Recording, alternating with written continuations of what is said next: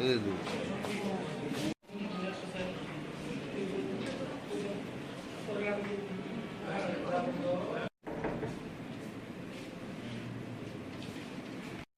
যে রাজ্য কমিটির সভা জুন মাসের 1 এবং 2 তামিলনাড়ুর কাঞ্চিপুরমে আমাদের কেন্দ্রীয় কমিটির সভা, সেই সভার সিদ্ধান্তগুলোর ভিত্তিতে আজকে আমাদের এই রাজ্য কমিটির সভা। এই সভায় আমাদের সাধারণ সম্পাদক ছিলেন এক সময়, এখন সভাপতি তিনি উপস্থিত থাকবেন। আজকের সবাই কেন্দ্রীয় কমিটির বিভিন্ন গৃহীত সিদ্ধান্তগুলো আমরা পর্যালোচনা করে আমাদের রাজ্যে কীভাবে কার্যকরী করব। আর আপনারা দেখেছেন 12ই জুলাই আমাদের রাজ্যে কৃষকদের 15 দফা দাবি নিয়ে, কৃষক ক্ষেত্র দুর্যোগ নিয়ে আমরা লড়াই করেছিলাম। আগামী দিনে এই লড়াইকে আরও কীভাবে আরও বেগবান কৃষকদের মধ্যে আমাদের সংগঠনকে শক্তিশালী করা, আন্দোলনকে শক্তিশালী করা, এই বিষয়টি আজকে আলোচনা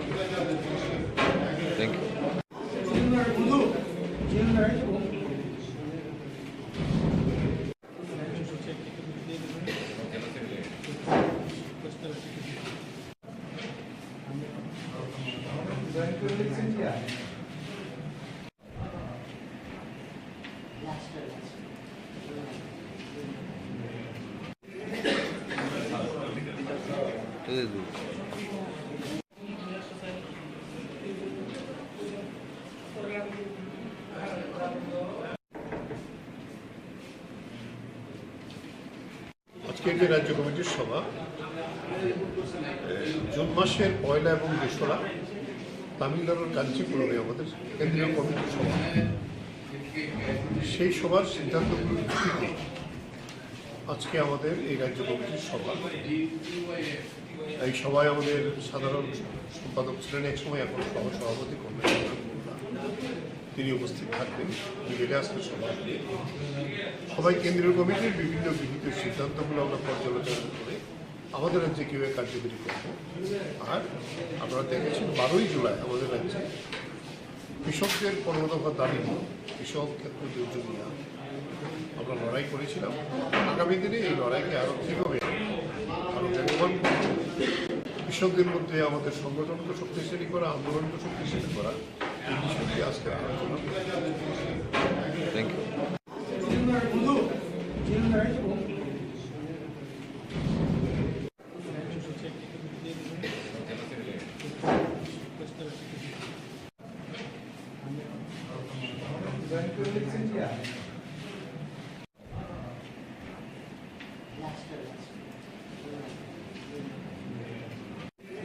এডিসিকে এই যে ত্রিপুরা মতাকে ভোট দিয়ে জিতিয়েছিলেন, তারা এখন প্রচণ্ড হতাশ। তো অ্যালবাম করার জন্য এডিসি গাড়ি নিয়ে শিলংয়ে চলে যাচ্ছে। সরকারি কর্মচারীদের অভিযোগ যে তারা সময়ে বেতন পাচ্ছেন না, তার কি কারণ হতে পারে বলে মনে হয়? সুইজারল্যান্ডে চলে যাচ্ছেন, থাইল্যান্ডে চলে যাচ্ছেন বিশ্রাম করার জন্য, সময় কাটানোর জন্য। নমস্কার, স্বাগত আপনাদের ত্রিপুরা নিউজ 8-এ। আমি আপনাদের সাথে আছি পূজা। রাজ্য রাজনীতির প্রতিনিয়ত নানান বিষয়ে জনগণের মনে নানান প্রশ্ন থাকে, নানান বিভ্রান্তি থাকে, এবং আজকের দিনে দাঁড়িয়ে রাজনৈতিক পরিবেশে যা চলছে তার কিছুটা স্পষ্টীকরণ তুলে ধরতেই আমরা প্রতিনিয়ত থাকি আপনাদের সাথে। রাজ্যের যারা নেতৃত্বরা রয়েছেন, যারা জনপ্রতিনিধিরা ছিলেন, তাদের সাথে কথা বলতে আজকের দিনে আমাদের সাথে আমরা এই মুহূর্তে পেয়ে গেছি যিনি পূর্বে প্রাক্তন সিএম ছিলেন, টিটিএডিসি রাধাচরণ দেববর্মা স্যারকে। স্যার, প্রথমেই স্বাগত আপনাকে ত্রিপুরা নিউজ। স্যার, প্রথমেই যে বিষয়টা আমরা জানতে চাইবো, আমরা দেখতে পাই আপনাদের 25 বছরের সরকার এবং 25 বছরের সরকারের রাজত্বকাল আমরা দেখতে পাই। এই সময়ে আপনাদের টিটিএডিসিতে কত অর্থ বরাদ্দ করা হতো বা কত ফান্ড আসতো আমরা জানতে চাইছি একটাই বিষয়ে, কেননা আজকের দিনে বাজেট পেশ হওয়ার পর এই বিষয়টা অনেকটাই বড় ইস্যু হয়ে দাঁড়িয়েছে। না, বাজার তো আমরা যখন ছিলাম তখন এখনকার যে বাজেট, তখনকার দিনকার যে বাজেট হিসাব করলে পরে আনুপাতিক হারে তখনকার বাজেট যে ফিগারটা, এটা পার্সেন্টেজ দিক থেকে বলা যেতে পারে একটু ভালো ছিল। বিরাট এটা বলবো না, কিন্তু একটু ভালো। 1 2 নম্বর ছিল বাজেটের বাইরেও আমরা বাজেট বহির্ভূত বিভিন্ন খাত থেকে আমরা টাকা পেতাম। এতে করে বাজেটের 4-5 গুণ আমরা বাজেটের বাইরেও এই টাকাগুলো পেতাম। যেমন স্টেট গভর্নমেন্টের বিভিন্ন স্কিমের টাকা, বিভিন্ন এডিসিতে যে সমস্ত স্কিম হয়, যেমন এডিসিতে এগ্রিকালচারের জল বিভাজিকা বলে একটা প্রকল্প আছে। এই প্রকল্পগুলোর টাকা প্রায় 200-250 কোটি টাকা আমরা পেতাম। তারপরে এছাড়া স্টেট গভর্নমেন্টে যে সমস্ত থাকে ট্রান্সফার ফান্ডে আলাদা যে সমস্ত টাকা থাকে, এই টাকাগুলো আমরা পেতাম। এরকম করে শিক্ষা বলেন, স্বাস্থ্য বলেন, মানে এডিসি এলাকায় যে সমস্ত অ্যাক্টিভিটিস থাকে সরকারের, অনেকটাই এডিসির মাধ্যমে এগুলি করানো হতো বা আমরা করতাম। ফলে সেন্টার স্পন্সর যে সমস্ত টাকা, স্টেটেরও যে সমস্ত স্পন্সর যে টাকাগুলো আমরা এখন যে প্ল্যান বাজেট হয়, এই বাজেটে বহির্ভূত টাকাগুলো আমরা পেতাম। এতে আমাদের বিরাট কাজকর্ম করতে অসুবিধা হচ্ছে এটা অন্তত পক্ষে বলা যায় না। হ্যাঁ, তবে ডেভেলপমেন্ট তো এটা তো আকাশের মতো, এটা যত করবেন তত এটার চূড়ান্ত জায়গায় এটা গিয়ে শেষ হবে, এটা বলার কোনো সুযোগ নাই। কাজেই এখনকার সাথে মিলালে পরে আমরা এটা দাবি করতে পারি যে টাকা পয়সাগুলো আমরা পেতাম, এটা নিশ্চয়ই এখনকার সাথে মিলালে পরে এটা বহু গুণ আমরা কাজ করতে পেরেছি। টাকাও সেরকমভাবে ফান্ড ফ্লো হয়েছে। না হলে পরে শুধু এডিসি এলাকায় এডিসি প্রশাসনের তরফ থেকে 92,000 ফ্যামিলিকে রাবারের সাথে যুক্ত করা, আপনার এই যে বেকার যুবকদের জন্য বিভিন্ন প্রকল্প করে স্কিমগুলো নেওয়া, টঙ্গরে যারা বসবাস করেন তাদের জন্য সেখানে নকংহামারি হাউজিং স্কিম করে তাদের একটা সুন্দর জীবনযাপন তারা যাতে এনজয় করতে পারেন, মূল স্রোতের সাথে মেশানোর জন্য যে কাজগুলো করা, এটা কোনো দিনই সম্ভব হতো না। কাজেই একদিকে টাকা যেগুলো পাবো এগুলোকে যথাযথ খরচ করা জনকল্যাণে, আর বাজেট বহির্ভূত টাকাগুলো ধ্যান দরবার করে আলাপ আলোচনা করে কথাবার্তা বলে এগুলিকে আপনার এই টাকাগুলো আনার ক্ষেত্রে একটা স্বশাসিত জেলা পরিষদের কার্যকরী কমিটির একটা বিশেষ ভূমিকা থাকা চাই। এখন যেটা কি হচ্ছে জানেন, এখন যেটা হচ্ছে এরা প্ল্যান্ডের যে সমস্ত টাকা পয়সা পায়, এটা বাইরে আমার অন্ততপক্ষে কোনোদিনই চোখে পড়লো না যে ওরা রাজ্য সরকারের সাথে বা রাজ্যে বিভিন্ন আধিকারিকদের সাথে কথাবার্তা বলে বিভিন্ন স্কিমগুলি নিয়ে গিয়ে আলাপ আলোচনা করে এডিসি এলাকার জনকল্যাণের যে টাকাগুলো আদায় করার কথা এগুলো করছে বলে মনে হয় না।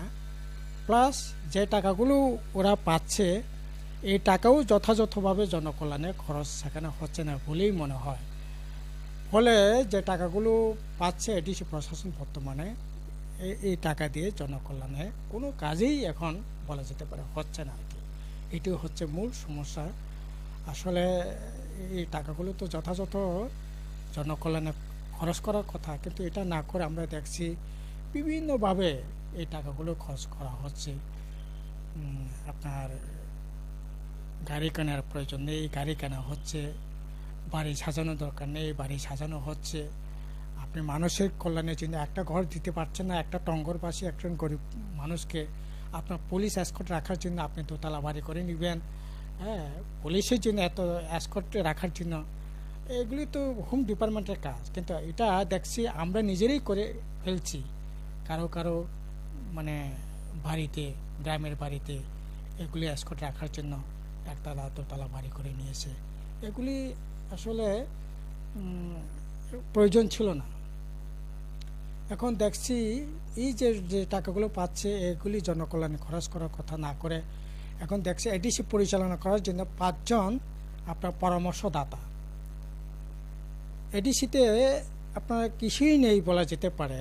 এডিসি রোড ট্রান্সপোর্ট করার জন্য যেমন টিআরটিসি আছে, আমাদের এখানে এরকম টিআরটিসি বা এডিসি রোড ট্রান্সপোর্টের জন্য পাবলিকের জন্য ট্রান্সপোর্ট করার জন্য। এরকম তো কোনো পরিবহন ব্যবস্থা নেই। এটার জন্য public ADC road transport corporation করে চেয়ারম্যান করে তাদেরকে 50,000 টাকা সেখানে মানে বেতন ভাতা দেওয়া হচ্ছে। তারপরে ট্যুরিজম, এখানে কুমলাং একটা পার্ক আছে, মনতে একটা আমাদের পার্ক আছে, এছাড়া তো কোনো পার্ক নেই, ট্যুরিজমে কোনো স্পটই নেই। অথচ ট্যুরিজম ডিপার্টমেন্টের কর্পোরেশনের চেয়ারম্যান করে সেখানেও 50,000 টাকা, আপনার স্পোর্টস ডিপার্টমেন্টের চেয়ারম্যান করে সেখানেও 50,000 টাকা।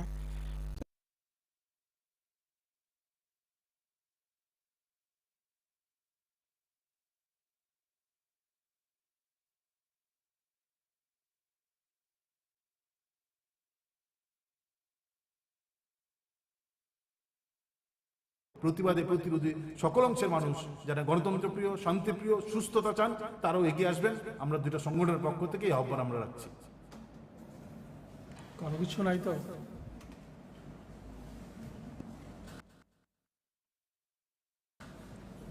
ঠিক।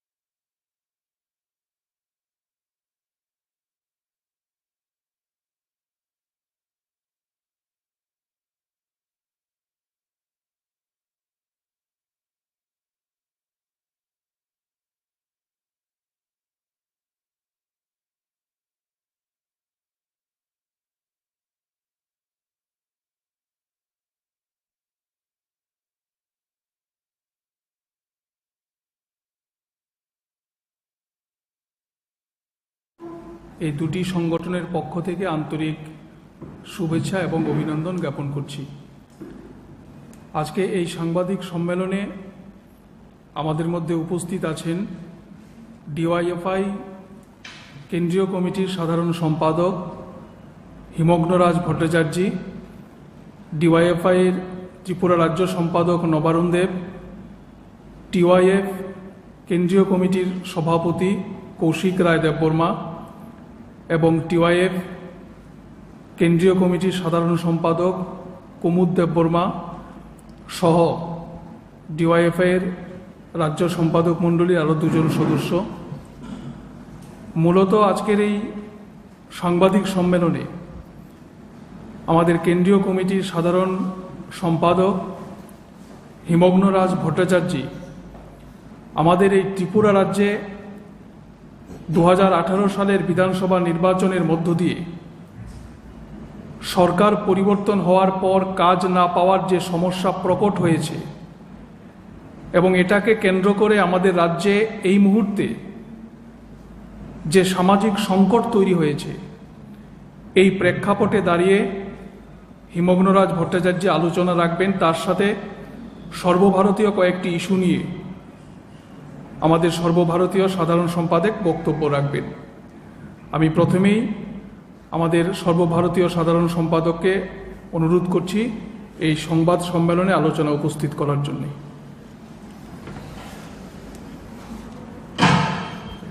আপনাদের সবাইকে প্রথমেই শুভেচ্ছা এবং অভিনন্দন জানাচ্ছি। আজকে আমাদের এক প্রতিনিধি দল ত্রিপুরার দুটো জায়গায় আমরা গিয়েছিলাম। প্রথমে আমরা গিয়েছিলাম বক্সনগর বিধানসভা কেন্দ্রের কুলুবাড়িতে একজন পরিযায়ী শ্রমিক যিনি 8ই জুন মারা গিয়েছেন তার পরিবারের লোকেদের সাথে দেখা করতে।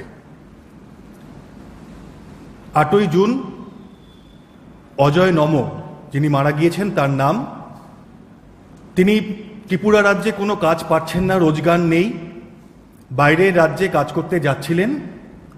যাওয়ার পথে যে দুর্ঘটনা সম্বন্ধে আমরা পরিষ্কার এখনো কোনো ধারণা পাইনি, তার পরিবারও পায়নি, তিনি মারা গিয়েছেন। তার সাথে সাথেই আমরা গিয়েছিলাম আরেকটি দ্বিতীয় পরিবারে, দক্ষিণ চরিলামে আমরা গিয়েছিলাম। সেখানে রাকেশ নম এবং উৎপল নম, দুই ভাই যারা ত্রিপুরার বাইরে অন্য রাজ্যে কাজ করতেন, সেখানে দুর্ঘটনায় মারা গিয়েছেন তার পরিবারের লোকেদের সঙ্গে দেখা করতে। এর বাইরেও এরকম অনেকগুলো ঘটনা ত্রিপুরার বুকে আছে, যেখানে ত্রিপুরার রাজ্যে, নিজের রাজ্যে এখানকার যুবরা কাজ না পেয়ে বাইরের রাজ্যে কাজ করতে গিয়েছেন এবং সেখানে গিয়ে তাদেরকে মৃত্যুবরণ করতে হয়েছে বিভিন্ন কারণে।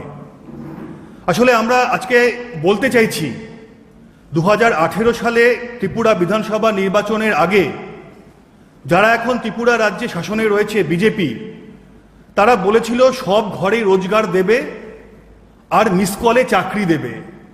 সেটা যে কত বড় মিথ্যে প্রতিশ্রুতি ছিল, এই দুটো ঘটনার মধ্যে দিয়ে ত্রিপুরার সামনে, মানুষের সামনে আমরা বলতে পারি সম্পূর্ণ মিথ্যে কথা এবং ভাওতা প্রতিশ্রুতি দিয়েছিল এই বিজেপি সরকার।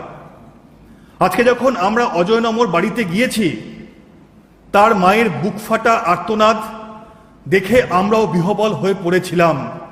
20 বছরের একটা ছেলে, পরিবারে রোজগার দরকার, বোন রয়েছে, বিয়ে দিতে হবে, দাদাও বাইরে কাজ করে, দেশের বাইরে কাজ করে, তাকে রাস্তায় মারা যেতে হলো। আমাদের সরাসরি প্রশ্ন ত্রিপুরার মুখ্যমন্ত্রী এবং ত্রিপুরার যারা বিজেপি করেন তাদের কাছে, এত বড় মিথ্যে প্রতিশ্রুতি দিয়ে আজকে তো ক্ষমতায় চলে এসেছেন, কিন্তু যেভাবে ত্রিপুরার বুকে আপনাদের অপদার্থতার জন্য মায়েদের বুক খালি হচ্ছে, এবং দক্ষিণ চরিলামে আমরা যেখানে গিয়েছিলাম, এক পরিবারের 2 ভাই মারা গিয়েছে, একজনের বয়স 22, একজনের বয়স 20।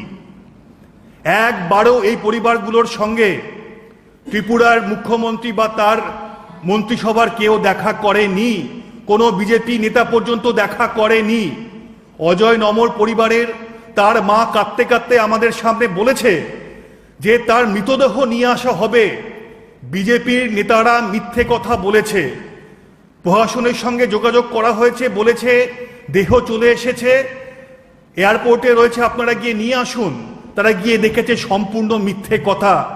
তখন সাহায্যের হাত বাড়িয়ে দিয়েছে কারা? সাহায্যের হাত বাড়িয়ে দিয়েছে এখানকার বামপন্থীরা। শামসুল হক, যিনি কিছুদিন আগে মারা গিয়েছেন, বামফ্রন্টের একজন বিধায়ক ছিলেন, তিনি টাকা জোগাড় করে দেওয়ার পরে 8 দিন পরে তার যে 2 ভাই একই পরিবারের মারা গিয়েছে, রাকেশ এবং উৎপল নম, তার পরিবারের সঙ্গেও কথা বলেছি, তারাও বলেছে সরকারের পক্ষ থেকে তাদের সঙ্গে কোনো রকম যোগাযোগ করা হয়নি। এই 2 পরিবার সরকারের পক্ষ থেকে কোনো রকম ক্ষতিপূরণ পর্যন্ত পায়নি। অন্যান্য যেসব ভাতা এই 2 পরিবার পেতে পারে, তারা পরিষ্কার বলেছে তাদেরকে ভাতা দেওয়া হয় না। এটাই হচ্ছে আসলে আজকে সত্যিকারের ত্রিপুরা। আমি তো 2টো ঘটনা আপনাদের সামনে বলছি, কিন্তু এরকম আরো ঘটনা রয়েছে যারা বাইরে কাজ করতে গিয়ে মারা গিয়েছে। আমরা বলছি, আর কত মিথ্যে কথা বলবেন ত্রিপুরার মুখ্যমন্ত্রী আপনি? আর কত ভাওতা দেবেন? আর কত মিথ্যাচার করবেন এই ত্রিপুরাবাসীর সামনে? কিন্তু এখন এখানকার গরিব মানুষ, তারা প্রান্তিক মানুষ, আর্থিকভাবে পিছিয়ে থাকা মানুষ, মধ্যবিত্ত মানুষ নিজের অভিজ্ঞতার মধ্যে দিয়ে বুঝতে পারছে যে এই বিজেপি সরকার আসলে সাধারণ মানুষের জন্য কোনো কিছু করবে না, তারা পরিত্রাণ চাইছে। আমরা যে 2 পরিবারে গিয়েছিলাম, তারা বলেছে সরাসরি এই কথা যে আমরা এর পরিবর্তন চাই আমাদের রাজ্যে।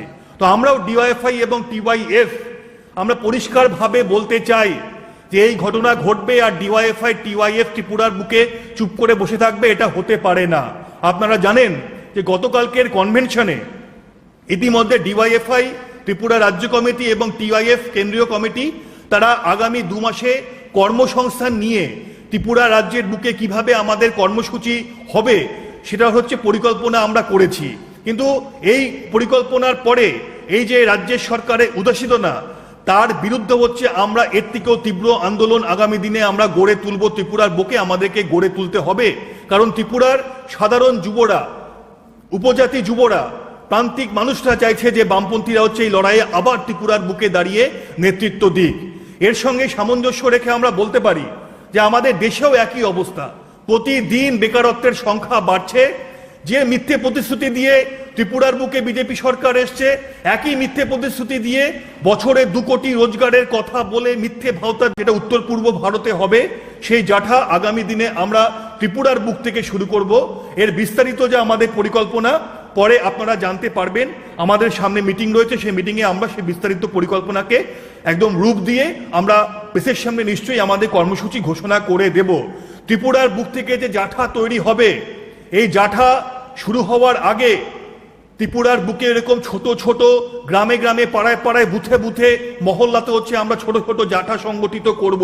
আমরা এখানকার যুবদের যন্ত্রণাকে শুনতে চাই এবং তাদের কাছে আমাদের বার্তা পৌঁছে দেব যে তোমার এই যন্ত্রণা লাঘব করতে পারি হচ্ছে একমাত্র আমরাই, বামপন্থীরাই পারে ত্রিপুরার বুকে আবার মানুষকে একটু শান্তিতে, সুখে, স্বস্তিতে, অন্তত নিজের অধিকার বুঝে নিয়ে থাকবার অধিকার দিতে। এর বাইরে অন্য কেউ এখানে হচ্ছে পারবে না।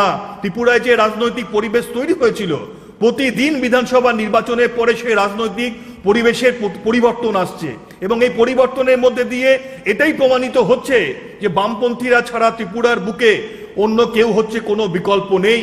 তাই যে জাঠা এখান থেকে শুরু হবে উত্তর পূর্ব ভারতের, সারা ভারতবর্ষের বুকে একটা মাইলস্টোন হবে এবং আমরা বলে দিতে পারি যে এখানকার বিজেপির কফিনের শেষ পেরেক হবে আমাদের যুবদের সেই জাঠা, যাতে ত্রিপুরার বেকার যুবরাই জাঠায় অংশগ্রহণ করে। তার জন্য সমস্ত রকম পরিকল্পনা হচ্ছে আমরা ইতিমধ্যে গ্রহণ করেছি। আর আমাদের আরেকটা কথা আমরা আপনাদের সামনে বলতে চাই, সেটা হচ্ছে মণিপুর ইস্যুতে। আপনারা জানেন যে মণিপুরে কি চলছে। আজকে 80 দিনের বেশি হয়ে গেল সেখানে জাতি দাঙ্গাতে মণিপুর বিধ্বস্ত হয়ে গিয়েছে। সেখানকার মানুষও এই সমস্ত কিছু থেকে পরিত্রাণ পেতে চাইছে, কিন্তু বিজেপি প্রতিদিন ভারতবর্ষের বুকের সাথে সাথে মণিপুরেও ঘৃণার চাষ করছে। ওই মণিপুরের পাহাড়ি অঞ্চলগুলোতে মাটির নিচে যে ধাতু রয়েছে, সেই ধাতুকে হচ্ছে ওই লুটেরা পুঁজি কর্পোরেটদের হাতে তুলে দিতে হবে, তার লক্ষ্য রেখে এই ধরনের জাতি দাঙ্গাকে প্রশ্রয় দিয়ে চলেছে। তো আমাদের খুব পরিষ্কার কথা যে মণিপুরে যা হচ্ছে অবিলম্বে সেখানে বিজেপি হচ্ছে আত্মসমর্পণ করা উচিত সাধারণ মানুষের কাছে। তাদের নিজেদের সরকারি পদগুলো ছেড়ে দেওয়া উচিত, যে আমরা সেখানে শান্তি রক্ষা করতে পারছি না, মানুষের অধিকার আমরা দিতে পারছি না, আমরা পদত্যাগ করলাম, মানুষ তার অধিকার হচ্ছে সেখানে বুঝে নেবে। আমরা বলছি যে মণিপুরে অবিলম্বে কঠোর থেকে কঠোরতম ব্যবস্থা এদের বিরুদ্ধে হচ্ছে নিতে হবে। আমরা দেখেছি গতকালকে বিজেপি বিধায়কের একজন স্ত্রী, তিনি পর্যন্ত হচ্ছে বলেছেন যে প্রধানমন্ত্রী কথা দিয়ে কথা রাখেননি। মানে বিজেপির পরিবারের লোকেরা এখন হচ্ছে বিজেপির কথাকে ভরসা করতে পারছে না মণিপুরে। আর যে নৃশংস ভিডিও আমাদের সামনে এসেছে সেটা নিয়ে এখন আপনারা ভারতবর্ষের মানুষ জেনে গিয়েছে, কিন্তু সে প্রসঙ্গে আমাদের শুধু একটাই কথা, মে মাসে ঘটনা ঘটেছে, এই ভিডিও যদি ভাইরাল না হতো তাহলে কোনো রকম কোনো ব্যবস্থা গ্রহণ হতো না, সেটা পরিষ্কার। তার কারণ ভাইরাল হওয়ার পরে সুপ্রিম কোর্ট স্বতঃস্ফূর্তভাবে সুমোটো হিসেবে যখন মামলা গ্রহণ করেছে এবং প্রধান বিচারপতি যখন কড়া বলেছে যে ব্যবস্থা নিতে হবে অবিলম্বে, তখন সেখানে যারা দোষী তার মধ্যে মাত্র 2-3 জনকে গ্রেপ্তার করা হয়েছে। এরা হত্যাকারী, এরা ধর্ষণকারী, এরা মণিপুর সহ সারা ভারতবর্ষের মা বোনদের ইজ্জতকে হচ্ছে মাটিতে লুটিয়ে দিয়েছে। তো এর বিরুদ্ধে কড়া ব্যবস্থা নেওয়া এবং আমরা ডিওয়াইএফআই এবং টিআইএফ এর বিরুদ্ধে হচ্ছে আমাদের লড়াই আন্দোলনকে সংগঠিত করব। প্রয়োজনে আগামী দিনে আমাদের মণিপুরে হচ্ছে আমরা আমাদের সংগঠনের পক্ষ থেকে প্রতিনিধি দল পাঠাবো এবং সেখানকার মানুষের সঙ্গে আমরা সরাসরি কথা বলবো।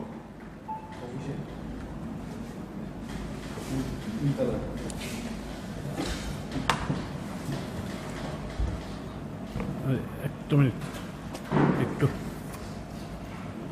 আছে একটু বাইরে আছে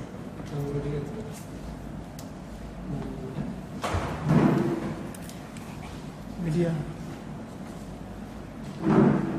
কাটতে শুরু।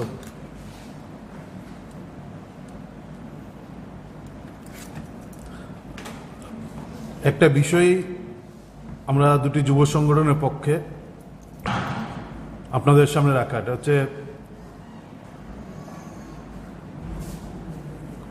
আমাদের রাজ্যের একটা কলঙ্কজনক অধ্যায় ক্রীড়াঙ্গনে রচনা করছেন বিজেপির নেতৃত্বে। আমরা দেখেছি রাজ্যে 18 সালে সরকার পরিবর্তনের পর থেকেই গোটা রাজ্যের সমস্ত ক্রীড়াক্ষেত্রের যে প্রশাসনিক বডিগুলো আছে, এই বডিগুলা সংস্থাগুলা বিজেপি দল তার দলের অঙ্গ সংগঠনে পরিণত করার একটা অপপ্রয়াস শুরু থেকেই তারা করেছেন এবং এটা অত্যন্ত সফলতার সঙ্গে তারা এই কাজটা এখনো করছেন। প্রতিটি সংস্থার ভিতর সরাসরি বিজেপি দলের নেতা নেত্রীদের ঢুকিয়ে দিয়ে এই সংস্থাটি প্রতিটি প্রায় সংস্থার শেষ পেরেক তারা কুপে দিয়েছেন, যার ফলস্বরূপ আমরা দেখছি রাজ্যের অত্যন্ত ঐতিহ্যের সঙ্গে চলা টিসিএ ত্রিপুরা ক্রিকেট অ্যাসোসিয়েশন আজ তা ধ্বংসের মুখোমুখি এবং গোটা রাজ্যের যে সুনাম ক্রীড়াক্ষেত্রে সেই সুনামকে ধুলোয় মিশিয়ে দিয়েছে। ক্রিকেটারদের ভবিষ্যৎ অন্ধকারে গিয়েছে। 2016-17 সালে রাজ্যের মাননীয় তৎকালীন মুখ্যমন্ত্রী মানিক সরকারের হাত ধরে বামফ্রন্ট সরকারের সময় আমাদের রাজ্যের আন্তর্জাতিক ক্রিকেট স্টেডিয়ামের নির্মাণের কাজ শুরু হয় নরসিংগড়ে। আমরা দেখলাম সেই 16 সাল থেকে আজকে 2023 সাল এই কাজটা পর্যন্ত শেষ করতে পারেনি। শুধুমাত্র এই গোটা সংস্থাকে লুটের আখ্যায় পরিণত করছে বিজেপি। আজকে যিনি রাজ্যের দলের মানে সরকারের মুখ্যমন্ত্রী, তিনি এর আগে ছিলেন বিজেপি দলের সভাপতি।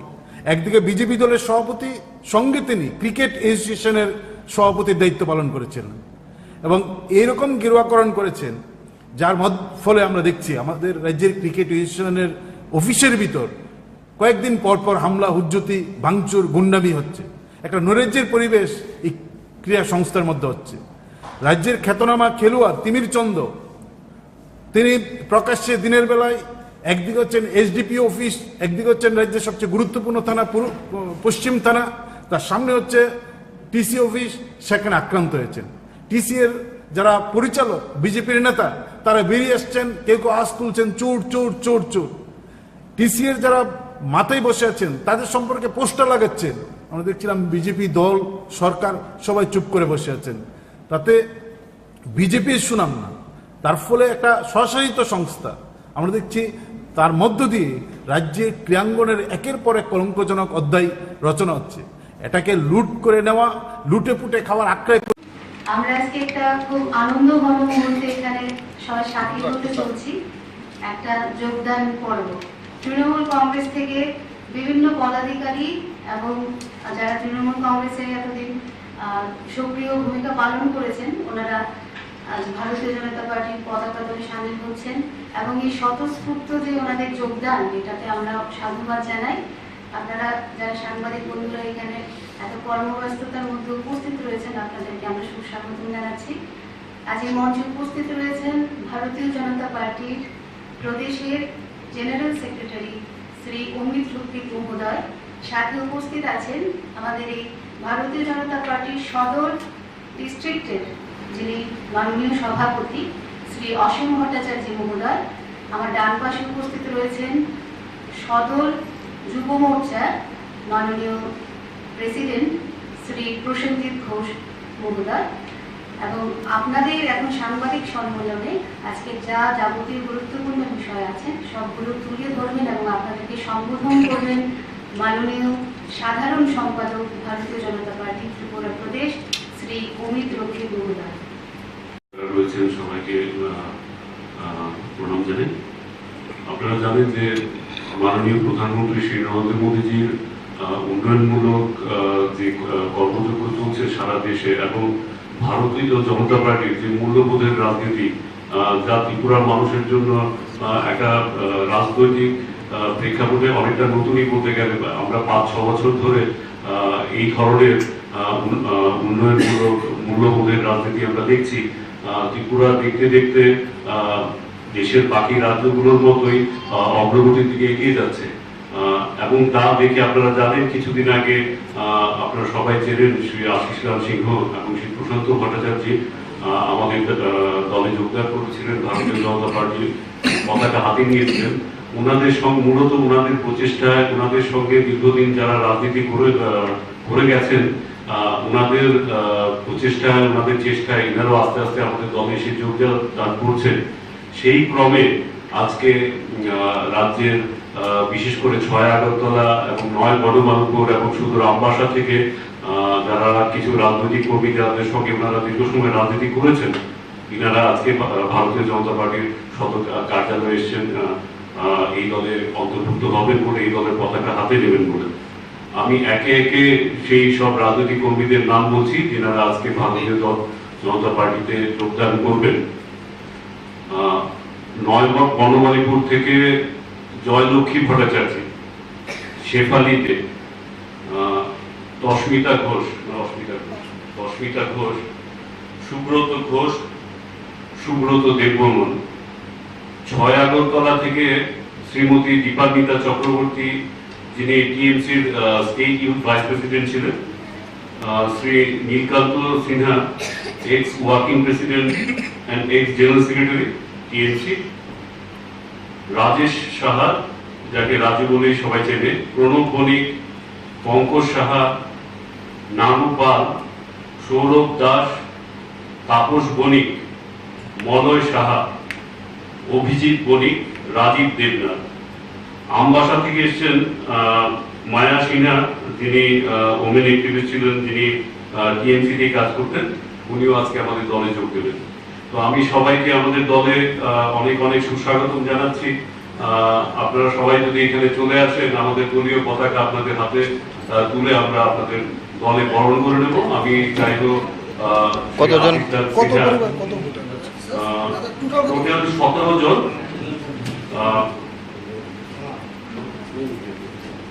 টিএমসি থেকে 17 জন আজকে আমাদের দলে যোগদান করছে। সবাই টিএমসি থেকে? সবাই টিএমসি।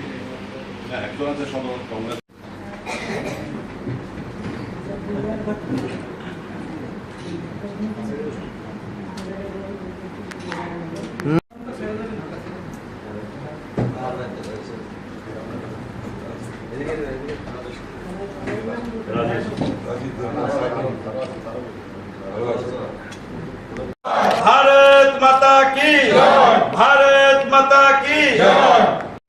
আমরা আজকে একটা খুব আনন্দঘন মুহূর্তে এখানে সবাই সাক্ষী হতে চলছি, একটা যোগদান পর্ব। তৃণমূল কংগ্রেস থেকে বিভিন্ন পদাধিকারী এবং যারা তৃণমূল কংগ্রেসের এতদিন সক্রিয় ভূমিকা পালন করেছেন, ওনারা ভারতীয় জনতা পার্টির পতাকা ধরে সামিল হচ্ছেন এবং এই স্বতঃস্ফূর্ত যে ওনাদের যোগদান, এটাতে আমরা সাধুবাদ জানাই। আপনারা যারা সাংবাদিক বন্ধুরা এখানে এত কর্মব্যস্ততার মধ্যে উপস্থিত রয়েছেন, আপনাদেরকে আমরা সুস্বাগত জানাচ্ছি। আজ এই মঞ্চে উপস্থিত রয়েছেন ভারতীয় জনতা পার্টির প্রদেশের জেনারেল সেক্রেটারি শ্রী অমিত রক্ষিত মহোদয়। সাথে উপস্থিত আছেন আমাদের এই ভারতীয় জনতা পার্টির সদর ডিস্ট্রিক্টের যিনি মাননীয় সভাপতি শ্রী অসীম ভট্টাচার্য মহোদয়। আমার ডান পাশে উপস্থিত রয়েছেন সদর যুব মোর্চার মাননীয় প্রেসিডেন্ট শ্রী প্রসেনজিৎ ঘোষ মহোদয়। এবং আপনাদের এখন সাংবাদিক সম্মেলনে আজকে যা যাবতীয় গুরুত্বপূর্ণ বিষয় আছে সবগুলো তুলে ধরবেন এবং আপনাদেরকে সম্বোধন করবেন মাননীয় সাধারণ সম্পাদক ভারতীয় জনতা পার্টি ত্রিপুরা প্রদেশ শ্রী অমিত রক্ষিত মহোদয়। রয়েছেন সবাইকে প্রণাম জানাই। আপনারা জানেন যে মাননীয় প্রধানমন্ত্রী শ্রী নরেন্দ্র মোদীজির উন্নয়নমূলক যে কর্মযজ্ঞ চলছে সারা দেশে এবং ভারতীয় জনতা পার্টির যে মূল্যবোধের রাজনীতি, যা ত্রিপুরার মানুষের জন্য একটা রাজনৈতিক প্রেক্ষাপটে অনেকটা নতুনই বলতে গেলে। আমরা 5-6 বছর ধরে এই ধরনের উন্নয়নমূলক মূল্যবোধের রাজনীতি আমরা দেখছি। ত্রিপুরা দেখতে দেখতে দেশের বাকি রাজ্যগুলোর মতোই অগ্রগতির দিকে এগিয়ে যাচ্ছে এবং তা দেখে আপনারা জানেন কিছুদিন আগে আপনারা সবাই চেনেন শ্রী আশিস লাল সিংহ এবং শ্রী প্রশান্ত ভট্টাচার্য আমাদের দলে যোগদান করেছিলেন, ভারতীয় জনতা পার্টির পতাকা হাতে নিয়েছিলেন। ওনাদের সঙ্গে মূলত ওনাদের প্রচেষ্টায়, ওনাদের সঙ্গে দীর্ঘদিন যারা রাজনীতি করে গেছেন, ওনাদের প্রচেষ্টায়, ওনাদের চেষ্টায় এনারাও আস্তে আস্তে আমাদের দলে এসে যোগ দেন। এডিসিকে এই যে ত্রিপুরা মাতাকে ভোট দিয়ে জিতিয়েছিলেন, তারা এখন প্রচণ্ড হতাশ। তো অ্যালবাম করার জন্য এডিসি গাড়ি নিয়ে শিলংয়ে চলে যাচ্ছে। সরকারি কর্মচারীদের অভিযোগ যে তারা সময়ে বেতন পাচ্ছেন না, তার কি কারণ হতে পারে বলে মনে হয়? সুইজারল্যান্ডে চলে যাচ্ছেন, থাইল্যান্ডে চলে যাচ্ছেন বিশ্রাম করার জন্য, সময় কাটানোর জন্য। নমস্কার, স্বাগত আপনাদের ত্রিপুরা নিউজ 8-এ। আমি আপনাদের সাথে আছি পূজা। রাজ্য রাজনীতির প্রতিনিয়ত নানান বিষয়ে জনগণের মনে নানান প্রশ্ন থাকে, নানান বিভ্রান্তি থাকে এবং আজকের দিনে দাঁড়িয়ে রাজনৈতিক পরিবেশে যা চলছে তার কিছুটা স্পষ্টীকরণ তুলে ধরতেই আমরা প্রতিনিয়ত থাকি আপনাদের সাথে। রাজ্যের যারা নেতৃত্বরা রয়েছেন, যারা জনপ্রতিনিধিরা ছিলেন, তাদের সাথে কথা বলতে আজকের দিনে আমাদের সাথে আমরা এই মুহূর্তে পেয়ে গেছি যিনি পূর্বে প্রাক্তন সিএম ছিলেন টিটিএডিসির রাধাচরণ দেববর্মা স্যারকে। স্যার, প্রথমেই স্বাগত আপনাকে ত্রিপুরা নিউজ। স্যার, প্রথমেই যে বিষয়টা আমরা জানতে চাইব, আমরা দেখতে পাই আপনাদের 25 বছরের সরকার এবং 25 বছরের সরকারের রাজত্বকাল আমরা দেখতে পাই। এই সময়ে আপনাদের টিটিএডিসিতে কত অর্থ বরাদ্দ করা হতো বা কত ফান্ড আসতো আমরা জানতে চাইছি একটাই বিষয়ে, কেননা আজকের দিনে বাজেট পেশ হওয়ার পর এই বিষয়টা অনেকটাই বড় ইস্যু হয়ে দাঁড়িয়েছে। না, বাজার তো আমরা যখন ছিলাম তখন এখনকার যে বাজেট, তখনকার দিনকার যে বাজেট হিসাব করলে পরে আনুপাতিক হারে তখনকার বাজেট যে ফিগারটা, এটা পার্সেন্টেজ দিক থেকে বলা যেতে পারে একটু ভালো ছিল। বিরাট এটা বলবো না, কিন্তু একটু ভালো। 2 নম্বর ছিল বাজেটের বাইরেও আমরা বাজেট বহির্ভূত বিভিন্ন খাত থেকে আমরা টাকা পেতাম। এতে করে বাজেটে 4-5 গুণ আমরা বাজেটের বাইরেও এই টাকাগুলো পেতাম। যেমন স্টেট গভর্নমেন্টের বিভিন্ন স্কিমের টাকা, বিভিন্ন এডিসিতে যে সমস্ত স্কিম হয়, যেমন এডিসিতে এগ্রিকালচারের জল বিভাজিকা বলে একটা প্রকল্প আছে। এই প্রকল্পগুলো টাকা প্রায় 200-250 কোটি টাকা আমরা পেতাম। তারপরে এছাড়া স্টেট গভর্নমেন্টে যে সমস্ত থাকে ট্রান্সফার ফান্ডে আলাদা যে সমস্ত টাকা থাকে, এই টাকাগুলো আমরা পেতাম। এরকম করে শিক্ষা বলেন, স্বাস্থ্য বলেন, মানে এডিসি এলাকায় যে সমস্ত অ্যাক্টিভিটিস থাকে সরকারের, অনেকটাই এডিসির মাধ্যমে এগুলি করানো হতো বা আমরা করতাম।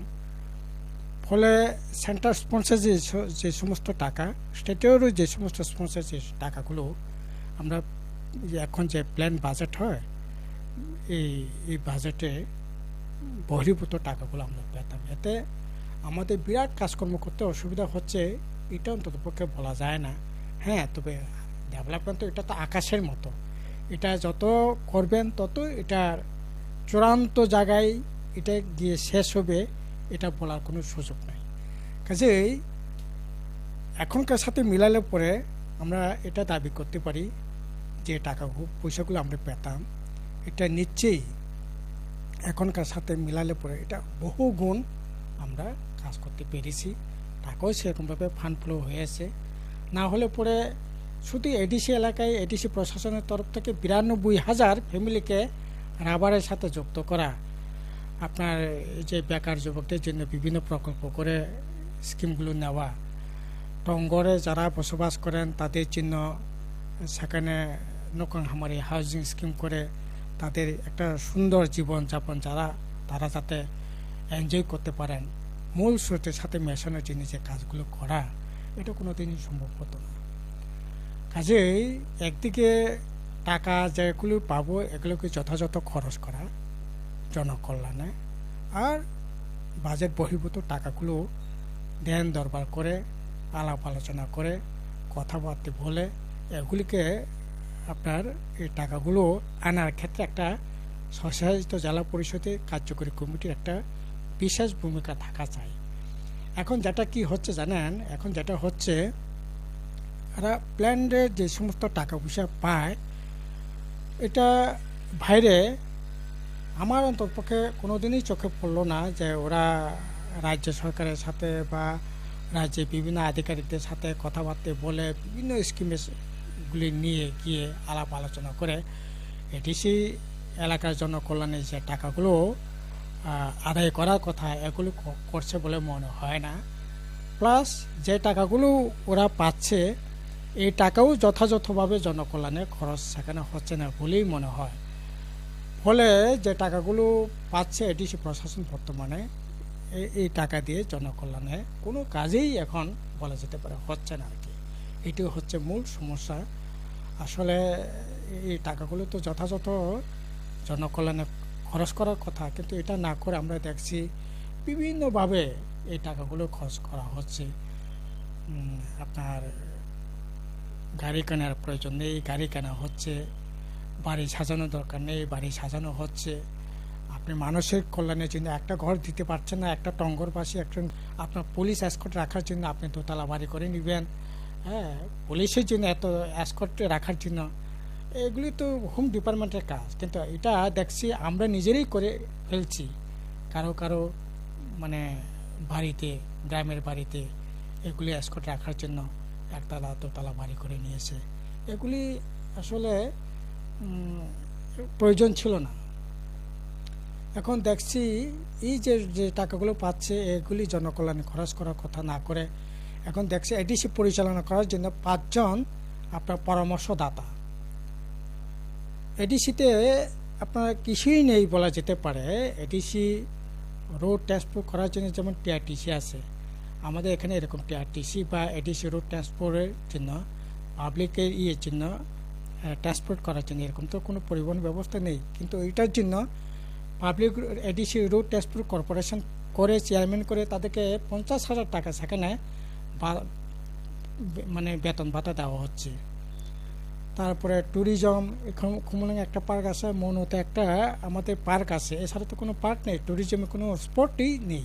অথচ ট্যুরিজম ডিপার্টমেন্টের কর্পোরেশনের চেয়ারম্যান করে সেখানেও 50,000 টাকা, আপনার স্পোর্টস ডিপার্টমেন্টের চেয়ারম্যান করে সেখানেও 50,000 টাকা।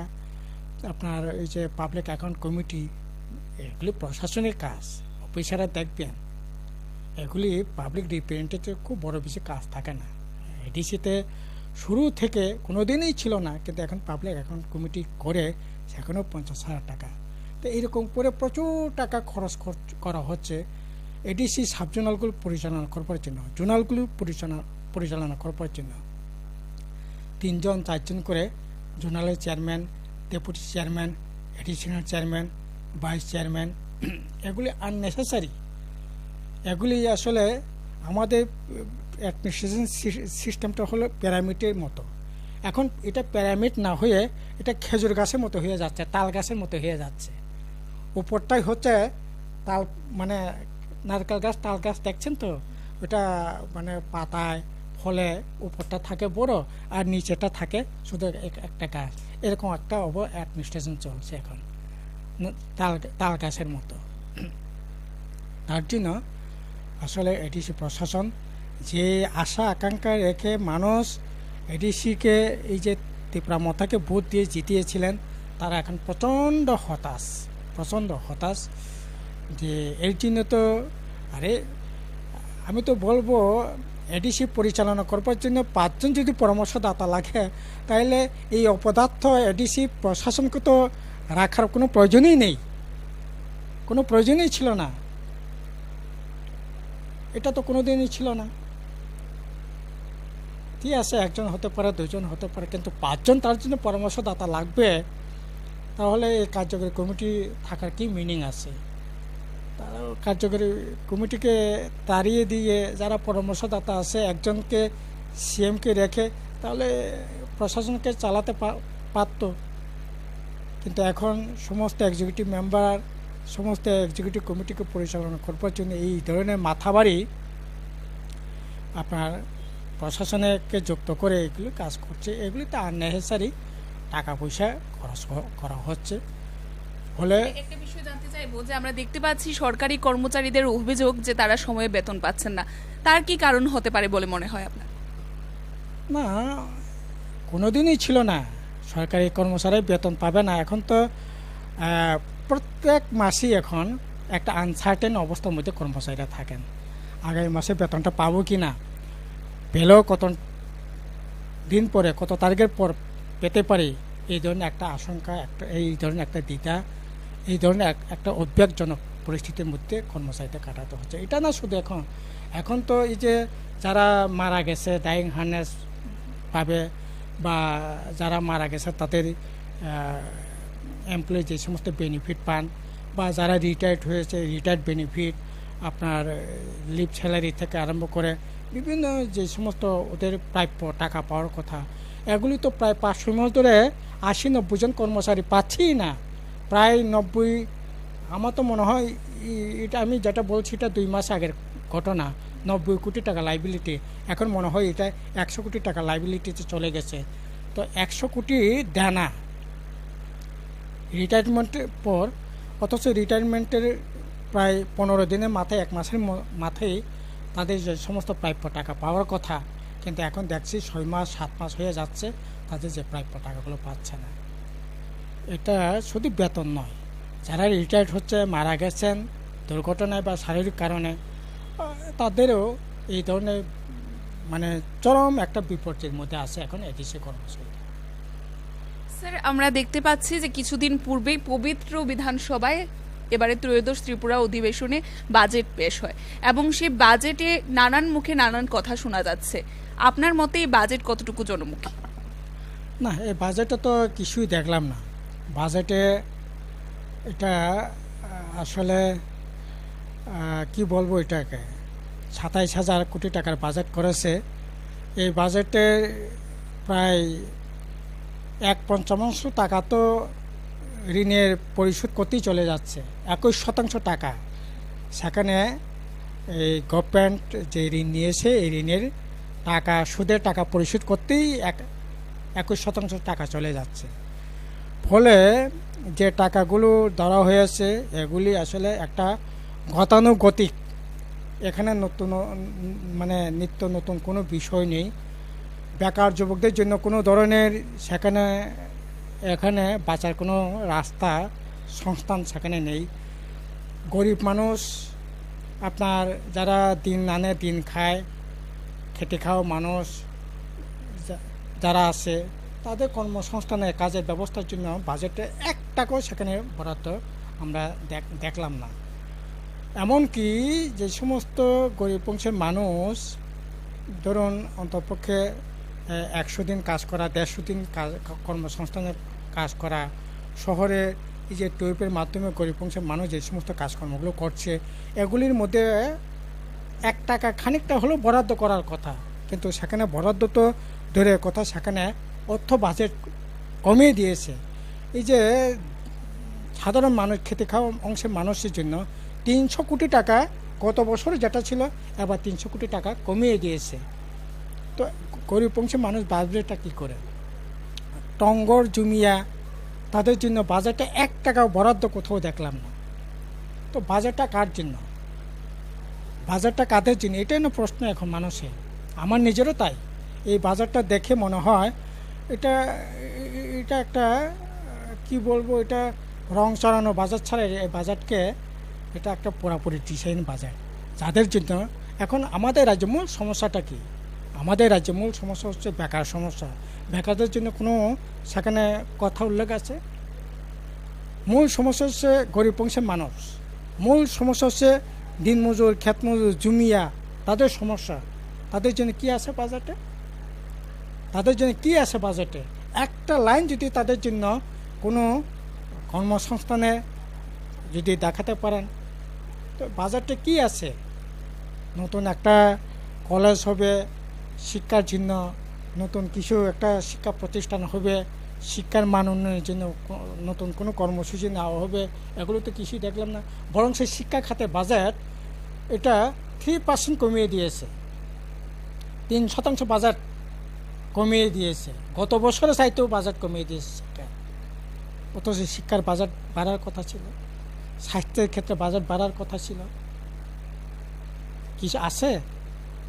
শিক্ষা, স্বাস্থ্য, এটাই তো মানুষের, আমাদের মতো একটা প্রান্তিক রাজ্য, নর্থ ইস্টের মানে গোটা দেশের মধ্যে একেবারে উত্তর পূর্বাঞ্চলের শেষ মাথায়, এই রাজ্যটা যদি স্বাস্থ্য পরিষেবা যদি উন্নত না করতে পারে, শিক্ষার মান উন্নয়ন যদি না করতে পারে, এখানকার মানুষ রোজগারের ব্যবস্থা যদি না করতে পারে, তারা বাঁচবেটা কী করে? এখন তো দেখছি শত শত ছেলে মেয়ে এখন আমাদের রাজ্যে রাজ্যান্তরিত হচ্ছে। কেউ আপনার হায়দ্রাবাদে, ব্যাঙ্গালোরে চলে যাচ্ছে, ত্রিমান্দ্রম চলে যাচ্ছে, কেরালায় চলে যাচ্ছে, বিভিন্ন রাজ্যে হাজার হাজার বলা যেতে পারে। আমাদের একটা গ্রাম আছে, এই একটা গ্রাম থেকে ৩৫ জন এখন রাজ্যের বাইরে বিভিন্ন প্রদেশে তারা কাজ করছে। বাংলাদেশে বন্দুকি তোলার জন্য এই গভীর অরণ্যের মধ্যে হাতি ভাল্লুকের ভয়কে উপেক্ষা করে তারা জঙ্গলের মধ্যে ওরা বাঁশের পাতাতে ঘর করে এই রোদ বৃষ্টির মধ্যে থেকে বন্দুকি তুলে তারা বিক্রি করে খেতে হচ্ছে। আমি কিছুদিন আগে দামসরে খেতা সরাতে গেলাম। ছোট শিল্প হতে পারে, মাঝারি শিল্প হতে পারে, তার জন্য বাজেটে কোনো আছে সংস্থান, কোনো সংস্থান আছে? তো এই বাজেট আসলে সাধারণ মানুষ, গরিব অংশের মানুষের, বেকার যুবকদের হাসি ফোটানোর বাজেট না, এটা একটা অন্ধকার জীবন। স্যার, আমরা দেখতে পাই যে আপনাদের যে অভিযোগগুলি জিতেন্দ্রবাবু তুলে ধরেছিলেন তা আমরা জিষ্ণুকর্তা যিনি রয়েছেন ওনার সামনে তুলে ধরেছিলাম, যিনি প্রাক্তন উপমুখ্যমন্ত্রী, এবং ওনাকে এই বিষয়গুলো বলায় আমরা দেখতে পাই উনি বলেন যে আপনারা নাকি শুধুমাত্র বসে বসে অভিযোগই করতে পারেন, যেগুলো ভালো রয়েছে বাজেটের মধ্যে সেগুলো নাকি বলেন না। তাছাড়াও আমরা দেখতে পাই তাদের বলতে বর্তমানে বিজেপি সরকার সর্বসময় বলে থাকে যে 25 বছরের সিপিআইএম সরকার কিছুই করেনি। না, জিষ্ণুবাবু যদি এরকম কথা বলে থাকে, হ্যাঁ, আমরা তো যত আক্রমণই আমাদের উপর আসুক আমরা বলবো, বসেও বলবো, দাঁড়িয়ে রাস্তা দাঁড়িয়ে বলবো, আমাদের লকআপে ভরে রাখলেও আমরা বলবো। আমরা আপমর জনগণ, গরিব অংশের মানুষের, বেকার যুবকদের স্বার্থ রক্ষা করার জন্যই আমরা লড়াই করছি, লড়াইয়ের মাঠে নেমেছি। সরকার যখন আসে তখন তাদের জন্যই সুযোগ পেলে কাজ করবার চেষ্টা করেছি। সুযোগ এখন মানুষ দিচ্ছে না আমাদের। আমরা বসে যদি করতে হয় প্রতিবাদ, বসে করব, রাস্তায় দাঁড়িয়ে করব, লকআপে পড়লে লকআপে ভিতরে ঠেকে হলেও এই লড়াই, এই প্রতিবাদ আমরা করব। আর ওরা কোনো কাজ করবে না, এটা প্রতিবাদ করতে পারবে না। হ্যাঁ, তার জন্য যে সমস্ত আপনার টিভি চ্যানেল এর বিরুদ্ধে কথা বলবে, এই চ্যানেলগুলো বন্ধ করে দিবে। যে পত্রিকা এর বিরুদ্ধে কথা বলবে, এই পত্রিকাগুলো বন্ধ করে দিবে। অফিস আক্রমণ করবে, সাংবাদিকদের আক্রমণ করবে। যে সমস্ত ইউটিউব চ্যানেল আছে এই সমস্ত কথা বলছে, প্রতিবাদের ভাষায় খুঁজে খুঁজে খুঁজে খুঁজে মানুষের কথা বলবার চেষ্টা করছে, এই সমস্ত ইউটিউব চ্যানেলকে সেখানে আপনার শাটার ডাউন করে দেওয়া হচ্ছে। এগুলি ওদেরই কাজ, ওদের পক্ষে এটা সম্ভব। ওরা তো গণতন্ত্র মানে না, সংবিধান মানতে চাইছে না, গণতন্ত্র মানতে চাইছে না, সংবিধান আপনার কিছুই তো মানতে চাইছে না। কাজেই এর বিরুদ্ধে আমাদের কথা থাকবে। সরকার বলে থাকেন যে 25 বছরের সিপিআইএম সরকার কিছুই করেনি, কি বলবেন এই বিষয়ে? না, 25 বছর কিছু হয়নি। যেখানে দাঁড়িয়ে ওরা যে কথা বলছেন, মাননীয় মুখ্যমন্ত্রী থেকে আরম্ভ করে এই মণ্ডলের চামচা পাঞ্চা শিখি আদলি নেতারা যারাই আছেন, যেখানে দাঁড়িয়ে এই কথাগুলো বলছে, আমি বুক থুপে বলবো, 100% চ্যালেঞ্জ করে বলবো, কোথায় বসে কোথায় দাঁড়িয়ে এ কথাগুলো বলছেন। যেখানে দাঁড়িয়ে কথাগুলো বলছে, এটা ওই যেখানে দাঁড়িয়ে কথা বলছে ওই ফলকটা কোন সময় হয়েছে। নিচে আগরতলা যদি কোনো জায়গায় বসে কথা বলেন, তাহলে নিচেই বিবেকানন্দ স্টেডিয়ামে হবে, উমাকান্তে স্টেডিয়ামে হবে, নাহলে নজরুল কলাক্ষেত্রে হবে, রবীন্দ্র ভবনেও হবে, মুক্তাধারাতেও হবে, মাতঙ্গিনী হলেও হবে। যেই হলেই বসে কথা বলো, এই হলটা বামফ্রন্ট 25 বছরই হয়েছে।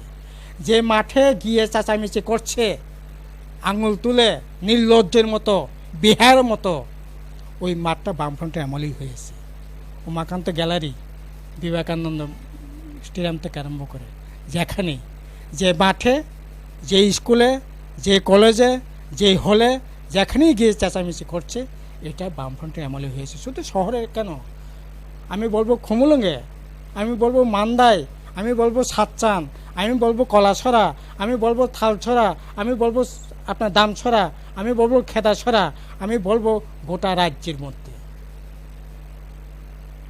আজকে বিজেপি আইপিএফটি 5 বছর হয়েছে, একটা দেখাক দৃষ্টান্ত, একটা দেখাক না। আরে আমার সাথে তর্ক বিতর্ক করার তো বিষয় না।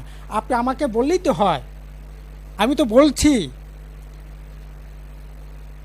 জায়গাগুলো বলছি, হলগুলো বলছি, মাঠগুলো বলছি। আপনারা বলেন তো, একটা মাঠ করেছেন, একটা স্টেডিয়াম করেছেন, একটা হল করেছেন কথা বলবার জন্য, আর যেখানে দাঁড়িয়ে আপনি এই কথাটা বলছেন সেখানে 25 বছর কিছু হয়নি, অথচ ওই আসলে যখন বলে চোখটা বন্ধ করে মনে হয় কাকের মতো। কাক যখন খায় চোখ বন্ধ করে নাকি খায়, কাকের মতো ওরা বোধহয় চোখ বন্ধ করেই বলে। স্যার, আজকের দিনে দাঁড়িয়ে ত্রিপুরা রাজ্যের শুধু মাঠ নয়, আপনি মার্কেটে যান, আগরতলা শহরে যদি বলি, এই যে Tulsibati market, Rajasvi market, city market, আপনি যে মার্কেটের কথাই বলেন না কেন, এই মার্কেটগুলোর সংস্কার, নতুন করে দেলে সাজানো, আপনি বলেন না, যে কোনো প্রান্তে এখন যদি এই সমস্ত কথা বলে, তো এগুলি তো বলার জন্য বলা। স্যার, আমরা দেখতে পাই আজকের দিনে দাঁড়িয়ে ত্রিপুরা রাজ্যের সবচেয়ে বড় সমস্যা হচ্ছে বেকার সমস্যা, এবং তার পাশাপাশি আমরা যদি দেখি আরো একটি বিষয় বা সমস্যা হয়ে দাঁড়িয়েছিল 2023-এর বিধানসভা নির্বাচন আগ মুহূর্তে, যা একটা বড় ইস্যু দেখতে পাই রাজ্যে। তাদের আমরা বহুবার আন্দোলন করে দেখেছি তাদের ন্যায্য বিচার হওয়ার জন্য, অর্থাৎ 10,300 যে চাকরিচ্যুত শিক্ষক শিক্ষিকা রয়েছেন, এবং সেখানে আজকে হয়তো বা সংখ্যা সেই 10,300 নেই। তারপরেও যদি আমরা দেখলে বর্তমান সরকার বলে থাকে সেটা আপনাদের আমলে কি একটা সেখানে ভুল ছিল নিয়োগ নীতিতে, সেই কারণেই তাদের আজকের অবস্থা, এবং আজকের দাঁড়িয়ে তাদের যে নীতি, এখানে আপনার কি বক্তব্য রয়েছে, আপনারা কি ভাবছেন তাদের জন্য? না, আমরা তো ওদের কল্যাণে খুবই ভাবছিলাম। অত্যন্ত দুর্ভাগ্যের বিষয়, ইতিমধ্যে 10,323-তে 158 আমাদের ছেড়ে চলে গেছে। এটা অত্যন্ত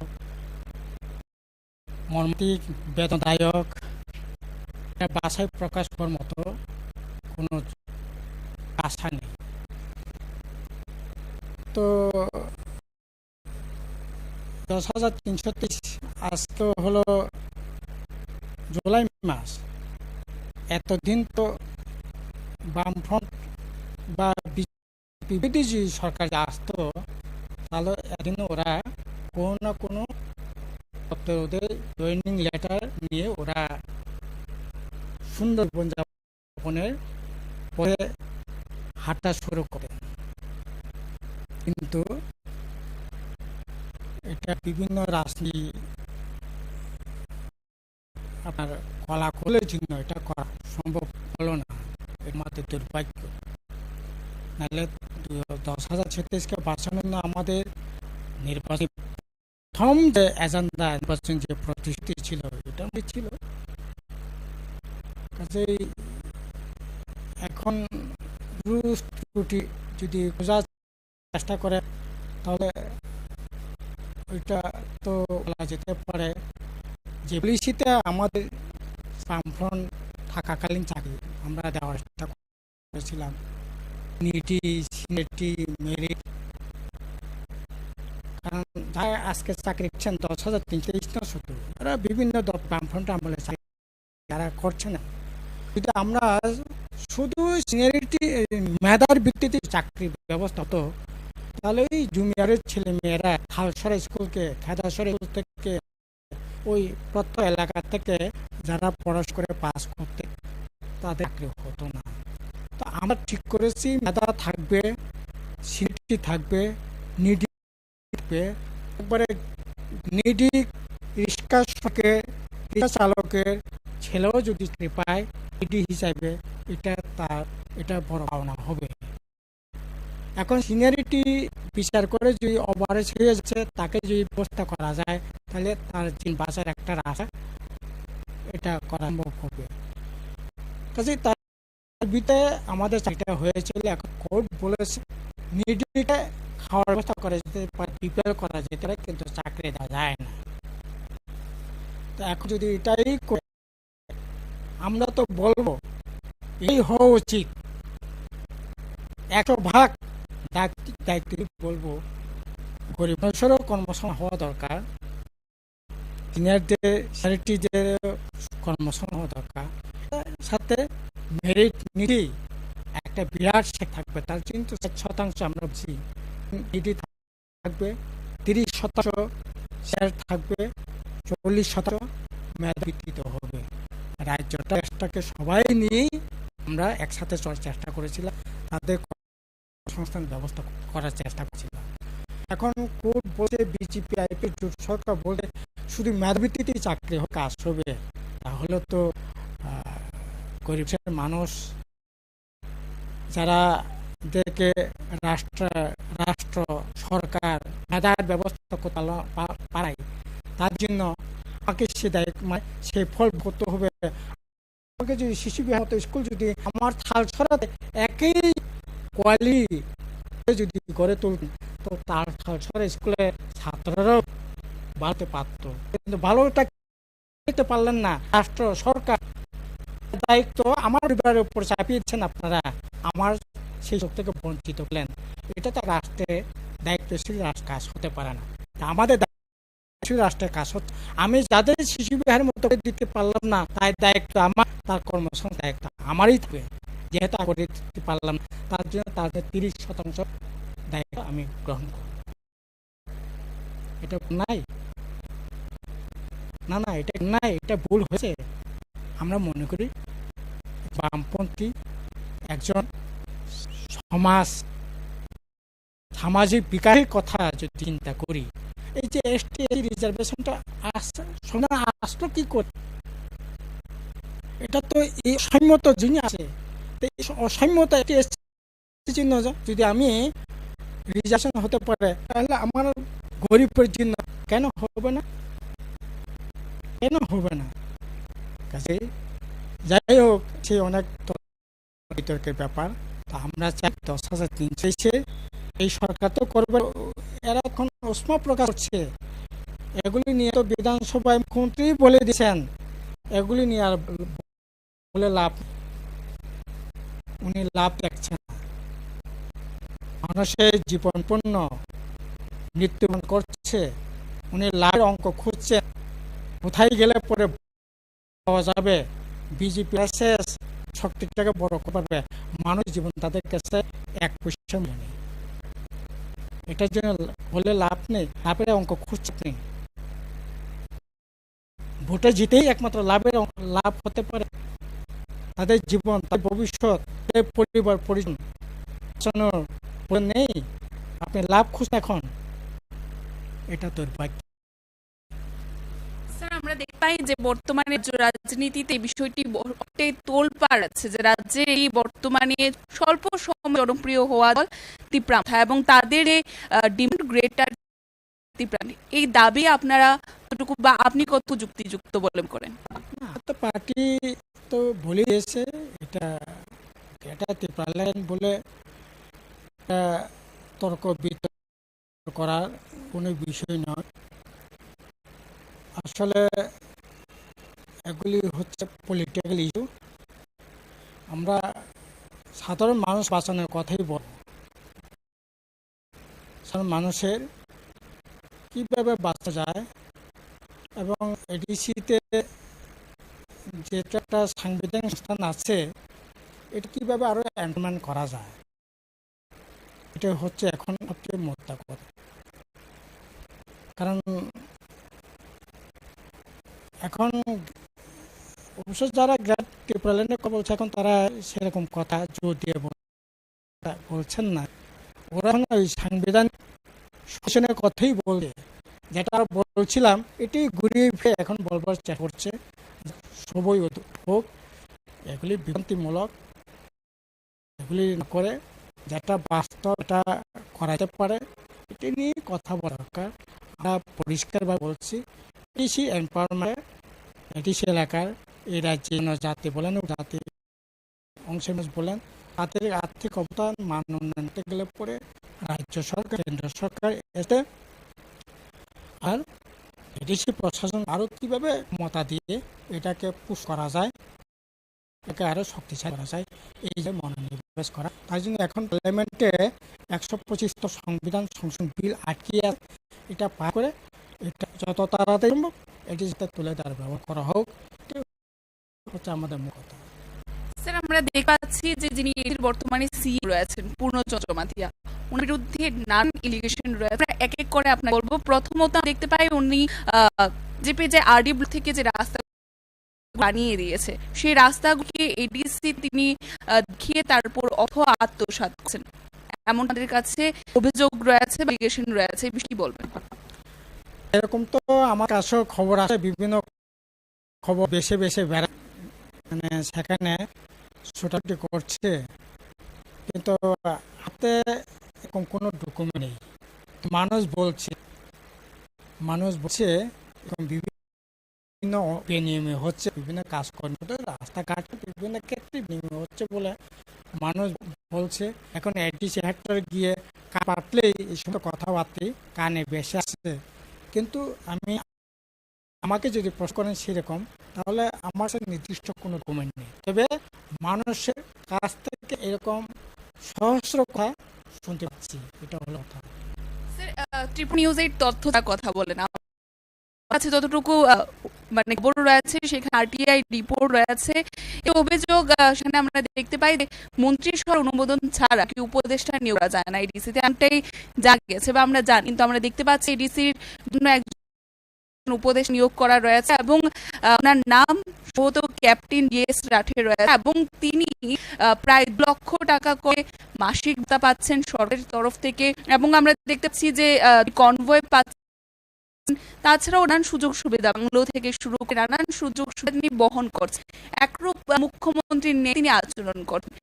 এই যে নিয়োগটা কতটুকু হওয়া যুক্তিযুক্ত, বা এই নিয়োগ কি সঠিক, বা এভাবে কি নিয়োগ করা?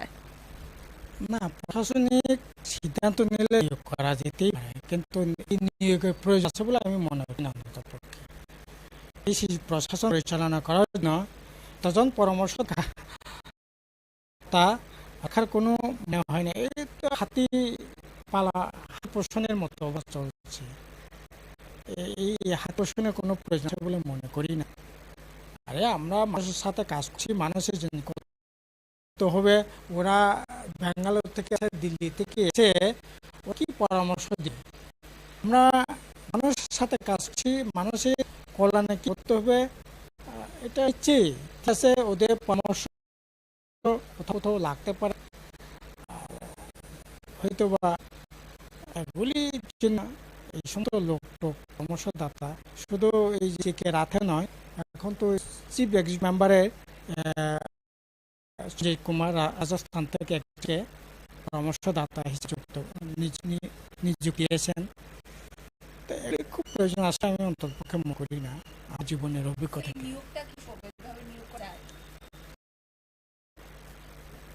না, যায় কি যায় না এটা বড় বিষয় নয়। জনগণের টাকা এগুলি মিস করাটা আমি মনে করি এটা অন্যায়, সঠিক নয়। আপনাদের সময় ছিল কি এই ধরনের উপদেষ্টা?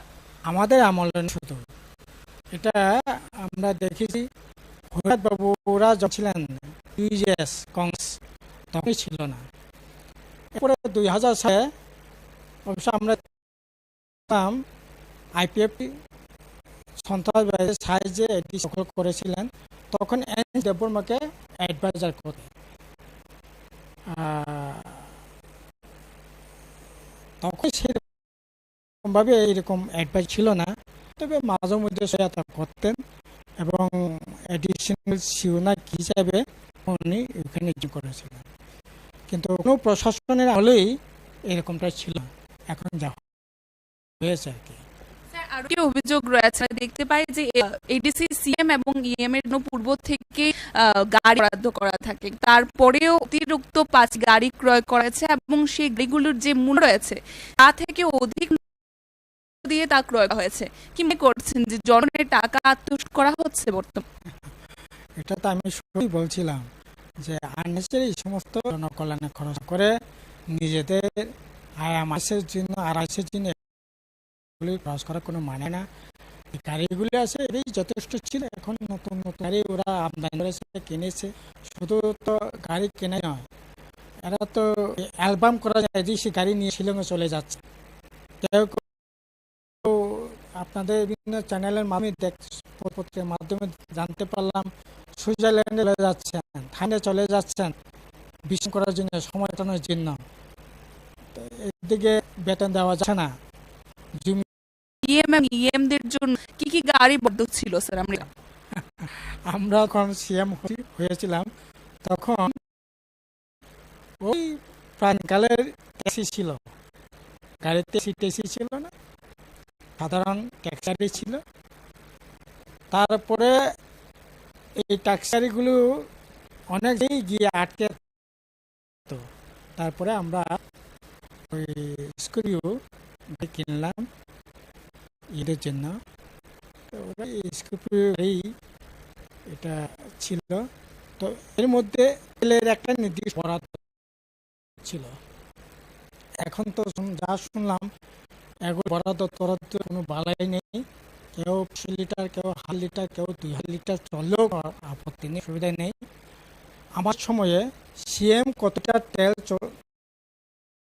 মাসে খরচ করতে পারবেন এটা নির্দিষ্ট ছিল।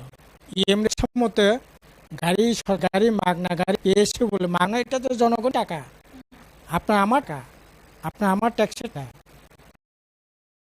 খেয়াল খুশি মতো পরিবার কাজে লাগান, গাড়ি এগুলো যাতে না করা যাবে না। আমাদের বরাদ্দ ছিল। এখন যা তেল খরচ ওরা তার ভাগের 1 ভাগ আমার সময় ছিল। তার জন্য এখন আমাদের আমলেই আমরা বিএসসি খুলেছিলাম এটি হেডকোয়ার্টার।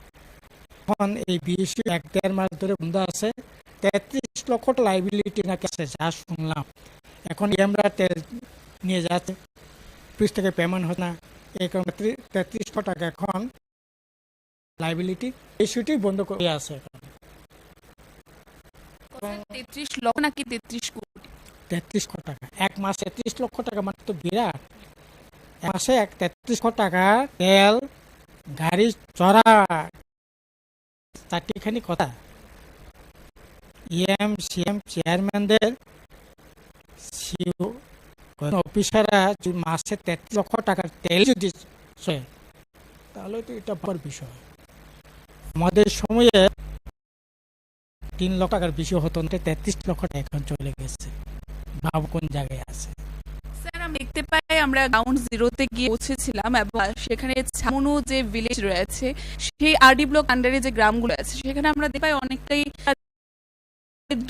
দুঃখ দুর্দশা জীবন রয়েছে। বিশেষভাবে যেখানে যারা জনজাতি রয়েছেন তাদের দেখতে পাচ্ছি তাদের ঘর নেই, ঠিকভাবে জল নেই, তাছাড়া দেখতে পাচ্ছি তাদের বিদ্যুৎহীন হয়ে থাকতে হচ্ছে।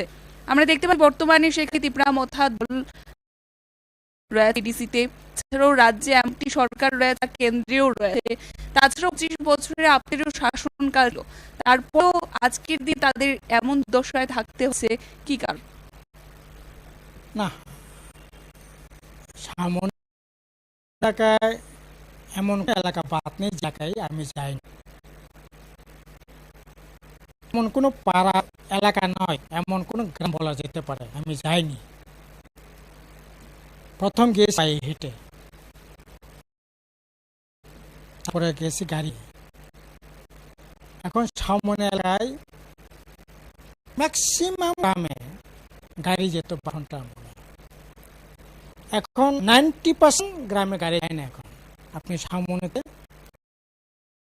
কোন গ্রামে গেছেন জানি না, আপনি যদি ওইদিকে ছড়া দিকে যান, 32 কিলোতে গর্জন বাসাতে যদি যান, নাতিন মন্দিরে যদি যান, যেতে পারতেন, এখন যাওয়া যায়। এখন ম্যাক্সিমাম আপনি বৃষ্টি যদি না থাকে তাহলে পরে 32 কিলো যেতে পারবেন। বৃষ্টি যদি আসে তাহলে 5 কিলো যেতে পারবেন। মানিকপুর হয়ে রাজদর মালর আপনি এক মানিকপুর বাজার থেকে 2 কিলোমিটার একটা গ্রামে যেতে পারবেন, এরপরে যেতে পারবেন। সামনে যারা পশ্চিম দিকে লঙ্গাই হয়ে শিকারি হয়ে আর গাড়ি করে আসা যেত সামনে থেকে লংট্রাই। আপনার লংট্রাই মানে কি এই শিখবাড়ি। এখন সামনে পশ্চিম দিক থেকে 1 কিলোমিটার যদি পশ্চিম দিকে যান এরপর গাড়ি যাবে। অথচ থেকে 7 বছর 8 বছর আগে আমি সামনেতে শিকারি হয়ে এই রাস্তা দিয়ে গাড়িতে করে আসছি। আমি গত কিছুদিন আগে যা বললাম একটা লোককে এই রাস্তায় যেতে শিকারি বাড়িতে আসবো কিনা, না হচ্ছে 1 কিলোমিটার বেশি আপনি যেতে পারেন। সামনা আমাদের রাজ্যে সবচেয়ে প্রত্যন্ত বলাতে পারে চুমিয়া বংশের মানুষ, ওই এলাকাটা আমাদের আইটি ছিল। তার 23 স্কুলে আপনার সেখানে প্রাথমিক হসপিটাল করা হয়েছে। আপনার চাল ডাল বৃষ্টির সময় যাতে অসুবিধা না হয় চালের ডাউন করা হয়েছে। এখন এই ডাউনগুলো জঙ্গল ভরে গেছে। ওই এলাকা অঙ্গরবাসীদের আমরা হাউজিং স্কিম থেকে থাদরা 32 কিলে একটা বাড়ি 9 লক্ষ টাকা খরচ করে প্রায় শতাধিক বাড়ি করে দিয়েছি। প্রিমিটিভ থেকে রিয়াং জনজাতি ভাই বোন জন্য আমরা 5000 ঘর জন্য স্কিম নিয়েছিলাম, কিন্তু এটা আমরা শুরু করেছিলাম কিন্তু শেষ পর্যন্ত করে উঠতে পারলাম না। 17-18 নির্বাচন চলে গেল, নির্বাচনে এটা করা গেল। এখন এটার কোনো খবর এখন এলাকার মানুষই জানতে পারে না। আমরা দেখতে পাচ্ছি বর্তমান সরকার থাকেন হর ঘর নল, তাও জল যে মিশন রয়েছে তার আন্ডারে বিভিন্ন বাড়িগুলো তো দেখতে পাই নল আছে কিন্তু তাতে জল বেরোচ্ছে না। তাছাড়া আমরা দেখতে পাচ্ছি যে বাড়ির সাইডে সামনে বিদ্যুতের খুঁটো রয়েছে কিন্তু লাইন নেই। এগুলির কি কারণ আছে? এটা হচ্ছে ভোটে।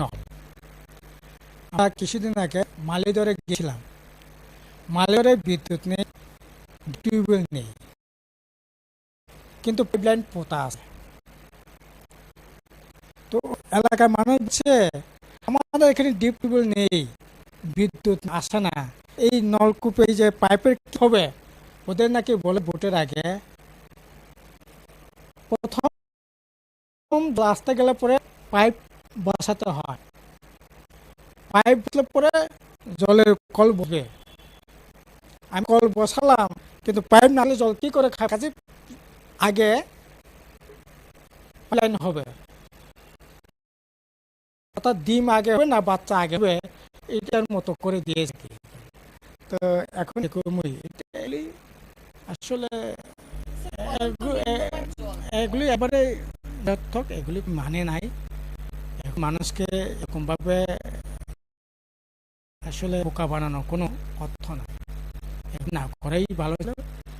মানে প্রায় সমস্ত গ্রামীণ নল বসেছে, যে কোনো খবর নেই আপনি পাইপলাইন করে দিয়েছে, এগুলো কি আছে?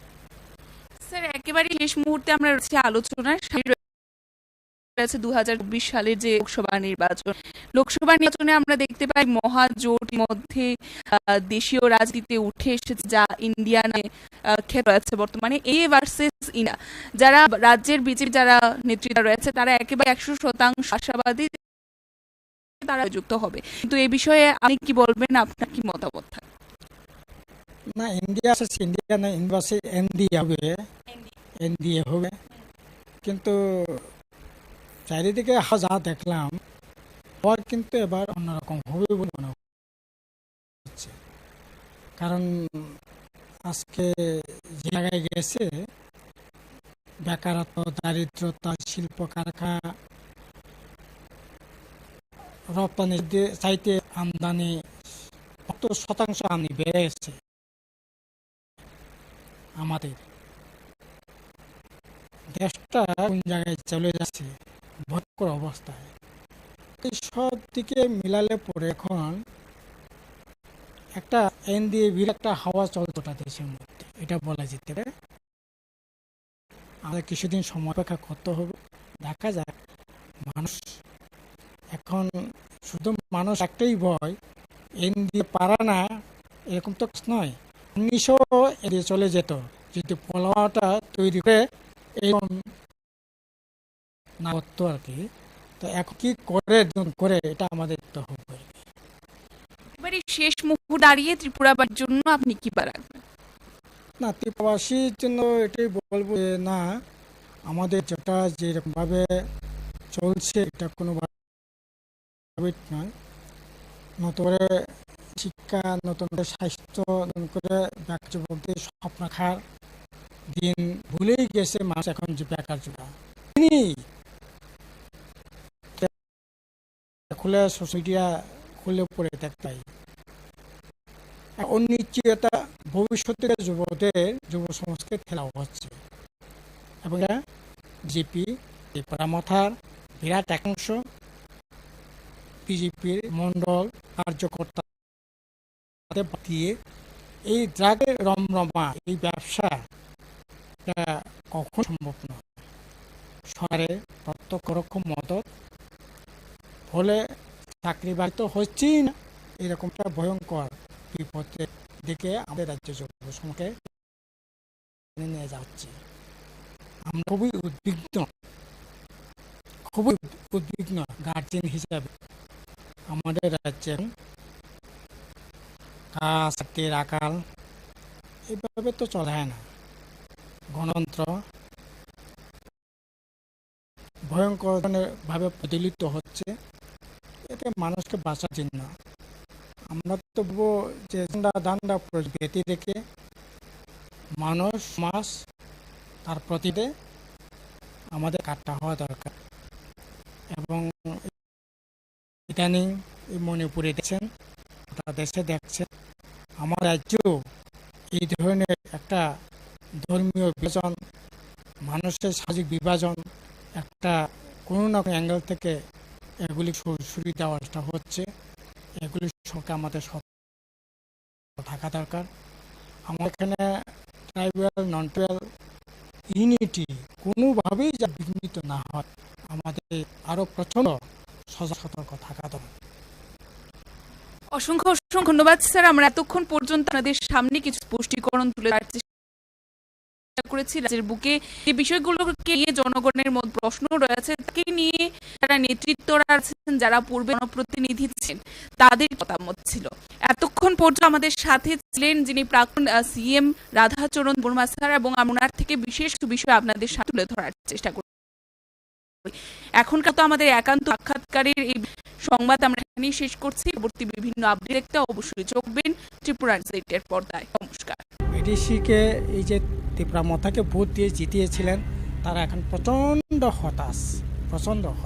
তো অ্যালবাম করার জন্য এডিসি গাড়ি নিয়ে শিলংয়ে চলে যাচ্ছে।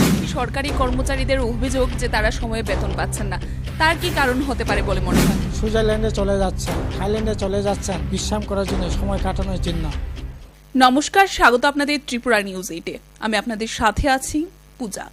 রাজ্য রাজনীতির প্রতিনিয়ত নানান বিষয়ে জনগণের মনে নানান প্রশ্ন থাকে, নানান বিভ্রান্তি থাকে, এবং আজকের দিনে দাঁড়িয়ে রাজনৈতিক পরিবেশে যা চলছে তার কিছুটা স্পষ্টীকরণ তুলে ধরতেই আমরা প্রতিনিয়ত থাকি আপনাদের সাথে। রাজ্যের যারা নেতৃত্বরা রয়েছেন, যারা জনপ্রতিনিধিরা ছিলেন, তাদের সাথে কথা বলতে আজকের দিনে আমাদের সাথে আমরা এই মুহূর্তে পেয়ে গেছি যিনি পূর্বে প্রাক্তন সিএম ছিলেন টিটিএডিসি রাধাচরণ দেববর্মা স্যারকে। স্যার, প্রথমেই স্বাগত আপনাকে ত্রিপুরা নিউজে। স্যার, প্রথমে যে বিষয়টা আমরা জানতে চাইবো, আমরা দেখতে পাই আপনাদের 25 বছরের সরকার এবং 25 বছরের সরকারের রাজত্বকাল আমরা দেখতে পাই। এই সময়ে আপনাদের টিটিএডিসিতে কত অর্থ বরাদ্দ করা হতো বা কত ফান্ড আসতো আমরা জানতে চাইছি একটাই বিষয়, কেননা আজকের দিনে বাজেট পেশ হওয়ার পর এই বিষয়টা অনেকটাই বড় ইস্যু হয়ে দাঁড়িয়েছে। না, বাজার তো আমরা যখন ছিলাম তখন এখনকার যে বাজেট, তখনকার দিনকার যে বাজেট হিসাব করলে পরে আনুপাতিক হারে তখনকার বাজেট যে ফিগারটা, এটা পার্সেন্টেজ দিক থেকে বলা যেতে পারে একটু ভালো ছিল। বিরাট এটা বলবো না, কিন্তু একটু ভালো। 2 নম্বর ছিল বাজেটের বাইরেও আমরা বাজেট বহির্ভূত বিভিন্ন খাত থেকে আমরা টাকা পেতাম। এতে করে বাজেটে 4-5 গুণ আমরা বাজেটের বাইরেও এই টাকাগুলো পেতাম। যেমন স্টেট গভর্নমেন্টের বিভিন্ন স্কিমের টাকা, বিভিন্ন এডিসিতে যে সমস্ত স্কিম হয়, যেমন এডিসিতে এগ্রিকালচারের জল বিভাজিকা বলে একটা প্রকল্প আছে, এই প্রকল্পগুলো টাকা প্রায় 200-250 কোটি টাকা আমরা পেতাম। তারপরে এছাড়া স্টেট গভর্নমেন্টে যে সমস্ত থাকে ট্রান্সফার ফান্ডে আলাদা যে সমস্ত টাকা থাকে এই টাকাগুলো আমরা পেতাম। এরকম করে শিক্ষা বলেন, স্বাস্থ্য বলেন, মানে এডিসি এলাকায় যে সমস্ত অ্যাক্টিভিটিস থাকে সরকারের, অনেকটাই এডিসির মাধ্যমে এগুলি করানো হতো বা আমরা করতাম। ফলে সেন্ট্রাল স্পন্সর যে সমস্ত টাকা, স্টেটেরও যে সমস্ত স্পন্সর যে টাকাগুলো আমরা এখন যে প্ল্যান যে নব নির্মিত উন্মুক্ত জিমের উদ্বোধন, সেটাকে সামনে রেখে আজকের যে এখানে সবার উপস্থিতি, বিশেষ করে মঞ্চে যারা আসীন আছেন, একটু আগে যিনি ওনার মূল্যবান বক্তব্য এখানে রেখেছেন, সবার প্রিয় এবং আদরণীয় আমাদের আগরতলা মিউনিসিপাল কর্পোরেশনের মাননীয় মেয়র শ্রী দীপক মজুমদার মহোদয়, আমাদের ডেপুটি মেয়র শ্রীমতী মনিকা দাস দত্ত এবং আমাদের মিউনিসিপাল কমিশনার আগরতলা মিউনিসিপাল কর্পোরেশনের, এবং ওনার যে অ্যাক্টিভ যে ওয়ার্ক সবসময় আমরা দেখতে পাই, ডক্টর শৈলেশ কুমার যাদব, এবং আমার সামনে নিচে উপস্থিত আছেন সমস্ত আগরতলা মিউনিসিপাল কর্পোরেশনের সমস্ত কর্পোরেটরগণ এবং এই এলাকার এমিনেন্ট পার্সোনালিটিস এবং মিডিয়া বন্ধুরা এবং অন্যান্য যারা এখানে অন্যান্য জায়গা থেকে যারা এখানে উপস্থিত আছেন, সবাইকে আমি হার্দিক অভিনন্দন ও শুভেচ্ছা জানাচ্ছি। অত্যন্ত আনন্দ লাগছে এখানে এসে যে এরকম একটা মহতি কার্যক্রম এবং তার অনুষ্ঠানে উপস্থিত থেকে, এবং আমাকে এখানে নিমন্ত্রণ করার জন্য। নিমন্ত্রণ করবে কি, আমি তো এই এলাকারই লোক, আমার নিজেরই আসা উচিত।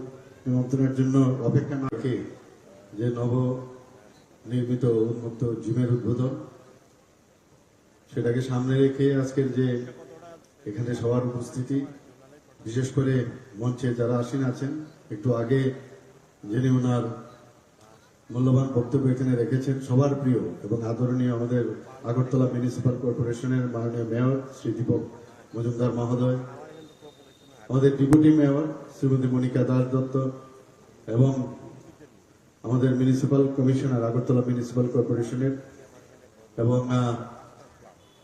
ওনার যে অ্যাক্টিভ যে ওয়ার্ক সবসময় আমরা দেখতে পাই, ডক্টর শৈলেশ কুমার যাদব, এবং আমার সামনে নিচে উপস্থিত আছেন সমস্ত আগরতলা মিউনিসিপাল কর্পোরেশনের সমস্ত কর্পোরেটরগণ এবং এই এলাকার এমিনেন্ট পার্সোনালিটিস এবং মিডিয়া বন্ধুরা এবং অন্যান্য যারা এখানে অন্যান্য জায়গা থেকে যারা এখানে উপস্থিত আছেন, সবাইকে আমি হার্দিক অভিনন্দন ও শুভেচ্ছা জানাচ্ছি। অত্যন্ত আনন্দ লাগছে এখানে এসে যে এরকম একটা মহতি কার্যক্রম এবং তার অনুষ্ঠানে উপস্থিত থেকে, এবং আমাকে এখানে নিমন্ত্রণ করার জন্য। নিমন্ত্রণ করবে কি, আমি তো এই এলাকারই লোক, আমার নিজেরই আসা উচিত। নিমন্ত্রণের জন্য অপেক্ষা না করে আমি বলবো যে ধন্যবাদ দেওয়ার আগে আপনাদেরকে ধন্যবাদ দেবো যে আপনারা এখানে এসেছেন। দেখুন, একটু আগে এখানে জিমের আমি একটু কসরত করেছি এবং মনে হচ্ছে যে 2-3টি কসরতের করার পরেই মনে হচ্ছে যে শরীরের যে মাসেলগুলো অনেকটা অ্যাক্টিভ হয়ে গেছে। তো আমরা জানি যে নিজের স্বাস্থ্য আগে ঠিক রেখে তারপর অন্যদের স্বাস্থ্য ঠিক রাখা উচিত। এবং আমরা দেখি অনেক সময় যখন এয়ারক্রাফটে আমরা উঠি, তখন সেবিকারা যারা আছেন বলেন যে প্রথমেই এয়ারক্রাফটে ঢুকলেই দেখবেন বলবে যে যদি কোনো বিপদ ঘটে প্রথমে নিজেকে আগে মাস্ক পরুন, তারপর অন্যদেরকে বাঁচান, ওই অক্সিজেন মাস্ক, তারপর অন্যদেরকে বাঁচান। এটা কিন্তু প্রায়শ আমরা শুনি। অর্থাৎ নিজের স্বাস্থ্য ঠিক থাকলে অন্যদেরকে আমরা স্বাস্থ্য ঠিক রাখতে পারবো। এবং আজকের এই বিশেষ দিনে আমি বলবো, আমাদের মাননীয় প্রধানমন্ত্রী নরেন্দ্র মোদীজি সবসময় বলেন যে যোগা করার বিষয়টা। 21শে জুন আমরা জানি যে রাষ্ট্রসংঘেতে উনি যখন আবেদন করলেন যে যোগ ব্যায়াম সবাইকে করা উচিত, সমস্ত দেশ করা উচিত। আমরা G20-র মধ্যে আমরা দেখেছি যে প্রধানমন্ত্রীজি বারবার বলছেন যে ওয়ান আর্থ, ওয়ান ফ্যামিলি এবং ওয়ান ফিউচার, উনি সবসময় বলতেন। অর্থাৎ সারা পৃথিবীকে নিয়ে উনি চিন্তা করেন, শুধু ভারতবর্ষ না। তো সেই উনার যে আহ্বানে আজকে 21শে জুন আন্তর্জাতিক যুব দিবস পালন করা হয়। এবং এই যে যোগা সেটা কিন্তু একটা ব্যায়াম না শুধু, সেটা আমাদের ভারতের একটা ফিলোসফি, যে আমাদের পরম্পরা, আমাদের যে প্রাচীন পরম্পরা, বেদের মাধ্যমে যেটা আমাদের শেখানো হয়েছে, সেই যুগ থেকে এটা শুরু হয়েছে। এবং আজকে বিভিন্ন কান্ট্রি আজকে এই 21শে জুন আন্তর্জাতিক দিবসে ওনারা সবাই যোগ ব্যায়াম করেন, এবং শুধু তাই নয়, সবসময় যোগ ব্যায়াম করছেন। তো আমার বলার অর্থটা হচ্ছে যে যদি মানুষ, আমরা জানি যে healthy mind resides in healthy body, যদি শরীর ঠিক না থাকে তাহলে কোনো অবস্থায় ভালো চিন্তা, ভালো কিছু ভাববার কোনোদিনই সেটা সম্ভব নয়। আমাদের আগরতলা মিউনিসিপ্যাল কর্পোরেশনের মাননীয় মেয়র বলেছেন যে কিভাবে উনি আবর্জনা পরিষ্কার ওনার টিমের মাধ্যমে উনি করছেন, সমস্ত ড্রেন থেকে আরম্ভ করে রাস্তাঘাট সমস্ত জায়গায়, এবং শৈলেশজিও চেষ্টা করছেন কিভাবে পরিষ্কার করে। শুধু রাস্তাঘাট এগুলো পরিষ্কার করলে হবে না, আবর্জনা আমাদের মাথার ব্রেনের ভিতরে কিন্তু অনেক লোকের আছে, সেইগুলো আমাদের পরিষ্কার করা দরকার। এবং যে কারণে এতদিন এই আবর্জনা এখানে জমেছিল, সেই আবর্জনাগুলোর দায়িত্ব এখন পরিষ্কার করার দায়িত্ব শুধু আগরতলা মিউনিসিপ্যাল কর্পোরেশনের না, আমাদের সরকারেরও এটা করতে হবে, আমাদের আপনাদেরও করতে হবে। সবাই মিলে এই যে আবর্জনা ফিজিক্যালি যেটা আছে এবং মেন্টালিও যেটা আছে, তারও আবর্জনা পরিষ্কারের দায়িত্ব আমাদের নিতে হবে। কারণ আমরা যদি ভালো চিন্তা না করি, উদ্ভাবনী যে বিষয়গুলো আছে সেগুলো যদি আমরা চিন্তা ভাবনা না করি, তাহলে সমাজকে আমরা কোনো অবস্থায় পরিবর্তন করতে পারবো না। এবং এখানে আমি অনেকবার এখানে এসেছি, এই এলাকায় ইলেকশনের সময় এসেছি, তার আগে ছোটবেলার থেকেই এলাকায় আমার অবাধ বিচরণ ছিল। তো এখানে আমার যে আমাদের মাননীয় মেয়র সাহেব বলেছেন যে যেভাবে এখানে নোংরা পড়ে থাকতো, নানা রকম ড্রাগ এডিক্টেড সিরিঞ্জ থেকে শুরু করে বিভিন্ন যেসব সামগ্রী ব্যবহার করা হয়, সেগুলো কিন্তু এই জিম যে উদ্বোধন হলো তাতে কিন্তু একটা পরিবেশ এটা এখানে তৈরি হলো। শুধু 1 নম্বর রামনগর বা 2 নম্বর বা এই অত্র এলাকার সমস্ত লোকেই তার সুবিধা পাবে তা নয়, সমস্ত সাধারণ মানুষও তাদের সুবিধা হবে। খেলাধুলার উন্নয়নে আমরা এবার যে বাজেট আমরা রেখেছি, আপনারা সবাই জানেন যে আমরা কতটুকু সিরিয়াস, যে 2023-24 অর্থ বছরে আমরা কৈলাসহর এবং উদয়পুরে 25 কোটি টাকা ব্যয়ে 2টি যুব আবাস স্থাপন করার আমরা বাজেট রেখেছি। খেলাধুলার পরিকাঠামো উন্নয়নে আমরা 9.21 কোটি টাকা ব্যয়ে শান্তির বাজারে একটা স্টেডিয়াম আমরা তৈরি করছি।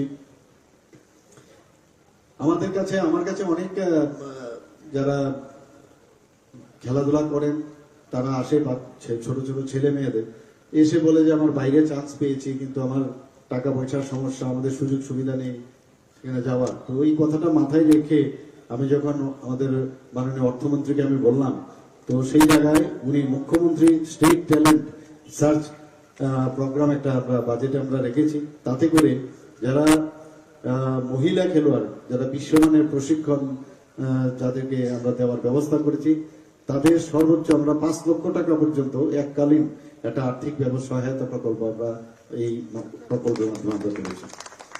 আপনারা আরেকটা জিনিস যেটা মুখ্যমন্ত্রী যেটা আমি বললাম, স্পোর্টস ডেভেলপমেন্ট স্কিম, সেটাও আমরা এই বাজেটে আমরা রেখেছি 2023-24 অর্থ বছরে, যাতে যারা উচ্চাকাঙ্ক্ষী খেলোয়াড় তাদের স্কলারশিপের সুবিধা দেওয়া হবে, এবং এই প্রকল্পের জন্য আমরা 8 কোটি টাকা আমরা বরাদ্দ রেখেছি। আমরা 2023-24 বাজেটে যুব বিষয়ক কেন্দ্রের YAS এর মধ্যে আমরা 4,939 কোটি টাকা বরাদ্দ রেখেছি। আপনারা ভাবুন, যেখানে আমরা এবার বাজেটে 27,000 কোটি টাকা আমরা রেখেছি, তার মধ্যে 4,939 কোটি টাকা আমরা এই ইয়েস ডিপার্টমেন্টের জন্য আমরা রেখেছি। খেলাধুলার উন্নয়নে রাজ্য সরকারের যে কিছু আমরা যে কাজ আমরা করেছি আপনারা সবাই জানেন অলরেডি, তবু আমি এখানে বলছি, 4টি সিনথেটিক টার্ফ ফুটবল মাঠ আমরা নির্মাণ করেছি। উমাকান্ত একাডেমিতে আপনারা অলরেডি দেখেছেন, মিনি স্টেডিয়ামে সেটা করা হয়েছে। শচীন্দ্র নর উচ্চ বিদ্যালয় মাঠ জিরানিয়াতে, সেখানে আমি নিজেই এটা উদ্বোধন করেছিলাম জিরানিয়াতে। আরেকটা করা হয়েছে উত্তর দেবেন্দ্রনগর উচ্চ বিদ্যালয় মাঠ তোলাবাগানে, এবং BKI মাঠ বিলোনিয়া। 4টি জায়গায় আমাদের 4টি সিনথেটিক টার্ফ ফুটবল মাঠ নির্মাণ করা হয়। এবং শুধু তাই নয়, এর আগেও আরেকটা চন্দ্রপুরে আমরা প্রথম এই ধরনের সিনথেটিক টার্ফ আমরা প্রথম তৈরি করি। খেলো ইন্ডিয়া প্রকল্পে পানিসাগরে একটা সুইমিং পুল আমরা করেছি। খেলো ইন্ডিয়া প্রকল্পে আমরা বাদারঘাট ও পানিসাগরে দুটো সিনথেটিক অ্যাথলেটিক ট্র্যাক নির্মাণ করেছি। খেলো ইন্ডিয়া প্রকল্পে খোয়াই, যেখানে সরকারি বালক উচ্চতর মাধ্যমিক বিদ্যালয় মাঠে ও সুধন্য দেব বর্মা মেমোরিয়াল উচ্চতর মাধ্যমিক বিদ্যালয়ে আমরা সেটা সিনথেটিক টার্ফ ফুটবল মাঠ নির্মাণের কাজ চলছে। খেলো ইন্ডিয়া প্রকল্পে বাধারঘাটে একটা সিনথেটিক হকি মাঠের নির্মাণ কাজ এর মধ্যেই শুরু হবে। যুব বিষয়ক ও ক্রীড়া দপ্তর রাজ্যে বিভিন্ন এলাকায় 50টি ওপেন জিম নির্মাণের কাজ হাতে নিয়েছে। এর মধ্যে 25টি এই ধরনের ওপেন জিম নির্মাণের কাজ শেষ হয়েছে, বাকি 25টি এর মধ্যে কাজ শুরু হবে। তো আমাদের সরকার, আমরা চেষ্টা করছি যে খেলাধুলার মান যাতে এখানে উন্নয়ন হয়, এবং খেলাধুলা এটা একটা এমন একটা বিষয় যার কোনো আর অপশন নেই, মানে তার বিকল্প কিছু নেই। খেলাধুলার মাধ্যমে শরীর, আমরা সবাই জানি যে শরীরের যেমন ডেভেলপমেন্ট হয়, মানসিকও কিন্তু ডেভেলপমেন্ট হয়। আমরা যখন হার্ডেলস করতাম অ্যাথলেটিক্সে, আমার মনে আছে যখন মানে শ্যাডো প্র্যাকটিস যেটা হতো, যে হার্ডেলের উচ্চতা বাড়াতে থাকতাম, তার একটা নির্দিষ্ট হার্ডেলসের ইয়ে ছিল, উচ্চতা হাইট থাকে, যে নিজের শরীর যেমন লেফট পাটা এমনভাবে দিতে হবে এবং রাইট পাটা কিভাবে আসতে হবে, তার জন্য তার একটা নির্দিষ্ট আমাদের সেইভাবে ট্রেনিং দেওয়া হতো। অর্থাৎ ঠিক গোলে পৌঁছবার জন্য আমাদের যে জীবনেরও সেইভাবে গোলে যদি পৌঁছতে হয়, হার্ডেলসের বিভিন্ন হার্ডেলস জীবনে আসবে, সেই হার্ডেলসকে ক্রস করে যদি আমরা পদ্ধতিগতভাবে ঠিকভাবে আমরা যাই, তাহলে আমরা হার্ডেলস অতিক্রম করে আমরা ঠিক জায়গায় আমরা পৌঁছতে পারি। আমার মনে আছে যখন বৃষ্টি হতো, তো অ্যাথলেটিক্স আমরা করতাম, তো বৃষ্টির মধ্যে যেহেতু আজকে আমরা দৌড়তে পারবো না, তার জন্য আমরা ক্লক ইউজ করে দিতাম, যে এত আমার 45 মিনিটস, আমার লং ডিস্টেন্স রানে আমার 45 মিনিটসের আমার ওখানে যেতে হবে। তো 45 মিনিট সময় আমরা স্কিপিং করতাম, বিভিন্ন পদ্ধতির স্কিপিং করতাম। অর্থাৎ the show must go on, কোনো জায়গায় বসে থাকতে হবে না, বৃষ্টি এসছে তো বসে থাকো, আর যা হবে কালকে আমি করবো, নট দিস। তো এইভাবে আমাদের প্র্যাকটিস আমাদের করানো হতো। বিভিন্ন সময় ওই হ্যান্ড সুইং, আয়নার সামনে দাঁড়িয়ে ডাম্বেল নিয়ে, আমি তো খালি হাতে আমরা হ্যান্ড সুইং হয় যখন দৌড়ি, কিন্তু ভারী ওজন নিয়ে যদি হ্যান্ড সুইং করার, সেটা আমার মুভমেন্ট আয়নার সামনে দাঁড়িয়ে আমাদের করতে হতো। অর্থাৎ এই যে টেকনিকগুলো, সেটা কিন্তু জীবনের ক্ষেত্রেও সেটা প্রযোজ্য। যখন এই যে আমরা যদি আমাদের চিন্তা ভাবনা, আমাদের উদ্ভাবনী শক্তি যদি আমরা সবসময় এটাকে কন্টিনিউয়াস আমরা যদি তার প্র্যাকটিস করি, তাহলে জীবনের যে কোনো জায়গায় যেটা আমরা যদি চিন্তা করি যে এটা করব, আমার মনে হয় না তার থেকে আমাদেরকে কেউ আটকাতে পারবে। সে হার্ডেলসই হোক, বৃষ্টি হোক, আর যাই হোক, প্রাকৃতিক দুর্যোগই হোক, আমরা কিন্তু আমাদের গোলে আমরা পৌঁছতে পারবো। আমাদের সরকার এখন এমনভাবে চেষ্টা করছে যে সব জায়গার মধ্যে সবাইকে খুশি করা ইম্পসিবল, কিন্তু একটা যে চেষ্টা এবং মানুষের যে মৌলিক যে সমস্যাগুলো, তাকে আমরা সামনে রেখে আমরা কাজ করে চলছি। কিন্তু এটা যেটা আমাদের মাননীয় মেয়র সাহেব বলেছেন, যে কোনো বিষয়ে একা বা সরকারের পক্ষে বা ব্যক্তি কেন্দ্রে কোনোদিন সম্ভব হবে না। সব ব্যক্তিরা যদি সবাই মিলে যদি আমাদের এই সমাজকে পরিবর্তন করতে হয়, তাহলে আমাদের এই একটা পাড়াই হোক, একটা ওয়ার্ডই হোক, বা একটা রাজ্যই হোক, বা দেশই হোক, তবে এটা আমরা পরিবর্তন করতে পারবো। আমাদের মাননীয় প্রধানমন্ত্রী সেই দিশায় কাজ করছেন। আজকে আমাদের দেশের যে এমন একটা জায়গায় মাননীয় প্রধানমন্ত্রী নিয়ে গেছে, যে সত্যি আমাদের এখন গর্ববোধ হয়। প্রধানমন্ত্রীজিকে কোথাও গেলে মিস্টার বস করে ওনাকে সম্বোধন করেন, কোথাও গেলে ওনাকে পায়ে ধরে নমস্কার করেন। তো এই যে অবস্থা, মানে সেটা আমরা কিন্তু গর্ববোধ করা উচিত যে এইরকম একজন প্রধানমন্ত্রীর গার্জিয়ানশিপে আমাদের দেশ চলছে, এবং আমরাও সেই দিশায় কাজ করছি।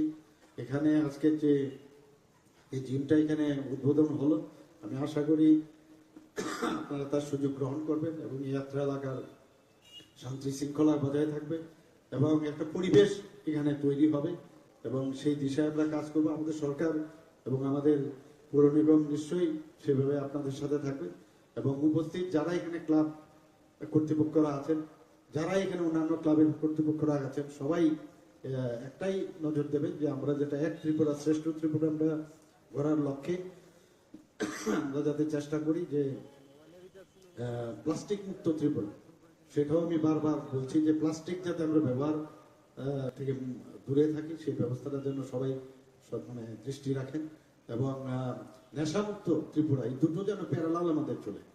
আর রাস্তাঘাটে আমরা নোংরা ফেলবো না এবং অন্যকেও ফেলতে দেবো না, এই মানসিকতা নিয়ে আমরা যদি কাজ করি তাহলে দেখবেন ত্রিপুরার চেহারাই পাল্টে যাবে। এখনো বাইরের থেকে আমাদের বন্ধু বান্ধবরা আসেন বা অফিসার বা যারাই আসেন এসে বলছে সত্যি আমরা ভাবতে পারি না আজকের থেকে ত্রিপুরাতে আগেও এসেছি, কিন্তু এখন আসলে এই ত্রিপুরা এরকম হয়ে গেছে আমরা আমাদের চোখে, যেহেতু আমরা রোজই বিষয়টা দেখি আমাদের চোখে দেখা যায়, কিন্তু ওনাদের চোখে কিন্তু দেখা যায় যে অনেক পরিবর্তন।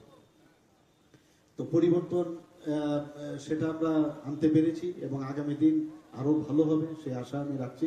এবং এখানে যারাই উপস্থিত আছেন সবাইকে আমি হার্দিক অভিনন্দন ও শুভেচ্ছা জানিয়ে আমার বক্তব্য এখানে শেষ করছি। নমস্কার, জয় হিন্দ। অসংখ্য ধন্যবাদ এবং আন্তরিক কৃতজ্ঞতা জ্ঞাপন করছি আজকের অনুষ্ঠানের মাননীয় উদ্বোধক ও প্রধান অতিথি মাননীয় মুখ্যমন্ত্রী শ্রদ্ধেয় প্রফেসর ডক্টর মানিক সাহা মহোদয়কে ওনার মূল্যবান বক্তব্যের মধ্য দিয়ে আমাদের ঋদ্ধ করবার জন্য, এবং ওনার এই বক্তব্যের মধ্য দিয়ে আমাদের আজকের এই অনুষ্ঠান অর্থাৎ উন্মুক্ত ব্যায়ামাগারের শুভ উদ্বোধনী অনুষ্ঠান এখানেই শেষ হচ্ছে। আবারও সবাইকে অনেক অনেক ধন্যবাদ, এবং এখানে যারা উপস্থিত রয়েছেন আপনাদের মূল্যবান উপস্থিতিতে নন্দিত করেছেন আমাদের আয়োজন, সকলকে অনেক অনেক কৃতজ্ঞ।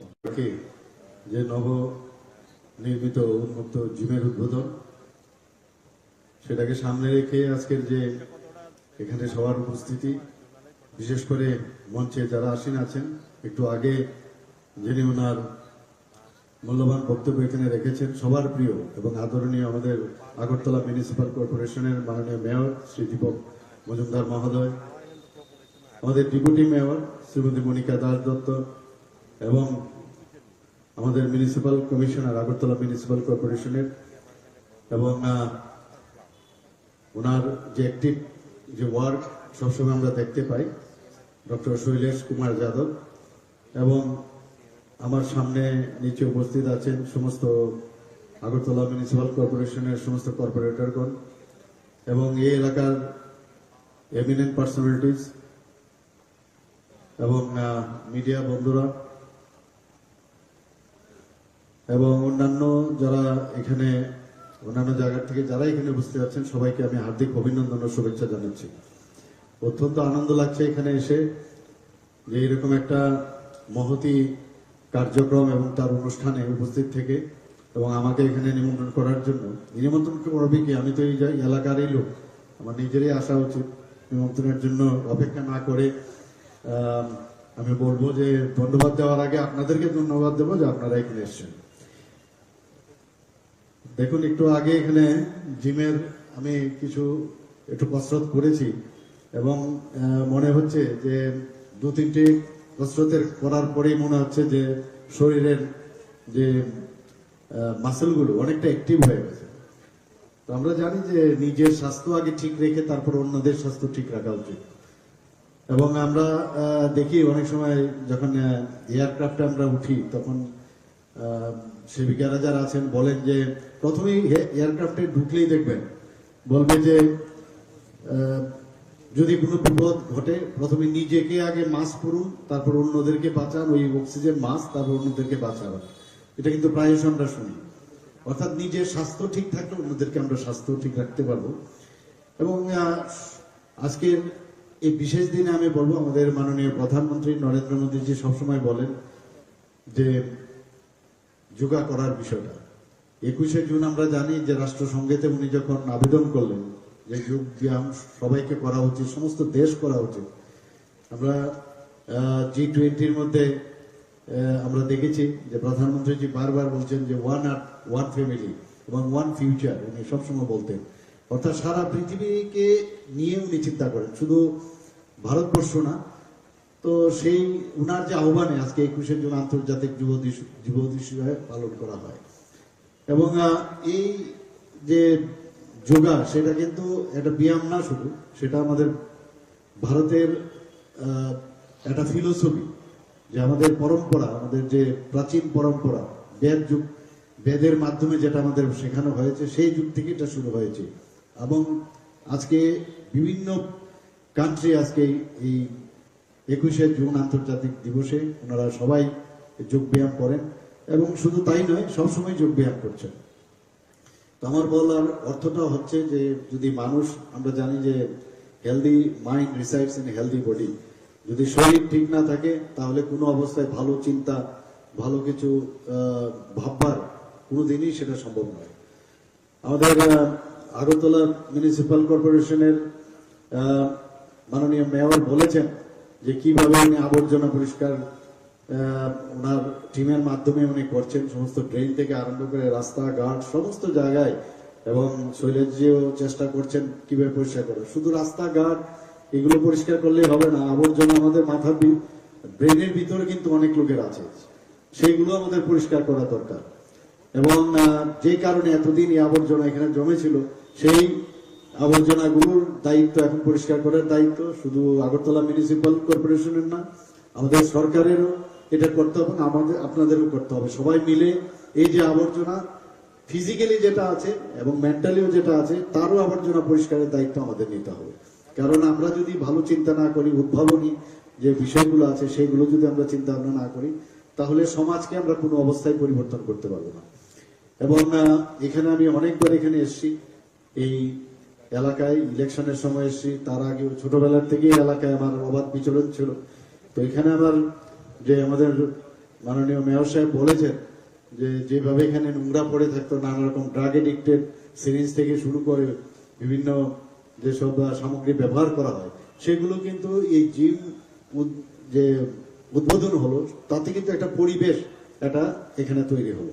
শুধু 1 নম্বর রামনগর বা 2 নম্বর বা এই অত্র এলাকার সমস্ত লোকেই তার সুবিধা পাবে তা নয়, সমস্ত সাধারণ মানুষও তাদের সুবিধা হবে। খেলাধুলার উন্নয়নে আমরা এবার যে বাজেট আমরা রেখেছি, আপনারা সবাই জানেন যে আমরা কতটুকু সিরিয়াস, যে 2023-24 অর্থ বছরে আমরা কৈলাসহর এবং উদয়পুরে 25 কোটি টাকা পেয়ে 2টি যুব আবাস স্থাপন করার আমরা বাজেট রেখেছি। খেলাধুলার পরিকাঠামো উন্নয়নে আমরা 9.21 কোটি টাকা পেয়ে শান্তির বাজারে একটা স্টেডিয়াম আমরা তৈরি করছি।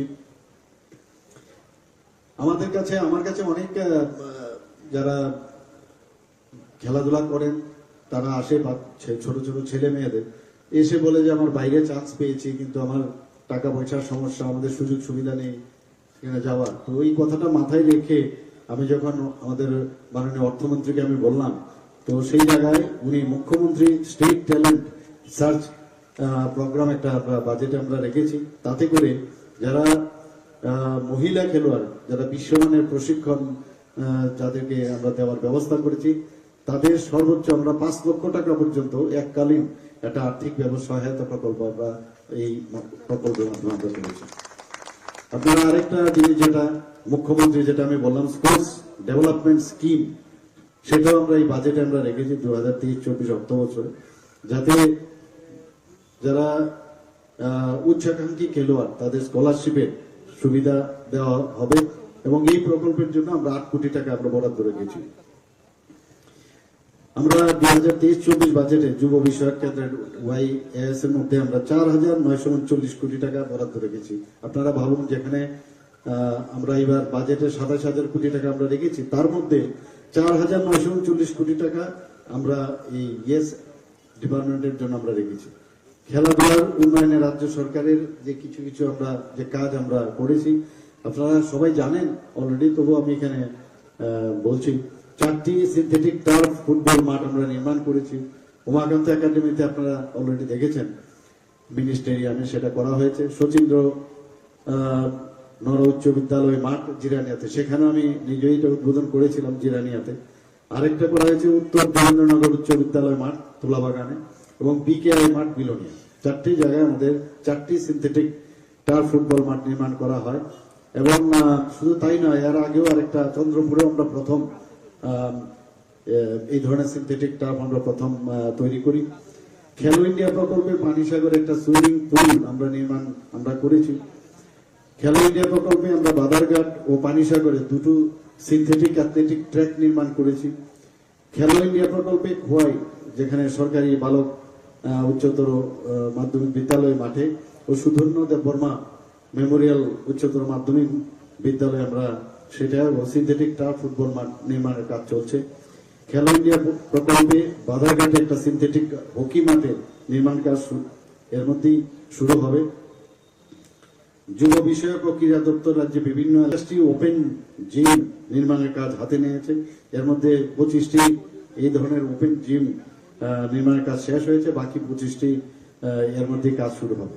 তো আমাদের সরকার, আমরা চেষ্টা করছি যে খেলাধুলার মান যাতে এখানে উন্নয়ন হয়, এবং খেলাধুলা এটা একটা এমন একটা বিষয় যার কোনো আর অপশন নেই, মানে তার বিকল্প কিছু নেই।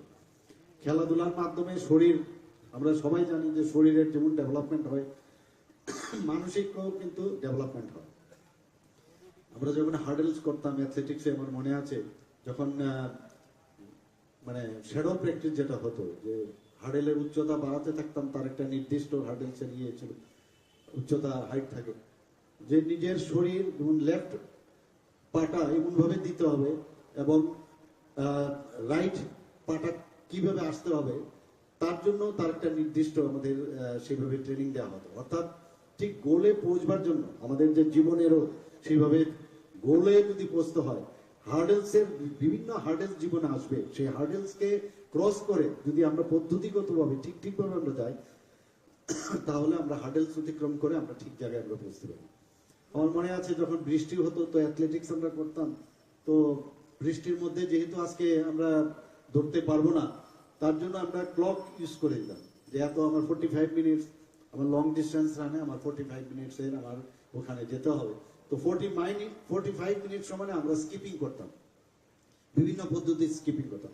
অর্থাৎ the show must go on, কোনো জায়গায় বসে থাকতে হবে না, বৃষ্টি এসছে তো বসে থাকো, আর যা হবে কালকে আমি করবো, নট দিস। তো এইভাবে আমাদের প্র্যাকটিস আমাদের করানো হতো। বিভিন্ন সময় ওই হ্যান্ড সুইং, আয়নার সামনে দাঁড়িয়ে ডাম্বেল নিয়ে, আমি তো খালি হাতে আমরা হ্যান্ড সুইং হয় যখন দৌড়ি, কিন্তু ভারী ওজন নিয়ে যদি হ্যান্ড সুইং করার, সেটা আমার মুভমেন্ট আয়নার সামনে দাঁড়িয়ে আমাদের করতে হতো। অর্থাৎ এই যে টেকনিকগুলো, সেটা কিন্তু জীবনের ক্ষেত্রেও সেটা প্রযোজ্য। যখন এই যে আমরা যদি আমাদের চিন্তা ভাবনা, আমাদের উদ্ভাবনী শক্তি যদি আমরা সবসময় এটাকে কন্টিনিউয়াস আমরা যদি তার প্র্যাকটিস করি, তাহলে জীবনের যে কোনো জায়গায় যেটা আমরা যদি চিন্তা করি যে এটা করব, আমার মনে হয় না তার থেকে আমাদেরকে কেউ আটকাতে পারবে। সে হার্ডেলসই হোক, বৃষ্টি হোক, আর যাই হোক, প্রাকৃতিক দুর্যোগই হোক, আমরা কিন্তু আমাদের গোলে আমরা পৌঁছতে পারবো। আমাদের সরকার এখন এমন ভাবে চেষ্টা করছে যে সব জায়গার মধ্যে সবাইকে খুশি করা ইম্পসিবল, কিন্তু একটা যে চেষ্টা এবং মানুষের যে মৌলিক যে সমস্যাগুলো, তাকে আমরা সামনে রেখে আমরা কাজ করে চলছি। কিন্তু এটা যেটা আমাদের মাননীয় মেয়র সাহেব বলেছেন, যে কোনো বিষয়ে একা বা সরকারের পক্ষে বা ব্যক্তি কেন্দ্রে কোনোদিন সম্ভব হবে না। সব ব্যক্তিরা যদি সবাই মিলে যদি আমাদের এই সমাজকে পরিবর্তন করতে হয়, তাহলে আমাদের এই একটা পাড়াই হোক, একটা ওয়ার্ডই হোক, বা একটা রাজ্যেই হোক, বা দেশই হোক, তবে এটা আমরা পরিবর্তন করতে পারবো। আমাদের মাননীয় প্রধানমন্ত্রী সেই দিশায় কাজ করছেন। আজকে আমাদের দেশের যে এমন একটা জায়গায় মাননীয় প্রধানমন্ত্রী নিয়ে গেছে, যে সত্যি আমাদের এখন গর্ববোধ হয়। প্রধানমন্ত্রীজিকে কোথাও গেলে মিস্টার বস করে ওনাকে সম্বোধন করেন, কোথাও গেলে ওনাকে পায়ে ধরে নমস্কার করেন। তো এই যে অবস্থা, মানে সেটা আমরা কিন্তু গর্ববোধ করা উচিত যে এইরকম একজন প্রধানমন্ত্রীর গার্জিয়ানশিপে আমাদের দেশ চলছে, এবং আমরাও সেই দিশায় কাজ করছি। এখানে আজকের যে এই জিমটা এখানে উদ্বোধন হলো, আমি আশা করি আপনারা তার সুযোগ গ্রহণ করবেন, এবং এই যাত্রা এলাকার শান্তি শৃঙ্খলা বজায় থাকবে, এবং একটা পরিবেশ এখানে তৈরি হবে, এবং সেই দিশায় আমরা কাজ করবো। আমাদের সরকার এবং আমাদের পৌর নিগম নিশ্চয়ই সেভাবে আপনাদের সাথে থাকবে, এবং উপস্থিত যারা এখানে ক্লাব কর্তৃপক্ষরা আছেন, যারা এখানে অন্যান্য ক্লাবের কর্তৃপক্ষরা আছেন, সবাই একটাই নজর দেবেন যে আমরা যেটা এক ত্রিপুরা শ্রেষ্ঠ ত্রিপুরা আমরা গড়ার লক্ষ্যে আমরা যাতে চেষ্টা করি যে প্লাস্টিক মুক্ত ত্রিপুরা, সেটাও আমি বারবার বলছি যে প্লাস্টিক যাতে আমরা ব্যবহার থেকে দূরে থাকি, সেই ব্যবস্থাটার জন্য সবাই মানে দৃষ্টি রাখেন এবং নেশামুক্ত ত্রিপুরা, এই দুটো যে প্যারালাল আমাদের, আর রাস্তাকে আমরা নোংরা ফেললাম এবং অন্যকে ফেলতে দেব, এই মানসিকতা নিয়ে আমরা যদি কাজ করি তাহলে ত্রিপুরার চেহারা আনতে যাবে। এখনো বাইরের আমাদের বন্ধু বান্ধবরা অফিসার যারাই আসে এসে বলছে যদি আমরা ভাবতে পারি আজকের থেকে ত্রিপুরা থেকেও এসেছি, কিন্তু এখন আসলে এই ত্রিপুরা এরকম হয়ে গেছে আমরা আমাদের চোখে, যেহেতু আমরা ওই বিষয়টা দেখি আমাদের চোখে দেখা যায়, কিন্তু ওনাদের চোখে দেখা যায় অনেক পরিবর্তন। তো পরিবর্তন সেটা আমরা আনতে পেরেছি এবং আগামী দিন আরো ভালো হবে সে আশা আমি রাখি। এবং এখানে যারাই বলতে আছেন সবাইকে হার্দিক অভিনন্দন শুভেচ্ছা জানিয়ে আমার বক্তব্য শেষ করছি। নমস্কার, জয়। অসংখ্য ধন্যবাদ এবং আন্তরিক অভিনন্দন জ্ঞাপন করি। আজকের অনুষ্ঠানে মাননীয় অধ্যক্ষ প্রধান অতিথি মাননীয় মুখ্যমন্ত্রী শ্রদ্ধেয় প্রফেসর ডক্টর সাহা মহোদয় ওনার মূল্য বক্তব্যের মধ্য দিয়ে আমাদের রিও করবার জন্য এবং ওনার এই বক্তব্যের মধ্য দিয়ে আমাদের রাজ্যের এই অনুষ্ঠান মুক্ত জামাগারের উদ্বোধনী অনুষ্ঠান এখানে শেষ হচ্ছে। সবাইকে অনেক অনেক ধন্যবাদ। এখানে যারা উপস্থিত রয়েছেন আপনাদের মূল্যবান উপস্থিতিতে নমিত করেছেন আমাদের আয়োজন, সবকে অনেক ধন্যবাদ।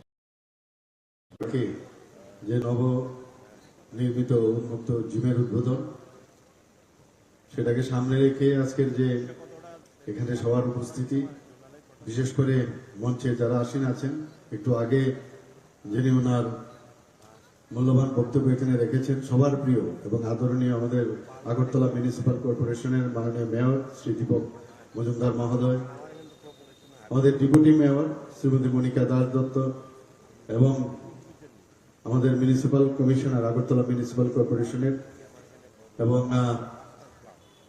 ওনার যে অ্যাক্টিভ যে ওয়ার্ক সবসময় আমরা দেখতে পাই ডক্টর শৈলেশ কুমার যাদব, এবং আমার সামনে নিচে উপস্থিত আছেন সমস্ত আগরতলা মিউনিসিপাল কর্পোরেশনের সমস্ত কর্পোরেটরগণ এবং এই এলাকার এমিনেন্ট পার্সোনালিটিস এবং মিডিয়া বন্ধুরা এবং অন্যান্য যারা এখানে অন্যান্য জায়গা থেকে যারা এখানে উপস্থিত আছেন, সবাইকে আমি হার্দিক অভিনন্দন ও শুভেচ্ছা জানাচ্ছি। অত্যন্ত আনন্দ লাগছে এখানে এসে যে এরকম একটা মহতি কার্যক্রম এবং তার অনুষ্ঠানে উপস্থিত থেকে এবং আমাকে এখানে নিমন্ত্রণ করার জন্য। নিমন্ত্রণ করবে কি, আমি তো এই এলাকারই লোক, আমার নিজেরই আসা উচিত। নিমন্ত্রণের জন্য অপেক্ষা না করে আমি বলবো যে ধন্যবাদ দেওয়ার আগে আপনাদেরকে ধন্যবাদ দেবো যে আপনারা এখানে এসেছেন। দেখুন, একটু আগে এখানে জিমের আমি কিছু একটু কসরত করেছি এবং মনে হচ্ছে যে 2-3টি কসরতের করার পরেই মনে হচ্ছে যে শরীরের যে মাসেলগুলো অনেকটা অ্যাক্টিভ হয়ে গেছে। তো আমরা জানি যে নিজের স্বাস্থ্য আগে ঠিক রেখে তারপর অন্যদের স্বাস্থ্য ঠিক রাখা উচিত। এবং আমরা দেখি অনেক সময় যখন এয়ারক্রাফটে আমরা উঠি তখন সেবিকারা যারা আছেন বলেন যে প্রথমেই এয়ারক্রাফটে ঢুকলেই দেখবেন বলবে যে যদি কোনো বিপদ ঘটে প্রথমে নিজেকে আগে মাস্ক পরুন, তারপর অন্যদেরকে বাঁচান, ওই অক্সিজেন মাস্ক, তারপর অন্যদেরকে বাঁচান। এটা কিন্তু প্রায়শ আমরা শুনি। অর্থাৎ নিজের স্বাস্থ্য ঠিক থাকলে অন্যদেরকে আমরা স্বাস্থ্য ঠিক রাখতে পারবো। এবং আজকের এই বিশেষ দিনে আমি বলবো আমাদের মাননীয় প্রধানমন্ত্রী নরেন্দ্র মোদীজি সবসময় বলেন যে যোগা করার বিষয়টা। 21শে জুন আমরা জানি যে রাষ্ট্রসংঘেতে উনি যখন আবেদন করলেন যে যোগ ব্যায়াম সবাইকে করা উচিত, সমস্ত দেশ করা উচিত। আমরা G20-র মধ্যে আমরা দেখেছি যে প্রধানমন্ত্রীজি বারবার বলছেন যে ওয়ান আর্থ, ওয়ান ফ্যামিলি এবং ওয়ান ফিউচার, উনি সবসময় বলতেন। অর্থাৎ সারা পৃথিবীকে নিয়ে উনি চিন্তা করেন, শুধু ভারতবর্ষ না। তো সেই উনার যে আহ্বানে আজকে 21শে জুন আন্তর্জাতিক যুব দিবস পালন করা হয়। এবং এই যে যোগা সেটা কিন্তু একটা ব্যায়াম না শুধু, সেটা আমাদের ভারতের একটা ফিলোসফি, যে আমাদের পরম্পরা, আমাদের যে প্রাচীন পরম্পরা, বেদের মাধ্যমে যেটা আমাদের শেখানো হয়েছে সেই যুগ থেকে এটা শুরু হয়েছে। এবং আজকে বিভিন্ন কান্ট্রি আজকে এই 21শে জুন আন্তর্জাতিক দিবসে ওনারা সবাই যোগ ব্যায়াম করেন। এবং শুধু তাই নয়, সবসময় যোগ ব্যায়াম করছেন। তো আমার বলার অর্থটা হচ্ছে যে যদি মানুষ, আমরা জানি যে healthy mind resides in healthy body, যদি শরীর ঠিক না থাকে তাহলে কোনো অবস্থায় ভালো চিন্তা, ভালো কিছু ভাববার কোনোদিনই সেটা সম্ভব নয়। আমাদের আগরতলা মিউনিসিপ্যাল কর্পোরেশনের মাননীয় মেয়র বলেছেন যে কিভাবে উনি আবর্জনা পরিষ্কার ওনার টিমের মাধ্যমে উনি করছেন, সমস্ত ড্রেন থেকে আরম্ভ করে রাস্তাঘাট সমস্ত জায়গায়, তাহলে সমাজকে আমরা কোনো অবস্থায় পরিবর্তন করতে পারবো না। এবং এখানে আমি অনেকবার এখানে এসেছি, এই এলাকায় ইলেকশনের সময় এসেছি, তার আগে ছোটবেলার থেকেই এলাকায় আমার অবাধ বিচরণ ছিল। তো এখানে আমার যে আমাদের মাননীয় মেয়র সাহেব বলেছেন যে যেভাবে এখানে নোংরা পড়ে থাকতো, নানা রকম ড্রাগ এডিক্টেড সিরিজ থেকে শুরু করে বিভিন্ন যেসব কোটি টাকা পেয়ে শান্তির বাজারে একটা স্টেডিয়াম আমরা তৈরি করছি। আমার কাছে অনেক যারা খেলাধুলা করেন তারা আসে, ছোট ছোট ছেলে মেয়েদের এসে বলে যে আমার বাইরে চান্স পেয়েছি, কিন্তু আমার টাকা পয়সার সমস্যা, আমাদের সুযোগ সুবিধা নেই সেখানে যাওয়ার। তো ওই কথাটা মাথায় রেখে আমি যখন আমাদের মাননীয় অর্থমন্ত্রীকে আমি বললাম, তো সেই জায়গায় উনি মুখ্যমন্ত্রী স্টেট ট্যালেন্ট সার্চ প্রোগ্রাম একটা বাজেটে আমরা রেখেছি, তাতে করে যারা মহিলা খেলোয়াড়, যারা বিশ্বমানের প্রশিক্ষণ যাদেরকে আমরা দেওয়ার ব্যবস্থা করেছি, তাদের সর্বোচ্চ আমরা 5 লক্ষ টাকা পর্যন্ত এককালীন একটা আর্থিক সহায়তা প্রকল্প আমরা এই প্রকল্পের মাধ্যমে আমরা করেছি। আপনারা আরেকটা জিনিস যেটা মুখ্যমন্ত্রী যেটা আমি বললাম স্পোর্টস ডেভেলপমেন্ট স্কিম, সেটাও আমরা এই বাজেটে আমরা রেখেছি 2023-24 অর্থ বছরে, যাতে যারা উচ্চাকাঙ্ক্ষী খেলোয়াড় তাদের স্কলারশিপের সুবিধা দেওয়া হবে। এবং এই প্রকল্পের জন্য আমরা 8 কোটি টাকা আমরা বরাদ্দ রেখেছি। আমরা 2023-24 বাজেটে যুব বিষয়ক কেন্দ্রের YAS এর মধ্যে আমরা 4,939 কোটি টাকা বরাদ্দ রেখেছি। আপনারা ভাবুন, যেখানে আমরা এবার বাজেটে 27,000 কোটি টাকা আমরা রেখেছি, তার মধ্যে 4,939 কোটি টাকা আমরা এই ইয়েস ডিপার্টমেন্টের জন্য আমরা রেখেছি। খেলাধুলার উন্নয়নে রাজ্য সরকারের যে কিছু কিছু আমরা যে কাজ আমরা করেছি আপনারা সবাই জানেন অলরেডি, তবু আমি এখানে বলছি। 4টি সিনথেটিক টার্ফ ফুটবল মাঠ আমরা নির্মাণ করেছি। উমাকান্ত একাডেমিতে আপনারা অলরেডি দেখেছেন, মিনি স্টেডিয়ামে সেটা করা হয়েছে। শচীন্দ্র নর উচ্চ বিদ্যালয় মাঠ জিরানিয়াতে, সেখানে আমি নিজেই এটা উদ্বোধন করেছিলাম জিরানিয়াতে। আরেকটা করা হয়েছে উত্তর দেবেন্দ্রনগর উচ্চ বিদ্যালয় মাঠ তুলাবাগানে, এবং BKI মাঠ বিলোনিয়া। 4টি জায়গায় আমাদের 4টি সিনথেটিক টার্ফ ফুটবল মাঠ নির্মাণ করা হয়। এবং শুধু তাই নয়, এর আগেও আরেকটা চন্দ্রপুরে আমরা প্রথম এই ধরনের সিনথেটিক টার্ফ আমরা প্রথম তৈরি করি। খেলো ইন্ডিয়া প্রকল্পে পানিসাগরে একটা সুইমিং পুল আমরা করেছি। খেলো ইন্ডিয়া প্রকল্পে আমরা বাদারঘাট ও পানিসাগরে 2টো সিনথেটিক অ্যাথলেটিক ট্র্যাক নির্মাণ করেছি। খেলো ইন্ডিয়া প্রকল্পে খোয়াই, যেখানে সরকারি বালক উচ্চতর মাধ্যমিক বিদ্যালয় মাঠে, ও সুধন্য দেববর্মা মেমোরিয়াল উচ্চতর মাধ্যমিক বিদ্যালয়ে আমরা সেটা সিনথেটিক টার্ফ ফুটবল মাঠ নির্মাণের কাজ চলছে। খেলো ইন্ডিয়া প্রকল্পে বাধারঘাটে একটা সিনথেটিক হকি মাঠের নির্মাণ কাজ এর মধ্যেই শুরু হবে।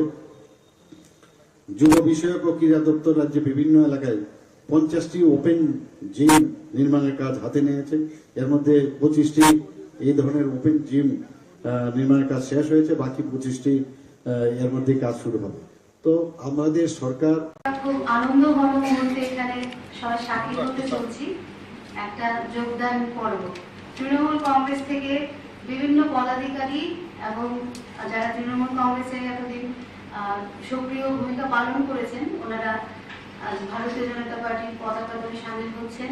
এবং এই স্বতঃস্ফূর্ত যে ওনাদের যোগদান, এটাতে আমরা সাধুবাদ জানাই।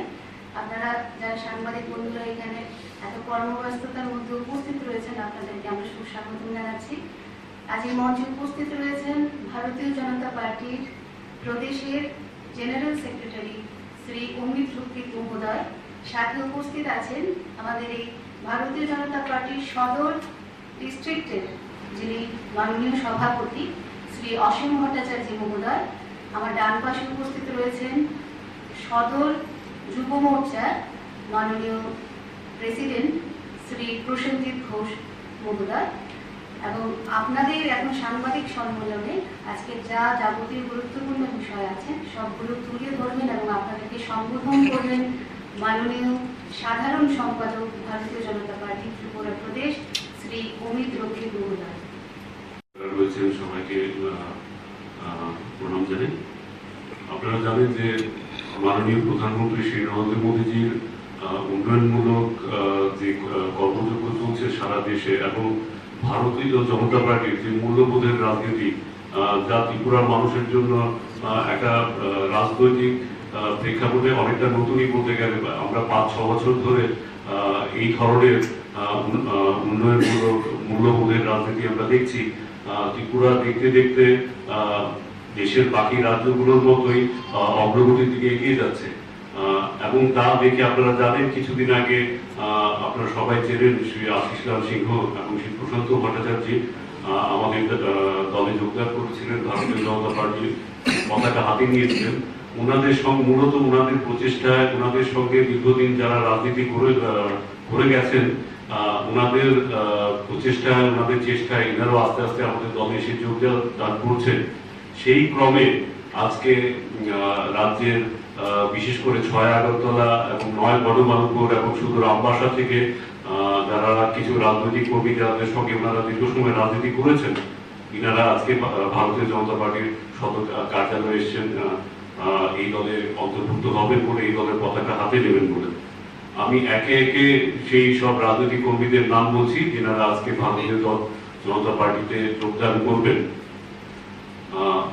9 বনমালীপুর থেকে জয়লক্ষ্মী ভট্টাচার্য, শেফালিতে দশমিতা ঘোষ, সুব্রত ঘোষ, সুব্রত দেববর্মন। 6 আগরতলা থেকে শ্রীমতী দীপান্বিতা চক্রবর্তী যিনি টিএমসির স্টেট ইউথ ভাইস প্রেসিডেন্ট ছিলেন, Shri Nilkanta Sinha, ex working president and ex general secretary TMC, Rajesh Saha যাকে রাজু বলেই সবাই চেনে, প্রণব বণিক, পঙ্কজ সাহা, নানু পাল, সৌরভ দাস, তাপস বণিক, মলয় সাহা, অভিজিৎ বণিক, রাজীব দেবনাথ। আমবাসা থেকে এসছেন মায়া সিনহা যিনি ওমেন অ্যাক্টিভিস্ট ছিলেন, যিনি টিএমসি তে কাজ করতেন, উনিও আজকে আমাদের দলে যোগ দেবেন। তো আমি সবাইকে আমাদের দলে অনেক অনেক সুস্বাগতম জানাচ্ছি। আপনারা সবাই যদি এখানে চলে আসেন আমাদের দলীয় পতাকা আপনাদের হাতে তুলে আমরা আপনাদের দলে বরণ করে নেব। আমি চাইবো কতজন টোটাল 17 জন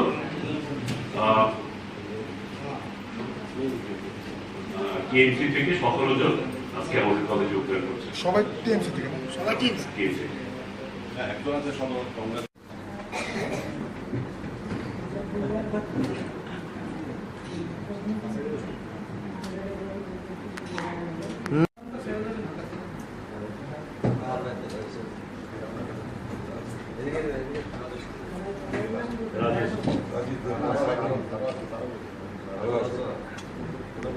भारत माता की भारत माता की। আমরা আজকে একটা খুব আনন্দঘন মুহূর্তে এখানে সবাই সাক্ষী হতে চলছি, একটা যোগদান পর্ব। তৃণমূল কংগ্রেস থেকে বিভিন্ন পদাধিকারী এবং যারা তৃণমূল কংগ্রেসের এতদিন সক্রিয় ভূমিকা পালন করেছেন ওনারা আজ ভারতীয় জনতা পার্টির পতাকা দলে সামিল হচ্ছেন এবং এই স্বতঃস্ফূর্ত যে ওনাদের যোগদান এটাতে আমরা সাধুবাদ জানাই।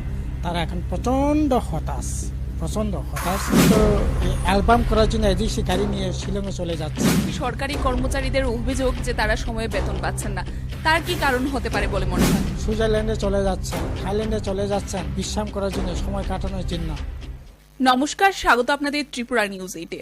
আমি আপনাদের সাথে আছি পূজা। রাজ্য রাজনীতির প্রতিনিয়ত নানান বিষয়ে জনগণের মনে নানান প্রশ্ন থাকে, নানান বিভ্রান্তি থাকে এবং আজকের দিনে দাঁড়িয়ে রাজনৈতিক পরিবেশে যা চলছে তার কিছুটা স্পষ্টীকরণ তুলে ধরতেই আমরা প্রতিনিয়ত থাকি আপনাদের সাথে। রাজ্যের যারা নেতৃত্বরা রয়েছেন, যারা জনপ্রতিনিধিরা ছিলেন তাদের সাথে কথা বলতে। আজকের দিনে আমাদের সাথে আমরা এই মুহূর্তে পেয়ে গেছি যিনি পূর্বে প্রাক্তন অর্থাৎ প্রাক্তন সিএম ছিলেন টিটিএডিসির রাধাচরণ দেববর্মা স্যারকে। স্যার প্রথমেই স্বাগত আপনাকে ত্রিপুরা নিউজে। স্যার প্রথমেই যে বিষয়টা আমরা জানতে চাইবো, আমরা দেখতে পাই আপনাদের 25 বছরের সরকার এবং 25 বছরের সরকারের রাজত্বকাল আমরা দেখতে পাই। এই সময়ে আপনাদের টিটিএডিসিতে কত অর্থ বরাদ্দ করা হতো বা কত ফান্ড আসতো আমরা জানতে চাইছি একটাই বিষয়ে, কেননা আজকের দিনে বাজেট পেশ হওয়ার পর এই বিষয়টা অনেকটাই বড় ইস্যু হয়ে দাঁড়িয়েছে। না, বাজার তো আমরা যখন ছিলাম তখন এখনকার যে বাজেট, তখনকার দিনকার যে বাজেট হিসাব করলে পরে আনুপাতিক হারে তখনকার বাজেট যে ফিগারটা, এটা পার্সেন্টেজ দিক থেকে বলা যেতে পারে একটু ভালো ছিল। বিরাট এটা বলবো না, কিন্তু একটু ভালো। 2 নম্বর ছিল বাজেটের বাইরেও আমরা বাজেট বহির্ভূত বিভিন্ন খাত থেকে আমরা টাকা পেতাম।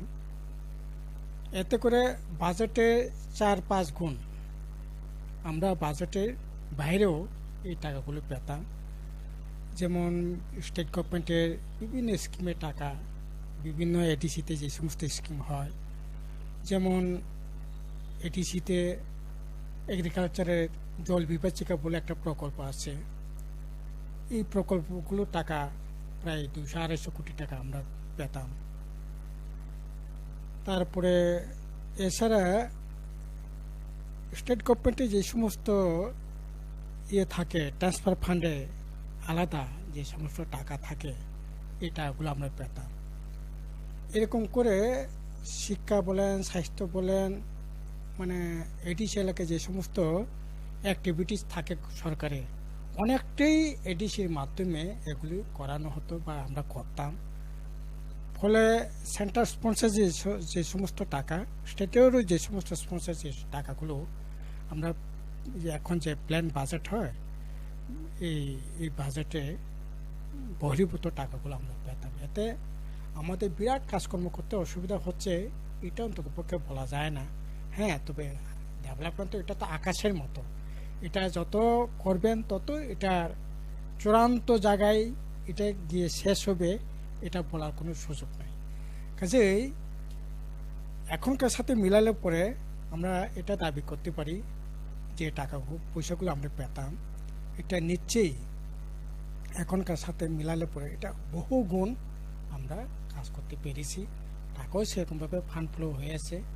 না হলে পরে শুধু এডিসি এলাকায় এডিসি প্রশাসনের তরফ থেকে 92,000 ফ্যামিলিকে রাবারের সাথে যুক্ত করা, আপনার এই যে বেকার যুবকদের জন্য বিভিন্ন প্রকল্প করে স্কিমগুলো নেওয়া, টঙ্গরে যারা বসবাস করেন তাদের জন্য সেখানে নকং হামারি হাউজিং স্কিম করে তাদের একটা সুন্দর জীবনযাপন তারা যাতে এনজয় করতে পারেন, মূল স্রোতের সাথে মেশানোর জন্য যে কাজগুলো করা, এটা কোনোদিন সম্ভব হতো না।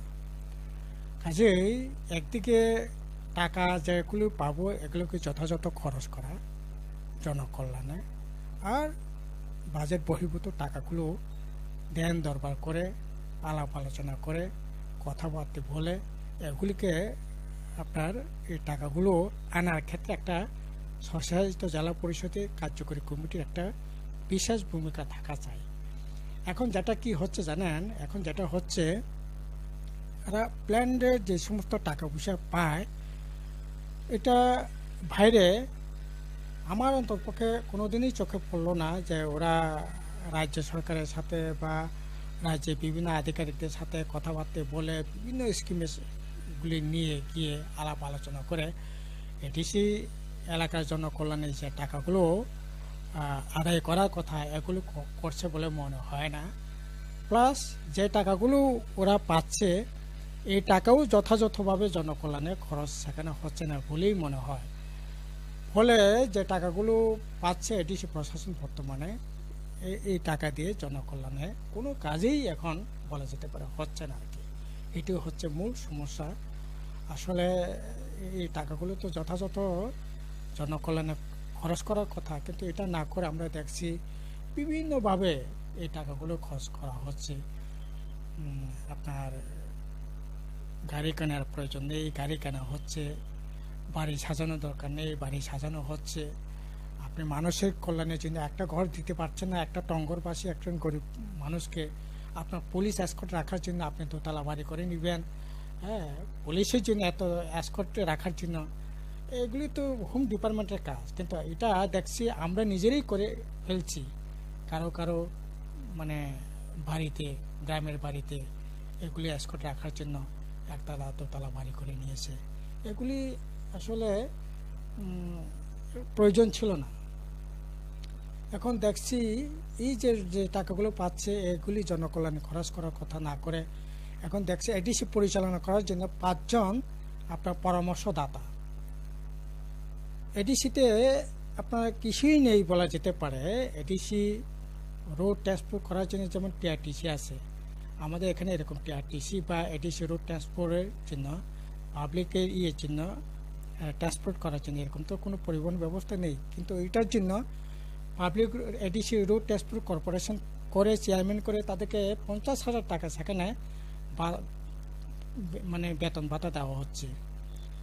তারপরে ট্যুরিজম, এখন কুমলিং একটা পার্ক আছে, মনোতে একটা আমাদের পার্ক আছে, এছাড়া তো কোনো পার্ক নেই, ট্যুরিজমে কোনো স্পটই নেই। অথচ ট্যুরিজম ডিপার্টমেন্টের কর্পোরেশনের চেয়ারম্যান করে সেখানেও 50,000 টাকা, আপনার স্পোর্টস ডিপার্টমেন্টের চেয়ারম্যান করে সেখানেও 50,000 টাকা। আপনার এই যে পাবলিক অ্যাকাউন্ট কমিটি, এগুলি প্রশাসনের কাজ, অফিসাররা দেখবেন। এগুলি পাবলিক ডিপার্টমেন্টের খুব বড় বেশি কাজ থাকে না। এডিসিতে শুরু থেকে কোনোদিনই ছিল না, কিন্তু এখন পাবলিক অ্যাকাউন্ট কমিটি করে সেখানেও 50,000 টাকা। তো এইরকম করে প্রচুর টাকা খরচ করা হচ্ছে এডিসি সাবজোনালগুলো পরিচালনা করবার জন্য, জোনালগুলো পরিচালনা করবার জন্য।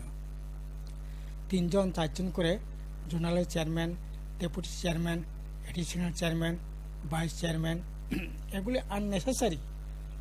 এগুলি আসলে আমাদের অ্যাডমিনিস্ট্রেশন সিস্টেমটা হলো প্যারামিডের মতো। এখন এটা প্যারামিড না হয়ে এটা খেজুর গাছের মতো হয়ে যাচ্ছে, তাল গাছের মতো হয়ে যাচ্ছে। উপরটাই হচ্ছে তাল, মানে নারকেল গাছ, তাল গাছ দেখছেন তো, ওটা মানে পাতায় ফলে উপরটা থাকে বড় আর নিচেটা থাকে শুধু একটা গাছ। এরকম একটা অ্যাডমিনিস্ট্রেশন চলছে এখন তাল গাছের মতো। তার জন্য আসলে এডিসি প্রশাসন যে আশা আকাঙ্ক্ষা রেখে মানুষ এডিসিকে এই যে ত্রিপুরা মতাকে ভোট দিয়ে জিতিয়েছিলেন, তারা এখন প্রচণ্ড হতাশ। যে এর জন্য তো আমি তো বলবো এডিসি পরিচালনা করবার জন্য 5 জন যদি পরামর্শদাতা লাগে, তাহলে এই অপদার্থ এডিসি প্রশাসনকে তো রাখার কোনো প্রয়োজনই ছিল না। এটা তো কোনোদিনই ছিল না। ঠিক আছে, 1 জন হতে পারে, 2 জন হতে পারে, কিন্তু 5 জন তার জন্য পরামর্শদাতা লাগবে, তাহলে এই কার্যকরী কমিটি থাকার কি মিনিং আছে? তারা কার্যকরী কমিটিকে তাড়িয়ে দিয়ে যারা পরামর্শদাতা আছে, একজনকে সিএমকে রেখে তাহলে প্রশাসনকে চালাতে পারত। কিন্তু এখন সমস্ত এক্সিকিউটিভ মেম্বার, সমস্ত এক্সিকিউটিভ কমিটিকে পরিচালনা করবার জন্য এই ধরনের মাথাবাড়ি আপনার প্রশাসনকে যুক্ত করে এগুলো কাজ করছে। এগুলিতে আননেসেসারি টাকা পয়সা খরচ করা হচ্ছে। ফলে একটা বিষয় জানতে চাইবো যে আমরা দেখতে পাচ্ছি সরকারি কর্মচারীদের অভিযোগ যে তারা সময়ে বেতন পাচ্ছেন না, তার কি কারণ হতে পারে বলে মনে হয় আপনার? না, কোনোদিনই ছিল না সরকারি কর্মচারী বেতন পাবে না। এখন তো প্রত্যেক মাসেই এখন একটা আনসার্টেন অবস্থার মধ্যে কর্মচারীরা থাকেন, আগামী মাসে বেতনটা পাবো কি না, পেলেও কত দিন পরে, কত তারিখের পর পেতে পারি, এই ধরনের একটা আশঙ্কা, এই ধরনের একটা দ্বিধা, এই ধরনের একটা উদ্বেগজনক পরিস্থিতির মধ্যে কর্মচারীদের কাটাতে হচ্ছে। এটা না শুধু এখন তো এই যে যারা মারা গেছে ডাইং হার্নেস পাবে, বা যারা মারা গেছে তাদের এমপ্লয়ি যে সমস্ত বেনিফিট পান, বা যারা রিটায়ার্ড হয়েছে রিটায়ার্ড বেনিফিট, আপনার লিভ স্যালারি থেকে আরম্ভ করে বিভিন্ন যে সমস্ত ওদের প্রাপ্য টাকা পাওয়ার কথা, এগুলি তো প্রায় 500 মাস ধরে 80-90 জন কর্মচারী পাচ্ছি না। প্রায় 90, আমার তো মনে হয় এটা আমি যেটা বলছি এটা 2 মাস আগের ঘটনা, 90 কোটি টাকা লাইবিলিটি, এখন মনে হয় এটা 100 কোটি টাকা লাইবিলিটিতে চলে গেছে। তো 100 কোটি দেনা, রিটায়ারমেন্টের পর, অথচ রিটায়ারমেন্টের প্রায় 15 দিনের মাথায়, 1 মাসের মাথায় তাদের যে সমস্ত প্রাপ্য টাকা পাওয়ার কথা, কিন্তু এখন দেখছি 6 মাস 7 মাস হয়ে যাচ্ছে তাদের যে প্রাপ্য টাকাগুলো পাচ্ছে না। এটা শুধু বেতন নয়, যারা রিটায়ার্ড হচ্ছে, মারা গেছেন দুর্ঘটনায় বা শারীরিক কারণে, তাদেরও এই ধরনের মানে চরম একটা বিপর্যয়ের মধ্যে আছে এখন এদেশে কর্মচারী। স্যার, আমরা দেখতে পাচ্ছি যে কিছুদিন পূর্বেই পবিত্র বিধানসভায় এবারে ত্রয়োদশ ত্রিপুরা অধিবেশন, ফলে যে টাকাগুলো ধরা হয়েছে এগুলি আসলে একটা গতানুগতিক, এখানে নতুন মানে নিত্য নতুন কোনো বিষয় নেই। বেকার যুবকদের জন্য কোনো ধরনের এখানে বাঁচার কোনো রাস্তা সংস্থান সেখানে নেই। গরিব মানুষ, আপনার যারা দিন আনে দিন খায়, খেটে খাওয়া মানুষ যারা আছে, তাদের কর্মসংস্থানের কাজের ব্যবস্থার জন্য বাজেটে 1 টাকাও সেখানে বরাদ্দ আমরা দেখলাম না।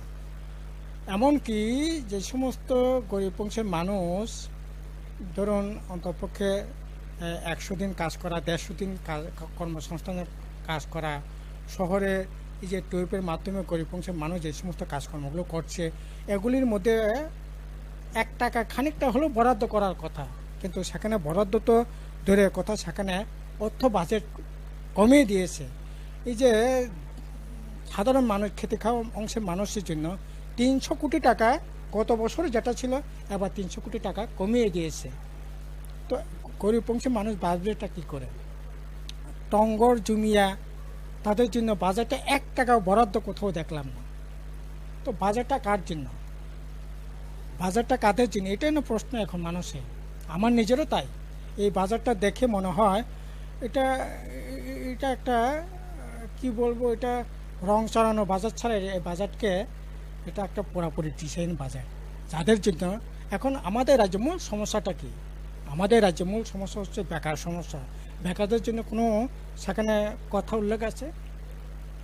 মূল সমস্যা হচ্ছে গরিব অংশের মানুষ, মূল সমস্যা হচ্ছে দিনমজুর, ক্ষেতমজুর, জুমিয়া, তাদের সমস্যা। তাদের জন্য কি আছে বাজেটে? তাদের জন্য কি আছে বাজেটে? একটা লাইন যদি তাদের জন্য কোনো কর্মসংস্থানে যদি দেখাতে পারেন, তো বাজেটে কি আছে? নতুন একটা কলেজ হবে শিক্ষার জন্য, নতুন কিছু একটা শিক্ষা প্রতিষ্ঠান হবে, শিক্ষার মান উন্নয়নের জন্য নতুন কোনো কর্মসূচি নেওয়া হবে, এগুলো তো কিছুই দেখলাম না। বরং সেই শিক্ষা খাতে বাজেট এটা 3% কমিয়ে দিয়েছে, 3% বাজেট কমিয়ে দিয়েছে। গত বছরের চাইতেও বাজেট কমিয়ে দিয়েছে শিক্ষা। অথচ শিক্ষার বাজেট বাড়ার কথা ছিল, স্বাস্থ্যের ক্ষেত্রে বাজেট বাড়ার কথা ছিল। কিছু আছে? শিক্ষা, স্বাস্থ্য, এটাই তো মানুষের, আমাদের মতো একটা প্রান্তিক রাজ্য, নর্থ ইস্টের মানে গোটা দেশের মধ্যে একেবারে উত্তর পূর্বাঞ্চলের শেষ মাথায়, এই রাজ্যটা যদি স্বাস্থ্য পরিষেবা যদি উন্নত না করতে পারে, শিক্ষার মান উন্নয়ন যদি না করতে পারে, এখানকার মানুষ রোজগারের ব্যবস্থা যদি না করতে পারে, তারা বাঁচবেটা কী করে? এখন তো দেখছি শত শত ছেলে মেয়ে এখন আমাদের রাজ্যে রাজ্যান্তরিত হচ্ছে। কেউ আপনার হায়দ্রাবাদে, ব্যাঙ্গালোরে চলে যাচ্ছে, ত্রিমামদ্রুম চলে যাচ্ছে, কেরালায় চলে যাচ্ছে, বিভিন্ন রাজ্যে হাজার হাজার বলা যেতে পারে। আমাদের একটা গ্রাম আছে, এই একটা গ্রাম থেকে ৩৫ জন এখন রাজ্যের বাইরে বিভিন্ন প্রদেশে তারা কাজ করছে। বাংলাদেশে বন্দুকি তোলার জন্য এই গভীর অরণ্যের মধ্যে হাতি ভাল্লুকের ভয়কে উপেক্ষা করে তারা জঙ্গলের মধ্যে ওরা বাঁশের পাতাতে ঘর করে এই রোদ বৃষ্টির মধ্যে থেকে বন্দুক তুলে তারা বিক্রি করে খেতে হচ্ছে। আমি কিছুদিন আগে দামসরে খেতা সরাতে গেলাম। মিজোরাম কি বিরাট উন্নত রাজ্য নাকি? মিজোরামে চলে যাচ্ছে। আমাদের রাজ্যে ৭৮ সালের আগে মুনি শব্দটা মুছেই গিয়েছিল। মুনি মানে আপনার বাড়িতে 1 মাস 2 মাসে কাজ করবে, এটাকে মুনি বলা হতো। এই মুনি শব্দটা সাথে রাজ্যের মানুষ পরিচয়টি বিলীন হয়ে গিয়েছিল। এখন মিজোরামে গিয়ে মুনি থাকতে হচ্ছে। ছেলেরা, মেয়েরা তো তাদের রোজগারের জন্য রাজ্যে কোথাও কোনো পরিকল্পনা আছে? আরে এই রাজ্যে বড় শিল্প হবে না, ছোট শিল্প হতে পারে, মাঝারি শিল্প হতে পারে, তার জন্য বাজেটে কোনো আছে সংস্থা? কোনো সংস্থা আছে? তো এই বাজেট আসলে সাধারণ মানুষ, গরিব অংশের মানুষের, বেকার যুবকদের হাসি ফোটানোর বাজেট না, এটা একটা অন্ধকার জীবন। স্যার, আমরা দেখতে পাই যে আপনাদের যে অভিযোগগুলি জিতেন্দ্রবাবু তুলে ধরেছিলেন, তা আমরা জিষ্ণুকর্তা যিনি রয়েছেন ওনার সামনে তুলে ধরেছিলাম, যিনি প্রাক্তন উপমুখ্যমন্ত্রী, এবং ওনাকে এই বিষয়গুলো বলায় আমরা দেখতে পাই উনি বলেন যে আপনারা নাকি শুধুমাত্র বসে বসে অভিযোগই করতে পারেন, যেগুলো ভালো রয়েছে বাজেটের মধ্যে সেগুলো নাকি বলেন না। তাছাড়াও আমরা দেখতে পাই তাদের বলতে বর্তমানে বিজেপি সরকার সর্বসময় বলে থাকে যে 25 বছরের সিপিআইএম সরকার কিছুই করেনি।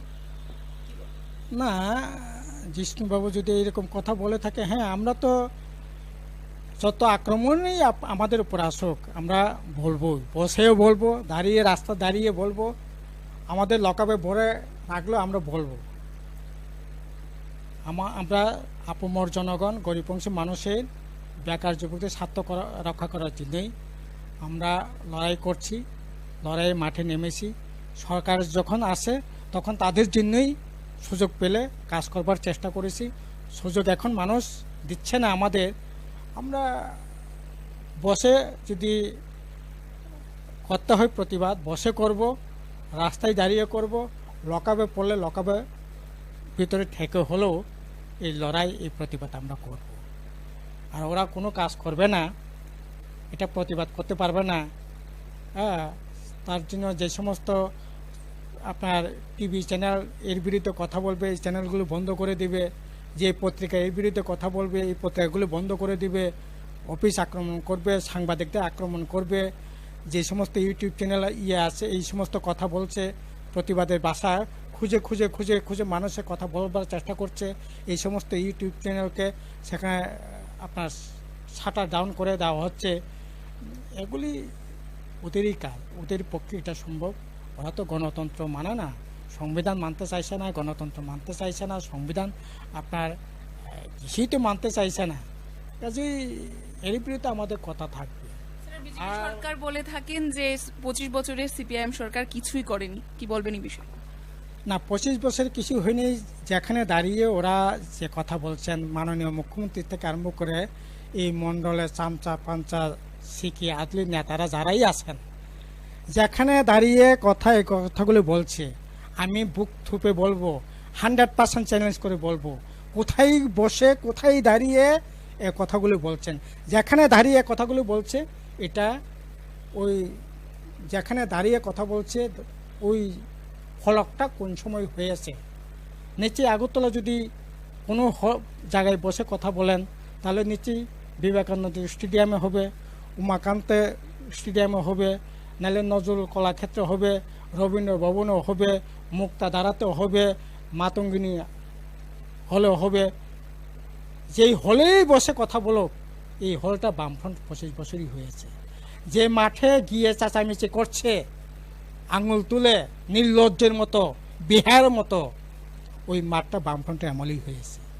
উমাকান্ত গ্যালারি, বিবেকানন্দ স্টেডিয়াম থেকে আরম্ভ করে যেখানে, যে মাঠে, যে স্কুলে, যে কলেজে, যে হলে, যেখানেই গিয়ে চেঁচামেচি করছে, এটা বামফ্রন্টের আমলে হয়েছে। শুধু শহরে কেন, আমি বলবো খুমুলুঙ্গে, আমি বলবো মান্দায়, আমি বলবো সাতচান, আমি বলবো কলাছড়া, আমি বলবো থালছড়া, আমি বলবো আপনার দামছড়া, আমি বলবো খেদাছড়া, আমি বলবো গোটা রাজ্যের মধ্যে। আজকে বিজেপি আইপিএফটি 5 বছর হয়েছে, একটা দেখাক দৃষ্টান্ত, একটা দেখাক না। আরে আমার সাথে তর্ক বিতর্ক করার তো বিষয় না, আপনি আমাকে বললেই তো হয়। আমি তো বলছি, জায়গাগুলো বলছি, হলগুলো বলছি, মাঠগুলো বলছি। আপনারা বলেন তো, একটা মাঠ করেছেন, একটা স্টেডিয়াম করেছেন, একটা হল করেছেন কথা বলবার জন্য, আর যেখানে দাঁড়িয়ে আপনি এই কথাটা বলছেন সেখানে 25 বছর কিছু হয়নি, অথচ ওই আসলে যখন বলে চোখটা বন্ধ করি মনে হয় কাকের মতো। কাক যখন খায় চোখ বন্ধ করে নাকি খায়, কাকের মতো ওরা বোধহয় চোখ বন্ধ করেই বলে। স্যার আজকের দিনে দাঁড়িয়ে ত্রিপুরা রাজ্যের শুধু মাঠ নয়, আপনি মার্কেটে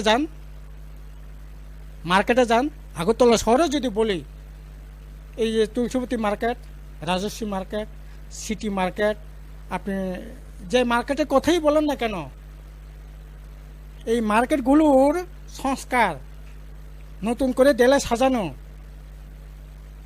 আপনি বলেন না যে কোনো প্রান্তে। এখন যদি এই সমস্ত কথা বলে তো বলার জন্য। স্যার আমরা দেখতে পাই আজকের দিনে দাঁড়িয়ে ত্রিপুরা রাজ্যের সবচেয়ে বড় সমস্যা হচ্ছে বেকার সমস্যা, এবং তার পাশাপাশি আমরা যদি দেখি আরো একটি বিষয় বা সমস্যা হয়ে দাঁড়িয়েছিল 2023-এর বিধানসভা নির্বাচন আগ মুহূর্তে যা একটা বড় ইস্যু দেখতে পাই রাজ্যে, তাদের আমরা বহুবার আন্দোলন করে দেখেছি তাদের ন্যায্য বিচার হওয়ার জন্য, অর্থাৎ 10,300 যে চাকরিচ্যুত শিক্ষক শিক্ষিকা রয়েছেন, এবং সেখানে আজকে হয়তোবা সংখ্যা সেই 10,300 নেই। তারপরেও যদি আমরা দেখলে বর্তমান সরকার বলে থাকে সেটা আপনাদের আমলে কি একটা সেখানে ভুল ছিল নিয়োগ নীতিতে, সেই কারণেই তাদের আজকের অবস্থা, এবং আজকের দাঁড়িয়ে তাদের যে নীতি, এখানে আপনার কি বক্তব্য রয়েছে, আপনারা কি ভাবছেন তাদের জন্য? না, আমরা তো ওদের কল্যাণে খুবই ভাবছিলাম।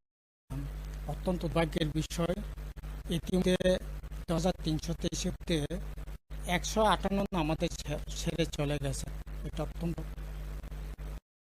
মর্মান্তিক, বেদনাদায়ক, ভাষায় প্রকাশ করার মতো কোনো ভাষা নেই। তো 10,330 আজ তো হলো জুলাই মাস, এতদিন তো বামফ্রন্ট বা বিজেপি যে সরকার আসতো, তাহলে একদিন ওরা কোনো না কোনো ওদের জয়েনিং লেটার নিয়ে ওরা সুন্দর জীবনযাপনের পরে হাঁটা শুরু করে। কিন্তু এটা বিভিন্ন রাজনীতি আপনার কলাকলের জন্য এটা করা সম্ভব হলো না, এর মধ্যে দুর্ভাগ্য। নাহলে 10,036-কে বাঁচানোর না আমাদের নির্বাচন প্রথম যে এজেন্ডা, নির্বাচন যে প্রতিশ্রুতি ছিল, এটা ছিল। কাজেই এখন ত্রুটি যদি খোঁজার চেষ্টা করে তাহলে ওইটা তো বলা যেতে পারে যে পলিসিতে আমাদের বামফ্রন্ট থাকাকালীন চাকরি আমরা দেওয়ার চেষ্টা করেছিলাম, নিটি সিনেটি মেরিট। কারণ যারা আজকে চাকরি দিচ্ছেন 10,330 না, শুধু ওরা বিভিন্ন বামফ্রন্ট আমলে যারা করছে না। যদি আমরা শুধু সিনিয়রিটি মেধার ভিত্তিতে চাকরি ব্যবস্থা হতো, তাহলে ওই জুনিয়রের ছেলে মেয়েরা খালসরা স্কুলকে খেদাসরা স্কুল থেকে ওই প্রত্যেক এলাকা থেকে যারা পড়াশোনা করে পাস করতে, তাদের চাকরি হতো না। তো আমরা ঠিক করেছি মেধা থাকবে, সিটি থাকবে, নিডি থাকবে। একবারে নিডি রিক্সা চালকের ছেলেও যদি চাকরি পায় নিডি হিসাবে, এটা বড় পাওনা হবে। এখন সিনিয়রিটি বিচার করে যদি ওভারেজ হয়ে যাচ্ছে, তাকে যদি ব্যবস্থা করা যায়, তাহলে তার দিন বাঁচার একটা রাস্তা এটা করা সম্ভব হবে। কাজে তার ভিতরে আমাদের চাকরিটা হয়েছিল। এখন কোর্ট বলেছে নিডিকে খাওয়ার ব্যবস্থা করা যেতে পারে, প্রিপেয়ার করা যেতে পারে, কিন্তু চাকরি দেওয়া যায় না। তো এখন যদি এটাই করে, আমরা তো বলবো এই হওয়া উচিত। 100% দায়িত্ব বলবো গরিব মানুষেরও কর্মসংস্থান হওয়া দরকার, সিনিয়রদের স্যানিটিদের কর্মসংস্থান হওয়া দরকার, সাথে মেরিট নীতি একটা বিরাট শেখ থাকবে। তার কিন্তু 60% আমরা বুঝি, 30% নীতি থাকবে, 30% শেয়ার থাকবে, 40% মেধা ভিত্তিতে হবে। রাজ্যটাকে সবাই নিয়েই আমরা একসাথে চলার চেষ্টা করেছিলাম, তাদের সংস্থান ব্যবস্থা করার চেষ্টা করছিলাম। এখন কোর্ট বলছে বিজেপি আইপি জোট সরকার বলছে শুধু মেধাভিত্তিতে চাকরি হোক কাজ হবে, তাহলে তো গরিব মানুষ যারা দেখে রাষ্ট্র সরকার মেধার ব্যবস্থা করতে পারায়, তার জন্য আমাকে সে দায়িত্ব সে ফল করতে হবে। আমাকে যদি শিশু বিহার স্কুল যদি আমার থাল ছড়াতে একই কোয়ালিটি যদি গড়ে তুলতেন, তো তার থাল ছড়া স্কুলে ছাত্ররাও বাড়তে পারতো, কিন্তু ভালোটা দিতে পারলেন না। রাষ্ট্র সরকার দায়িত্ব আমার পরিবারের উপর চাপিয়েছেন আপনারা, আমার সেই সব থেকে বঞ্চিত করলেন। এটা তো রাষ্ট্রের দায়িত্বশীল কাজ হতে পারে না। আমাদের রাষ্ট্রের কাজ হচ্ছে, আমি যাদের শিশু বিহারের মতো দিতে পারলাম না, তার দায়িত্ব আমার, তার কর্মসংস্থান দায়িত্ব আমারই থাকবে। যেহেতু আমি করে দিতে পারলাম, তার জন্য তাদের 30% দায়িত্ব আমি গ্রহণ করব। এটা নাই না, এটা নাই, এটা ভুল হয়েছে। আমরা মনে করি বামপন্থী একজন সামাজিক বিকাশের কথা যদি চিন্তা করি, এই যে এসটি রিজার্ভেশনটা আসলো কি করে? এটা তো এই অসম্মত জিনিস আছে। অসম্মত জন্য যদি আমি রিজার্ভেশন হতে পারে, তাহলে আমার গরিবের জন্য কেন হবে না? কাজে যাই হোক, সে অনেক বিতর্কের ব্যাপার। আমরা চাই 10,300 এই সরকার তো করবে, এরা এখন উষ্মা প্রকাশ করছে। এগুলি নিয়ে তো বিধানসভায় মুখ্যমন্ত্রী বলে দিয়েছেন, এগুলি নিয়ে আর বলে উনি লাভ দেখছেন। মানুষের জীবন পণ্য মৃত্যুবরণ করছে, উনি লাভের অঙ্ক খুঁজছেন, কোথায় গেলে পরে পাওয়া যাবে। বিজেপি শক্তিটাকে বড় করবে, মানুষ জীবন তাদের কাছে 1 পয়সা নেই। এটার জন্য হলে লাভ নেই, লাভের অঙ্ক খুঁজছে নেই।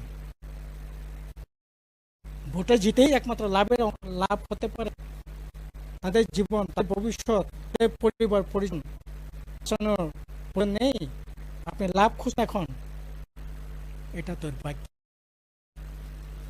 আমরা দেখতে পাই যে বর্তমানে রাজনীতিতে এই বিষয়টি তোলপাড় আছে, যে রাজ্যের এই বর্তমানে স্বল্প সময় জনপ্রিয় হওয়া দল ত্রিপুরা, এবং তাদের ডিমান্ড গ্রেটার ত্রিপুরা, এই দাবি আপনারা কতটুকু বা আপনি কত যুক্তিযুক্ত বলে করেন? পার্টি তো বলে দিয়েছে এটা ত্রিপুরা বলে তর্ক বিতর্ক করার কোনো বিষয় নয়। আসলে এগুলি হচ্ছে পলিটিক্যাল ইস্যু।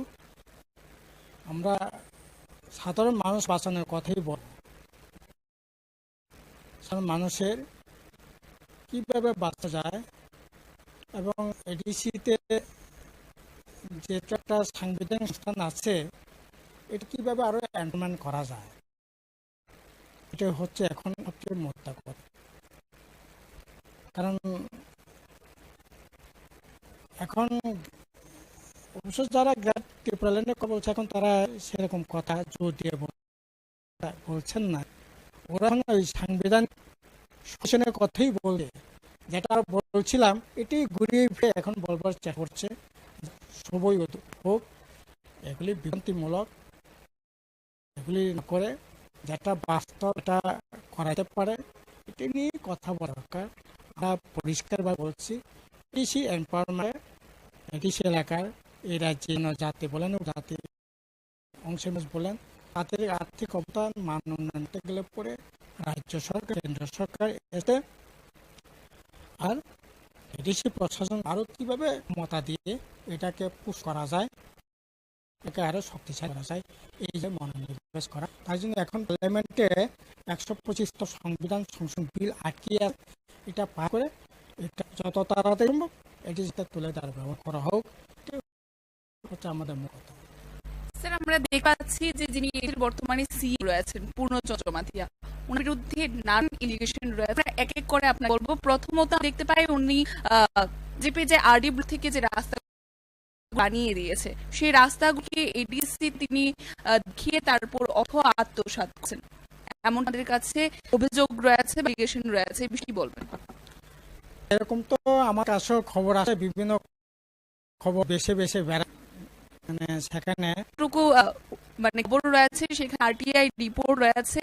এই অভিযোগ সেখানে আমরা দেখতে পাই যে মন্ত্রিসভার অনুমোদন ছাড়া কি উপদেষ্টা নিয়োগ করা যায় না এডিসিতে, এমনটাই জানা গেছে বা আমরা জানি। কিন্তু আমরা দেখতে পাচ্ছি এডিসির একজন উপদেশ নিয়োগ করা রয়েছে এবং ওনার নাম সম্ভবত ক্যাপ্টেন ডিএস রাঠে রয়েছে এবং তিনি প্রায় 2 লক্ষ টাকা করে মাসিক ভাতা পাচ্ছেন সরকারের তরফ থেকে এবং আমরা দেখতে পাচ্ছি যে কনভয় পাচ্ছেন। তাছাড়াও নানান সুযোগ সুবিধা বাংলো থেকে শুরু করে নানান সুযোগ সুবিধা তিনি বহন করছেন। একরূপ মুখ্যমন্ত্রীর নিয়ে তিনি আচরণ করেন। এই যে নিয়োগটা কতটুকু হওয়া যুক্তিযুক্ত বা এই নিয়োগ কি সঠিক বা এভাবে কি নিয়োগ করা? না, প্রশাসনিক সিদ্ধান্ত নিলে নিয়োগ করা যেতেই পারে, কিন্তু এই নিয়োগের প্রয়োজন আছে বলে আমি মনে করি না। এই প্রশাসন পরিচালনা করার জন্য তখন পরামর্শ তা রাখার কোনো হয়নি। এই তো হাতি পালা হাত পোষণের মতো অবস্থা হচ্ছে। এই হাত পোষণের কোনো প্রয়োজন বলে মনে করি না। আরে আমরা মানুষের সাথে কাজ করছি, মানুষের জন্য তো হবে। ওরা ব্যাঙ্গালোর থেকে দিল্লি থেকে এসে ও কি পরামর্শ দিবে? আমরা মানুষের সাথে কাজ করছি, মানুষের কল্যাণে কি করতে হবে এটা হচ্ছে ওদের পরামর্শ কোথাও কোথাও লাগতে পারে, হয়তো বা এগুলির জন্য এই সমস্ত লোক পরামর্শদাতা শুধু এই যে রাতে নয়, এখন তো চিফ এক্সিকিউটিভ মেম্বারের সুজয় কুমার রাজস্থান থেকে একটি পরামর্শদাতা হিসেবে নিযুক্ত দিয়েছেন। খুব প্রয়োজন আছে, আমি অন্ততপক্ষে মনে করি না আমার জীবনের অভিজ্ঞতা।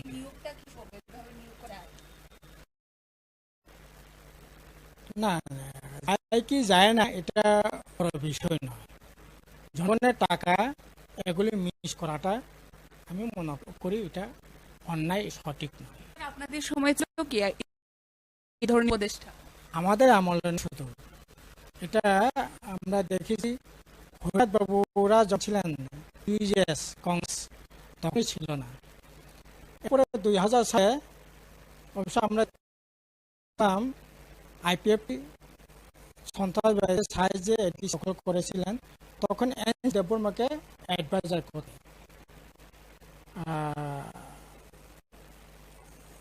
তখন সেরকম ভাবে এরকম অ্যাডভাইস ছিল না, তবে মাঝে মধ্যে সহায়তা করতেন এবং অ্যাডিশনাল সিওনাক হিসাবে উনি এখানে নিয়োগ করেছিলেন।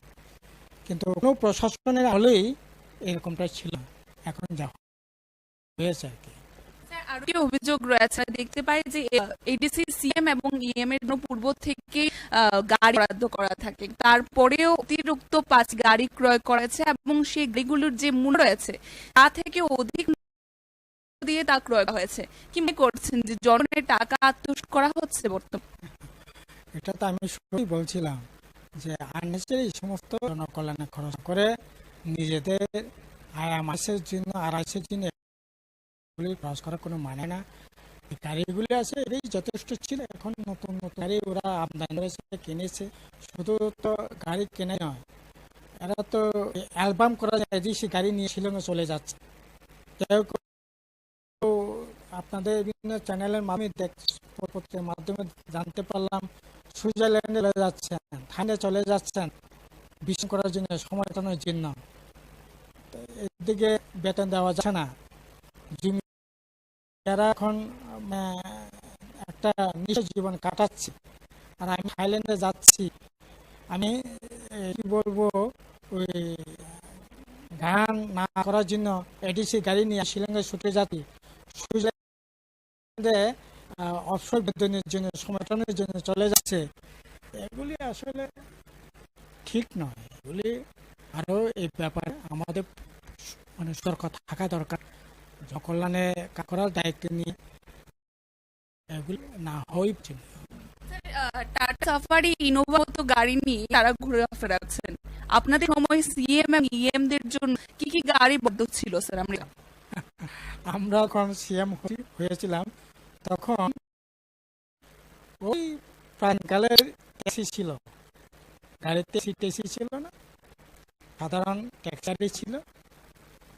তারপরে এই ট্যাক্সারিগুলো অনেক গিয়ে আটকে, তো তারপরে আমরা ওই স্কুরিও কিনলাম ঈদের জন্য।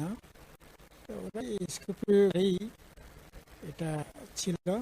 তো এর মধ্যে তেলের একটা নির্দিষ্ট বরাদ্দ ছিল। এখন তো যা শুনলাম এগুলো বরাদ্দ তরাদ্দ কোনো বালাই নেই। কেউ 100 লিটার, কেউ 1/2 লিটার, কেউ 2 লিটার চললেও আপত্তি নেই, সুবিধা নেই। আমার সময়ে সিএম কতটা তেল মাসে খরচ করতে পারবেন এটা নির্দিষ্ট। ইএমএর সম্মতে গাড়ি সরকারি মাগনা গাড়ি পেয়েছে বলে, মাগনা এটা তো জনগণ টাকা, আপনার আমার ট্যাক্সের টাকা। খেয়াল খুশি মতো পরিবার কাজে লাগা গাড়ি এগুলো যাতে না করা যাবে না, আমাদের বরাদ্দ ছিল। এখন যা তেল খরচ ওরা তার ভাগের 1 ভাগ আমার সময় ছিল। তার জন্য এখন আমাদের আমলেই আমরা একটা বিএসসি খুলেছিলাম এটিস হেডকোয়ার্টার। এখন এই বিএসসি 1-1.5 মাস ধরে বন্ধ আছে। 33 লক্ষ লাইবিলিটি নাকি আছে যা শুনলাম। এখন আমরা তেল নিয়ে যাচ্ছে, অফিস থেকে পেমেন্ট হয় না, এরকম 33 লক্ষ টাকা এখন লাইবিলিটি ইস্যুটি বন্ধ করে আছে। 33 লক্ষ নাকি 33 কোটি? 33 লক্ষ টাকা এক মাসে। 30 লক্ষ টাকা মানে তো বিরাট। এক মাসে 33 লক্ষ টাকা তেল গাড়ি চড়া, চারটিখানি কথা। ইএম সিএম চেয়ারম্যানদের অফিসাররা যদি মাসে 33 লক্ষ টাকার তেল যদি তাহলে তো এটা বড় বিষয়। আমাদের সময়ে 3 লক্ষ টাকার বেশি হতো না, 33 লক্ষ টাকা এখন চলে গেছে। ভাব কোন জায়গায় আছে। স্যার, আমি দেখতে পাই আমরা গ্রাউন্ড জিরোতে গিয়ে পৌঁছেছিলাম এবং সেখানে ছামনু যে ভিলেজ রয়েছে, সেই আরডি ব্লক আন্ডারে যে গ্রামগুলো আছে, সেখানে আমরা দেখতে পাই অনেকটাই দুঃখ দুর্দশা জীবন রয়েছে। বিশেষভাবে যেখানে যারা জনজাতি রয়েছেন তাদের দেখতে পাচ্ছি তাদের ঘর নেই, ঠিকভাবে জল নেই, তাছাড়া দেখতে পাচ্ছি তাদের দুধহীনভাবেই থাকতে হচ্ছে। আমরা দেখতে পাই বর্তমানে সেখানে ত্রিপুরা মথা দল রয়েছে ডিসিতে, তাছাড়াও রাজ্যে এমপি সরকার রয়েছে, কেন্দ্রীয় রয়েছে, তাছাড়াও 25 বছরের আপনারও শাসনকাল। তারপরও আজকের দিন তাদের এমন দশায় থাকতে হচ্ছে, কি কারণ? না, সামনে এলাকায় এমন এলাকা বাদ নেই জায়গায় আমি যাইনি। এমন কোনো পাড়া এলাকা নয়, এমন কোনো গ্রাম বলা যেতে পারে আমি যাইনি। প্রথম গেছি হেঁটে, তারপরে গেছি গাড়ি। এখন সামনে এলাকায় ম্যাক্সিমাম গ্রামে গাড়ি যেত ঘন্টা। এখন 90% গ্রামে গাড়ি যায় না। এখন আপনি সামনেতে কোন গ্রামে গেছেন জানি না, আপনি যদি ওইদিকে ছড়া দিকে যান, 32 কিলোতে গর্জন বাসাতে যদি যান, নাতিন মন্দিরে যদি যান, থাকতেন, এখন যাওয়া যায়। এখন ম্যাক্সিমাম আপনি বৃষ্টি যদি না থাকে তাহলে পরে 32 কিলো যেতে পারবেন। বৃষ্টি যদি আসে তাহলে 5 কিলো যেতে পারবেন। মানিকপুর হয়ে রাজদর মালর আপনি এক মানিকপুর বাজার থেকে 2 কিলোমিটার একটা গ্রামে যেতে পারবেন, এরপরে যেতে পারবেন। সামনে যারা পশ্চিম দিকে লঙ্গাই হয়ে শিকারি হয়ে আর গাড়ি করে আসা যেত সামনে থেকে লংট্রাই। আপনার লংট্রাই মানে কি শিকারি। এখন সামনে পশ্চিম দিক থেকে 1 কিলোমিটার যদি পশ্চিম দিকে যান, এরপর গাড়ি যাবে। অথচ থেকে 7 বছর 8 বছর আগে আমি সামনে শিকারি হয়ে এই রাস্তায় দিয়েছি। আমি গত কিছুদিন আগে যা বললাম একটা লোককে এই রাস্তায় যেতে পারবো, শিকারি বাড়িতে আসা পারবো কিনা, না হচ্ছে পারবো। 1 কিলোমিটার বেশি আপনি যেতে পারেন। সামনা আমাদের রাজ্যে সবচেয়ে প্রত্যন্ত বলাতে পারে চুমিয়া বংশের মানুষ, ওই এলাকাটা আমাদের আইটি ছিল। তার 23 স্কুলে আপনার সেখানে প্রাথমিক হসপিটাল করা হয়েছে। আপনার চাল ডাল বৃষ্টির সময় যাতে অসুবিধা না হয় চালের ডাউন করা হয়েছে। এখন এই চাল ডাউনগুলো জং পড়ে গেছে। ওই এলাকা অঙ্গরবাসীদের আমরা হাউজিং স্কিম থেকে থাদারা 32 কিলে একটা বাড়ি 9 লক্ষ টাকা খরচ করে প্রায় শতাধিক বাড়ি করে দিয়েছি। প্রিমিটিভ থেকে রিয়াং জনজাতি ভাই বোন জন্য আমরা 5000 ঘর জন্য স্কিম নিয়েছিলাম, কিন্তু এটা আমরা শুরু করেছিলাম কিন্তু শেষ পর্যন্ত করে উঠতে পারব না। 17-18 নির্বাচন চলে গেল, নির্বাচন এটা করা গেল। এখন এটার কোনো খবর এখন এলাকার মানুষই জানতে পারে না।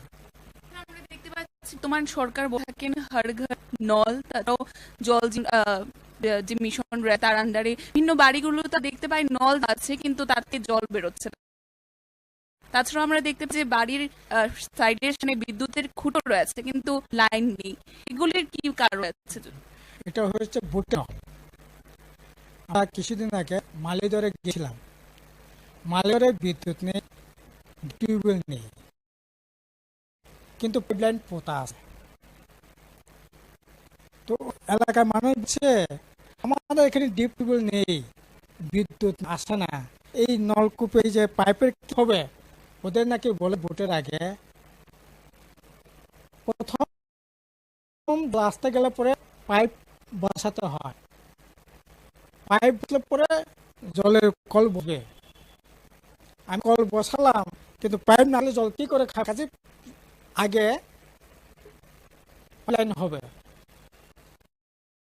অর্থাৎ ডিম আগে হবে না বাচ্চা আগে হবে, এটার মতো করে দিয়েছে। তো এখন আসলে এগুলি এবারে ব্যর্থক, এগুলি মানে নাই।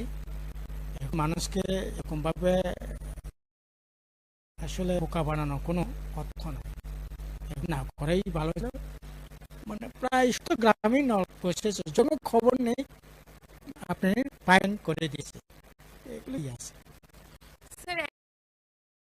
শেষ মুহূর্তে আমরা আলোচনা 2024 সালের যে লোকসভা নির্বাচন, লোকসভা নির্বাচনে আমরা দেখতে পাই মহাজোট মধ্যে দেশীয় রাজ্যে উঠে এসেছে ইন্ডিয়ান ক্ষেত্র। বর্তমানে ইন্ডিয়া যারা রাজ্য বিজেপি যারা রয়েছে তারা 100% আশাবাদ তারা যুক্ত হবে, কিন্তু এই বিষয়ে কি বলবেন না, আপনি কি মতামত? না, ইন্ডিয়া না, এনডিএ হবে, কেউ চারিদিকে যা দেখাম পর কিন্তু অন্যরকম হবে মনে, কারণ আজকে গেছে বেকারত্ব, দারিদ্রতা, শিল্প কারখানা, রপ্তানি দিয়ে আমদানি 70% বেড়ে গেছে। আমাদের দেশটা জায়গায় চলেছে ভয়ঙ্কর অবস্থায়, সব দিকে মিলালে পরে এখন একটা একটা হাওয়া দেশের মধ্যে, এটা বলা যায়। আমাদের কিছুদিন অপেক্ষা করতে হবে, দেখা যায়। মানুষ এখন শুধু মানুষ একটাই ভয়, এনডিএ পারা না এরকম তো নয়, 1900 এড়িয়ে চলে যেত যদি পোলাওয়াটা তৈরি করে এরকম না করতো আর কি। তো এখন কি করে এটা আমাদের তো হবে। এবারে শেষ মুহূর্তে দাঁড়িয়ে ত্রিপুরাবাসীর জন্য আপনি কি রাখবেন? না, ত্রিপুরাবাসীর জন্য এটাই বলবো যে না, আমাদের যেটা যেরকম ভাবে চলছে এটা কোনোভাবে নয়। নতুন করে শিক্ষা, নতুন করে স্বাস্থ্য, নতুন করে যুবকদের স্বপ্ন রাখার দিন ভুলেই গেছে মানুষ। এখন যে বেকার যুবক, একদিকে এরকম ভয়ঙ্কর অবস্থা চলছে, অপরদিকে যুব সমাজকে একটা ভয়ঙ্কর অন্ধকার দিকে টেনে নিয়ে হচ্ছে, ড্রাগ এরকম করতেই নিয়ে গেছে। এটা ভয়ঙ্কর, এই গত কিছুদিন আগে একটা ক্রাইম রিপোর্ট বেরিয়েছে আমাদের রাজ্যে 15 বছরের উপর ড্রাগের সাথে আসতে আসেন 19%, যেখানে জাতীয় গড় হচ্ছে 8%, আর আমাদের এখানে 19%। ভাবা যায় না। এবং প্রতিদিনই অনিশ্চয়তা ভবিষ্যতের যুব সমাজকে ঠেলা হচ্ছে। এবং জেলার একাংশ বিজেপির মন্ডল কার্যকর্তা দিয়ে এই ড্রাগের রমরমা, এই ব্যবসা কখন সম্ভব নয়।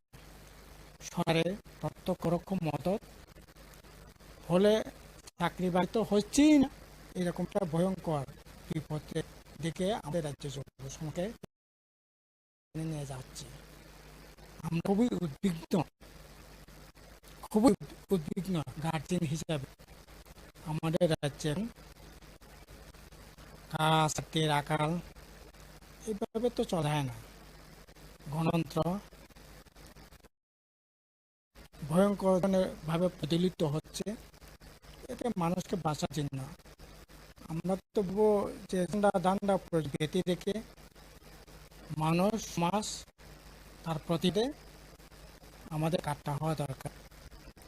এবং ইদানিং এই মণিপুরে দেখছেন, গোটা দেশে দেখছেন, আমার রাজ্যেও এই ধরনের একটা ধর্মীয় বিভাজন, মানুষের সামাজিক বিভাজন একটা কোনো না কোনো অ্যাঙ্গেল থেকে এগুলি সরিয়ে দেওয়াটা হচ্ছে।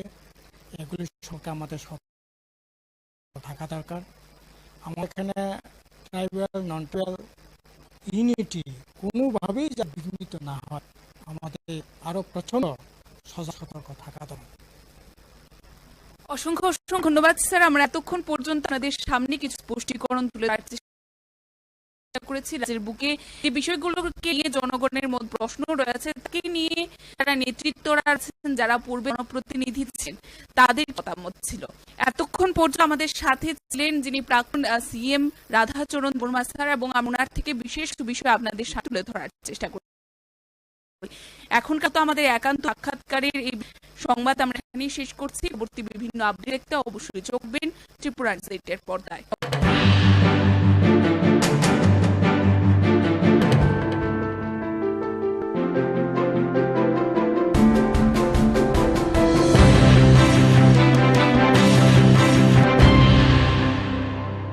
নবনির্মিত উন্মুক্ত জিমের উদ্বোধন, সেটাকে সামনে রেখে আজকের যে এখানে সবার উপস্থিতি, বিশেষ করে মঞ্চে যারা আসীন আছেন, একটু আগে যিনি ওনার মূল্যবান বক্তব্য এখানে রেখেছেন, সবার প্রিয় এবং আদরণীয় আমাদের আগরতলা মিউনিসিপাল কর্পোরেশনের মাননীয় মেয়র শ্রী দীপক মজুমদার মহোদয়, আমাদের ডেপুটি মেয়র শ্রীমতী মনিকা দাস দত্ত, এবং আমাদের মিউনিসিপাল কমিশনার আগরতলা মিউনিসিপাল কর্পোরেশনের, এবং ওনার যে অ্যাক্টিভ যে ওয়ার্ক সবসময় আমরা দেখতে পাই, ডক্টর শৈলেশ কুমার যাদব, এবং আমার সামনে নিচে উপস্থিত আছেন সমস্ত আগরতলা মিউনিসিপাল কর্পোরেশনের সমস্ত কর্পোরেটরগণ এবং এই এলাকার এমিনেন্ট পার্সোনালিটিস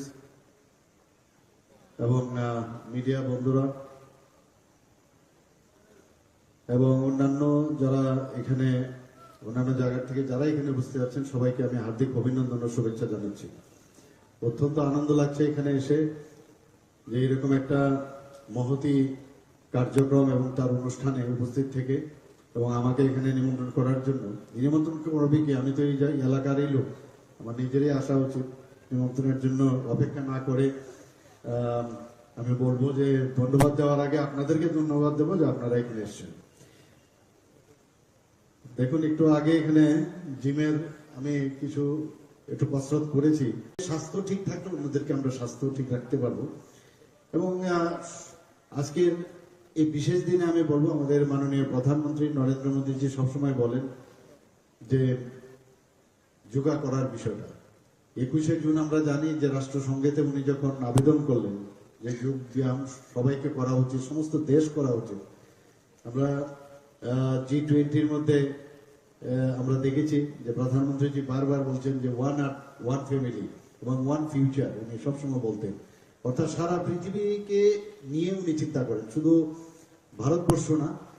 তো সেই উনার যে আহ্বানে আজকে 21শে জুন আন্তর্জাতিক যুব দিবস পালন করা হয়।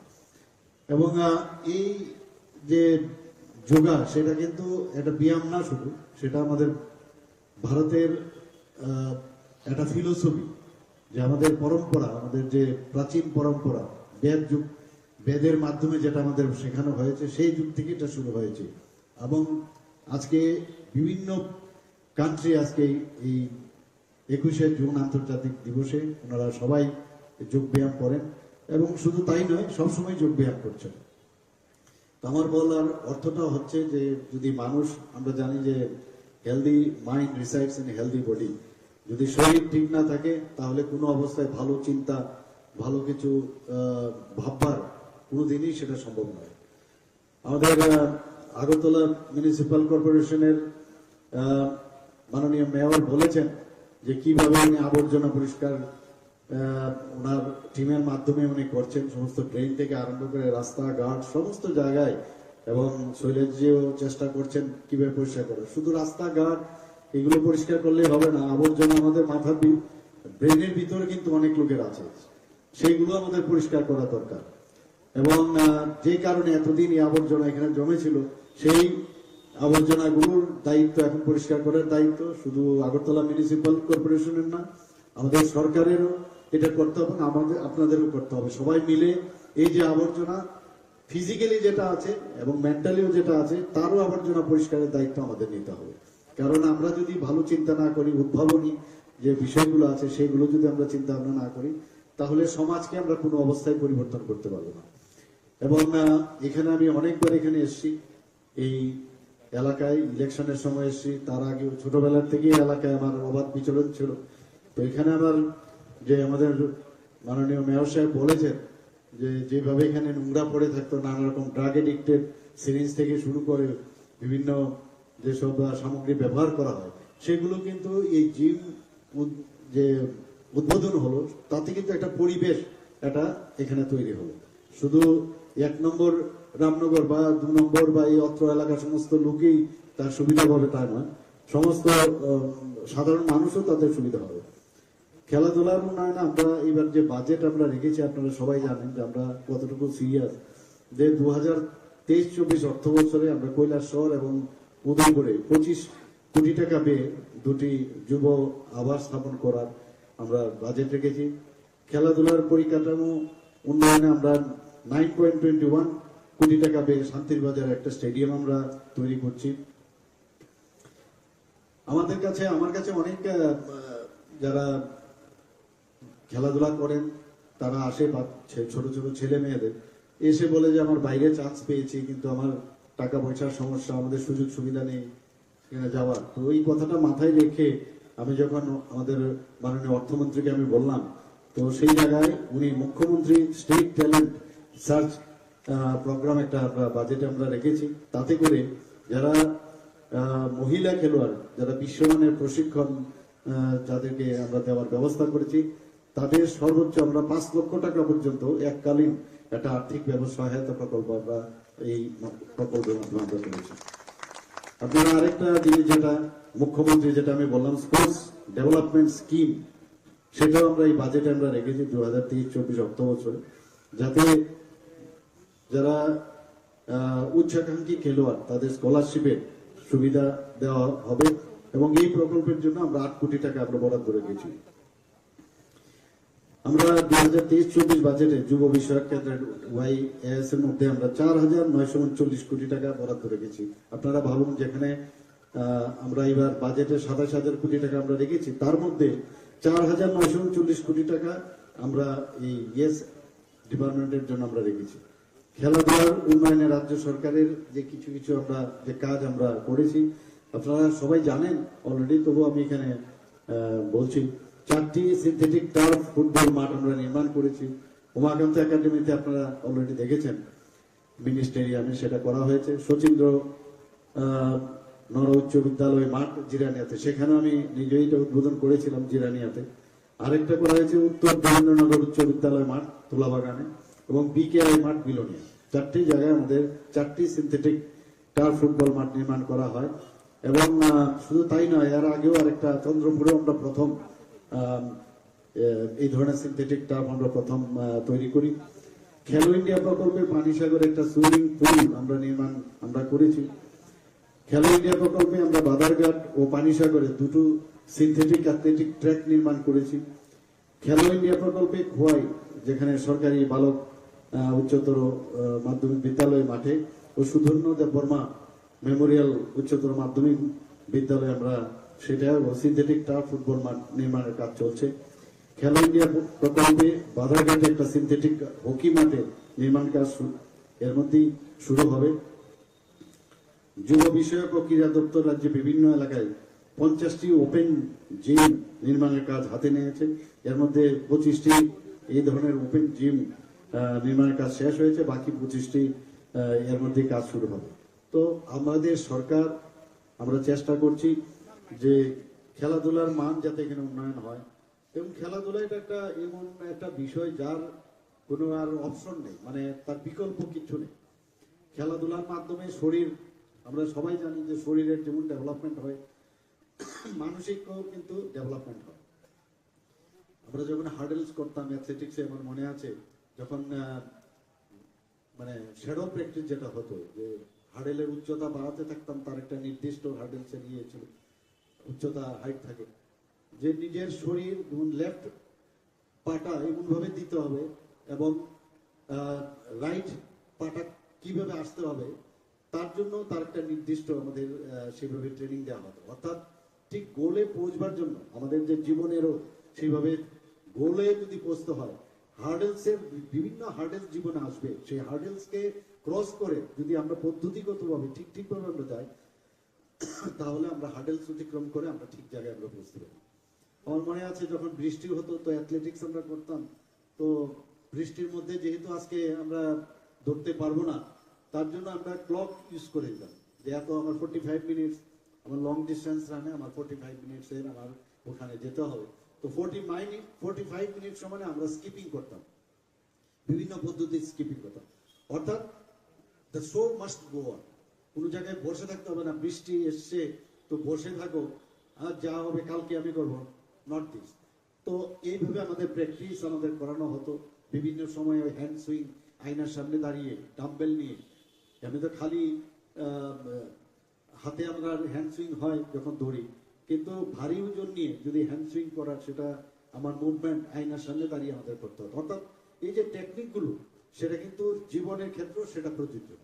যখন এই যে আমরা যদি আমাদের চিন্তা ভাবনা, আমাদের উদ্ভাবনী শক্তি যদি আমরা সবসময় এটাকে কন্টিনিউয়াস আমরা যদি তার প্র্যাকটিস করি, তাহলে জীবনের যে কোনো জায়গায় যেটা আমরা যদি চিন্তা করি যে এটা করব, আমার মনে হয় না তার থেকে আমাদেরকে কেউ আটকাতে পারবে। সে হার্ডেলসই হোক, বৃষ্টি হোক, আর যাই হোক, প্রাকৃতিক দুর্যোগই হোক, আমরা কিন্তু আমাদের গোলে আমরা পৌঁছতে পারবো। আমাদের সরকার এখন এমন ভাবে চেষ্টা করছে যে সব জায়গার মধ্যে সবাইকে খুশি করা ইম্পসিবল, কিন্তু একটা যে চেষ্টা এবং মানুষের যে মৌলিক যে সমস্যাগুলো, তাকে আমরা সামনে রেখে আমরা কাজ করে চলছি। কিন্তু এটা যেটা আমাদের মাননীয় মেয়র সাহেব বলেছেন, যে কোনো বিষয়ে একা বা সরকারের পক্ষে বা ব্যক্তি কেন্দ্রে কোনোদিন সম্ভব হবে না। সব ব্যক্তিরা যদি সবাই মিলে যদি আমাদের এই সমাজকে পরিবর্তন করতে হয়, তাহলে আমাদের এই একটা পাড়াই হোক, একটা ওয়ার্ডই হোক, বা একটা রাজ্যই হোক, বা দেশই হোক, তবে এটা আমরা পরিবর্তন করতে পারবো। আমাদের মাননীয় প্রধানমন্ত্রী সেই দিশায় কাজ করছেন। আজকে আমাদের দেশের যে এমন একটা জায়গায় মাননীয় প্রধানমন্ত্রী নিয়ে গেছে, যে সত্যি আমাদের এখন গর্ববোধ হয়। প্রধানমন্ত্রীজিকে কোথাও গেলে মিস্টার বস করে ওনাকে সম্বোধন করেন, কোথাও গেলে ওনাকে পায়ে ধরে নমস্কার করেন। তো এই যে অবস্থা, মানে সেটা আমরা কিন্তু গর্ববোধ করা উচিত, যে আমরা যাতে চেষ্টা করি যে প্লাস্টিক মুক্ত ত্রিপুরা, সেটাও আমি বারবার বলছি, যে প্লাস্টিক যাতে আমরা ব্যবহার থেকে দূরে থাকি, সেই ব্যবস্থাটার জন্য সবাই সব মানে দৃষ্টি রাখেন। এবং নেশামুক্ত ত্রিপুরা, এই দুটো যেন প্যারালাল আমাদের চলে। আর রাস্তাঘাটে আমরা নোংরা ফেলবো না এবং অন্যকেও ফেলতে দেবো না। এই মানসিকতা নিয়ে আমরা যদি কাজ করি তাহলে দেখবেন ত্রিপুরার চেহারাই পাল্টে যাবে। এখনো বাইরের থেকে আমাদের বন্ধু বান্ধবরা আসেন বা অফিসার বা যারাই আসেন, এসে বলছে সত্যি আমরা ভাবতে পারি না আজকের থেকে ত্রিপুরাতে আগেও এসেছি, কিন্তু এখন আসলে এই ত্রিপুরা এরকম হয়ে গেছে। আমরা আমাদের চোখে যেহেতু আমরা রোজই বিষয়টা দেখি, আমাদের চোখে দেখা যায়, কিন্তু ওনাদের চোখে কিন্তু দেখা যায় যে অনেক পরিবর্তন। তো পরিবর্তন সেটা আমরা আনতে পেরেছি এবং আগামী দিন আরো ভালো হবে সে আশা আমি রাখছি। এবং এখানে যারাই উপস্থিত আছেন সবাইকে আমি হার্দিক অভিনন্দন ও শুভেচ্ছা জানিয়ে আমার বক্তব্য এখানে শেষ করছি। নমস্কার, জয় হিন্দ। অসংখ্য ধন্যবাদ এবং আন্তরিক কৃতজ্ঞতা জ্ঞাপন করছি আজকের অনুষ্ঠানের মাননীয় উদ্বোধক ও প্রধান অতিথি মাননীয় মুখ্যমন্ত্রী শ্রদ্ধেয় প্রফেসর ডক্টর মানিক সাহা মহোদয়কে ওনার মূল্যবান বক্তব্যের মধ্য দিয়ে আমাদের ঋদ্ধ করবার জন্য, এবং ওনার এই বক্তব্যের মধ্য দিয়ে আমাদের আজকের এই অনুষ্ঠান অর্থাৎ উন্মুক্ত ব্যায়ামাগারের শুভ উদ্বোধনী অনুষ্ঠান এখানেই শেষ হচ্ছে। আবারও সবাইকে অনেক অনেক ধন্যবাদ এবং এখানে যারা উপস্থিত রয়েছেন আপনাদের মূল্যবান উপস্থিতিতে নন্দিত করেছেন আমাদের আয়োজন, সকলকে অনেক অনেক কৃতজ্ঞ। যে নব নির্মিত উন্মুক্ত জিমের উদ্বোধন, সেটাকে সামনে রেখে আজকের যে এখানে সবার উপস্থিতি, বিশেষ করে মঞ্চে যারা আসীন আছেন, একটু আগে যিনি ওনার মূল্যবান বক্তব্য এখানে রেখেছেন, সবার প্রিয় এবং আদরণীয় আমাদের আগরতলা মিউনিসিপাল কর্পোরেশনের মাননীয় মেয়র শ্রী দীপক মজুমদার মহোদয়, আমাদের ডেপুটি মেয়র শ্রীমতী মনিকা দাস দত্ত এবং আমাদের মিউনিসিপাল কমিশনার আগরতলা মিউনিসিপাল কর্পোরেশনের, এবং ওনার যে অ্যাক্টিভ যে ওয়ার্ক সবসময় আমরা দেখতে পাই ডক্টর শৈলেশ কুমার যাদব, এবং আমার সামনে নিচে উপস্থিত আছেন সমস্ত আগরতলা মিউনিসিপাল কর্পোরেশনের সমস্ত কর্পোরেটরগণ এবং এই এলাকার এমিনেন্ট পার্সোনালিটিস এবং মিডিয়া বন্ধুরা এবং অন্যান্য যারা এখানে অন্যান্য জায়গা থেকে যারা এখানে উপস্থিত আছেন, সবাইকে আমি হার্দিক অভিনন্দন ও শুভেচ্ছা জানাচ্ছি। অত্যন্ত আনন্দ লাগছে এখানে এসে যে এরকম একটা মহতি কার্যক্রম এবং তার অনুষ্ঠানে উপস্থিত থেকে, এবং আমাকে এখানে নিমন্ত্রণ করার জন্য। নিমন্ত্রণ করবে কি, আমি তো এই এলাকারই লোক, আমার নিজেরই আসা উচিত। নিমন্ত্রণের জন্য অপেক্ষা না করে আমি বলবো যে ধন্যবাদ দেওয়ার আগে আপনাদেরকে ধন্যবাদ দেবো যে আপনারা এখানে এসছেন। দেখুন, একটু আগে এখানে জিমের আমি একটু কসরত করেছি এবং মনে হচ্ছে যে 2-3টি কসরতের করার পরেই মনে হচ্ছে যে শরীরের যে মাসেলগুলো অনেকটা অ্যাক্টিভ হয়ে গেছে। তো আমরা জানি যে নিজের স্বাস্থ্য আগে ঠিক রেখে তারপর অন্যদের স্বাস্থ্য ঠিক রাখা উচিত। এবং আমরা দেখি অনেক সময় যখন এয়ারক্রাফটে আমরা উঠি তখন সেবিকারা যারা আছেন বলেন যে প্রথমেই এয়ারক্রাফটে ঢুকলেই দেখবেন বলবে যে যদি কোনো বিপদ ঘটে প্রথমে নিজেকে আগে মাস্ক পরুন, তারপর অন্যদেরকে বাঁচান, ওই অক্সিজেন মাস্ক, তারপর অন্যদেরকে বাঁচান। এটা কিন্তু প্রায়শ আমরা শুনি। অর্থাৎ নিজের স্বাস্থ্য ঠিক থাকলে অন্যদেরকে আমরা স্বাস্থ্য ঠিক রাখতে পারবো। এবং আজকের এই বিশেষ দিনে আমি বলবো, আমাদের মাননীয় প্রধানমন্ত্রী নরেন্দ্র মোদীজি সবসময় বলেন যে যোগা করার বিষয়টা। 21শে জুন আমরা জানি যে রাষ্ট্রসংঘেতে উনি যখন আবেদন করলেন যে যোগ ব্যায়াম সবাইকে করা উচিত, সমস্ত দেশ করা উচিত। আমরা G20-র মধ্যে আমরা দেখেছি যে প্রধানমন্ত্রীজি বারবার বলছেন যে ওয়ান আর্থ, ওয়ান ফ্যামিলি এবং ওয়ান ফিউচার, উনি সবসময় বলতেন। অর্থাৎ সারা পৃথিবীকে নিয়ে উনি চিন্তা করেন, শুধু ভারতবর্ষ না। তো সেই উনার যে আহ্বানে আজকে 21শে জুন আন্তর্জাতিক যুব দিবস হিসেবে পালন করা হয়। এবং এই যে যোগা, সেটা কিন্তু একটা ব্যায়াম না শুধু, সেটা আমাদের ভারতের একটা ফিলোসফি, যে আমাদের পরম্পরা, আমাদের যে প্রাচীন পরম্পরা, বেদের মাধ্যমে যেটা আমাদের শেখানো হয়েছে, সেই যুগ থেকে এটা শুরু হয়েছে। এবং আজকে বিভিন্ন কান্ট্রি আজকে এই 21শে জুন আন্তর্জাতিক দিবসে ওনারা সবাই যোগ ব্যায়াম করেন, এবং শুধু তাই নয়, সবসময় যোগ ব্যায়াম করছেন। তো আমার বলার অর্থটা হচ্ছে যে যদি মানুষ, আমরা জানি যে healthy mind resides in healthy body, যদি শরীর ঠিক না থাকে তাহলে কোনো অবস্থায় ভালো চিন্তা, ভালো কিছু ভাববার কোনোদিনই সেটা সম্ভব নয়। আমাদের আগরতলা মিউনিসিপ্যাল কর্পোরেশনের মাননীয় মেয়র বলেছেন যে কিভাবে উনি আবর্জনা পরিষ্কার ওনার টিমের মাধ্যমে উনি করছেন, সমস্ত ড্রেন থেকে আরম্ভ করে রাস্তাঘাট সমস্ত জায়গায়, এবং শৈলেশজিও চেষ্টা করছেন কিভাবে পরিষ্কার করা। শুধু রাস্তাঘাট এগুলো পরিষ্কার করলে হবে না, আবর্জনা আমাদের মাথার ব্রেনের ভিতরে কিন্তু অনেক লোকের আছে, সেইগুলো আমাদের পরিষ্কার করা দরকার। এবং যে কারণে এতদিন এই আবর্জনা এখানে জমেছিল, সেই আবর্জনাগুলোর দায়িত্ব এখন পরিষ্কার করার দায়িত্ব শুধু আগরতলা মিউনিসিপ্যাল কর্পোরেশনের না, আমাদের সরকারেরও এটা করতে হবে, আমাদের আপনাদেরও করতে হবে। সবাই মিলে এই যে আবর্জনা ফিজিক্যালি যেটা আছে এবং মেন্টালিও যেটা আছে, তারও আবর্জনা পরিষ্কারের দায়িত্ব আমাদের নিতে হবে। কারণ আমরা যদি ভালো চিন্তা না করি, উদ্ভাবনী যে বিষয়গুলো আছে সেগুলো যদি আমরা চিন্তা ভাবনা না করি, তাহলে সমাজকে আমরা কোনো অবস্থায় পরিবর্তন করতে পারবো না। এবং এখানে আমি অনেকবার এখানে এসেছি, এই এলাকায় ইলেকশনের সময় এসেছি, তার আগে ছোটবেলার থেকে এলাকায় আমার অবাধ বিচরণ ছিল। তো এখানে আমার যে আমাদের মাননীয় মেয়র সাহেব বলেছেন যে যেভাবে এখানে নোংরা পড়ে থাকতো, নানা রকম ড্রাগ এডিক্টেড সিরিঞ্জ থেকে শুরু করে বিভিন্ন যেসব সামগ্রী ব্যবহার করা হয়, সেগুলো কিন্তু এই জিম যে উদ্বোধন হলো তাতে কিন্তু একটা পরিবেশ এটা এখানে তৈরি হলো। শুধু 1 নম্বর রামনগর বা 2 নম্বর বা এই অত্র এলাকার সমস্ত লোকেই তার সুবিধা পাবে তা নয়, সমস্ত সাধারণ মানুষও তাদের সুবিধা হবে। খেলাধুলার উন্নয়নে আমরা এবার যে বাজেট আমরা রেখেছি, আপনারা সবাই জানেন যে আমরা কতটুকু সিরিয়াস, যে 2023-24 অর্থ বছরে আমরা কৈলাসহর এবং উদয়পুরে 25 কোটি টাকা পেয়ে 2টি যুব আবাস স্থাপন করার আমরা বাজেট রেখেছি। খেলাধুলার পরিকাঠামো উন্নয়নে আমরা 9.21 কোটি টাকা পেয়ে শান্তির বাজার একটা স্টেডিয়াম আমরা তৈরি করছি। আমার কাছে অনেক যারা খেলাধুলা করেন তারা আসে, ছোট ছোট ছেলে মেয়েদের এসে বলে যে আমার বাইরে চান্স পেয়েছি, কিন্তু আমার টাকা পয়সার সমস্যা, আমাদের সুযোগ সুবিধা নেই যাওয়ার। তো এই কথাটা মাথায় রেখে আমি যখন আমাদের মাননীয় অর্থমন্ত্রীকে আমি বললাম, তো সেই জায়গায় উনি মুখ্যমন্ত্রী স্টেট ট্যালেন্ট সার্চ প্রোগ্রাম একটা বাজেটে আমরা রেখেছি, তাতে করে যারা মহিলা খেলোয়াড়, যারা বিশ্বমানের প্রশিক্ষণ যাদেরকে আমরা দেওয়ার ব্যবস্থা করেছি, তাদের সর্বোচ্চ আমরা 5 লক্ষ টাকা পর্যন্ত এককালীন একটা আর্থিক সহায়তা প্রকল্প আমরা এই প্রকল্পের মাধ্যমে করেছি।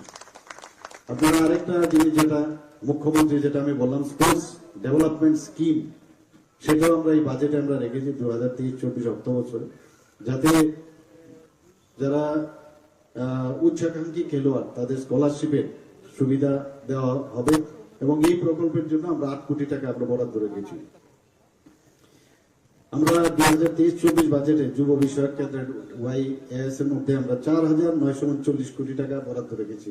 আপনারা ভাবুন, যেখানে আমরা এবার বাজেটে 27,000 কোটি টাকা আমরা রেখেছি, তার মধ্যে 4,939 কোটি টাকা আমরা এই ইয়েস ডিপার্টমেন্টের জন্য আমরা রেখেছি।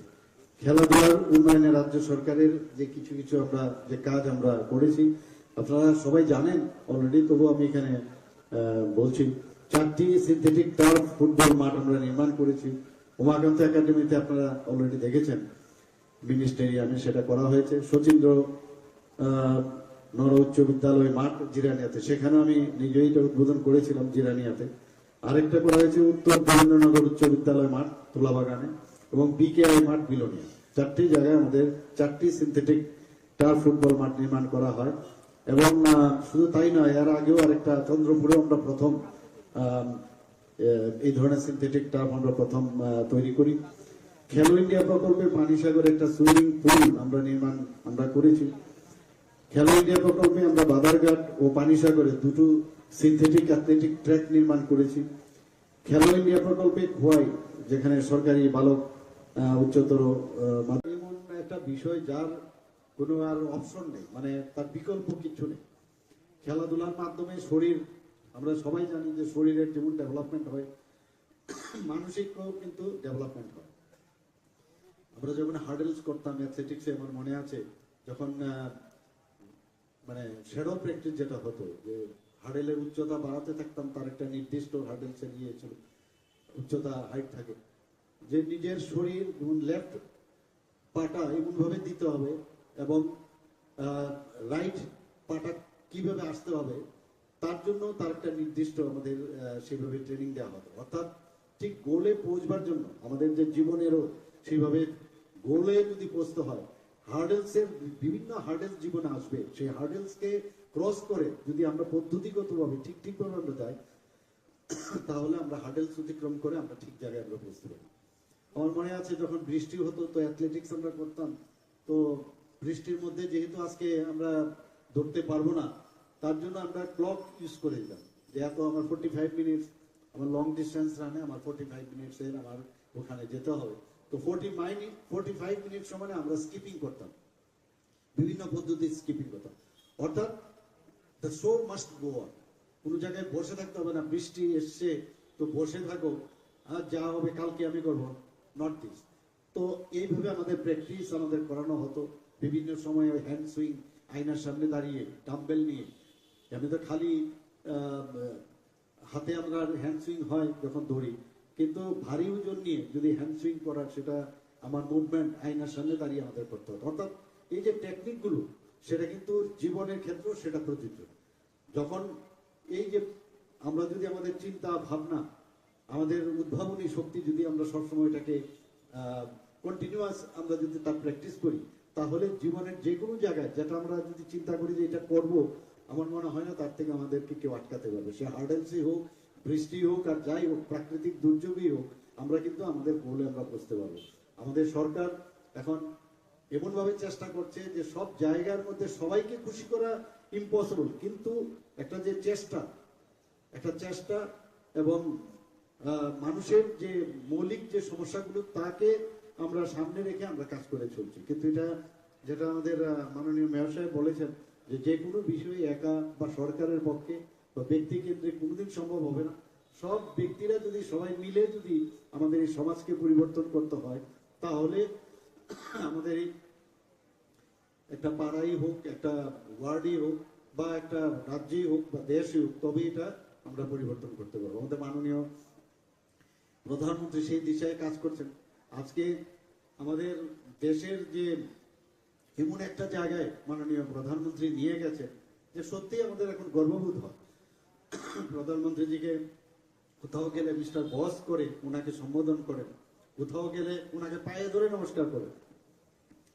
তো এই যে অবস্থা, মানে সেটা আমরা কিন্তু গর্ববোধ করা উচিত যে এইরকম একজন প্রধানমন্ত্রীর গার্জিয়ানশিপে আমাদের দেশ চলছে এবং আমরাও সেই দিশায় কাজ করছি। এখানে আজকের যে এই জিমটা এখানে উদ্বোধন হলো, আমি আশা করি আপনারা তার সুযোগ গ্রহণ করবেন এবং এই যাত্রা এলাকার শান্তি শৃঙ্খলা বজায় থাকবে এবং একটা পরিবেশ এখানে তৈরি হবে এবং সেই দিশায় আমরা কাজ করবো। আমাদের সরকার এবং আমাদের পৌর নিগম নিশ্চয়ই সেভাবে আপনাদের সাথে থাকবে এবং উপস্থিত যারা এখানে ক্লাব কর্তৃপক্ষরা আছেন, যারা এখানে অন্যান্য ক্লাবের কর্তৃপক্ষরা আছেন, সবাই একটাই নজর দেবেন যে আমরা যেটা এক ত্রিপুরা শ্রেষ্ঠ ত্রিপুরা আমরা গড়ার লক্ষ্যে আমরা যাতে চেষ্টা করি যে প্লাস্টিক মুক্ত ত্রিপুরা, সেটাও আমি বারবার বলছি যে প্লাস্টিক যাতে আমরা ব্যবহার থেকে দূরে থাকি, সেই ব্যবস্থাটার জন্য সবাই মানে দৃষ্টি রাখেন এবং নেশামুক্ত ত্রিপুরা, এই দুটো যে প্যারালাল আমাদের, রাস্তাকে আমরা নোংরা ফেললাম এবং অন্যকে ফেলতে দেব, এই মানসিকতা নিয়ে আমরা যদি কাজ করি তাহলে ত্রিপুরার চেহারা আমরা যাবে। এখনো বাইরের আমাদের বন্ধু বান্ধবরা অফিসার যারাই আসে এসে বলছে যদি আমরা ভাবতে পারি আজকের থেকে ত্রিপুরা থেকেও এসেছি, কিন্তু এখন আসলে এই ত্রিপুরা এরকম হয়ে গেছে, আমরা আমাদের চোখে যেহেতু আমরা ওই বিষয়টা দেখি, আমাদের চোখে দেখা যায়, কিন্তু ওনাদের চোখে দেখা যায় অনেক পরিবর্তন। তো পরিবর্তন সেটা আমরা আনতে পেরেছি এবং আগামী দিন আরো ভালো হবে সে আশা আমি রাখি এবং এখানে যারাই বলতে আছেন সবাইকে হার্দিক অভিনন্দন শুভেচ্ছা জানিয়ে আমার বক্তব্য শেষ করছি। নমস্কার, জয়। অসংখ্য ধন্যবাদ এবং আন্তরিক ধন্যবাদ জ্ঞাপন করি। আজকের অনুষ্ঠানে মাননীয় অধ্যক্ষ প্রধান অতিথি মাননীয় মুখ্যমন্ত্রী শ্রদ্ধেয় প্রফেসর ডক্টর সাহা মহোদয় ওনার মূল বক্তব্যের মধ্য দিয়ে আমাদের দৃঢ় করবার জন্য এবং ওনার এই বক্তব্যের মধ্য দিয়ে আমাদের এই অনুষ্ঠান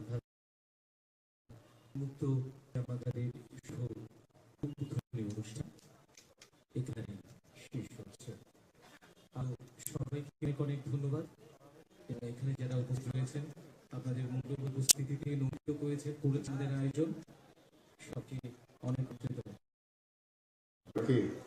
যে নব নির্মিত উন্মুক্ত জিমের উদ্বোধন, সেটাকে সামনে রেখে আজকের যে এখানে সবার উপস্থিতি, বিশেষ করে মঞ্চে যারা আসীন আছেন, একটু আগে যিনি ওনার মূল্যবান বক্তব্য এখানে রেখেছেন, সবার প্রিয় এবং আদরণীয় আমাদের আগরতলা মিউনিসিপাল কর্পোরেশনের মাননীয় মেয়র শ্রী দীপক মজুমদার মহোদয়, আমাদের ডেপুটি মেয়র শ্রীমতী মনিকা দাস দত্ত এবং আমাদের মিউনিসিপাল কমিশনার আগরতলা মিউনিসিপাল কর্পোরেশনের, এবং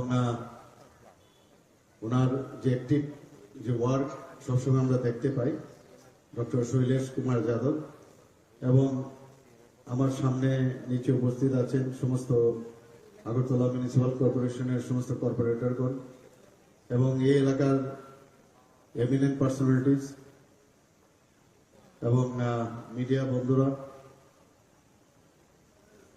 এবং অন্যান্য যারা এখানে অন্যান্য জায়গা থেকে যারা এখানে উপস্থিত আছেন, সবাইকে আমি হার্দিক অভিনন্দন ও শুভেচ্ছা জানাচ্ছি। অত্যন্ত আনন্দ লাগছে এখানে এসে যে এরকম একটা মহতি কার্যক্রম এবং তার অনুষ্ঠানে উপস্থিত থেকে, এবং আমাকে এখানে নিমন্ত্রণ করার জন্য। নিমন্ত্রণ করবে কি, আমি তো এই এলাকারই লোক, আমার নিজেরই আসা উচিত। নিমন্ত্রণের জন্য অপেক্ষা না করে আমি বলবো যে ধন্যবাদ দেওয়ার আগে আপনাদেরকে ধন্যবাদ দেবো যে আপনারা এখানে এসেছেন। দেখুন, একটু আগে এখানে জিমের আমি একটু কসরত করেছি এবং মনে হচ্ছে যে 2-3টি কসরতের করার পরেই মনে হচ্ছে যে শরীরের যে মাসেলগুলো অনেকটা অ্যাক্টিভ হয়ে গেছে। তো আমরা জানি যে নিজের স্বাস্থ্য আগে ঠিক রেখে তারপর অন্যদের স্বাস্থ্য ঠিক রাখা উচিত।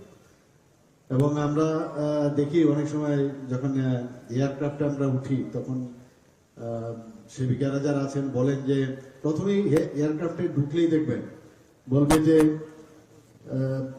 যদি কোনো বিপদ ঘটে প্রথমে নিজেকে আগে মাস্ক পরুন, তারপর অন্যদেরকে বাঁচান, ওই অক্সিজেন মাস্ক, তারপর অন্যদেরকে বাঁচান। এটা কিন্তু প্রায়শই আমরা শুনি। অর্থাৎ নিজের স্বাস্থ্য ঠিক থাকলে অন্যদেরকে আমরা স্বাস্থ্য ঠিক রাখতে পারবো।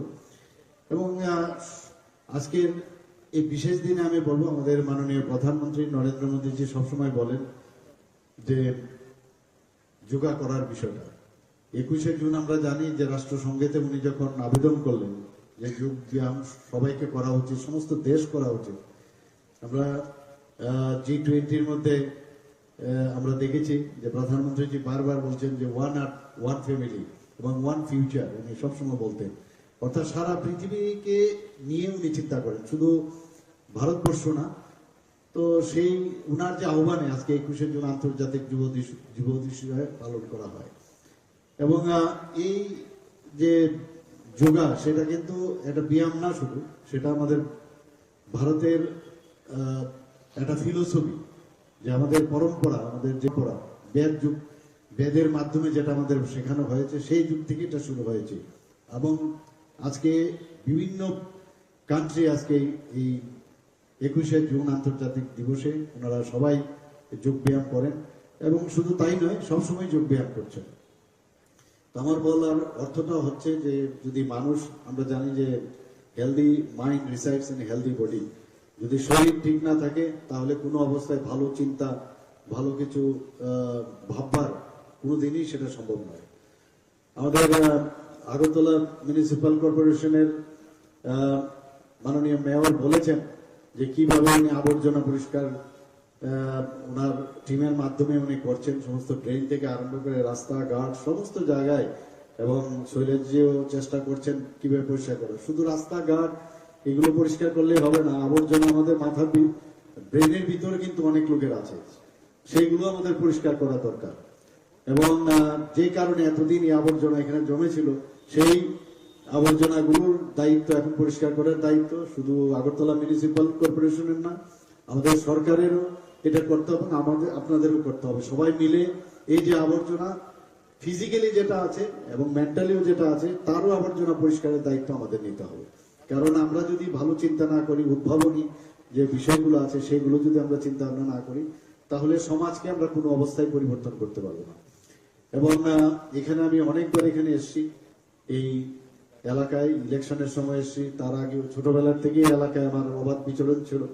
তো এখানে আমার যে আমাদের মাননীয় মেয়র সাহেব বলেছেন যে যেভাবে এখানে নোংরা পড়ে থাকতো, নানা রকম ড্রাগ এডিক্টেড সিরিঞ্জ থেকে শুরু করে বিভিন্ন যেসব সামগ্রী ব্যবহার করা হয়, সেগুলো কিন্তু এই জিম যে উদ্বোধন হলো তাতে কিন্তু একটা পরিবেশ এটা এখানে তৈরি হলো।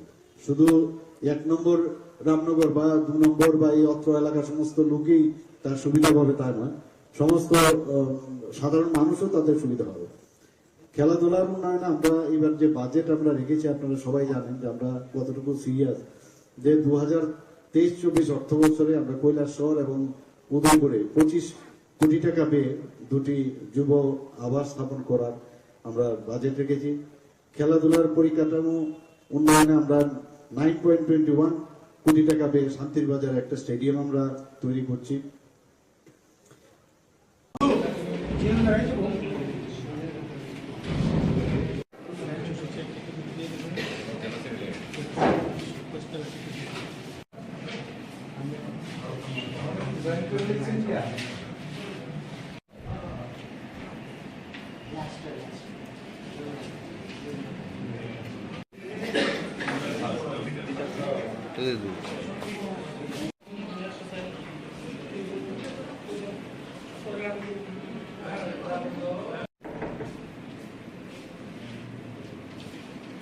আজকের যে রাজ্য কমিটির সভা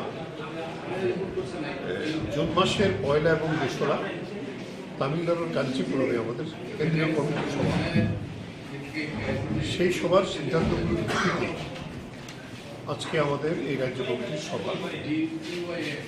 এই সভায় আমাদের সাধারণ সম্পাদক ছিলেন এক সময়, এখন সভাপতি তিনি উপস্থিত থাকবেন। মিলে আজকে সবাই কেন্দ্রীয় কমিটির বিভিন্ন গৃহীত সিদ্ধান্তগুলো আমরা পর্যালোচনা করে আমাদের রাজ্যে কীভাবে কার্যকরী করব। আর আপনারা দেখেছেন 12ই জুলাই আমাদের রাজ্যে কৃষকদের 15 দফা দাবি নিয়ে, কৃষক ক্ষেত্র যোজনা নিয়ে আমরা লড়াই করেছিলাম। আগামী দিনে এই লড়াইকে আরও কীভাবে আরও বেগবান কৃষকদের মধ্যে আমাদের সংগঠনকে শক্তিশালী করা, আন্দোলনকে শক্তিশালী করা, এই বিষয়টি আজকে আলোচনা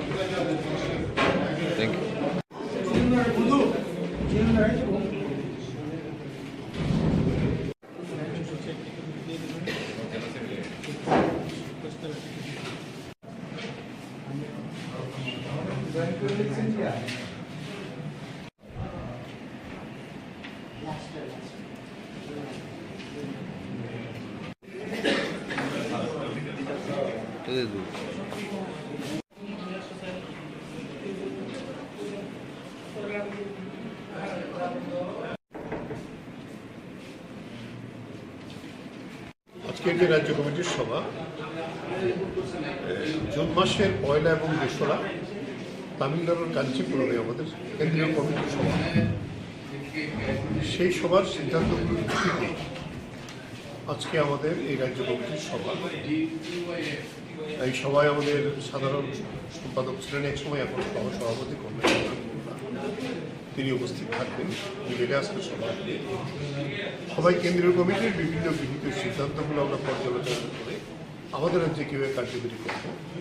আর আপনারা দেখেছেন 12ই জুলাই আমাদের রাজ্যে কৃষকদের 15 দফা দাবি নিয়ে, কৃষক ক্ষেত্র যোজনা নিয়ে আমরা লড়াই করেছিলাম। আগামী দিনে এই লড়াইকে আরও কীভাবে আরও বেগবান কৃষকদের মধ্যে আমাদের সংগঠনকে শক্তিশালী করা, আন্দোলনকে শক্তিশালী করা, এই বিষয়টি আজকে আলোচনা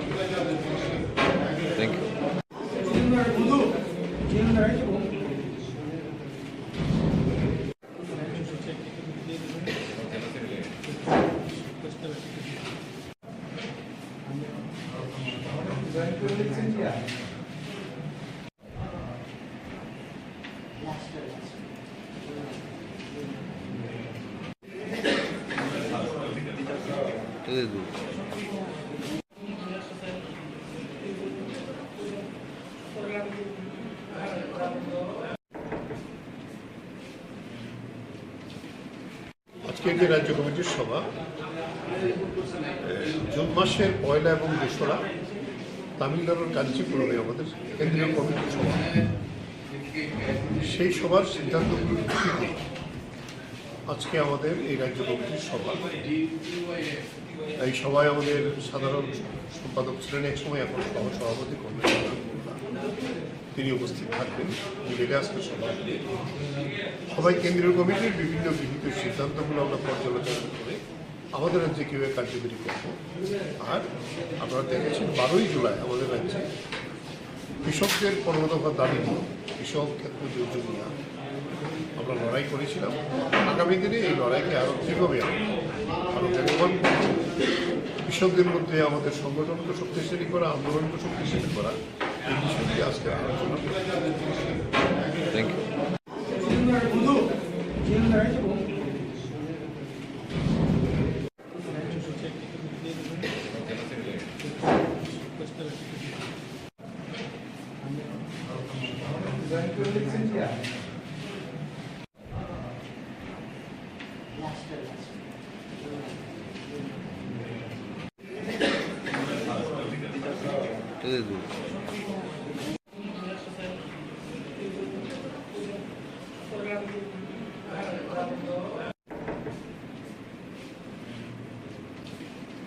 আজকের যে রাজ্য কমিটির সভা জুন মাসের 1 এবং 2 তামিলনাড়ুর কাঞ্চিপুরমে আমাদের কেন্দ্রীয় কমিটির সভা। সেই সভার সিদ্ধান্তগুলোর ভিত্তিতে আজকে আমাদের এই রাজ্য কমিটির সভা। এই সভায় আমাদের সাধারণ সম্পাদক ছিলেন এক সময়, এখন সভাপতি তিনি উপস্থিত থাকবেন। মিলে আজকে সবাই কেন্দ্রীয় কমিটির বিভিন্ন গৃহীত সিদ্ধান্তগুলো আমরা পর্যালোচনা করে আমাদের রাজ্যে কীভাবে কার্যকরী করব। আর আপনারা দেখেছেন 12ই জুলাই আমাদের রাজ্যে কৃষকদের 15 দফা দাবি নিয়ে, কৃষক ক্ষেত্র যোজনা নিয়ে আমরা লড়াই করেছিলাম।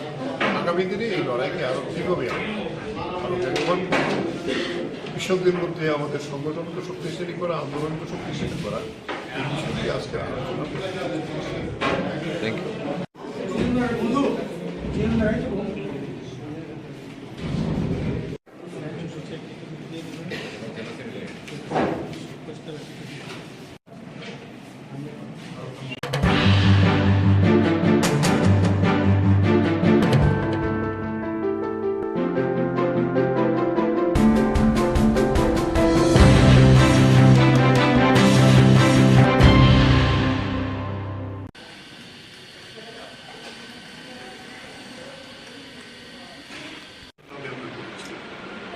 আর মিটিংয়ের যে আমাদের হলটা, সেই হলটা দীর্ঘদিন যাবৎ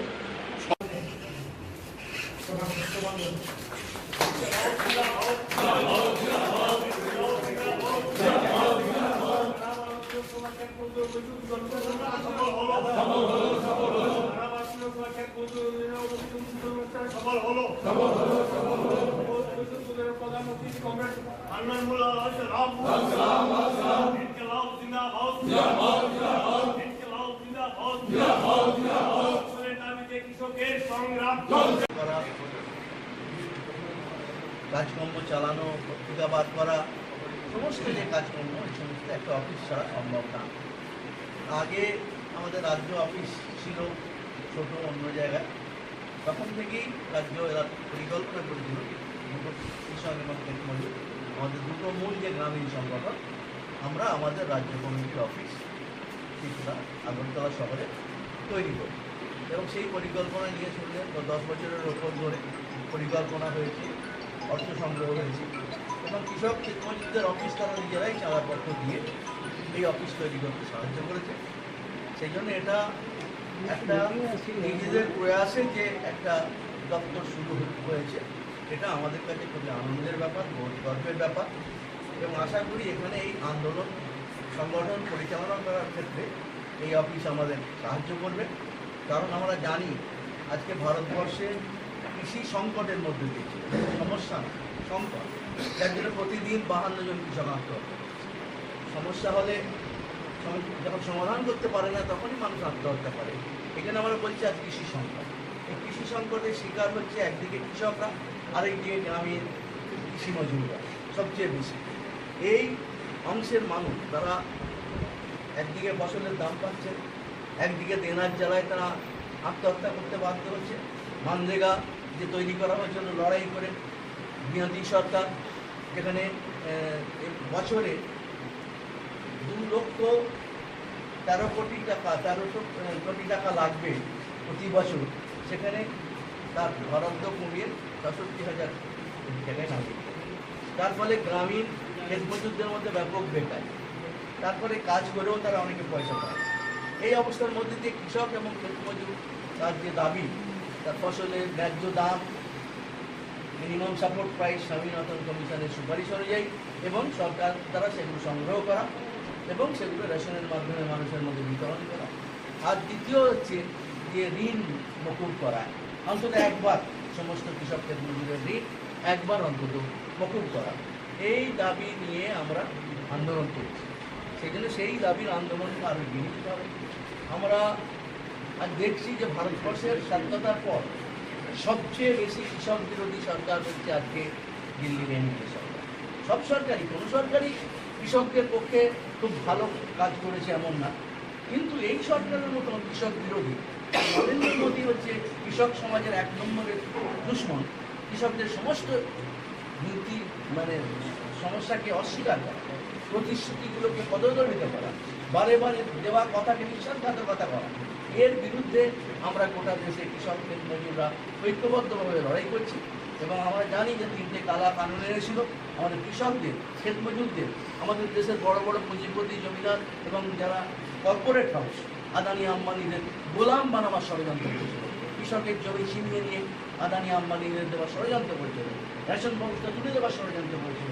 এই 3টে কালা কানুনের বিরুদ্ধে আমরা লড়েছি এবং প্রায় 384 দিন আপনারা দিল্লি ঘিরে বসেছিলাম, জানেন আপনারা, কঠিন অবস্থার মধ্যে। এবং সেই লড়াই করে যখন মোদী কোনো অবস্থাতেই কথা বলতে রাজি ছিল না, কিন্তু কৃষককে সে চেনেনি, সে কৃষককে বাধ্য করেছিল 384 দিন পর 750 কৃষক আমাদের শহীদ হওয়ার পর আমরা সেই লড়াইকে এগিয়ে নিয়ে গেছি এবং শেষ পর্যন্ত নরেন্দ্র মোদীকে ঝুঁকতে হয়েছে এই 3টে কালা কানুন প্রত্যাহার করতে। এই যে তার আক্রমণ, শ্রমিক কৃষক বিরোধী নীতি, এই নীতিগুলোর বিরুদ্ধে আমাদের আগামী দিনে লড়াই আছে। একটা দাবি পূরণ হলেও আমার মূল 2টো দাবি সরকার লিখিতভাবে প্রতিশ্রুতি দিয়েছিল যখন আমরা আন্দোলন প্রত্যাহার করি সাময়িকভাবে, তখন যে আমরা আমাদের এমএসপি নিয়ে এবং আমাদের ঋণ মকুব নিয়ে সরকার বিচার করবে, ইলেকট্রিসিটি বিল যা আমাদের সর্বনাশ করে দেবে তাকে নিয়ে বিচার করবে। এবং আমাদের কৃষক 750 শহীদ হয়েছে, তাদের পরিবারকে কিন্তু আর্থিক সাহায্য করবে। এবং আমাদের প্রায় 45,000 আমাদের বিরুদ্ধে মিথ্যে মামলা আন্দোলনের সময় হয়েছে, এই আন্দোলনগুলো প্রত্যাহার করবে। কিন্তু লিখিত প্রতিশ্রুতি দেওয়ার পরও আজ প্রায় 15 মাস হয়ে গেল, সরকারের কোনো সাড়া নেই। এই অবস্থার বিরুদ্ধে, এই সরকারের বিশ্বাসঘাতকতার বিরুদ্ধে কৃষক ক্ষেত মজুর আমরা মিলিতভাবে এগিয়ে নিয়ে যাব। সংযুক্ত কিষাণ মোর্চার মিটিং হয়েছে, আমরা আগামী দিনে নতুন স্তরে এই কৃষক আন্দোলনকে উত্তীর্ণ করার জন্য আমরা পরিকল্পনা নিয়েছি। আমরা দিল্লি ঘেরার আন্দোলন করেছিলাম, এবার আমরা গোটা ভারতবর্ষে আন্দোলন প্রস্তুত করি। আমরা ঠিক করেছি 30টা রাজধানী রাজ্যের, এই 30টা রাজ্যের রাজধানীকে আমরা আগামী 26-27 নভেম্বর আমরা হাজার হাজার কৃষক ক্ষেত মজুর শ্রমিকরা মিলে এই 3টে রাজ্যকে 72 ঘন্টা ঘেরাবো। অর্থাৎ সরকারের উপর তার অন্যায়ের প্রতি আক্রমণের বিরুদ্ধে চাপ সৃষ্টি করার জন্য আন্দোলনকে ভারতমুখী করার পরিকল্পনা আমরা নিয়েছি। সুতরাং এই সমস্ত কাজ করতে গেলে আমাদের সংগঠনের পরিকল্পনা করতে হবে, বসতে হবে, আলোচনা করতে হবে। সেই জন্য আজকে এই অফিস আমাদের সাহায্য করবে এই আন্দোলনগুলোর পরিকল্পনা করা। এবং ত্রিপুরায় যে বর্বর রাজত্ব চলছে, একটা অসভ্য রাজত্ব চলছে, একটা গুন্ডাদের রাজত্ব হচ্ছে, মানুষের উপর অত্যাচার হচ্ছে, নারী নির্যাতন হচ্ছে, সর্বনাশ হচ্ছে। আজ কৃষি সমস্ত মাঠে ফল নেই, কৃষক হাহাকার করছে, কোনো রকম যেখানে পরিকল্পনা সরকার, এখানে কৃষকদের দুশ্মন সরকার, সরকারের বিরুদ্ধে রাজ্যের আন্দোলন হয়, তার সঙ্গে সবার দিকে আন্দোলন হয়। এই সামগ্রিক আন্দোলনকে আমরা আগামী দিনে আরো শক্তিশালী করতে পারবো ত্রিপুরা রাজ্যে, এই আশা রেখেই আমরা এই অফিসের উদ্বোধন করলাম। সেই জন্যই আমরা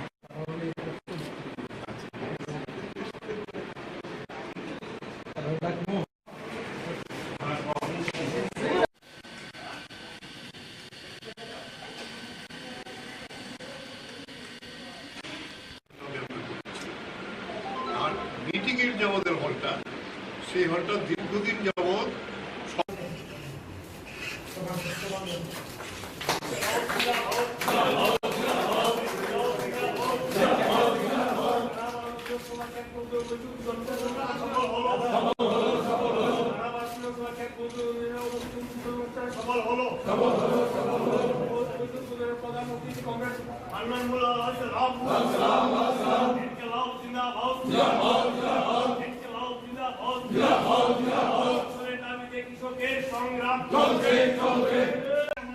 আবারও স্বাস্থ্য দপ্তরের তরফ থেকে আন্তরিক প্রীতি শুভেচ্ছা জানাচ্ছি, কারণ জাতীয় স্বাস্থ্য আলোচনা রাখবেন।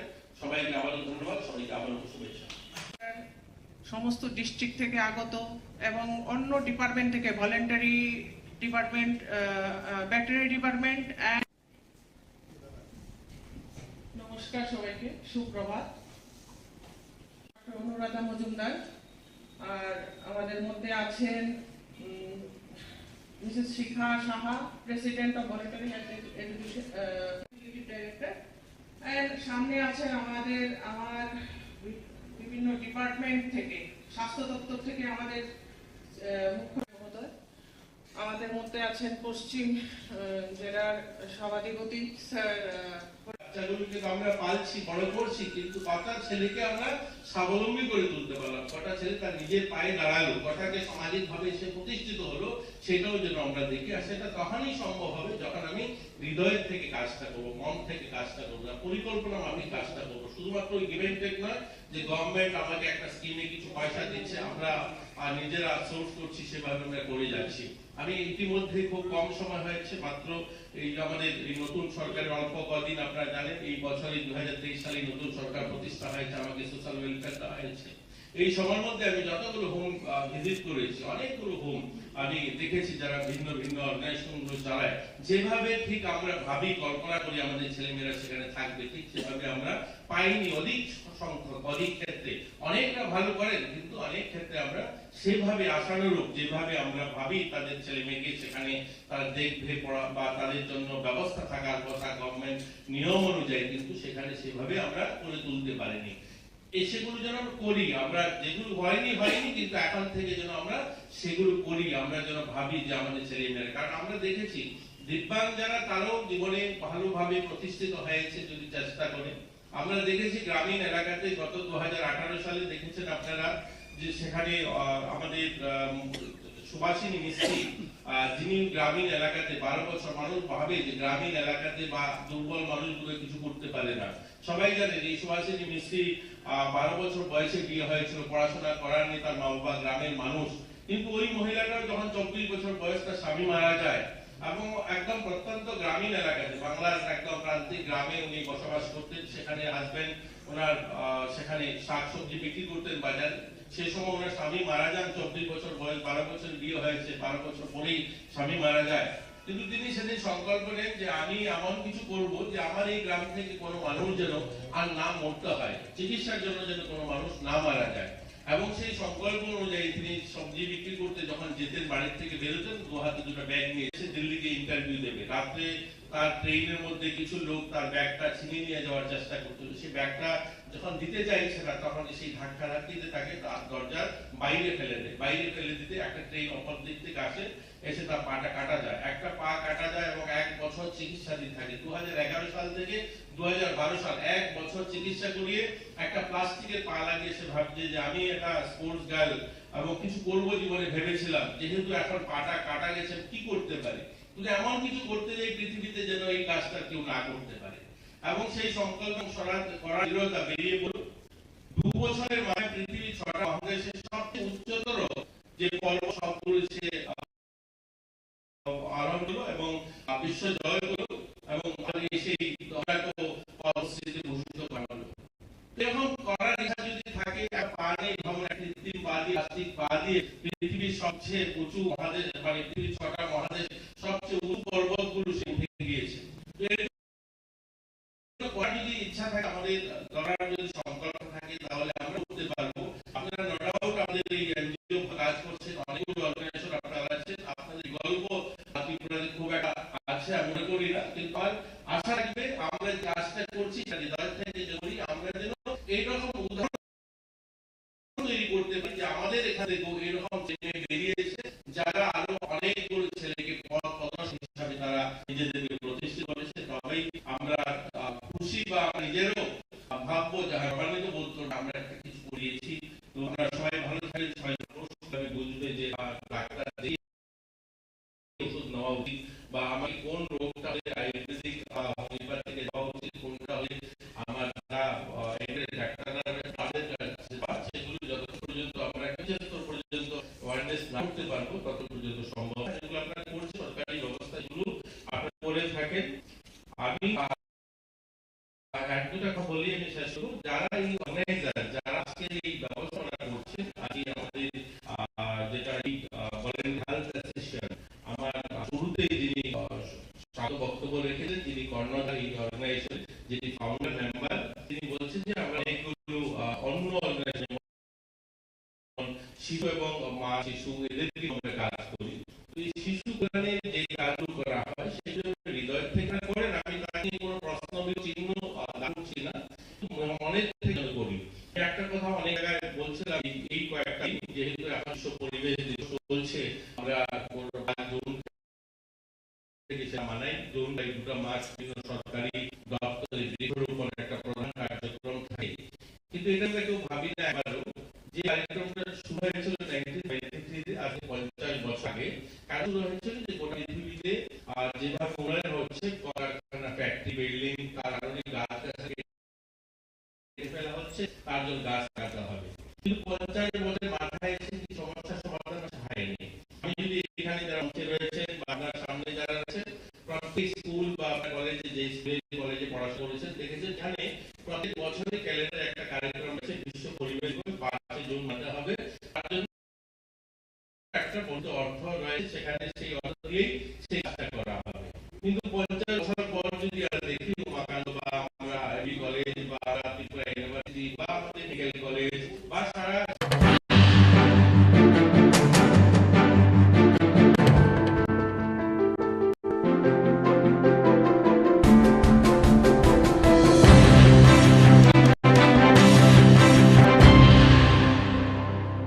দিদি, জলের মধ্যে কি গন্ধ আছে? दै menang menung mia bahai menang geksannya.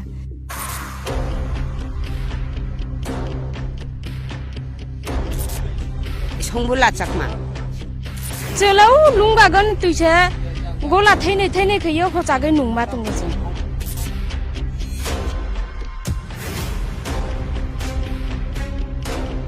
আপনি বলছেন জলে গন্ধ আছে।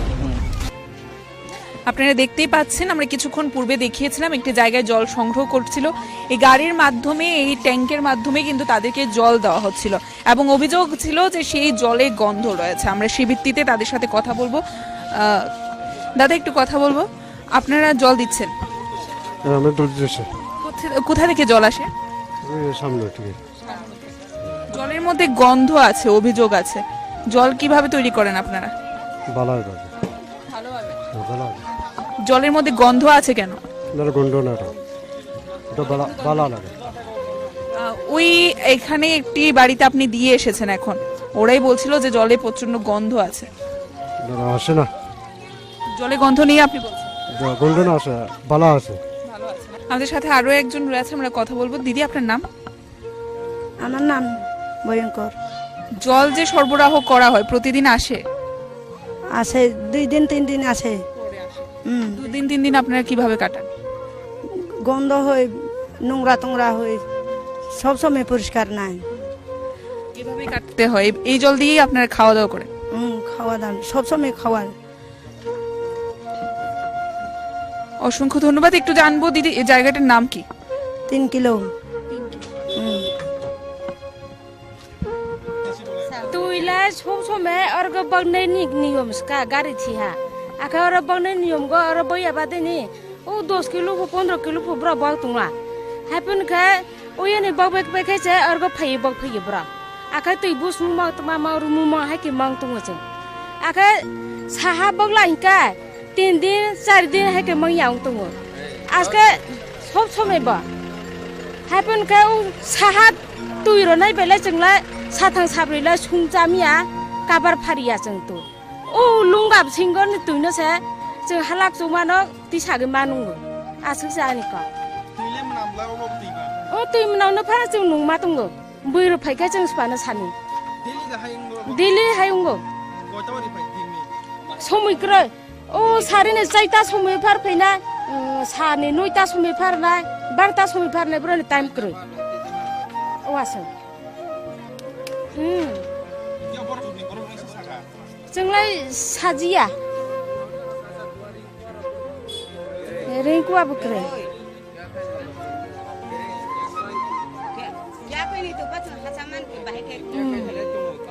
चलाव लुंगागन तुइसे गला थैनै थैनै खैयो हजागै नुमा दंबो जों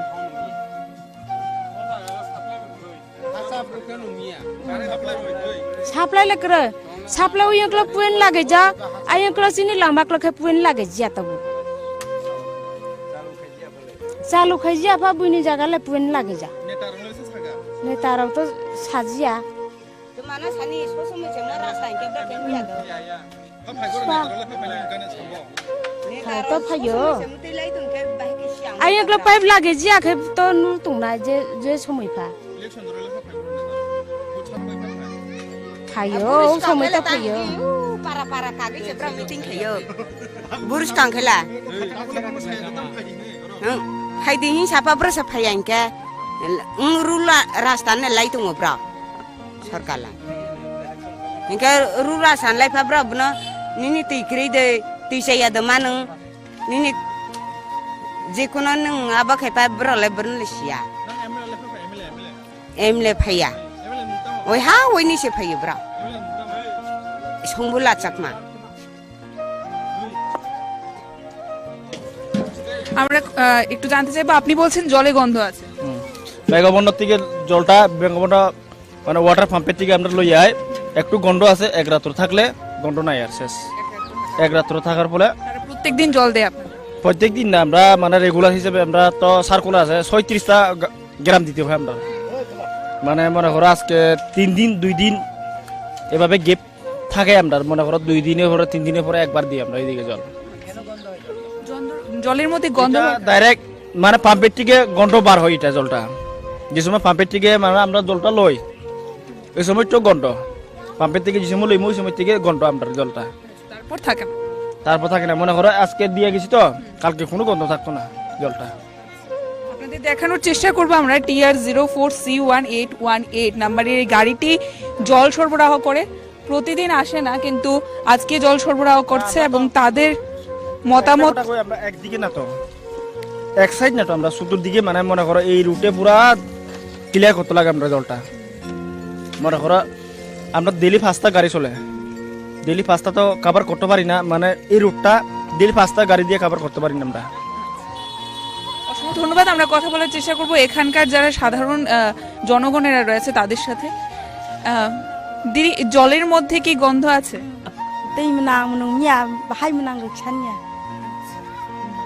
প্রতিদিন জল দেওয়া হয় জল আসে না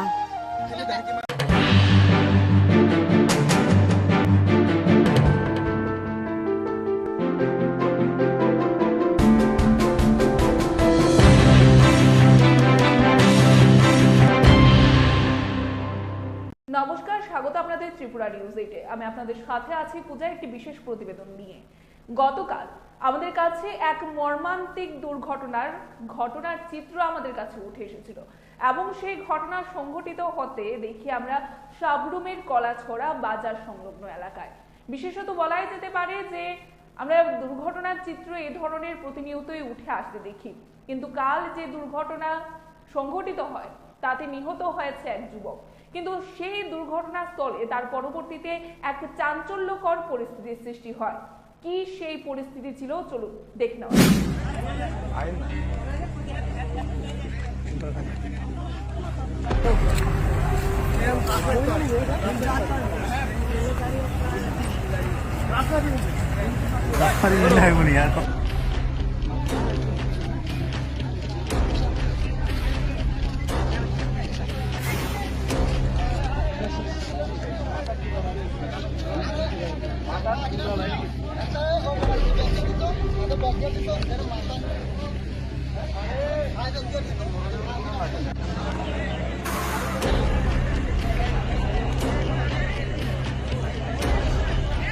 বলাই যেতে পারে সেখানে রাজনৈতিকভাবে একটি মোড় দেওয়ার চেষ্টা করা হচ্ছিল কিছু কতিপয় ব্যক্তিত্বদের দ্বারা, এবং সেখানকার সেই যে জায়গায় ঘটনাটি সংঘটিত হয় তার আশেপাশে একটি জায়গাতে সেখানে যুব মোর্চার একটি মিটিং সংঘটিত হচ্ছিল। সেখান থেকে যুব মোর্চার নেতৃত্বরা এসে সেই ঘটনার সামনে নিয়ে আসার চেষ্টা করে, কিন্তু বিষয়টিকে জনজাতি এবং বাঙালিদের মধ্যে একটি মোড় দেওয়ার চেষ্টা করা হয় এবং তাতে আক্রোশের মুখে পড়ে একজন নেতৃত্ব। আমরা দেখতে পাই একজন কর্মীর উপর পরবর্তীতে তাকে টার্গেট করে তার উপর হামলা করারও চেষ্টা করা হয়। এমনটা আমাদের বক্তব্য নয়, এমনটা বক্তব্য রয়েছে সেই নেতৃত্বে। সেই নেতৃত্ব কি বলছেন গতকালকের ঘটনাকে কেন্দ্র করে, কি ব্যাখ্যা করছেন গোটা ঘটনার চিত্রকে নিয়ে, চলুন শুনে নেওয়া যাক। হ্যাঁ স্যার, আজকে কলাছড়াতে ঘটনাটা কি হয়েছিল? অ্যাকচুয়ালি আমাদের আজকে যুব মোর্চার একটা প্রোগ্রাম চলছিল কলাছড়া রাম ঠাকুর আশ্রমে। তো সাডেনলি আমাদের বৈঠক চলাকালীন হঠাৎ করে একটা বিকট শব্দ শুনি অ্যাক্সিডেন্টের। সঙ্গে সঙ্গে আমরা হাইওয়ে ঠিক পাশেই ছিলাম। সঙ্গে সঙ্গে আমি, আমার যুব মোর্চার দক্ষিণ জেলা সভাপতি, আমার 39 মণ্ডলের যুব মোর্চার সভাপতি, আরও প্রায় 60-70 জন কার্যকর্তা সবাই দৌড়ে ঘটনাস্থলে পৌঁছানোর পর দেখতে পাই একটি স্করপিও গাড়ির নিচে আমাদের একটি জনজাতি ভাই চাপা পড়ে আছে এবং ইনস্ট্যান্ট স্পট ডেডি হয়েছিল। দেখার সঙ্গে সঙ্গে কিং কর্তব্য বিমূঢ় হয় আমি কি করব কি না করব, তখন মানুষ ঘিরে ফেলেছিলেন। সেখানে দুজন ছিলেন বাংলাদেশের পাসপোর্ট নিয়ে এসেছিলেন, ওনারা ঘুরতে এসেছিলেন ত্রিপুরাতে। একজন ছিলেন গাইডার গ্রীষ্মমুখের, আর একজন ড্রাইভার ছিলেন স্করপিও ড্রাইভার। তো সঙ্গে সঙ্গে আমি ওই পরিস্থিতিতে যখন পাবলিক জড়ো হচ্ছিল তখন আমি সঙ্গে সঙ্গে আমার কর্তব্য এবং আমার প্রেসিডেন্ট যারা ছিল যুব মোর্চার জেলা প্রেসিডেন্ট এবং মন্ডল প্রেসিডেন্ট এবং কার্যকর্তারা সবাই মিলে আমরা সঙ্গে সঙ্গে ফায়ার সার্ভিসে খবর দিই। ওই এক্সিডেন্ট বা লোকটিকে গাড়ির নিচ থেকে বের করে নিই, বের করে এনে সঙ্গে সঙ্গে অ্যাম্বুলেন্স দিয়ে আমরা হসপিটালে পাঠাই, নিকটবর্তী কলাছড়া হসপিটালে পাঠানোর পরে আমার তখন পরিস্থিতি যখন উত্তপ্ত হচ্ছিল তখন আমরা 4 জন, একজন ড্রাইভার আর 3 জন যে পোস্ট ছিলেন ওনাদেরকে সঙ্গে সঙ্গে আমাদের পাশাপাশি কার্যালয়ে নিয়ে বসিয়ে দিই। তারপর সঙ্গে সঙ্গে পুলিশ গাড়ি আসে, তখন আমরা ওকে পুলিশ গাড়িতেই তুলে দিই। কিন্তু কিছুক্ষণ পরে পরিস্থিতি উত্তপ্ত আকার ধারণ করে। কিছু উদ্দেশ্য প্রণোদিত ব্যক্তিত্ব আমাদের গার্ধাঙে মানুষকে জড়ো করতে থাকে। আমি নাকি ওই মানুষগুলিকে বাঁচানোর জন্য আমার বাড়িতে নিয়ে এসেছি। সঙ্গে সঙ্গে প্রায় 400-500 লোক এসে এক প্রকারে আমার বাড়িতে হামলা চালানোর পরে ওনারা একটা কথা বলতে চান যে আমি লুকিয়ে রেখেছি। কিন্তু ওই পরিস্থিতিতে আমার কি করণীয় ছিল?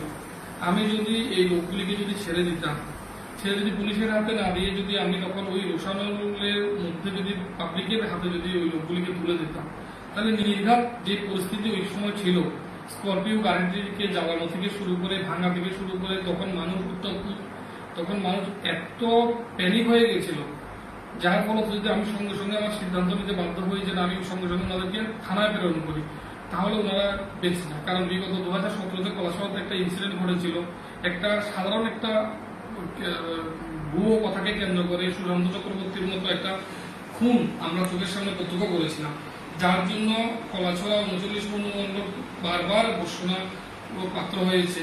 সেই জায়গাতে দাঁড়িয়ে আজকে আমার এই কাজটা করা ছিল ওনাদেরকে ওইখান থেকে রেস্কিউ করা। কারণ যিনি অ্যাক্সিডেন্ট হয়েছে সেটা খুব দুঃখজনক অ্যাক্সিডেন্ট যেটা হয়েছে, যেটা আমরা স্পটে গিয়ে দেখলাম একটি গাড়ি বাইককে বাড়ি দেওয়ার পরে এটা ছিটকে গিয়ে একটি স্করপিও গাড়ি নিয়েছে পরে, স্করপিও গাড়ি চাপা পরে স্পট ডেড হয়। তখন যে মানুষের মানসিকতা, আমাদের এখানে যে গার্ধাঙ্গের যে কার্যকর্তা বা কাজের যে জনগণ যে রোশানলে উঠে এসেছিলেন, তখন যদি আমি ওইখানটায় যদি ওনাদেরকে যদি এখান থেকে না সরাতাম, তখন হয়তোবা এখানে বড় দুর্ঘটনা হয়ে যেত। সেই দুর্ঘটনার দায় আমাদের আবার নিতে হতো। সেই পরিস্থিতিতে আমি ওনাদেরকে সঙ্গে সঙ্গে পুলিশের হাতে তুলে দিই এবং পরিস্থিতি নর্মাল করার চেষ্টা করি। কিন্তু পাবলিক এটা বুঝতে চায়নি। পাবলিককে বোঝানো হয়েছে যে আমি নাকি ওদেরকে এখান থেকে উঠিয়ে নিয়ে এসে আমার বাড়িতে লুকিয়ে রেখে যাওয়ার জন্য কয়েকশো মানুষ আমার বাড়িতে আক্রমণ করতে আসে। তার পেছনের উদ্দেশ্য ছিল রাজনৈতিক উদ্দেশ্য, এটা আমরাও বুঝতে পারি। কারণ আমরা বিগত ইলেকশন যেটা আমরা দেখলাম, সেই ইলেকশনে আমাদের ভারতীয় জনতা পার্টির ভালো ফলাফলের জন্য কিছু ব্যক্তিত্ব পেছন দিক দিয়ে কিছু মানুষকে লেলিয়ে দেওয়া হচ্ছিল। সেই লেলিয়ে দেওয়ার আজকে ওনারা অনেকবার চেষ্টা করেছিলেন, কিন্তু ওনারা পারেননি। এইবার উদ্দেশ্য সাকসেস হতে পেরেছিলেন হয়তো, কিন্তু তৎক্ষণাৎ প্রশাসন এই অ্যাক্টিভিটি করে এবং আমার সঙ্গে সঙ্গে আমার বাড়িতে ফোর্স থেকে শুরু করে সব পাঠিয়ে দেন। পরিস্থিতি এখন কিছুটা কন্ট্রোল আছে এবং মৃত্যুটা দুঃখজনক এই সবার জন্য। কাউরে মৃত্যু কেউ কখনো আকাঙ্ক্ষা করে না, অনাকাঙ্ক্ষিত মৃত্যুকে সবাই দুঃখজনক। কিন্তু এই একটা ছোট ইনসিডেন্টকে কেন্দ্র করে বড় একটা ঘটনা বা গলাছড়ার যে ঘটানোর যে উদ্দেশ্য ব্যক্তিত্ব মানসিকতার কিছু ব্যক্তিত্বে তাদেরকে ধিক্কার জানায়। যেগুলো অ্যাক্সিডেন্ট রোডে হতে পারে, দোষ গুণ সেটা কোর্ট বিচার করবে, প্রশাসন বিচার করবে, কিন্তু সেটাকে হাতিয়ার করে জাতিগত একটা যে দাঙ্গা লাগানোর যে চেষ্টা চলছে বিগত অনেকদিন যাবৎ গলাছড়াতে, যার জন্য আমি আমাদের মাননীয় এমএলএকে আমি বলেছি গলাছড়াতে ইমিডিয়েটলি একটি পুলিশ আউটপোস্ট বানানো এবং এখানে একজন টিএসআর একটা কোম্পানি রাখা, যাতে কি এইসব পরিস্থিতিগুলি সাডেনলি যেসব পরিস্থিতিগুলি আসে পরিস্থিতিগুলিকে যাতে কমপ্লিট করা যায়। সেটাই আমার প্রশাসনের কাছেও, প্রশাসন খুব ভালো কাজ করেছেন এবং আমার ব্যবসায় প্রচুর টিএসআর সিআরপি দিয়ে রেখেছেন। কিন্তু এরকম অনাকাঙ্ক্ষিত ঘটনা না হয় বাঞ্ছনীয়, কারণ একজন মারা গেছে সঙ্গে সঙ্গে 4-5 জনকে খুন করে দেবো, সেটা তো বাঞ্ছনীয় না। তো আমরা একজন দায়িত্ব ব্যক্তিত্ব হিসেবে আমাদের কাজ এরিয়ার মধ্যে শান্তি শৃঙ্খলা বজায় রাখা। সবাইকে বলবো শান্তি শৃঙ্খলা বজায় রাখেন, ভুয়ো কথায় কান দেবেন না এবং সমাজকে কলুষিত করবেন। এখনকার মতো আমাদের এই বিশেষ প্রতিবেদন আমরা এখানেই শেষ করছি। পরবর্তী বিভিন্ন আপডেট দেখতে অবশ্যই চোখ রাখবেন ত্রিপুরা নিউজ 8-এর পর্দায়। নমস্কার।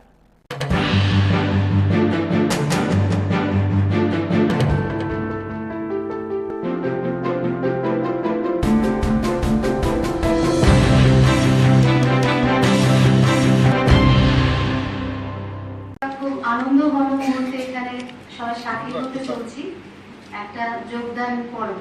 তৃণমূল কংগ্রেস থেকে বিভিন্ন পদাধিকারী এবং যারা তৃণমূল কংগ্রেসের এতদিন সক্রিয় ভূমিকা পালন করেছেন, ওনারা আজ ভারতীয় জনতা পার্টির পতাকা দলে সামিল হচ্ছেন এবং এই স্বতঃস্ফূর্ত যে ওনাদের যোগদান, এটাতে আমরা সাধুবাদ জানাই। আপনারা যারা সাংবাদিক বন্ধুরা এখানে এত কর্মব্যস্ততার মধ্যে উপস্থিত রয়েছেন, আপনাদেরকে আমরা সুস্বাগত জানাচ্ছি। আজ এই মঞ্চে উপস্থিত রয়েছেন ভারতীয় জনতা পার্টির প্রদেশের জেনারেল সেক্রেটারি শ্রী অমিত রক্ষিত মহোদয়। সাথে উপস্থিত আছেন আমাদের এই ভারতীয় জনতা পার্টির সদর ডিস্ট্রিক্টের যিনি মাননীয় সভাপতি শ্রী অসীম ভট্টাচার্য মহোদয়। আমার ডান পাশে উপস্থিত রয়েছেন সদর যুব মোর্চার মাননীয় প্রেসিডেন্ট শ্রী প্রসেনজিৎ ঘোষ মহোদয়। এবং আপনাদের এখন সাংবাদিক সম্মেলনে আজকে যা যাবতীয় গুরুত্বপূর্ণ বিষয় আছে সবগুলো তুলে ধরবেন এবং আপনাদেরকে সম্বোধন করবেন মাননীয় সাধারণ সম্পাদক ভারতীয় জনতা পার্টি ত্রিপুরা প্রদেশ শ্রী অমিত রক্ষিত মহোদয়। রয়েছেন সবাইকে প্রণাম জানাই। আপনারা জানেন যে মাননীয় প্রধানমন্ত্রী শ্রী নরেন্দ্র মোদীজির উন্নয়নমূলক যে কর্মযজ্ঞ চলছে সারা দেশে এবং ভারতীয় জনতা পার্টির যে মূল্যবোধের রাজনীতি, যা ত্রিপুরার মানুষের জন্য একটা রাজনৈতিক প্রেক্ষাপটে নতুনই বলতে গেলে আমরা 5-6 বছর ধরে এই ধরনের উন্নয়নমূলক মূল্যবোধের রাজনীতি আমরা দেখছি। ত্রিপুরা দেখতে দেখতে দেশের বাকি রাজ্যগুলোর মতোই অগ্রগতির দিকে এগিয়ে যাচ্ছে এবং তা দেখে আপনারা জানেন কিছুদিন আগে আপনারা সবাই চেনেন শ্রী আশিস লাল সিংহ এবং শ্রী প্রশান্ত ভট্টাচার্য আমাদের দলে যোগদান করেছিলেন, ভারতীয় জনতা পার্টির পতাকা হাতে নিয়েছিলেন। ওনাদের সঙ্গে মূলত ওনাদের প্রচেষ্টায়, ওনাদের সঙ্গে দীর্ঘদিন যারা রাজনীতি করে গেছেন, ওনাদের প্রচেষ্টায়, ওনাদের চেষ্টায় এনারাও আস্তে আস্তে আমাদের দলে এসে যোগদান করছেন।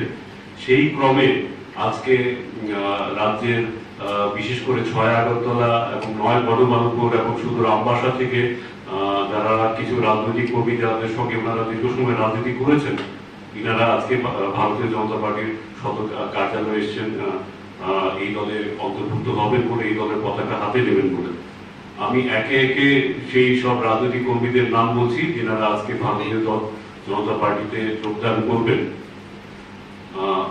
9 বনমালীপুর থেকে জয়লক্ষ্মী ভট্টাচার্য, শেফালিতে দশমিতা ঘোষ,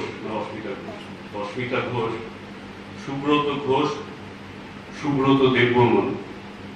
6 আগরতলা থেকে শ্রীমতী দীপান্বিতা চক্রবর্তী, যিনি টিএমসির স্টেট ইউথ ভাইস প্রেসিডেন্ট ছিলেন, Sri Neelkanto Sinha, ex-working president and ex-general secretary, TMC, Rajesh Saha, যাকে রাজু বলেই সবাই চেনে, প্রণব বণিক, পঙ্কজ সাহা, নানু পাল, সৌরভ দাস, তাপস বণিক, মলয় সাহা, অভিজিৎ বণিক, রাজীব দেবনাথ।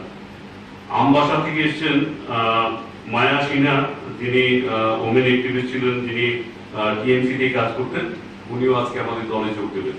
তো আমি সবাইকে আমাদের দলে অনেক অনেক সুস্বাগতম জানাচ্ছি। আপনারা সবাই যদি এখানে চলে আসেন, আমাদের দলীয় পতাকা আপনাদের হাতে তুলে আমরা আপনাদের দলে বরণ করে নেব। আমি চাইবো কতজন, টোটাল 17 জন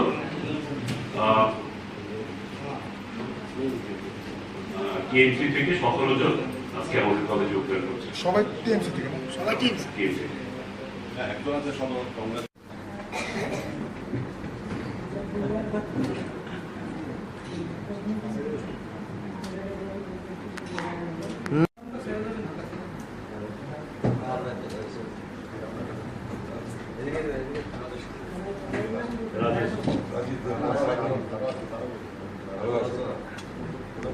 भारत माता की भारत माता की আমরা আজকে একটা খুব আনন্দঘন মুহূর্তে এখানে সবাই সাক্ষী হতে চলছি, একটা যোগদান পর্ব। তৃণমূল কংগ্রেস থেকে বিভিন্ন পদাধিকারী এবং যারা তৃণমূল কংগ্রেসের এতদিন সক্রিয় ভূমিকা পালন করেছেন, ওনারা আজ ভারতীয় জনতা পার্টির পতাকা দলে সামিল হচ্ছেন এবং এই স্বতঃস্ফূর্ত যে ওনাদের যোগদান, এটাতে আমরা সাধুবাদ জানাই। তারা এখন প্রচণ্ড হতাশ, তো এই অ্যালবাম করার জন্য এজেন্সি গাড়ি নিয়ে শিলংয়ে চলে যাচ্ছে। সরকারি কর্মচারীদের অভিযোগ যে তারা সময়ে বেতন পাচ্ছেন না, তার কি কারণ হতে পারে বলে মনে হয়? সুইজারল্যান্ডে চলে যাচ্ছেন, থাইল্যান্ডে চলে যাচ্ছেন বিশ্রাম করার জন্য, সময় কাটানোর জন্য। নমস্কার, স্বাগত আপনাদের ত্রিপুরা নিউজ 8-এ। আমি আপনাদের সাথে আছি পূজা। রাজ্য রাজনীতির প্রতিনিয়ত নানান বিষয়ে জনগণের মনে নানান প্রশ্ন থাকে, নানান বিভ্রান্তি থাকে এবং আজকের দিনে দাঁড়িয়ে রাজনৈতিক পরিবেশে যা চলছে তার কিছুটা স্পষ্টীকরণ তুলে ধরতেই আমরা প্রতিনিয়ত থাকি আপনাদের সাথে। রাজ্যের যারা নেতৃত্বরা রয়েছেন, যারা জনপ্রতিনিধিরা ছিলেন, তাদের সাথে কথা বলতে। আজকের দিনে আমাদের সাথে আমরা এই মুহূর্তে পেয়ে গেছি যিনি পূর্বে প্রাক্তন সিএম ছিলেন, টিটিএডিসির রাধাচরণ দেববর্মা স্যারকে। স্যার, প্রথমেই স্বাগত আপনাকে ত্রিপুরা নিউজ। স্যার, প্রথমেই যে বিষয়টা আমরা জানতে চাইবো, আমরা দেখতে পাই আপনাদের 25 বছরের সরকার এবং 25 বছরের সরকারের রাজত্বকাল আমরা দেখতে পাই। এই সময়ে আপনাদের টিটিএডিসিতে কত অর্থ বরাদ্দ করা হতো বা কত ফান্ড আসতো আমরা জানতে চাইছি একটাই বিষয়ে, কেননা আজকের দিনে বাজেট পেশ হওয়ার পর এই বিষয়টা অনেকটাই বড় ইস্যু হয়ে দাঁড়িয়েছে। না, বাজার তো আমরা যখন ছিলাম তখন এখনকার যে বাজেট, তখনকার দিনকার যে বাজেট হিসাব করলে পরে আনুপাতিক হারে তখনকার বাজেট যে ফিগারটা, এটা পার্সেন্টেজ দিক থেকে বলা যেতে পারে একটু ভালো ছিল। বিরাট এটা বলবো না, কিন্তু একটু ভালো। 1, 2 নম্বর ছিল বাজেটের বাইরেও আমরা বাজেট বহির্ভূত বিভিন্ন খাত থেকে আমরা টাকা পেতাম। এতে করে বাজেটে 4-5 গুণ আমরা বাজেটের বাইরেও এই টাকাগুলো পেতাম। যেমন স্টেট গভর্নমেন্টের বিভিন্ন স্কিমের টাকা, বিভিন্ন এডিসিতে যে সমস্ত স্কিম হয়, যেমন এডিসিতে এগ্রিকালচারের জল বিভাজিকা বলে একটা প্রকল্প আছে, এই প্রকল্পগুলো টাকা প্রায় 200-250 কোটি টাকা আমরা পেতাম। তারপরে এছাড়া স্টেট গভর্নমেন্টে যে সমস্ত থাকে ট্রান্সফার ফান্ডে আলাদা যে সমস্ত টাকা থাকে, এই টাকাগুলো আমরা পেতাম। এরকম করে শিক্ষা বলেন, স্বাস্থ্য বলেন, মানে এডিসি এলাকায় যে সমস্ত অ্যাক্টিভিটিস থাকে সরকারের, অনেকটাই এডিসির মাধ্যমে এগুলি করানো হতো বা আমরা করতাম। ফলে সেন্টার স্পন্সর যে সমস্ত টাকা, স্টেটেরও যে সমস্ত স্পন্সর যে টাকাগুলো আমরা এখন যে প্ল্যান বাজেট হয়, এই বাজেটে বহির্ভূত টাকাগুলো আমরা পেতাম। এতে আমাদের বিরাট কাজকর্ম করতে অসুবিধা হচ্ছে, এটা অন্তত পক্ষে বলা যায় না। হ্যাঁ, তবে ডেভেলপমেন্ট তো এটা তো আকাশের মতো, এটা যত করবেন তত এটার চূড়ান্ত জায়গায় এটা গিয়ে শেষ হবে, এটা বলার কোনো সুযোগ নাই। কাজেই এখনকার সাথে মিলালে পরে আমরা এটা দাবি করতে পারি যে টাকা পয়সাগুলো আমরা পেতাম, এটা নিশ্চয়ই এখনকার সাথে মিলালে পরে এটা বহু গুণ আমরা কাজ করতে পেরেছি। টাকাও সেরকমভাবে ফান্ড ফ্লো হয়েছে। না হলে পরে শুধু এডিসি এলাকায় এডিসি প্রশাসনের তরফ থেকে 92,000 ফ্যামিলিকে রাবারের সাথে যুক্ত করা, আপনার এই যে বেকার যুবকদের জন্য বিভিন্ন প্রকল্প করে স্কিমগুলো নেওয়া, টঙ্গরে যারা বসবাস করেন তাদের জন্য সেখানে নকন হামারি হাউজিং স্কিম করে তাদের একটা সুন্দর জীবনযাপন তারা যাতে এনজয় করতে পারেন, মূল স্রোতের সাথে মেশানোর জন্য যে কাজগুলো করা, এটা কোনোদিনই সম্ভব হতো না।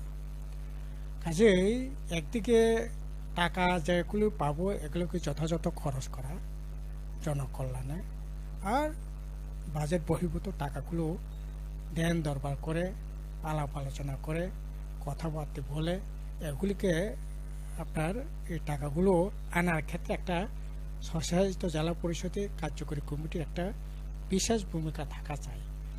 এখন যেটা কি হচ্ছে জানেন, এখন যেটা হচ্ছে এরা প্ল্যান্ডে যে সমস্ত টাকা পয়সা পায়, এটা বাইরে আমার অন্তপক্ষে কোনোদিনই চোখে পড়লো না যে ওরা রাজ্য সরকারের সাথে বা রাজ্যে বিভিন্ন আধিকারিকদের সাথে কথাবার্তা বলে বিভিন্ন স্কিমগুলি নিয়ে গিয়ে আলাপ আলোচনা করে এডিসি এলাকার জনকল্যাণের যে টাকাগুলো আদায় করার কথা এগুলো করছে বলে মনে হয় না। প্লাস যে টাকাগুলো ওরা পাচ্ছে এই টাকাও যথাযথভাবে জনকল্যাণে খরচ সেখানে হচ্ছে না বলেই মনে হয়। ফলে যে টাকাগুলো পাচ্ছে এডিসি প্রশাসন বর্তমানে এই টাকা দিয়ে জনকল্যাণে কোনো কাজেই এখন বলা যেতে পারে হচ্ছে না আর কি। এটি হচ্ছে মূল সমস্যা। আসলে এই টাকাগুলো তো যথাযথ জনকল্যাণে খরচ করার কথা, কিন্তু এটা না করে আমরা দেখছি বিভিন্নভাবে এই টাকাগুলো খরচ করা হচ্ছে। আপনার গাড়ি কেনার প্রয়োজন নেই, গাড়ি কেনা হচ্ছে, বাড়ি সাজানো দরকার নেই, বাড়ি সাজানো হচ্ছে। আপনি মানুষের কল্যাণের জন্য একটা ঘর দিতে পারছেন না, একটা টঙ্গরবাসী একজন গরিব মানুষকে আপনার পুলিশ এসকর্ট রাখার জন্য আপনি দোতলা বাড়ি করে নেবেন। হ্যাঁ, পুলিশের জন্য এত এসকর্ট রাখার জন্য, এগুলি তো হোম ডিপার্টমেন্টের কাজ, কিন্তু এটা দেখছি আমরা নিজেরাই করে ফেলছি। কারো কারো মানে বাড়িতে, গ্রামের বাড়িতে এগুলি এসকর্ট রাখার জন্য একতলা দোতলা বাড়ি করে নিয়েছে। এগুলি আসলে প্রয়োজন ছিল না।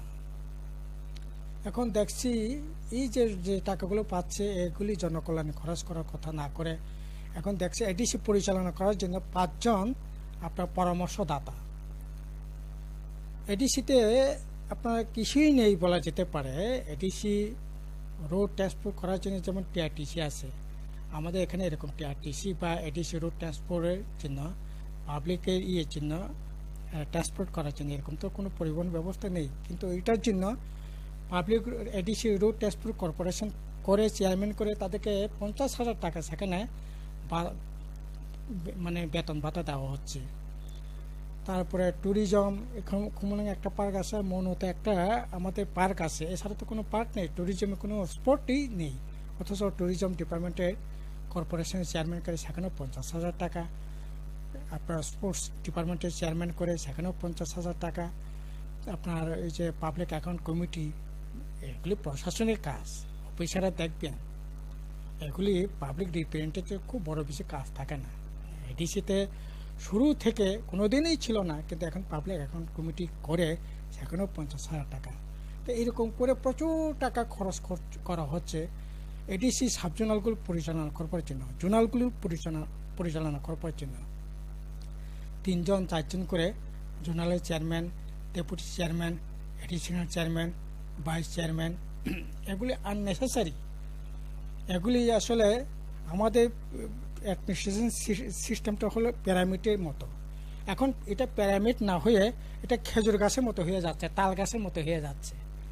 উপরটাই হচ্ছে তাল, মানে নারকেল গাছ, তাল গাছ দেখছেন তো, ওটা মানে পাতায় ফলে উপরটা থাকে বড় আর নিচেটা থাকে শুধু একটা গাছ। এরকম একটা অ্যাডমিনিস্ট্রেশন চলছে এখন তাল গাছের মতো।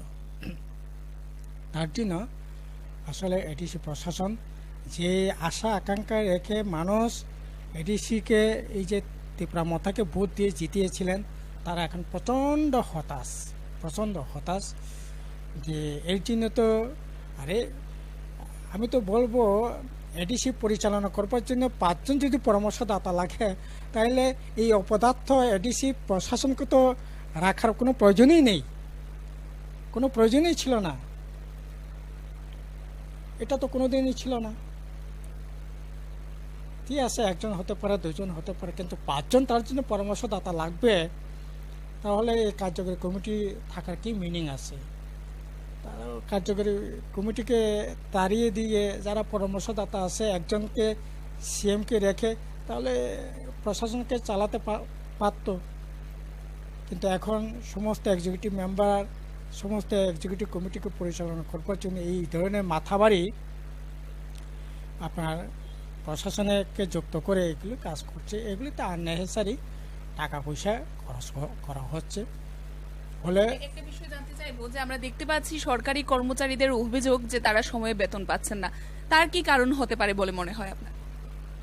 না, কোনোদিনই ছিল না সরকারি কর্মচারী বেতন পাবে না। এখন তো প্রত্যেক মাসেই এখন একটা আনসার্টেন অবস্থার মধ্যে কর্মচারীরা থাকেন, আগামী মাসে বেতনটা পাবো কি না, পেলেও কত দিন পরে, কত তারিখের পর পেতে পারি, এই ধরনের একটা আশঙ্কা, এই ধরনের একটা দ্বিধা, এই ধরনের একটা উদ্বেগজনক পরিস্থিতির মধ্যে কর্মচারীদের কাটাতে হচ্ছে। এটা না শুধু এখন তো এই যে যারা মারা গেছে ডাইং হার্নেস পাবে, বা যারা মারা গেছে তাদের এমপ্লয়ি যে সমস্ত বেনিফিট পান, বা যারা রিটায়ার্ড হয়েছে রিটায়ার্ড বেনিফিট, আপনার লিভ স্যালারি থেকে আরম্ভ করে বিভিন্ন যে সমস্ত ওদের প্রাপ্য টাকা পাওয়ার কথা, এগুলি তো প্রায় 500 মাস ধরে 80-90 জন কর্মচারী পাচ্ছেই না। প্রায় 90, আমার তো মনে হয় এটা আমি যেটা বলছি এটা 2 মাস আগের ঘটনা, 90 কোটি টাকা লাইবিলিটি, এখন মনে হয় এটা 100 কোটি টাকা লাইবিলিটিতে চলে গেছে। তো 100 কোটি দেনা রিটায়ারমেন্টের পর, অথচ রিটায়ারমেন্টের প্রায় 15 দিনের মাথায়, 1 মাসের মাথায় তাদের যে সমস্ত প্রাপ্য টাকা পাওয়ার কথা, কিন্তু এখন দেখছি 6 মাস 7 মাস হয়ে যাচ্ছে তাদের যে প্রাপ্য টাকাগুলো পাচ্ছে না। এটা শুধু বেতন নয়, যারা রিটায়ার্ড হচ্ছে, মারা গেছেন দুর্ঘটনায় বা শারীরিক কারণে, তাদেরও এই ধরনের মানে চরম একটা বিপর্যয়ের মধ্যে আছে এখন এডিসি কর্মচারী। স্যার, আমরা দেখতে পাচ্ছি যে কিছুদিন পূর্বেই পবিত্র বিধানসভায় এবারে ত্রয়োদশ ত্রিপুরা অধিবেশনে বাজেট পেশ হয় এবং সেই বাজেটে নানান মুখে নানান কথা শোনা যাচ্ছে। আপনার মতে এই বাজেট কতটুকু জনমুখী? না, এই বাজেটে তো কিছুই দেখলাম না। বাজেটে এটা আসলে কি বলবো, এটাকে 27,000 কোটি টাকার বাজেট করেছে। এই বাজেটে প্রায় 1/5 টাকা তো ঋণের পরিশোধ করতেই চলে যাচ্ছে, 21% টাকা। সেখানে এই গভর্নমেন্ট যে ঋণ নিয়েছে, এই ঋণের টাকা, সুদের টাকা পরিশোধ করতেই 21% টাকা চলে যাচ্ছে। ফলে যে টাকাগুলো ধরা হয়েছে এগুলি আসলে একটা গতানুগতিক, এখানে নতুন মানে নিত্য নতুন কোনো বিষয় নেই।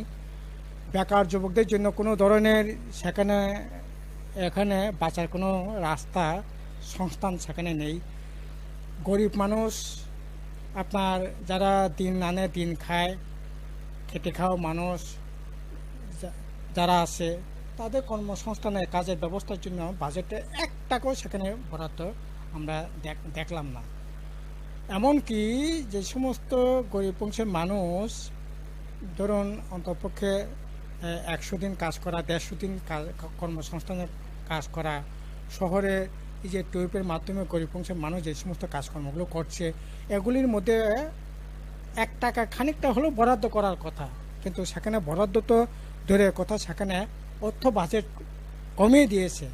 এই যে সাধারণ মানুষ, খেতে খাওয়া অংশের মানুষের জন্য 300 কোটি টাকা গত বছর যেটা ছিল এবার 300 কোটি টাকা কমিয়ে দিয়েছে। তো গরিব অংশের মানুষ বাজবেটা কী করে? টঙ্গর জুমিয়া তাদের জন্য বাজেটে 1 টাকাও বরাদ্দ কোথাও দেখলাম না। তো বাজেটটা কার জন্য?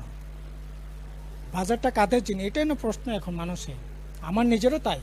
এই বাজারটা দেখে মনে হয় এটা এটা একটা কি বলবো, এটা রং চড়ানো বাজার ছাড়া এই বাজারকে এটা একটা পুরাপুরি ডিজাইন বাজার, যাদের জন্য এখন আমাদের রাজ্যে মূল সমস্যাটা কি? আমাদের রাজ্যে মূল সমস্যা হচ্ছে বেকার সমস্যা। বেকারদের জন্য কোনো সেখানে কথা উল্লেখ আছে? মূল সমস্যা হচ্ছে গরিব অংশের মানুষ, মূল সমস্যা হচ্ছে দিনমজুর, ক্ষেতমজুর, জুমিয়া, তাদের সমস্যা। তাদের জন্য কি আছে বাজেটে? তাদের জন্য কি আছে বাজেটে? একটা লাইন যদি তাদের জন্য কোনো কর্মসংস্থানে যদি দেখাতে পারেন, তো বাজেটে কি আছে? নতুন একটা কলেজ হবে শিক্ষার জন্য, নতুন কিছু একটা শিক্ষা প্রতিষ্ঠান হবে, শিক্ষার মান উন্নয়নের জন্য নতুন কোনো কর্মসূচি নেওয়া হবে, এগুলো তো কিছুই দেখলাম না। বরং সেই শিক্ষা খাতে বাজেট এটা 3% কমিয়ে দিয়েছে, 3% বাজেট কমিয়ে দিয়েছে। গত বছরের চাইতেও বাজেট কমিয়ে দিয়েছে। অথচ শিক্ষার বাজেট বাড়ার কথা ছিল, স্বাস্থ্যের ক্ষেত্রে বাজেট বাড়ার কথা ছিল। কিছু আছে? শিক্ষা, স্বাস্থ্য, এটাই তো মানুষের, আমাদের মতো একটা প্রান্তিক রাজ্য, নর্থ ইস্টের মানে গোটা দেশের মধ্যে একেবারে উত্তর পূর্বাঞ্চলের শেষ মাথায় এই রাজ্যটা যদি স্বাস্থ্য পরিষেবা যদি উন্নত না করতে পারে, শিক্ষার মান উন্নয়ন যদি না করতে পারে, এখানকার মানুষ রোজগারের ব্যবস্থা যদি না করতে পারে, তারা বাঁচবেটা কী করে? এখন তো দেখছি শত শত ছেলে মেয়ে এখন আমাদের রাজ্যে রাজ্যান্তরিত হচ্ছে। কেউ আপনার হায়দ্রাবাদে, ব্যাঙ্গালোরে চলে যাচ্ছে, ত্রিমামদুরে চলে যাচ্ছে, কেরালায় চলে যাচ্ছে, বিভিন্ন রাজ্যে হাজার হাজার বলা যেতে পারে। আমাদের একটা গ্রাম আছে, এই একটা গ্রাম থেকে ৩৫ জন এখন রাজ্যের বাইরে বিভিন্ন প্রদেশে তারা কাজ করছে। বাংলাদেশে গন্ধকি তোলার জন্য এই গভীর অরণ্যের মধ্যে হাতি ভাল্লুকের ভয়কে উপেক্ষা করে তারা জঙ্গলের মধ্যে ওরা বাঁশের পাতাতে ঘর করে এই রোদ বৃষ্টির মধ্যে থেকে গন্ধকি তুলে তারা বিক্রি করে খেতে হচ্ছে। আমি কিছুদিন আগে দামসরে খেতা সরাতে গেলাম। মিজোরাম কি বিরাট উন্নত রাজ্য নাকি? মিজোরামে চলে যাচ্ছে। আমাদের রাজ্যে ৭৮ সালের আগে মুনি শব্দটা মুছেই গিয়েছিল। মুনি মানে আপনার বাড়িতে 1 মাস 2 মাসে কাজ করবে, এটাকে মুনি বলা হতো। এই মুনি শব্দটা সাথে রাজ্যের মানুষ পরিচয়টি বিলীন হয়ে গিয়েছিল। এখন মিজোরামে গিয়ে মুনি থাকতে হচ্ছে, ছেলেরা মেয়েরা। তো তাদের রোজগারের জন্য রাজ্যে কোথাও কোনো পরিকল্পনা আছে? আরে এই রাজ্যে বড় শিল্প হবে না, ছোট শিল্প হতে পারে। বর্তমানে বিজেপি সরকার সর্বসময় বলে থাকে যে 25 বছরের সিপিআইএম সরকার কিছুই করেনি। না, জিষ্ণুবাবু যদি এরকম কথা বলে থাকে, হ্যাঁ, আমরা তো যত আক্রমণই আমাদের উপর আসুক আমরা বলবো, বসেও বলবো, রাস্তা দাঁড়িয়ে বলবো, আমাদের লকআপে ভরে রাখলেও আমরা বলবো।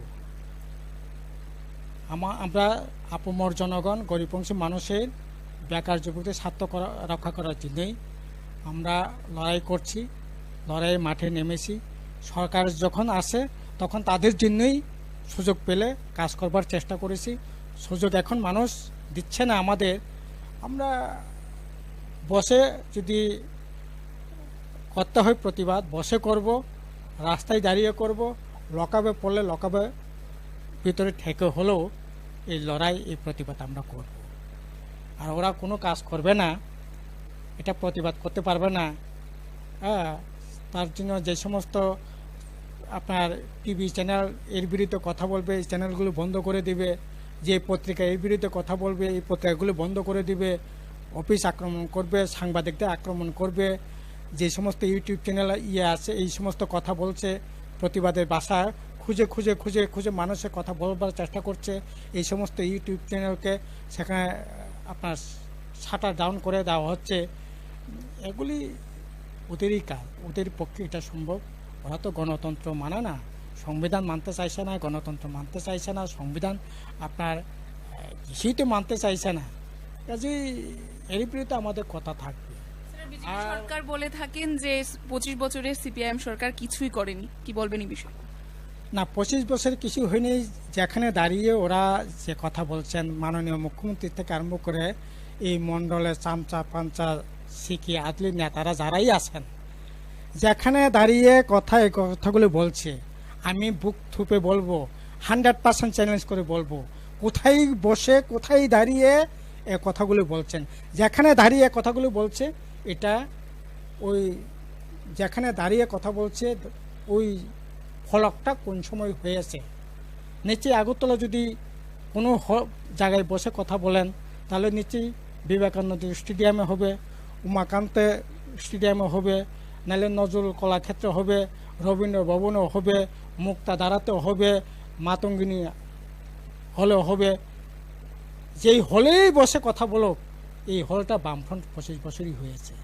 যে মাঠে গিয়ে চেঁচামেচি করছে আঙুল তুলে নির্লজ্জের মতো, বিহারের মতো, ওই মাঠটা বামফ্রন্টের আমলেই হয়েছে।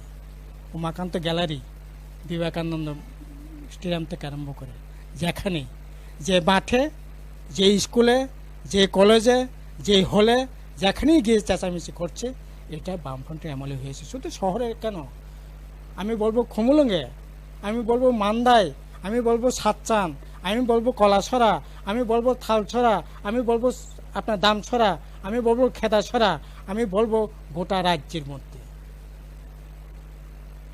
আজকে বিজেপি আইপিএফটি 5 বছর হয়েছে, একটা দেখাক দৃষ্টান্ত, একটা দেখাক না। আরে আমি আমার সাথে তর্ক বিতর্ক করার তো বিষয় না, আপনি আমাকে বললেই তো হয়। আমি তো বলছি, জায়গাগুলো বলছি, হলগুলো বলছি, মাঠগুলো বলছি। আপনারা বলেন তো, একটা মাঠ করেছেন, একটা স্টেডিয়াম করেছেন, একটা হল করেছেন কথা বলবার জন্য, আর যেখানে দাঁড়িয়ে আপনি এই কথাটা বলছেন সেখানে 25 বছর কিছু হয়নি।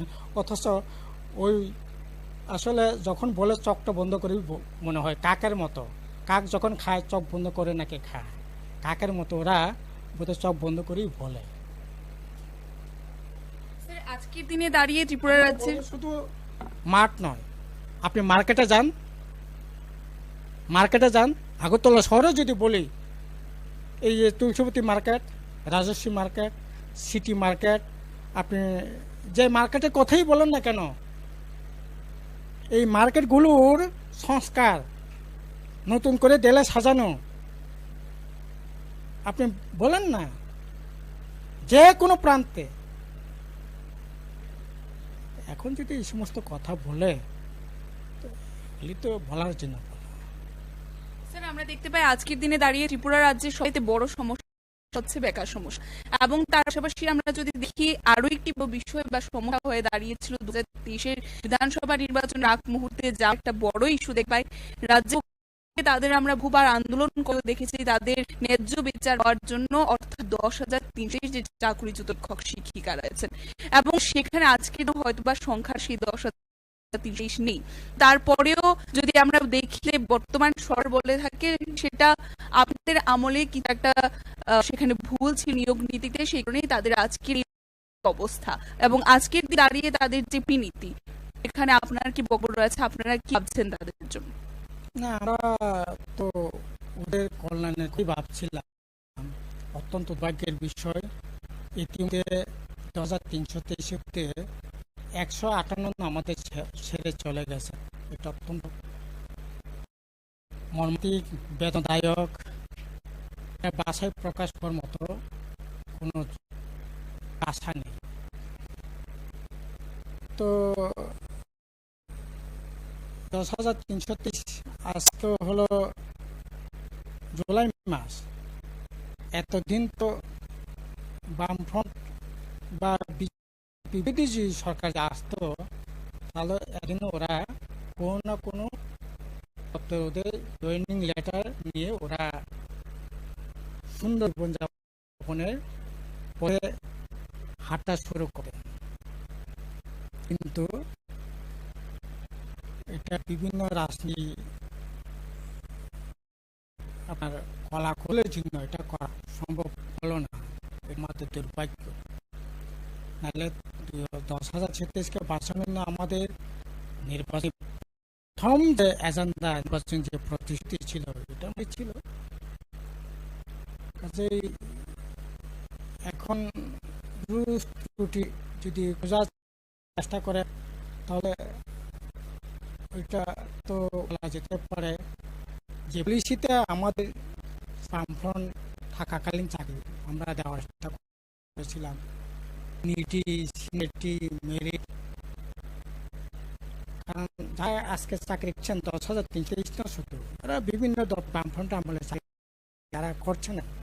যদি আমরা শুধু সিনিয়রিটি মেধার ভিত্তিতে চাকরি ব্যবস্থা হতো তাহলে ওই জুনিয়রের ছেলে মেয়েরা খালসরা স্কুলকে খেদাসরা স্কুল থেকে ওই প্রত্যেক এলাকা থেকে যারা পড়াশোনা করে পাস করতে তাদের চাকরি হতো না। তো আমরা ঠিক করেছি মেধা থাকবে, সিনিয়রিটি থাকবে, নিডি থাকবে।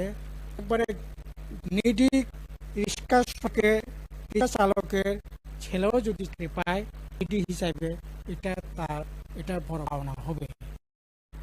এখন সিনিয়রিটি বিচার করে যদি ওভারেজ হয়ে যাচ্ছে তাকে যদি ব্যবস্থা করা যায় তাহলে তার দিন বাঁচার একটা রাস্তা এটা করা সম্ভব হবে। কাজে তার ভিতরে আমাদের চাকরিটা হয়েছিল। এখন কোর্ট বলেছে নিডিকে খাওয়ার ব্যবস্থা করা যেতে পারে, প্রিপেয়ার করা যেতে পারে, কিন্তু চাকরি দেওয়া যায় না।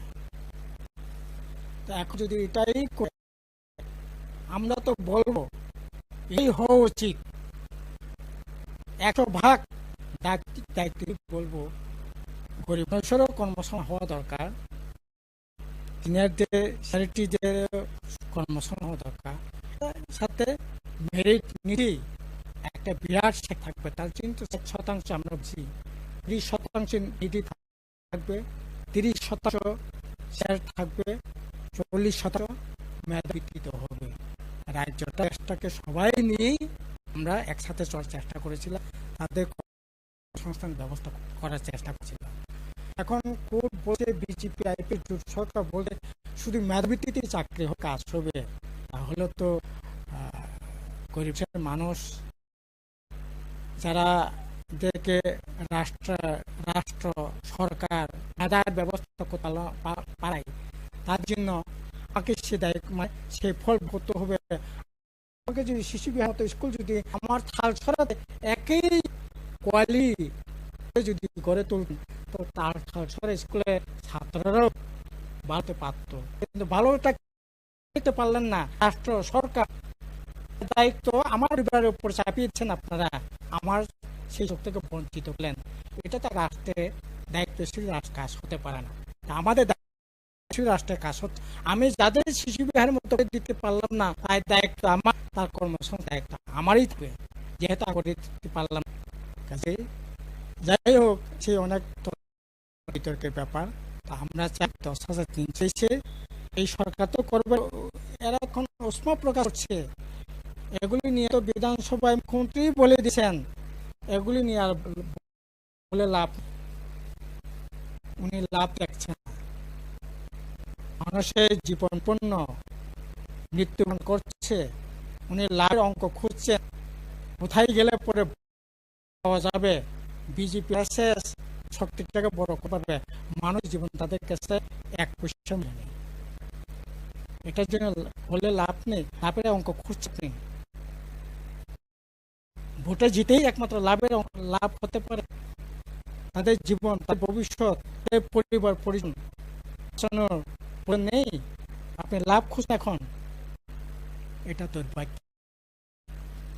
স্যার, আমরা দেখতে পাই যে বর্তমানে রাজনীতিতে এই বিষয়টি তোলপাড় আছে, যে রাজ্যের এই বর্তমানে স্বল্প সময় জনপ্রিয় হওয়া দল ত্রিপুরা এবং তাদের ডিমান্ড গ্রেটার ত্রিপুরা, এই দাবি আপনারা কতটুকু বা আপনি কত যুক্তিযুক্ত বলে করেন?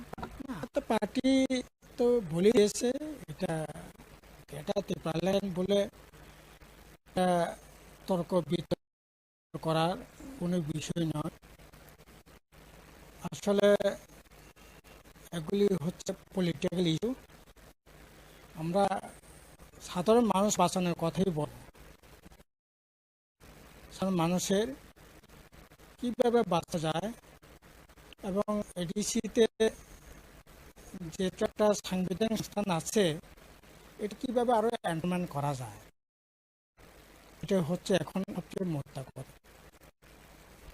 কারণ এখন অবশ্য যারা ত্রিপুরাল্যান্ডের কথা বলছে এখন তারা সেরকম কথা জোর দিয়ে বলছেন না। ওরা ওই সাংবিধানিক শাসনের কথাই বলবে, যেটা বলছিলাম এটি ঘুরিয়ে ফিরে এখন বলবার চেষ্টা করছে সবই হোক। এগুলি বিভ্রান্তিমূলক, এগুলি করে যেটা বাস্তব এটা করাতে পারে এটি নিয়ে কথা বলা দরকার। আমরা পরিষ্কারভাবে বলছি কৃষি এম্পাওয়ারমেন্ট কৃষি এলাকার এই রাজ্যে জাতি বলেন জাতি অংশ বলেন তাদের আর্থিক অবদান মান উন্নয়নতে গেলে পরে রাজ্য সরকার কেন্দ্র সরকার এতে আর এডিসি প্রশাসন আরও কীভাবে ক্ষমতা দিয়ে এটাকে পুশ করা যায়, এটাকে আরও শক্তিশালী করা যায়, এই যে মনোনিবেশ করা। তার জন্য এখন পার্লামেন্টে 125 সংবিধান সংশোধন বিল আটকিয়ে এটা পার করে এটা যত তাড়াতাড়ি সম্ভব এডিসিতে তুলে তার ব্যবহার করা হোক, হচ্ছে আমাদের মূল কথা। স্যার, আমরা দেখতে পাচ্ছি যে যিনি বর্তমানে সিই রয়েছেন পূর্ণচন্দ্র মাথিয়া, ওনার বিরুদ্ধে নানান এলিগেশন রয়েছে। এক এক করে আপনাকে বলবো। প্রথমত দেখতে পাই উনি যে আরডিব্লিউ থেকে যে রাস্তা বানিয়ে দিয়েছে সেই রাস্তাগুলিকে এডিসি তিনি দেখিয়ে তারপর আত্মসাৎ করছেন, এমন তাদের কাছে অভিযোগ রয়েছে, এলিগেশন রয়েছে, কি বলবেন? এরকম তো আমার কাছেও খবর আছে, বিভিন্ন খবর বেশি বেশি বেড়া মানে সেখানে ছোটাছুটি করছে, কিন্তু হাতে এরকম কোনো ডকুমেন্ট নেই। মানুষ বলছে বিভিন্ন নিয়মে হচ্ছে, বিভিন্ন কাজকর্ম রাস্তাঘাট বিভিন্ন ক্ষেত্রে নিয়মে হচ্ছে বলে মানুষ বলছে। এখন এডিসি হেক্টর গিয়ে কাটলেই এই সময় কথাবার্তা কানে বেশি আসছে, কিন্তু আমাকে যদি প্রশ্ন করেন সেরকম, তাহলে আমার নির্দিষ্ট কোনো ডকুমেন্ট নেই। তবে মানুষের কাছ থেকে এরকম সহস্র কথা শুনতে পাচ্ছি, এটা হলো কথা। ত্রিপুরা নিউজের তথ্যটা কথা বলেন কাছে যতটুকু মানে খবর রয়েছে, সেখানে আরটিআই রিপোর্ট রয়েছে।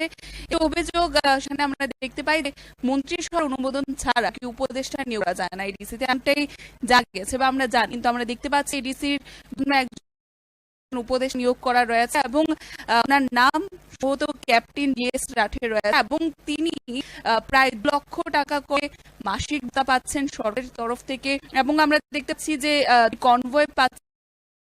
তাছাড়াও নানান সুযোগ সুবিধা বাংলো থেকে শুরু করে নানান সুযোগ সুবিধা তিনি বহন করছেন। একরূপ মুখ্যমন্ত্রীর নিয়ে তিনি আচরণ করেন। এই যে নিয়োগটা কতটুকু হওয়া যুক্তিযুক্ত বা এই নিয়োগ কি সঠিক বা এভাবে কি নিয়োগ করা? না, প্রশাসনিক সিদ্ধান্ত নিলে নিয়োগ করা যেতেই পারে, কিন্তু এই নিয়োগের প্রয়োজন আছে বলে আমি মনে করি না। এই প্রশাসন পরিচালনা করার জন্য তখন পরামর্শ তা রাখার কোনো হয় না। এই তো হাতি পালা হাত পোষণের মতো অবস্থা চলছে। এই হাত পোষণের কোনো প্রয়োজন আছে বলে মনে করি না। আরে আমরা মানুষের সাথে কাজ করছি, মানুষের জন্য তো হবে। ওরা ব্যাঙ্গালোর থেকে দিল্লি থেকে এসে ও কি পরামর্শ দিই, আমরা মানুষের সাথে কাজ করছি, মানুষের কল্যাণে কি করতে হবে এটা হচ্ছে ওদের পরামর্শ কোথাও কোথাও লাগতে পারে, হয়তো বা এগুলি এই সমস্ত লোক পরামর্শদাতা শুধু এই যে কে রাতে নয়, এখন তো চিফ এক্সিকিউটিভ মেম্বারের শ্রী কুমার রাজস্থান থেকে একটি পরামর্শদাতা হিসেবে নিযুক্ত দিয়েছেন। খুব প্রয়োজন আসলে আমি অন্ততপক্ষে মনে করি না আমার জীবনের অভিজ্ঞতা।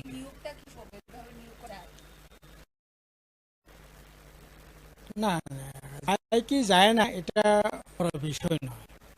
জনগণের টাকা এগুলি মিস করাটা আমি মনে করি এটা অন্যায়, সঠিক নয়। আপনাদের সময় ছিল কি এই ধরনের উপদেষ্টা? আমাদের আমলে শুধু এটা আমরা দেখেছি, হঠাৎ বাবুরা যখন ছিলেন ইউজিএস কংগ্রেস তখনই ছিল না। এরপরে 2000 সালে অবশ্য আমরা আইপিএফ সন্ত্রাসবাদের সাহায্যে এটি সফল করেছিলেন, তখন এন দেববর্মাকে অ্যাডভাইজার করে। তখন সেরকমভাবে এরকম অ্যাডভাইস ছিল না, তবে মাঝে মধ্যে সহায়তা করতেন এবং অ্যাডিশনাল সিওনাক হিসাবে উনি এখানে নিয়োগ করেছিলেন। কিন্তু কোনো প্রশাসনের আলোই এরকমটা ছিল না, এখন যা হয়েছে আর কি। আরো কি অভিযোগ রয়েছে? দেখতে পাই যে এডিসি, সিএম এবং ইএম এর পূর্ব থেকে গাড়ি বরাদ্দ করা থাকে, তারপরেও অতিরিক্ত 5 গাড়ি ক্রয় করেছে এবং সেই গাড়িগুলোর যে মূল্য রয়েছে তা থেকে অধিক দিয়ে তা ক্রয় করা হয়েছে। কি মনে করছেন যে জনগণের টাকা আত্মসাৎ করা হচ্ছে বর্তমানে? এটা তো আমি শুরুই বলছিলাম যে আননেসেসারি এই সমস্ত জনকল্যাণে খরচ করে নিজেদের মাসের জন্য, আড়াইশের জন্য খরচ করার কোনো মানে না। এই গাড়িগুলি আছে এটাই যথেষ্ট ছিল। এখন নতুন নতুন গাড়ি ওরা আমদানি করেছে, কিনেছে। শুধু তো গাড়ি কেনা নয়, এরা তো অ্যালবাম করা যায় যে সে গাড়ি নিয়ে শিলংয়ে চলে যাচ্ছে। কেউ আপনাদের বিভিন্ন চ্যানেলের মাধ্যমে মাধ্যমে জানতে পারলাম সুইজারল্যান্ডে চলে যাচ্ছেন, থাইল্যান্ডে চলে যাচ্ছেন বিশ্রাম করার জন্য, সময় কাটানোর জন্য। এদিকে বেতন দেওয়া যাচ্ছে না, যারা এখন একটা নিঃস্ব জীবন কাটাচ্ছে। আর আমি থাইল্যান্ডে যাচ্ছি, আমি কি বলবো, ওই গান না করার জন্য এডিসি গাড়ি নিয়ে শিলংয়ে ছুটে যাচ্ছি, সুইজারল্যান্ডে অবসর বেতনের জন্য, সময় কাটানোর জন্য চলে যাচ্ছে। এগুলি আসলে ঠিক নয়। এগুলি আরও এই ব্যাপারে আমাদের মানে সতর্ক থাকা দরকার। জনকল্যাণে করার দায়িত্ব নিয়ে এগুলি না হই। টাটা সাফারি, ইনোভা মতো গাড়ি নিয়ে তারা ঘুরে ফেরাচ্ছেন। আপনাদের সময় সিএম এবং ইএম দের জন্য কি কি গাড়ি বরাদ্দ ছিল স্যার? আমরা যখন সিএম হয়েছিলাম তখন ওই প্রাণকালের ট্যাক্সি ছিল, গাড়িতে ট্যাক্সি ছিল না, সাধারণ ট্যাক্সি ছিল। তারপরে এই ট্যাক্সিগুলো গিয়ে তারপরে আমরা স্কুল কিনলাম এর জন্য। এটা ছিল, এর মধ্যে তেলের একটা বরাদ্দ ছিল। এখন তো যা শুনলাম বরাদ্দ বালাই নেই, কেউ লিটার, কেউ হাজার, কেউ 2000 চললেও আপত্তি নেই, সুবিধা নেই। আমার সময়ে সিএম তেল মারে খরচ পারবেন, এটা নির্দিষ্ট। ইএম মতে গাড়ি সরকারি মাগনা গাড়ি বলে, মাগনা তো জনগণ টাকা, আপনার আমার টাকা, আপনার আমার 33 টাকা, এক মাসে 30 লক্ষ টাকা, মানে বিরাট।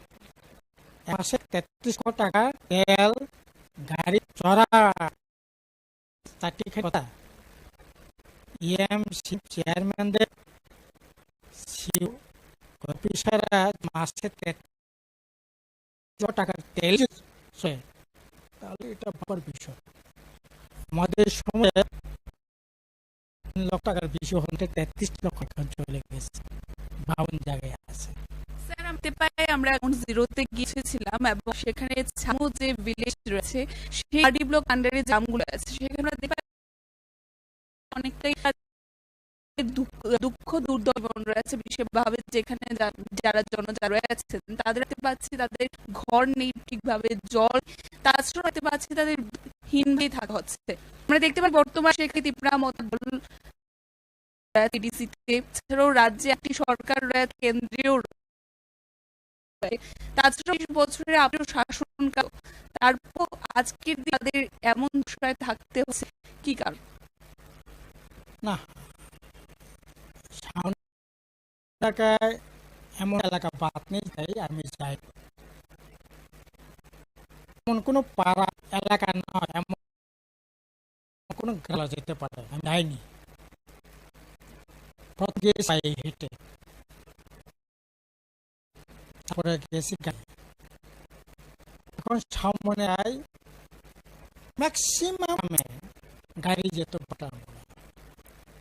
এখন 90% গাড়ি যায় না। এখন আপনি সামনে কোন গ্রামে গেছে জানি না, আপনি যদি ওই দিকে ছড়া দিকে যান 32 কিলোতে করজন বাসাতে যান, নাতিন মন্দির যদি যান এখন পাওয়া যায়। এখন ম্যাক্সিমাম আপনি যদি না থাকে তাহলে পরে 32 কিলো পড়তে পারবেন, 30টি যদি তাহলে 5 কিলো পড়তে পারবেন। মাল হয়ে রাজদর মাল আপনি এক মানিকপুর থেকে 2 লিটার একটা গ্রামে যেতে পারবেন, পরে যেতে পারবেন। সামনে পশ্চিম দিকে লঙ্গাই শিকারি হয়ে গাড়ি করে আসে, তো সামনে লঙ্গাই আপনার লঙ্কাই মানে কি বাড়ি পশ্চিম দিক থেকে কিলোমিটার যদি যান এরপর গাড়ি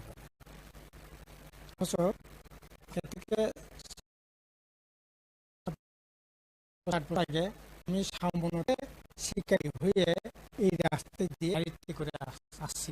আমি গত কিছুদিনে এই রাস্তায় যেতে পারবো, শিকারি বাড়ি পারবো কিনা হচ্ছে পারবো। বেশি আপনি আমাদের রাজ্যে অত্যন্ত ভয় পারে মানুষ। ওই এলাকাটা আমাদের 23 আপনার সেখানে প্রাথমিক করা হয়েছে। আপনার সময় যে ঘোষণা হয় চালের করা হয়েছে, এখন রং ভরে গেছে। ওই এলাকা অঙ্গরবাসী আমরা নতুন হাউজিং স্কিম থেকে 32কে একটা বাড়ি 9 লাখ খরচ করে প্রায় অধিক বাড়ি করে দিয়েছি। কমিটি থেকে রিয়াং জাতি বায়ুর জন্য আমরা 5,000 জন্য স্কিম নিয়েছি, কিন্তু এটা আমরা করেছিলাম কিন্তু শেষ পর্যন্ত করে উঠতে পারলাম না। 17-18 নির্বাচন চলে আসলো, নির্বাচন এটা করালাম। এখন এটার কোনো খবর এখন এলাকার মানুষই জানতে বর্তমান সরকার নল জল মিশন আন্ডারে বিভিন্ন বাড়িগুলো দেখতে পাই নল আছে কিন্তু জল বেরোচ্ছে। তাছাড়া আমরা দেখতে পাই যে বাড়ির সাইডে বিদ্যুতের রয়েছে কিন্তু লাইন নেই, এগুলির কি কারণ? এটা হচ্ছে কিছুদিন আগে মালিদরে গিয়েছিলাম, মালিদরে বিদ্যুৎ নেই, টিউবওয়েল নেই, কিন্তু পাইপলাইন পৌঁছে। তো এলাকার মানুষে আমাদের এখানে টিউবওয়েল নেই, বিদ্যুৎ আসে না, এই নলকূপে এই পাইপের ওদেরকে বলে ভোটের আগে প্রথম রাস্তায় গেলে পাইপ বসাতে হয়, পাইপ পরে জলের কলবে জল বসালাম, কিন্তু পাইপ না কি করে কাছে লাইন হবে দিন আগে হবে না, বাচ্চা হবে এর মতো করে দিয়ে দিই। তো আসলে এগুলি মানে মানুষকে এরকম ভাবে আসলে বোকা বানানো না করাই ভালো। মানে প্রায় গ্রামীণ কোনো খবর নেই, আপনি প্ল্যান করে দিয়েছে কি আছে। স্যার এবারে শেষ মুহূর্তে আলোচনা রয়েছে 2024 সালের লোকসভা নির্বাচন। লোকসভা নির্বাচনে আমরা দেখতে মহাজোট মধ্যে দেশীয় রাজনীতিতে উঠে এসে যা ইন্ডিয়ান বর্তমানে এই ভার্সেস ইন্ডিয়া, যারা রাজ্যের বিজেপি যারা নেতৃত্ব রয়েছে তারা একেবারে 100% আশাবাদী তারা যুক্ত হবে, কিন্তু এই বিষয়ে আপনি কি বলবেন, আপনার কি মতামত থাকে? না, ইন্ডিয়া নাই বাসে এনডিএ হোক, কিন্তু সেদিকে হাজার দিলাম পর কিন্তু অন্যরকম হবে বলে মনে হয়। কারণ আছে জায়গায় গেছে বেকার, দারিদ্র, শিল্প কারখানা রপ্তানি চাইতে আমনি 70% আমনি বেড়ে এসেছে আমাদের দেশটা কোন জায়গায় চলে আসছে ভয়ঙ্কর অবস্থা। সব দিকে মিলালে পরে একটা হাওয়া চলতোটা দেশের এটা বলা যাবে। আমাদের কিছুদিন অপেক্ষা কত দেখা মানুষ এখন শুধু মানুষ একটাই ভয় পারা না, এরকম তো নয়, যেত যদি ফলাফলটা তৈরি করে না করতে পারি তখন কি করে এটা আমার তো হবে। এবারে শেষ মুহূর্তে দাঁড়িয়ে ত্রিপুরার জন্য আপনি কি রাখবেন? না, ত্রিপাশীর জন্য ওটাই বলবো না, আমাদের যেটা যেরকম চলছে এটা কোনোভাবে নয়। শিক্ষা, স্বাস্থ্য করে যুবকদের রাখার দিন ভুলেই গেছে এখন যে বেকার যুগ। একদিকে খুব ভয়ঙ্কর অবস্থা চলছে, অপরদিকে সমাজকে একটা ভয়ঙ্কর অন্ধকার দিকে হচ্ছে ড্রাগ এর মধ্যে নিয়ে গেলে এটা ভয়ঙ্কর। এই গতদিন আগে একটা টাইম কোড বেরিয়েছে আমার রাজ্যে 15 বছরের পর ড্রাগের সাথে আসেন 19, যে একটা জাতীয় গড় হয় 8%, আর আমার 19 ভাবছে না। এবং প্রতিদিনই সোশ্যাল মিডিয়া খুলে পড়ে দেয় অনিশ্চয় ভবিষ্যতের যুব সমাজকে দেওয়া হচ্ছে। এবং বিরাট একাংশ বিজেপির মন্ডল কার্যকর্তা দিয়ে এই রমরমা এই ব্যবসা কখন সম্ভব নয়। সারে প্রত্যক্ষ মদত হলে চাকরি বাড়ি হচ্ছেই না, এরকমটা ভয়ঙ্কর দেখে আমাদের রাজ্য যুবসমাজকে নিয়ে যাচ্ছে। খুবই উদ্বিগ্ন গার্জেন হিসেবে আমাদের রাজ্যে চাকরির আকাল এভাবে তো চলা হয় না। গণতন্ত্র ভয়ঙ্কর ভাবে দলিত হচ্ছে, এতে মানুষকে বাঁচেন না। আমরা তো দান্ডা বেঁধে রেখে মানুষ সমাজ তার প্রতিতে আমাদের কাটটা হওয়া দরকার। এবং ইদানিং মনে রেখেছেন তারা দেশে দেখে রাজ্য এই ধরে একটা ধর্মীয় মানুষের বিভাজন একটা কোনো না কোনো থেকে এগুলি সুবিধা হচ্ছে, এগুলোকে আমাদের থাকা দরকার।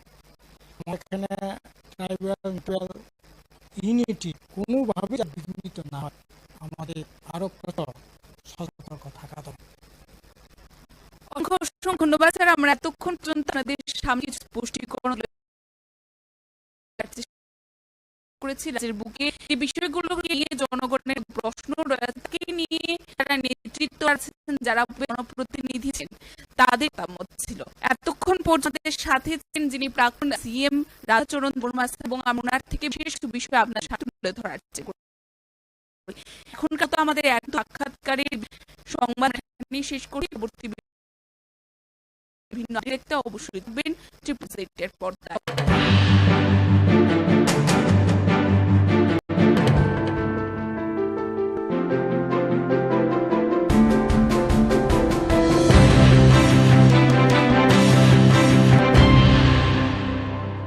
নবনির্মিত উন্মুক্ত জিমের উদ্বোধন, সেটাকে সামনে রেখে আজকের যে এখানে সবার উপস্থিতি, বিশেষ করে মঞ্চে যারা আসীন আছেন, একটু আগে যিনি ওনার মূল্যবান বক্তব্য এখানে রেখেছেন, সবার প্রিয় এবং আদরণীয় আমাদের আগরতলা মিউনিসিপাল কর্পোরেশনের মাননীয় মেয়র শ্রী দীপক মজুমদার মহোদয়, আমাদের ডেপুটি মেয়র শ্রীমতী মনিকা দাস দত্ত এবং আমাদের মিউনিসিপাল কমিশনার আগরতলা মিউনিসিপাল কর্পোরেশনের এবং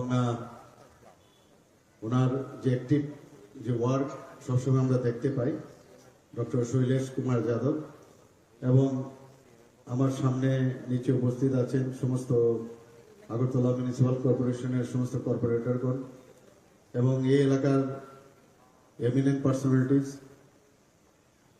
এবং মিডিয়া বন্ধুরা এবং অন্যান্য যারা এখানে অন্যান্য জায়গা থেকে যারা এখানে উপস্থিত আছেন, সবাইকে আমি হার্দিক অভিনন্দন ও শুভেচ্ছা জানাচ্ছি।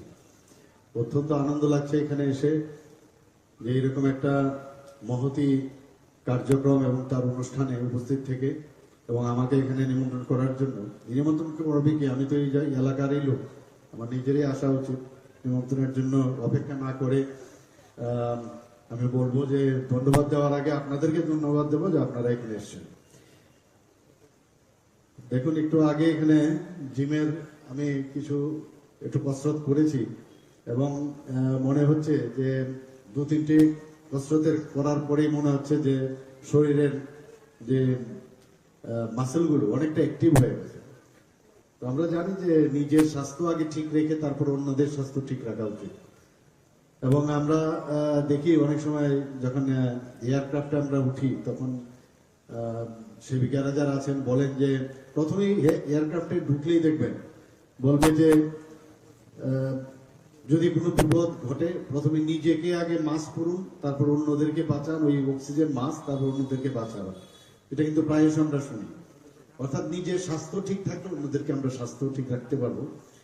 এবং আজকের এই বিশেষ দিনে আমি বলবো, আমাদের মাননীয় প্রধানমন্ত্রী নরেন্দ্র মোদীজি সবসময় বলেন যে যোগা করার বিষয়টা। 21শে জুন আমরা জানি যে রাষ্ট্রসংঘেতে উনি যখন আবেদন করলেন যে যোগ ব্যায়াম সবাইকে করা উচিত, সমস্ত দেশ করা উচিত। আমরা G20-র মধ্যে আমরা দেখেছি যে প্রধানমন্ত্রীজি বারবার বলছেন যে ওয়ান ফ্যামিলি এবং ওয়ান ফিউচার, উনি সবসময় বলতেন। অর্থাৎ সারা পৃথিবীকে নিয়ে উনি চিন্তা করেন, শুধু ভারতবর্ষ না। তো সেই উনার যে আহ্বানে আজকে 21শে জুন আন্তর্জাতিক যুব দিবস হিসেবে পালন করা হয়। এবং এই যে যোগা, সেটা কিন্তু একটা ব্যায়াম না শুধু, সেটা আমাদের ভারতের একটা ফিলোসফি, যে আমাদের পরম্পরা, আমাদের যে প্রাচীন পরম্পরা, বেদের মাধ্যমে যেটা আমাদের শেখানো হয়েছে, সেই যুগ থেকে এটা শুরু হয়েছে। এবং আজকে বিভিন্ন কান্ট্রি আজকে এই 21শে জুন আন্তর্জাতিক দিবসে ওনারা সবাই যোগ ব্যায়াম করেন এবং শুধু তাই নয়, সবসময় যোগ ব্যায়াম করছেন। তো আমার বলার অর্থটা হচ্ছে যে যদি মানুষ, আমরা জানি যে healthy mind resides in healthy body, যদি শরীর ঠিক না থাকে তাহলে কোনো অবস্থায় ভালো চিন্তা, ভালো কিছু ভাববার কোনোদিনই সেটা সম্ভব নয়। আমাদের আগরতলা মিউনিসিপাল কর্পোরেশনের মাননীয় মেয়র বলেছেন যে কিভাবে উনি আবর্জনা পরিষ্কার ওনার টিমের মাধ্যমে উনি করছেন, সমস্ত ড্রেন থেকে আরম্ভ করে রাস্তাঘাট সমস্ত জায়গায়। এবং শৈলেশজিও চেষ্টা করছেন কিভাবে পরিষ্কার করা। শুধু রাস্তাঘাট এগুলো পরিষ্কার করলে হবে না, আবর্জনা আমাদের মাথার ব্রেনের ভিতরে কিন্তু অনেক লোকের আছে, সেইগুলো আমাদের পরিষ্কার করা দরকার।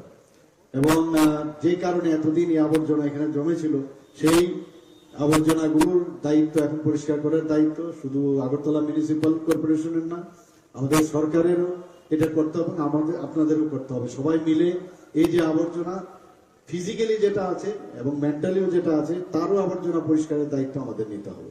কারণ আমরা যদি ভালো চিন্তা না করি, উদ্ভাবনী যে বিষয়গুলো আছে সেগুলো যদি আমরা চিন্তা ভাবনা না করি তাহলে সমাজকে আমরা কোনো অবস্থায় পরিবর্তন করতে পারবো না।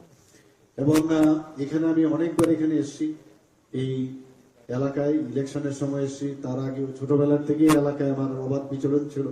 তো এখানে আমার যে আমাদের মাননীয় মেয়র সাহেব বলেছেন যে যেভাবে এখানে নোংরা পড়ে থাকতো, নানা রকম ড্রাগ এডিক্টেড সিরিঞ্জ থেকে শুরু করে বিভিন্ন যেসব সামগ্রী ব্যবহার করা হয় সেগুলো কিন্তু এই জিম যে উদ্বোধন হলো তাতে কিন্তু একটা পরিবেশ এটা এখানে তৈরি হলো।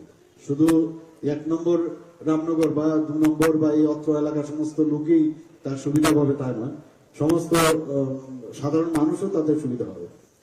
খেলাধুলার উন্নয়নে আমরা এবার যে বাজেট আমরা রেখেছি আপনারা সবাই জানেন যে আমরা কতটুকু সিরিয়াস, যে 2023-24 অর্থ বছরে আমরা কৈলাসহর এবং উদয়পুরে 25 কোটি টাকা পেয়ে 2টি যুব আবাস স্থাপন করার আমরা বাজেট রেখেছি।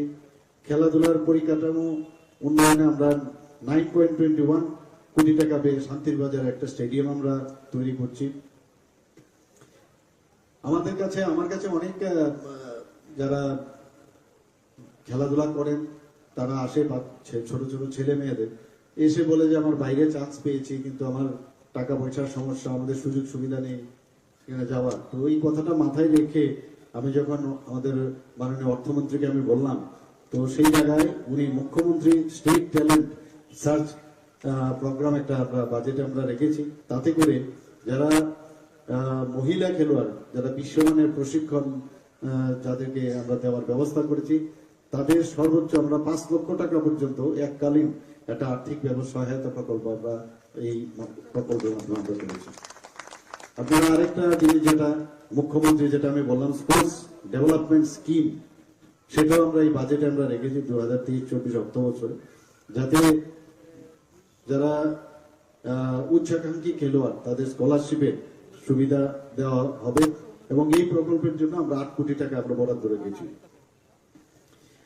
আমরা 2023-24 বাজেটে যুব বিষয়ক কেন্দ্রের YAS এর মধ্যে আমরা 4,939 কোটি টাকা বরাদ্দ রেখেছি।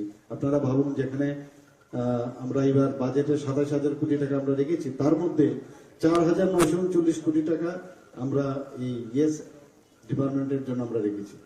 খেলাধুলার উন্নয়নে রাজ্য সরকারের যে কিছু আমরা যে কাজ আমরা করেছি আপনারা সবাই জানেন অলরেডি, তবু আমি এখানে বলছি। 4টি সিনথেটিক টার্ফ ফুটবল মাঠ আমরা নির্মাণ করেছি, উমাকান্ত একাডেমি ট্র্যাক নির্মাণ করেছি। খেলো ইন্ডিয়া প্রকল্পে খোয়াই যেখানে সরকারি বালক উচ্চতর মাধ্যমিক বিদ্যালয় মাঠে ও সুধন্য দেববর্মা মেমোরিয়াল উচ্চতর মাধ্যমিক বিদ্যালয়ে আমরা সেটা সিনথেটিক টার্ফ ফুটবল মাঠ নির্মাণের কাজ চলছে। খেলো ইন্ডিয়া প্রকল্পে বাধাঘাটে একটা সিনথেটিক হকি মাঠে নির্মাণ কাজ এর মধ্যেই শুরু হবে। যুব বিষয়ক ও ক্রীড়া দপ্তর রাজ্যে বিভিন্ন এলাকায় 50টি ওপেন জিম নির্মাণের কাজ হাতে নিয়েছে। এর মধ্যে 25টি এই ধরনের ওপেন জিম নির্মাণের কাজ শেষ হয়েছে, বাকি 25টি এর মধ্যে কাজ শুরু হবে। তো আমাদের সরকার আমরা চেষ্টা করছি যে খেলাধুলার মান যাতে এখানে উন্নয়ন হয়, এবং খেলাধুলা এটা একটা এমন একটা বিষয় যার কোনো আর অপশন নেই, মানে তার বিকল্প কিছু নেই। খেলাধুলার মাধ্যমে শরীর, আমরা সবাই জানি যে শরীরের যেমন ডেভেলপমেন্ট হয় মানসিকও কিন্তু ডেভেলপমেন্ট হয়।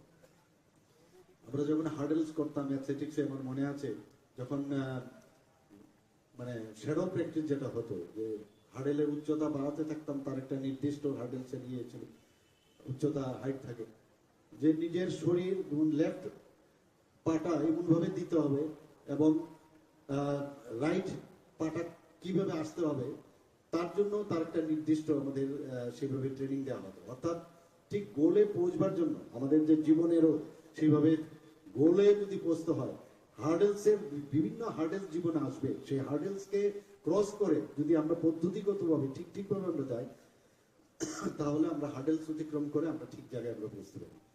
আমার মনে আছে যখন বৃষ্টি হতো তো অ্যাথলেটিক্স আমরা করতাম, তো বৃষ্টির মধ্যে যেহেতু আজকে আমরা দৌড়তে পারবো না, তার জন্য আমরা ক্লক ইউজ করে দিতাম, যে এত আমার 45 মিনিটস আমার লং ডিস্টেন্স রানে আমার 45 মিনিটসের আমার ওখানে যেতে হবে। তো 45 মিনিট সময় আমরা স্কিপিং করতাম, বিভিন্ন পদ্ধতির স্কিপিং করতাম। অর্থাৎ the show must go on, কোনো জায়গায় বসে থাকতে হবে না, বৃষ্টি এসছে তো বসে থাকো, আর যা হবে কালকে আমি করবো, নট দিস। তো এইভাবে আমাদের প্র্যাকটিস আমাদের করানো হতো। বিভিন্ন সময় ওই হ্যান্ড সুইং, আয়নার সামনে দাঁড়িয়ে ডাম্বেল নিয়ে, আমি তো খালি হাতে আমরা হ্যান্ড সুইং হয় যখন দৌড়ি, কিন্তু ভারী ওজন নিয়ে যদি হ্যান্ড সুইং করার, সেটা আমার মুভমেন্ট আয়নার সামনে দাঁড়িয়ে আমাদের করতে হতো। অর্থাৎ এই যে টেকনিকগুলো, সেটা কিন্তু জীবনের ক্ষেত্রেও সেটা প্রযোজ্য। যখন এই যে আমরা যদি আমাদের চিন্তা ভাবনা, আমাদের উদ্ভাবনী শক্তি যদি আমরা সবসময় এটাকে কন্টিনিউয়াস আমরা যদি তার প্র্যাকটিস করি, তাহলে জীবনের যে কোনো জায়গায় যেটা আমরা যদি চিন্তা করি যে এটা করব, আমার মনে হয় না তার থেকে আমাদেরকে কেউ আটকাতে পারবে। সে হার্ডেলসই হোক, বৃষ্টি হোক, আর যাই হোক, প্রাকৃতিক দুর্যোগই হোক, আমরা কিন্তু আমাদের গোলে আমরা বুঝতে পারবো।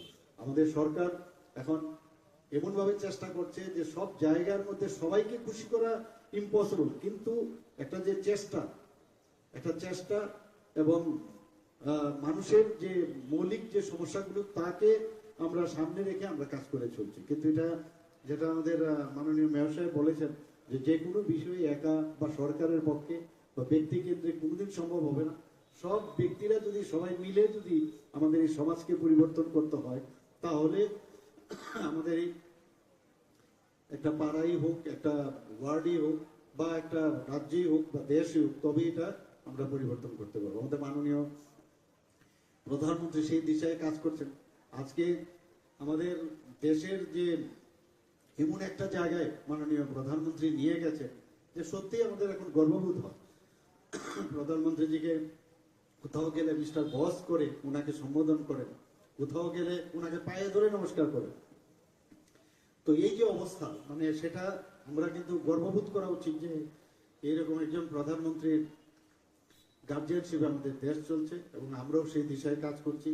এখানে আজকের যে এই জিমটা এখানে উদ্বোধন হলো, আমি আশা করি আপনারা তার সুযোগ গ্রহণ করবেন, এবং এই যাত্রা এলাকার শান্তি শৃঙ্খলা বজায় থাকবে, এবং একটা পরিবেশ এখানে তৈরি হবে, এবং সেই দিশায় আমরা কাজ করবো। আমাদের সরকার এবং আমাদের পৌর নিগম নিশ্চয়ই সেভাবে আপনাদের সাথে থাকবে, এবং উপস্থিত যারা এখানে ক্লাব কর্তৃপক্ষরা আছেন, যারা এখানে অন্যান্য ক্লাবের কর্তৃপক্ষরা আছেন, সবাই একটাই নজর দেবেন যে আমরা যেটা এক ত্রিপুরা শ্রেষ্ঠ ত্রিপুরা আমরা গড়ার লক্ষ্যে আমরা যাতে চেষ্টা করি যে প্লাস্টিক মুক্ত ত্রিপুরা, সেটাও আমি বারবার বলছি যে প্লাস্টিক যাতে আমরা ব্যবহার থেকে দূরে থাকি, সেই ব্যবস্থাটার জন্য সবাই সব মানে দৃষ্টি রাখেন, এবং নেশামুক্ত ত্রিপুরা, এই দুটো যেন প্যারালাল আমাদের চলে।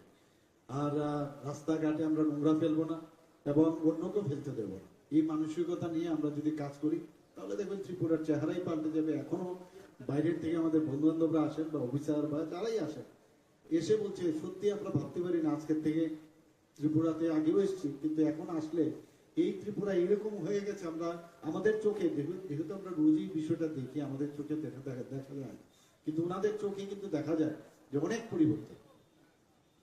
তো পরিবর্তন সেটা আমরা আনতে পেরেছি, এবং আগামী দিন আরো ভালো হবে সেই আশা আমি রাখছি। এবং এখানে যারাই উপস্থিত আছেন সবাইকে আমি হার্দিক অভিনন্দন ও শুভেচ্ছা জানিয়ে আমার বক্তব্য এখানে শেষ করছি। নমস্কার, জয় হিন্দ। অসংখ্য ধন্যবাদ এবং আন্তরিক কৃতজ্ঞতা জ্ঞাপন করছি আজকের অনুষ্ঠানের মাননীয় উদ্বোধক ও প্রধান অতিথি মাননীয় মুখ্যমন্ত্রী শ্রদ্ধেয় প্রফেসর ডক্টর মানিক সাহা মহোদয়কে ওনার মূল্যবান বক্তব্যের মধ্য দিয়ে আমাদের ঋদ্ধ করবার জন্য, এবং ওনার এই বক্তব্যের মধ্য দিয়ে আমাদের আজকের এই অনুষ্ঠান অর্থাৎ উন্মুক্ত ব্যায়ামাগারের শুভ উদ্বোধনী অনুষ্ঠান এখানে শেষ হচ্ছে। আবারও সবাইকে অনেক অনেক ধন্যবাদ, এবং এখানে যারা উপস্থিত রয়েছেন আপনাদের মূল্যবান উপস্থিতিতে নন্দিত করেছেন আমাদের আয়োজন, সকলকে অনেক অনেক কৃতজ্ঞ। যে নব নির্মিত উন্মুক্ত জিমের উদ্বোধন, সেটাকে সামনে রেখে আজকের যে এখানে সবার উপস্থিতি, বিশেষ করে মঞ্চে যারা আসীন আছেন, একটু আগে যিনি ওনার মূল্যবান বক্তব্য এখানে রেখেছেন, সবার প্রিয় এবং আদরণীয় আমাদের আগরতলা মিউনিসিপাল কর্পোরেশনের মাননীয় মেয়র শ্রী দীপক মজুমদার মহোদয়, আমাদের ডেপুটি মেয়র শ্রীমতী মনিকা দাস দত্ত, এবং আমাদের মিউনিসিপাল কমিশনার আগরতলা মিউনিসিপাল কর্পোরেশনের, এবং ওনার যে অ্যাক্টিভ যে ওয়ার্ক সবসময় আমরা দেখতে পাই, ডক্টর শৈলেশ কুমার যাদব এবং আমার সামনে নিচে উপস্থিত আছেন সমস্ত আগরতলা মিউনিসিপাল কর্পোরেশনের সমস্ত কর্পোরেটরগণ এবং এই এলাকার এমিনেন্ট পার্সোনালিটিস এবং মিডিয়া বন্ধুরা এবং অন্যান্য যারা এখানে অন্যান্য জায়গা থেকে যারা এখানে উপস্থিত আছেন সবাইকে আমি হার্দিক অভিনন্দন ও শুভেচ্ছা জানাচ্ছি। অত্যন্ত আনন্দ লাগছে এখানে এসে যে এরকম একটা মহতি কার্যক্রম এবং তার অনুষ্ঠানে উপস্থিত থেকে এবং আমাকে এখানে নিমন্ত্রণ করার জন্য। নিমন্ত্রণ করবে কি, আমি তো এই এলাকারই লোক, আমার নিজেরই আসা উচিত। নিমন্ত্রণের জন্য অপেক্ষা না করে আমি বলবো যে ধন্যবাদ দেওয়ার আগে আপনাদেরকে ধন্যবাদ দেবো যে আপনারা এখানে এসেছেন। দেখুন, একটু আগে এখানে জিমের আমি একটু কসরত করেছি এবং মনে হচ্ছে যে 2-3টি কসরতের করার পরেই মনে হচ্ছে যে শরীরের যে মাসেলগুলো অনেকটা অ্যাক্টিভ হয়ে গেছে। তো আমরা জানি যে নিজের স্বাস্থ্য আগে ঠিক রেখে তারপর অন্যদের স্বাস্থ্য ঠিক রাখা উচিত। এবং আমরা দেখি অনেক সময় যখন এয়ারক্রাফটে আমরা উঠি তখন সেবিকারা যারা আছেন বলেন যে প্রথমেই এয়ারক্রাফটে ঢুকলেই দেখবেন বলবে যে যদি কোনো বিপদ ঘটে প্রথমে নিজেকে আগে মাস্ক পরুন, তারপর অন্যদেরকে বাঁচান, ওই অক্সিজেন মাস্ক, তারপর অন্যদেরকে বাঁচান। এটা কিন্তু প্রায়শই আমরা শুনি। অর্থাৎ নিজের স্বাস্থ্য ঠিক থাকলে অন্যদেরকে আমরা স্বাস্থ্য ঠিক রাখতে পারবো। এবং আজকের এই বিশেষ দিনে আমি বলবো আমাদের মাননীয় প্রধানমন্ত্রী নরেন্দ্র মোদীজি সবসময় বলেন যে যোগা করার বিষয়টা। 21শে জুন আমরা জানি যে রাষ্ট্রসংঘেতে উনি যখন আবেদন করলেন যে যোগ ব্যায়াম সবাইকে করা উচিত, সমস্ত দেশ করা উচিত। আমরা G20-র মধ্যে আমরা দেখেছি যে প্রধানমন্ত্রীজি বারবার বলছেন যে ওয়ান আর্থ, ওয়ান ফ্যামিলি এবং ওয়ান ফিউচার, উনি সবসময় বলতেন। অর্থাৎ সারা পৃথিবীকে নিয়ে উনি চিন্তা করেন, শুধু ভারতবর্ষ না। তো সেই উনার যে আহ্বানে আজকে 21শে জুন আন্তর্জাতিক যুব দিবস হিসেবে পালন করা হয়। এবং এই যে যোগা সেটা কিন্তু একটা ব্যায়াম না শুধু, সেটা আমাদের ভারতের একটা ফিলোসফি, যে আমাদের পরম্পরা, আমাদের যে প্রাচীন পরম্পরা, বেদের মাধ্যমে যেটা আমাদের শেখানো হয়েছে সেই যুগ থেকে এটা শুরু হয়েছে। এবং আজকে বিভিন্ন কান্ট্রি আজকে এই 21শে জুন আন্তর্জাতিক দিবসে ওনারা সবাই যোগ ব্যায়াম করেন। এবং শুধু মাথার ব্রেনের ভিতরে কিন্তু অনেক লোকের আছে, সেইগুলো আমাদের পরিষ্কার করা দরকার। এবং যে কারণে এতদিন এই আবর্জনা এখানে জমেছিল, সেই আবর্জনাগুলোর দায়িত্ব এখন পরিষ্কার করার দায়িত্ব শুধু আগরতলা মিউনিসিপাল কর্পোরেশনের না, আমাদের সরকারেরও এটা করতে হবে, আমাদের আপনাদেরও করতে হবে। সবাই মিলে এই যে আবর্জনা ফিজিক্যালি যেটা আছে এবং মেন্টালিও যেটা আছে, তারও আবর্জনা পরিষ্কারের দায়িত্ব আমাদের নিতে হবে। কারণ আমরা যদি ভালো চিন্তা না করি, উদ্ভাবনী যে বিষয়গুলো আছে সেগুলো যদি আমরা চিন্তা ভাবনা না করি, তাহলে সমাজকে আমরা কোনো অবস্থায় পরিবর্তন করতে পারবো না। এবং এখানে আমি অনেকবার এখানে এসেছি, এই এলাকায় ইলেকশনের সময় এসেছি, তার আগে ছোটবেলার থেকেই এলাকায় আমার অবাধ বিচরণ ছিল। তো এখানে আমাদের মাননীয় মেয়র সাহেব বলেছেন যে যেভাবে এখানে নোংরা পড়ে থাকতো, নানা রকম ড্রাগ এডিক্টেড সিরিঞ্জ থেকে শুরু করে বিভিন্ন যেসব সামগ্রী ব্যবহার করা হয়, সেগুলো কিন্তু এই জিম যে উদ্বোধন হলো তাতে কিন্তু একটা পরিবেশ এটা এখানে তৈরি হলো। শুধু 1 নম্বর রামনগর বা 2 নম্বর বা এই অত্র এলাকার সমস্ত লোকেই তার সুবিধা পাবে তা নয়, সমস্ত সাধারণ মানুষও তাদের সুবিধা হবে। খেলাধুলার উন্নয়নে আমরা এবার যে বাজেট আমরা রেখেছি, আপনারা সবাই জানেন যে আমরা কতটুকু সিরিয়াস, যে 2023-24 অর্থ বছরে আমরা কৈলাসহর এবং উদয়পুরে 25 কোটি টাকা পেয়ে 2টি যুব আবাস স্থাপন করার আমরা বাজেট রেখেছি। খেলাধুলার পরিকাঠামো উন্নয়নে আমরা 9.21 কোটি টাকা পেয়ে শান্তির বাজারে একটা স্টেডিয়াম আমরা তৈরি করছি। আমার কাছে অনেক যারা খেলাধুলা করেন তারা আসে, ছোট ছোট ছেলে মেয়েদের এসে বলে যে আমার বাইরে চান্স পেয়েছি, কিন্তু আমার টাকা পয়সার সমস্যা, আমাদের সুযোগ সুবিধা নেই এখানে যাওয়ার। তো ওই কথাটা মাথায় রেখে আমি যখন আমাদের মাননীয় অর্থমন্ত্রীকে আমি বললাম, তো সেই জায়গায় উনি মুখ্যমন্ত্রী স্টেট ট্যালেন্ট সার্চ প্রোগ্রাম একটা বাজেটে আমরা রেখেছি, তাতে করে যারা মহিলা খেলোয়াড়, যারা বিশ্বমানের প্রশিক্ষণ যাদেরকে আমরা দেওয়ার ব্যবস্থা করেছি, তাদের সর্বোচ্চ আমরা 5 লক্ষ টাকা পর্যন্ত এককালীন একটা আর্থিক সহায়তা প্রকল্প আমরা এই প্রকল্পের মাধ্যমে আমরা করেছি। আপনারা আরেকটা জিনিস যেটা মুখ্যমন্ত্রী যেটা আমি বললাম স্পোর্টস ডেভেলপমেন্ট স্কিম, সেটাও আমরা এই বাজেটে আমরা রেখেছি 2023-24 অর্থ বছরে, যাতে যারা উচ্চাকাঙ্ক্ষী খেলোয়াড় তাদের স্কলারশিপের সুবিধা দেওয়া হবে এবং এই প্রকল্পের জন্য আমরা 8 কোটি টাকা আমরা বরাদ্দ রেখেছি। আমরা 2023-24 বাজেটে যুব বিষয়ক কেন্দ্রের YAS এর মধ্যে আমরা 4,939 কোটি টাকা বরাদ্দ রেখেছি। আপনারা ভাবুন, যেখানে আমরা এবার বাজেটে 27,000 কোটি টাকা আমরা রেখেছি, তার মধ্যে 4,939 কোটি টাকা আমরা এই YES ডিপার্টমেন্টের জন্য আমরা রেখেছি। খেলাধুলার উন্নয়নে রাজ্য সরকারের যে কিছু কিছু আমরা যে কাজ আমরা করেছি আপনারা সবাই জানেন অলরেডি, তবু আমি এখানে বলছি, 4টি সিনথেটিক টার্ফ ফুটবল মাঠ আমরা নির্মাণ করেছি। উমাকান্ত একাডেমিতে আপনারা অলরেডি দেখেছেন, মিনি স্টেডিয়ামে সেটা করা হয়েছে। শচীন্দ্র নর উচ্চ বিদ্যালয় মাঠ জিরানিয়াতে, সেখানে আমি নিজেই এটা উদ্বোধন করেছিলাম জিরানিয়াতে। আরেকটা করা হয়েছে উত্তর বরেন্দ্রনগর উচ্চ বিদ্যালয় মাঠ তুলাবাগানে এবং BKI মাঠ বিলোনিয়া। 4টি জায়গায় আমাদের 4টি সিনথেটিক টার্ফ ফুটবল মাঠ নির্মাণ করা হয়। এবং শুধু তাই নয়, এর আগেও আরেকটা চন্দ্রপুরে আমরা প্রথম এই ধরনের সিনথেটিক টার্ফ আমরা প্রথম তৈরি করি। খেলো ইন্ডিয়া প্রকল্পে পানিসাগরে একটা সুইমিং পুল আমরা করেছি। খেলো ইন্ডিয়া প্রকল্পে আমরা বাদারঘাট ও পানিসাগরে 2টো সিনথেটিক অ্যাথলেটিক ট্র্যাক নির্মাণ করেছি। খেলো ইন্ডিয়া প্রকল্পে খোয়াই, যেখানে সরকারি বালক উচ্চতর মাধ্যমিক বিদ্যালয় মাঠে ও সুধন্য দেব বর্মা মেমোরিয়াল উচ্চতর মাধ্যমিক বিদ্যালয়ে আমরা সেটা সিনথেটিক টার্ফ ফুটবল মাঠ নির্মাণের কাজ চলছে। খেলো ইন্ডিয়া প্রকল্পে বাধারঘাটে একটা সিনথেটিক হকি মাঠের নির্মাণ কাজ এর মধ্যেই শুরু হবে। যুব বিষয়ক ও ক্রীড়া দপ্তর রাজ্যে বিভিন্ন এলাকায় 50টি ওপেন জিম নির্মাণের কাজ হাতে নিয়েছে। এর মধ্যে 25টি এই ধরনের ওপেন জিম নির্মাণের কাজ শেষ হয়েছে, বাকি 25টি এর মধ্যে কাজ শুরু হবে। তো আমাদের সরকার আমরা চেষ্টা করছি যে খেলাধুলার মান যাতে এখানে উন্নয়ন হয়, এবং খেলাধুলা এটা একটা এমন একটা বিষয় যার কোনো আর অপশন নেই, মানে তার বিকল্প কিছু নেই। খেলাধুলার মাধ্যমে শরীর, আমরা সবাই জানি যে শরীরের যেমন ডেভেলপমেন্ট হয়, মানসিকও কিন্তু ডেভেলপমেন্ট হয়।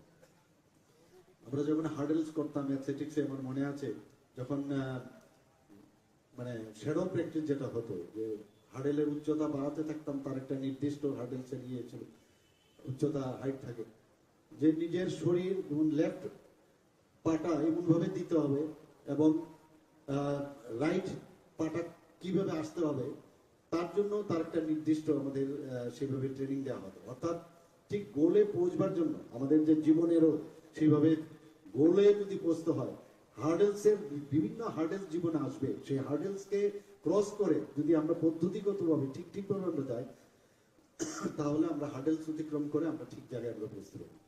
আমার মনে আছে যখন বৃষ্টি হতো তো অ্যাথলেটিক্স আমরা করতাম, তো বৃষ্টির মধ্যে যেহেতু আজকে আমরা দৌড়তে পারবো না, তার জন্য আমরা ক্লক ইউজ করে দিতাম, যে এত আমার 45 মিনিটস, আমার লং ডিস্টেন্স রানে আমার 45 মিনিটসের আমার ওখানে যেতে হবে। তো 45 মিনিট সময় আমরা স্কিপিং করতাম, বিভিন্ন পদ্ধতির স্কিপিং করতাম। অর্থাৎ the show must go on, কোনো জায়গায় বসে থাকতে হবে না, বৃষ্টি এসছে তো বসে থাকো, আর যা হবে কালকে আমি করবো, নট দিস। তো এইভাবে আমাদের প্র্যাকটিস আমাদের করানো হতো।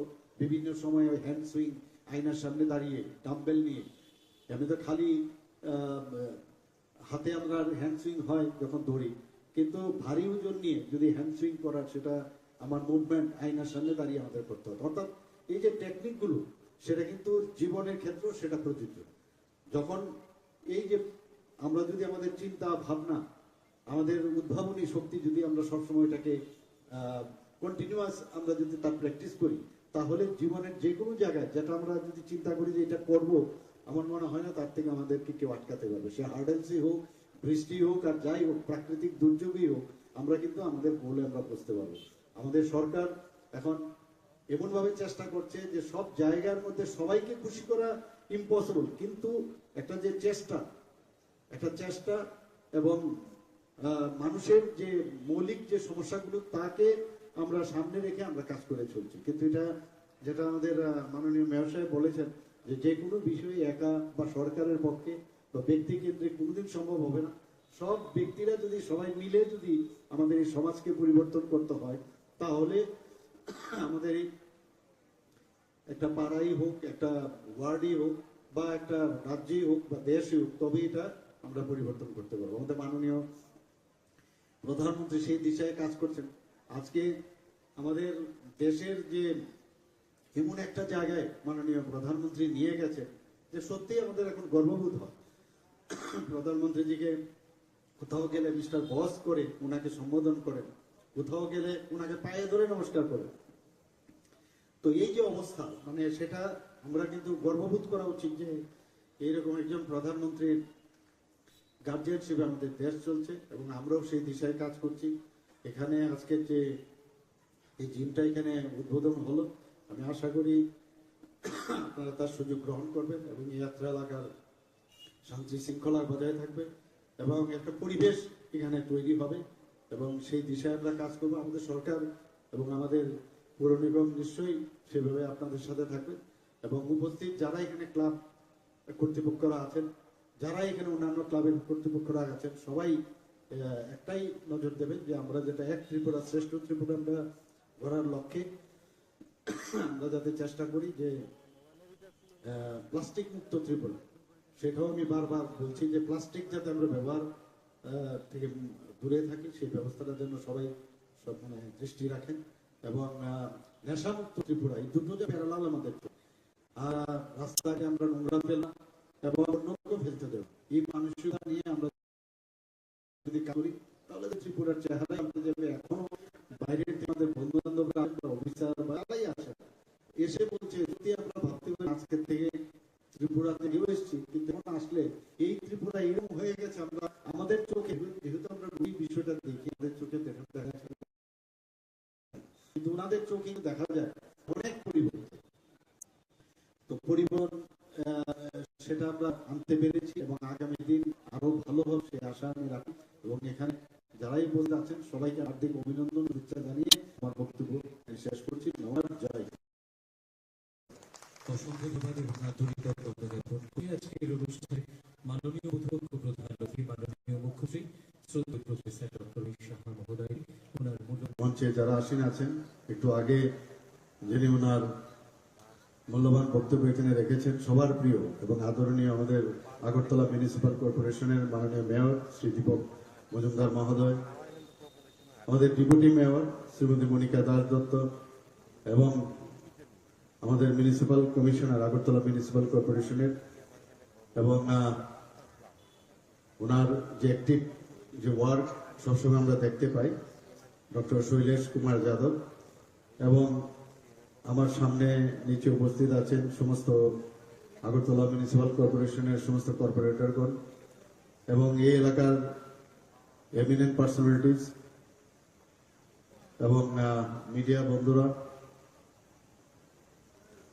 এবং অন্যান্য যারা এখানে অন্যান্য জায়গা থেকে যারা এখানে উপস্থিত আছেন সবাইকে আমি হার্দিক অভিনন্দন ও শুভেচ্ছা জানাচ্ছি। অত্যন্ত আনন্দ লাগছে এখানে এসে যে এরকম একটা মহতি কার্যক্রম এবং তার অনুষ্ঠানে উপস্থিত থেকে এবং আমাকে এখানে নিমন্ত্রণ করার জন্য। নিমন্ত্রণ করবে কি, আমি তো এই এলাকারই লোক, আমার নিজেরই আসা উচিত। নিমন্ত্রণের জন্য অপেক্ষা না করে আমি বলবো যে ধন্যবাদ দেওয়ার আগে আপনাদেরকে ধন্যবাদ দেবো যে আপনারা এখানে এসেছেন। দেখুন, একটু আগে এখানে জিমের আমি একটু কসরত করেছি এবং মনে হচ্ছে যে 2-3টি কসরতের করার পরেই মনে হচ্ছে যে শরীরের যে মাসেলগুলো অনেকটা অ্যাক্টিভ হয়ে গেছে। তো আমরা জানি যে নিজের স্বাস্থ্য আগে ঠিক রেখে তারপর অন্যদের স্বাস্থ্য ঠিক রাখা উচিত এবং আমরা দেখি অনেক সময় যখন এয়ারক্রাফটে আমরা উঠি তখন সেবিকারা যারা আছেন বলেন যে প্রথমেই এয়ারক্রাফটে ঢুকলেই দেখবেন বলবে যে যদি কোনো বিপদ ঘটে প্রথমে নিজেকে আগে মাস্ক পরুন, তারপর অন্যদেরকে বাঁচান, ওই অক্সিজেন মাস্ক, তারপর অন্যদেরকে বাঁচান। এটা কিন্তু প্রায়শ আমরা শুনি। অর্থাৎ নিজের স্বাস্থ্য ঠিক থাকলে অন্যদেরকে আমরা স্বাস্থ্য ঠিক রাখতে পারবো। এবং আজকের এই বিশেষ দিনে আমি বলবো, আমাদের মাননীয় প্রধানমন্ত্রী নরেন্দ্র মোদীজি সবসময় বলেন যে যোগা করার বিষয়টা। 21শে জুন আমরা জানি যে রাষ্ট্রসংঘেতে উনি যখন আবেদন করলেন যে যোগ ব্যায়াম সবাইকে করা উচিত, সমস্ত দেশ করা উচিত। আমরা G20-র মধ্যে আমরা দেখেছি যে প্রধানমন্ত্রীজি বারবার বলছেন যে ওয়ান আর্থ, ওয়ান ফ্যামিলি এবং ওয়ান ফিউচার, উনি সবসময় বলতেন। অর্থাৎ সারা পৃথিবীকে নিয়ে উনি চিন্তা করেন, শুধু ভারতবর্ষ না। তো সেই উনার যে আহ্বানে আজকে 21শে জুন আন্তর্জাতিক যুব দিবস হিসেবে পালন করা হয়। এবং এই যে যোগা, সেটা কিন্তু একটা ব্যায়াম না শুধু, সেটা আমাদের ভারতের একটা ফিলোসফি, যে আমাদের পরম্পরা, আমাদের যে প্রাচীন পরম্পরা, বেদের মাধ্যমে যেটা আমাদের শেখানো হয়েছে, সেই যুগ থেকে এটা শুরু হয়েছে। এবং আজকে বিভিন্ন কান্ট্রি আজকে এই 21শে জুন আন্তর্জাতিক দিবসে ওনারা সবাই যোগ ব্যায়াম করেন, এবং শুধু তাই নয়, সবসময় যোগ ব্যায়াম করছেন। তো আমার বলার অর্থটা হচ্ছে যে যদি মানুষ, আমরা জানি যে healthy mind resides in healthy body, যদি শরীর ঠিক না থাকে তাহলে কোনো অবস্থায় ভালো চিন্তা, ভালো কিছু ভাববার কোনোদিনই সেটা সম্ভব নয়। আমাদের আগরতলা মিউনিসিপ্যাল কর্পোরেশনের মাননীয় মেয়র বলেছেন যে কিভাবে উনি আবর্জনা পরিষ্কার ওনার টিমের মাধ্যমে উনি করছেন, সমস্ত ড্রেন থেকে আরম্ভ করে রাস্তাঘাট সমস্ত জায়গায়, এবং শৈলেশজিও চেষ্টা করছেন কিভাবে পরিষ্কার করা। শুধু রাস্তাঘাট এগুলো পরিষ্কার করলে হবে না, আবর্জনা আমাদের মাথার ব্রেনের ভিতরে কিন্তু অনেক লোকের আছে, সেইগুলো আমাদের পরিষ্কার করা দরকার। এবং যে কারণে এতদিন এই আবর্জনা এখানে জমেছিল, সেই আবর্জনাগুলোর দায়িত্ব এখন পরিষ্কার করার দায়িত্ব শুধু আগরতলা মিউনিসিপ্যাল কর্পোরেশনের না, আমাদের সরকারেরও এটা করতে হবে, আমাদের আপনাদেরও করতে হবে। সবাই মিলে এই যে আবর্জনা ফিজিক্যালি যেটা আছে এবং মেন্টালিও যেটা আছে, তারও আবর্জনা পরিষ্কারের দায়িত্ব আমাদের নিতে হবে। কারণ আমরা যদি ভালো চিন্তা না করি, উদ্ভাবনী যে বিষয়গুলো আছে সেগুলো যদি আমরা চিন্তা ভাবনা না করি, তাহলে সমাজকে আমরা কোনো অবস্থায় পরিবর্তন করতে পারবো না। এবং এখানে আমি অনেকবার এখানে এসেছি, এই এলাকায় ইলেকশনের সময় এসেছি, তার আগে ছোটবেলার থেকে এলাকায় আমার অবাধ বিচরণ ছিল। তো এখানে আমার যে আমাদের মাননীয় মেয়র সাহেব বলেছেন যে যেভাবে এখানে নোংরা পড়ে থাকতো, নানা রকম ড্রাগ এডিক্টেড সিরিঞ্জ থেকে শুরু করে বিভিন্ন যেসব সামগ্রী ব্যবহার করা হয়, সেগুলো কিন্তু এই জিম যে উদ্বোধন হলো তাতে কিন্তু একটা পরিবেশ এটা এখানে তৈরি হলো। শুধু 1 নম্বর রামনগর বা 2 নম্বর বা এই অত্র এলাকার সমস্ত লোকেই তার সুবিধা পাবে তা নয়, সমস্ত সাধারণ মানুষও তাদের সুবিধা হবে। খেলাধুলার উন্নয়নে আমরা এবার যে বাজেট আমরা রেখেছি, আপনারা সবাই জানেন যে আমরা কতটুকু সিরিয়াস, যে 2023-24 অর্থ বছরে আমরা কৈলাসহর এবং উদয়পুরে 25 কোটি টাকা পেয়ে 2টি যুব আবাস স্থাপন করার আমরা বাজেট রেখেছি। খেলাধুলার পরিকাঠামো উন্নয়নে আমরা 9.21 কোটি টাকা পেয়ে শান্তির বাজারে একটা স্টেডিয়াম আমরা তৈরি করছি।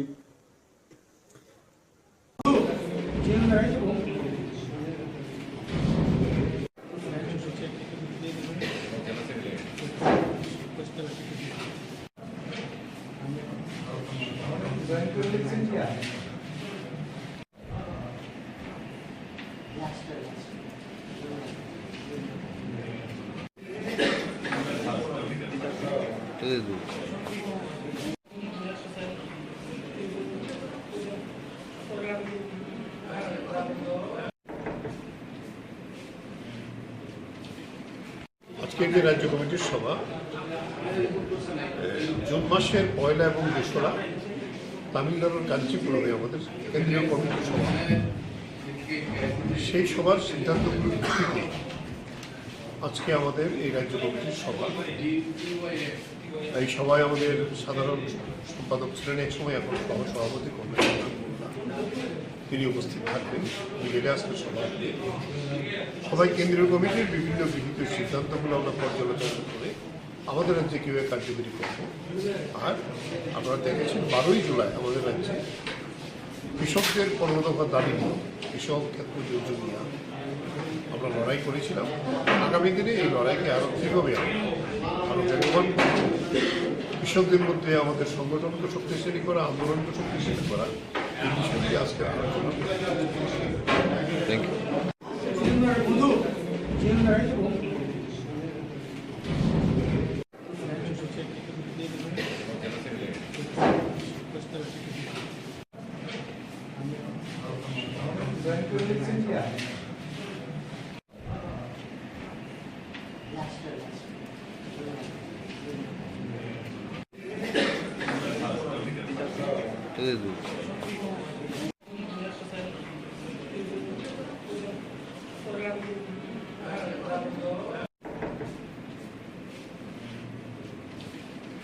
আজকের যে রাজ্য কমিটির সভা জুন মাসের 1 এবং 2 তামিলনাড়ুর কাঞ্চিপুরমে আমাদের কেন্দ্রীয় কমিটির সভা, সেই সভার সিদ্ধান্তগুলোর ভিত্তিতে আজকে আমাদের এই রাজ্য কমিটির সভা। এই সভায় আমাদের সাধারণ সম্পাদক ছিলেন একসময়, এখন সভাপতি করবেন, তিনি উপস্থিত থাকবেন। মিলে আজকে সবাই কেন্দ্রীয় কমিটির বিভিন্ন গৃহীত সিদ্ধান্তগুলো আমরা পর্যালোচনা করে আমাদের রাজ্যে কীভাবে কার্যকরী করব।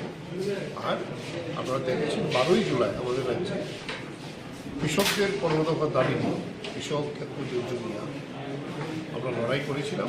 আগামী দিনে এই লড়াইকে আরও কীভাবে আরও বেগবান করব, কৃষকদের মধ্যে আমাদের সংগঠনকে শক্তিশালী করা, আন্দোলনকে শক্তিশালী করা, এই বিষয়টি আজকে আলোচনা থ্যাংক ইউ।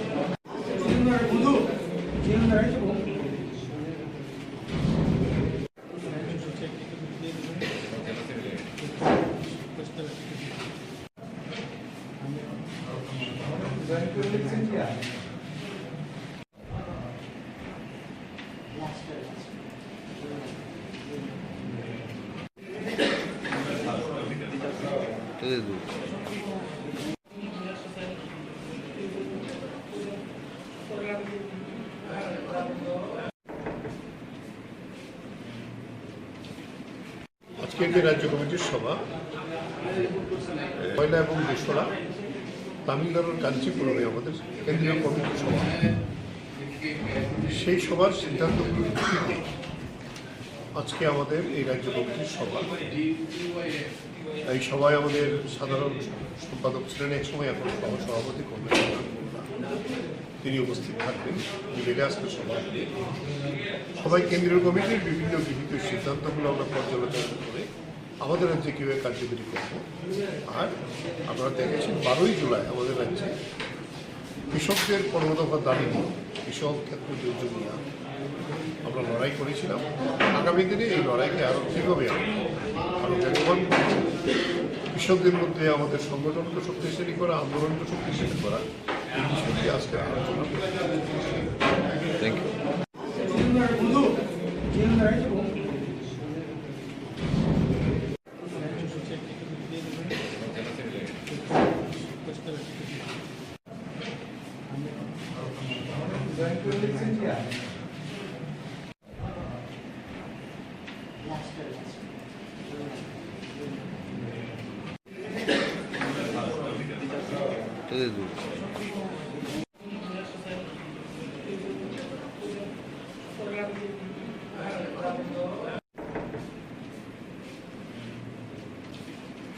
আজকের যে রাজ্য কমিটির সভা জুন মাসের 1 এবং 2 তামিলনাড়ুর কাঞ্চিপুরমে আমাদের কেন্দ্রীয় কমিটির সভা, সেই সভার সিদ্ধান্তগুলোর ভিত্তিতে আজকে আমাদের এই রাজ্য কমিটির সভা। এই সভায় আমাদের সাধারণ সম্পাদক ছিলেন একসময়, এখন সভাপতি করবেন, তিনি উপস্থিত থাকবেন। মিলে আজকে সবাই কেন্দ্রীয় কমিটির বিভিন্ন গৃহীত সিদ্ধান্তগুলো আমরা পর্যালোচনা করে আমাদের রাজ্যে কীভাবে কার্যকরী করব। আর আপনারা দেখেছেন 12ই জুলাই আমাদের রাজ্যে কৃষকদের 15 দফা দাবি নিয়ে, কৃষক ক্ষেত্র যুদ্ধ নিয়ে আমরা লড়াই করেছিলাম। আগামী দিনে এই লড়াইকে আরও কীভাবে আরও বেগবান করব, কৃষকদের মধ্যে আমাদের সংগঠনকে শক্তিশালী করা, আন্দোলনকে শক্তিশালী করা, এই বিষয়টি আজকে আলোচনা থ্যাংক ইউ।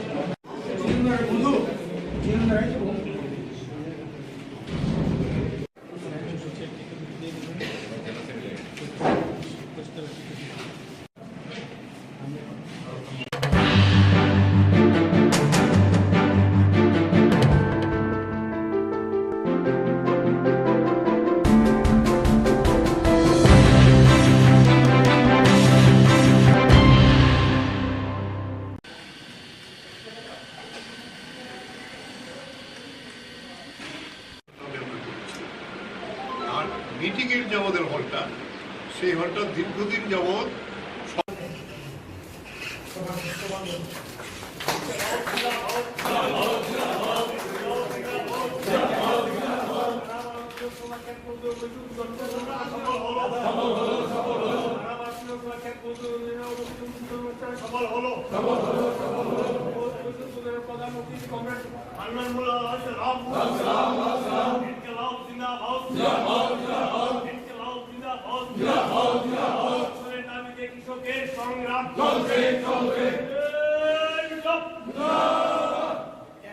আমাদের যে সংযুক্ত বিচার অন্বেষণ আছে এটা সেরে তারপরে কিন্তু এই আন্দোলনকে আমরা পেয়েছি। তাই আন্দোলনের ত্রিপুরা রাজ্যের নেতৃবৃন্দ এবং আমাদের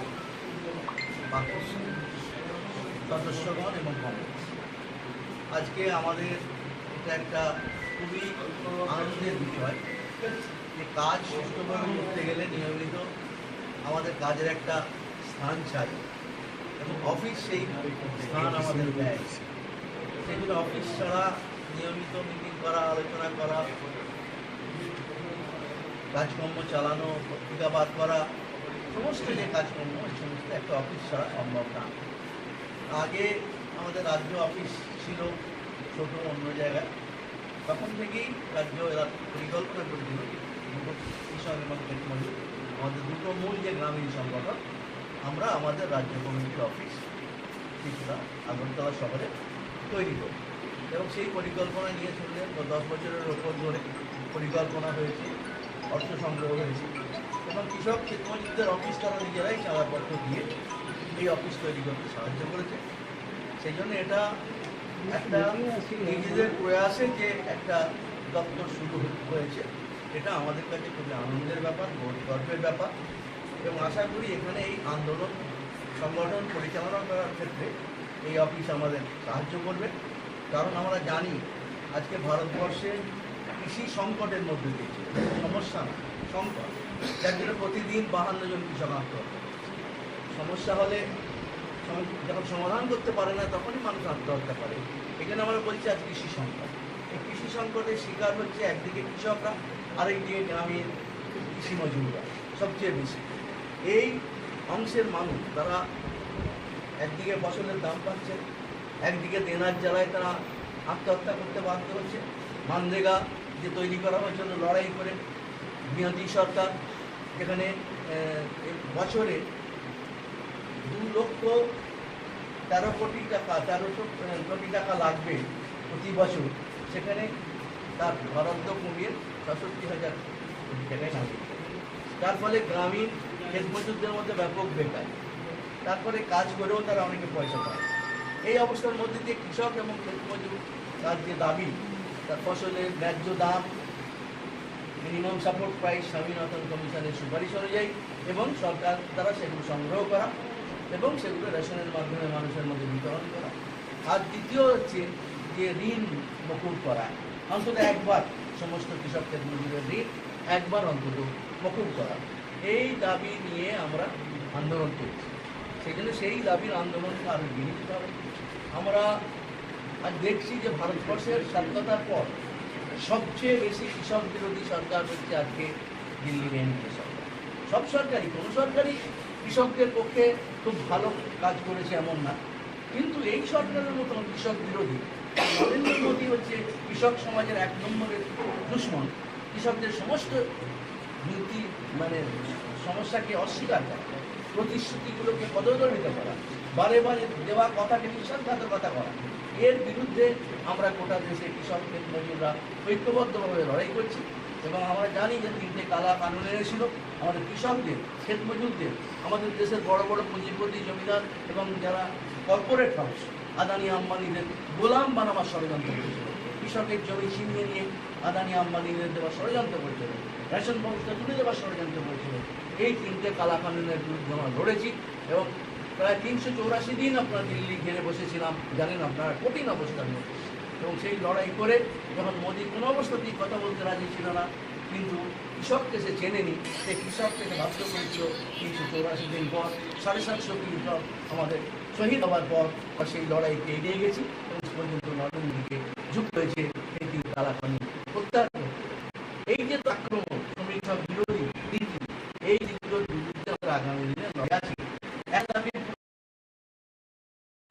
আজ মূল দাবি সরকার লিখিতভাবে প্রস্তুতি করেছিল যখন আমরা আন্দোলন সাময়িক তখন যে আমরা এমএসপি নিয়ে এবং আমাদের ঋণ মন্ত্রী নিয়ে বিচার করবে, ইলেকট্রিসিটি বিল যা আমরা প্রকাশ করে দিতে তাকে দিয়ে বিচার করবে এবং আমাদের সব সদস্য ঠিক হয়েছে তার পরিবার কিন্তু আমাদের প্রায় 45,000 আমাদের বিরুদ্ধে মামলা আন্দোলনের সময় হয়েছে। এই আন্দোলন লিখিত প্রতিশ্রুতি পরও আজ প্রায় 15 মাস হয়ে সরকারের পাড়া নেই। এই অবস্থার মধ্যে ঈশ্বরের বিশ্বাসঘাতকতার বিরুদ্ধে সব ক্ষেত্রে মিলিতভাবে এগিয়ে নিয়ে যাব। সংযুক্ত দিশাঞ্চার লিখেছে আমরা আগামী দিনে নতুন স্তরে এই কৃষক আন্দোলন জন্য আমরা পরিকল্পনা নিয়েছি। আমরা দিল্লি আন্দোলন করেছি, এবার আমরা গোটা ভারতবর্ষে আন্দোলন ঠিক করেছি।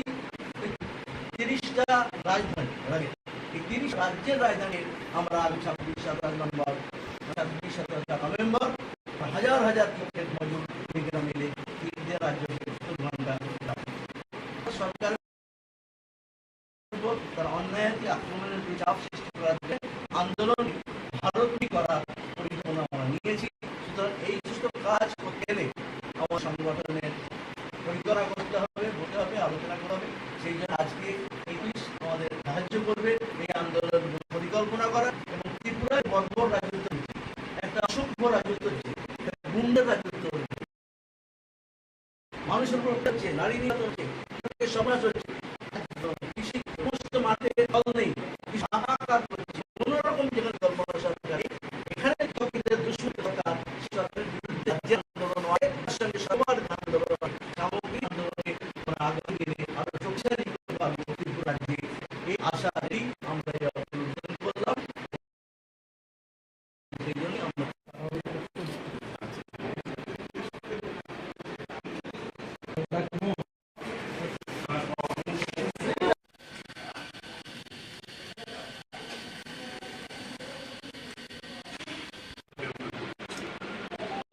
মিটিং এর আমাদের হলটা সেই হল দীর্ঘদিন যাবৎ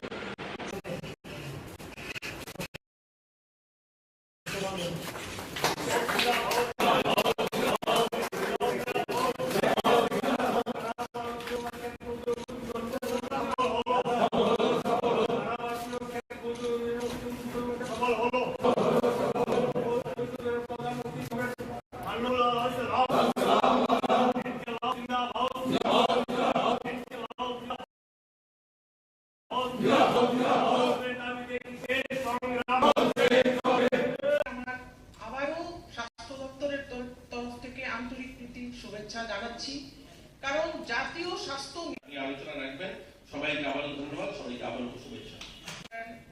সমস্ত ডিস্ট্রিক্ট থেকে আগত এবং অন্য ডিপার্টমেন্ট থেকে ভলেন্টারি ডিপার্টমেন্ট, ভেটেরিনারি ডিপার্টমেন্ট। নমস্কার সবাইকে, সুপ্রভাত। অনুরাধা মজুমদার, আর আমাদের মধ্যে আছেন Mrs Shikha Saha, president of voluntary education director, আর সামনে আছেন আমার বিভিন্ন ডিপার্টমেন্ট থেকে, স্বাস্থ্য দপ্তর থেকে আমাদের মুখ্য মহোদয়। আমাদের মধ্যে আছেন পশ্চিম জেলার সভাধিপতি স্যার। বাচ্চাগুলোকে তো আমরা পালছি, বড় করছি, কিন্তু কটা ছেলেকে আমরা স্বাবলম্বী করে তুলতে পারলাম, কটা ছেলে তার নিজের পায়ে দাঁড়ালো, কটাকে সামাজিক ভাবে সে প্রতিষ্ঠিত হলো, সেটাও যেন আমরা দেখি। আর সেটা তখনই সম্ভব হবে যখন আমি হৃদয়ের থেকে কাজটা করবো, মন থেকে কাজটা করবো, পরিকল্পনা মাফিক কাজটা করবো। শুধুমাত্র ওই গিভ এন্ড টেক নয় যে গভর্নমেন্ট আমাকে একটা স্কিমে কিছু পয়সা দিচ্ছে, আমরা নিজেরা সোর্স করছি, সেভাবে আমরা করে যাচ্ছি। আমি ইতিমধ্যে খুব কম সময় হয়েছে, মাত্র এই আমাদের এই নতুন সরকারের অল্প কদিন, আপনারা জানেন এই বছরে 2023 সালে নতুন সরকার প্রতিষ্ঠা হয়েছে, আমাকে সোশ্যাল ওয়েলফেয়ার দেওয়া হয়েছে। এই সময়ের মধ্যে আমি যতগুলো হোম ভিজিট করেছি, অনেকগুলো হোম আমি দেখেছি যারা ভিন্ন ভিন্ন অর্গানাইজেশনগুলো চালায়, যেভাবে ঠিক আমরা ভাবি, কল্পনা করি আমাদের ছেলেমেয়েরা সেখানে থাকবে, ঠিক সেভাবে আমরা পাইনি। অধিক সংখ্যক, অধিক ক্ষেত্রে অনেকটা ভালো করেন, কিন্তু অনেক ক্ষেত্রে আমরা সেভাবে আশানুরূপ যেভাবে আমরা ভাবি তাদের ছেলে মেয়েকে সেখানে তারা দেখবে পড়া বা তাদের জন্য ব্যবস্থা থাকার কথা গভর্নমেন্ট নিয়ম অনুযায়ী, কিন্তু সেখানে সেভাবে আমরা করে তুলতে পারিনি। সেগুলো যেন আমরা করি, আমরা যেগুলো হয়নি কিন্তু এখন থেকে যেন আমরা সেগুলো করি, আমরা যেন ভাবি যে আমাদের ছেলে মেয়েরা, কারণ আমরা দেখেছি দিব্যাঙ্গ যারা তারাও জীবনে ভালোভাবে প্রতিষ্ঠিত হয়েছে যদি চেষ্টা করে। আমরা দেখেছি গ্রামীণ এলাকাতে গত 2018 সালে দেখেছেন আপনারা যে সেখানে আমাদের সুভাষিনী মিস্ত্রি, যিনি গ্রামীণ এলাকাতে 12 বছর, মানুষ ভাবে যে গ্রামীণ এলাকাতে বা দুর্বল মানুষগুলো কিছু করতে পারে না। সবাই জানেন এই সুভাষিনী মিস্ত্রি 12 বছর বয়সে বিয়ে হয়েছিল, পড়াশোনা করার নেই তার মা বাবা, গ্রামের মানুষ। কিন্তু ওই মহিলাটা যখন 24 বছর বয়স তার স্বামী মারা যায় এবং একদম প্রত্যন্ত গ্রামীণ এলাকাতে, বাংলার একদম প্রান্তিক গ্রামে উনি বসবাস করতেন। সেখানে হাজবেন্ড ওনার সেখানে শাকসবজি বিক্রি করতেন বাজারে। সেই সময় ওনার স্বামী মারা যান, 24 বছর বয়স, 12 বছর বিয়ে হয়েছে, 12 বছর পরেই স্বামী মারা যায়। কিন্তু তিনি সেদিন সংকল্প নেন যে আমি এমন কিছু করব যে আমার এই গ্রাম থেকে কোনো মানুষ যেন আর না মরতে হয়, চিকিৎসার জন্য যেন কোনো মানুষ না মারা যায়। এবং সেই সংকল্প অনুযায়ী তিনি সবজি বিক্রি করতে যখন যেতেন, বাড়ির থেকে বেরোতেন, দু হাতে দুটো ব্যাগ নিয়ে যেতেন এবং সেই ব্যাগে তখনকার সময় রেলের ইঞ্জিনে যে কয়লা দিয়ে রেল চলতো, সেই কয়লাগুলো কুড়ি রাস্তায় যেগুলো পড়তো সেগুলো নিয়ে যেতেন। এবং সেই টাকার থেকে তিনি টাকা জমিয়ে 90 দশকে বাংলায় কিছু জমি কেনেন এবং সেখানে একটা হসপিটাল স্থাপন করেন, ওনার ছেলেকে ডাক্তার তৈরি করেন। এই যে সংকল্প, এই যে দৃঢ়তা, একটা মানুষ যদি কিছু করতে চায় ওনাকে 2018 সালে পদ্মশ্রী অ্যাওয়ার্ড দেওয়া হয়। শুধু এটা নয়, এরকম অসংখ্য উদাহরণ রয়েছে আমাদের ভারতে। অর্ণিমা সিনহা লখনৌর মেয়ে, ভলিবল খেলতো, একদম ইয়ং বাচ্চা মেয়ে, 20-22 বছরের মেয়ে, দিল্লিতে অ্যাডভার্টাইজমেন্ট বেরিয়েছে, দিল্লি পুলিশের লোক নেওয়া হবে, সেখান থেকে সে বেরিয়েছে দিল্লিকে, লখনৌ থেকে বেরিয়েছে দিল্লিকে ইন্টারভিউ দেবে। রাত্রে তার ট্রেনের মধ্যে কিছু লোক তার ব্যাগটা ছিনিয়ে নিয়ে যাওয়ার চেষ্টা করছিল। সেই ব্যাগটা যখন দিতে চাইছে না তখন সেই ধাক্কা ধাক্কিতে তাকে তার দরজার বাইরে ফেলে দেয়। বাইরে ফেলে দিতে একটা ট্রেন অপর দিক থেকে আসে, এসে তার পাটা কাটা যায়, একটা পা কাটা যায় এবং 1 বছর চিকিৎসাধীন থাকে। 2011 সাল থেকে 2012 সাল 1 বছর চিকিৎসা করিয়ে একটা প্লাস্টিকের পা লাগিয়ে সে ভাবছে যে আমি একটা স্পোর্টস গার্ল এবং কিছু করবো জীবনে ভেবেছিলাম, যেহেতু এখন পাটা কাটা গেছে কি করতে পারে, কিন্তু এমন কিছু করতে যাই পৃথিবীতে যেন এই কাজটা কেউ না করতে পারে। এবং সেই সংকল্প এবং করার দৃঢ়তা বেরিয়ে পড়লো। 2 বছরের মাথায় পৃথিবীর 6টা মহাদেশের সবচেয়ে উচ্চতর যে পর্বত সবগুলো সে আরোহণ করলো এবং বিশ্ব জয় করলো এবং আবার সেই ওনাকে পদ্মশ্রীতে ভূষিত করা হলো। তো এরকম করার ইচ্ছা যদি থাকে, একটা পা নেই ভাবুন, একটা কৃত্রিম পা দিয়ে, প্লাস্টিক পা দিয়ে পৃথিবীর সবচেয়ে উঁচু মহাদেশ, মানে পৃথিবীর 6টা মহাদেশের সবচেয়ে উঁচু পর্বতগুলো সে উঠে গিয়েছে। তো এর জন্য করার যদি ইচ্ছা থাকে, আমাদের করার যদি সংকল্প থাকে, তাহলে আমরা করতে পারবো। আপনারা নো ডাউট আপনাদের এই এনজিও ভালো কাজ করছেন, অনেকগুলো অর্গানাইজেশন আপনারা চালাচ্ছেন, আপনাদের বিকল্প ত্রিপুরাতে খুব একটা আছে আমি মনে করি না, কিন্তু আমার আশা থাকবে আমরা যে কাজটা করছি সেটা হৃদয় থেকে যেন করি, আমরা যেন এইরকম উদাহরণ তৈরি করতে পারি যে আমাদের এখান থেকেও এরকম ছেলে মেয়ে বেরিয়েছে যারা আরো অনেকগুলো ছেলে মেয়েকে পথ প্রদর্শক হিসাবে তারা নিজেদেরকে প্রতিষ্ঠিত করেছে। তবেই আমরা খুশি বা আমরা নিজেরও ভাববো যে হ্যাঁ, গর্বান্বিত বোধ করবো, হ্যাঁ আমরা একটা কিছু করে দিয়েছি। তো আপনারা সবাই ভালো থাকবেন। সবাই মানুষ কিভাবে বুঝবে যে হ্যাঁ ডাক্তার দেখিয়ে ওষুধ নেওয়া উচিত, বা আমাকে কোন রোগটা হলে আয়ুর্বেদিক বা হোমিওপ্যাথিকে যাওয়া উচিত, কোনটা হলে আমার যারা এডুকেটেড ডাক্তাররা রয়েছেন তাদের কাছে যাওয়া, সেগুলো যতক্ষণ পর্যন্ত আমরা একটা নিচের স্তর পর্যন্ত অ্যাওয়ারনেস না করতে পারবো ততক্ষণ পর্যন্ত সম্ভব না। এগুলো আপনারা করছেন সরকারি ব্যবস্থায়, সেগুলো আপনারা করে থাকেন। আমি এক দুটা কথা বলি আমি শেষ করবো। যারা এই অর্গানাইজার, যারা আজকের এই ব্যবস্থাপনা করছেন, আজকে আমাদের যেটা এই ভলেন্টারি হেলথ অ্যাসিস্ট্যান্ট, আমার শুরুতেই যিনি স্বাগত বক্তব্য রেখেছিলেন, যিনি কর্ণধার এই অর্গানাইজেশনের, যিনি ফাউন্ডার মেম্বার, তিনি বলছেন যে আমরা অনেকগুলো অন্য অর্গানাইজেশন যেমন শিশু এবং মা শিশু এদেরকে নিয়ে আমরা কাজ করি। তো এই শিশু কল্যাণে যে কাজগুলো করা হয় সেগুলো যেন হৃদয় থেকে আপনারা করেন, আমি তাকে নিয়ে কোনো প্রশ্নবিদ্ধ চিহ্ন দাঁড় করছি না, কিন্তু মনের থেকে যেন করি। আমি একটা কথা অনেক জায়গায় বলছিলাম এই কয়েকটা দিন, যেহেতু এখন বিশ্ব পরিবেশ দিবস চলছে, আমরা 5 জুন থেকে সেটা মানাই। জুন জুলাই 2 মাস বিভিন্ন সরকারি দপ্তরে বৃক্ষরোপণ একটা প্রধান কার্যক্রম থাকে, কিন্তু এটা নিয়ে আমরা কেউ ভাবি না একবারও। যে কার্যক্রমটা শুরু হয়েছিল 1973 আজ থেকে 50 বছর আগে।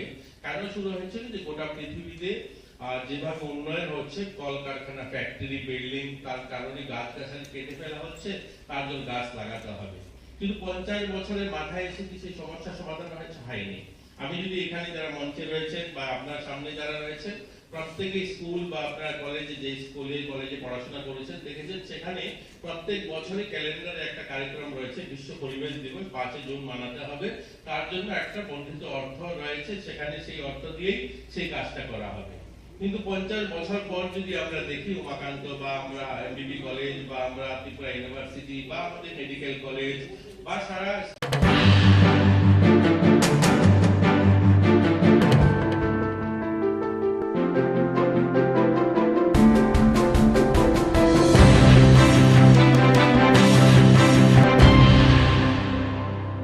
দিদি জলের মধ্যে কি গন্ধ আছে? दै मोनां मोनमिया बाहाय मोनांगो खिसानिया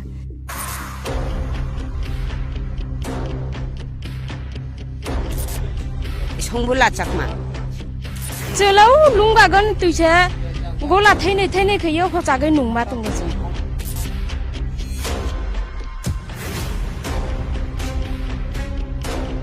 আপনি বলছেন জলে গন্ধ আছে। আপনারা দেখতেই পাচ্ছেন আমরা কিছুক্ষণ পূর্বে দেখিয়েছিলাম একটি জায়গায় জল সংগ্রহ করছিল, এই গাড়ির মাধ্যমে এই ট্যাঙ্কের মাধ্যমে কিন্তু তাদেরকে জল দেওয়া হচ্ছিল এবং অভিযোগ ছিল যে সেই জলে গন্ধ রয়েছে। আমরা সেই ভিত্তিতে তাদের সাথে কথা বলবো।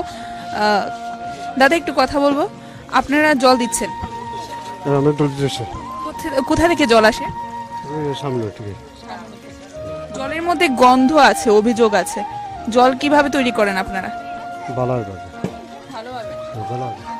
জলের মধ্যে গন্ধ আছে কেন? ওই এখানে একটি বাড়িতে আপনি দিয়ে এসেছেন, এখন ওরাই বলছিল যে জলে প্রচন্ড গন্ধ আছে। জলে গন্ধ নিয়ে আপনি বলছেন ভালো আছে। আমাদের সাথে আরো একজন রয়েছে, আমরা কথা বলবো। দিদি আপনার নাম? আমার নাম ভয়ঙ্কর। জল যে সরবরাহ করা হয় প্রতিদিন আসে? আসে 2 দিন 3 দিন আসে। 2 দিন 3 দিন আপনারা কিভাবে কাটান? গন্ধ হয়, নোংরা টোংরা হয়, সব সময় পরিষ্কার নাই, এভাবে কাটতে হয়। এই জল দিয়ে আপনারা খাওয়া দাওয়া করেন? খাওয়া দাওয়া সব সময় খাওয়া। অসংখ্য ধন্যবাদ। একটু জানবো দিদি এই জায়গাটার নাম কি? 3 কিলো।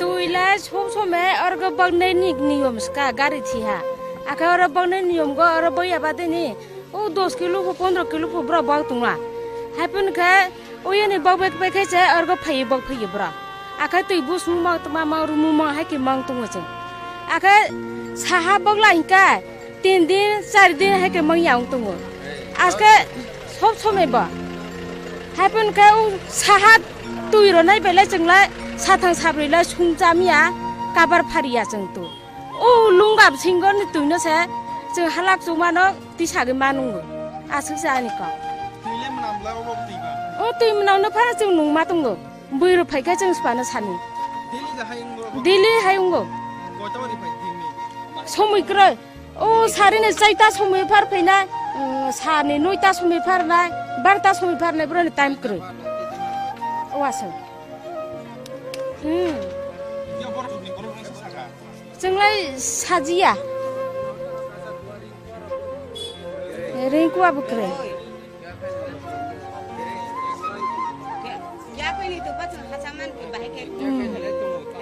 चलौ लुंगागन तुइसे गला थैनै थैनै खैयो खचागै नुमा दंगो जों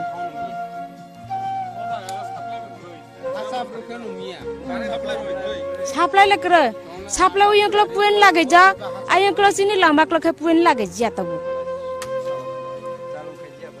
चालू खैजिया फा बुनि जागाले पुन लागे जा नेताराव तो साजिया तो माना सानि ससमे जेंना रासायनिक बेके बिया दो तो फायो आयंक्लो पाइप लागे जिया खे तो नु तुंना जे समयफा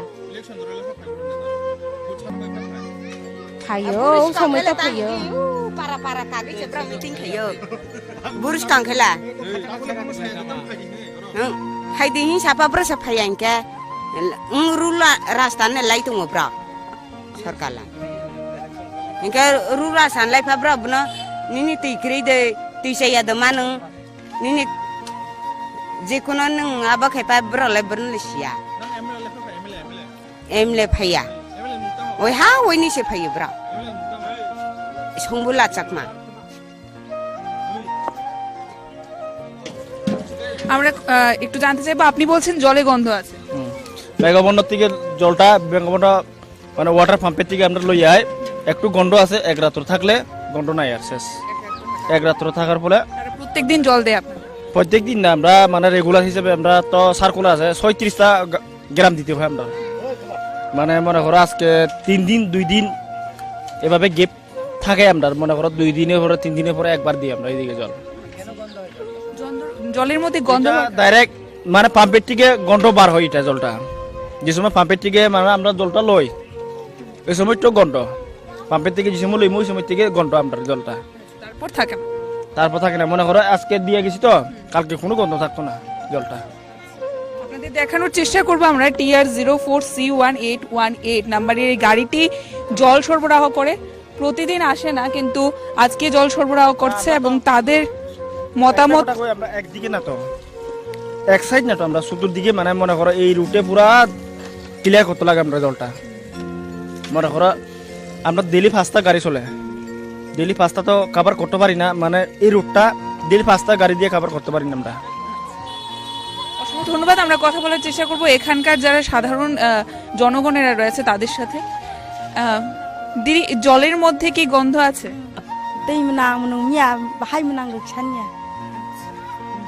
প্রতিদিন জল দেওয়া হয়? জল আসে? জল আসে না।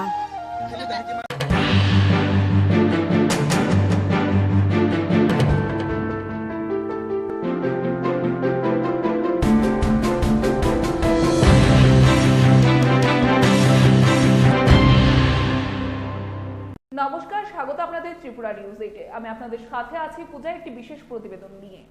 গতকাল আমাদের কাছে এক মর্মান্তিক ঘটনার চিত্র আমাদের কাছে উঠে এসেছিল এবং সেই ঘটনা সংঘটিত হতে দেখি আমরা সাবরুমের কলাছড়া বাজার সংলগ্ন এলাকায়। বিশেষত বলাই যেতে পারে যে আমরা দুর্ঘটনার চিত্র এ ধরনের প্রতিনিয়তই উঠে আসতে দেখি, কিন্তু কাল যে দুর্ঘটনা সংঘটিত হয় তাতে নিহত হয়েছে এক যুবক। কিন্তু সেই দুর্ঘটনাস্থলে তার পরবর্তীতে এক চাঞ্চল্যকর পরিস্থিতির সৃষ্টি হয়। কি সেই পরিস্থিতি ছিল চলুন দেখে নেওয়া।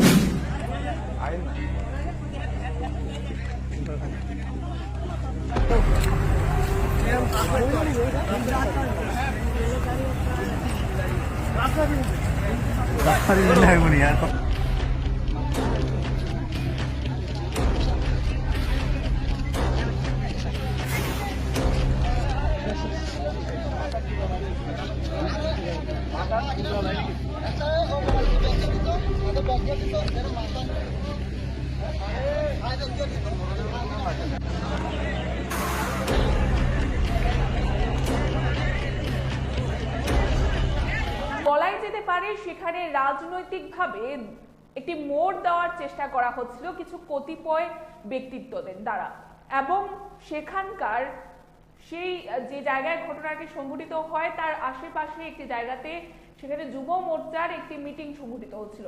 সেখান থেকে যুব মোর্চার নেতৃত্বরা এসে সেই ঘটনার সামনে নিয়ে আসার চেষ্টা করে, কিন্তু বিষয়টিকে জনজাতি এবং বাঙালিদের মধ্যে একটি মোড় দেওয়ার চেষ্টা করা হয় এবং তাতে আক্রোশের মুখে পড়ে একজন নেতৃত্ব।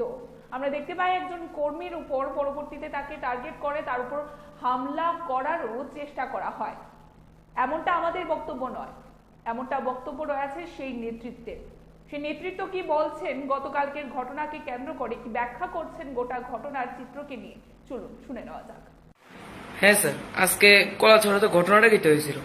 অ্যাকচুয়ালি আমাদের আজকে যুব মোর্চার একটা প্রোগ্রাম চলছিল কলাছড়া রামঠাকুর আশ্রমে। তো সাডেনলি আমাদের বৈঠক চলাকালীন হঠাৎ করে একটা বিকট শব্দ শুনি অ্যাক্সিডেন্টের। সঙ্গে সঙ্গে আমরা হাইওয়ে ঠিক পাশেই ছিলাম। সঙ্গে সঙ্গে আমি আমার যুব মোর্চার দক্ষিণ জেলা সভাপতি, আমার 39 অনুমণ্ডলের যুব মোর্চার সভাপতি, আরও প্রায় 60-70 জন কার্যকর্তা সবাই দৌড়ে ঘটনাস্থলে পৌঁছানোর পর দেখতে পাই একটি স্করপিও গাড়ির নিচে আমাদের একটি জনজাতি ভাই চাপা পড়ে আছে এবং ইনস্ট্যান্ট স্পট ডেডি হয়েছিল। দেখার সঙ্গে সঙ্গে কিং কর্তব্য বিমূঢ় হয় আমি কি করবো কি না করবো, তখন মানুষ ঘিরে ফেলেছিলেন। সেখানে দুজন ছিলেন বাংলাদেশের পাসপোর্ট নিয়ে এসেছিলেন, ওনারা ঘুরতে এসেছিলেন ত্রিপুরাতে। একজন ছিলেন গাইডার গ্রীষ্মমুখের, আর একজন ড্রাইভার ছিলেন স্করপিও ড্রাইভার।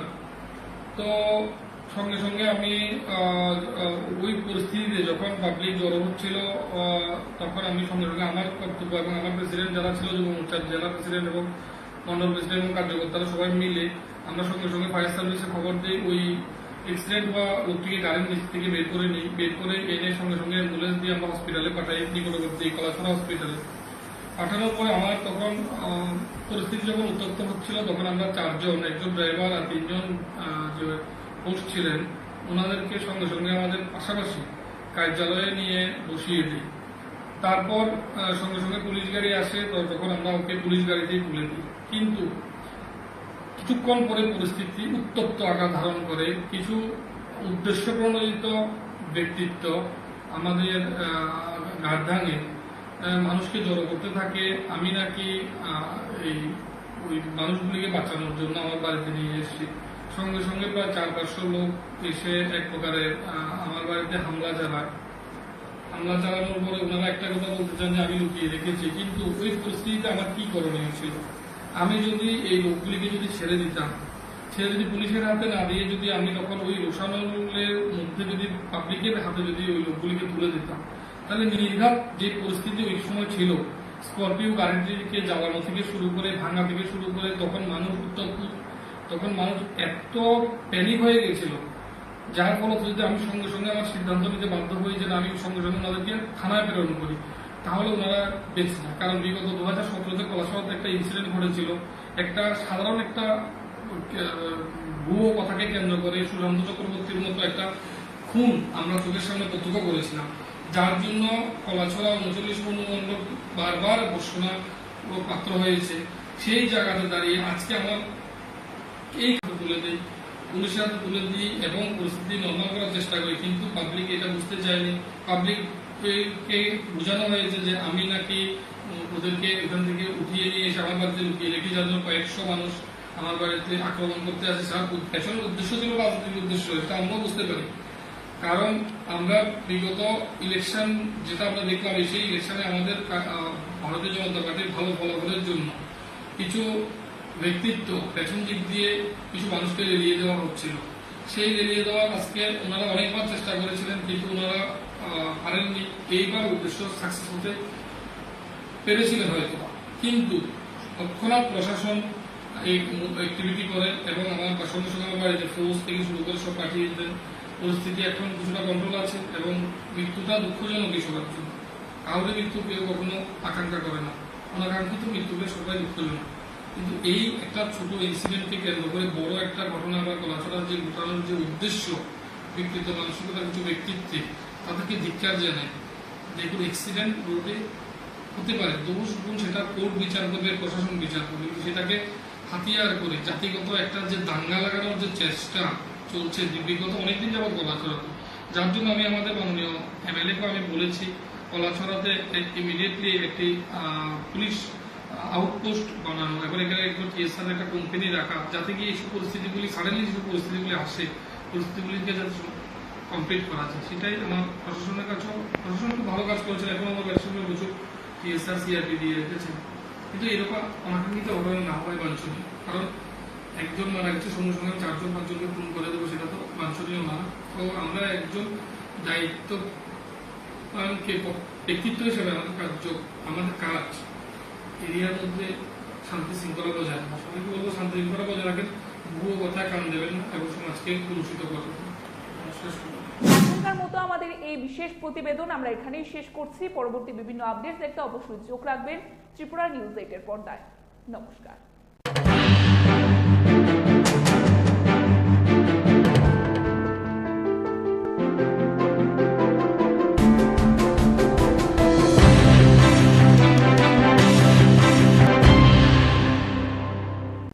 আনন্দঘন মুহূর্তে এখানে সবাই সাক্ষী হতে চলছি একটা যোগদান পর্ব।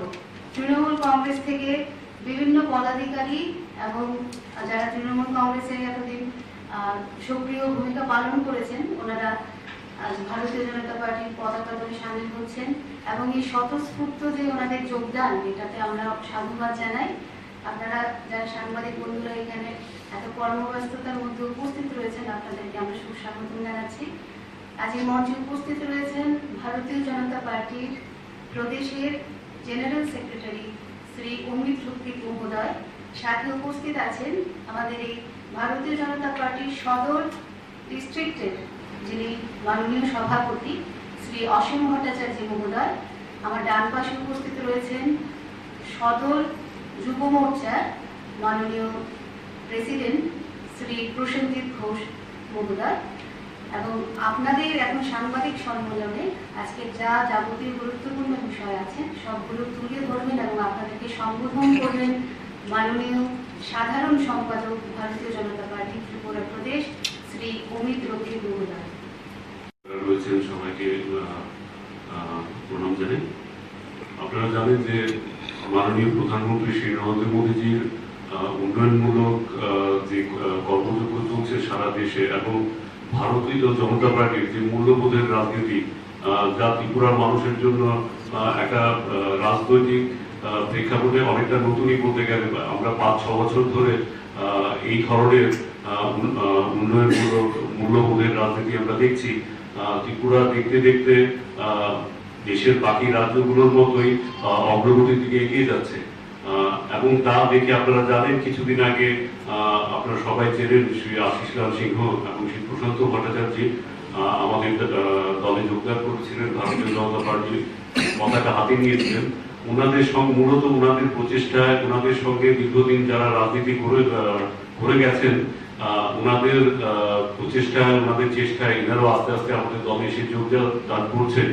সেই ক্রমে আজকে রাজ্যের বিশেষ করে 6 আগরতলা এবং 9 বনমালপুর এবং সুদূর আমবাসা থেকে যারা কিছু রাজনৈতিক কর্মী যাদের সঙ্গে ওনারা দীর্ঘ সময় রাজনীতি করেছেন এনারা আজকে ভারতীয় জনতা পার্টির সদর কার্যালয়ে এসেছেন এই দলে অন্তর্ভুক্ত হবেন বলে, এই দলের পতাকা হাতে নেবেন বলে।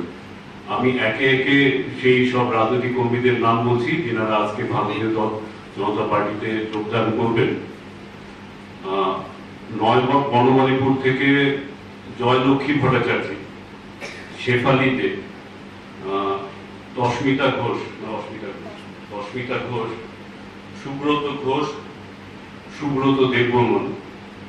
6 আগরতলা থেকে শ্রীমতী দীপান্বিতা চক্রবর্তী যিনি টিএমসির স্টেট ইউথ ভাইস প্রেসিডেন্ট ছিলেন, Shri Nilkanta Sinha ex working president and ex general secretary TMC, Rajesh Saha যাকে রাজু বলেই সবাই চেনে, প্রণব বণিক, পঙ্কজ সাহা, নানু পাল, সৌরভ দাস, তাপস বণিক, মলয় সাহা, অভিজিৎ বণিক, রাজীব দেবনাথ।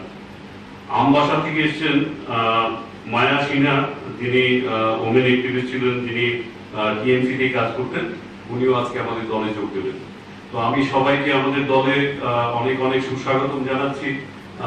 আপনারা সবাই যদি এখানে চলে আসেন আমাদের দলীয় পতাকা আপনাদের হাতে তুলে আমরা আপনাদের দলে বরণ করে নেব। আমি চাইবো কতজন 17 জন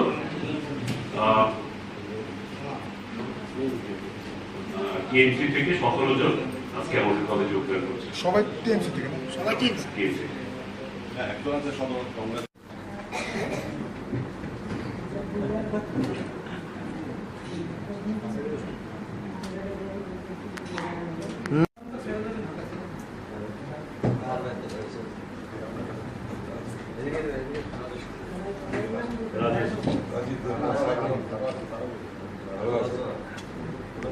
भारत माता की भारत माता की আমরা আজকে একটা খুব আনন্দঘন মুহূর্তে এখানে সবাই সাক্ষী হতে চলছি, একটা যোগদান পর্ব।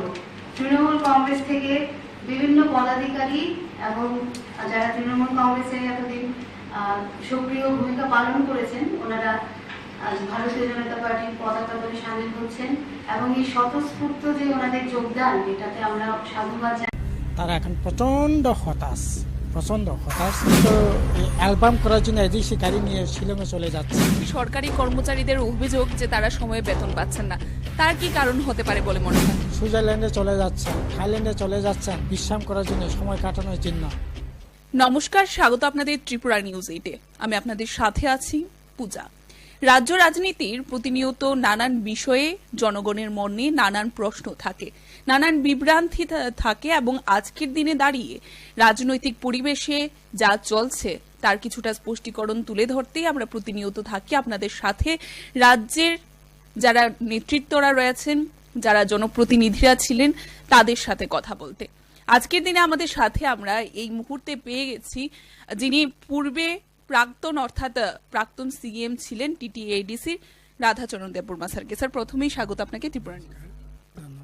স্যার, প্রথমেই যে বিষয়টা আমরা জানতে চাইবো, আমরা দেখতে পাই আপনাদের 25 বছরের সরকার এবং 25 বছরের সরকারের রাজত্বকাল আমরা দেখতে পাই। এই সময়ে আপনাদের টিটিএডিসিতে কত অর্থ বরাদ্দ করা হতো বা কত ফান্ড আসতো আমরা জানতে চাইছি একটাই বিষয়ে, কেননা আজকের দিনে বাজেট পেশ হওয়ার পর এই বিষয়টা অনেকটাই বড় ইস্যু হয়ে দাঁড়িয়েছে। না, বাজার তো আমরা যখন ছিলাম তখন এখনকার যে বাজেট, তখনকার দিনকার যে বাজেট হিসাব করলে পরে আনুপাতিক হারে তখনকার বাজেট যে ফিগারটা, এটা পার্সেন্টেজ দিক থেকে বলা যেতে পারে একটু ভালো ছিল। বিরাট এটা বলবো না, কিন্তু একটু ভালো। 2 নম্বর ছিল বাজেটের বাইরেও আমরা বাজেট বহির্ভূত বিভিন্ন আমরা টাকা পেতাম। এতে করে বাজেটে 4-5 গুণ আমরা বাজেটের বাইরেও এই টাকাগুলো পেতাম। যেমন স্টেট গভর্নমেন্টের বিভিন্ন স্কিমের টাকা, বিভিন্ন এডিসিতে যে সমস্ত স্কিম হয়, যেমন এডিসিতে এগ্রিকালচারের জল বিভাজিকা বলে একটা প্রকল্প আছে। এই প্রকল্পগুলোর টাকা প্রায় 200-250 কোটি টাকা আমরা পেতাম।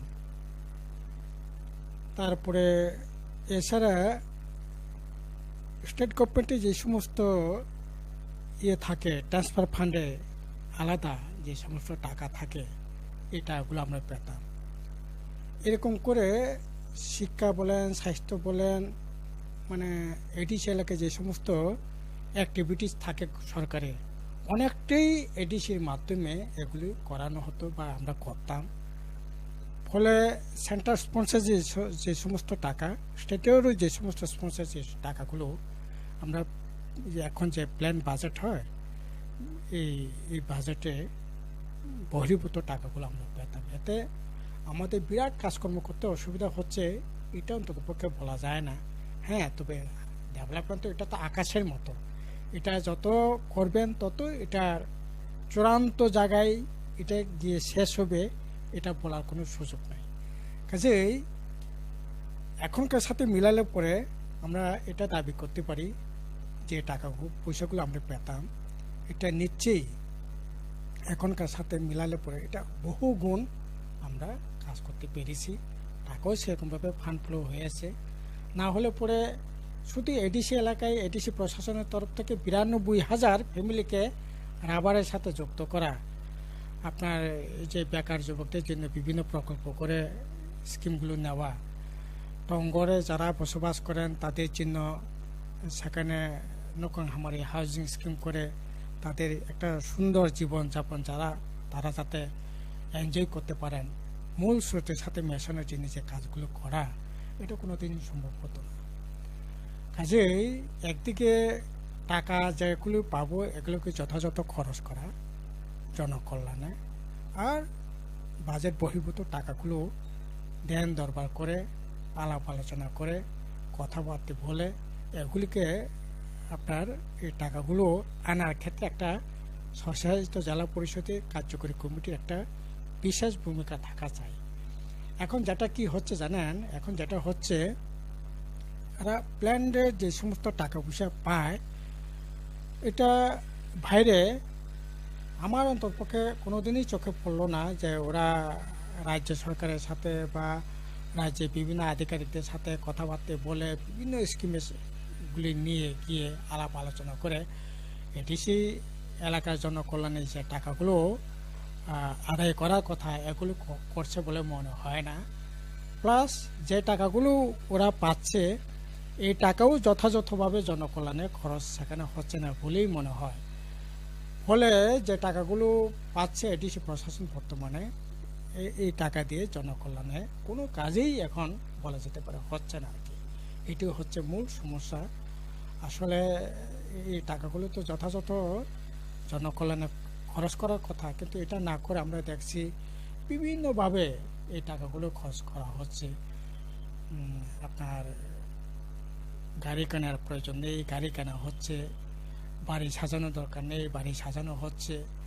আপনি মানুষের কল্যাণের জন্য একটা ঘর দিতে পারছেন না, একটা টঙ্গরবাসী একজন গরিব মানুষকে আপনার পুলিশ এসকর্ট রাখার জন্য আপনি দোতলা বাড়ি করে নেবেন। হ্যাঁ, পুলিশের জন্য এত এসকর্ট রাখার জন্য, এগুলি তো হোম ডিপার্টমেন্টের কাজ, কিন্তু এটা দেখছি আমরা নিজেরাই করে ফেলছি।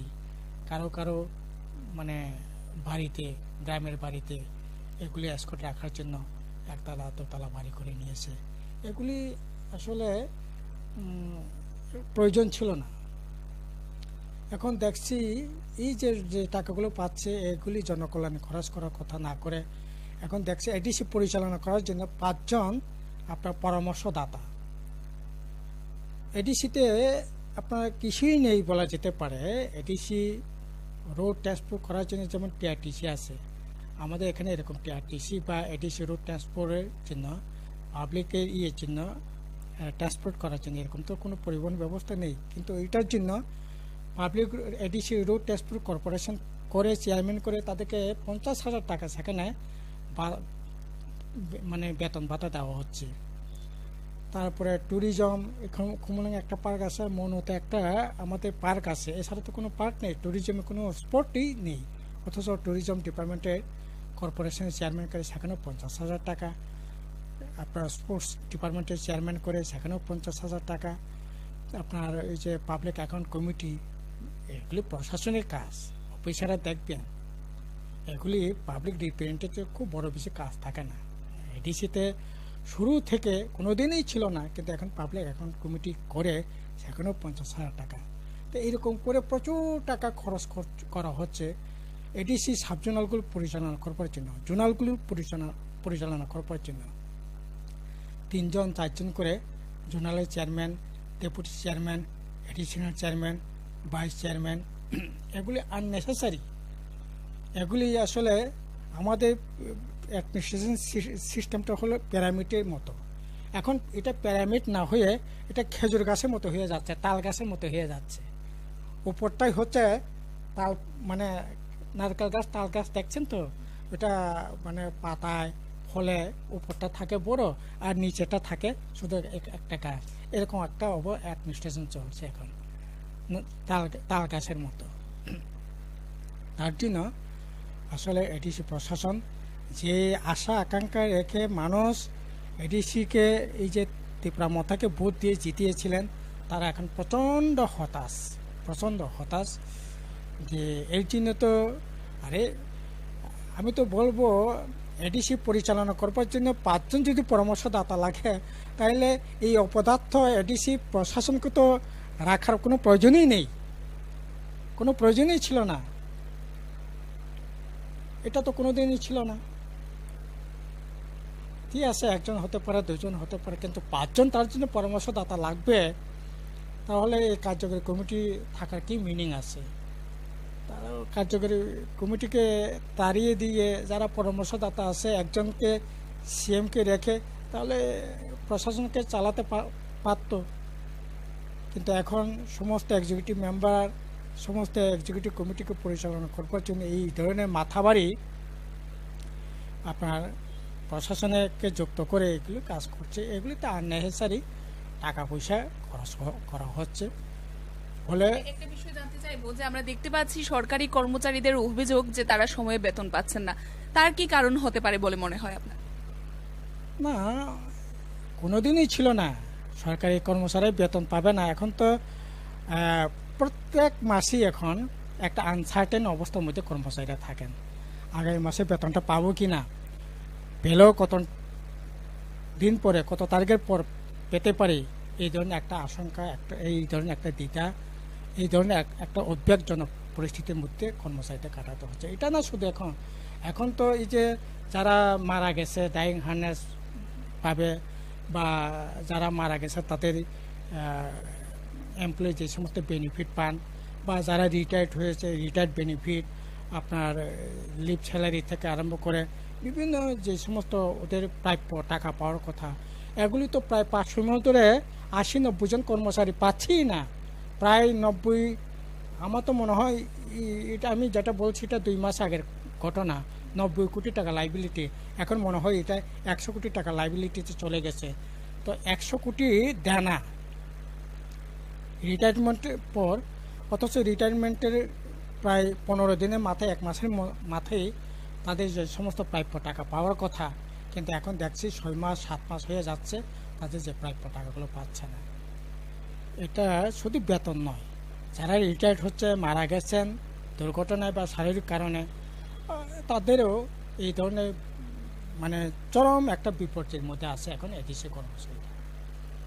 স্যার, আমরা দেখতে পাচ্ছি যে কিছুদিন পূর্বেই পবিত্র বিধানসভায় এবারে ত্রয়োদশ ত্রিপুরা অধিবেশনে বাজেট পেশ হয় এবং সেই বাজেটে নানান মুখে নানান কথা শোনা যাচ্ছে।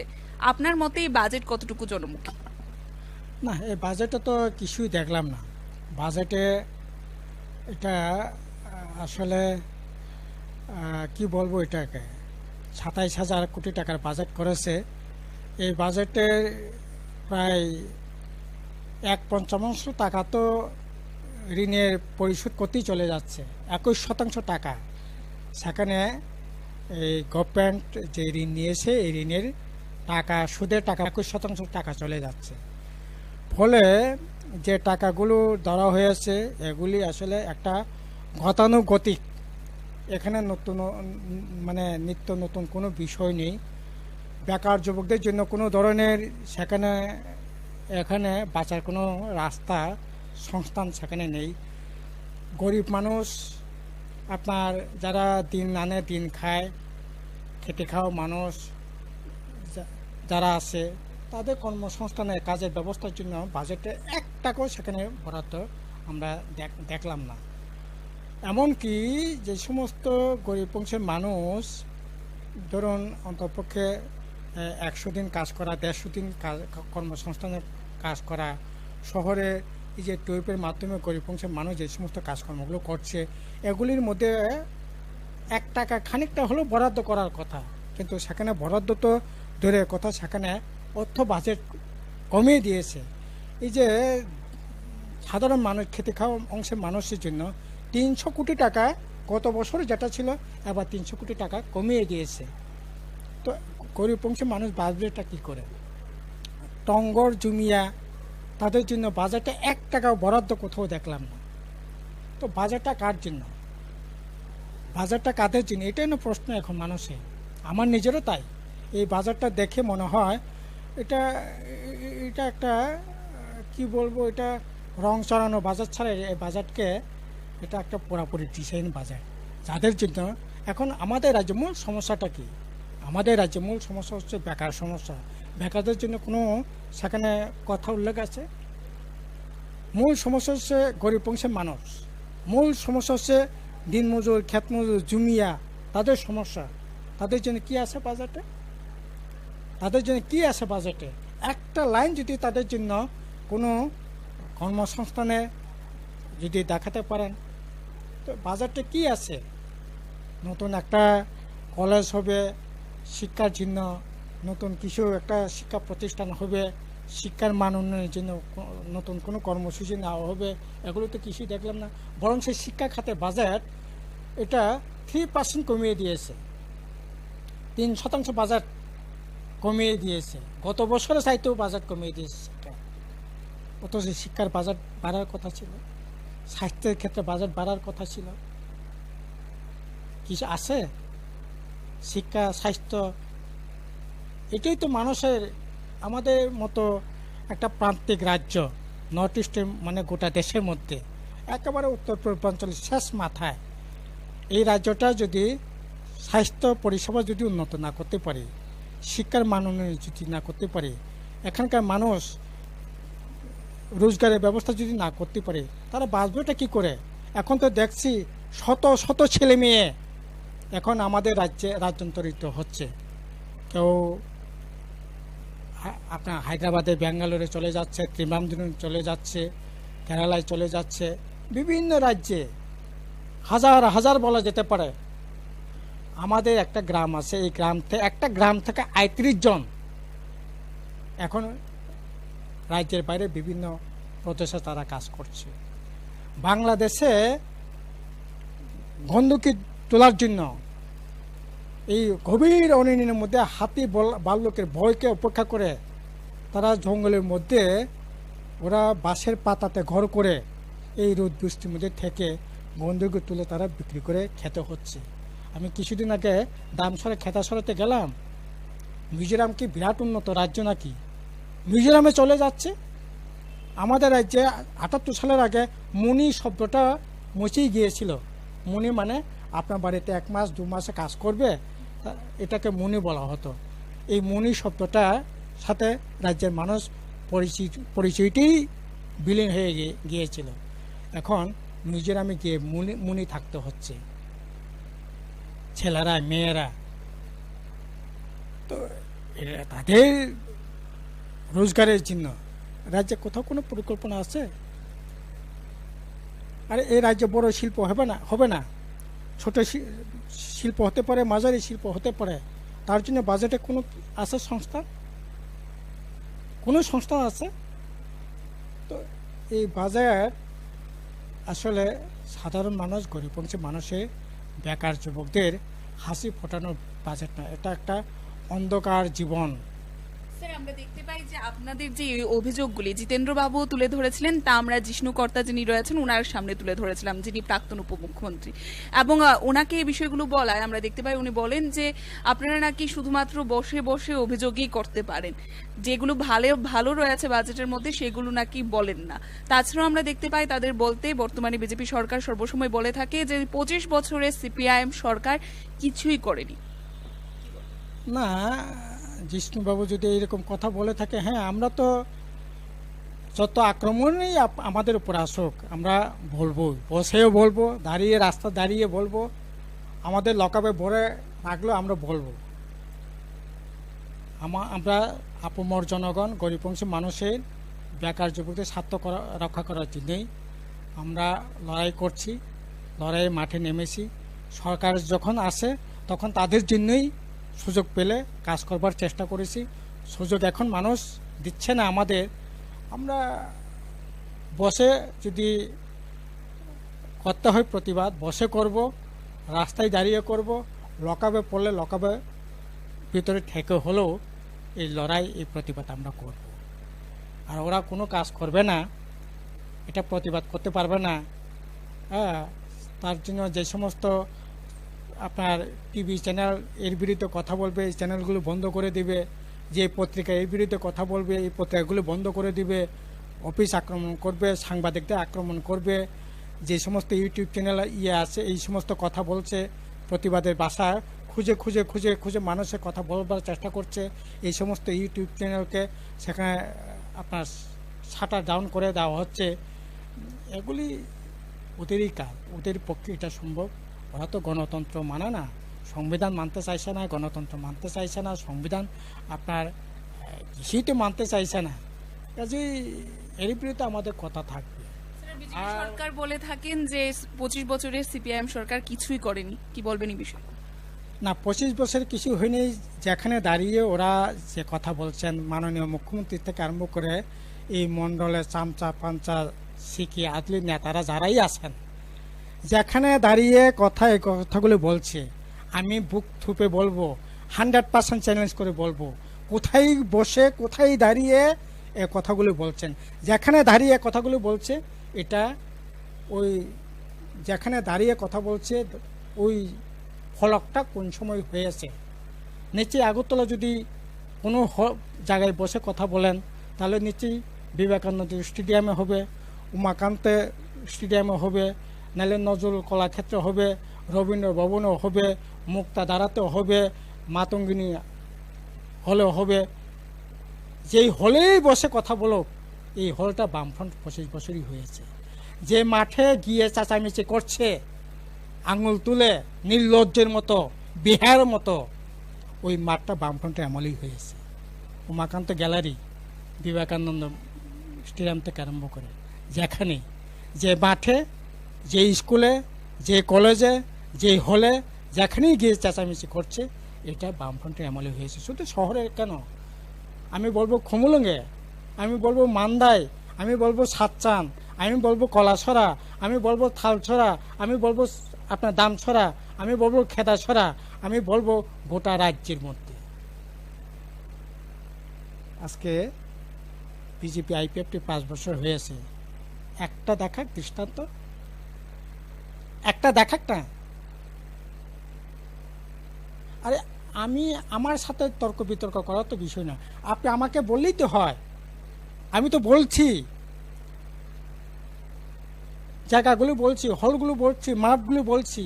আপনারা বলেন তো, একটা মাঠ করেছেন, একটা স্টেডিয়াম করেছেন, একটা হল করেছেন কথা বলবার জন্য, আর যেখানে দাঁড়িয়ে আপনি এই কথাটা বলছেন সেখানে 25 বছর কিছু হয়নি।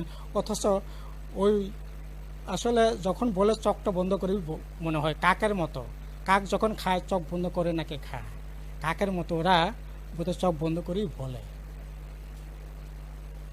আজকের দিনে দাঁড়িয়ে ত্রিপুরা রাজ্যের শুধু মাঠ নয়, আপনি মার্কেটে যান, মার্কেটে যান, আগরতলা শহরে যদি বলি, এই যে Tulsibati market, Rajasvi market, city market, আপনি যে মার্কেটের কথাই বলেন না কেন, এই মার্কেটগুলোর সংস্কার, নতুন করে দেলে সাজানো, আপনি বলেন না, বলে থাকে সেটা আপনাদের আমলে কি একটা সেখানে ভুল ছিল নিয়োগ নীতিতে, সেই কারণেই তাদের আজকের অবস্থা এবং আজকের দাঁড়িয়ে তাদের যে নীতি, এখানে আপনার কি বক্তব্য রয়েছে, আপনারা কি ভাবছেন তাদের জন্য? না, আমরা তো ওদের কল্যাণের খুবই ভাবছিলাম। অত্যন্ত দুর্ভাগ্যের বিষয়, ইতিমধ্যে 2323-তে 158 আমাদের ছেড়ে চলে গেছে। এটা অত্যন্ত মর্মান্তিক, বেদনাদায়ক, ভাষায় প্রকাশ করার মতো কোনো ভাষা নেই। তো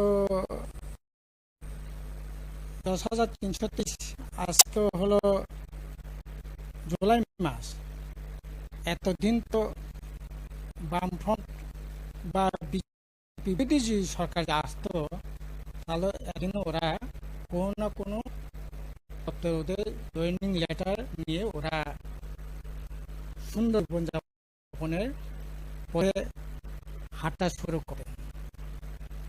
কিন্তু এটা বিভিন্ন রাজনীতি আপনার কলাকলের জন্য এটা করা সম্ভব হলো না, এর মধ্যে দুর্ভাগ্য। নাহলে 10,036-কে বাঁচানোর জন্য আমাদের নির্বাচন প্রথম যে এজেন্ডা, নির্বাচন যে প্রতিশ্রুতি ছিল, এটা ছিল। কাজেই এখন ত্রুটি যদি খোঁজার চেষ্টা করে, তাহলে ওইটা তো বলা যেতে পারে যে পলিসিতে আমাদের বামফ্রন্ট থাকাকালীন চাকরি আমরা দেওয়ার চেষ্টা করেছিলাম, নিটি, সিনেটি, মেরিট। কারণ যারা আজকে চাকরি করছেন 10,330 শুধু, ওরা বিভিন্ন বামফ্রন্ট আমলে যারা করছে না। কিন্তু আমরা শুধু সিনিয়রিটি, মেধার ভিত্তিতে চাকরি ব্যবস্থা হতো, তাহলে ওই জুনিয়রের ছেলে মেয়েরা খালসরা স্কুলকে, খেদাসরা স্কুল থেকে, ওই প্রত্যেক এলাকা থেকে যারা পড়াশোনা করে পাস করতে, তাদের চাকরি হতো না। তো আমরা ঠিক করেছি মেধা থাকবে, সিটি থাকবে, নিডি থাকবে। একবারে নিডি রিক্সা চালকের ছেলেও যদি চাকরি পায় নিডি হিসাবে, এটা বড় পাওনা হবে। এখন সিনিয়রিটি বিচার করে যদি ওভারেজ হয়ে যাচ্ছে, তাকে যদি ব্যবস্থা করা যায়, তাহলে তার বাঁচার একটা রাস্তা এটা করা সম্ভব হবে। কাজে তার ভিতরে আমাদের চাকরিটা হয়েছিল। এখন কোর্ট বলেছে নিডিকে খাওয়ার ব্যবস্থা করা যেতে পারে, প্রিপেয়ার করা যেতে পারে, কিন্তু চাকরি দেওয়া যায় না। তো এখন যদি এটাই করে, আমরা তো বলবো এই হওয়া উচিত 100% দায়িত্ব বলবো গরিব মানুষেরও কর্মসংস্থান হওয়া দরকার, সিনিয়রদের চ্যারিটিদের কর্মসংস্থান হওয়া দরকার, সাথে মেরিট নীতি একটা বিরাট শেখ থাকবে। তার কিন্তু 60% আমরা বুঝি, 30% নীতি থাকবে, 30% শেয়ার থাকবে, 40% মেধাভিত্তিক হবে। রাজ্যটাকে সবাই নিয়েই আমরা একসাথে চলার চেষ্টা করেছিলাম, তাদের কর্মসংস্থান ব্যবস্থা করার চেষ্টা করেছিলাম। এখন কোর্ট বলছে, বিজেপি আইপি জোট সরকার বলছে শুধু মেধাভিত্তিতে চাকরি কাজ হবে, তাহলে তো গরিব মানুষ যারা এদেরকে রাষ্ট্র সরকার মেধার ব্যবস্থা পারায়, তার জন্য আমাকে সে দায়িত্ব সে ফল ভোগ হবে। আমাকে যদি শিশু বিহার স্কুল যদি আমার থাল ছড়াতে একই কোয়ালিটি যদি গড়ে তুলতেন, তো তার থাল ছড়া স্কুলের ছাত্ররাও বাড়তে পারত, কিন্তু ভালোটা দিতে পারলেন না। রাষ্ট্র সরকার দায়িত্ব আমার পরিবারের উপর চাপিয়েছেন আপনারা, আমার সেই যোগ থেকে বঞ্চিত হলেন। এটা তো রাষ্ট্রের দায়িত্বশীল কাজ হতে পারে না, আমাদের রাষ্ট্রের কাজ হচ্ছে। আমি যাদের শিশু বিহারের মতো দিতে পারলাম না, তার দায়িত্ব আমার, তার কর্মসংস্থান দায়িত্ব আমারই থাকবে, যেহেতু করে দিতে পারলাম না, তার জন্য তাদের 30% দায়িত্ব আমি গ্রহণ করব। এটা নাই, না এটা নাই, এটা ভুল হয়েছে। আমরা মনে করি বামপন্থী একজন সামাজিক বিকাশের কথা যদি চিন্তা করি, এই যে এসটি রিজার্ভেশনটা আসলো কি করে? এটা তো এই অসম্মত জিনিস আছে, অসম্মত জন্য যদি আমি রিজার্ভেশন হতে পারে, তাহলে আমার গরিবের জন্য কেন হবে না? কাজে যাই হোক, সে অনেক বিতর্কের ব্যাপার। তা আমরা চাই 10,300 এই সরকার তো করবে, এরা এখন উষ্মা প্রকাশ করছে। এগুলি নিয়ে তো বিধানসভায় মুখ্যমন্ত্রী বলে দিচ্ছেন, এগুলি নিয়ে আর বলে উনি লাভ দেখছেন। মানুষের জীবনপূর্ণ মৃত্যুবরণ করছে, উনি লাভের অঙ্ক খুঁজছেন, কোথায় গেলে পরে পাওয়া যাবে। বিজেপি শক্তিটাকে বড় করবে, মানুষ জীবন তাদের কাছে 1 পয়সা নেই। এটার জন্য হলে লাভ নেই, লাভের অঙ্ক খুঁজছে নেই। ভোটে জিতেই একমাত্র লাভ হতে পারে। তাদের জীবন, তাদের ভবিষ্যৎ, পরিবার পরিজন নেই, আপনি লাভ খুঁজছেন এখন, এটা দুর্ভাগ্য। স্যার, আমরা দেখতে পাই যে বর্তমানে রাজনীতিতে এই বিষয়টি তোলপাড় আছে, যে রাজ্যের এই বর্তমানে স্বল্প সময় জনপ্রিয় হওয়া দল ত্রিপুরা, এবং তাদের ডিমান্ড গ্রেটার ত্রিপুরা, এই দাবি আপনারা কতটুকু বা আপনি কত যুক্তিযুক্ত বলে করেন? পার্টি তো বলে দিয়েছে এটা ত্রিপুরা বলে তর্ক বিতর্ক করার কোনো বিষয় নয়। আসলে এগুলি হচ্ছে পলিটিক্যাল ইস্যু। আমরা সাধারণ মানুষ বাঁচানোর কথাই বল,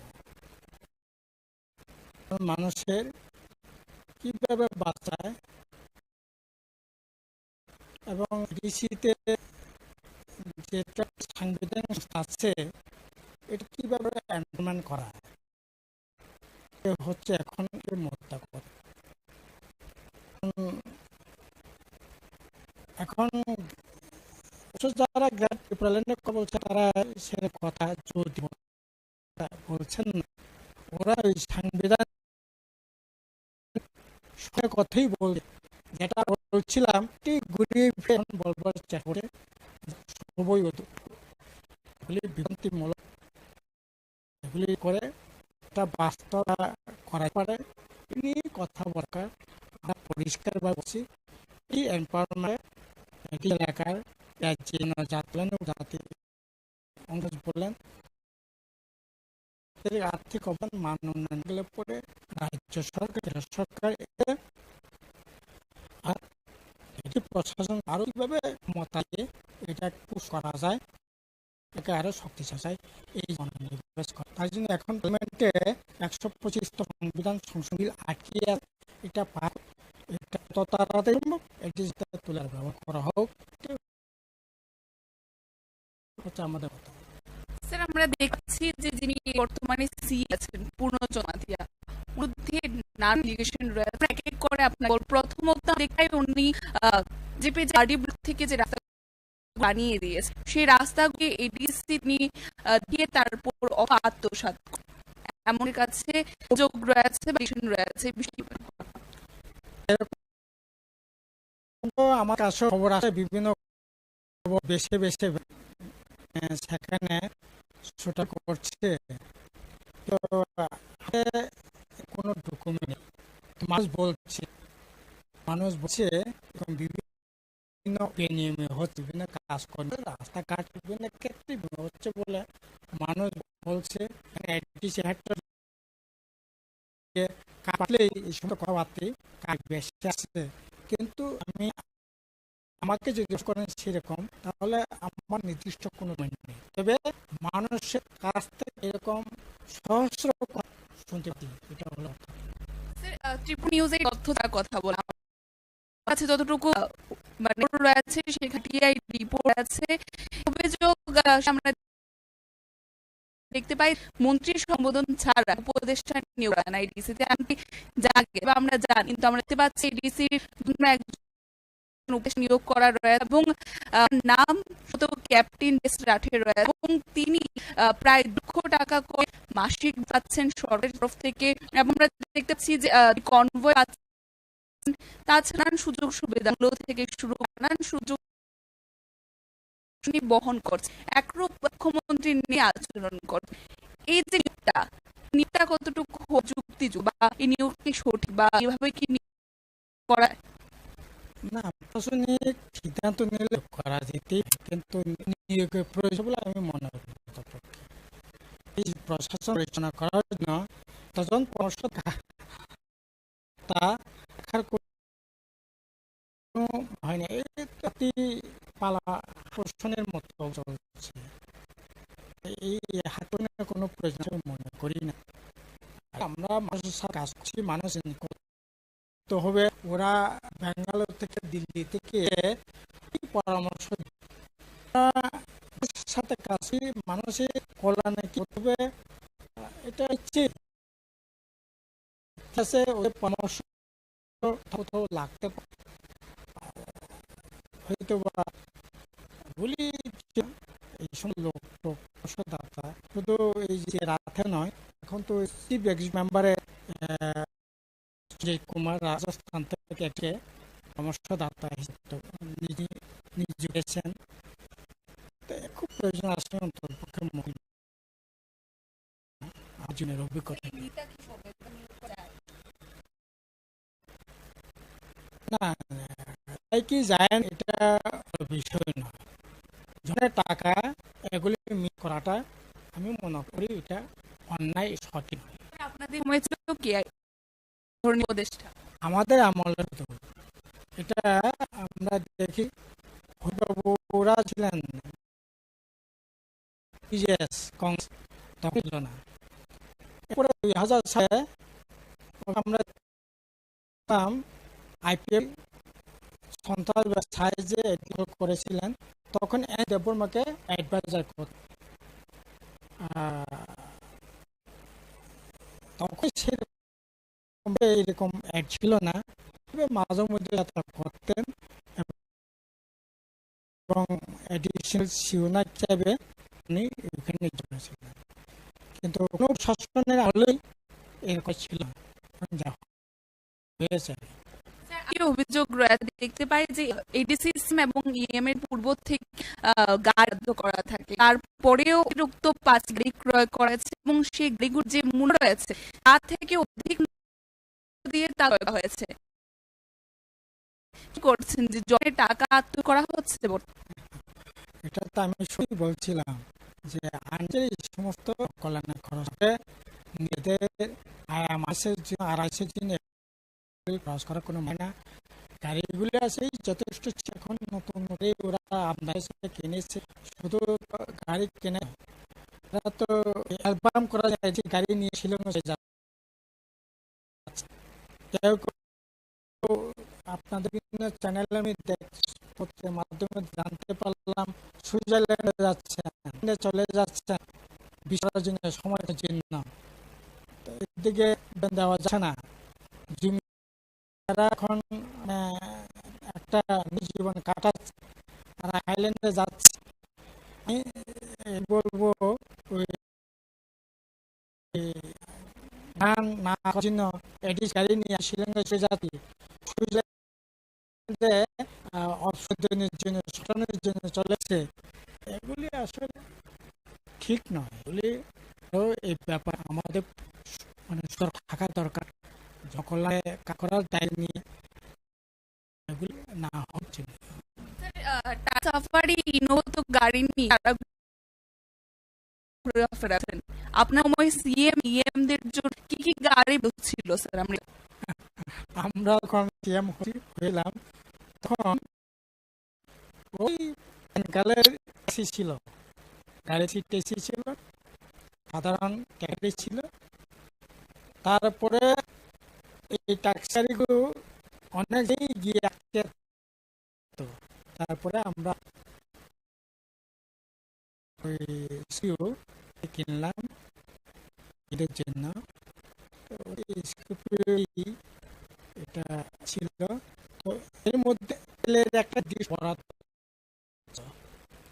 এখন তো যা শুনলাম বরাদ্দ তরাদ্দ কোনো বালাই নেই, কেউ লিটার, কেউ 1 লিটার, কেউ 2 লিটার চললেও আপত্তি নেই।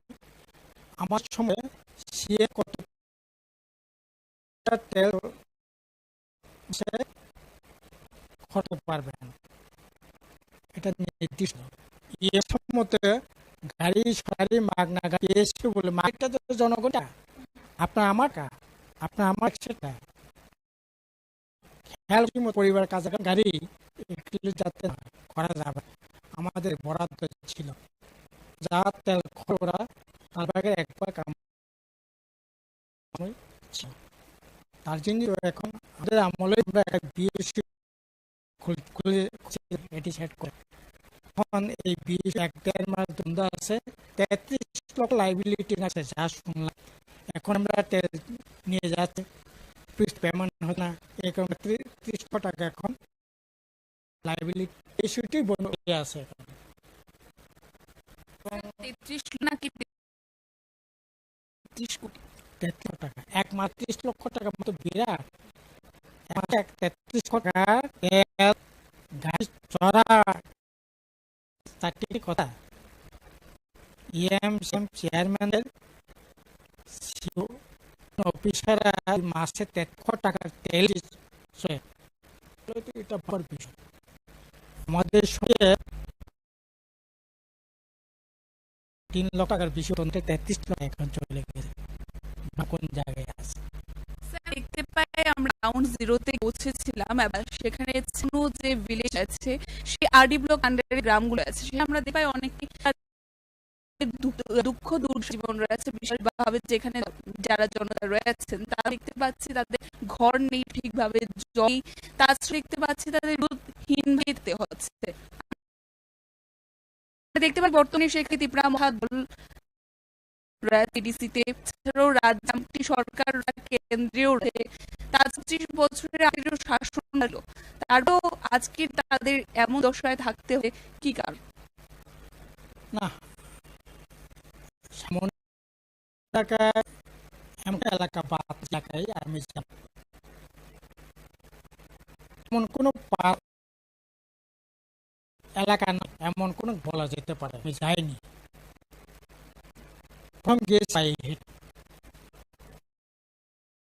তারপরে গেছি, এখন সময় ম্যাক্সিমামে গাড়ি যেত ঘন্টা, এখন 90% গাড়ি যায় না। এখন আপনি সামনেতে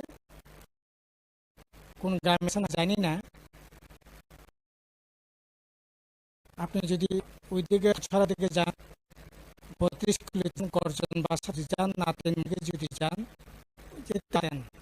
যাওয়া যায়। এখন ম্যাক্সিমাম আপনি বৃষ্টি যদি না থাকে তাহলে পরে 32 কিলো যেতে পারবেন, বৃষ্টি যদি চালে 5 কিলো যেতে পারবেন। হয়ে রাজদর মাল আপনি মানে বাজার থেকে 2 কিলোমিটার একটা গ্রামে যেতে পারবেন, এরপরে যেতে পারেন।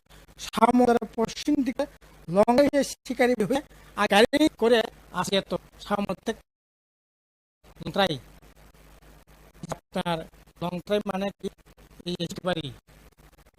এখন পশ্চিম দিক থেকে কিলোমিটার যদি দিকে যান এরপরে যাবে, অথচ থেকে 7-8 বছর আগে আমি সামনে শিকারি হয়ে এই রাস্তায় গাড়িতে করে আসছি। আমি গত কিছু এই রাস্তায় যেতে পারবো, শিকারি পারবো কিনা না বলছে কিলোমিটার বেশি আপনি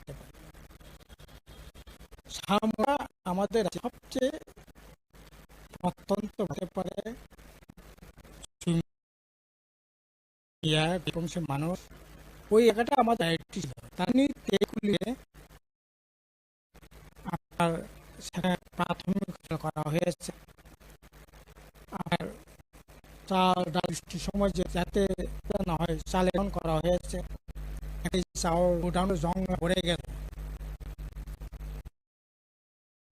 এই এলাকা অঙ্গরবাসী আমরা হাউজিং স্কিম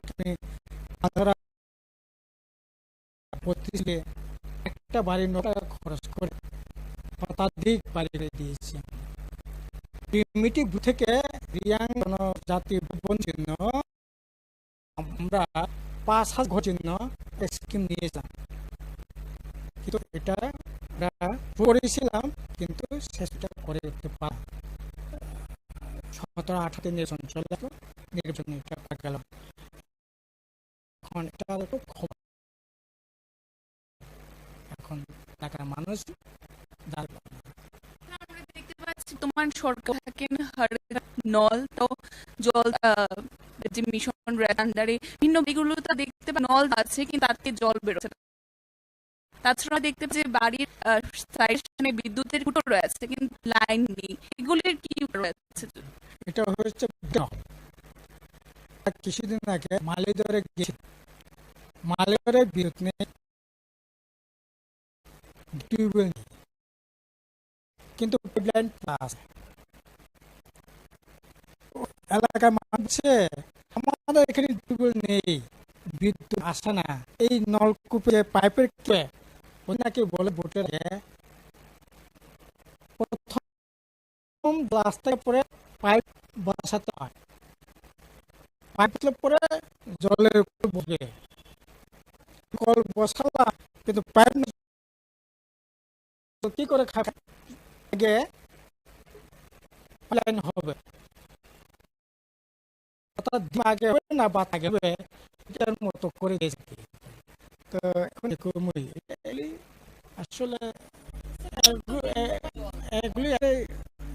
এগুলি নাই, মানুষকে এরকম ভাবে আসলে বোকা বানা কোনো কথা না করেই মানে প্রায় সমস্ত গ্রামে কোনো খবর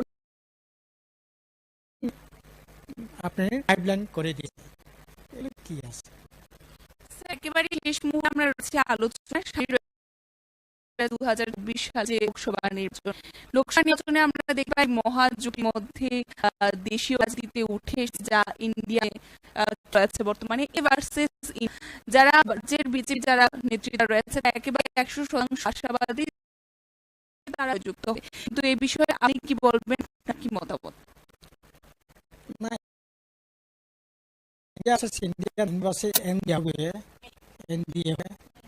কিন্তু চারিদিকে দেখলাম কিন্তু এবার অন্যরকম মনে হচ্ছে, কারণ আজকে জায়গায় গেছে বেকার দারিদ্র শিল্প কারা রপ্তানি চাইতে আমদানি বেড়ে গেছে। আমাদের দেশটা কোন জায়গায় চলে যাচ্ছে, ভয়ঙ্কর অবস্থা। এই সব দিয়ে মিলালে এখন একটা দিয়ে একটা হাওয়া চলছে ওটা দেশের মধ্যে, এটা বলতে আমাদের কিছু সময় অপেক্ষা করতে হবে। দেখা যায় মানুষ এখন শুধু মানুষ একটাই ভয়, এই নিয়ে পারা না এরকম তো নয়। দিলে যেত যে পোলাওয়াটা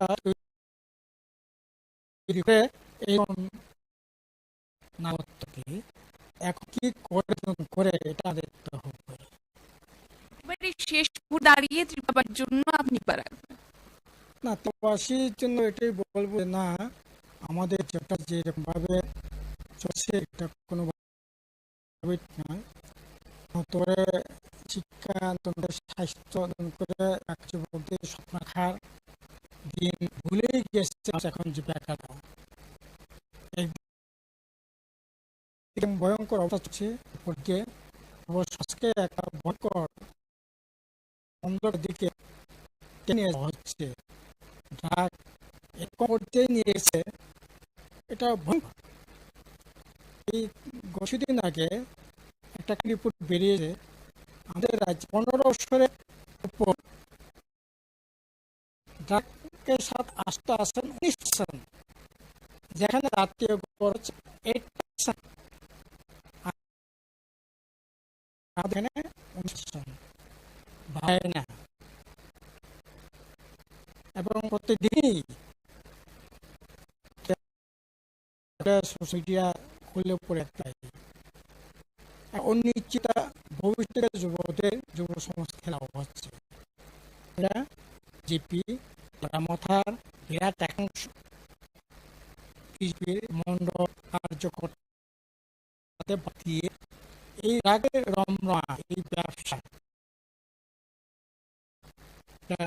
খুব সম্ভব নয়। ফলে রকম মদত হলে চাকরি বাকরি হচ্ছেই না, এরকমটা কর হতে দিয়ে আমাদের রাজ্য জনসংখ্যা নিয়ে যাচ্ছে। আমরা খুবই উদ্বিগ্ন গার্জিয়ান হিসাবে। আমাদের রাজ্যের আজকের আকাল এভাবে তো চলে গণতন্ত্র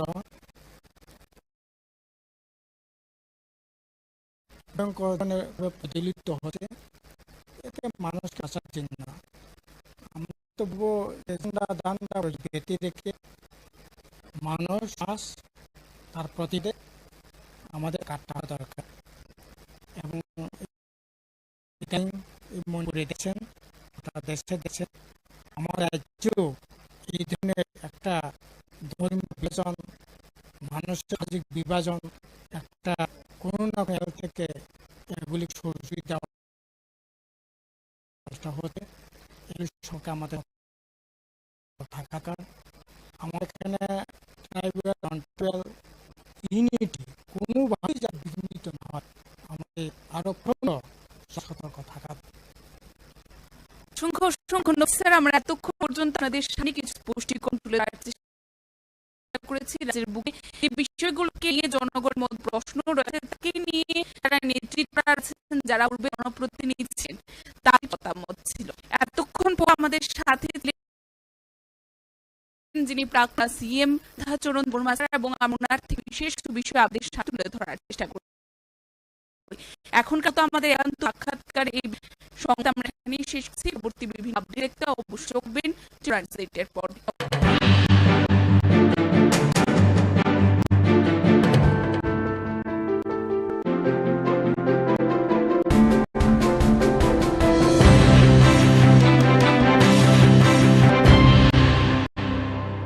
নবনির্মিত উন্মুক্ত জিমের উদ্বোধন, সেটাকে সামনে রেখে আজকের যে এখানে সবার উপস্থিতি, বিশেষ করে মঞ্চে যারা আসীন আছেন, একটু আগে যিনি ওনার মূল্যবান বক্তব্য এখানে রেখেছেন, সবার প্রিয় এবং আদরণীয় আমাদের আগরতলা মিউনিসিপাল কর্পোরেশনের মাননীয় মেয়র শ্রী দীপক মজুমদার মহোদয়, আমাদের ডেপুটি মেয়র শ্রীমতী মনিকা দাস দত্ত, এবং আমাদের মিউনিসিপাল কমিশনার আগরতলা মিউনিসিপাল কর্পোরেশনের, এবং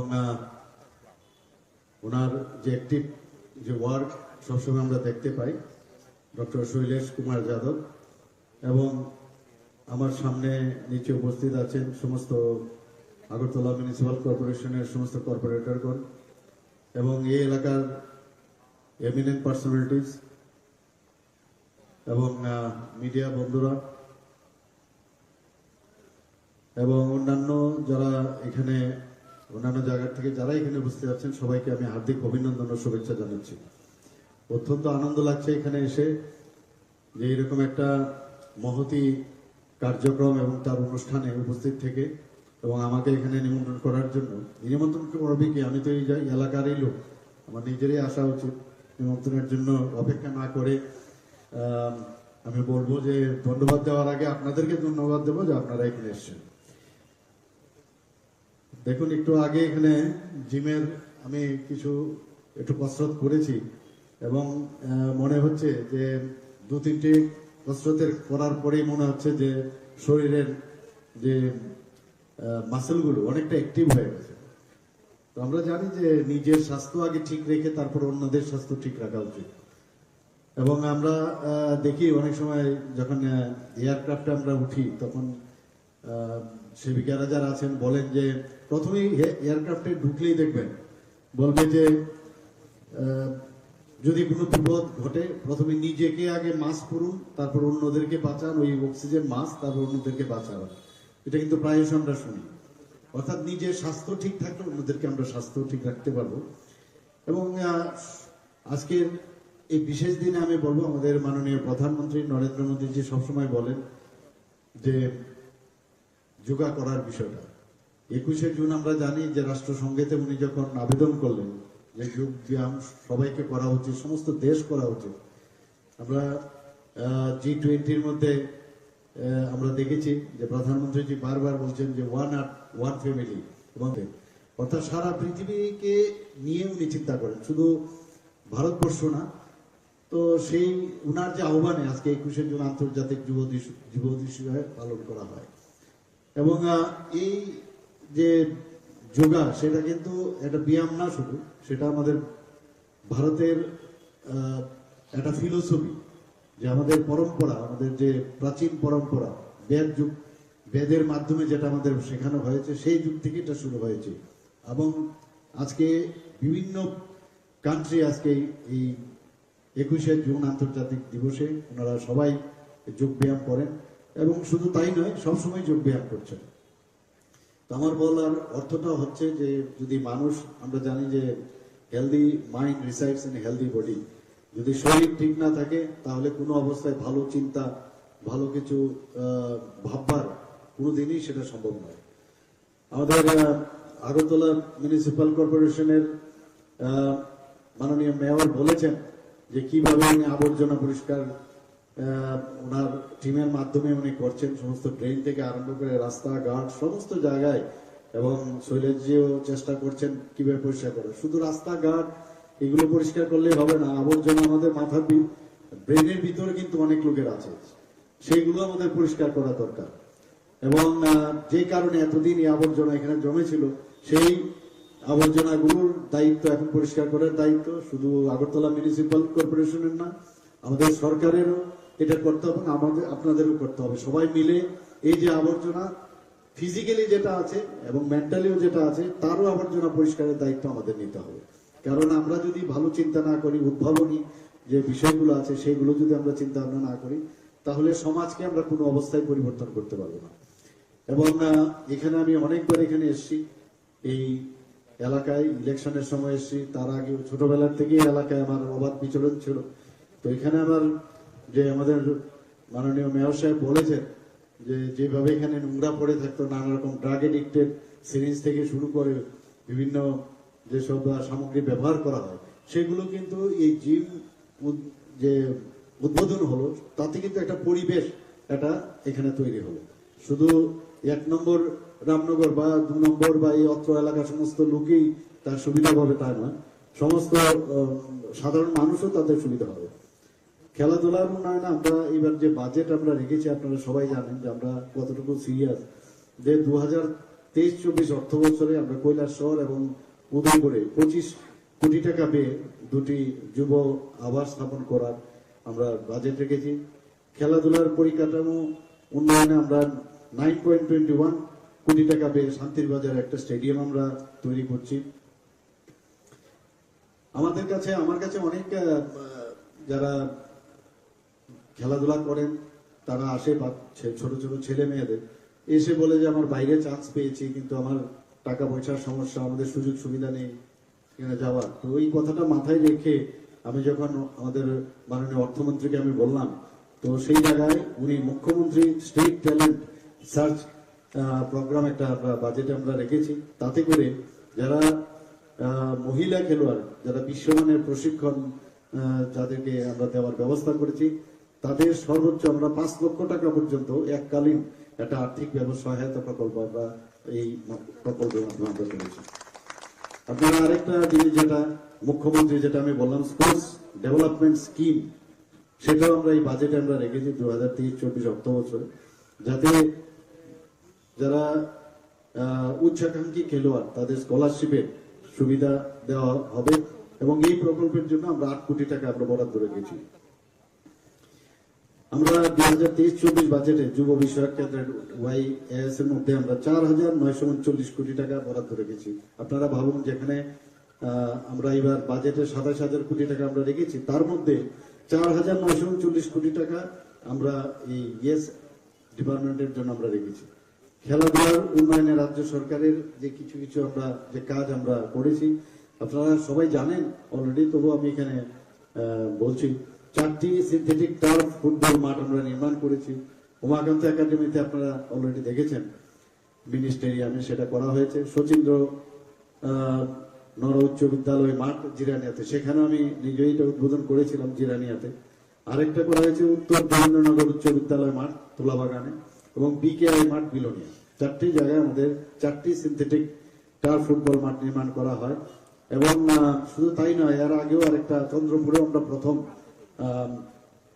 এই ধরনের সিনথেটিক টার্ফ আমরা প্রথম তৈরি করি। খেলো ইন্ডিয়া প্রকল্পে পানিসাগরে একটা সুইমিং পুল আমরা করেছি। খেলো ইন্ডিয়া প্রকল্পে আমরা বাদারঘাট ও পানিসাগরে 2টো সিনথেটিক অ্যাথলেটিক ট্র্যাক নির্মাণ করেছি। খেলো ইন্ডিয়া প্রকল্পে খোয়াই, যেখানে সরকারি বালক উচ্চতর মাধ্যমিক বিদ্যালয় মাঠে, ও সুধর্ণ দেববর্মা মেমোরিয়াল উচ্চতর মাধ্যমিক বিদ্যালয়ে আমরা সেটা সিনথেটিক টার্ফ ফুটবল মাঠ নির্মাণের কাজ চলছে। খেলো ইন্ডিয়া প্রকল্পে বাধারঘাটে একটা সিনথেটিক হকি মাঠে নির্মাণ কাজ এর মধ্যেই শুরু হবে। যুব বিষয়ক ও ক্রীড়া দপ্তর রাজ্যে বিভিন্ন এলাকায় 50টি ওপেন জিম নির্মাণের কাজ হাতে নিয়েছে। এর মধ্যে 25টি এই ধরনের ওপেন জিম নির্মাণের কাজ শেষ হয়েছে, বাকি 25টি এর মধ্যে কাজ শুরু হবে। তো আমাদের সরকার আমরা চেষ্টা করছি যে খেলাধুলার মান যাতে এখানে উন্নয়ন হয়, এবং খেলাধুলা এটা একটা এমন একটা বিষয় যার কোনো আর অপশন নেই, মানে তার বিকল্প কিছু নেই। খেলাধুলার মাধ্যমে শরীর, আমরা সবাই জানি যে শরীরের যেমন ডেভেলপমেন্ট হয়, মানসিকও কিন্তু ডেভেলপমেন্ট হয়। আমরা যখন হার্ডেলস করতাম অ্যাথলেটিক্সে, আমার মনে আছে যখন মানে শ্যাডো প্র্যাকটিস যেটা হতো, যে হার্ডেলের উচ্চতা বাড়াতে থাকতাম, তার একটা নির্দিষ্ট হার্ডেলসে নিয়েছিল উচ্চতা হাইট থাকে, যে নিজের শরীর লেফট পাটা এমন ভাবে দিতে হবে এবং রাইট পাটা কিভাবে আসতে হবে, তার জন্য তার একটা নির্দিষ্ট আমাদের সেভাবে ট্রেনিং দেওয়া হতো। অর্থাৎ ঠিক গোলে পৌঁছবার জন্য আমাদের যে জীবনেরও সেইভাবে গোলে যদি পৌঁছতে হয়, হার্ডেলসের বিভিন্ন হার্ডেলস জীবনে আসবে, সেই হার্ডেলসকে ক্রস করে যদি আমরা পদ্ধতিগতভাবে ঠিকভাবে আমরা যাই, তাহলে আমরা হার্ডেলস অতিক্রম করে আমরা ঠিক জায়গায় আমরা পৌঁছতে পারি। আমার মনে আছে যখন বৃষ্টি হতো, তো অ্যাথলেটিক্স আমরা করতাম, তো বৃষ্টির মধ্যে যেহেতু আজকে আমরা দৌড়তে পারবো না, তার জন্য আমরা ক্লক ইউজ করে দিতাম, যে এত আমার 45 মিনিটস, আমার লং ডিস্টেন্স রানে আমার 45 মিনিটসের আমার ওখানে যেতে হবে। তো 45 মিনিট সময় আমরা স্কিপিং করতাম, বিভিন্ন পদ্ধতির স্কিপিং করতাম। অর্থাৎ the show must go on, কোনো জায়গায় বসে থাকতে হবে না, বৃষ্টি এসছে তো বসে থাকো, আর যা হবে কালকে আমি করবো, নট দিস। তো এইভাবে আমাদের প্র্যাকটিস আমাদের করানো হতো।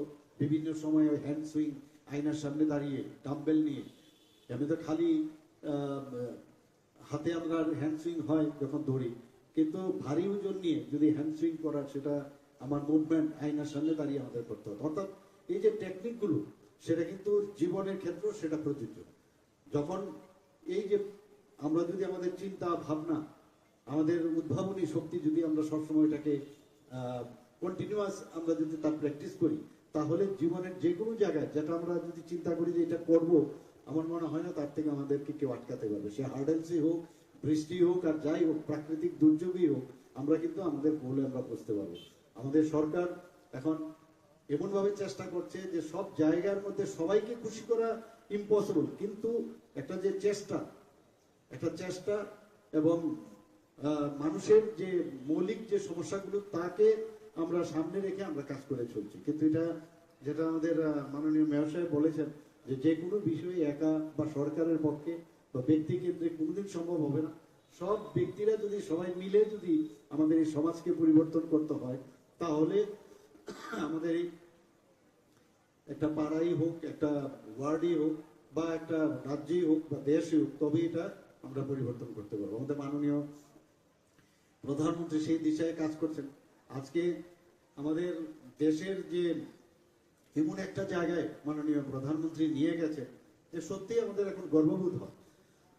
প্রধানমন্ত্রীজিকে কোথাও গেলে মিস্টার বস করে ওনাকে সম্বোধন করেন, কোথাও গেলে ওনাকে পায়ে ধরে নমস্কার করেন।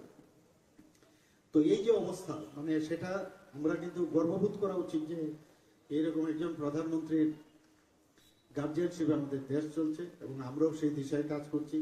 এখানে আজকের যে এই জিমটা এখানে উদ্বোধন হলো, আমি আশা করি আপনারা তার সুযোগ গ্রহণ করবেন, এবং এই যাত্রা এলাকার শান্তি শৃঙ্খলা বজায় থাকবে, এবং একটা পরিবেশ এখানে তৈরি হবে, এবং সেই দিশায় আমরা কাজ করবো। আমাদের সরকার এবং আমাদের পৌর নিগম নিশ্চয়ই সেভাবে আপনাদের সাথে থাকবে, এবং উপস্থিত যারা এখানে ক্লাব কর্তৃপক্ষরা আছেন, যারা এখানে অন্যান্য ক্লাবের কর্তৃপক্ষরা আছেন, সবাই আমরা যেটা এক ত্রিপুরা শ্রেষ্ঠ ত্রিপুরা আমরা গড়ার লক্ষ্যে আমরা যাতে চেষ্টা করি যে প্লাস্টিক মুক্ত ত্রিপুরা, সেটাও আমি বারবার বলছি যে প্লাস্টিক যাতে আমরা ব্যবহার থেকে দূরে থাকি, সেই ব্যবস্থাটার জন্য সবাই মানে দৃষ্টি রাখেন, এবং নেশামুক্ত ত্রিপুরা, এই দুটো যেন প্যারালাল আমাদের চলে।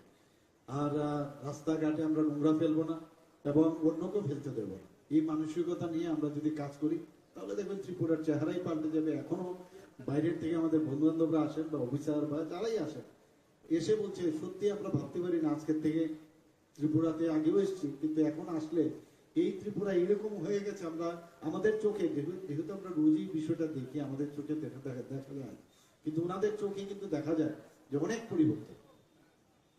তো পরিবর্তন সেটা আমরা আনতে পেরেছি, এবং আগামী দিন আরো ভালো হবে সে আশা আমি রাখছি। এবং এখানে যারাই উপস্থিত আছেন সবাইকে আমি হার্দিক অভিনন্দন ও শুভেচ্ছা জানিয়ে আমার বক্তব্য এখানে শেষ করছি। নমস্কার, জয় হিন্দ। অসংখ্য ধন্যবাদ এবং আন্তরিক কৃতজ্ঞতা জ্ঞাপন করছি আজকের অনুষ্ঠানের মাননীয় উদ্বোধক ও প্রধান অতিথি মাননীয় মুখ্যমন্ত্রী শ্রদ্ধেয় প্রফেসর ডক্টর মানিক সাহা মহোদয়কে ওনার মূল্যবান বক্তব্যের মধ্য দিয়ে আমাদের ঋদ্ধ করবার জন্য, এবং ওনার এই বক্তব্যের মধ্য দিয়ে আমাদের আজকের এই অনুষ্ঠান অর্থাৎ উন্মুক্ত ব্যায়ামাগারের শুভ উদ্বোধনী অনুষ্ঠান এখানে শেষ হচ্ছে। আবারও সবাইকে অনেক অনেক ধন্যবাদ, এবং এখানে যারা উপস্থিত রয়েছেন আপনাদের মূল্যবান উপস্থিতিতে নন্দিত করেছেন আমাদের আয়োজন, সকলকে অনেক অনেক কৃতজ্ঞ। যে নব নির্মিত উন্মুক্ত জিমের উদ্বোধন, সেটাকে সামনে রেখে আজকের যে এখানে সবার উপস্থিতি, বিশেষ করে মঞ্চে যারা আসীন আছেন, একটু আগে যিনি ওনার মূল্যবান বক্তব্য এখানে রেখেছেন, সবার প্রিয় এবং আদরণীয় আমাদের আগরতলা মিউনিসিপাল কর্পোরেশনের মাননীয় মেয়র শ্রী দীপক মজুমদার মহোদয়, আমাদের ডেপুটি মেয়র শ্রীমতী মনিকা দাস দত্ত, এবং আমাদের মিউনিসিপাল কমিশনার আগরতলা মিউনিসিপাল কর্পোরেশনের, এবং ওনার যে অ্যাক্টিভ যে ওয়ার্ক সবসময় আমরা দেখতে পাই, ডক্টর শৈলেশ কুমার যাদব, এবং আমার সামনে নিচে উপস্থিত আছেন সমস্ত আগরতলা মিউনিসিপাল কর্পোরেশনের সমস্ত কর্পোরেটরগণ, এবং এই এলাকার এমিনেন্ট পার্সোনালিটিস এবং মিডিয়া বন্ধুরা, এবং অন্যান্য যারা এখানে অন্যান্য জায়গা থেকে যারা এখানে উপস্থিত আছেন সবাইকে আমি হার্দিক অভিনন্দন ও শুভেচ্ছা জানাচ্ছি। অত্যন্ত আনন্দ লাগছে এখানে এসে যে এরকম একটা মহতি কার্যক্রম এবং তার অনুষ্ঠানে উপস্থিত থেকে এবং আমাকে এখানে নিমন্ত্রণ করার জন্য। নিমন্ত্রণ করবে কি, আমি তো এই এলাকারই লোক, আমার নিজেরই আসা উচিত। নিমন্ত্রণের জন্য অপেক্ষা না করে আমি বলবো যে ধন্যবাদ দেওয়ার আগে আপনাদেরকে ধন্যবাদ দেবো যে আপনারা এখানে এসেছেন। দেখুন, একটু আগে এখানে জিমের আমি একটু কসরত করেছি এবং মনে হচ্ছে যে 2-3টি কসরতের করার পরেই মনে হচ্ছে যে শরীরের যে মাসেলগুলো অনেকটা অ্যাক্টিভ হয়ে গেছে।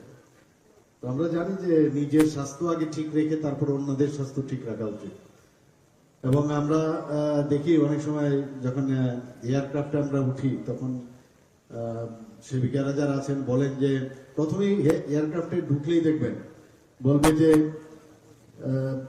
যদি কোনো বিপদ ঘটে প্রথমে নিজেকে আগে মাস্ক পরুন, তারপর অন্যদেরকে বাঁচান, ওই অক্সিজেন মাস্ক, তারপর অন্যদেরকে বাঁচান। এটা কিন্তু প্রায়শ আমরা শুনি।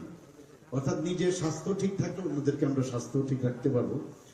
এবং আজকের এই বিশেষ দিনে আমি বলবো, আমাদের মাননীয় প্রধানমন্ত্রী নরেন্দ্র মোদীজি সবসময় বলেন যে যোগা করার বিষয়টা।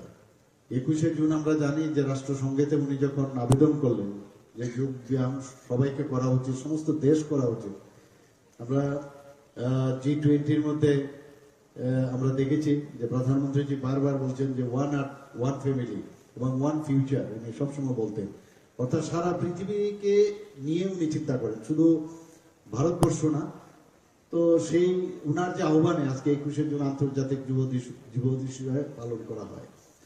এবং এই যে যোগা সেটা কিন্তু একটা ব্যায়াম না শুধু, সেটা আমাদের ভারতের একটা ফিলোসফি, যে আমাদের পরম্পরা, আমাদের যে প্রাচীন পরম্পরা, বেদের মাধ্যমে যেটা আমাদের শেখানো হয়েছে, সেই যুগ থেকে এটা শুরু হয়েছে। এবং আজকে বিভিন্ন কান্ট্রি আজকে এই 21শে জুন আন্তর্জাতিক দিবসে ওনারা সবাই যোগ ব্যায়াম করেন এবং শুধু তাই নয়, সবসময় যোগ ব্যায়াম করছেন। তো আমার বলার অর্থটা হচ্ছে যে যদি মানুষ, আমরা জানি যে healthy mind resides in healthy body, যদি শরীর ঠিক না থাকে তাহলে কোনো অবস্থায় ভালো চিন্তা, ভালো কিছু ভাববার কোনোদিনই সেটা সম্ভব নয়। আমাদের আগরতলা মিউনিসিপ্যাল কর্পোরেশনের মাননীয় মেয়র বলেছেন যে কিভাবে উনি আবর্জনা পরিষ্কার ওনার টিমের মাধ্যমে উনি করছেন, সমস্ত ড্রেন থেকে আরম্ভ করে রাস্তাঘাট সমস্ত জায়গায়। এবং শৈলেশজিও চেষ্টা করছেন কিভাবে পরিষ্কার করা। শুধু রাস্তাঘাট এগুলো পরিষ্কার করলে হবে না, আবর্জনা আমাদের মাথার ব্রেনের ভিতরে কিন্তু অনেক লোকের আছে, সেইগুলো আমাদের পরিষ্কার করা দরকার। এবং যে কারণে এতদিন এই আবর্জনা এখানে জমেছিল, সেই আবর্জনাগুলোর দায়িত্ব এখন পরিষ্কার করার দায়িত্ব শুধু আগরতলা মিউনিসিপ্যাল কর্পোরেশনের না, আমাদের সরকারেরও এটা করতে হবে, আমাদের আপনাদেরও করতে হবে। সবাই মিলে এই যে আবর্জনা ফিজিক্যালি যেটা আছে এবং মেন্টালিও যেটা আছে, তারও আবর্জনা পরিষ্কারের দায়িত্ব আমাদের নিতে হবে। কারণ আমরা যদি ভালো চিন্তা না করি, উদ্ভাবনী যে বিষয়গুলো আছে সেগুলো যদি আমরা চিন্তা ভাবনা না করি, তাহলে সমাজকে আমরা কোনো অবস্থায় পরিবর্তন করতে পারবো না। এবং এখানে আমি অনেকবার এখানে এসেছি, এই এলাকায় ইলেকশনের সময় এসেছি, তার আগে ছোটবেলার থেকেই এলাকায় আমার অবাধ বিচরণ ছিল। তো এখানে আমার যে আমাদের মাননীয় মেয়র সাহেব বলেছেন যে যেভাবে এখানে নোংরা পড়ে থাকতো, নানা রকম ড্রাগ এডিক্টেড সিরিঞ্জ থেকে শুরু করে বিভিন্ন যেসব সামগ্রী ব্যবহার করা হয়, সেগুলো কিন্তু এই জিম যে উদ্বোধন হলো তাতে কিন্তু একটা পরিবেশ এটা এখানে তৈরি হলো। শুধু 1 নম্বর রামনগর বা 2 নম্বর বা এই অত্র এলাকার সমস্ত লোকেই তার সুবিধা পাবে তা নয়, সমস্ত সাধারণ মানুষও তাদের সুবিধা হবে। খেলাধুলার উন্নয়নে আমরা এবার যে বাজেট আমরা রেখেছি, আপনারা সবাই জানেন যে আমরা কতটুকু সিরিয়াস, যে 2023-24 অর্থ বছরে আমরা কৈলাসহর এবং উদয়পুরে 25 কোটি টাকা পেয়ে 2টি যুব আবাস স্থাপন করার আমরা বাজেট রেখেছি। খেলাধুলার পরিকাঠামো উন্নয়নে আমরা 9.21 কোটি টাকা পেয়ে শান্তির বাজারে একটা স্টেডিয়াম আমরা তৈরি করছি। আমার কাছে অনেক যারা খেলাধুলা করেন তারা আসে ছোট ছোট ছেলে মেয়েদের, এসে বলে যে আমার বাইরে চান্স পেয়েছি কিন্তু আমার টাকা পয়সার সমস্যা, আমাদের সুযোগ সুবিধা নেই এখানে যাওয়ার। তো ওই কথাটা মাথায় রেখে আমি যখন আমাদের মাননীয় অর্থমন্ত্রীকে আমি বললাম, তো সেই জায়গায় উনি মুখ্যমন্ত্রী স্টেট ট্যালেন্ট সার্চ প্রোগ্রাম একটা আমরা বাজেটে আমরা রেখেছি, তাতে করে যারা মহিলা খেলোয়াড়, যারা বিশ্বমানের প্রশিক্ষণ যাদেরকে আমরা দেওয়ার ব্যবস্থা করেছি, তাদের সর্বোচ্চ আমরা 5 লক্ষ টাকা পর্যন্ত এককালীন একটা আর্থিক সহায়তা প্রকল্প আমরা এই প্রকল্পের মাধ্যমে আমরা করেছি। আপনারা আরেকটা জিনিস যেটা মুখ্যমন্ত্রী যেটা আমি বললাম স্পোর্টস ডেভেলপমেন্ট স্কিম, সেটাও আমরা এই বাজেটে আমরা রেখেছি 2023-24 অর্থ বছরে, যাতে যারা উচ্চাকাঙ্ক্ষী খেলোয়াড় তাদের স্কলারশিপের সুবিধা দেওয়া হবে, এবং এই প্রকল্পের জন্য আমরা 8 কোটি টাকা আমরা বরাদ্দ রেখেছি। আমরা 2023-24 বাজেটে যুব বিষয়ক কেন্দ্রের YAS এর মধ্যে আমরা 4,939 কোটি টাকা বরাদ্দ রেখেছি। আপনারা ভাবুন, যেখানে আমরা এবার বাজেটে 27,000 কোটি টাকা আমরা রেখেছি, তার মধ্যে 4,939 কোটি টাকা আমরা এই ইয়েস ডিপার্টমেন্টের জন্য আমরা রেখেছি। খেলাধুলার উন্নয়নে রাজ্য সরকারের যে কিছু কিছু আমরা যে কাজ আমরা করেছি আপনারা সবাই জানেন অলরেডি, তবু আমি এখানে বলছি, 4টি সিনথেটিক টার্ফ ফুটবল মাঠ আমরা নির্মাণ করেছি। উমাকান্ত একাডেমিতে আপনারা অলরেডি দেখেছেন, মিনি স্টেডিয়ামে সেটা করা হয়েছে। শচীন্দ্র নর উচ্চ বিদ্যালয় মাঠ জিরানিয়াতে, সেখানে আমি নিজেই এটা উদ্বোধন করেছিলাম জিরানিয়াতে। আরেকটা করা হয়েছে উত্তর বীরেন্দ্রনগর উচ্চ বিদ্যালয় মাঠ তুলাবাগানে, এবং BKI মাঠ বিলোনিয়া। 4টি জায়গায় আমাদের 4টি সিনথেটিক টার্ফ ফুটবল মাঠ নির্মাণ করা হয়। এবং শুধু তাই নয়, এর আগেও আরেকটা চন্দ্রপুরে আমরা প্রথম এই ধরনের সিনথেটিক টার্ফ আমরা প্রথম তৈরি করি। খেলো ইন্ডিয়া প্রকল্পে পানিসাগরে একটা সুইমিং পুল আমরা করেছি। খেলো ইন্ডিয়া প্রকল্পে আমরা বাদারঘাট ও পানিসাগরে 2টো সিনথেটিক অ্যাথলেটিক ট্র্যাক নির্মাণ করেছি। খেলো ইন্ডিয়া প্রকল্পে খোয়াই, যেখানে সরকারি বালক উচ্চতর মাধ্যমিক বিদ্যালয় মাঠে, ও সুধন্য দেববর্মা মেমোরিয়াল উচ্চতর মাধ্যমিক বিদ্যালয়ে আমরা সেটা সিনথেটিক টার্ফ ফুটবল মাঠ নির্মাণের কাজ চলছে। খেলো ইন্ডিয়া প্রকল্পে বাধারঘাটে একটা সিনথেটিক হকি মাঠে নির্মাণ কাজ এর মধ্যেই শুরু হবে। যুব বিষয়ক ও ক্রীড়া দপ্তর রাজ্যে বিভিন্ন এলাকায় 50টি ওপেন জিম নির্মাণের কাজ হাতে নিয়েছে। এর মধ্যে 25টি এই ধরনের ওপেন জিম নির্মাণের কাজ শেষ হয়েছে, বাকি 25টি এর মধ্যে কাজ শুরু হবে। তো আমাদের সরকার আমরা চেষ্টা করছি যে খেলাধুলার মান যাতে এখানে উন্নয়ন হয়, এবং খেলাধুলা এটা একটা এমন একটা বিষয় যার কোনো আর অপশন নেই, মানে তার বিকল্প কিছু নেই। খেলাধুলার মাধ্যমে শরীর, আমরা সবাই জানি যে শরীরের যেমন ডেভেলপমেন্ট হয়, মানসিকও কিন্তু ডেভেলপমেন্ট হয়। আমরা যখন হার্ডেলস করতাম অ্যাথলেটিক্সে, আমার মনে আছে যখন মানে শ্যাডো প্র্যাকটিস যেটা হতো, যে হার্ডেলের উচ্চতা বাড়াতে থাকতাম, তার একটা নির্দিষ্ট হার্ডেলসের ইয়ে ছিল, উচ্চতা হাইট থাকে, যে নিজের শরীর যেমন লেফট পাটা এমন ভাবে দিতে হবে এবং রাইট পাটা কিভাবে আসতে হবে, তার জন্য তার একটা নির্দিষ্ট আমাদের সেইভাবে ট্রেনিং দেওয়া হতো। অর্থাৎ ঠিক গোলে পৌঁছবার জন্য আমাদের যে জীবনেরও সেইভাবে গোলে যদি পৌঁছতে হয়, হার্ডেলসের বিভিন্ন হার্ডেলস জীবনে আসবে, সেই হার্ডেলসকে ক্রস করে যদি আমরা পদ্ধতিগতভাবে ঠিকভাবে আমরা যাই, তাহলে আমরা হার্ডেলস অতিক্রম করে আমরা ঠিক জায়গায় আমরা পৌঁছতে পারি। আমার মনে আছে যখন বৃষ্টি হতো, তো অ্যাথলেটিক্স আমরা করতাম, তো বৃষ্টির মধ্যে যেহেতু আজকে আমরা ধরতে পারবো না, তার জন্য আমরা ক্লক ইউজ করে দিতাম, যে এত আমার 45 মিনিটস, আমার লং ডিস্টেন্স রানে আমার 45 মিনিটসের আমার ওখানে যেতে হবে। তো 45 মিনিট সময় আমরা স্কিপিং করতাম, বিভিন্ন পদ্ধতির স্কিপিং করতাম। অর্থাৎ the show must go on, কোনো জায়গায় বসে থাকতে হবে না, বৃষ্টি এসছে তো বসে থাকো, আর যা হবে কালকে আমি করবো, নট দিস। তো এইভাবে আমাদের প্র্যাকটিস আমাদের করানো হতো। বিভিন্ন সময় হ্যান্ড সুইং, আয়নার সামনে দাঁড়িয়ে ডাম্বেল নিয়ে, আমি তো খালি হাতে আমরা হ্যান্ড সুইং হয় যখন দৌড়ি, কিন্তু ভারী ওজন নিয়ে যদি হ্যান্ড সুইং করার, সেটা আমার মুভমেন্ট আয়নার সামনে দাঁড়িয়ে আমাদের করতে হতো। অর্থাৎ এই যে টেকনিকগুলো, সেটা কিন্তু জীবনের ক্ষেত্রেও সেটা প্রযোজ্য। যখন এই যে আমরা যদি আমাদের চিন্তা ভাবনা, আমাদের উদ্ভাবনী শক্তি যদি আমরা সবসময় এটাকে কন্টিনিউয়াস আমরা যদি তার প্র্যাকটিস করি, তাহলে জীবনের যে কোনো জায়গায় যেটা আমরা যদি চিন্তা করি যে এটা করব, আমার মনে হয় না তার থেকে আমাদেরকে কেউ আটকাতে পারবে। সে হার্ডেলসই হোক, বৃষ্টি হোক, আর যাই হোক, প্রাকৃতিক দুর্যোগই হোক, আমরা কিন্তু আমাদের গোলে আমরা পৌঁছতে পারবো। আমাদের সরকার এখন এমন ভাবে চেষ্টা করছে যে সব জায়গার মধ্যে সবাইকে খুশি করা ইম্পসিবল, কিন্তু একটা যে চেষ্টা এবং মানুষের যে মৌলিক যে সমস্যাগুলো তাকে আমরা সামনে রেখে আমরা কাজ করে চলছি। কিন্তু এটা যেটা আমাদের মাননীয় মেয়র সাহেব বলেছেন যে কোনো বিষয়ে একা বা সরকারের পক্ষে বা ব্যক্তি কেন্দ্রিক কোনোদিন সম্ভব হবে না। সব ব্যক্তিরা যদি সবাই মিলে যদি আমাদের এই সমাজকে পরিবর্তন করতে হয়, তাহলে আমাদের এই একটা পাড়াই হোক, একটা ওয়ার্ডই হোক, বা একটা রাজ্যই হোক, বা দেশই হোক, তবে এটা আমরা পরিবর্তন করতে পারবো। আমাদের মাননীয় প্রধানমন্ত্রী সেই দিশায় কাজ করছেন। আজকে আমাদের দেশের যে এমন একটা জায়গায় মাননীয় প্রধানমন্ত্রী নিয়ে গেছে যে সত্যি আমাদের এখন গর্ববোধ হয়। প্রধানমন্ত্রীজিকে কোথাও গেলে মিস্টার বস করে ওনাকে সম্বোধন করেন, কোথাও গেলে ওনাকে পায়ে ধরে নমস্কার করেন। তো এই যে অবস্থা, মানে সেটা আমরা কিন্তু গর্ববোধ করা উচিত যে এইরকম একজন প্রধানমন্ত্রীর গার্জিয়ানশিপে আমাদের দেশ চলছে, এবং আমরাও সেই দিশায় কাজ করছি।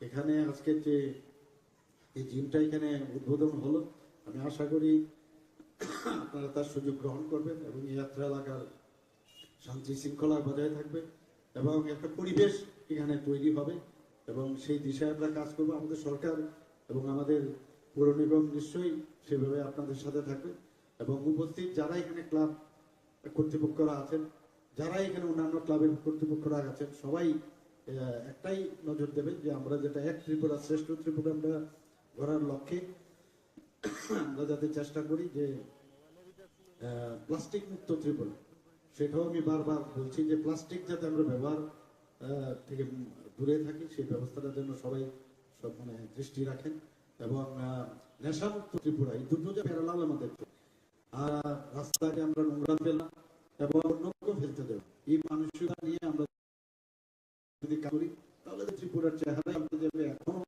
বাইরের আমাদের বন্ধু বান্ধবরা অফিসার বা যারাই আছে এসে বলছে যদি আমরা ভাবতে পারি আজকের থেকে ত্রিপুরা থেকেও এসেছি, কিন্তু এখন আসলে এই ত্রিপুরা এরকম হয়ে গেছে, আমরা আমাদের চোখে যেহেতু আমরা ওই বিষয়টা দেখি, আমাদের চোখে দেখা যায়,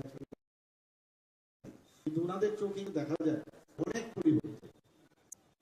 তো পরিবর্তন সেটা আমরা আনতে পেরেছি, এবং আগামী দিন আরো ভালো হবে সেই আশা আমি রাখি, এবং এখানে যারাই বলতে আছেন সবাইকে হার্দিক অভিনন্দন শুভেচ্ছা জানিয়ে আমার বক্তব্য শেষ করছি। নমস্কার, জয়। অসংখ্য ধন্যবাদ এবং আন্তরিক জ্ঞাপন করি আজকের অনুষ্ঠানে মাননীয় অধ্যক্ষ প্রধান অতিথি মাননীয় মুখ্যমন্ত্রী শ্রদ্ধেয় প্রফেসর ডক্টর সাহা মহোদয় ওনার মূল্য বক্তব্যের মধ্যে আমাদের ঋণ করবার জন্য, এবং ওনার এই বক্তব্যের মধ্যে আমাদের রাজ্যের এই অনুষ্ঠান মুক্ত আমাদের উদ্বোধনী অনুষ্ঠান এখানে শেষ হচ্ছে। আর সবাইকে অনেক ধন্যবাদ। এখানে যারা উপস্থিত রয়েছেন আপনাদের মূল্যবান উপস্থিতিতে নমিত করেছে আমাদের আয়োজন, সবকে অনেক ধন্যবাদ।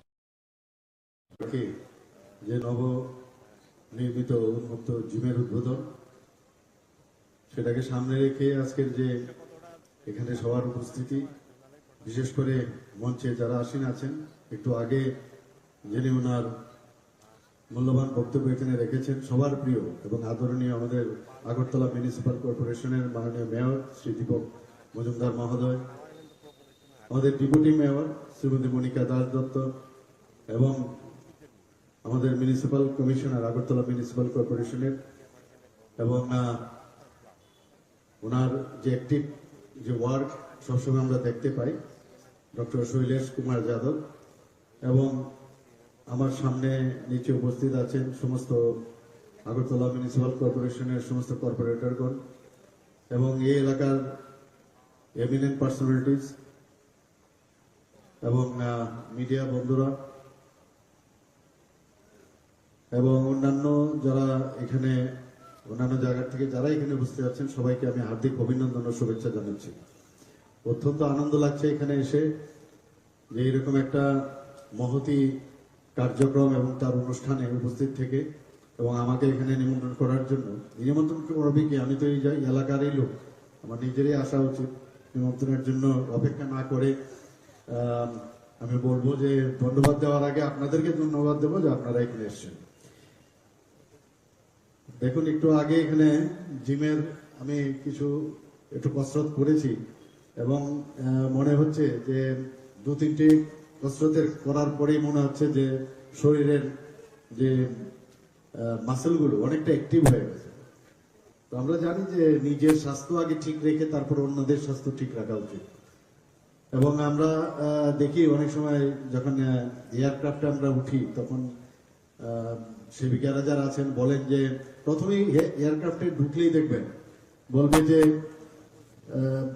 যদি কোনো বিপদ ঘটে প্রথমে নিজেকে আগে মাস্ক পরুন, তারপর অন্যদেরকে বাঁচান, ওই অক্সিজেন মাস্ক, তারপর অন্যদেরকে বাঁচান। এটা কিন্তু প্রায়শ আমরা শুনি। অর্থাৎ নিজের স্বাস্থ্য ঠিক থাকলে অন্যদেরকে আমরা স্বাস্থ্য ঠিক রাখতে পারবো। এবং আজকের এই বিশেষ দিনে আমি বলবো, আমাদের মাননীয় প্রধানমন্ত্রী নরেন্দ্র মোদীজি সবসময় বলেন যে যোগা করার বিষয়টা। 21শে জুন আমরা জানি যে রাষ্ট্রসংঘেতে উনি যখন আবেদন করলেন যে যোগ ব্যায়াম সবাইকে করা উচিত, সমস্ত দেশ করা উচিত। আমরা G20-র মধ্যে আমরা দেখেছি যে প্রধানমন্ত্রীজি বারবার বলছেন যে ওয়ান আর্থ, ওয়ান ফ্যামিলি এবং ওয়ান ফিউচার, উনি সবসময় বলতেন। অর্থাৎ সারা পৃথিবীকে নিয়ে উনি চিন্তা করেন, শুধু ভারতবর্ষ না। তো সেই উনার যে আহ্বানে আজকে 21শে জুন আন্তর্জাতিক যুব দিবস হিসেবে পালন করা হয়। এবং এই যে যোগা, সেটা কিন্তু একটা ব্যায়াম না শুধু, সেটা আমাদের ভারতের একটা ফিলোসফি, যে আমাদের পরম্পরা, আমাদের যে প্রাচীন পরম্পরা, বেদের মাধ্যমে যেটা আমাদের শেখানো হয়েছে, সেই যুগ থেকে এটা শুরু হয়েছে। এবং আজকে বিভিন্ন কান্ট্রি আজকে এই 21শে জুন আন্তর্জাতিক দিবসে ওনারা সবাই যোগ ব্যায়াম করেন এবং শুধু তাই নয়, সবসময় যোগ ব্যায়াম করছেন।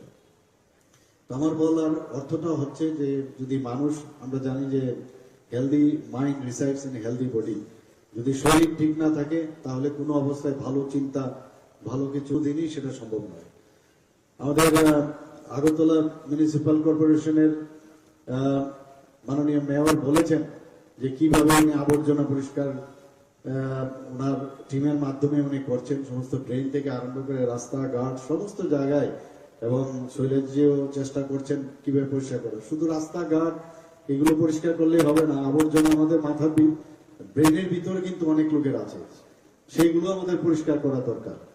এবং যে কারণে এতদিন এই আবর্জনা এখানে জমেছিল, সেই আবর্জনাগুলোর দায়িত্ব এখন পরিষ্কার করার দায়িত্ব শুধু আগরতলা মিউনিসিপ্যাল কর্পোরেশনের না, আমাদের সরকারেরও এটা করতে হবে, আমাদের আপনাদেরও করতে হবে। সবাই মিলে এই যে আবর্জনা ফিজিক্যালি যেটা আছে এবং মেন্টালিও যেটা আছে, তারও আবর্জনা পরিষ্কারের দায়িত্ব আমাদের নিতে হবে।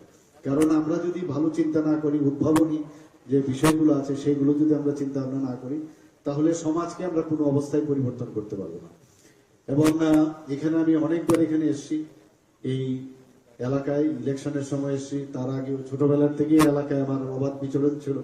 তো এখানে আমার যে আমাদের মাননীয় মেয়র সাহেব বলেছেন যে যেভাবে এখানে নোংরা পড়ে থাকতো, নানা রকম ড্রাগ এডিক্টেড সিরিজ থেকে শুরু করে বিভিন্ন যেসব সামগ্রী ব্যবহার করা হয়, সেগুলো কিন্তু এই জিম যে উদ্বোধন হলো তাতে কিন্তু একটা পরিবেশ এটা এখানে তৈরি হলো।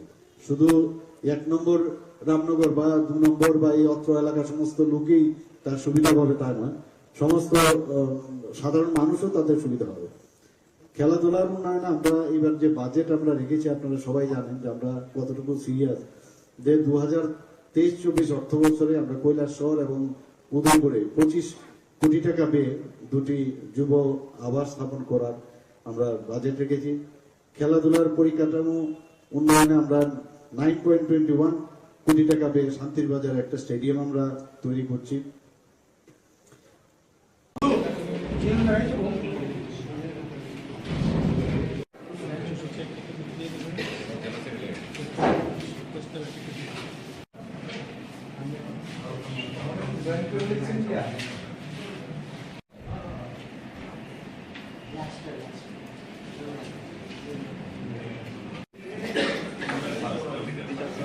Tudo.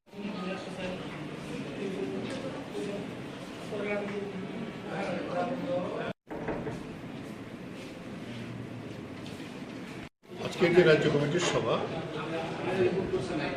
জুন মাসের 1 এবং 2 তামিলনাড়ুর কাঞ্চিপুরমে আমাদের কেন্দ্রীয় কমিটির সভা, সেই সভার সিদ্ধান্তগুলোর ভিত্তিতে আজকে আমাদের এই রাজ্য কমিটির সভা। এই সভায় আমাদের সাধারণ সম্পাদক ছিলেন এক সময়, এখন সভাপতি করবেন, তিনি উপস্থিত থাকবেন। মিলে আজকে সবাই কেন্দ্রীয় কমিটির বিভিন্ন গৃহীত সিদ্ধান্তগুলো আমরা পর্যালোচনা করে আমাদের রাজ্যে কীভাবে কার্যকরী করব। আর আপনারা দেখেছেন 12ই জুলাই আমাদের রাজ্যে কৃষকদের 15 দফা দাবি নিয়ে, কৃষক ক্ষেত্র যোজনা নিয়ে আমরা লড়াই করেছিলাম। আগামী দিনে এই লড়াইকে আরও কীভাবে আরও বেগবান করব, কৃষকদের মধ্যে আমাদের সংগঠনকে শক্তিশালী করা, আন্দোলনকে শক্তিশালী করা, এই বিষয়টি আজকে আলোচনা করি। Thank you.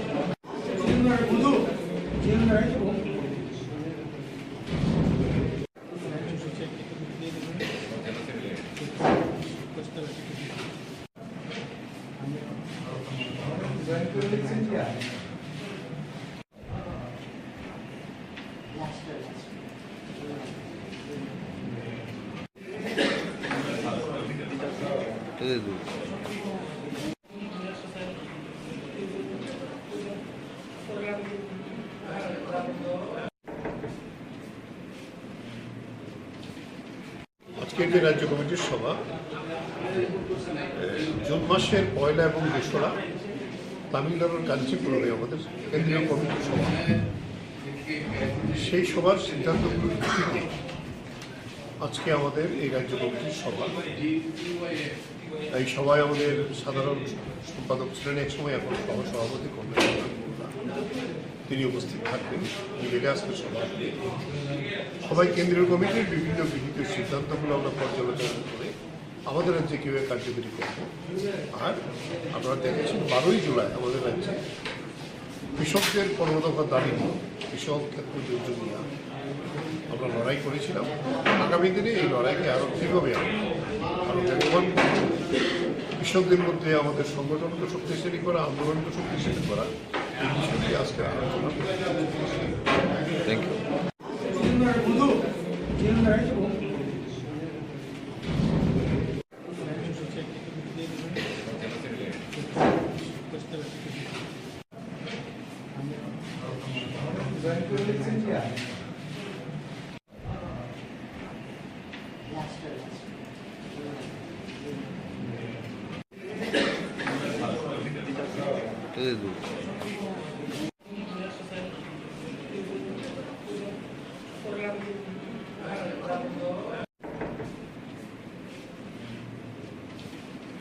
আজকের যে রাজ্য কমিটির সভা জুন মাসের 1 এবং 2 তামিলনাড়ুর কাঞ্চিপুরমে আমাদের কেন্দ্রীয় কমিটির সভা, সেই সভার সিদ্ধান্তগুলোর ভিত্তিতে আজকে আমাদের এই রাজ্য কমিটির সভা। এই সভায় আমাদের সাধারণ সম্পাদক ছিলেন এক সময়, এখন সভাপতি করবেন, তিনি উপস্থিত থাকবেন। মিলে আজকে সবাই কেন্দ্রীয় কমিটির বিভিন্ন গৃহীত সিদ্ধান্তগুলো আমরা পর্যালোচনা করে আমাদের রাজ্যে কীভাবে কার্যকরী করব। আর আপনারা দেখেছেন 12ই জুলাই আমাদের কৃষকের 15 দফা দাবি, কৃষক ক্ষেত্র যোজনা আমরা লড়াই করেছি। আগামী দিনে এই লড়াইকে আরও কীভাবে কৃষকদের মধ্যে আমাদের সংগঠন শক্তিশালী করা, আন্দোলনকে শক্তিশালী করা, এই বিষয়টি আজকে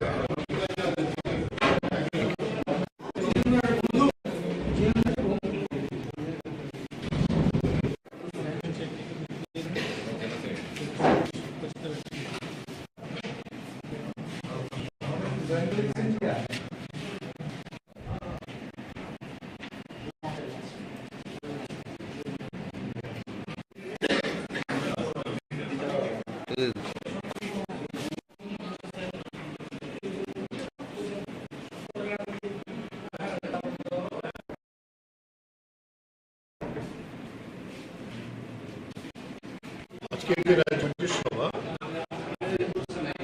জুন মাসের 1 এবং 2 তামিলনাড়ুর কাঞ্চিপুর আমাদের কেন্দ্রীয় কমিটির সভা, সেই সভার সিদ্ধান্ত আজকে আমাদের এই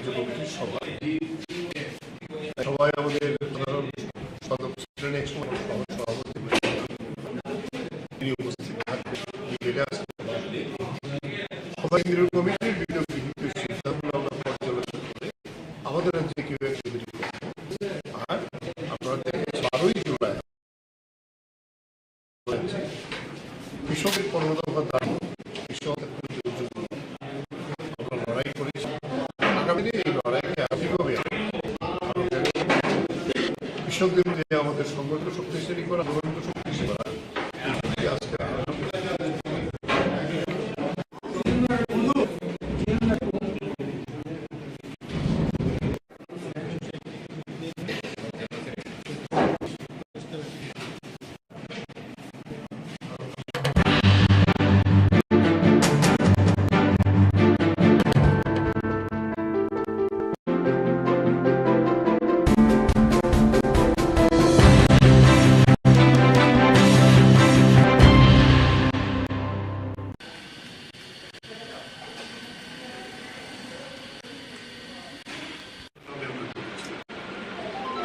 মিটিং এর যে আমাদের হলটা, সেই হলটা দীর্ঘদিন যাবৎ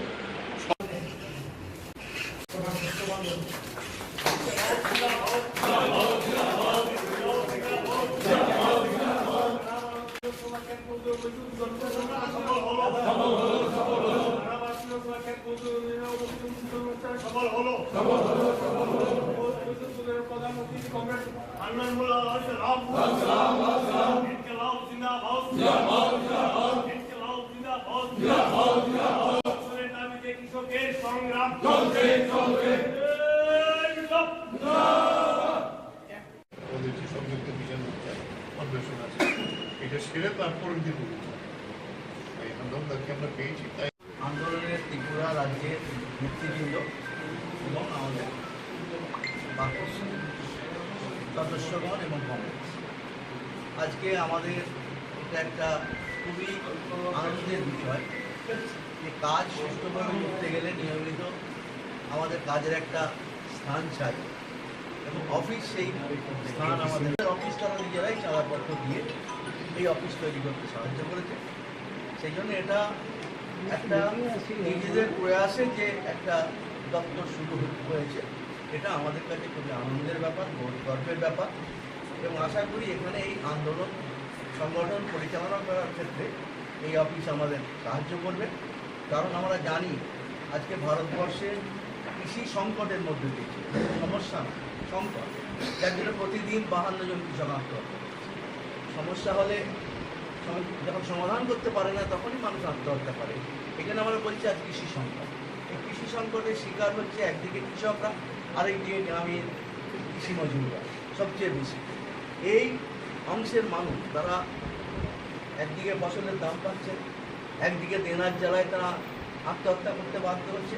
মানরেগা যে তৈরি করা হয়েছিল লড়াই করে বিরোধী সরকার, যেখানে বছরে 2,13 কোটি টাকা 1300 কোটি টাকা লাগবে প্রতি বছর, সেখানে তার বরাদ্দ কমিয়ে 66,000 কোটি টাকায় নামবে। তার ফলে গ্রামীণ ক্ষেত মজুরদের মধ্যে ব্যাপক বেকার, তারপরে কাজ করেও তারা অনেকে পয়সা পায়।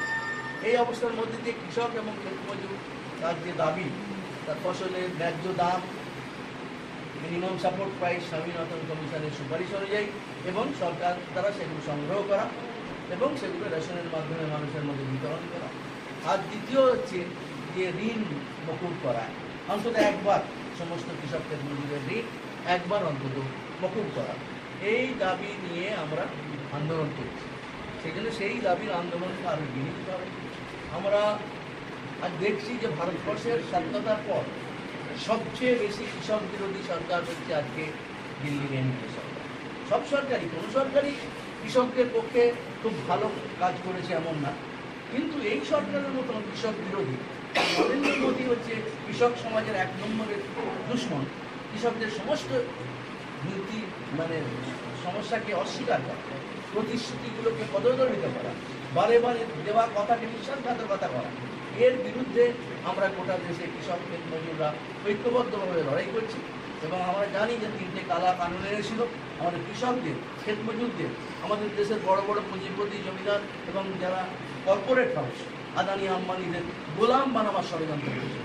কৃষকের জমি ছিনিয়ে নিয়ে আদানি আম্বানিদের দেওয়ার ষড়যন্ত্র করেছিল। রেশন ব্যবস্থা তুলে দেওয়ার ষড়যন্ত্র করেছিল। এই 3টে কালাকানুনের বিরুদ্ধে আমরা লড়েছি এবং প্রায় 384 দিন আপনারা দিল্লি ঘিরে বসেছিলাম, জানেন আপনারা, কঠিন অবস্থার মধ্যে। এবং সেই লড়াই করে যখন মোদী কোনো অবস্থাতেই কথা বলতে রাজি ছিল না, কিন্তু কৃষককে সে চেনেনি, সে কৃষককে বাধ্য করেছিল 384 দিন পর 750 কৃষক আমাদের শহীদ হওয়ার পর আমরা সেই লড়াইকে এগিয়ে নিয়ে গেছি এবং শেষ পর্যন্ত নরেন্দ্র মোদীকে ঝুঁকতে হয়েছে এই 3টে কালাকানুন প্রত্যাহার করতে। এই যে তার আক্রমণ, শ্রমিক কৃষক বিরোধী নীতি, এই নীতিগুলোর বিরুদ্ধে আমাদের আগামী দিনে লড়াই আছে। একটা দাবি পূরণ হলেও আমার মূল দুটো দাবি সরকার লিখিতভাবে প্রতিশ্রুতি দিয়েছিল যখন আমরা আন্দোলন প্রত্যাহার করি সাময়িকভাবে, তখন যে আমরা আমাদের এমএসপি নিয়ে এবং আমাদের ঋণ মুক্তি নিয়ে সরকার বিচার করবে, ইলেকট্রিসিটি বিল যা আমাদের সর্বনাশ করে দেবে তাকে নিয়ে বিচার করবে। এবং আমাদের কৃষক 750 শহীদ হয়েছে, তাদের পরিবারকে কিন্তু আর্থিক সাহায্য করবে এবং আমাদের প্রায় 45,000 আমাদের বিরুদ্ধে মিথ্যে মামলা আন্দোলনের সময় হয়েছে, এই আন্দোলনগুলো প্রত্যাহার করবে। কিন্তু লিখিত প্রতিশ্রুতি দেওয়ার পরও আজ প্রায় 15 মাস হয়ে গেল, সরকারের কোনো সাড়া নেই। এই অবস্থার বিরুদ্ধে, এই সরকারের বিশ্বাসঘাতকতার বিরুদ্ধে কৃষক ক্ষেতমজুর আমরা মিলিতভাবে এগিয়ে নিয়ে যাব। সংযুক্ত কিষাণ মোর্চার মিটিং হয়েছে, আমরা আগামী দিনে নতুন স্তরে এই কৃষক আন্দোলনকে উত্তীর্ণ করার জন্য আমরা পরিকল্পনা নিয়েছি। আমরা দিল্লি ঘেরার আন্দোলন করেছিলাম, এবার আমরা গোটা ভারতবর্ষের আন্দোলন প্রস্তুত করি। আমরা ঠিক করেছি 30টা রাজধানী রাজ্যের, এই 30টা রাজ্যের রাজধানীকে আমরা আগামী 26-27 নভেম্বর আমরা হাজার হাজার কৃষক ক্ষেত মজুর শ্রমিকরা মিলে এই 3টে রাজ্যকে 72 ঘন্টা ঘেরাবো। অর্থাৎ সরকারের উপর তার অন্যায়ের প্রতি আক্রমণের বিরুদ্ধে চাপ সৃষ্টি করার জন্য আন্দোলনকে ভারতমুখী করার পরিকল্পনা আমরা নিয়েছি। সুতরাং এই সমস্ত কাজ করতে গেলে আমাদের সংগঠনের পরিকল্পনা করতে হবে, বসতে হবে, আলোচনা করতে হবে। সেই জন্য আজকে এই অফিস আমাদের সাহায্য করবে এই আন্দোলনগুলোর পরিকল্পনা করা। এবং ত্রিপুরায় যে বর্বর রাজত্ব চলছে, একটা অসভ্য রাজত্ব চলছে, একটা গুন্ডাদের রাজত্ব হচ্ছে, মানুষের উপর অত্যাচার হচ্ছে, নারী নির্যাতন হচ্ছে, সর্বনাশ হচ্ছে। আজ কৃষি সমস্ত মাঠে ফল নেই, কৃষক হাহাকার করছে। কোন রকম যেখানে পরিকল্পনা সরকার, এখানে কৃষকদের দুশ্মন সরকার, সরকারের বিরুদ্ধে রাজ্যের আন্দোলন হয়, তার সঙ্গে সবার জীবন আন্দোলন হয়। এই সামগ্রিক আন্দোলনকে আমরা আগামী দিনে আরো শক্তিশালী করতে পারবো ত্রিপুরা রাজ্যে, এই আশা রেখেই আমরা এই অফিসে উদ্বোধন করলাম এবং সেই জন্যই আমরা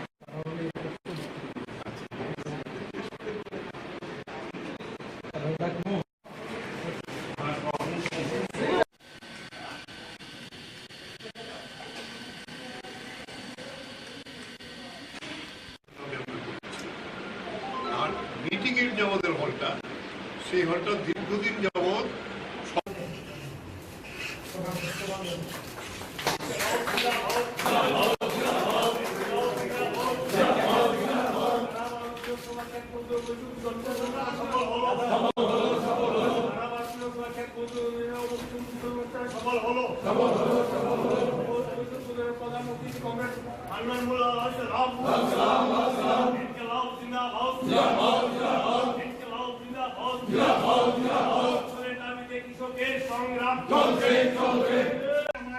আবারও স্বাস্থ্য দপ্তরের তরফ থেকে আন্তরিক প্রীতি শুভেচ্ছা জানাচ্ছি, কারণ জাতীয় স্বাস্থ্য আলোচনা রাখবেন।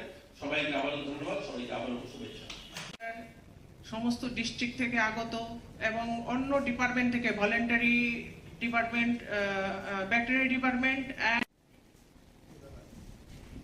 নমস্কার সবাইকে, সুপ্রভাত। অনুরাধা মজুমদার, আর আমাদের মধ্যে আছেন Mrs Shikha Saha, president of voluntary education director, and সামনে আছেন আমার বিভিন্ন ডিপার্টমেন্ট থেকে, স্বাস্থ্য দপ্তর থেকে আমাদের মুখ্য মহোদয়। আমাদের মধ্যে আছেন পশ্চিম জেলার সভাধিপতি স্যার। বাচ্চাগুলোকে আমরা পালছি, বড় করছি, কিন্তু কটা ছেলেকে আমরা স্বাবলম্বী করে তুলতে পারলাম, কটা ছেলে তার নিজের পায়ে দাঁড়ালো, কটাকে সামাজিক ভাবে সে প্রতিষ্ঠিত হলো, সেটাও যেন আমরা দেখি। আর সেটা তখনই সম্ভব হবে যখন আমি হৃদয়ের থেকে কাজটা করবো, মন থেকে কাজটা করবো, পরিকল্পনা মাফিক কাজটা করবো। শুধুমাত্র গিভ এন্ড টেক নয়, যে গভর্নমেন্ট আমাকে একটা স্কিমে কিছু পয়সা দিচ্ছে, আমরা নিজেরা সোর্স করছি, সেভাবে আমরা করে যাচ্ছি। আমি ইতিমধ্যে খুব কম সময় হয়েছে, মাত্র এই আমাদের এই নতুন সরকারের অল্প কদিন, আপনারা জানেন এই বছরে 2023 সালে নতুন সরকার প্রতিষ্ঠা হয়েছে, আমাকে সোশ্যাল ওয়েলফেয়ার দেওয়া হয়েছে। এই সময়ের মধ্যে আমি যতগুলো হোম ভিজিট করেছি, অনেকগুলো হোম আমি দেখেছি যারা ভিন্ন ভিন্ন অর্গানাইজেশনগুলো চালায়, যেভাবে ঠিক আমরা ভাবি কল্পনা করি আমাদের ছেলেমেয়েরা সেখানে থাকবে, ঠিক সেভাবে আমরা পাইনি। অধিক সংখ্যক, অধিক ক্ষেত্রে অনেকটা ভালো করেন, কিন্তু অনেক ক্ষেত্রে আমরা সেভাবে আশানুরূপ যেভাবে আমরা ভাবি তাদের ছেলে মেয়েকে সেখানে তারা দেখবে পড়া বা তাদের জন্য ব্যবস্থা থাকার কথা গভর্নমেন্ট নিয়ম অনুযায়ী, কিন্তু সেখানে সেভাবে আমরা করে তুলতে পারিনি। সেগুলো যেন করি আমরা, যেগুলো হয়নি কিন্তু এখন থেকে যেন আমরা সেগুলো করি, আমরা যেন ভাবি যে আমাদের ছেলে মেয়েরা, কারণ আমরা দেখেছি দিব্যাঙ্গ যারা তারাও জীবনে ভালোভাবে প্রতিষ্ঠিত হয়েছে যদি চেষ্টা করে। আমরা দেখেছি গ্রামীণ এলাকাতে গত 2018 সালে দেখেছেন আপনারা যে সেখানে আমাদের সুভাষিনী মিস্ত্রি, যিনি গ্রামীণ এলাকাতে 12 বছর, মানুষ ভাবে যে গ্রামীণ এলাকাতে বা দুর্বল মানুষগুলো কিছু করতে পারে না। সবাই জানেন এই সুভাষিনী মিস্ত্রি 12 বছর বয়সে বিয়ে হয়েছিল, পড়াশোনা করার নেই তার মা বাবা, গ্রামের মানুষ। কিন্তু ওই মহিলাটার যখন 24 বছর বয়স তার স্বামী মারা যায়, এবং একদম প্রত্যন্ত গ্রামীণ এলাকাতে, বাংলার একদম প্রান্তিক গ্রামে উনি বসবাস করতেন। সেখানে হাজবেন্ড ওনার সেখানে শাকসবজি বিক্রি করতেন বাজার। সেই সময় ওনার স্বামী মারা যান, 24 বছর বয়স, 12 বছর বিয়ে হয়েছে, 12 বছর পরেই স্বামী মারা যায়। কিন্তু তিনি সেদিন সংকল্প নেন যে আমি এমন কিছু করব যে আমার এই গ্রাম থেকে কোনো মানুষ যেন আর না মরতে হয়, চিকিৎসার জন্য যেন কোনো মানুষ না মারা যায়। এবং সেই সংকল্প অনুযায়ী তিনি সবজি বিক্রি করতে যখন যেতেন, বাড়ির থেকে বেরোতেন, দু হাতে দুটো ব্যাগ নিয়ে যেতেন, এবং সেই ব্যাগে তখনকার সময় রেলের ইঞ্জিনে যে কয়লা দিয়ে রেল চলতো, সেই কয়লাগুলো কুড়ি রাস্তায় যেগুলো পড়তো সেগুলো নিয়ে যেতেন। এবং সেই টাকার থেকে তিনি টাকা জমিয়ে 90 দশকে বাংলায় কিছু জমি কেনেন এবং সেখানে একটা হসপিটাল স্থাপন করেন, ওনার ছেলেকে ডাক্তার তৈরি করেন। এই যে সংকল্প, এই যে দৃঢ়তা, একটা মানুষ যদি কিছু করতে চায়, ওনাকে 2018 সালে পদ্মশ্রী অ্যাওয়ার্ড দেওয়া হয়। শুধু এটা নয়, এরকম অসংখ্য উদাহরণ রয়েছে আমাদের ভারতে। অর্ণিমা সিনহা, লখনৌর মেয়ে, ভলিবল খেলতো, একদম ইয়ং বাচ্চা মেয়ে, 20-22 বছরের মেয়ে, দিল্লিতে অ্যাডভার্টাইজমেন্ট বেরিয়েছে, এখান থেকে সে বেরিয়েছে দিল্লিকে, লখনৌ থেকে বেরিয়েছে দিল্লিকে ইন্টারভিউ দেবে। রাত্রে তার ট্রেনের মধ্যে কিছু লোক তার ব্যাগটা ছিনিয়ে নিয়ে যাওয়ার চেষ্টা করছিল। সেই ব্যাগটা যখন দিতে চাইছে না, তখন সেই ধাক্কা ধাক্কিতে তাকে তার দরজার বাইরে ফেলে দেয়। বাইরে ফেলে দিতে একটা ট্রেন অপর দিক থেকে আসে, এসে তার পাটা কাটা যায়, একটা পা কাটা যায় এবং 1 বছর চিকিৎসাধীন থাকে। 2011 সাল থেকে 2012 সাল 1 বছর চিকিৎসা করিয়ে একটা প্লাস্টিকের পা লাগিয়ে সে ভাবছে যে আমি একটা স্পোর্টস গার্ল এবং কিছু করবো জীবনে ভেবেছিলাম, যেহেতু এখন পাটা কাটা গেছে কি করতে পারি, কিন্তু এমন কিছু করতে যাই পৃথিবীতে যেন এই কাজটা কেউ না করতে পারে। এবং সেই সংকল্প এবং করার দৃঢ়তা বেরিয়ে পড়ল। 2 বছরের মাথায় পৃথিবীর 6টা মহাদেশের সবচেয়ে উচ্চতর যে পর্বত সবগুলো সে আরোহণ করলো এবং বিশ্ব জয় করলো, এবং আবার সেই ওনাকে পদ্মশ্রীতে ভূষিত করা হলো। তো এরকম করার ইচ্ছা যদি থাকে, একটা পা নেই ভাবুন, একটা কৃত্রিম পা দিয়ে, প্লাস্টিক পা দিয়ে পৃথিবীর সবচেয়ে উঁচু মহাদেশ, মানে পৃথিবীর 6টা মহাদেশের সবচেয়ে উঁচু পর্বতগুলো সে উঠে গিয়েছে। তো এর জন্য করার যদি ইচ্ছা থাকে, আমাদের করার যদি সংকল্প থাকে, তাহলে আমরা করতে পারবো। আপনারা নো ডাউট আপনাদের এই এনজিও ভালো কাজ করছেন, অনেকগুলো অর্গানাইজেশন আপনারা চালাচ্ছেন, আপনাদের বিকল্প ত্রিপুরাতে খুব একটা আছে আমি মনে করি না, কিন্তু আমার আশা থাকবে আমরা যে কাজটা করছি সেটা হৃদয় থেকে যেন করি, আমরা যেন এইরকম উদাহরণ তৈরি করতে পারি যে আমাদের এখান থেকেও এরকম ছেলে মেয়ে বেরিয়েছে, যারা আরো অনেকগুলো ছেলে মেয়েকে পথ প্রদর্শক হিসাবে তারা নিজেদেরকে প্রতিষ্ঠিত করেছে। তবেই আমরা খুশি বা আমরা নিজেরও ভাববো যে হ্যাঁ, গর্বান্বিত বোধ করবো, হ্যাঁ আমরা একটা কিছু করে দিয়েছি। তো আপনারা সবাই ভালো থাকবেন। সবাই মানুষ কিভাবে বুঝবে যে হ্যাঁ ডাক্তার দেখিয়ে ওষুধ নেওয়া উচিত, বা আমাকে কোন রোগটা হলে আয়ুর্বেদিক বা হোমিওপ্যাথিকে যাওয়া উচিত, কোনটা হলে আমার যারা এডুকেটেড ডাক্তাররা রয়েছেন তাদের কাছে যাওয়া, সেগুলো যতক্ষণ পর্যন্ত আমরা একটা নিচের স্তর পর্যন্ত অ্যাওয়ারনেস না করতে পারবো ততক্ষণ পর্যন্ত সম্ভব না। এগুলো আপনারা করছেন সরকারি ব্যবস্থায়, সেগুলো আপনারা করে থাকেন। আমি এক দুটা কথা বলি, আমি শেষ করবো। যারা এই অর্গানাইজার, যারা আজকের এই ব্যবস্থাপনা করছেন, আজকে আমাদের যেটা এই ভলেন্টারি হেলথ অ্যাসিস্ট্যান্ট, আমার শুরুতেই যিনি স্বাগত বক্তব্য রেখেছিলেন, যিনি কর্ণধার এই অর্গানাইজেশনের, যিনি ফাউন্ডার মেম্বার, তিনি বলছেন যে আমরা অনেকগুলো অন্য অর্গানাইজেশন, যেমন শিশু এবং মা শিশু, এদেরকে নিয়ে আমরা কাজ করি। তো তো এই শিশু কল্যাণের যে কাজগুলো করা হয় সেগুলো যেন হৃদয় থেকে আপনারা করেন, আমি তাকে নিয়ে কোনো প্রশ্নবিদ্ধ চিহ্ন দাঁড় করছি না, কিন্তু মনের থেকে যেন করি। আমি একটা কথা অনেক জায়গায় বলছিলাম এই কয়েকটা দিন, যেহেতু এখন বিশ্ব পরিবেশ দিবস চলছে, আমরা 5 জুন থেকে সেটা মানাই। জুন জুলাই 2 মাস বিভিন্ন সরকারি দপ্তরে বৃক্ষরোপণ একটা প্রধান কার্যক্রম থাকে, কিন্তু এটা নিয়ে আমরা কেউ ভাবি না একবারও যে এই কার্যক্রমটা শুরু হয়েছিল 1973 আজ থেকে 50 বছর আগে। কেন শুরু হয়েছিল? যে গোটা পৃথিবীতে যেভাবে উন্নয়ন হচ্ছে, কলকারখানা, ফ্যাক্টরি, বিল্ডিং, তার কারণে গাছ গাছালি কেটে ফেলা হচ্ছে, তার জন্য গাছ লাগাতে হবে। কিন্তু 50 বছরের মাথায় এসে কি সেই সমস্যা সমাধান হয়নি। আমি যদি এখানে যারা মঞ্চে রয়েছেন বা আপনার সামনে যারা রয়েছেন, প্রত্যেকে স্কুল বা আপনার কলেজে, যে কলেজে পড়াশোনা করেছেন, দেখেছেন সেখানে প্রত্যেক বছরে ক্যালেন্ডারে একটা কার্যক্রম রয়েছে, বিশ্ব পরিবেশ দিবস 5 জুন মানাতে হবে। তার জন্য একটা বর্ধিত অর্থ রয়েছে, সেখানে সেই অর্থ দিয়েই সেই কাজটা করা হবে। কিন্তু 50 বছর পর যদি আমরা দেখি উমাকান্ত বা আমরা এমবিবি কলেজ বা আমরা ত্রিপুরা ইউনিভার্সিটি বা আমাদের মেডিকেল কলেজ বা সারা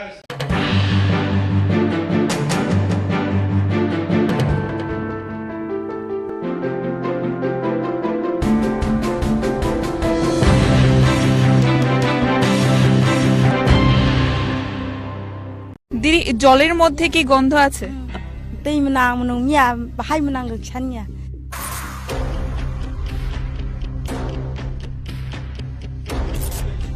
संबोला चाकमा जोलाव लुंगागन तुइसे गला थैनै खैयो हजागै नुमा दंगो जों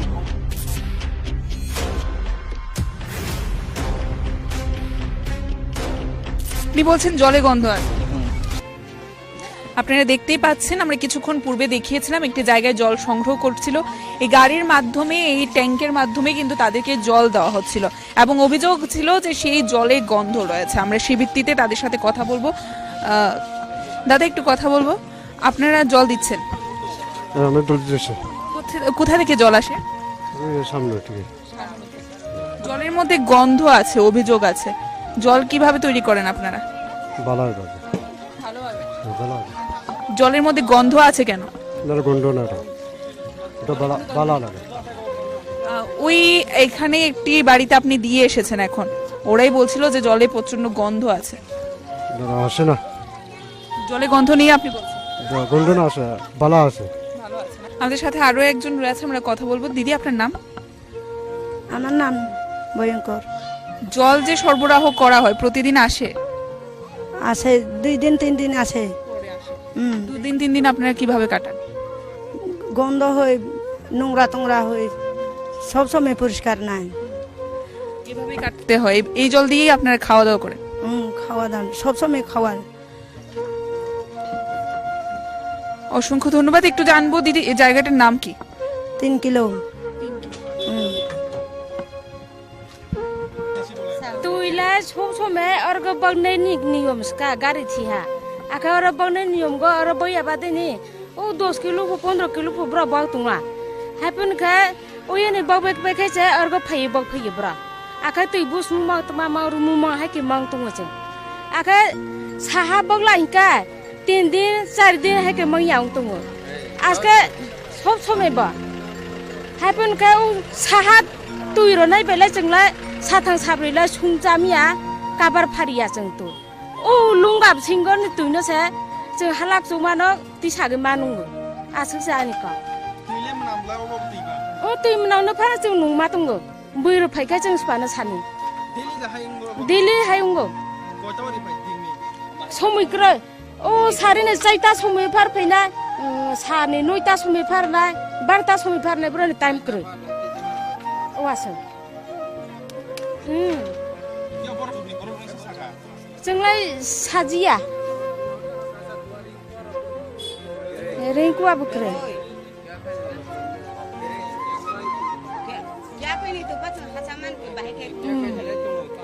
जोलाव लुंगागन तुइसे गला थैनै खैयो हजागै नुमा दंगो जों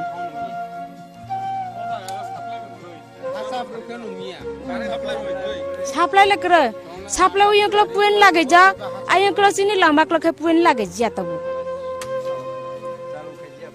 चालू खैजिया फा बुइनि जागाले पुएन लागे जा नेताराव तो Sajiya Mana sani sosum cuma rasa yang kita punya tu. Apa payo? Ayah kalau pipe lagi je, aku tu nu tungna je semua pa. Payo, semua tu payo. Para kaki sebab meeting payo. Burus tangkela. Hai dihin siapa berasa payang ke? Rula rastanya lain tu ngobrak. Sarkalan. Ingka rula san lai fabra bna nini ti kride ti saya de manang nini je kono nang aba khe fabra le bern le sia emle phaya oi ha oi ni se phaya bra songbula chakma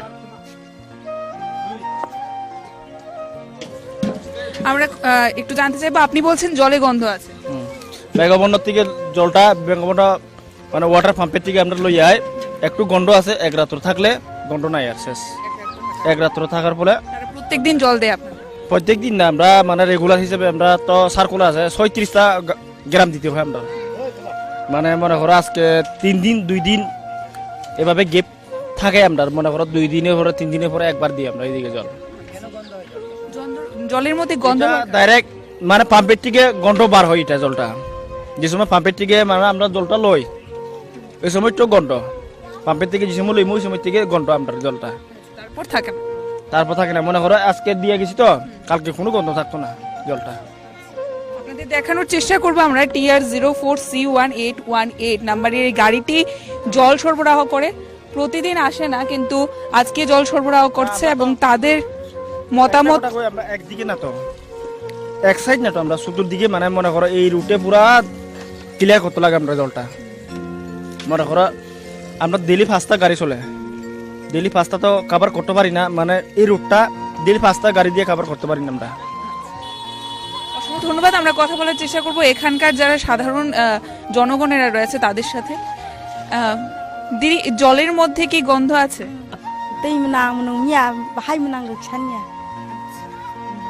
প্রতিদিন জল দেওয়া হয় জল আসে না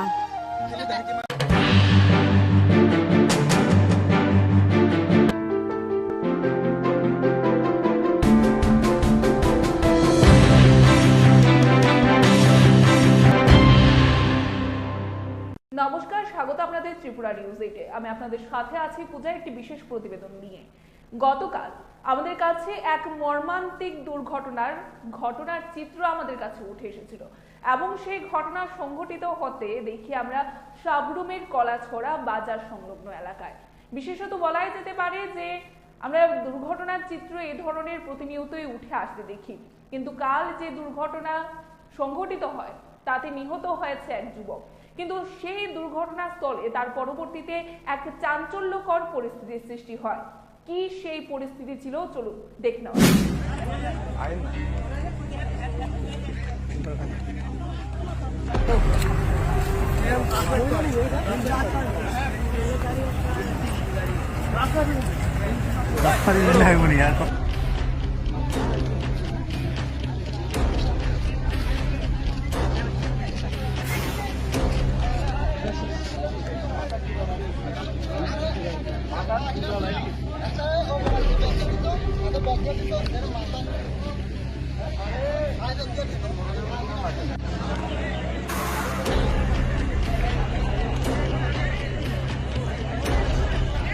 বলাই যেতে পারে সেখানে রাজনৈতিকভাবে একটি মোড় দেওয়ার চেষ্টা করা হচ্ছিল কিছু কতিপয় ব্যক্তিত্বদের দ্বারা এবং সেখানকার সেই যে জায়গায় ঘটনাটি সংঘটিত হয় তার আশেপাশে একটি জায়গাতে সেখানে যুব মোর্চার একটি মিটিং সংঘটিত হচ্ছিল সেখান থেকে যুব মোর্চার নেতৃত্বরা এসে সেই ঘটনার সামনে নিয়ে আসার চেষ্টা করে কিন্তু বিষয়টিকে জনজাতি এবং বাঙালিদের মধ্যে একটি মোড় দেওয়ার চেষ্টা করা হয় এবং তাতে আক্রোশের মুখে পড়ে একজন নেতৃত্ব আমরা দেখতে পাই একজন কর্মীর উপর পরবর্তীতে তাকে টার্গেট করে তার উপর হামলা করারও চেষ্টা করা হয় এমনটা আমাদের বক্তব্য নয় এমনটা বক্তব্য রয়েছে সেই নেতৃত্বে সেই নেতৃত্ব কি বলছেন গতকালকের ঘটনাকে কেন্দ্র করে কি ব্যাখ্যা করছেন গোটা ঘটনার চিত্রকে নিয়ে চলুন শুনে নেওয়া যাক হ্যাঁ স্যার আজকে কলাছড়াতে ঘটনাটা কি হয়েছিল অ্যাকচুয়ালি আমাদের আজকে যুব মোর্চার একটা প্রোগ্রাম চলছিল কলাছড়া রাম ঠাকুর আশ্রমে। তো সাডেনলি আমাদের বৈঠক চলাকালীন হঠাৎ করে একটা বিকট শব্দ শুনি অ্যাক্সিডেন্টের। সঙ্গে সঙ্গে আমরা হাইওয়ের ঠিক পাশেই ছিলাম। সঙ্গে সঙ্গে আমি, আমার যুব মোর্চার দক্ষিণ জেলা সভাপতি, আমার 39 অনুমণ্ডলের যুব মোর্চার সভাপতি, আরও প্রায় 60-70 জন কার্যকর্তা সবাই দৌড়ে ঘটনাস্থলে পৌঁছানোর পর দেখতে পাই একটি স্করপিও গাড়ির নিচে আমাদের একটি জনজাতি ভাই চাপা পড়ে আছে এবং ইনস্ট্যান্ট স্পট ডেডি হয়েছিল। দেখার সঙ্গে সঙ্গে কিং কর্তব্য বিমূঢ় হয় আমি কি করবো কি না করবো। তখন মানুষ ঘিরে ফেলেছিলেন। সেখানে দুজন ছিলেন বাংলাদেশের পাসপোর্ট নিয়ে এসেছিলেন, ওনারা ঘুরতে এসেছিলেন ত্রিপুরাতে। একজন ছিলেন গাইডার গ্রীষ্মমুখের, আর একজন ড্রাইভার ছিলেন স্করপিও ড্রাইভার। তো সঙ্গে সঙ্গে আমি ওই পরিস্থিতিতে যখন পাবলিক জড়ো হচ্ছিল তখন আমি সঙ্গে সঙ্গে আমার কর্তব্য এবং আমার প্রেসিডেন্ট যারা ছিল যুব মোর্চার জেলা প্রেসিডেন্ট এবং মন্ডল প্রেসিডেন্ট এবং কার্যকর্তারা সবাই মিলে আমরা সঙ্গে সঙ্গে ফায়ার সার্ভিসে খবর দিই। ওই অ্যাক্সিডেন্ট বা লোকটিকে গাড়ির নিচ থেকে বের করে নিই, বের করে এনে সঙ্গে সঙ্গে অ্যাম্বুলেন্স দিয়ে আমরা হসপিটালে পাঠাই, নিকটবর্তী কলাছড়া হসপিটালে পাঠানোর পরে আমার তখন পরিস্থিতি যখন উত্তপ্ত হচ্ছিল তখন আমরা 4 জন, একজন ড্রাইভার আর 3 জন যে পোস্ট ছিলেন ওনাদেরকে সঙ্গে সঙ্গে আমাদের পাশাপাশি কার্যালয়ে নিয়ে বসিয়ে দিই।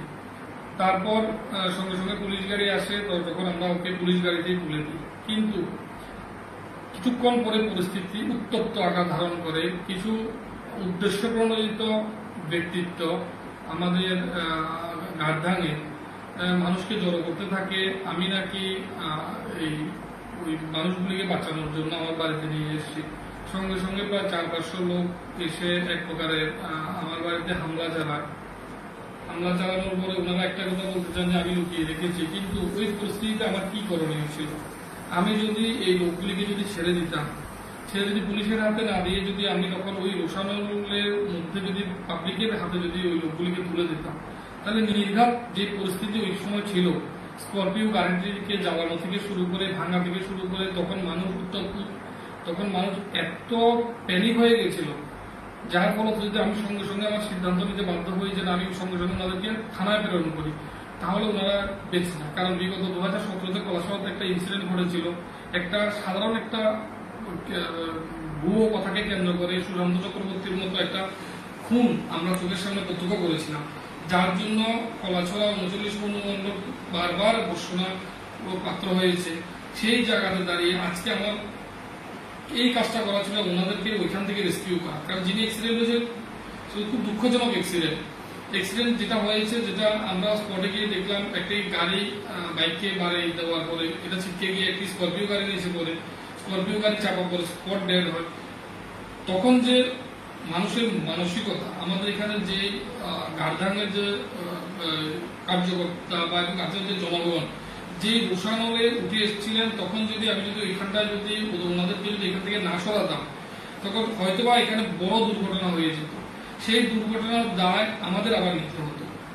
সেই পরিস্থিতিতে আমি ওনাদেরকে সঙ্গে সঙ্গে পুলিশের হাতে তুলে দিই এবং পরিস্থিতি নর্মাল করার চেষ্টা করি। কিন্তু পাবলিক এটা বুঝতে চায়নি। পাবলিককে বোঝানো হয়েছে যে আমি নাকি ওদেরকে এখান থেকে উঠিয়ে নিয়ে এসে আমার বাড়িতে লুকিয়ে রেখে, যার জন্য কয়েকশো মানুষ আমার বাড়িতে আক্রমণ করতে আসে। তার পেছনের উদ্দেশ্য ছিল রাজনৈতিক উদ্দেশ্য, সেটা আমরাও বুঝতে পারি।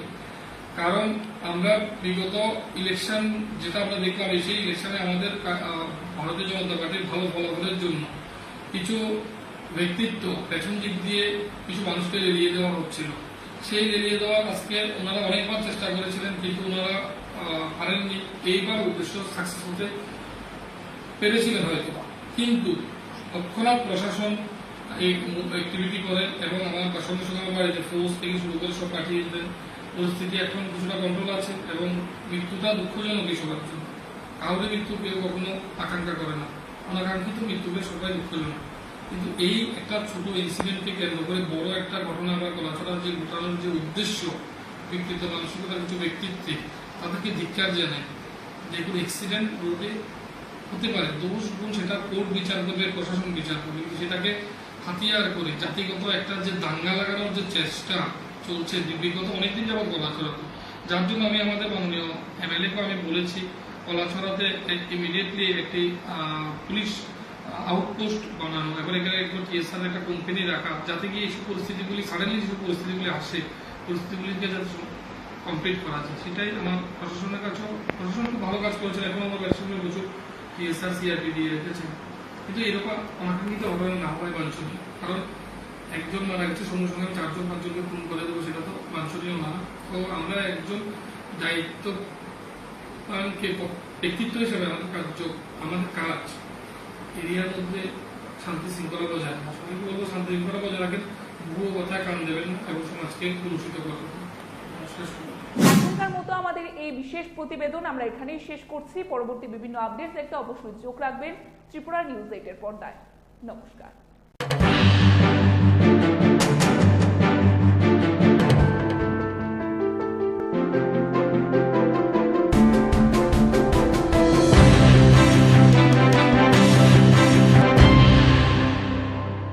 খুব আনন্দঘন মুহূর্তে এখানে সবাই সাক্ষী হতে চলছি একটা যোগদান পর্ব।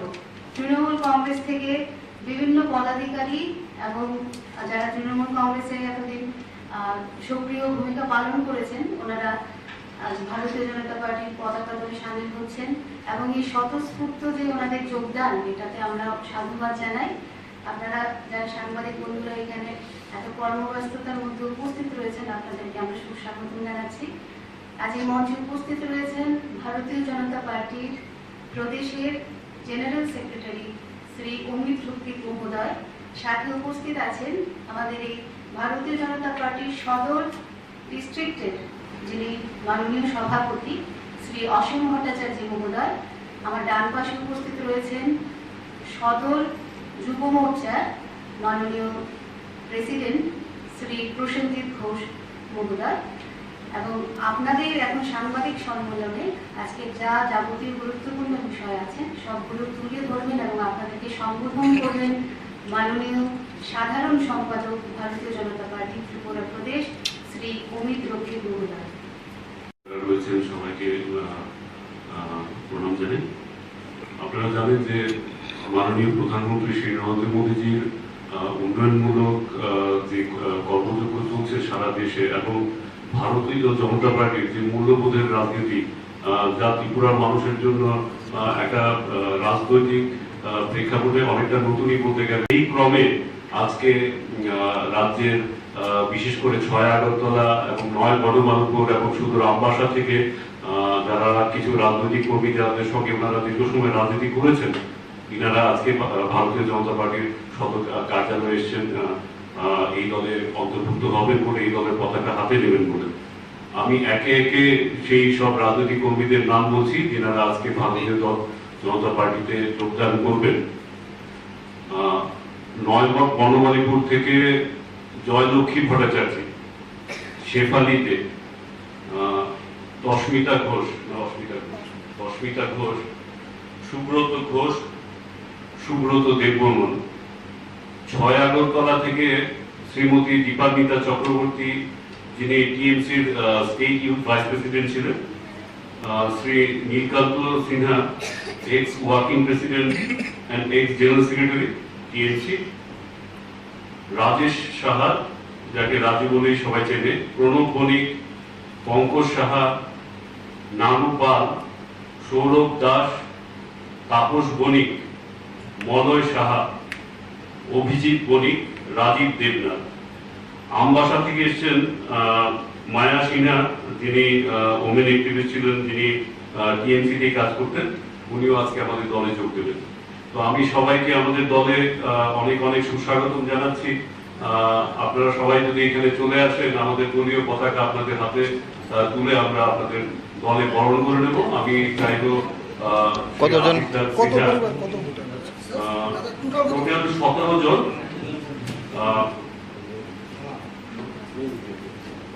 টিএমসি থেকে 17 জন আজকে আমাদের দলে যোগদান করছে। সবাই টিএমসি থেকে, সবাই টিএমসি। একজন আছে সদর কংগ্রেস।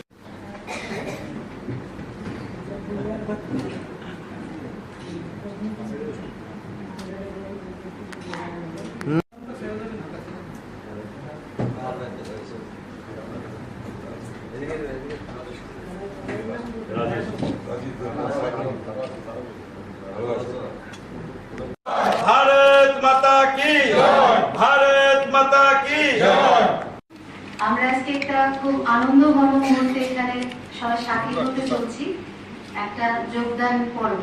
তৃণমূল কংগ্রেস থেকে বিভিন্ন পদাধিকারী এবং যারা তৃণমূল কংগ্রেসের এতদিন সক্রিয় ভূমিকা পালন করেছেন, ওনারা ভারতীয় জনতা পার্টির পতাকা ধরে সামিল হচ্ছেন এবং এই স্বতঃস্ফূর্ত যে ওনাদের যোগদান, এটাতে আমরা সাধুবাদ জানাই। তারা এখন প্রচন্ড হতাশ তো অ্যালবাম করার জন্য এডিসি গাড়ি নিয়ে শিলংয়ে চলে যাচ্ছে। সরকারি কর্মচারীদের অভিযোগ যে তারা সময়ে বেতন পাচ্ছেন না, তার কি কারণ হতে পারে বলে মনে হয়? সুইজারল্যান্ডে চলে যাচ্ছেন, থাইল্যান্ডে চলে যাচ্ছেন বিশ্রাম করার জন্য, সময় কাটানোর জন্য। নমস্কার, স্বাগত আপনাদের ত্রিপুরা নিউজ 8-এ। আমি আপনাদের সাথে আছি পূজা। রাজ্য রাজনীতির প্রতিনিয়ত নানান বিষয়ে জনগণের মনে নানান প্রশ্ন থাকে, নানান বিভ্রান্তি থাকে এবং আজকের দিনে দাঁড়িয়ে রাজনৈতিক পরিবেশে যা চলছে তার কিছুটা স্পষ্টীকরণ তুলে ধরতেই আমরা প্রতিনিয়ত থাকি আপনাদের সাথে। রাজ্যের যারা নেতৃত্বরা রয়েছেন, যারা জনপ্রতিনিধিরা ছিলেন, তাদের সাথে কথা বলতে। আজকের দিনে আমাদের সাথে আমরা এই মুহূর্তে পেয়ে গেছি যিনি পূর্বে প্রাক্তন সিএম ছিলেন, টিটিএডিসি রাধাচরণ দেববর্মা স্যারকে। স্যার, প্রথমেই স্বাগত আপনাকে ত্রিপুরা নিউজে। স্যার, প্রথমেই যে বিষয়টা আমরা জানতে চাইবো, আমরা দেখতে পাই আপনাদের 25 বছরের সরকার এবং 25 বছরের সরকারের রাজত্বকাল আমরা দেখতে পাই। এই সময়ে আপনাদের টিটিএডিসিতে কত অর্থ বরাদ্দ করা হতো বা কত ফান্ড আসতো, আমরা জানতে চাইছি একটাই বিষয়, কেননা আজকের দিনে বাজেট পেশ হওয়ার পর এই বিষয়টা অনেকটাই বড় ইস্যু হয়ে দাঁড়িয়েছে। না, বাজার তো আমরা যখন ছিলাম তখন এখনকার যে বাজেট, তখনকার দিনকার যে বাজেট হিসাব করলে পরে আনুপাতিক হারে তখনকার বাজেট যে ফিগারটা, এটা পার্সেন্টেজ দিক থেকে বলা যেতে পারে একটু ভালো ছিল। বিরাট এটা বলবো না, কিন্তু একটু ভালো। 2 নম্বর ছিল বাজেটের বাইরেও আমরা বাজেট বহির্ভূত বিভিন্ন খাত থেকে আমরা টাকা পেতাম। এতে করে বাজেটে 4-5 গুণ আমরা বাজেটের বাইরেও এই টাকাগুলো পেতাম। যেমন স্টেট গভর্নমেন্টের বিভিন্ন স্কিমের টাকা, বিভিন্ন এডিসিতে যে সমস্ত স্কিম হয়, যেমন এডিসিতে এগ্রিকালচারের জল বিভাজিকা বলে একটা প্রকল্প আছে। এই প্রকল্পগুলো টাকা প্রায় 200-250 কোটি টাকা আমরা পেতাম। তারপরে এছাড়া স্টেট গভর্নমেন্টে যে সমস্ত থাকে, ট্রান্সফার ফান্ডে আলাদা যে সমস্ত টাকা থাকে, এই টাকাগুলো আমরা পেতাম। এরকম করে শিক্ষা বলেন, স্বাস্থ্য বলেন, মানে এডিসি এলাকায় যে সমস্ত অ্যাক্টিভিটিস থাকে সরকারের, অনেকটাই এডিসির মাধ্যমে এগুলি করানো হতো বা আমরা করতাম। ফলে সেন্টার স্পন্সর যে সমস্ত টাকা, স্টেটেরও যে সমস্ত স্পন্সর যে টাকাগুলো আমরা এখন যে প্ল্যান বাজেট হয়, এই বাজেটে বহির্ভূত টাকাগুলো আমরা পেতাম। এতে আমাদের বিরাট কাজকর্ম করতে অসুবিধা হচ্ছে, এটা অন্ততপক্ষে বলা যায় না। হ্যাঁ, তবে ডেভেলপমেন্ট তো এটা তো আকাশের মতো, এটা যত করবেন তত এটার চূড়ান্ত জায়গায় এটা গিয়ে শেষ হবে, এটা বলার কোনো সুযোগ নেই। কাজেই এখনকার সাথে মিলালে পরে আমরা এটা দাবি করতে পারি যে পয়সাগুলো আমরা পেতাম, এটা নিশ্চয়ই এখনকার সাথে মিলালে পরে এটা বহু গুণ আমরা কাজ করতে পেরেছি। টাকাও সেরকমভাবে ফান্ড ফ্লো হয়েছে। না হলে পরে শুধু এডিসি এলাকায় এডিসি প্রশাসনের তরফ থেকে 92,000 ফ্যামিলিকে রাবারের সাথে যুক্ত করা, আপনার এই যে বেকার যুবকদের জন্য বিভিন্ন প্রকল্প করে স্কিমগুলো নেওয়া, টঙ্গরে যারা বসবাস করেন তাদের জন্য সেখানে নকন হামারি হাউজিং স্কিম করে তাদের একটা সুন্দর জীবনযাপন তারা যাতে এনজয় করতে পারেন, মূল স্রোতের সাথে মেশানোর জন্য যে কাজগুলো করা, এটা কোনোদিনই সম্ভব হতো না।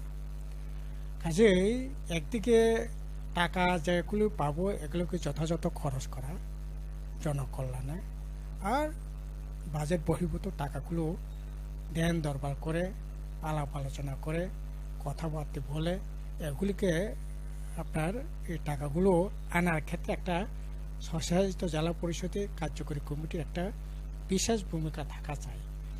এখন যেটা কি হচ্ছে জানেন, এখন যেটা হচ্ছে এরা প্ল্যান্ডে যে সমস্ত টাকা পয়সা পায়, এটা বাইরে আমার অন্ততপক্ষে কোনোদিনই চোখে পড়লো না যে ওরা রাজ্য সরকারের সাথে বা রাজ্যে বিভিন্ন আধিকারিকদের সাথে কথাবার্তা বলে বিভিন্ন স্কিমগুলি নিয়ে গিয়ে আলাপ আলোচনা করে এডিসি এলাকার জনকল্যাণে যে টাকাগুলো আদায় করার কথা এগুলো করছে বলে মনে হয় না। প্লাস যে টাকাগুলো ওরা পাচ্ছে এই টাকাও যথাযথভাবে জনকল্যাণে খরচ সেখানে হচ্ছে না বলেই মনে হয়। ফলে যে টাকাগুলো পাচ্ছে এডিসি প্রশাসন বর্তমানে এই টাকা দিয়ে জনকল্যাণে কোনো কাজেই এখন বলা যেতে পারে হচ্ছে না আর কি। এটি হচ্ছে মূল সমস্যা। আসলে এই টাকাগুলো তো যথাযথ জনকল্যাণে খরচ করার কথা, কিন্তু এটা না করে আমরা দেখছি বিভিন্নভাবে এই টাকাগুলো খরচ করা হচ্ছে। আপনার গাড়ি কেনার প্রয়োজন নেই, গাড়ি কেনা হচ্ছে, বাড়ি সাজানো দরকার নেই, বাড়ি সাজানো হচ্ছে। আপনি মানুষের কল্যাণের জন্য একটা ঘর দিতে পারছেন না, একটা টঙ্গরবাসী একজন গরিব মানুষকে আপনার পুলিশ এসকর্ট রাখার জন্য আপনি দোতলা বাড়ি করে নেবেন। হ্যাঁ, পুলিশের জন্য এত এসকর্ট রাখার জন্য, এগুলি তো হোম ডিপার্টমেন্টের কাজ, কিন্তু এটা দেখছি আমরা নিজেরাই করে ফেলছি। কারো কারো মানে বাড়িতে, গ্রামের বাড়িতে এগুলি এসকর্ট রাখার জন্য একতলা দোতলা বাড়ি করে নিয়েছে। এগুলি আসলে প্রয়োজন ছিল না। এখন দেখছি এই যে টাকাগুলো পাচ্ছে এগুলি জনকল্যাণে খরচ করার কথা না করে এখন দেখছি এডিসি পরিচালনা করার জন্য 5 জন আপনার পরামর্শদাতা।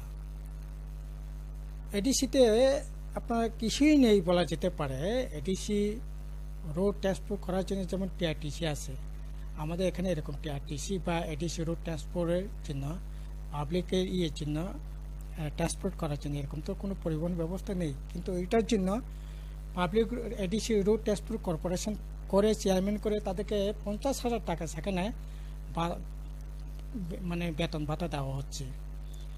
তারপরে ট্যুরিজম, খুমুলুঙে একটা পার্ক আছে, মৌনতে একটা আমাদের পার্ক আছে, এছাড়া তো কোনো পার্ক নেই, ট্যুরিজমে কোনো স্পটই নেই। অথচ ট্যুরিজম ডিপার্টমেন্টের কর্পোরেশনের চেয়ারম্যান করে সেখানেও 50,000 টাকা, আপনার স্পোর্টস ডিপার্টমেন্টের চেয়ারম্যান করে সেখানেও 50,000 টাকা। আপনার এই যে পাবলিক অ্যাকাউন্ট কমিটি, এগুলি প্রশাসনের কাজ, অফিসাররা দেখবেন। এগুলি পাবলিক রিপ্রেজেন্টেটিভ খুব বড় বেশি কাজ থাকে না। এডিসিতে শুরু থেকে কোনোদিনই ছিল না, কিন্তু এখন পাবলিক অ্যাকাউন্ট কমিটি করে সেখানেও 50,000 টাকা।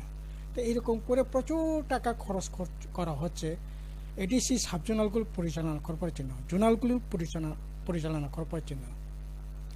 3 জন 4 জন করে জোনালের chairman, deputy chairman, additional chairman, vice chairman, এগুলি আননেসেসারি।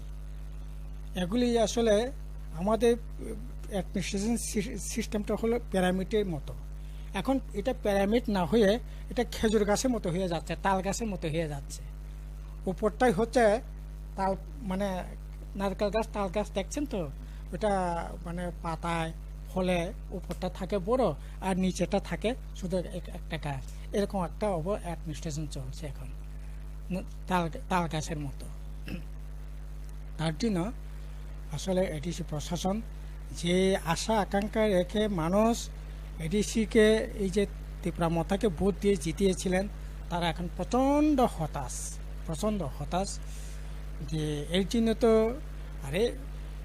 আমি তো বলবো এডিসি পরিচালনা করবার জন্য 5 জন যদি পরামর্শদাতা লাগে, তাহলে এই অপদার্থ এডিসি প্রশাসনকে তো রাখার কোনো প্রয়োজনই নেই, কোনো প্রয়োজনই ছিল না। এটা তো কোনোদিনই ছিল না। ঠিক আছে, 1 জন হতে পারে, 2 জন হতে পারে, কিন্তু 5 জন তার জন্য পরামর্শদাতা লাগবে, তাহলে এই কার্যকরী কমিটি থাকার কি মিনিং আছে? তারা কার্যকরী কমিটিকে তাড়িয়ে দিয়ে যারা পরামর্শদাতা আছে, একজনকে সিএমকে রেখে তাহলে প্রশাসনকে চালাতে পারত। কিন্তু এখন সমস্ত এক্সিকিউটিভ মেম্বার, সমস্ত এক্সিকিউটিভ কমিটিকে পরিচালনা করবার জন্য এই ধরনের মাথাবাড়ি আপনার প্রশাসনকে যুক্ত করে এগুলো কাজ করছে। এগুলি তো আননেসেসারি টাকা পয়সা খরচ করা হচ্ছে। ফলে একটা বিষয় জানতে চাইবো যে আমরা দেখতে পাচ্ছি সরকারি কর্মচারীদের অভিযোগ যে তারা সময়ে বেতন পাচ্ছেন না, তার কি কারণ হতে পারে বলে মনে হয় আপনার? না, কোনোদিনই ছিল না সরকারি কর্মচারী বেতন পাবে না। এখন তো প্রত্যেক মাসেই এখন একটা আনসার্টেন অবস্থার মধ্যে কর্মচারীরা থাকেন, আগামী মাসে বেতনটা পাবো কি না, পেলেও কত দিন পরে কত তারিখের পর পেতে পারি, এই ধরনের একটা আশঙ্কা, একটা এই ধরনের একটা দ্বিধা, এই ধরনের একটা উদ্বেগজনক পরিস্থিতির মধ্যে কর্মচারীদের কাটাতে হচ্ছে। এটা না শুধু এখন তো এই যে যারা মারা গেছে ডাইং হার্নেস পাবে, বা যারা মারা গেছে তাদের এমপ্লয়ি যে সমস্ত বেনিফিট পান, বা যারা রিটায়ার্ড হয়েছে রিটায়ার্ড বেনিফিট, আপনার লিভ স্যালারি থেকে আরম্ভ করে বিভিন্ন যে সমস্ত ওদের প্রাপ্য টাকা পাওয়ার কথা, এগুলি তো প্রায় 500 ধরে 80-90 জন কর্মচারী পাচ্ছেই না।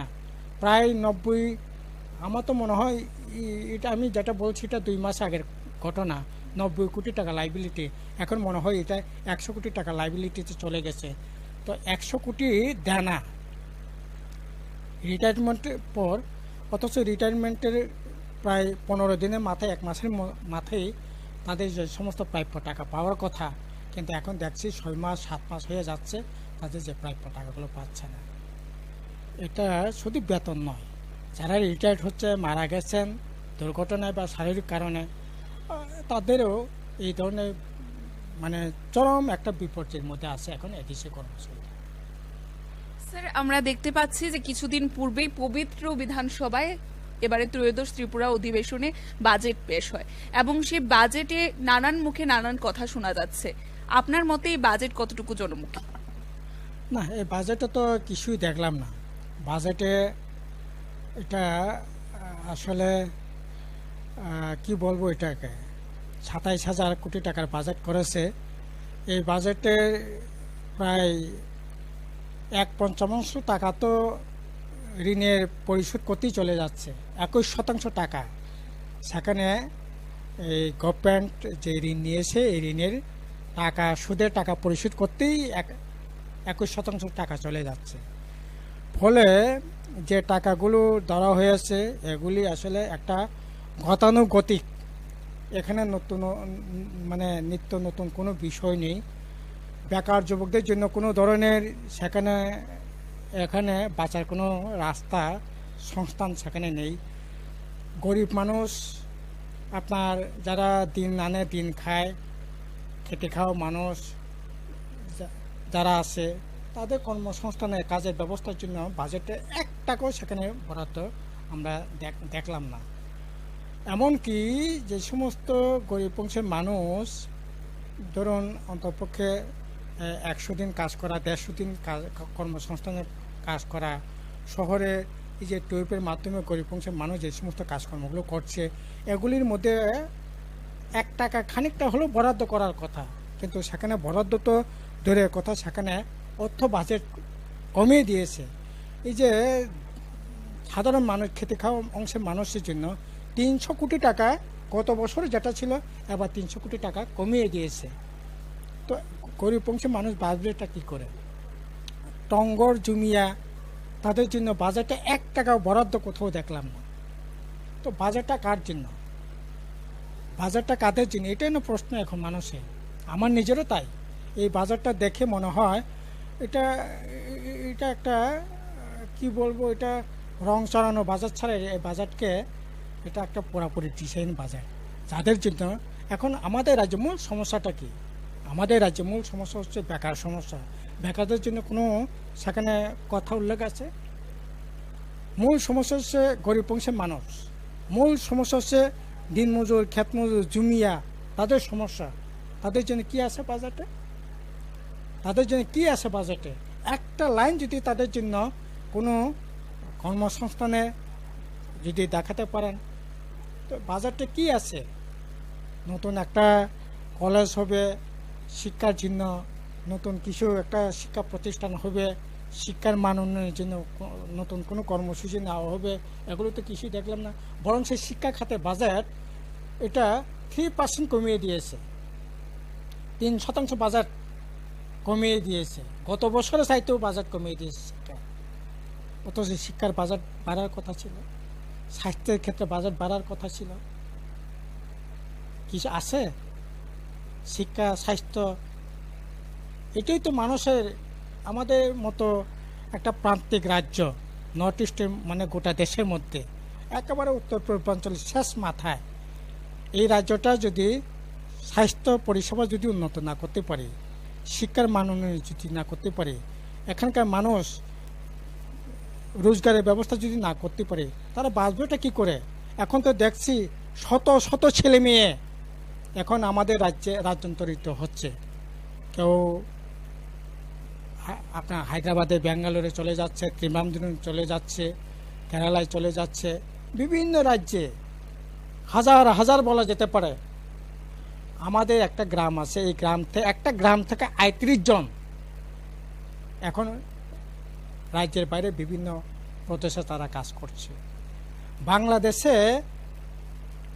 বন্দুকি তোলার জন্য এই গভীর অরণ্যের মধ্যে হাতি ভাল্লুকের ভয়কে উপেক্ষা করে তারা জঙ্গলের মধ্যে ওরা বাঁশের পাতাতে ঘর করে এই রোদ বৃষ্টির মধ্যে থেকে বন্দুকি তুলে তারা বিক্রি করে খেতে হচ্ছে। আমি কিছুদিন আগে দামসরে খেতাসরাতে গেলাম। মিজোরাম কি বিরাট উন্নত রাজ্য নাকি? মিজোরামে চলে যাচ্ছে। আমাদের রাজ্যে ৭৮ সালের আগে মুনি শব্দটা মুছেই গিয়েছিল।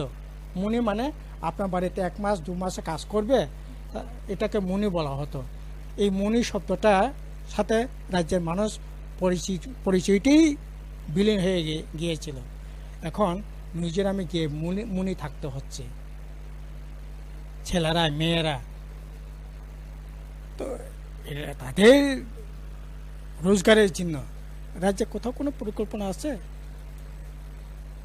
আর এই রাজ্যে বড় শিল্প হবে না, ছোট শিল্প হতে পারে, মাঝারি শিল্প হতে পারে, তার জন্য বাজেটে কোনো আছে সংস্থা? সিপিআইএম সরকার কিছুই করেনি না। জিষ্ণুবাবু যদি এরকম কথা বলে থাকে, হ্যাঁ, আমরা তো যত আক্রমণই আমাদের উপর আসুক আমরা বলবো, বসেও বলবো, দাঁড়িয়ে রাস্তা দাঁড়িয়ে বলবো, আমাদের লকআপে ভরে রাখলেও আমরা বলবো। আমরা আপমর জনগণ, গরিব অংশের মানুষের, বেকার যুবকদের স্বার্থ রক্ষা করার জন্যই আমরা লড়াই করছি, লড়াইয়ের মাঠে নেমেছি। সরকার যখন আসে তখন তাদের জন্যই সুযোগ পেলে কাজ করবার চেষ্টা করেছি। সুযোগ এখন মানুষ দিচ্ছে না আমাদের। আমরা বসে যদি করতে হয় প্রতিবাদ, বসে করব, রাস্তায় দাঁড়িয়ে করব, লকআপে পড়লে লকআপে ভিতরে ঠেকে হলেও এই লড়াই, এই প্রতিবাদ আমরা করব। আর ওরা কোনো কাজ করবে না, এটা প্রতিবাদ করতে পারবে না। হ্যাঁ, তার জন্য যে সমস্ত আপনার টিভি চ্যানেল এর বিরুদ্ধে কথা বলবে, এই চ্যানেলগুলো বন্ধ করে দিবে। যে পত্রিকা এর বিরুদ্ধে কথা বলবে, এই পত্রিকাগুলো বন্ধ করে দিবে। অফিস আক্রমণ করবে, সাংবাদিকদের আক্রমণ করবে। যে সমস্ত ইউটিউব চ্যানেল আছে, এই সমস্ত কথা বলছে, প্রতিবাদের ভাষা খুঁজে খুঁজে খুঁজে খুঁজে মানুষের কথা বলবার চেষ্টা করছে, এই সমস্ত ইউটিউব চ্যানেলকে সেখানে আপনার শাটার ডাউন করে দেওয়া হচ্ছে। এগুলি ওদেরই কাজ, ওদের পক্ষে এটা সম্ভব। ওরা তো গণতন্ত্র মানে না, সংবিধান মানতে চাইছে না, গণতন্ত্র মানতে চাইছে না, সংবিধান আপনার কিছুই তো মানতে চাইছে না। কাজেই এর বিরুদ্ধে আমাদের কথা থাকবে। সরকার বলে থাকেন যে 25 বছরের সিপিআইএম সরকার কিছুই করেনি, কি বলবেন এই বিষয়ে? না, 25 বছর কিছু হয়নি। যেখানে দাঁড়িয়ে ওরা যে কথা বলছেন, মাননীয় মুখ্যমন্ত্রী থেকে আরম্ভ করে এই মণ্ডলের চামচা পাঞ্চা শিখি আদলি নেতারা যারাই আছেন, যেখানে দাঁড়িয়ে এই কথাগুলো বলছে, আমি বুক থুপে বলবো, 100% চ্যালেঞ্জ করে বলবো, কোথায় বসে কোথায় দাঁড়িয়ে এ কথাগুলো বলছেন। যেখানে দাঁড়িয়ে কথাগুলো বলছে, এটা ওই যেখানে দাঁড়িয়ে কথা বলছে ওই ফলকটা কোন সময় হয়েছে। নিচে আগরতলা যদি কোনো জায়গায় বসে কথা বলেন, তাহলে নিচেই বিবেকানন্দ স্টেডিয়ামে হবে, উমাকান্তে স্টেডিয়ামে হবে, নাহলে নজরুল কলাক্ষেত্রে হবে, রবীন্দ্র ভবনেও হবে, মুক্তাধারাতেও হবে, মাতঙ্গিনী হলেও হবে। যেই হলেই বসে কথা বলো, এই হলটা বামফ্রন্ট 25 বছরই হয়েছে। যে মাঠে গিয়ে চেঁচামেচি করছে আঙুল তুলে নির্লজ্জের মতো, বিহার মতো, ওই মাঠটা বামফ্রন্টের আমলেই হয়েছে। উমাকান্ত গ্যালারি, বিবেকানন্দ স্টেডিয়াম থেকে আরম্ভ করে যেখানে, যে মাঠে, যে স্কুলে, যে কলেজে, যে হলে, যেখানেই গিয়ে চেঁচামেচি করছে, এটা বামফ্রন্টের আমলে হয়েছে। শুধু শহরে কেন, আমি বলবো খুমুলুঙ্গে, আমি বলবো মান্দায়, আমি বলবো সাতচান, আমি বলবো কলাছড়া, আমি বলবো থালছড়া, আমি বলবো আপনার দামছড়া, আমি বলবো খেদাছড়া, আমি বলবো গোটা রাজ্যের মধ্যে। আজকে বিজেপি আইপিএফটি 5 বছর হয়েছে, একটা দেখাক দৃষ্টান্ত, একটা দেখাক না। আরে আমি, আমার সাথে তর্ক বিতর্ক করার তো বিষয় না, আপনি আমাকে বললেই তো হয়। আমি তো বলছি, জায়গাগুলো বলছি, হলগুলো বলছি, মাঠগুলো বলছি। আপনারা বলেন তো, একটা মাঠ করেছেন, একটা স্টেডিয়াম করেছেন, একটা হল করেছেন কথা বলবার জন্য, আর যেখানে দাঁড়িয়ে আপনি এই কথাটা বলছেন সেখানে 25 বছর কিছু হয়নি। অথচ ওই আসলে যখন বলে চোখটা বন্ধ করে মনে হয় কাকের মতো, কাক যখন খায় চোখ বন্ধ করে নাকি খায়, কাকের মতো ওরা বোধহয় চোখ বন্ধ করেই বলে। আজকের দিনে দাঁড়িয়ে ত্রিপুরা রাজ্যের শুধু মাঠ নয়, আপনি মার্কেটে যান, মার্কেটে যান, আগরতলা শহরে যদি বলি, এই যে Tulsibati market, Rajasvi market, city market, আপনি যে মার্কেটের কথাই বলেন না কেন, এই মার্কেটগুলো সংস্কার নতুন করে দিলে জানো, আপনি বলেন না যে কোনো প্রান্তে। এখন যদি এই সমস্ত কথা বলে তো বলার জন্য, স্যার আমরা দেখতে পাই আজকের দিনে দাঁড়িয়ে ত্রিপুরা রাজ্যের সবচেয়ে বড় সমস্যা হচ্ছে বেকার সমস্যা, এবং তার পাশাপাশি আমরা যদি দেখি আরো একটি বিষয় বা সমস্যা হয়ে দাঁড়িয়েছিল 2023-এর বিধানসভা নির্বাচন আগ মুহূর্তে যা একটা বই ইস্যু দেখবাই রাজ্য তাদের আমরা খুব আন্দোলন করে দেখছি তাদের ন্যায্য বিচার জন্য, অর্থাৎ 10,300 যে চাকরিচ্যুত শিক্ষিকা রয়েছেন, এবং সেটা আজকে হয়তো সংখ্যার সেই 10,30 নেই। তারপরেও যদি আমরা দেখি বর্তমান সরবরাহ থাকে, সেটা আপনাদের আমলে কি একটা সেখানে ভুল ছিল নিয়োগ দিতে, সেই কারণেই তারা আজকের এই অবস্থা, এবং আজকের দিনে তাদের যে পিনি, আপনার কি বক্তব্য, আপনারা কি ভাবছেন তাদের জন্য?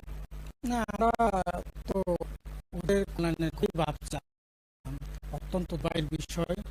ইতিমধ্যে 2023-তে 158 আমাদের ছেড়ে চলে গেছে, অত্যন্ত মৌলিক বেদনাদায়ক। বাসায় প্রকাশ কর্ম কোনো কাজ নেই। তো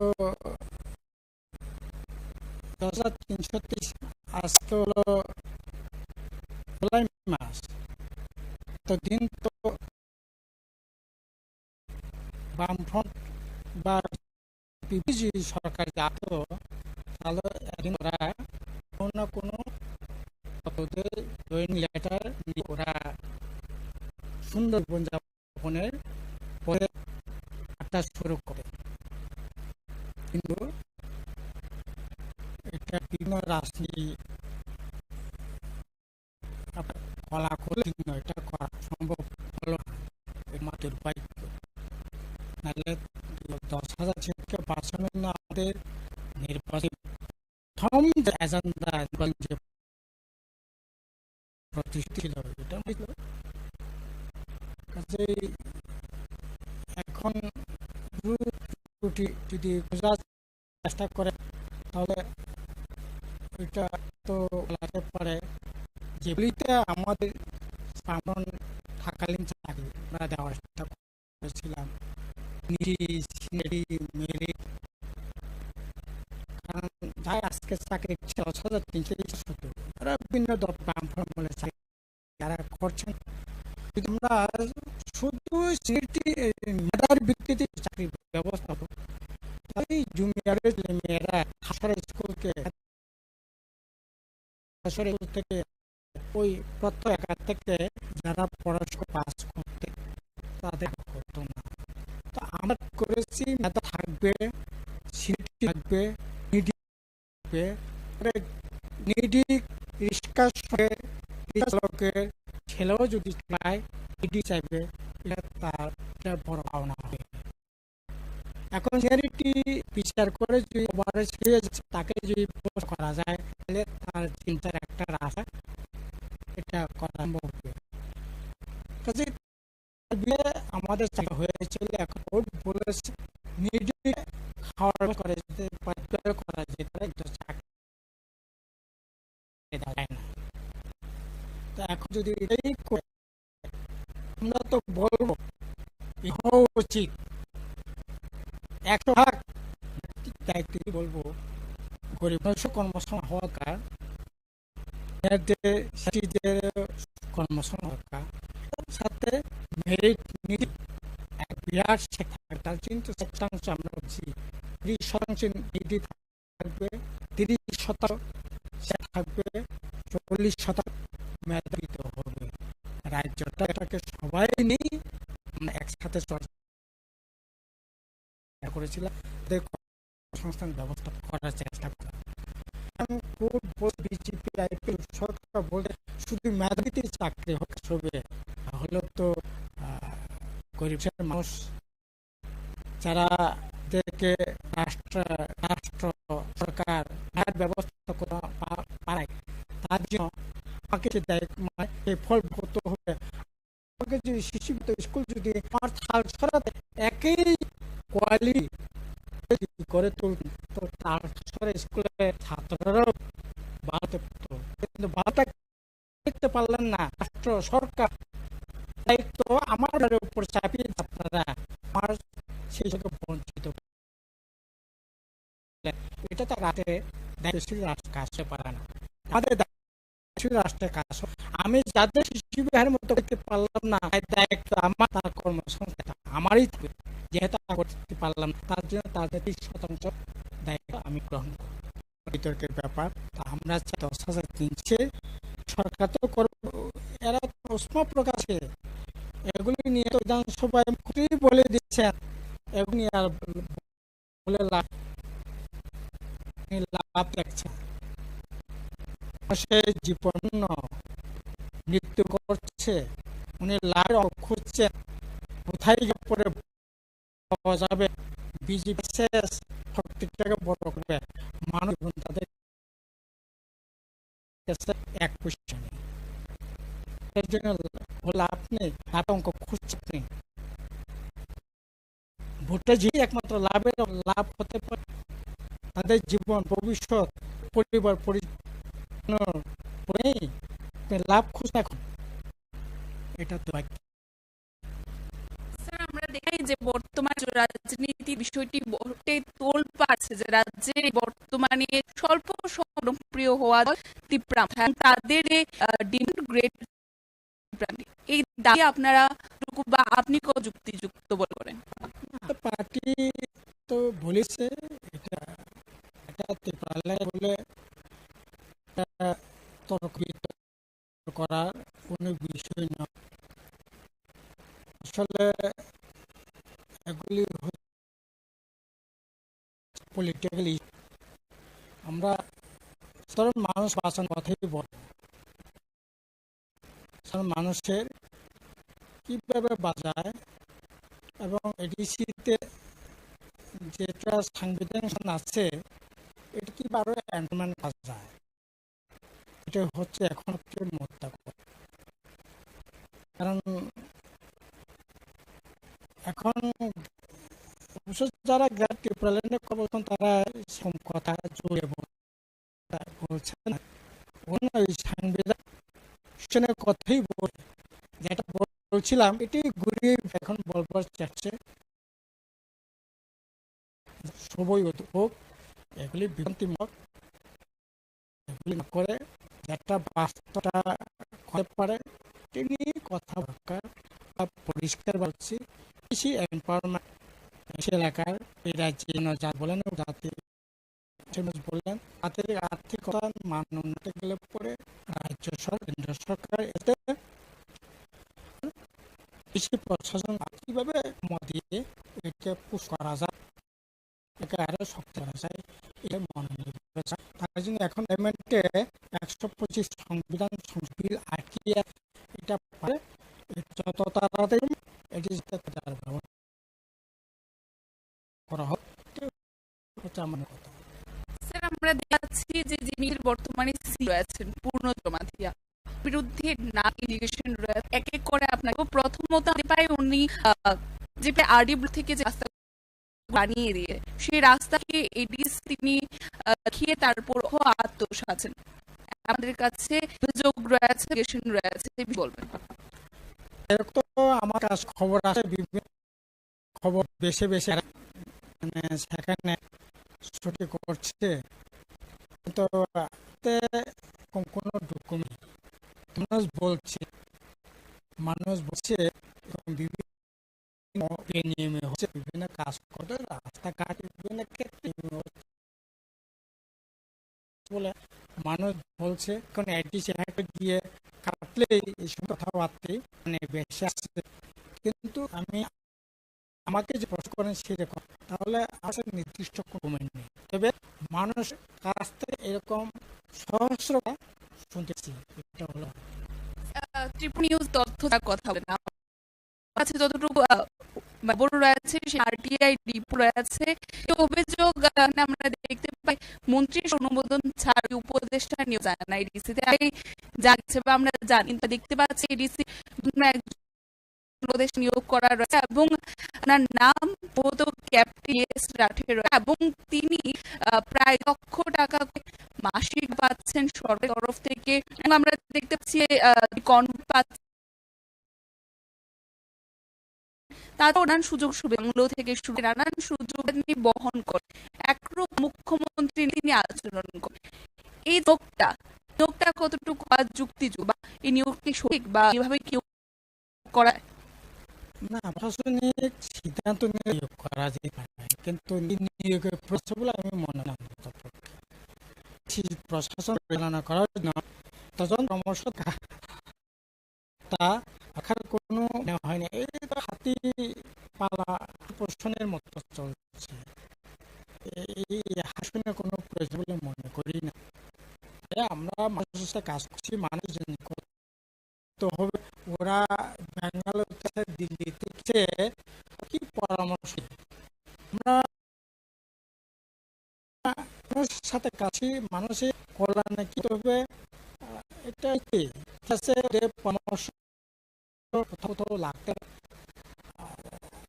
হয়তো বলি না।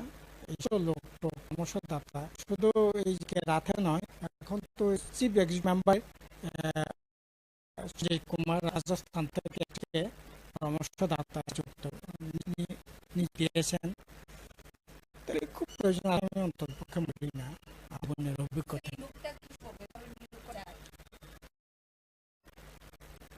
না কি যায়, এটা বিষয় না।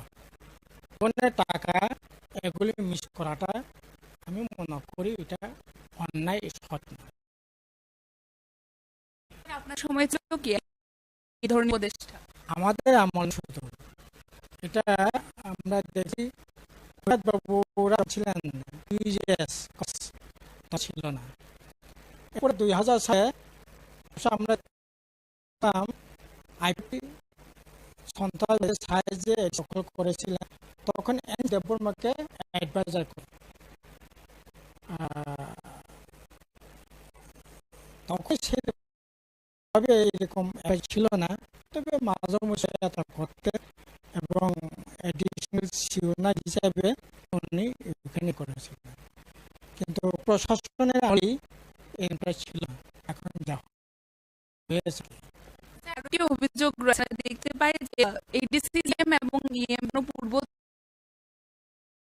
থেকে বরাদ্দ করা থাকে, তারপরেও অতিরিক্ত গাড়ি ক্রয় করা যায় এবং সেই গাড়ির যে মূল্য রয়েছে তার থেকে অধিক দিয়ে ক্রয় করা হয়েছে। মনে করছেন যে টাকা করা হচ্ছে? এটা তো আমি বলছিলাম যে আজকের এই সমস্ত কল্যাণে খরচ করে নিজেদের মাসের জন্য আড়াইশের জন্য খরচ করা মানে না। গাড়িগুলি যথেষ্ট, এখন নতুন গাড়ি ওরা আপনাদের সাথে কিনে, শুধু গাড়ি কেনা, এরা তো অ্যালবাম করা যায় এসে গাড়ি নিয়ে ছিল চলে যাচ্ছে। কেউ আপনাদের বিভিন্ন চ্যানেল আমি পত্রের মাধ্যমে জানতে পারলাম সুইজারল্যান্ডে চলে যাচ্ছে, এখানে চলে যাচ্ছে করার জন্য, সমানের জন্য। এদিকে বেতন দেওয়া যাচ্ছে না। যারা এখন একটা জীবন কাটাচ্ছে, আমি থাইল্যান্ডে যাচ্ছি, আমি কি বলবো, ওই ধান না হওয়ার জন্য একটি গাড়ি নিয়ে আসছিলেন, ছুটে যাচ্ছি সুইজারল্যান্ডে অফিসের জন্য, মেটানোর জন্য চলে যাচ্ছে। এগুলি আসলে ঠিক নয়। এগুলি আরো এই ব্যাপারে আমাদের মানে থাকা দরকার। সকলে কাকরা দেখতে নিয়ে এগুলি না হই। সাফারি ইনভো গাড়ি নিয়ে তারা ঘুরে ফেলছেন। আপনি সময় সিএম ইএম দের কি কি গাড়ি ছিল স্যার?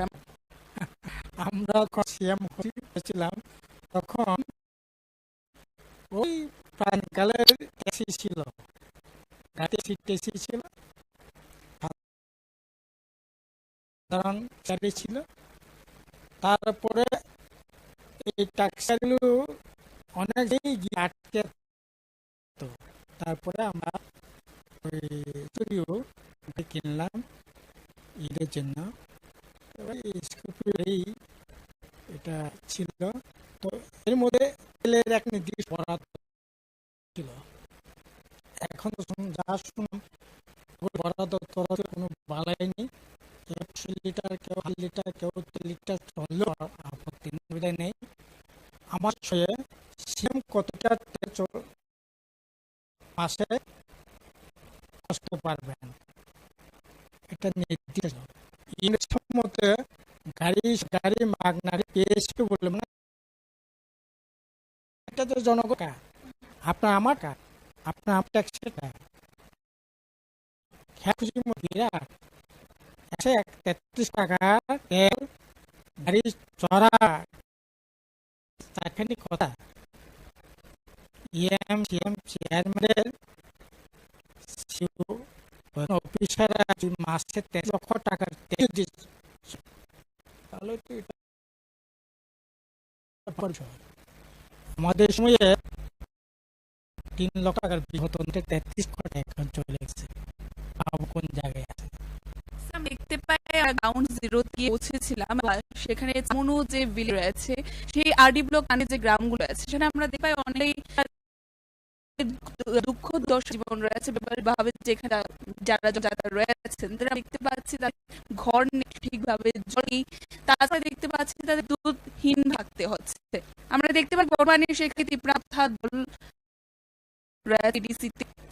রাজ্যে এমনকি সরকার কেন্দ্রীয় রয়েছে, তাছাড়া 25 বছর শাসনকাল, তারপরও আজকে তাদের এমন দশায় থাকছে, কি কারণ? না, এমন এলাকায় এলাকা বাই জায়গায় আমি এমন কোনো এলাকা নয়, এমন কোনো বলা যেতে পারে আমি যাইনি। প্রথম গেছে তারপরে গাড়ি। এখন সামনে এলাকায় ম্যাক্সিমাম গ্রামে গাড়ি যে পাখনটা, এখন 90% গ্রামে গাড়ি যায় না। আপনি মনেতে কোন গ্রাম গেছেন জানি না, আপনি যদি ওই দিকে ছড়া দিকে যান 32 কিলো করছেন, বাসে যান না দিকে যদি যান যেতেন যাওয়া যায়। এখন ম্যাক্সিমাম আপনি বৃষ্টি না থাকে তাহলে 32 কিলো যেতে পারবেন, বৃষ্টি যদি আসলে 5 ফুট যেতে পারবেন। মায়াপুর হয়ে রাজদর মাতর আপনি মায়াপুর বাজার থেকে 2 কিলোমিটার একটা গাড়ি যেতে পারবেন, এরপরে যেতে পারবেন। শাওনবাজারের পশ্চিম দিকে লং হয়ে শিকারি গাড়ি করে যেত শাওন থেকে লংত্রাই। আপনার লংত্রাই মানে এই শিখবাড়ি। এখন কারণ পশ্চিম দিকে 1 কিলোমিটার পশ্চিম দিকে যান, এরপরে যাব। অথচ থেকে 7 বছর 8 বছর আগে আমি সামনে সেরি হয়ে এই রাস্তায় গাড়িতে করে আসছি। আমি গত কিছুদিনে যা পড়লাম এলাকাকে এই রাস্তায় যেতে শিকারিতে আসার ঘটনা হচ্ছে 1 কিলোমিটার বেশি যেতে পারে। সাউন্ডরা আমাদের সবচেয়ে প্রত্যন্ত হতে পারে চুমিয়া বংশের মানুষ, ওই এলাকাটা আমাদের রাইট ছিল। তার স্কুলে আর সেখানে প্রাথমিক হসপিটাল করা হয়েছে। আপনার চাল ডাল বৃষ্টির সময় যাতে অসুবিধা না হয় চাল ডাউন করা হয়েছে। এখন এই চাউলগুলো জং ভরে এসেছে। ওই এলাকা অঙ্গরক্ষিতে আমরা হাউজিং থেকে হাজারা বদলে একটা বাড়ির লোক খরচ প্রায় শতাধিক বার করে দিয়েছি। প্রিমিটিভ বুথে রিয়া জনজাতি ভাই বোন জন্য আমরা 5,000 ঘর জন্য স্কিম নিয়েছিলাম, কিন্তু এটা আমরা শুরু করেছিলাম কিন্তু সেটা করে উঠতে না। 17-18 নির্বাচন চলে আসলো, নির্বাচন এটা করা গেল। এখন এটার কোনো খবর এখন এলাকার মানুষ তোমার সরে থাকেন নল জল যে মিশন আন্ডারে বাড়িগুলো দেখতে নল আছে, তো তাতে জল হচ্ছে না। তাছাড়া দেখতে পাচ্ছি বাড়ির বিদ্যুৎ খুঁটো রয়েছে কিন্তু লাইন নেই। এগুলির কি কারণ আছে?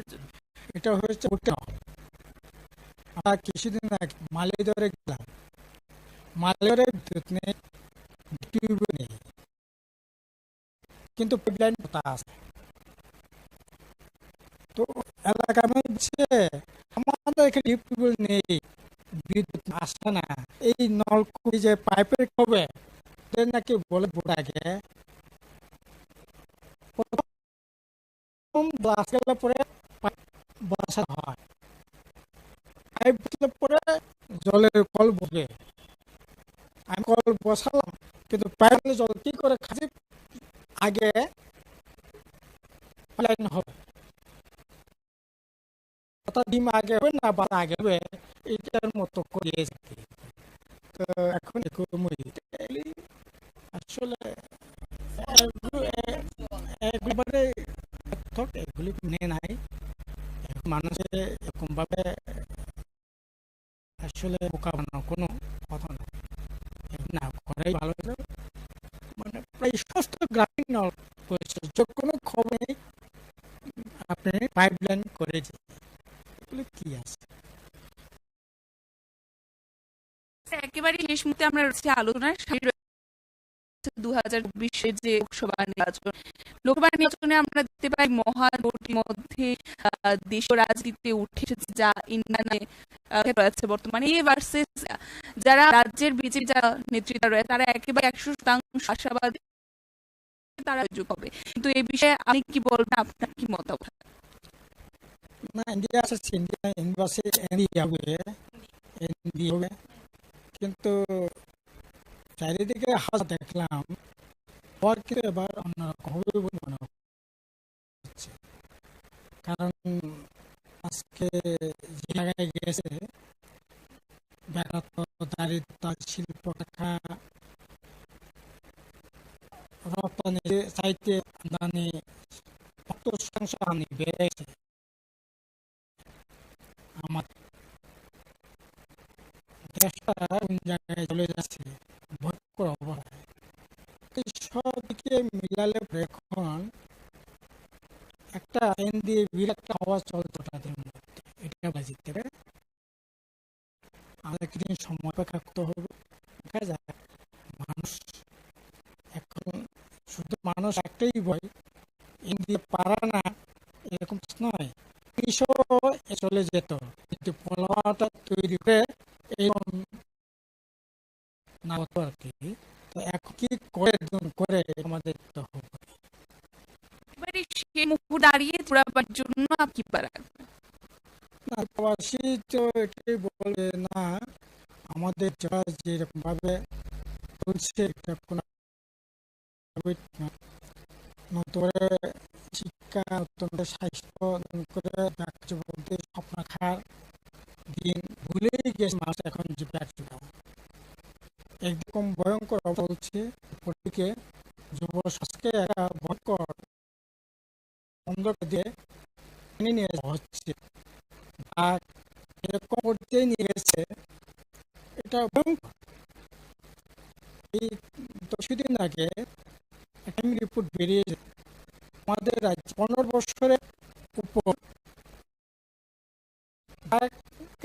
আসতে 19%, এখানে জাতীয় হচ্ছে এটা আমাদের এখানে 19% যায় না। এবং প্রতিদিনই খুলে গার্জিয়ান হিসাবে আমাদের রাজ্যে হাতের আকাল এভাবে তো চলে না। গণতন্ত্র ভয়ঙ্কর ভাবে প্রচলিত হচ্ছে, এতে মানুষ বাঁচার জন্য বক্তব্য দান করে দেখে মানুষ মাস তার প্রতি আমাদের কাটাওয়া দরকার। এবং উপরে দেখছেন দেশে আমার রাজ্য এই ধরনের একটা ধর্মীয় বিভাজন, মানুষের সামাজিক বিভাজন একটা কোনো না অ্যাঙ্গেল থেকে এগুলি সুবিধা দেওয়ার চেষ্টা হচ্ছে। এগুলির সঙ্গে আমার থাকা দরকার। আমার এখানে ট্রাইবাল নন ট্রাইবাল ইউনিটি কোনোভাবেই যা বিঘ্নিত না হয়, আমাদের আরো সতর্ক থাকা। অসংখ্য অসংখ্য স্যার, আমরা এত পর্যন্ত আপনাদের সামনে কিছু স্পষ্টীকরণ তুলে ধরার চেষ্টা করেছি। এই বিষয়গুলোকে নিয়ে জনগণের মধ্যে প্রশ্ন আছে, তাকে নিয়ে যারা নেতৃত্বরা আছেন, যারা পূর্বে জনপ্রতিনিধি ছিলেন, তাদের মতামত। এতক্ষণ পর্যন্ত আমাদের সাথে ছিলেন যিনি সিএম রাধাচরণ বর্মা স্যার, এবং ওনাকে বিশেষ বিষয় আমাদের সাথে ধরার চেষ্টা করি। এখনকার তো আমার একান্ত সাক্ষাতের এই সময় আমরা এখানেই শেষ করছি। পরবর্তী বিভিন্ন আপডেট দেখতে অবশ্যই চোখ দিন ত্রিপুরা এর পড়ায়।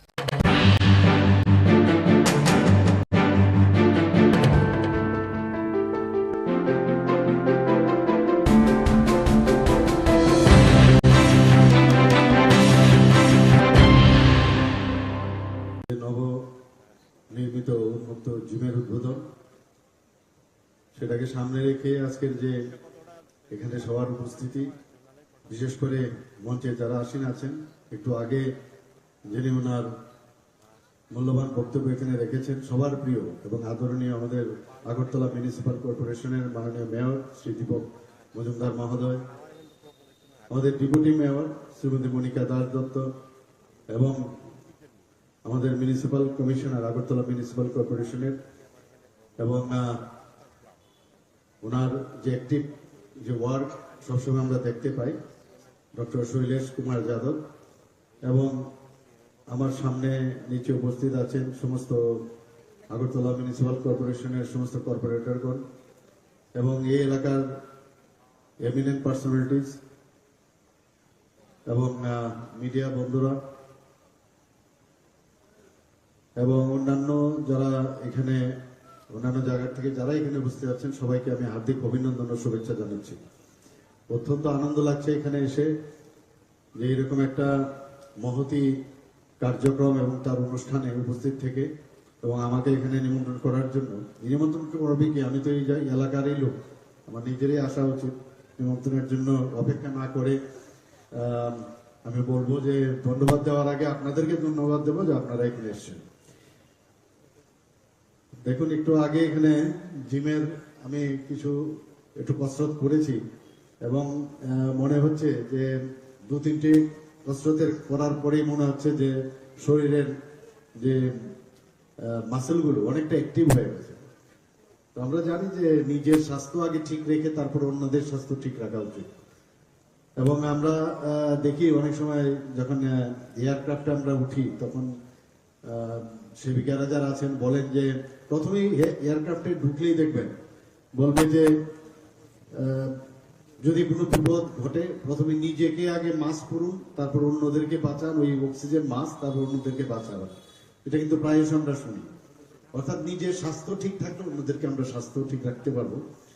এবং আজকের এই বিশেষ দিনে আমি বলবো আমাদের মাননীয় প্রধানমন্ত্রী নরেন্দ্র মোদীজি সবসময় বলেন যে যোগা করার বিষয়টা। 21শে জুন আমরা জানি যে রাষ্ট্রসংঘেতে উনি যখন আবেদন করলেন যে যোগ ব্যায়াম সবাইকে করা উচিত, সমস্ত দেশ করা উচিত। আমরা G20-র মধ্যে আমরা দেখেছি যে প্রধানমন্ত্রীজি বারবার বলছেন যে ওয়ান আর্থ, ওয়ান ফ্যামিলি এবং ওয়ান ফিউচার, উনি সবসময় বলতেন। অর্থাৎ সারা পৃথিবীকে নিয়ে উনি চিন্তা করেন, শুধু ভারতবর্ষ না। তো সেই উনার যে আহ্বানে আজকে 21শে জুন আন্তর্জাতিক যুব দিবস পালন করা হয়। এবং এই যে যোগা সেটা কিন্তু একটা ব্যায়াম না শুধু, সেটা আমাদের ভারতের একটা ফিলোসফি, যে আমাদের পরম্পরা, আমাদের যে প্রাচীন পরম্পরা, বেদের মাধ্যমে যেটা আমাদের শেখানো হয়েছে সেই যুগ থেকে এটা শুরু হয়েছে। এবং আজকে বিভিন্ন কান্ট্রি আজকে এই 21শে জুন আন্তর্জাতিক দিবসে ওনারা সবাই যোগ ব্যায়াম করেন এবং শুধু তাই নয়, সবসময় যোগ ব্যায়াম করছেন। তো আমার বলার অর্থটা হচ্ছে যে যদি মানুষ, আমরা জানি যে healthy mind resides in healthy body, যদি শরীর ঠিক না থাকে তাহলে কোনো অবস্থায় ভালো চিন্তা, ভালো কিছু ভাববার কোনোদিনই সেটা সম্ভব নয়। আমাদের আগরতলা মিউনিসিপ্যাল কর্পোরেশনের মাননীয় মেয়র বলেছেন যে কিভাবে উনি আবর্জনা পরিষ্কার ওনার টিমের মাধ্যমে উনি করছেন, সমস্ত ড্রেন থেকে আরম্ভ করে রাস্তাঘাট সমস্ত জায়গায়। এবং শৈলেশজিও চেষ্টা করছেন কিভাবে পরিষ্কার করে। শুধু রাস্তাঘাট এগুলো পরিষ্কার করলে হবে না, আবর্জনা আমাদের মাথার ব্রেনের ভিতরে কিন্তু অনেক লোকের আছে, সেইগুলো আমাদের পরিষ্কার করা দরকার। এবং যে কারণে এতদিন এই আবর্জনা এখানে জমেছিল, সেই আবর্জনাগুলোর দায়িত্ব এখন পরিষ্কার করার দায়িত্ব শুধু আগরতলা মিউনিসিপ্যাল কর্পোরেশনের না, আমাদের সরকারেরও এটা করতে হবে, আমাদের আপনাদেরও করতে হবে। সবাই মিলে এই যে আবর্জনা ফিজিক্যালি যেটা আছে এবং মেন্টালিও যেটা আছে, তারও আবর্জনা পরিষ্কারের দায়িত্ব আমাদের নিতে হবে। কারণ আমরা যদি ভালো চিন্তা না করি, উদ্ভাবনী যে বিষয়গুলো আছে সেগুলো যদি আমরা চিন্তা ভাবনা না করি, তাহলে সমাজকে আমরা কোনো অবস্থায় পরিবর্তন করতে পারবো না। এবং এখানে আমি অনেকবার এখানে এসেছি, এই এলাকায় ইলেকশনের সময় এসেছি, তার আগে ছোটবেলার থেকেই এলাকায় আমার অবাধ বিচরণ ছিল। তো এখানে আমার যে আমাদের মাননীয় মেয়র সাহেব বলেছেন যে যেভাবে এখানে নোংরা পড়ে থাকতো, নানা রকম ড্রাগ এডিক্টেড সিরিঞ্জ থেকে শুরু করে বিভিন্ন যেসব সামগ্রী ব্যবহার করা হয়, সেগুলো কিন্তু এই জিম যে উদ্বোধন হলো তাতে কিন্তু একটা পরিবেশ এটা এখানে তৈরি হলো।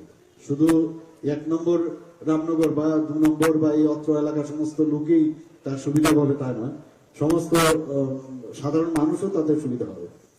খেলাধুলার উন্নয়নে আমরা এবার যে বাজেট আমরা রেখেছি, আপনারা সবাই জানেন যে আমরা কতটুকু সিরিয়াস, যে 2023-24 অর্থ বছরে আমরা কৈলাসহর এবং উদয়পুরে 25 কোটি টাকা পেয়ে 2টি যুব আবাস স্থাপন করার আমরা বাজেট রেখেছি। খেলাধুলার পরিকাঠামো উন্নয়নে আমরা 9.21 কোটি টাকা পেয়ে শান্তির বাজারে একটা স্টেডিয়াম আমরা তৈরি করছি। আমার কাছে অনেক যারা খেলাধুলা করেন তারা আসে, ছোট ছোট ছেলে মেয়েদের এসে বলে যে আমার বাইরে চান্স পেয়েছি, কিন্তু আমার টাকা পয়সার সমস্যা, আমাদের সুযোগ সুবিধা নেই এখানে যাওয়ার। তো ওই কথাটা মাথায় রেখে আমি যখন আমাদের মাননীয় অর্থমন্ত্রীকে আমি বললাম, তো সেই জায়গায় উনি মুখ্যমন্ত্রী স্টেট ট্যালেন্ট সার্চ প্রোগ্রাম একটা বাজেটে আমরা রেখেছি। তাতে করে যারা মহিলা খেলোয়াড়, যারা বিশ্বমানের প্রশিক্ষণ যাদেরকে আমরা দেওয়ার ব্যবস্থা করেছি, তাদের সর্বোচ্চ আমরা 5 লক্ষ টাকা পর্যন্ত এককালীন একটা আর্থিক সহায়তা প্রকল্প আমরা এই প্রকল্পের মাধ্যমে আমরা করেছি। আপনারা আরেকটা জিনিস যেটা মুখ্যমন্ত্রী যেটা আমি বললাম স্পোর্টস ডেভেলপমেন্ট স্কিম, সেটাও আমরা এই বাজেটে আমরা রেখেছি 2023-24 অর্থ বছরে, যাতে যারা উচ্চাকাঙ্ক্ষী খেলোয়াড় তাদের স্কলারশিপের সুবিধা দেওয়া হবে। এবং এই প্রকল্পের জন্য আমরা 8 কোটি টাকা আমরা বরাদ্দ রেখেছি। আমরা 2023-24 বাজেটে যুব বিষয়ক কেন্দ্রের YAS এর মধ্যে আমরা 4,939 কোটি টাকা বরাদ্দ রেখেছি। আপনারা ভাবুন, যেখানে আমরা এবার বাজেটে 27,000 কোটি টাকা আমরা রেখেছি, তার মধ্যে 4,939 কোটি টাকা আমরা এই ইয়েস ডিপার্টমেন্টের জন্য আমরা রেখেছি। খেলাধুলার উন্নয়নে রাজ্য সরকারের যে কিছু আমরা যে কাজ আমরা করেছি আপনারা সবাই জানেন অলরেডি, তবু আমি এখানে বলছি। 4টি সিনথেটিক টার্ফ ফুটবল মাঠ আমরা নির্মাণ করেছি। উমাকান্ত একাডেমিতে আপনারা অলরেডি দেখেছেন, মিনি স্টেডিয়ামে সেটা করা হয়েছে। শচীন্দ্র নর উচ্চ বিদ্যালয় মাঠ জিরানিয়াতে, সেখানে আমি নিজেই এটা উদ্বোধন করেছিলাম জিরানিয়াতে। আরেকটা করা হয়েছে উত্তর দেবেন্দ্রনগর উচ্চ বিদ্যালয় মাঠ তুলাবাগানে, এবং বিকেআই মাঠ বিলোনিয়া। 4টি জায়গায় আমাদের 4টি সিনথেটিক টার্ফ ফুটবল মাঠ নির্মাণ করা হয়। এবং শুধু তাই নয়, এর আগেও আরেকটা চন্দ্রপুরে আমরা প্রথম এই ধরনের সিনথেটিক টার্ফ আমরা প্রথম তৈরি করি। খেলো ইন্ডিয়া প্রকল্পে পানিসাগরে একটা সুইমিং পুল আমরা করেছি। খেলো ইন্ডিয়া প্রকল্পে আমরা বাদারঘাট ও পানিসাগরে 2টো সিনথেটিক অ্যাথলেটিক ট্র্যাক নির্মাণ করেছি। খেলো ইন্ডিয়া প্রকল্পে খোয়াই, যেখানে সরকারি বালক উচ্চতর মাধ্যমিক বিদ্যালয় মাঠে ও সুধন্য দেব বর্মা মেমোরিয়াল উচ্চতর মাধ্যমিক বিদ্যালয়ে আমরা সেটা সিনথেটিক টার্ফ ফুটবল মাঠ নির্মাণের কাজ চলছে। খেলো ইন্ডিয়া প্রকল্পে বাধারঘাটে একটা সিনথেটিক হকি মাঠে নির্মাণ কাজ এর মধ্যেই শুরু হবে। যুব বিষয়ক ও ক্রীড়া দপ্তর রাজ্যে বিভিন্ন এলাকায় 50টি ওপেন জিম নির্মাণের কাজ হাতে নিয়েছে। এর মধ্যে 25টি এই ধরনের ওপেন জিম নির্মাণের কাজ শেষ হয়েছে, বাকি 25টি এর মধ্যে কাজ শুরু হবে। তো আমাদের সরকার আমরা চেষ্টা করছি যে খেলাধুলার মান যাতে এখানে উন্নয়ন হয়, এবং খেলাধুলা এটা একটা এমন একটা বিষয় যার কোনো আর অপশন নেই, মানে তার বিকল্প কিছু নেই। খেলাধুলার মাধ্যমে শরীর, আমরা সবাই জানি যে শরীরের যেমন ডেভেলপমেন্ট হয়, মানসিকও কিন্তু ডেভেলপমেন্ট হয়। আমরা যখন হার্ডেলস করতাম অ্যাথলেটিক্সে, আমার মনে আছে যখন মানে শ্যাডো প্র্যাকটিস যেটা হতো, যে হার্ডেলের উচ্চতা বাড়াতে থাকতাম, তার একটা নির্দিষ্ট হার্ডেলসে নিয়েছিল উচ্চতা হাইট থাকে, যে নিজের শরীর যেমন লেফট পাটা এমনভাবে দিতে হবে এবং রাইট পাটা কিভাবে আসতে হবে, তার জন্য তার একটা নির্দিষ্ট আমাদের সেভাবে ট্রেনিং দেওয়া হতো। অর্থাৎ ঠিক গোলে পৌঁছবার জন্য আমাদের যে জীবনেরও সেইভাবে গোলে যদি পৌঁছতে হয়, হার্ডেলসের বিভিন্ন হার্ডেলস জীবনে আসবে, সেই হার্ডেলসকে ক্রস করে যদি আমরা পদ্ধতিগতভাবে ঠিকভাবে আমরা যাই, তাহলে আমরা হার্ডেলস অতিক্রম করে আমরা ঠিক জায়গায় আমরা পৌঁছতে পারি। আমার মনে আছে যখন বৃষ্টি হতো, তো অ্যাথলেটিক্স আমরা করতাম, তো বৃষ্টির মধ্যে যেহেতু আজকে আমরা দৌড়তে পারবো না, তার জন্য আমরা ক্লক ইউজ করে দিতাম, যে এত আমার 45 মিনিটস, আমার লং ডিস্টেন্স রানে আমার 45 মিনিটসের আমার ওখানে যেতে হবে। তো 45 মিনিট সময় আমরা স্কিপিং করতাম, বিভিন্ন পদ্ধতির স্কিপিং করতাম। অর্থাৎ the show must go on, কোনো জায়গায় বসে থাকতে হবে না, বৃষ্টি এসছে তো বসে থাকো, আর যা হবে কালকে আমি করবো, নট দিস। তো এইভাবে আমাদের প্র্যাকটিস আমাদের করানো হতো। বিভিন্ন সময় ওই হ্যান্ড সুইং, আয়নার সামনে দাঁড়িয়ে ডাম্বেল নিয়ে, আমি তো খালি হাতে আমরা হ্যান্ড সুইং হয় যখন ধরি, কিন্তু ভারী ওজন নিয়ে যদি হ্যান্ড সুইং করার, সেটা আমার মুভমেন্ট আয়নার সামনে দাঁড়িয়ে আমাদের করতে হতো। অর্থাৎ এই যে টেকনিকগুলো, সেটা কিন্তু জীবনের ক্ষেত্রে সেটা প্রযোজ্য। যখন এই যে আমরা যদি আমাদের চিন্তা ভাবনা, আমাদের উদ্ভাবনী শক্তি যদি আমরা সবসময় এটাকে কন্টিনিউয়াস আমরা যদি তার প্র্যাকটিস করি, তাহলে জীবনের যে কোনো জায়গায় যেটা আমরা যদি চিন্তা করি যে এটা করব, আমার মনে হয় না তার থেকে আমাদেরকে কেউ আটকাতে পারবে। সে হার্ডেলসই হোক, বৃষ্টি হোক, আর যাই হোক, প্রাকৃতিক দুর্যোগই হোক, আমরা কিন্তু আমাদের গোলে আমরা পৌঁছতে পারবো। আমাদের সরকার এখন এমনভাবে চেষ্টা করছে যে সব জায়গার মধ্যে সবাইকে খুশি করা ইম্পসিবল, কিন্তু একটা যে চেষ্টা এবং মানুষের যে মৌলিক যে সমস্যাগুলো, তাকে আমরা সামনে রেখে আমরা কাজ করে চলছি। কিন্তু এটা যেটা আমাদের মাননীয় মেয়র সাহেব বলেছেন, যে কোনো বিষয়ে একা বা সরকারের পক্ষে বা ব্যক্তি কেন্দ্রে কোনোদিন সম্ভব হবে না। সব ব্যক্তিরা যদি সবাই মিলে যদি আমাদের এই সমাজকে পরিবর্তন করতে হয়, তাহলে আমাদের এই একটা পাড়াই হোক, একটা ওয়ার্ডই হোক, বা একটা রাজ্যই হোক, বা দেশই হোক, তবে এটা আমরা পরিবর্তন করতে পারবো। আমাদের মাননীয় প্রধানমন্ত্রী সেই দিশায় কাজ করছেন। আজকে আমাদের দেশের যে এমন একটা জায়গায় মাননীয় প্রধানমন্ত্রী নিয়ে গেছে যে সত্যি আমাদের এখন গর্ববোধ হয়। প্রধানমন্ত্রীজিকে কোথাও গেলে মিস্টার বস করে ওনাকে সম্বোধন করেন, কোথাও গেলে ওনাকে পায়ে ধরে নমস্কার করেন।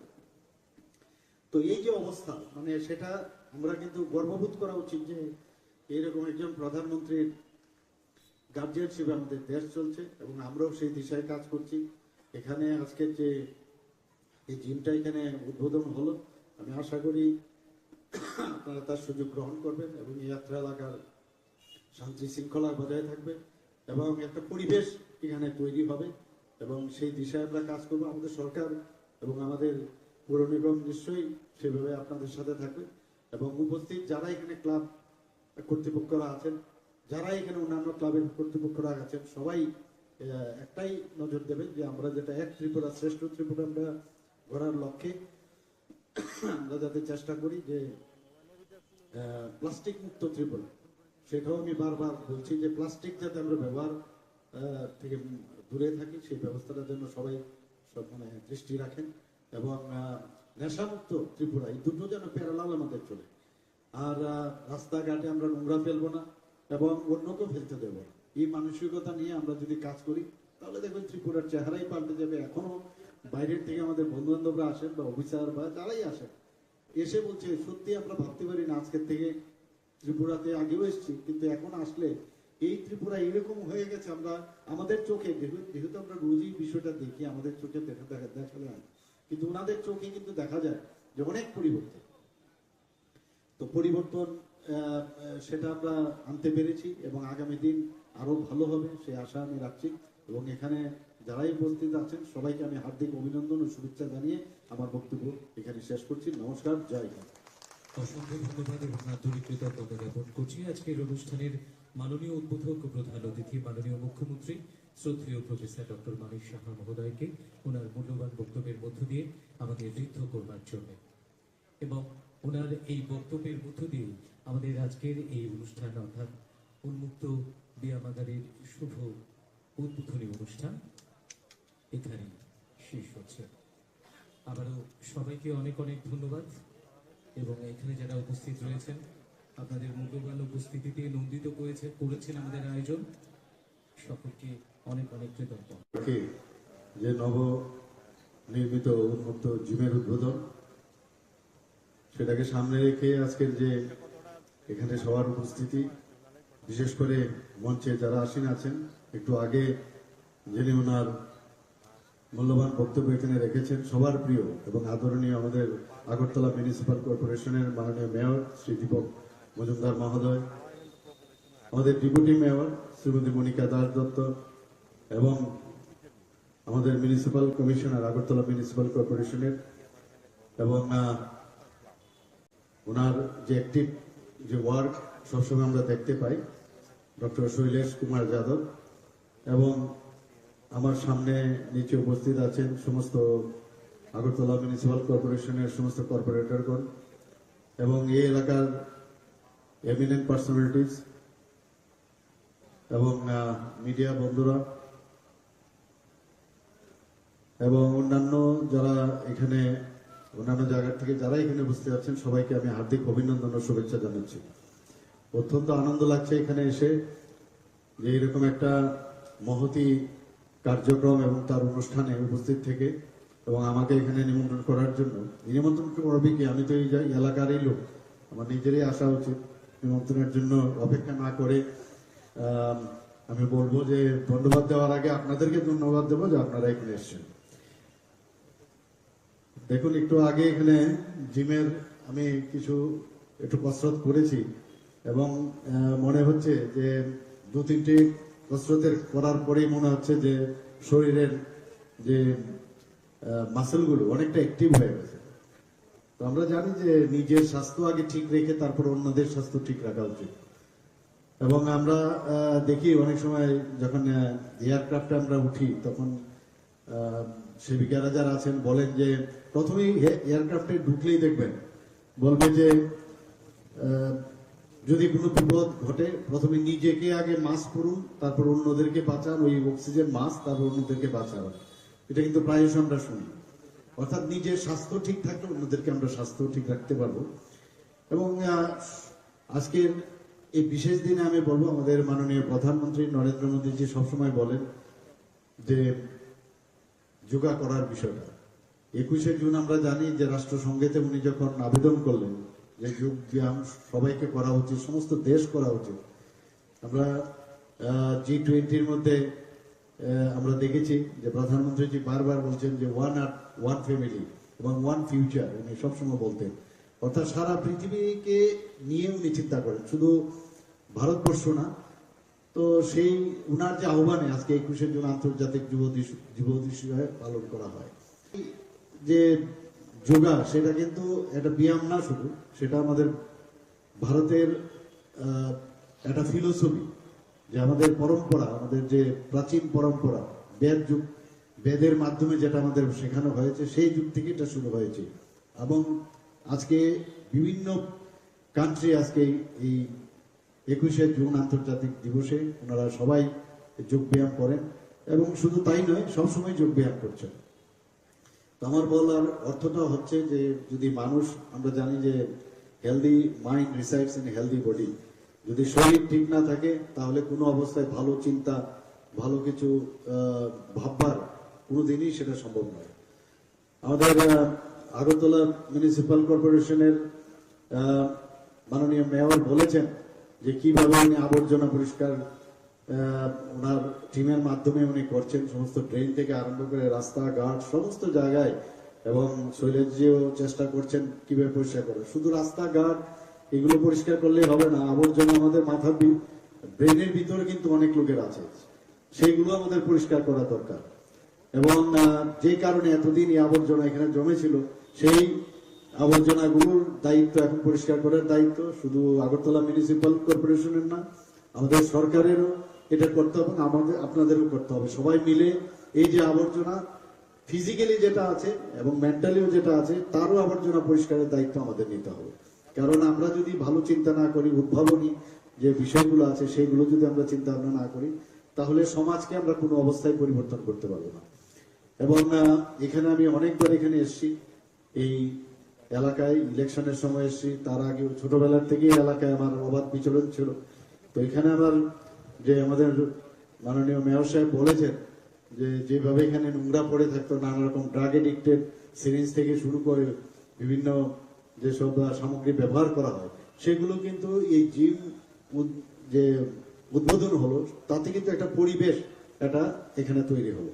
শুধু 1 নম্বর রামনগর বা 2 নম্বর বা এই অত্র এলাকার সমস্ত লোকেই তার সুবিধা পাবে তা নয়, সমস্ত সাধারণ মানুষও তাদের সুবিধা হবে।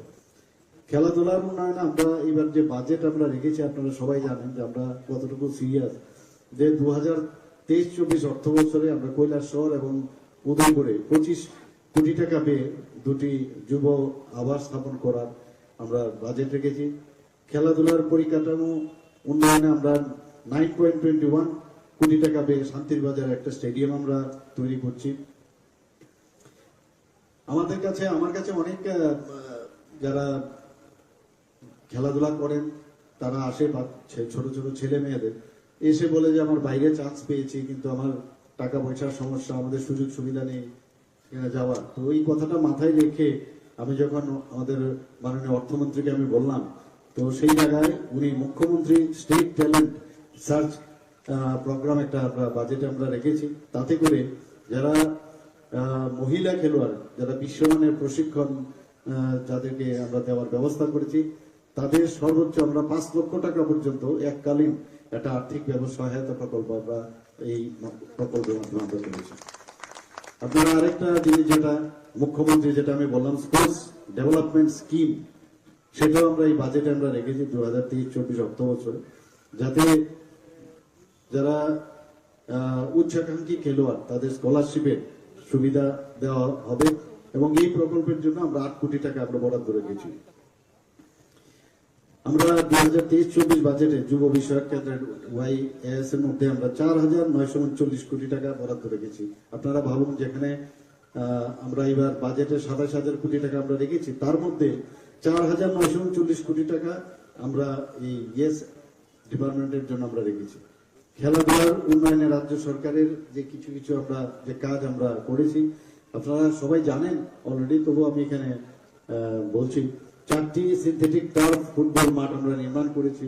উমাকান্ত একাডেমিতে আপনারা অলরেডি দেখেছেন, মিনি স্টেডিয়ামে সেটা করা হয়েছে। শচীন্দ্র নর উচ্চ বিদ্যালয় মাঠ জিরানিয়াতে, সেখানে আমি নিজেই এটা উদ্বোধন করেছিলাম জিরানিয়াতে। আরেকটা করা হয়েছে উত্তর দেবেন্দ্রনগর উচ্চ বিদ্যালয় মাঠ তুলাবাগানে এবং বিকেআই মাঠ বিলোনিয়া। 4টি জায়গায় আমাদের 4টি সিনথেটিক টার্ফ ফুটবল মাঠ নির্মাণ করা হয়। এবং শুধু তাই নয়, এর আগেও আরেকটা চন্দ্রপুরে আমরা প্রথম এই ধরনের সিনথেটিক টার্ফ আমরা প্রথম তৈরি করি। খেলো ইন্ডিয়া প্রকল্পে পানিসাগরে একটা সুইমিং পুল আমরা করেছি। খেলো ইন্ডিয়া প্রকল্পে আমরা বাদারঘাট ও পানিসাগরে 2টো সিনথেটিক অ্যাথলেটিক ট্র্যাক নির্মাণ করেছি। খেলো ইন্ডিয়া প্রকল্পে খোয়াই, যেখানে সরকারি বালক উচ্চতর মাধ্যমিক বিদ্যালয় মাঠে ও সুধন্য দেববর্মা মেমোরিয়াল উচ্চতর মাধ্যমিক বিদ্যালয়ে আমরা সেটা সিনথেটিক টার্ফ ফুটবল মাঠ নির্মাণের কাজ চলছে। খেলো ইন্ডিয়া প্রকল্পে বাধারঘাটে একটা সিনথেটিক হকি মাঠে নির্মাণ কাজ এর মধ্যেই শুরু হবে। যুব বিষয়ক ও ক্রীড়া দপ্তর রাজ্যে বিভিন্ন এলাকায় 50টি ওপেন জিম নির্মাণের কাজ হাতে নিয়েছে। এর মধ্যে 25টি এই ধরনের ওপেন জিম নির্মাণের কাজ শেষ হয়েছে, বাকি 25টি এর মধ্যে কাজ শুরু হবে। তো আমাদের সরকার আমরা চেষ্টা করছি যে খেলাধুলার মান যাতে এখানে উন্নয়ন হয়, এবং খেলাধুলা এটা একটা এমন একটা বিষয় যার কোনো আর অপশন নেই, মানে তার বিকল্প কিছু নেই। খেলাধুলার মাধ্যমে শরীর, আমরা সবাই জানি যে শরীরের যেমন ডেভেলপমেন্ট হয়, মানসিকও কিন্তু ডেভেলপমেন্ট হয়। আমরা যখন হার্ডেলস করতাম অ্যাথলেটিক্সে, আমার মনে আছে যখন মানে শ্যাডো প্র্যাকটিস যেটা হতো, যে হার্ডেলের উচ্চতা বাড়াতে থাকতাম, তার একটা নির্দিষ্ট হার্ডেলসে নিয়েছিল উচ্চতা হাইট থাকে, যে নিজের শরীর যেমন লেফট পাটা এমন ভাবে দিতে হবে এবং রাইট পাটা কিভাবে আসতে হবে, তার জন্য তার একটা নির্দিষ্ট আমাদের সেভাবে ট্রেনিং দেওয়া হতো। অর্থাৎ ঠিক গোলে পৌঁছবার জন্য আমাদের যে জীবনেরও সেইভাবে গোলে যদি পৌঁছতে হয়, হার্ডেলসের বিভিন্ন হার্ডেলস জীবনে আসবে, সেই হার্ডেলসকে ক্রস করে যদি আমরা পদ্ধতিগতভাবে ঠিকভাবে আমরা যাই, তাহলে আমরা হার্ডেলস অতিক্রম করে আমরা ঠিক জায়গায় আমরা পৌঁছতে পারি। আমার মনে আছে যখন বৃষ্টি হতো, তো অ্যাথলেটিক্স আমরা করতাম, তো বৃষ্টির মধ্যে যেহেতু আজকে আমরা দৌড়তে পারবো না, তার জন্য আমরা ক্লক ইউজ করে দিতাম, যে এত আমার 45 মিনিটস, আমার লং ডিস্টেন্স রানে আমার 45 মিনিটসের আমার ওখানে যেতে হবে। তো 45 মিনিট সময় আমরা স্কিপিং করতাম, বিভিন্ন পদ্ধতির স্কিপিং করতাম। অর্থাৎ the show must go on, কোনো জায়গায় বসে থাকতে হবে না, বৃষ্টি এসছে তো বসে থাকো, আর যা হবে কালকে আমি করবো, নট দিস। তো এইভাবে আমাদের প্র্যাকটিস আমাদের করানো হতো। বিভিন্ন সময় ওই হ্যান্ড সুইং, আয়নার সামনে দাঁড়িয়ে ডাম্বেল নিয়ে, আমি তো খালি হাতে আমরা হ্যান্ড সুইং হয় যখন দৌড়ি, কিন্তু ভারী ওজন নিয়ে যদি হ্যান্ড সুইং করার, সেটা আমার মুভমেন্ট আয়নার সামনে দাঁড়িয়ে আমাদের করতে হতো। অর্থাৎ এই যে টেকনিকগুলো, সেটা কিন্তু জীবনের ক্ষেত্রেও সেটা প্রযোজ্য।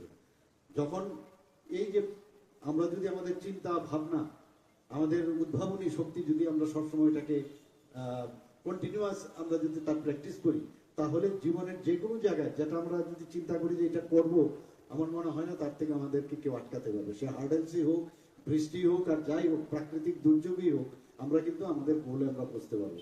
আমাদের সরকার এখন এমন ভাবে চেষ্টা করছে যে সব জায়গার মধ্যে সবাইকে খুশি করা ইম্পসিবল, কিন্তু একটা চেষ্টা এবং মানুষের যে মৌলিক যে সমস্যাগুলো, তাকে আমরা সামনে রেখে আমরা কাজ করে চলছি। কিন্তু এটা যেটা আমাদের মাননীয় মেয়র সাহেব বলেছেন, যে কোনো বিষয়ে একা বা সরকারের পক্ষে বা ব্যক্তি কেন্দ্রে কোনোদিন সম্ভব হবে না। সব ব্যক্তিরা যদি সবাই মিলে যদি আমাদের এই সমাজকে পরিবর্তন করতে হয়, তাহলে আমাদের এই একটা পাড়াই হোক, একটা ওয়ার্ডই হোক, বা একটা রাজ্যেই হোক, বা দেশই হোক, তবে এটা আমরা পরিবর্তন করতে পারবো। আমাদের মাননীয় প্রধানমন্ত্রী সেই দিশায় কাজ করছেন। আজকে আমাদের দেশের যে এমন একটা জায়গায় মাননীয় প্রধানমন্ত্রী নিয়ে গেছে, যে সত্যি আমাদের এখন গর্ববোধ হয়। প্রধানমন্ত্রীজিকে কোথাও গেলে মিস্টার বস করে ওনাকে সম্বোধন করেন, কোথাও গেলে ওনাকে পায়ে ধরে নমস্কার করেন। তো এই যে অবস্থা, মানে সেটা আমরা কিন্তু গর্ববোধ করা উচিত যে এইরকম একজন প্রধানমন্ত্রীর গার্জিয়ানশিপে আমাদের দেশ চলছে এবং আমরাও সেই দিশায় কাজ করছি। এখানে আজকের যে এই জিমটা এখানে উদ্বোধন হলো, আমি আশা করি আপনারা তার সুযোগ গ্রহণ করবেন এবং এই যাত্রা এলাকার শান্তি শৃঙ্খলা বজায় থাকবে এবং একটা পরিবেশ এখানে তৈরি হবে এবং সেই দিশায় আমরা কাজ করবো। আমাদের সরকার এবং আমাদের পৌর নিগম নিশ্চয়ই সেভাবে আপনাদের সাথে থাকবে এবং উপস্থিত যারা এখানে ক্লাব কর্তৃপক্ষরা আছেন, যারা এখানে অন্যান্য ক্লাবের কর্তৃপক্ষরা আছেন, সবাই একটাই নজর দেবেন যে আমরা যেটা এক ত্রিপুরা শ্রেষ্ঠ ত্রিপুরা আমরা গড়ার লক্ষ্যে আমরা যাতে চেষ্টা করি যে প্লাস্টিক মুক্ত ত্রিপুরা, সেটাও আমি বারবার বলছি যে প্লাস্টিক যাতে আমরা ব্যবহার থেকে দূরে থাকি, সেই ব্যবস্থাটার জন্য সবাই মানে দৃষ্টি এবং নেশামুক্ত ত্রিপুরা, এই দুটো যে প্যারালাল আমাদের। আর রাস্তাকে আমরা নোংরা ফেললাম এবং অন্যকেও ফেলতে দেব, এই মানসিকতা নিয়ে আমরা যদি কাজ করি তাহলে ত্রিপুরার চেহারা আমরা যাবে। এখনো বাইরের আমাদের বন্ধু বান্ধবরা অফিসার বাই আসে এসে বলছে যদি আমরা ভাবতে পারি আজকের থেকে ত্রিপুরা থেকেও এসেছি, কিন্তু এখন আসলে এই ত্রিপুরা এরকম হয়ে গেছে আমরা আমাদের চোখে, যেহেতু আমরা ওই বিষয়টা দেখি আমাদের চোখে দেখা কিন্তু ওনাদের চোখে দেখা যায় অনেক পরিবর্তন। তো পরিবর্তন সেটা আমরা আনতে পেরেছি এবং আগামী দিন আরো ভালো হবে সেই আশা আমি রাখি এবং এখানে যারাই বলতে আছেন সবাইকে হার্দিক অভিনন্দন শুভেচ্ছা জানিয়ে আমার বক্তব্য শেষ করছি। জয়। অসংখ্য ধন্যবাদ এবং আন্তরিক ধন্যবাদ জ্ঞাপন করি। আজকের অনুষ্ঠানে মাননীয় অধ্যক্ষ প্রধান অতিথি মাননীয় মুখ্যমন্ত্রী শ্রদ্ধেয় প্রফেসর ডক্টর মানিক সাহা মহোদয় ওনার মূল্য বক্তব্যের মধ্যে আমাদের রিও করবার জন্য এবং ওনার এই বক্তব্যের মধ্যেই আমাদের রাজ্যের এই অনুষ্ঠান মুক্ত আমাদের উদ্বোধনী অনুষ্ঠান এখানে শেষ হচ্ছে। সবাইকে অনেক ধন্যবাদ এবং এখানে যারা উপস্থিত রয়েছেন আপনাদের মূল্যবান উপস্থিতিতে নমিত করেছে আমাদের আয়োজন, সবকে অনেক ধন্যবাদ।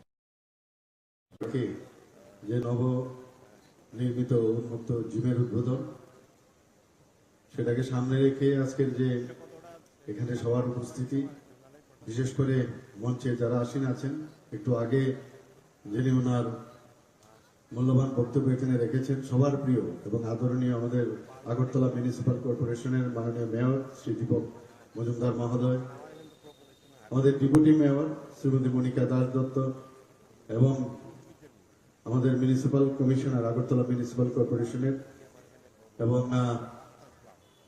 ওনার যে অ্যাক্টিভ যে ওয়ার্ক সবসময় আমরা দেখতে পাই ডক্টর শৈলেশ কুমার যাদব এবং আমার সামনে নিচে উপস্থিত আছেন সমস্ত আগরতলা মিউনিসিপাল কর্পোরেশনের সমস্ত কর্পোরেটরগণ এবং এই এলাকার এমিনেন্ট পার্সোনালিটিস এবং মিডিয়া বন্ধুরা এবং অন্যান্য যারা এখানে অন্যান্য জায়গা থেকে যারা এখানে উপস্থিত আছেন, সবাইকে আমি হার্দিক অভিনন্দন ও শুভেচ্ছা জানাচ্ছি।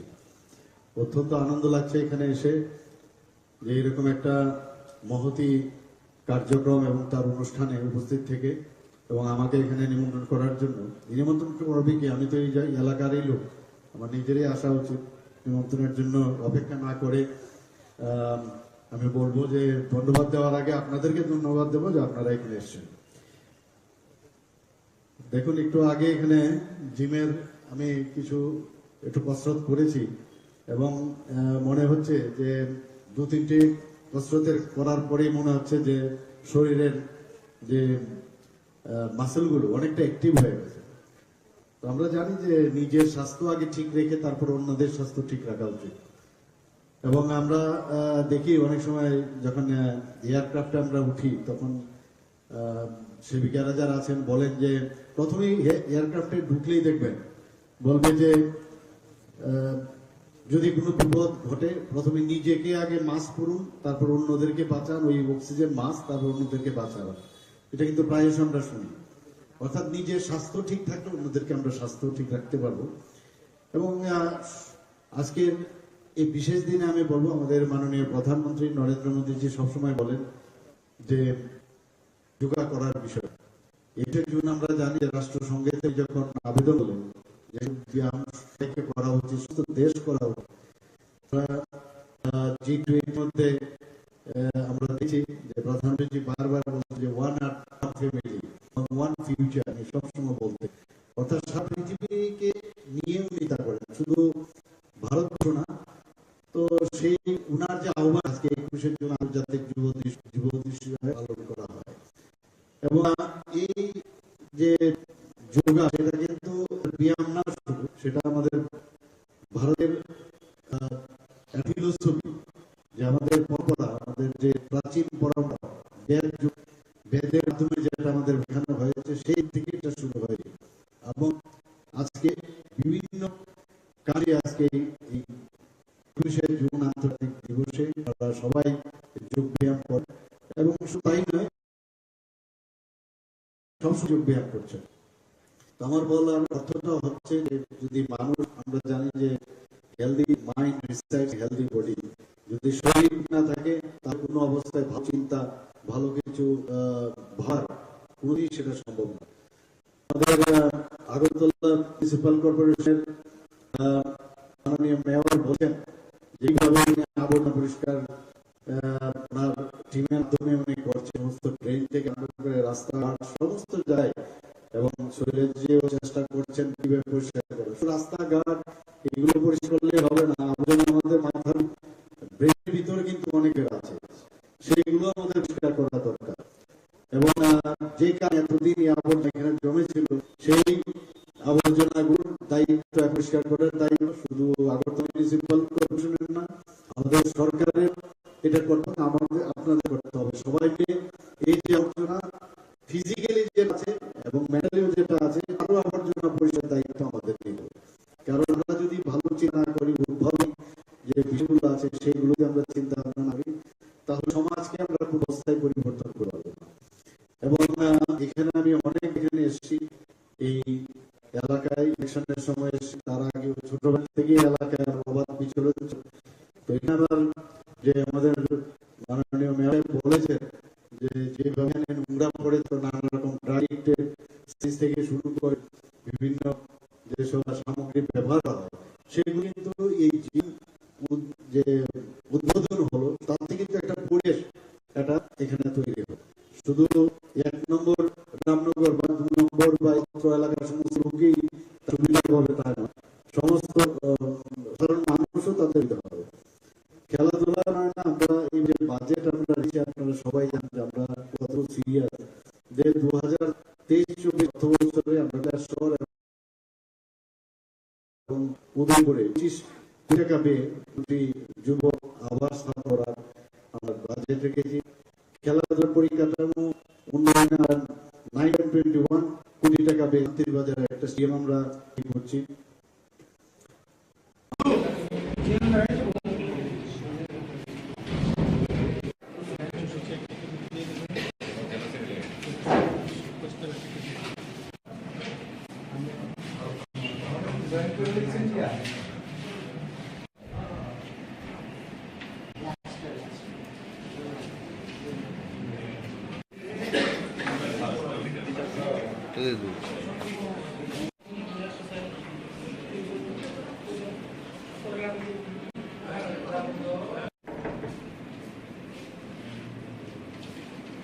আজকের যে রাজ্য কমিটির সভা,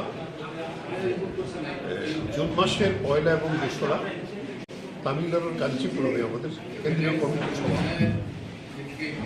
সেই সভার সিদ্ধান্তগুলোর ভিত্তিতে আজকে আমাদের এই রাজ্য কমিটির সভা। এই সভায় আমাদের সাধারণ সম্পাদক ছিলেন এক সময়, এখন সভাপতি তিনি উপস্থিত থাকবেন। আজকে সবাই কেন্দ্রীয় কমিটির বিভিন্ন গৃহীত সিদ্ধান্তগুলো আমরা পর্যালোচনা করে আমাদের রাজ্যে কীভাবে কার্যকরী করব। আর আপনারা দেখেছেন 12ই জুলাই আমাদের রাজ্যে কৃষকদের 15 দফা দাবি নিয়ে, কৃষক ক্ষেত্র যোজন নিয়ে আমরা লড়াই করেছিলাম। আগামী দিনে এই লড়াইকে আরও কীভাবে আরও বেগবান কৃষকদের মধ্যে আমাদের সংগঠনকে শক্তিশালী করা, আন্দোলনকে শক্তিশালী করা, এই বিষয়টি আজকে আলোচনা করছি।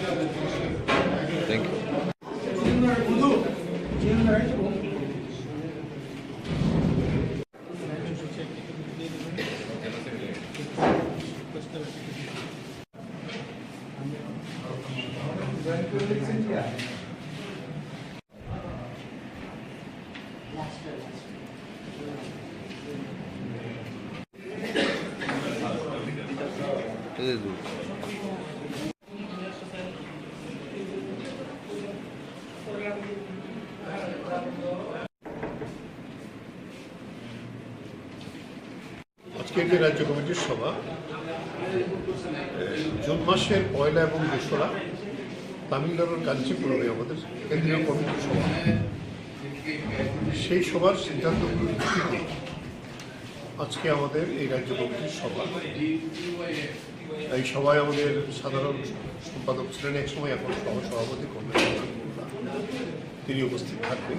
মিলে আজকের সভা সবাই কেন্দ্রীয় কমিটির বিভিন্ন গৃহীত সিদ্ধান্তগুলো আমরা পর্যালোচনা করে আমাদের রাজ্যে কীভাবে কার্যকরী করব।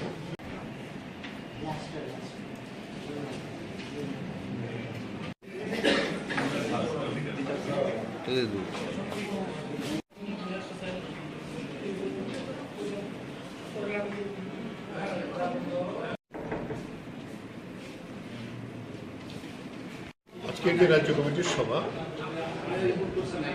জুন মাসের 1 এবং 2 তামিলনাড়ুর কাঞ্চিপুরমে আমাদের কেন্দ্রীয় কমিটির সভা, সেই সভার সিদ্ধান্তগুলোর ভিত্তিতে আজকে আমাদের এই রাজ্য কমিটির সভা। এই সভায় আমাদের সাধারণ সম্পাদক ছিলেন একসময়, এখন সভাপতি করবেন, তিনি উপস্থিত থাকবেন। মিলে আজকের সভা সবাই কেন্দ্রীয় কমিটির বিভিন্ন গৃহীত সিদ্ধান্তগুলো আমরা পর্যালোচনা করে আমাদের রাজ্যে কীভাবে কার্যকরী করব। আর আপনারা দেখেছেন 12ই জুলাই আমাদের রাজ্যে কৃষকদের 15 দফা দাবি নিয়ে, কৃষক ক্ষেত্র দুর্যোগ নিয়ে আমরা লড়াই করেছিলাম। আগামী দিনে এই লড়াইকে আরও কীভাবে আরও বেগবান করব, কৃষকদের মধ্যে আমাদের সংগঠনকে শক্তিশালী করা, আন্দোলনকে শক্তিশালী করা, এই বিষয়টি আজকে আলোচনা করতে। Thank you.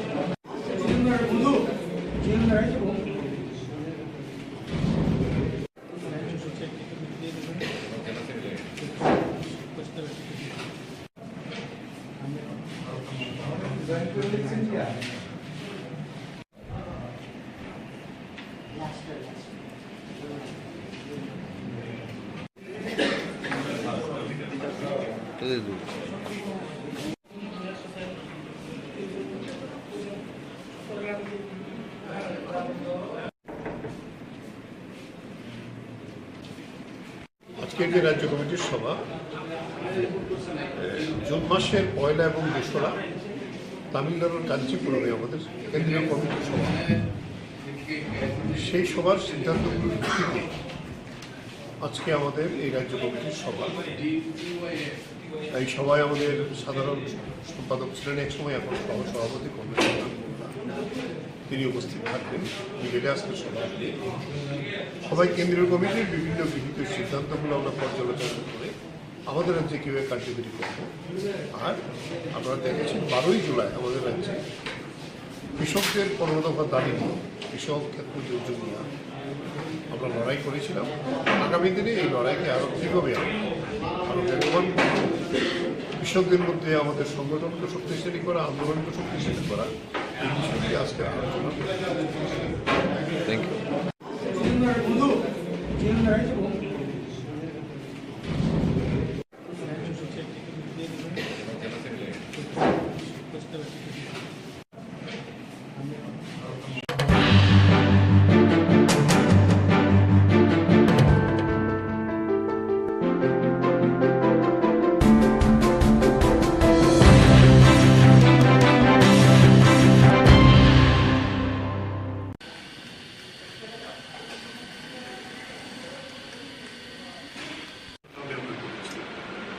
আর মিটিংয়ের যে আমাদের হলটা, সেই হলটা দীর্ঘদিন যাবৎ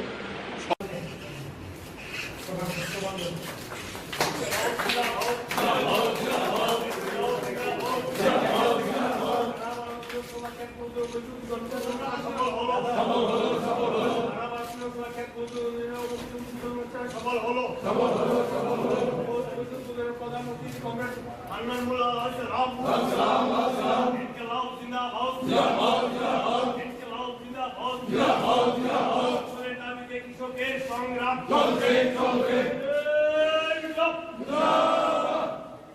আমাদের যে সংযুক্ত বিচার অন্বেষণ আছে এটা সেরে তারপর দিব এই আন্দোলনকে আমরা পেয়েছি। তাই আন্দোলনের ত্রিপুরা রাজ্যের নেতৃবৃন্দ এবং আমাদের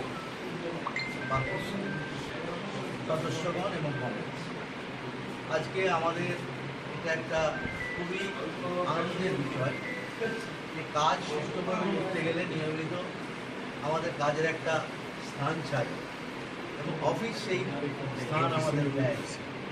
সেগুলো অফিস ছাড়া নিয়মিত মিটিং করা, আলোচনা করা,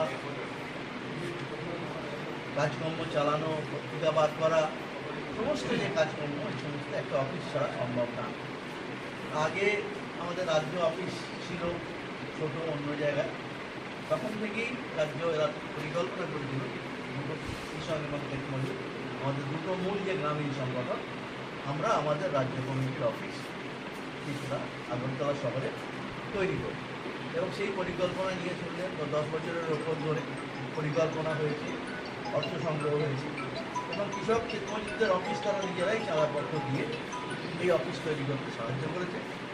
সেই জন্য এটা একটা নিজেদের প্রয়াসে যে একটা দপ্তর শুরু হয়েছে, এটা আমাদের কাছে খুবই আনন্দের ব্যাপার, গর্বের ব্যাপার এবং আশা করি এখানে এই আন্দোলন সংগঠন পরিচালনা করার ক্ষেত্রে এই অফিস আমাদের সাহায্য করবে। কারণ আমরা জানি আজকে ভারতবর্ষে কৃষি সংকটের মধ্যে দিয়েছে, সমস্যা না সংকট, যার জন্য প্রতিদিন 52 জন কৃষক আত্মহত্যা। সমস্যা হলে যখন সমাধান করতে পারে না তখনই মানুষ আত্মহত্যা করে। এখানে আমরা বলছি আজ কৃষি সংকট, এই কৃষি সংকটের শিকার হচ্ছে একদিকে কৃষকরা, আরেকদিকে গ্রামীণ কৃষি মজুররা সবচেয়ে বেশি।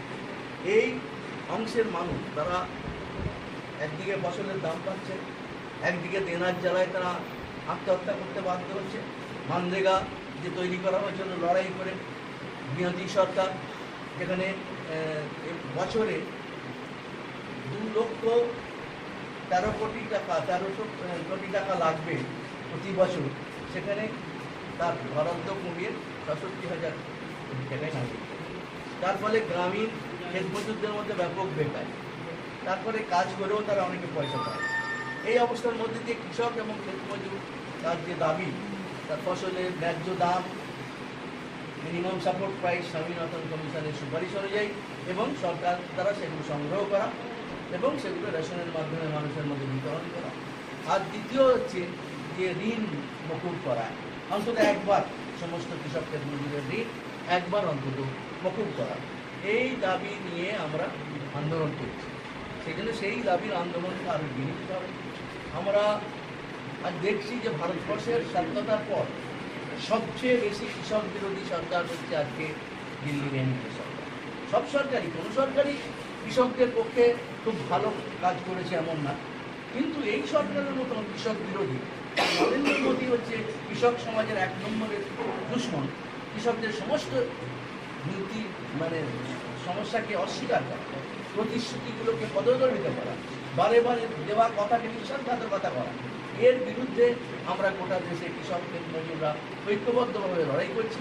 এবং আমরা জানি যে 3টে কালা কানুন এনেছিল আমাদের কৃষকদের, ক্ষেত মজুরদের, আমাদের দেশের বড় বড় পুঁজিপতি জমিদার এবং যারা কর্পোরেট হাউস আদানি আম্বানিদের গোলাম বানাবার ষড়যন্ত্র করেছিল, কৃষকের জমি ছিনিয়ে নিয়ে আদানি আম্বানিদের দেওয়ার ষড়যন্ত্র করেছিল, রেশন ব্যবস্থা তুলে দেওয়ার ষড়যন্ত্র করেছিল। এই 3টে কালা কানুনের বিরুদ্ধে আমরা লড়েছি এবং প্রায় 384 দিন আপনারা দিল্লি ঘিরে বসেছিলাম, জানেন আপনারা, কঠিন অবস্থার মধ্যে। এবং সেই লড়াই করে যখন মোদী কোনো অবস্থাতেই কথা বলতে রাজি ছিল না, কিন্তু কৃষককে সে চেনেনি, সেই কৃষককে বাধ্য করেছিল 384 দিন পর 750 কৃষক আমাদের শহীদ হওয়ার পর আমরা সেই লড়াইকে এগিয়ে নিয়ে গেছি এবং শেষ পর্যন্ত নরেন্দ্র মোদীকে ঝুঁকতে হয়েছে এই 3টে কালা কানুন প্রত্যাহার করতে। এই যে তার আক্রমণ, শ্রমিক কৃষক বিরোধী নীতি, এই নীতিগুলোর বিরুদ্ধে আমাদের আগামী দিনে লড়াই আছে। একটা দাবি পূরণ হলেও আমার মূল দুটো দাবি সরকার লিখিতভাবে প্রতিশ্রুতি দিয়েছিল যখন আমরা আন্দোলন প্রত্যাহার করি সাময়িকভাবে, তখন যে আমরা আমাদের এমএসপি নিয়ে এবং আমাদের ঋণ মকুব নিয়ে সরকার বিচার করবে, ইলেকট্রিসিটি বিল যা আমাদের সর্বনাশ করে দেবে তাকে নিয়ে বিচার করবে। এবং আমাদের কৃষক 750 শহীদ হয়েছে, তাদের পরিবারকে কিন্তু আর্থিক সাহায্য করবে। এবং আমাদের প্রায় 45,000 আমাদের বিরুদ্ধে মিথ্যে মামলা আন্দোলনের সময় হয়েছে, এই আন্দোলনগুলো প্রত্যাহার করে। কিন্তু লিখিত প্রতিশ্রুতি দেওয়ার পরও আজ প্রায় 15 মাস হয়ে গেল, সরকারের কোনো সাড়া নেই। এই অবস্থার বিরুদ্ধে, এই সরকারের বিশ্বাসঘাতকতার বিরুদ্ধে কৃষক ক্ষেত মজুর আমরা মিলিতভাবে এগিয়ে নিয়ে যাব। সংযুক্ত কিষাণ মোর্চার মিটিং হয়েছে, আমরা আগামী দিনে নতুন স্তরে এই কৃষক আন্দোলনকে উত্তীর্ণ করার জন্য আমরা পরিকল্পনা নিয়েছি।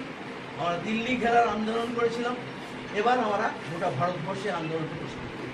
আমরা ঠিক করেছি 30টা রাজধানী রাজ্যের, এই 30টা রাজ্যের রাজধানীকে আমরা আগামী 26-27 নভেম্বর আমরা হাজার হাজার কৃষক ক্ষেত মজুর শ্রমিকরা মিলে এই 3টে রাজ্যকে 72 ঘন্টা ঘেরাবো। অর্থাৎ সরকারের উপর তার অন্যায়ের প্রতি আক্রমণের বিরুদ্ধে চাপ সৃষ্টি করার জন্য আন্দোলনকে ভারতমুখী করার পরিকল্পনা আমরা নিয়েছি। শুধু এই সমস্ত কাজ করতে গেলে আমাদের সংগঠনের পরিকল্পনা করতে হবে, বসতে হবে, আলোচনা করতে হবে। সেই জন্য আজকে এই অফিস আমাদের সাহায্য করবে এই আন্দোলনগুলোর পরিকল্পনা করা। এবং ত্রিপুরায় যে বর্বর রাজত্ব চলছে, একটা অসভ্য রাজত্ব চলছে, একটা গুন্ডাদের রাজত্ব হচ্ছে, মানুষের উপর অত্যাচার হচ্ছে, নারী নির্যাতন হচ্ছে, সর্বনাশ হচ্ছে। আজ কৃষি সমস্ত মাঠে ফল নেই, কৃষক হাহাকার করছে। কোন রকম যেখানে পরিকল্পনা সরকার, এখানে কৃষকদের দুশ্মন সরকার, সরকারের বিরুদ্ধে রাজ্যের আন্দোলন হয়, তার সঙ্গে সবার জীবন আন্দোলন হয়। এই সামগ্রিক আন্দোলনকে আমরা আগামী দিনে আরো শক্তিশালী করতে পারবো ত্রিপুরা রাজ্যে, এই আশা রেখেই আমরা এই অফিসের উদ্বোধন করলাম। এবং সেই জন্যই আমরা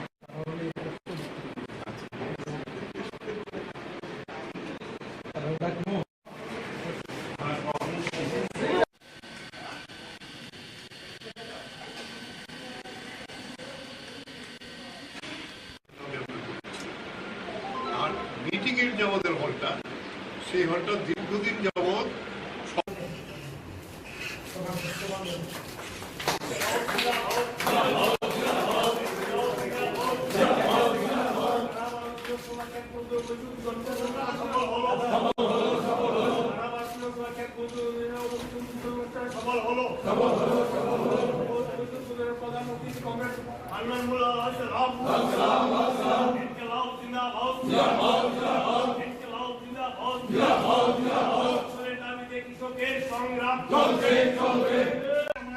আবারও স্বাস্থ্য দপ্তরের তরফ থেকে আন্তরিক প্রীতি শুভেচ্ছা জানাচ্ছি, কারণ জাতীয় স্বাস্থ্য আলোচনা রাখবেন।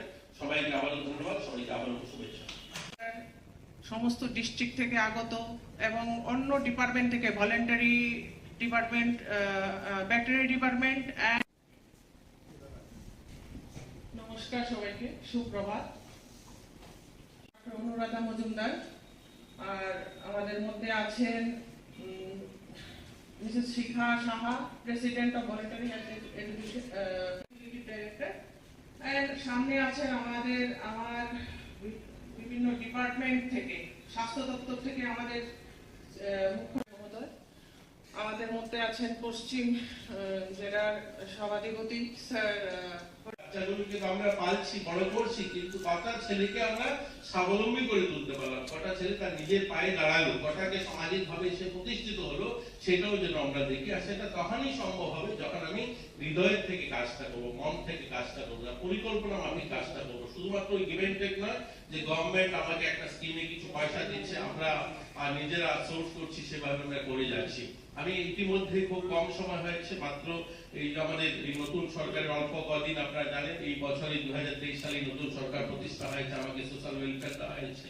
এই সময়ের মধ্যে আমি যতগুলো হোম ভিজিট করেছি, অনেকগুলো হোম আমি দেখেছি যারা ভিন্ন ভিন্ন অর্গানাইজেশন গুলো চালায়। যেভাবে ঠিক আমরা ভাবি, কল্পনা করি আমাদের ছেলেমেয়েরা সেখানে থাকবে, ঠিক সেভাবে আমরা পাইনি। অধিক সংখ্যক, অধিক ক্ষেত্রে অনেকটা ভালো করেন, কিন্তু অনেক ক্ষেত্রে আমরা সেভাবে আশানুরূপ যেভাবে আমরা ভাবি তাদের ছেলে মেয়েকে সেখানে তারা দেখবে পড়া বা তাদের জন্য ব্যবস্থা থাকার কথা গভর্নমেন্ট নিয়ম অনুযায়ী, কিন্তু সেখানে সেভাবে আমরা করে তুলতে পারিনি।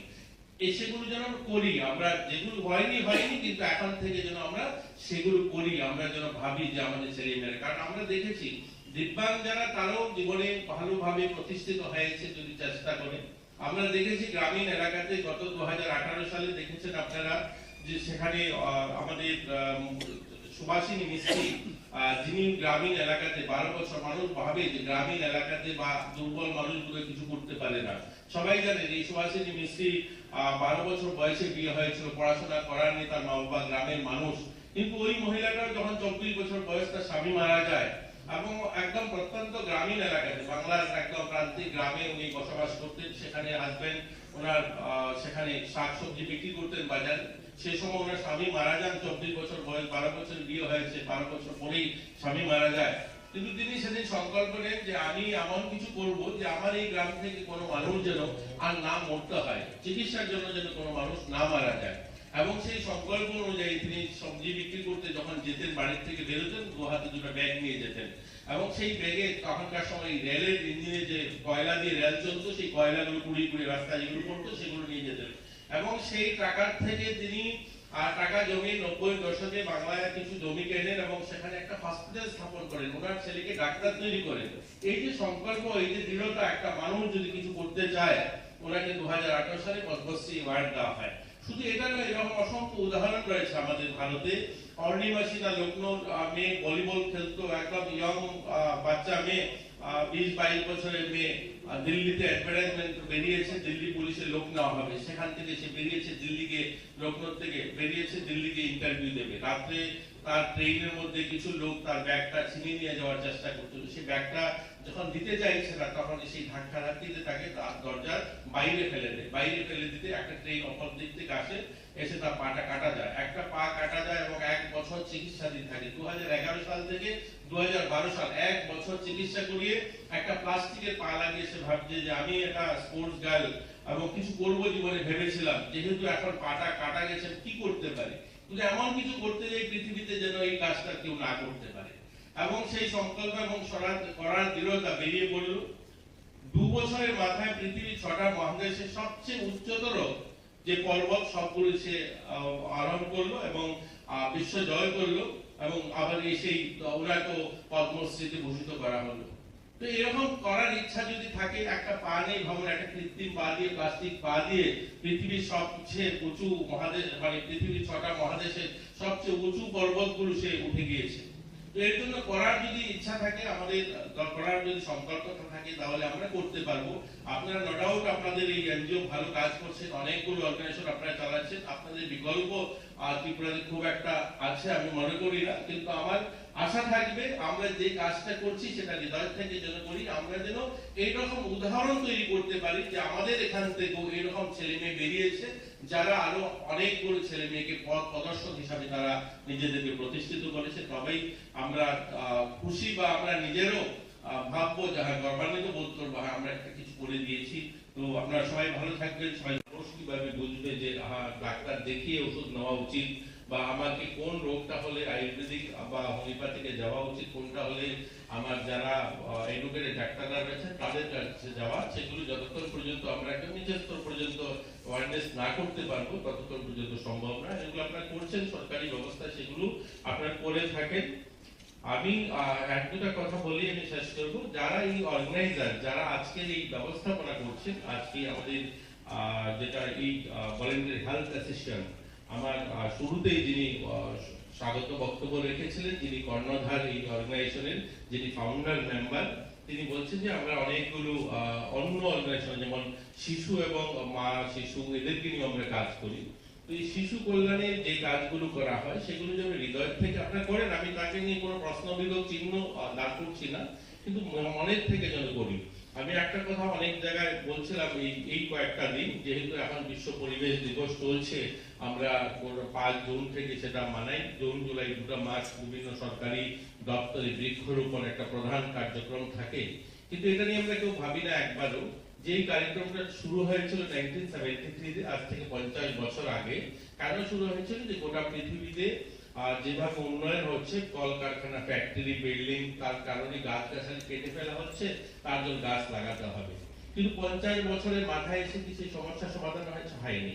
আমি যদি এখানে যারা মঞ্চে রয়েছেন বা আপনার সামনে যারা রয়েছেন, প্রত্যেকে স্কুল বা আপনার কলেজে, যে কলেজে পড়াশোনা করেছেন, দেখেছেন সেখানে প্রত্যেক বছরই ক্যালেন্ডারে একটা কার্যক্রম রয়েছে, বিশ্ব পরিবেশ দিবস 5 জুন মানাতে হবে। তার জন্য একটা বর্ধিত অর্থ রয়েছে, সেখানে সেই অর্থ দিয়েই সেই কাজটা করা হবে। কিন্তু 50 বছর পর যদি আমরা দেখি উমাকান্ত বা আমরা ডিবি কলেজ বা আমরা ত্রিপুরা ইউনিভার্সিটি বা আমাদের মেডিকেল কলেজ বা সারা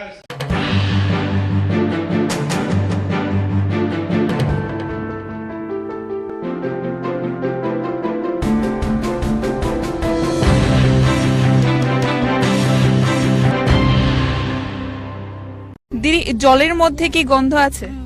दै मोनां मोनों मिया बाहाय मोनांगो खिसानिया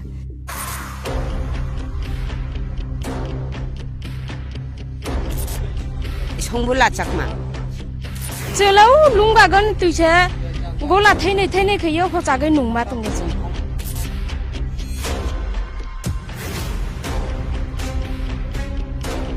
আপনি বলছেন জলে গন্ধ আছে। আপনারা দেখতেই পাচ্ছেন, আমরা কিছুক্ষণ পূর্বে দেখিয়েছিলাম একটি জায়গায় জল সংগ্রহ করছিল, এই গাড়ির মাধ্যমে, এই ট্যাঙ্কের মাধ্যমে কিন্তু তাদেরকে জল দেওয়া হচ্ছিল এবং অভিযোগ ছিল যে সেই জলে গন্ধ রয়েছে। আমরা সেই ভিত্তিতে তাদের সাথে কথা বলবো। দাদা একটু কথা বলবো, আপনারা জল দিচ্ছেন, কোথা থেকে জল? 2 দিন 3 দিন আপনারা কিভাবে কাটান? গন্ধ হয়, নোংরা টোংরা হয়, সব সময় পরিষ্কার নাই, কিভাবে কাটতে হয়? এই জল দিয়েই আপনারা খাওয়া দাওয়া করেন? খাওয়া দাওয়া সব সময় খাওয়া। অসংখ্য ধন্যবাদ। একটু জানবো দিদি, এই জায়গাটার নাম কি? 3 কিলো। তুইলা সব সময় অর্গ বগনে নিয়ম স্কা গাড়ি থিহা আখা অর বগনে নিয়ম গো অর বইয়া বাদেনি ও 10 কিলো 15 কিলো ব্রা বগ তুংলা হাইপন খা ওয়নি বগ বেক বেখাইছে অর্গ ফাই বগ ফাই ব্রা আখা তুই বুস মুমা তমা मा रुमु मा हाकि मांग तुंगो आखा साहा बगला हिका 3 दिन 4 दिन हाकि मांग यां तुंगो आजके सब समय बा हाइपन खा साहा तुइ र नाय बेला जोंला साथां साब्रैला सुंजामिया काबार फारिया जों तो ओ लुंगाब सिंगन तुइनो से जों हालाक जमानो दिसागे मानुंगो आसो जानिका तुइले मनामला ओ तुइ मनावनो फारा जों नुमा तुंगो बैरो फाइका जों सपानो सानि दिल्ली हायंगो समयग्र ओ सारिने जायता समय फार फैना सानि 9ता समय फारना 12ता समय फारनाय ब्रने टाइम ग्रो ओ आसो जोंलाय साजिया रेंकु आबुक्रे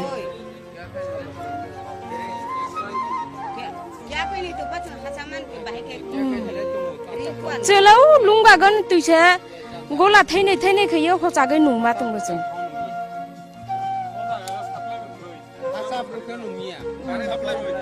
साप्लाय लग्रो साप्लाय यंकला पुएन लागे जा आयंकला सिनि लामाकला के पुएन लागे जिया तबो चालू खैजिया फा बुइनि जागाले पुएन लागे जा नेताराव तो साजिया तो माना सानि ससमै जोंना रास्ता इंकेब्रा केनया तो फायो आयंकला पाइप लागे जिया के तो नु तुंना जे समयफा फायो समय तो फायो para para kage sebra meeting khayo burus tangkhela hai dihi sapa bra sa phayan ke rula rasta ne lai tu bra sarkar la inka rula san lai fa bra bna nini tikri de tisaya de manung nini je kono nang aba khai pa bra lai bran le sia emle phaya oi ha oi ni se phayo bra সংবুলা Chakma. আমরা একটু জানতে চাইবো, আপনি বলছেন জলে গন্ধ আছে, বেঙ্গবন্ধর থেকে জলটা বেঙ্গবন্ধ মানে ওয়াটার পাম্পের থেকে আমরা লই যাই, একটু গন্ধ আছে, এক রাত্র থাকলে গন্ধ নাই আর শেষ। এক রাত্র থাকার ফলে প্রত্যেক দিন জল দেয় আপনারা? প্রত্যেক দিন না, আমরা মানে রেগুলার হিসেবে আমরা তো সার্কুলার আছে 36টা গ্রাম দিতে হয় আমরা, মানে মনে করো আজকে 3 দিন 2 দিন এভাবে গেপ থাকে আমরা, মনে করো 2 দিনের পরে 3 দিনের পরে একবার দিই আমরা এইদিকে জল। জলের মধ্যে গন্ধ ডাইরেক্ট মানে পাম্পের থেকে গন্ধ বার হয়, এটা জলটা যে সময় পাম্পের থেকে মানে আমরা জলটা লই ওই সময় তো গন্ধ, পাম্পের থেকে যে সময় লই ওই সময় থেকে গন্ধ আমরা জলটা, তারপর থাকে না। মনে করো আজকে দিয়ে গেছি তো কালকে কোনো গন্ধ থাকতো না জলটা। আপনার আপনাদের দেখানোর চেষ্টা করব আমরা TR04C1818 নাম্বারের এই গাড়িটি জল সরবরাহ করে, প্রতিদিন আসে না কিন্তু আজকে জল সরবরাহ করছে এবং তাদের মতামত আমরা একদিকে না তো এক সাইড না তো আমরা চতুর্দিকে মানে মনে করো এই রুটে পুরা ক্লিয়ার করতে লাগে আমরা জলটা। মনে করো আমরা ডেলি 5টা গাড়ি চলে, ডেলি 5টা তো কভার করতে পারি না, মানে এই রুটটা ডেলি 5টা গাড়ি দিয়ে কভার করতে পারি না আমরা। অসংখ্য ধন্যবাদ। আমরা কথা বলার চেষ্টা করব এখানকার যারা সাধারণ জনগণেরা রয়েছে তাদের সাথে। দিদি, জলের মধ্যে কি গন্ধ আছে?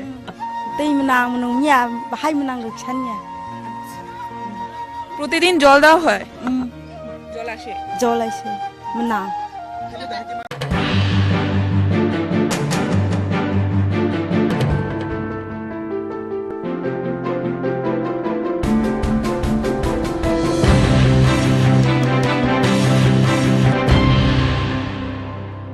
নমস্কার, স্বাগত আপনাদের ত্রিপুরা নিউজ 8-এ। আমি আপনাদের সাথে আছি পূজা, একটি বিশেষ প্রতিবেদন নিয়ে।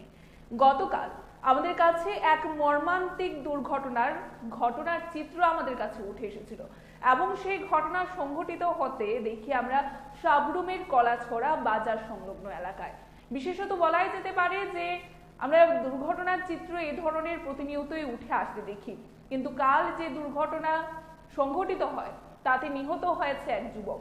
কিন্তু সেই দুর্ঘটনাস্থলে তার পরবর্তীতে এক চাঞ্চল্যকর পরিস্থিতির সৃষ্টি হয়। কি সেই পরিস্থিতি ছিল চলুন দেখে নেওয়া।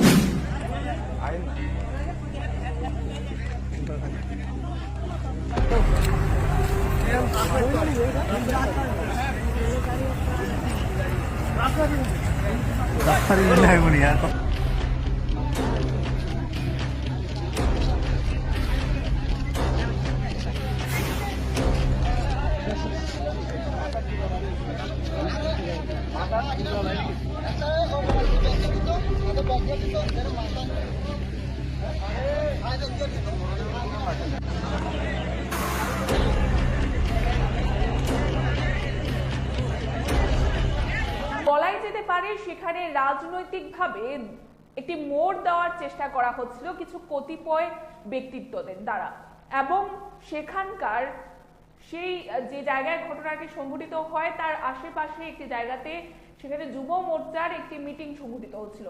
সেখান থেকে যুব মোর্চার নেতৃত্বরা এসে সেই ঘটনার সামনে নিয়ে আসার চেষ্টা করে, কিন্তু বিষয়টিকে জনজাতি এবং বাঙালিদের মধ্যে একটি মোড় দেওয়ার চেষ্টা করা হয় এবং তাতে আক্রোশের মুখে পড়ে একজন নেতৃত্ব। আমরা দেখতে পাই একজন কর্মীর উপর পরবর্তীতে তাকে টার্গেট করে তার উপর হামলা করারও চেষ্টা করা হয়। এমনটা আমাদের বক্তব্য নয়, এমনটা বক্তব্য রয়েছে সেই নেতৃত্বের। সেই নেতৃত্ব কি বলছেন গতকালকের ঘটনাকে কেন্দ্র করে, কি ব্যাখ্যা করছেন গোটা ঘটনার চিত্রকে নিয়ে, চলুন শুনে নেওয়া যাক। হ্যাঁ স্যার, আজকে কলাছড়াতে ঘটনাটা কি হয়েছিল? অ্যাকচুয়ালি আমাদের আজকে যুব মোর্চার একটা প্রোগ্রাম চলছিল কলাছড়া রামঠাকুর আশ্রমে। তো সাডেনলি আমাদের বৈঠক চলাকালীন হঠাৎ করে একটা বিকট শব্দ শুনি অ্যাক্সিডেন্টের। সঙ্গে সঙ্গে আমরা হাইওয়ে ঠিক পাশেই ছিলাম। সঙ্গে সঙ্গে আমি, আমার যুব মোর্চার দক্ষিণ জেলা সভাপতি, আমার 39 অনুমণ্ডলের যুব মোর্চার সভাপতি, আরও প্রায় 60-70 জন কার্যকর্তা সবাই দৌড়ে ঘটনাস্থলে পৌঁছানোর পর দেখতে পাই একটি স্করপিও গাড়ির নিচে একটি জনজাতি ভাই চাপা পড়ে আছে এবং ইনস্ট্যান্ট স্পট ডেডি হয়েছিল। দেখার সঙ্গে সঙ্গে কিং কর্তব্য বিমূঢ় হয় আমি কি করবো কি না করবো, তখন মানুষ ঘিরে ফেলেছিলেন। সেখানে দুজন ছিলেন বাংলাদেশের পাসপোর্ট নিয়ে এসেছিলেন, ওনারা ঘুরতে এসেছিলেন ত্রিপুরাতে। একজন ছিলেন গাইডার গ্রীষ্মমুখের, আর একজন ড্রাইভার ছিলেন স্করপিও ড্রাইভার। তো সঙ্গে সঙ্গে আমি ওই পরিস্থিতিতে যখন পাবলিক জড়ো হচ্ছিল তখন আমি সঙ্গে সঙ্গে আমার কর্তব্য এবং আমার প্রেসিডেন্ট যারা ছিল যুব মোর্চার জেলা প্রেসিডেন্ট এবং মন্ডল প্রেসিডেন্ট এবং কার্যকর্তারা সবাই মিলে আমরা সঙ্গে সঙ্গে ফায়ার সার্ভিসে খবর দিই। ওই অ্যাক্সিডেন্ট বা লোকটিকে গাড়ির নিচ থেকে বের করে এনে সঙ্গে সঙ্গে অ্যাম্বুলেন্স দিয়ে আমরা হসপিটালে পাঠাই, নিকটবর্তী কলাছড়া হসপিটালে। পাঠানোর পরে আমার তখন পরিস্থিতি যখন উত্তপ্ত হচ্ছিল তখন আমরা 4 জন, একজন ড্রাইভার আর 3 জন যে হোস্ট ছিলেন, ওনাদেরকে সঙ্গে সঙ্গে আমাদের পাশাপাশি কার্যালয়ে নিয়ে বসিয়ে দিই।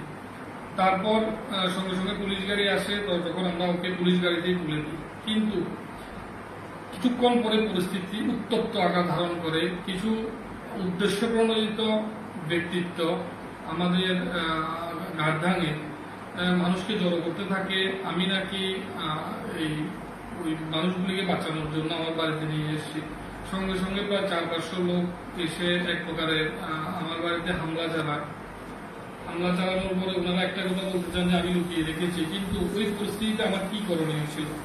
আমি যদি এই লোকগুলিকে যদি ছেড়ে দিতাম, ছেড়ে যদি পুলিশের হাতে না দিয়ে যদি আমি তখন ওই রোশানলের মধ্যে যদি পাবলিকের হাতে যদি ওই লোকগুলিকে তুলে দিতাম, তাহলে নির্ঘাত যে পরিস্থিতি ওই সময় ছিল, স্করপিও গাড়িটিকে জ্বালানো থেকে শুরু করে ভাঙা থেকে শুরু করে তখন মানুষ তখন মানুষ এত প্যানিক হয়ে গেছিল, যার ফলত যদি আমি সঙ্গে সঙ্গে আমার সিদ্ধান্ত নিতে বাধ্য হই যে আমি সঙ্গে সঙ্গে ওনাদেরকে থানায় প্রেরণ করি, তাহলে ওনারা বেঁচে যায়। কারণ বিগত 2017-তে কলাশহরে একটা ইনসিডেন্ট ঘটেছিল, একটা সাধারণ একটা ভুয়ো কথাকে কেন্দ্র করে সুশান্ত চক্রবর্তীর মতো একটা খুন আমরা চোখের সামনে প্রত্যক্ষ করেছিলাম, যার জন্য কলাছড়া 39 বন্ধুবান্ধব বারবার ঘোষণা পাত্র হয়েছে।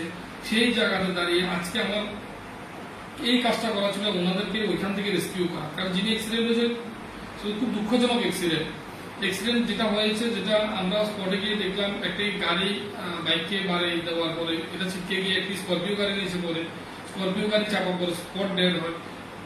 তখন যে মানুষের মানসিকতা, আমাদের এখানে যে গার্ধাঙ্গের যে কার্যকর্তা বা গার্ধাঙ্গের যে জনগণ যে রোশানলে উঠে এসেছিলেন, তখন যদি আমি যদি ওইখানটায় যদি ওনাদেরকে যদি এখান থেকে না সরাতাম, তখন হয়তোবা এখানে বড় দুর্ঘটনা হয়ে যেত। সেই দুর্ঘটনার দায় আমাদের আবার নিতে হতো। সেই পরিস্থিতিতে আমি ওনাদেরকে সঙ্গে সঙ্গে পুলিশের হাতে তুলে দিই এবং পরিস্থিতি নর্মাল করার চেষ্টা করি, কিন্তু পাবলিক এটা বুঝতে চায়নি। পাবলিককে বোঝানো হয়েছে যে আমি নাকি ওদেরকে এখান থেকে উঠিয়ে নিয়ে এসে আমার বাড়িতে লুকিয়ে রেখে যাওয়ার জন্য কয়েকশো মানুষ আমার বাড়িতে আক্রমণ করতে আসে। তার পেছনের উদ্দেশ্য ছিল রাজনৈতিক উদ্দেশ্য, সেটা আমরাও বুঝতে পারি। কারণ আমরা বিগত ইলেকশন যেটা আমরা দেখলাম, সেই ইলেকশনে আমাদের ভারতীয় জনতা পার্টির ভালো ফলাফলের জন্য কিছু ব্যক্তিত্ব পেছন দিক দিয়ে কিছু মানুষকে রেলিয়ে দেওয়া হচ্ছিল। সেই রেলিয়ে দেওয়ার আজকে ওনারা অনেকবার চেষ্টা করেছিলেন, কিন্তু ওনারা পারেননি।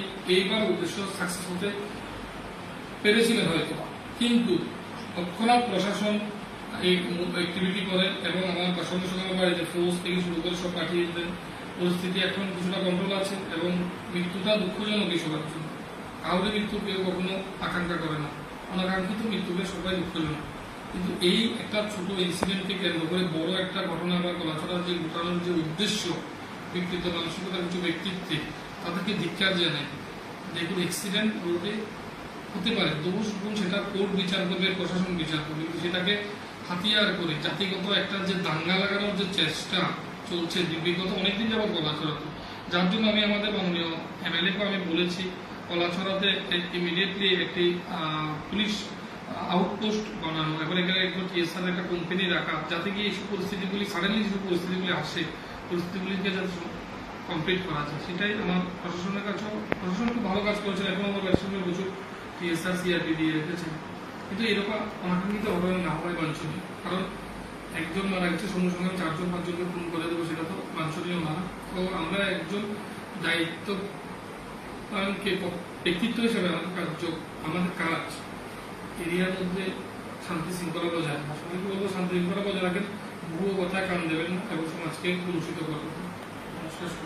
এখনকার মতো আমাদের এই বিশেষ প্রতিবেদন আমরা এখানেই শেষ করছি। পরবর্তী বিভিন্ন আপডেট দেখতে অবশ্যই চোখ রাখবেন ত্রিপুরা নিউজ 8-এর পর্দায়। নমস্কার।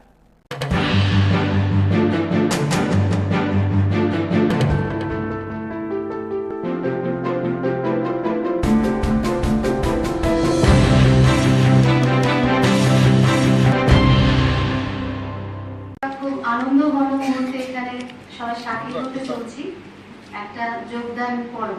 তৃণমূল কংগ্রেস থেকে বিভিন্ন পদাধিকারী এবং যারা তৃণমূল কংগ্রেসে এতদিন সক্রিয় ভূমিকা পালন করেছেন, ওনারা আজ ভারতীয় জনতা পার্টির পতাকা ধরে সামিল হচ্ছেন এবং এই স্বতঃস্ফূর্ত যে ওনাদের যোগদান, এটাতে আমরা সাধুবাদ জানাই।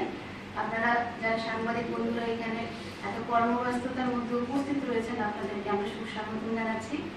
আজ এই মঞ্চে উপস্থিত রয়েছেন ভারতীয় জনতা পার্টির প্রদেশের জেনারেল সেক্রেটারি শ্রী অমিত রুত্তিক মহোদয়, সাথে উপস্থিত আছেন আমাদের এই ভারতীয় জনতা পার্টির সদর ডিস্ট্রিক্টের যিনি মাননীয় সভাপতি শ্রী অসীম ভট্টাচার্য মহোদয়, আমার ডান পাশে উপস্থিত রয়েছেন সদর যুব মোর্চার মাননীয় প্রেসিডেন্ট শ্রী প্রসেনজিৎ ঘোষ মহোদয়, এবং আপনাদের এখন সাংবাদিক সম্মেলনে আজকে যা যাবতীয় গুরুত্বপূর্ণ বিষয় আছে সবগুলো তুলে ধরবেন এবং আপনাদেরকে সম্বোধন করবেন মাননীয় সাধারণ সম্পাদক ভারতীয় জনতা পার্টি ত্রিপুরা প্রদেশ শ্রী অমিত রক্ষিত মহোদয়।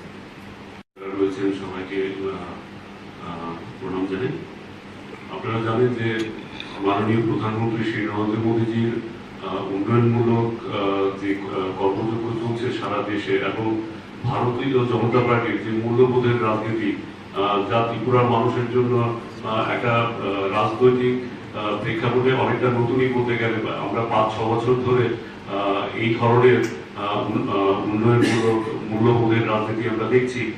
ত্রিপুরা দেখতে দেখতে দেশের বাকি রাজ্যগুলোর মতোই অগ্রগতির দিকে এগিয়ে যাচ্ছে এবং তা দেখে আপনারা জানেন কিছুদিন আগে আপনারা সবাই চেনেন শ্রী আশিস লাল সিংহ এবং শ্রী প্রশান্ত ভট্টাচার্য আমাদের দলে যোগদান করেছিলেন, ভারতীয় জনতা পার্টির পতাকা হাতে নিয়েছিলেন। ওনাদের সঙ্গে মূলত ওনাদের প্রচেষ্টায় ওনাদের সঙ্গে দীর্ঘদিন যারা রাজনীতি করে গেছেন ওনাদের প্রচেষ্টায় ওনাদের চেষ্টায় এনারাও আস্তে আস্তে আমাদের দলে এসে যোগদান করছেন। সেই ক্রমে আজকে রাজ্যের বিশেষ করে 6 আগরতলা এবং 9 গণমানুপুর এবং সুদূর আমবাসা থেকে যারা কিছু রাজনৈতিক কর্মী যাদের সঙ্গে ওনারা দীর্ঘ সময় রাজনীতি করেছেন এনারা আজকে ভারতীয় জনতা পার্টির সদর কার্যালয়ে এসেছেন এই দলে অন্তর্ভুক্ত হবেন বলে, এই দলের পতাকা হাতে নেবেন বলে। আমি একে একে সেই সব রাজনৈতিক কর্মীদের নাম বলছি যেনারা আজকে ভারতীয় জনতা পার্টিতে যোগদান করবেন। 9 বনমালীপুর থেকে জয়লক্ষ্মী ভট্টাচার্য, শেফালিতে দশমিতা ঘোষ, সুব্রত ঘোষ, সুব্রত দেববর্মন।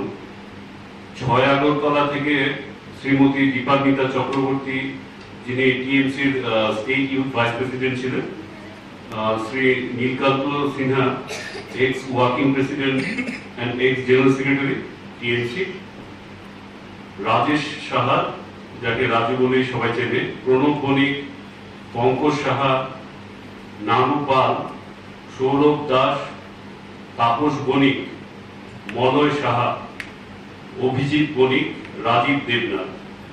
আমবাসা থেকে এসছেন মায়া সিনহা যিনি ওমেন অ্যাক্টিভিস্ট ছিলেন, যিনি টিএমসি তে কাজ করতেন, উনিও আজকে আমাদের দলে যোগ দেবেন। তো আমি সবাইকে আমাদের দলে অনেক অনেক সুস্বাগতম জানাচ্ছি। আপনারা সবাই যদি এখানে চলে আসেন আমাদের দলীয় পতাকা আপনাদের হাতে তুলে আমরা আপনাদের দলে বরণ করে নেব। আমি চাইবো কতজন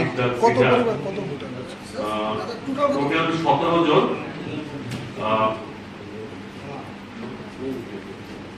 টিএমসি থেকে 17 জন আজকে আমাদের দলে যোগদান করছে। সবাই টিএমসি থেকে, সবাই টিএমসি। একজন আছে কংগ্রেস।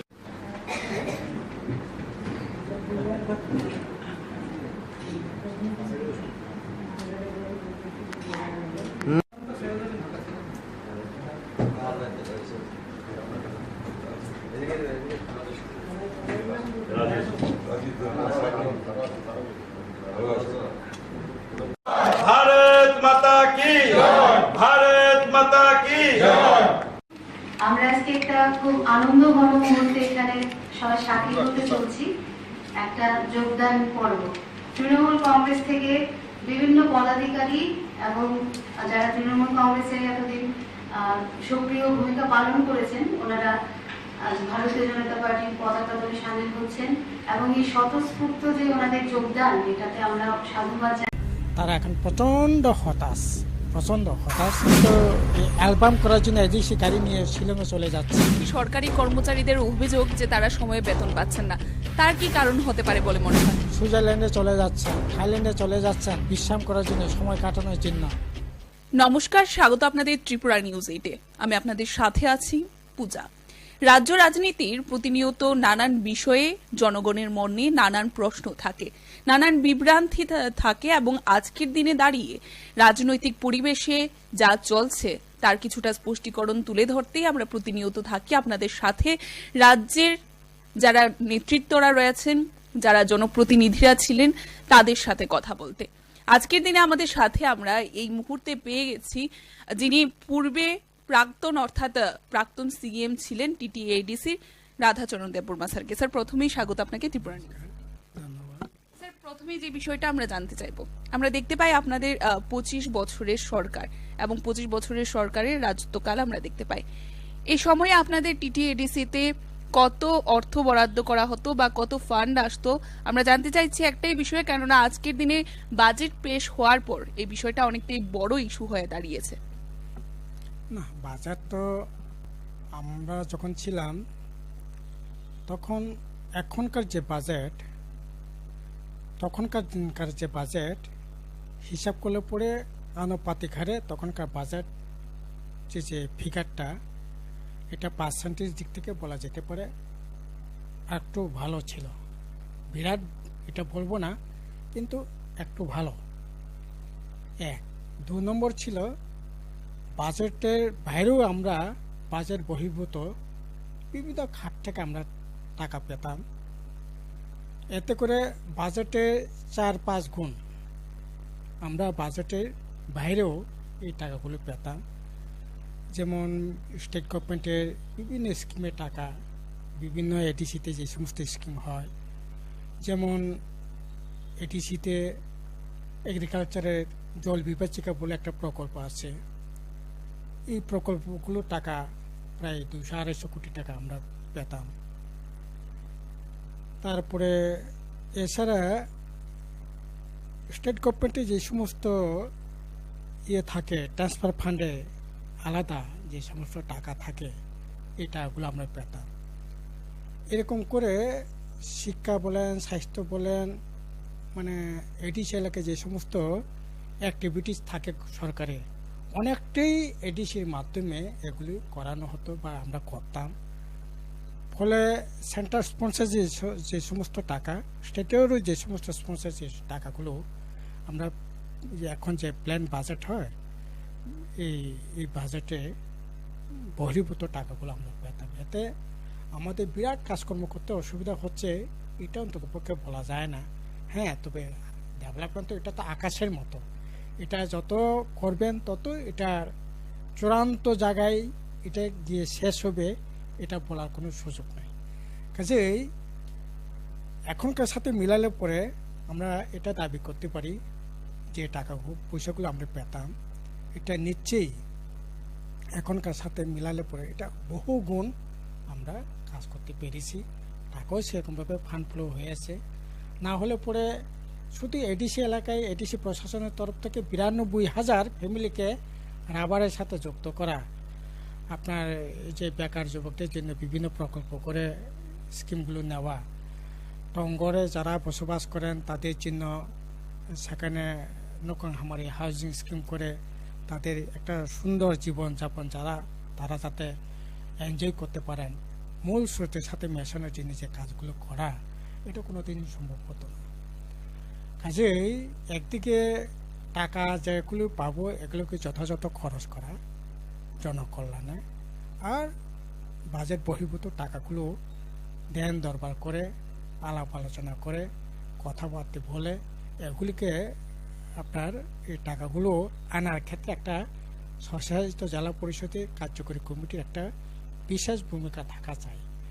এখন যেটা কি হচ্ছে জানেন, এখন যেটা হচ্ছে এরা প্ল্যান্ডে যে সমস্ত টাকা পয়সা পায়, এটা বাইরে আমার অন্ততপক্ষে কোনোদিনই চোখে পড়লো না যে ওরা রাজ্য সরকারের সাথে বা রাজ্যে বিভিন্ন আধিকারিকদের সাথে কথাবার্তা বলে বিভিন্ন স্কিমগুলি নিয়ে গিয়ে আলাপ আলোচনা করে এডিসি এলাকার জনকল্যাণের যে টাকাগুলো আদায় করার কথা এগুলো করছে বলে মনে হয় না। প্লাস যে টাকাগুলো ওরা পাচ্ছে এই টাকাও যথাযথভাবে জনকল্যাণে খরচ সেখানে হচ্ছে না বলেই মনে হয়। ফলে যে টাকাগুলো পাচ্ছে এডিসি প্রশাসন বর্তমানে এই টাকা দিয়ে জনকল্যাণে কোনো কাজেই এখন বলা যেতে পারে হচ্ছে না আর কি। এটি হচ্ছে মূল সমস্যা। আসলে এই টাকাগুলো তো যথাযথ জনকল্যাণে খরচ করার কথা, কিন্তু এটা না করে আমরা দেখছি বিভিন্নভাবে এই টাকাগুলো খরচ করা হচ্ছে। আপনার গাড়ি কেনার প্রয়োজন নেই, গাড়ি কেনা হচ্ছে, বাড়ি সাজানো দরকার নেই, বাড়ি সাজানো হচ্ছে। আপনি মানুষের কল্যাণের জন্য একটা ঘর দিতে পারছেন না, একটা টঙ্গরবাসী একজন গরিব মানুষকে আপনার পুলিশ এসকর্ট রাখার জন্য আপনি দোতলা বাড়ি করে নেবেন। হ্যাঁ, পুলিশের জন্য এত এসকর্ট রাখার জন্য, এগুলি তো হোম ডিপার্টমেন্টের কাজ, কিন্তু এটা দেখছি আমরা নিজেরাই করে ফেলছি। কারো কারো মানে বাড়িতে, গ্রামের বাড়িতে এগুলি এসকর্ট রাখার জন্য একতলা দোতলা বাড়ি করে নিয়েছে। এগুলি আসলে প্রয়োজন ছিল না। এখন দেখছি এই যে টাকাগুলো পাচ্ছে এগুলি জনকল্যাণে খরচ করার কথা না করে এখন দেখছি এডিসি পরিচালনা করার জন্য 5 জন আপনার পরামর্শদাতা। এডিসিতে আপনার কিছুই নেই বলা যেতে পারে। এডিসি রোড ট্রান্সপোর্ট করার জন্য যেমন টিআরটিসি আছে, আমাদের এখানে এরকম টিআরটিসি বা এডিসি রোড ট্রান্সপোর্টের জন্য পাবলিকের জন্য ট্রান্সপোর্ট করার জন্য এরকম তো কোনো পরিবহন ব্যবস্থা নেই। কিন্তু এটার জন্য public ADC road transport corporation করে চেয়ারম্যান করে তাদেরকে 50,000 টাকা সেখানে মানে বেতন ভাতা দেওয়া হচ্ছে। তারপরে ট্যুরিজম, এখন খুমলিং একটা পার্ক আছে, মনোতে একটা আমাদের পার্ক আছে, এছাড়া তো কোনো পার্ক নেই, ট্যুরিজমে কোনো স্পটই নেই। অথচ ট্যুরিজম ডিপার্টমেন্টের কর্পোরেশনের চেয়ারম্যান করে সেখানেও 50,000 টাকা, আপনার স্পোর্টস ডিপার্টমেন্টের চেয়ারম্যান করে সেখানেও 50,000 টাকা। আপনার এই যে পাবলিক অ্যাকাউন্ট কমিটি, এগুলি প্রশাসনের কাজ, অফিসাররা দেখবেন। এগুলি পাবলিক রিপ্রেজেন্টেটিভ খুব বড় বেশি কাজ থাকে না। এডিসিতে শুরু থেকে কোনো দিনই ছিল না, কিন্তু এখন পাবলিক অ্যাকাউন্ট কমিটি করে সেখানেও 50,000 টাকা। তো এইরকম করে প্রচুর টাকা খরচ করা হচ্ছে এডিসি সাবজোনালগুলো পরিচালনা করবার জন্য, জোনালগুলো পরিচালনা করবার জন্য। 3 জন 4 জন করে জোনালের chairman, deputy chairman, additional chairman, vice chairman, এগুলি আননেসেসারি। এগুলি আসলে আমাদের অ্যাডমিনিস্ট্রেশন সিস্টেমটা হলো প্যারামিডের মতো। এখন এটা প্যারামিড না হয়ে এটা খেজুর গাছের মতো হয়ে যাচ্ছে, তাল গাছের মতো হয়ে যাচ্ছে। উপরটাই হচ্ছে তাল, মানে নারকেল গাছ, তাল গাছ দেখছেন তো, ওটা মানে পাতায় ফলে উপরটা থাকে বড় আর নিচেটা থাকে শুধু একটা গাছ। এরকম একটা অ্যাডমিনিস্ট্রেশন চলছে এখন তাল গাছের মতো। তার জন্য আসলে এডিসি প্রশাসন যে আশা আকাঙ্ক্ষা রেখে মানুষ এডিসিকে এই যে ত্রিপুরা মতাকে ভোট দিয়ে জিতিয়েছিলেন, তারা এখন প্রচণ্ড হতাশ। যে এর জন্য তো আমি তো বলবো এডিসি পরিচালনা করবার জন্য 5 জন যদি পরামর্শদাতা লাগে, তাহলে এই অপদার্থ এডিসি প্রশাসনকে তো রাখার কোনো প্রয়োজনই নেই, কোনো প্রয়োজনই ছিল না। এটা তো কোনো দিনই ছিল না। ঠিক আছে, 1 জন হতে পারে, 2 জন হতে পারে, কিন্তু 5 জন তার জন্য পরামর্শদাতা লাগবে, তাহলে এই কার্যকরী কমিটি থাকার কি মিনিং আছে? তারা কার্যকরী কমিটিকে তাড়িয়ে দিয়ে যারা পরামর্শদাতা আছে, একজনকে সিএমকে রেখে তাহলে প্রশাসনকে চালাতে পারত। কিন্তু এখন সমস্ত এক্সিকিউটিভ মেম্বার, সমস্ত এক্সিকিউটিভ কমিটিকে পরিচালনা করবার জন্য এই ধরনের মাথাবাড়ি আপনার প্রশাসনকে যুক্ত করে এগুলি কাজ করছে। এগুলিতে আননেসেসারি টাকা পয়সা খরচ করা হচ্ছে বলে। একটা বিষয় জানতে চাইবো যে আমরা দেখতে পাচ্ছি সরকারি কর্মচারীদের অভিযোগ যে তারা সময়ে বেতন পাচ্ছেন না, তার কি কারণ হতে পারে বলে মনে হয় আপনার? না, কোনোদিনই ছিল না সরকারি কর্মচারী বেতন পাবে না। এখন তো প্রত্যেক মাসেই এখন একটা আনসার্টেন অবস্থার মধ্যে কর্মচারীরা থাকেন, আগামী মাসে বেতনটা পাবো কি না, পেলেও কত দিন পরে, কত তারিখের পর পেতে পারি, এই ধরনের একটা আশঙ্কা, এই ধরনের একটা দ্বিধা, এই ধরনের একটা উদ্বেগজনক পরিস্থিতির মধ্যে কর্মচারীদের কাটাতে হচ্ছে। এটা না শুধু এখন তো এই যে যারা মারা গেছে ডাইং হার্নেস পাবে, বা যারা মারা গেছে তাদের এমপ্লয়ি যে সমস্ত বেনিফিট পান, বা যারা রিটায়ার্ড হয়েছে রিটায়ার্ড বেনিফিট, আপনার লিভ স্যালারি থেকে আরম্ভ করে বিভিন্ন যে সমস্ত ওদের প্রাপ্য টাকা পাওয়ার কথা, এগুলি তো প্রায় 500 মাস ধরে 80-90 জন কর্মচারী পাচ্ছি না। প্রায় 90, আমার তো মনে হয় এটা আমি যেটা বলছি এটা 2 মাস আগের ঘটনা, 90 কোটি টাকা লাইবিলিটি, এখন মনে হয় এটা 100 কোটি টাকা লাইবিলিটিতে চলে গেছে। তো 100 কোটি দেয় না রিটায়ারমেন্টের পর, অথচ রিটায়ারমেন্টের প্রায় 15 দিনের মাথায়, 1 মাসের মাথায় তাদের যে সমস্ত প্রাপ্য টাকা পাওয়ার কথা, কিন্তু এখন দেখছি 6 মাস 7 মাস হয়ে যাচ্ছে তাদের যে প্রাপ্য টাকাগুলো পাচ্ছে না। এটা শুধু বেতন নয়, যারা রিটায়ার্ড হচ্ছে, মারা গেছেন দুর্ঘটনায় বা শারীরিক কারণে, তাদেরও এই ধরনের মানে চরম একটা বিপর্যয়ের মধ্যে আছে এখন এদেশে কর্মচারী। স্যার, আমরা দেখতে পাচ্ছি যে কিছুদিন পূর্বেই পবিত্র বিধানসভায় এবারে ত্রয়োদশ ত্রিপুরা অধিবেশনে বাজেট পেশ হয় এবং সেই বাজেটে নানান মুখে নানান কথা শোনা যাচ্ছে। আপনার মতে এই বাজেট কতটুকু জনমুখী? না, এই বাজেটে তো কিছুই দেখলাম না। বাজেটে এটা আসলে কি বলবো, এটাকে 27,000 কোটি টাকার বাজেট করেছে। এই বাজেটে প্রায় 1/5 টাকা তো ঋণের পরিশোধ করতেই চলে যাচ্ছে, 21% টাকা। সেখানে এই গভর্নমেন্ট যে ঋণ নিয়েছে এই ঋণের টাকা, সুদের টাকা পরিশোধ করতেই 21% টাকা চলে যাচ্ছে। ফলে যে টাকাগুলো ধরা হয়েছে এগুলি আসলে একটা গতানুগতিক, এখানে নতুন মানে নিত্য নতুন কোনো বিষয় নেই। বেকার যুবকদের জন্য কোনো ধরনের এখানে বাঁচার কোনো রাস্তা, সংস্থান সেখানে নেই। গরিব মানুষ, আপনার যারা দিন আনে দিন খায়, খেটে খাওয়া মানুষ যারা আছে, তাদের কর্মসংস্থানের কাজের ব্যবস্থার জন্য বাজেটে 1 টাকাও সেখানে বরাদ্দ আমরা দেখলাম না। এমনকি যে সমস্ত গরিব অংশের মানুষ, ধরুন অন্তপক্ষে 100 দিন কাজ করা, 150 দিন কর্মসংস্থানের কাজ করা, শহরে এই যে টুইপের মাধ্যমে গরিব অংশের মানুষ যে সমস্ত কাজকর্মগুলো করছে, এগুলির মধ্যে 1 টাকা খানিকটা হলেও বরাদ্দ করার কথা, কিন্তু সেখানে বরাদ্দ তো দূরের কথা, সেখানে অর্থ বাজেট কমিয়ে দিয়েছে।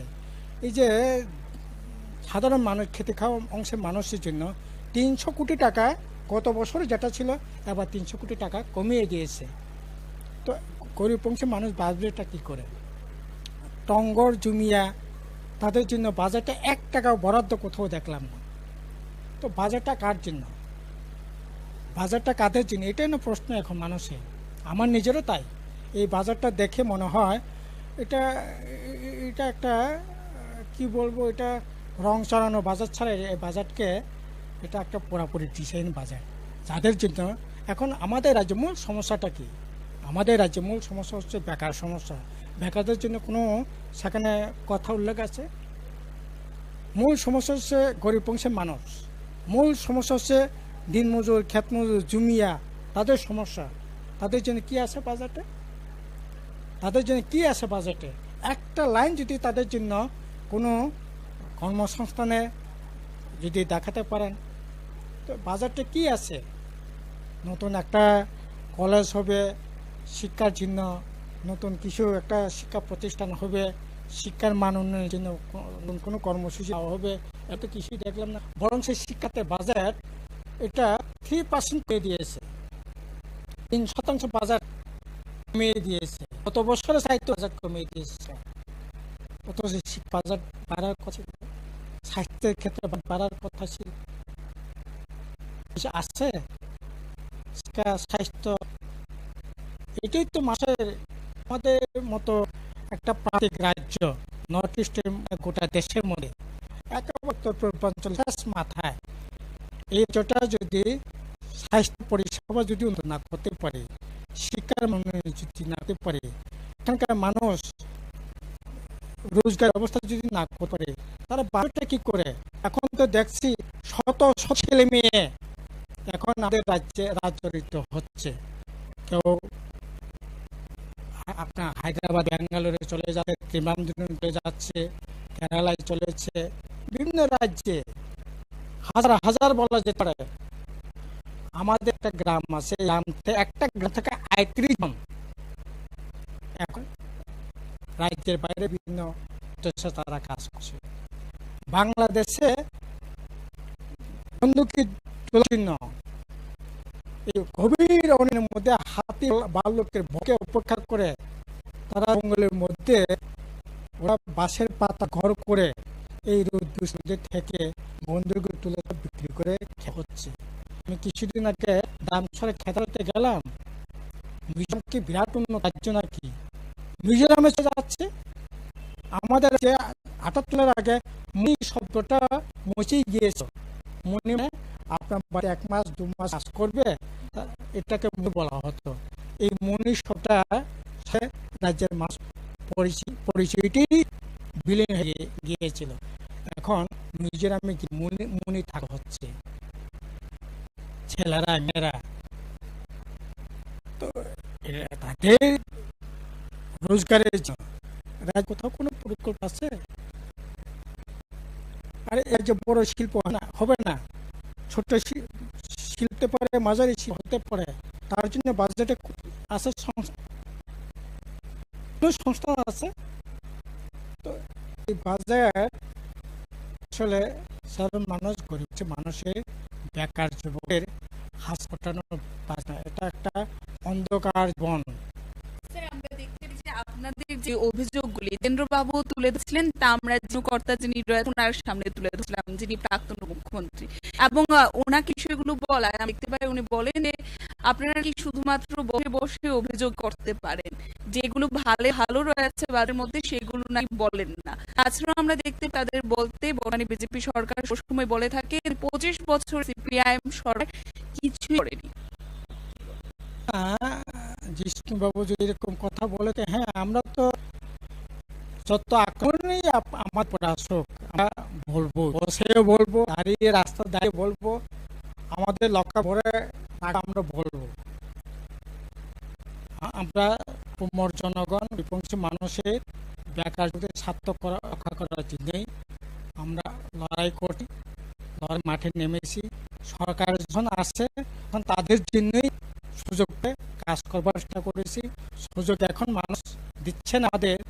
আমরা বসে যদি করতে হয় প্রতিবাদ, বসে করবো, রাস্তায় দাঁড়িয়ে করবো, লকাবে ভিতরে ঢেকে হলেও এই লড়াই প্রতিবাদ আমরা করব। আর ওরা কোনো কাজ করবে না, এটা করতে পারবে না। যে সমস্ত আপনার চ্যানেল এর বিরুদ্ধে কথা বলবে, চ্যানেলগুলো বন্ধ করবে, যে পত্রিকা এর বিরুদ্ধে কথা বলবে এই পত্রিকাগুলো বন্ধ করে দিবে, অতিক্রমণ করবে, সাংবাদিকদের আক্রমণ করবে, এই সমস্ত ইউটিউব আছে, এই সমস্ত কথা বলতে প্রতিবাদ আশা খুঁজে মানুষের কথা বলবার চেষ্টা করছে। এই সমস্ত ইউটিউব চ্যানেলকে শাট ডাউন করে দেওয়া হচ্ছে। এগুলি ওদের পক্ষে সম্ভব। ওরা তো গণতন্ত্র মানে না, সংবিধান মানতে চাইছে না, গণতন্ত্র মানতে চাইছে না, সংবিধান আপনার কিছু মানতে চাইছে না। এরই তো আমাদের কথা থাকে। সরকার বলে থাকেন যে ২৫ বছরের সিপিআই সরকার কিছুই করে, কি বলবেন এই বিষয়ে? না, ২৫ বছর কিছুই নেই।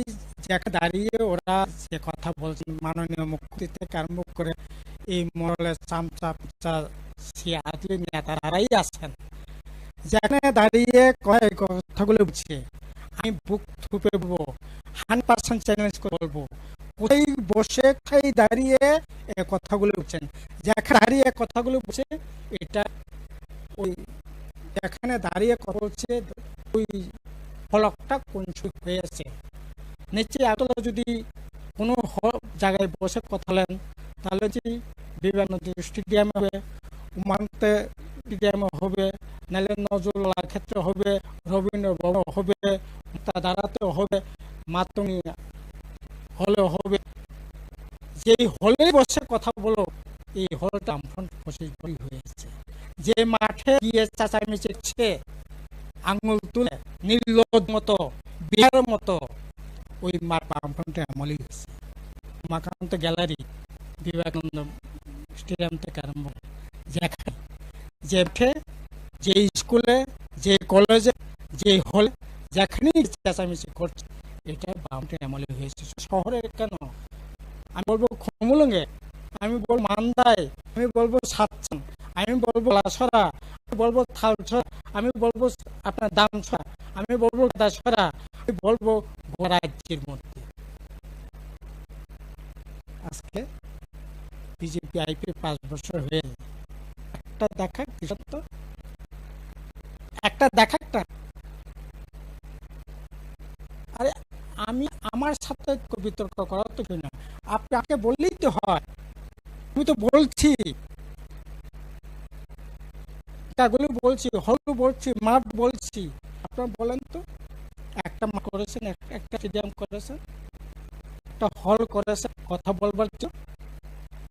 আর যেখানে দাঁড়িয়ে আপনি কথা বলছেন 25 বছর কিছু হয়নি, অথচ ওই আসলে যখন বলে চোখ বন্ধ করি মনে হয় কাকের মতো। কাক যখন খায় চোখ বন্ধ করে নাকি খায়, কাকের মতো ওরা চোখ বন্ধ করেই বলে। রাজ্যের সবচেয়ে বড় সমস্যা হচ্ছে বেকার সমস্যা, এবং তার পাশাপাশি আমরা যদি দেখি আরো একটি বিষয় বা সমস্যা দাঁড়িয়েছিল 2023-এর বিধানসভা নির্বাচন আগ মুহূর্তে যা একটা বড় ইস্যু দেখবাই রাজ্য তাদের আমরা বার আন্দোলন করেছি তাদের ন্যায্য বিচার পাওয়ার জন্য, অর্থাৎ 10,300 চাকরিচ্যুত শিক্ষিকা রয়েছে, এবং সেখানে আজকে হওয়ার সংখ্যা সেই 10,023 নেই। তারপরেও আমরা দেখি বর্তমান সরকারে থাকে সেটা আপনার আমলে কি একটা সে ভুল ছিল নিয়োগীতে, সেই কারণে এদের আজকের অবস্থা এবং আজকের দিকে তাদের যে বৃত্তি, এখানে আপনার কি বক্তব্য আছে, আপনারা কি ভাবেন তাদের জন্য? না, আমরা তো ওদের অনলাইনে খুবই ভাবিলাম, অত্যন্ত দুঃখের বিষয়। ইতিমধ্যে 323-তে 158 মতে সে চলে গেছে। এটা অত্যন্ত বেদায়ক। ভাষায় প্রকাশপত্র কোনো কাজ নেই। তো 2330 আজকে হলো জুলাই মাস। এতদিন তো বামফ্রন্ট বা বিজেপি সরকার আসতো, তাহলে ওরা কোনো না কোনো ওদের জয়নিং লেটার নিয়ে ওরা সুন্দর জীবনযাপনের পরে হাঁটা শুরু করে। কিন্তু এটা বিভিন্ন রাজনীতি আর কলাকুর জন্য এটা করা সম্ভব না, এটা দুর্ভাগ্য। নাহলে 10,000 শেষকে বাঁচানোর আমাদের নির্বাচন প্রথম এজেন্ডা যে প্রতিষ্ঠা ছিল, এটা ছিল। কাজেই এখন ত্রুটি যদি বোঝার চেষ্টা করি তাহলে ওইটা তো যেতে পারে যে শীতে আমাদের এখন থাকালীন চাকরি আমরা দেওয়ার চেষ্টা করেছি,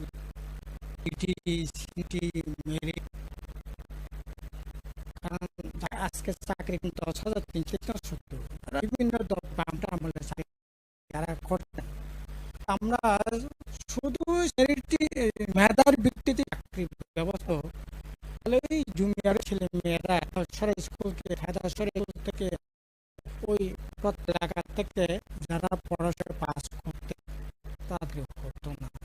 তো আমরা ঠিক করেছি থাকবে, সিট থাকবে, নিডি থাকবে, পরে নিডি রিক্সা চালকের ছেলেও যদি পায় নিডি চাইবে, তার এটা বড় পাওনা হবে। সিনিয়রিটি বিচার করে ওভারেজ হয়েছে তাকে যদি করা যায় তাহলে তার আসার একটা আশা এটা করা হবে। আমাদের যেটা হয়েছিল কোর্ট বলেছে নিজে খাওয়া করে প্রিপেয়ার করা যেত কিন্তু চাকরি দেয় না। তো এখন যদি তাই আমরা তো হওয়া উচিত এক ভাগ একটি বলবো গরিবেরও কর্মসংস্থান হওয়া দরকার, সিনিয়রদের কর্মসংস্থান দরকার, সাথে মেরিট একটা বিরাট আমরা 30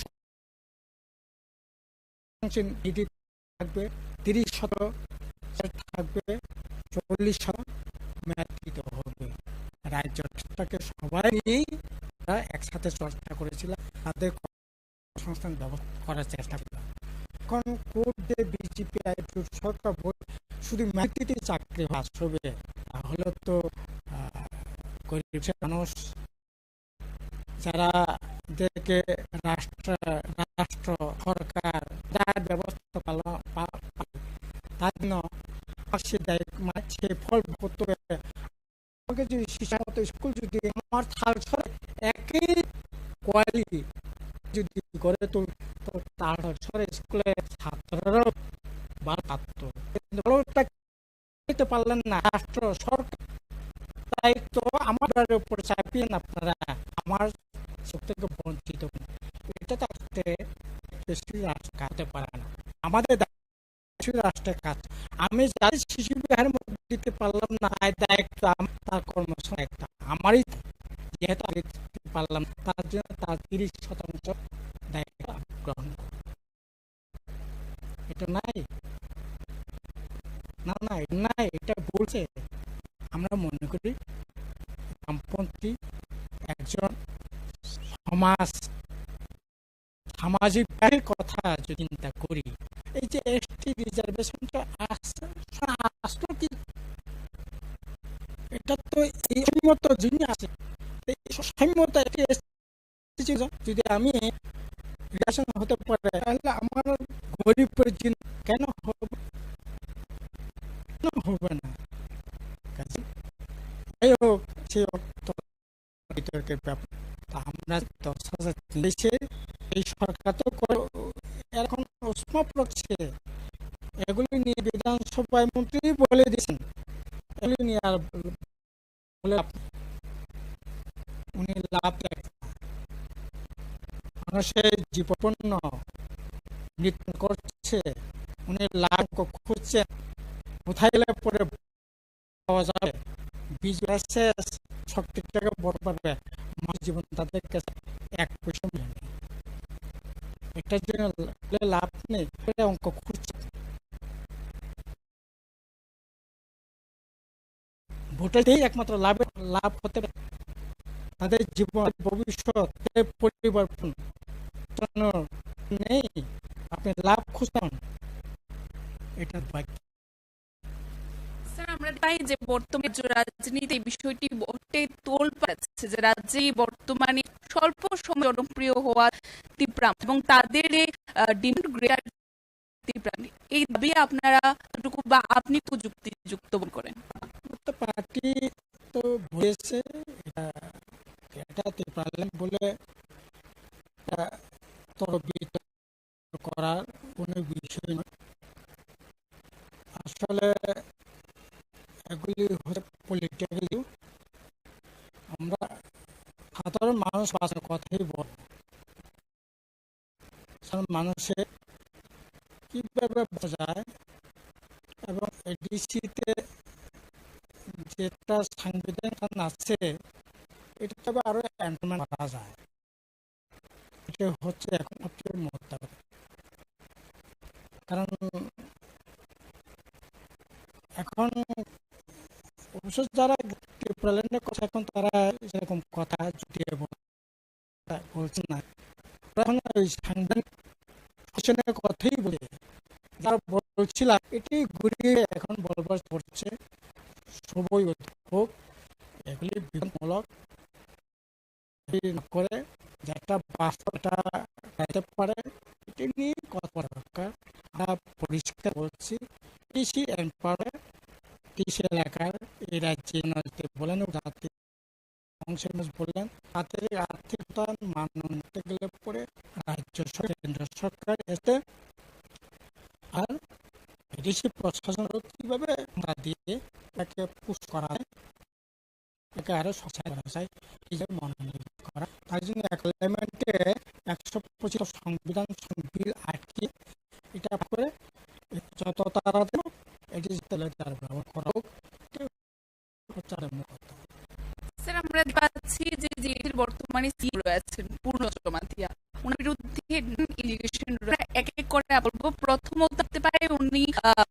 যে যে আরডি ব্লক থেকে রাস্তা বানিয়ে দিচ্ছে, সেই রাস্তাগুলিকে এডিসি তিনি খেয়ে তার পথ আত্মসাৎ করছেন, এমন তাদের কাছে অভিযোগ রয়েছে, রয়েছে, কি বলবেন? তো আমার কারো খবর আছে, বিভিন্ন খবর বেশি মানে সেখানে সবটি করছে, কিন্তু হাতে এরকম কোনো ঢুক নেই। মানুষ বলছে বিভিন্ন নিয়মে হচ্ছে, বিভিন্ন কাজ রাস্তাঘাট বিভিন্ন নিয়ম হচ্ছে বলে মানুষ বলছে। এখন গিয়ে পারলেই এইসব কথাবার্তা কানে বেশি আছে, কিন্তু আমি আমাকে প্রশ্ন করেছিলাম, তাহলে আমার সাথে নির্দিষ্ট ডকুমেন্ট নেই, তবে মানুষের কাছ থেকে এরকম সহজতা হচ্ছে, এটা কথা।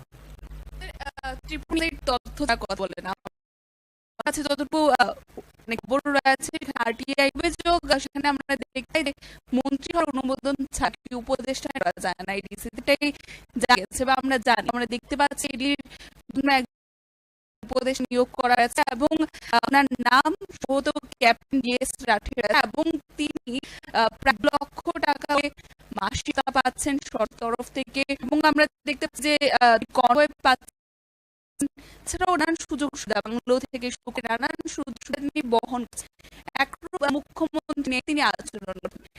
এই নিয়োগটা কতটুকু হওয়া যুক্তিযুক্ত, বা এই নিয়োগটি ঠিক, বা এইভাবে নিয়োগ করা প্রশাসনিক সিদ্ধান্ত নিলে নিয়োগ করা যায়, কিন্তু এই নিয়োগের প্রয়োজন আছে বলে আমি মনে না।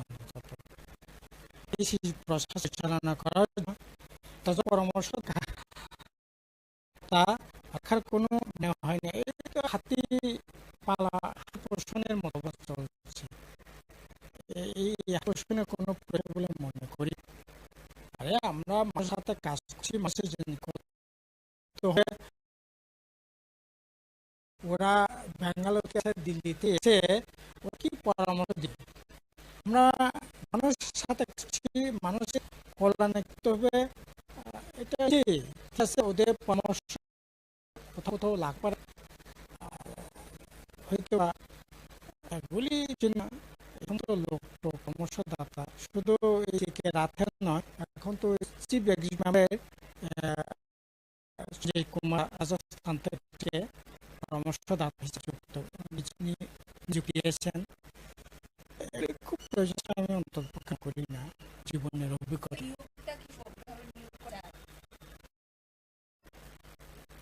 না কি জানি না, এটা বড় বিষয় না। জনগণের টাকা এগুলি মিস করাটা আমি মনে করি এটা অন্যায়, ঠিক না। আপনি সময় এই ধরনের উপদেশ আমাদের আন্দোলন শুদ্ধ, এটা আমরা দেখেছি। বাবু ছিলেন ছিল না, 2000 সালে অবশ্য আমরা সাহায্যে সফল করেছেন, তখন দেববর্মাকে অ্যাডভাইজার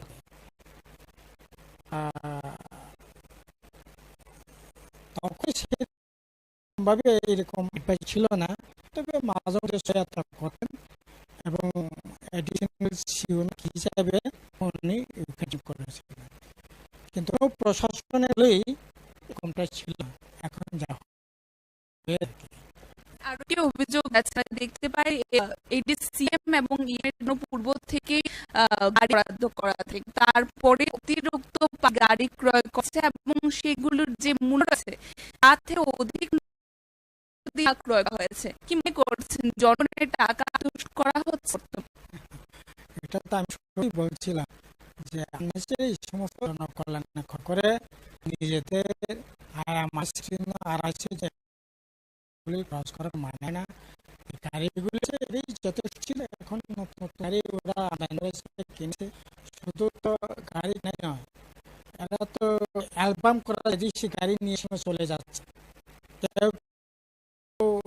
আমাদের বিভিন্ন চ্যানেল মাধ্যমে জানতে পারলাম সুইজারল্যান্ডে চলে যাচ্ছেন, থাইল্যান্ডে চলে যাচ্ছেন করার জন্য, সটানোর জন্য।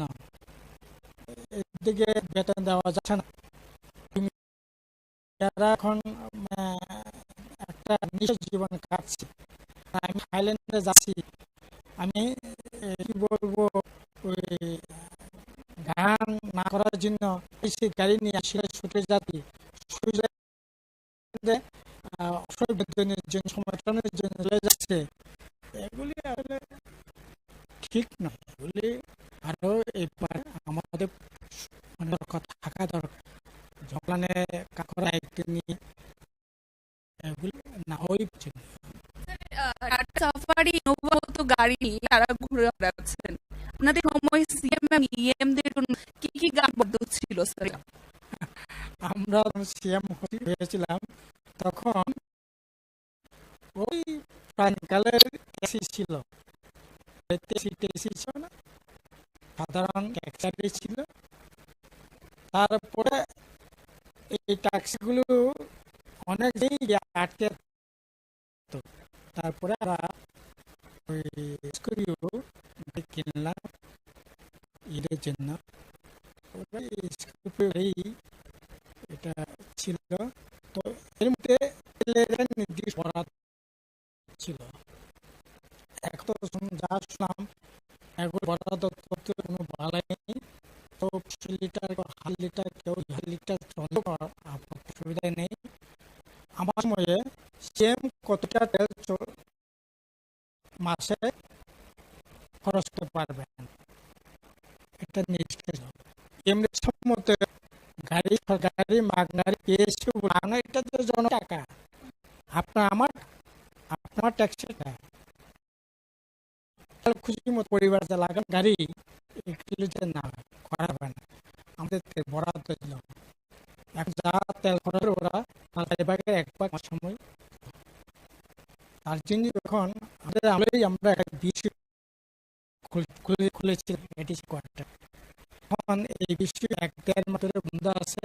33 লক্ষ লাইবিলিটি নাকি আছে যা শুনলাম। এখন আমরা তেল নিয়ে যাই থেকে পেমেন্ট হয় না, 33 টাকা এখন লাইবিলিটি এই সিটি বন্ধ করে আছে।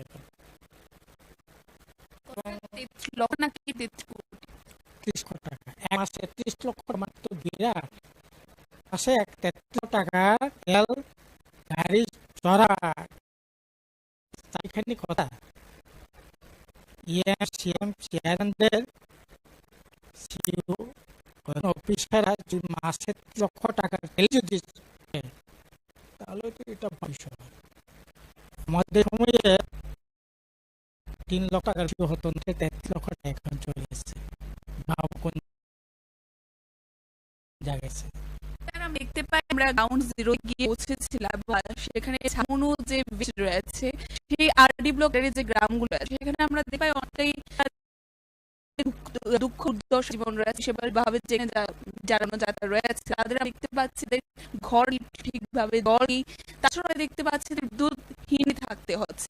আমরা দেখতে পাই তোমার সেক্ষেত্রে মথা দল রয়েছে, সরকার রয়েছে, কেন্দ্র রয়েছে, তাছাড়া 25 বছরে আপনারও শাসনকাল, তারপরও আজকের দিন তাদের এমন দশায় থাকতে হচ্ছে কি?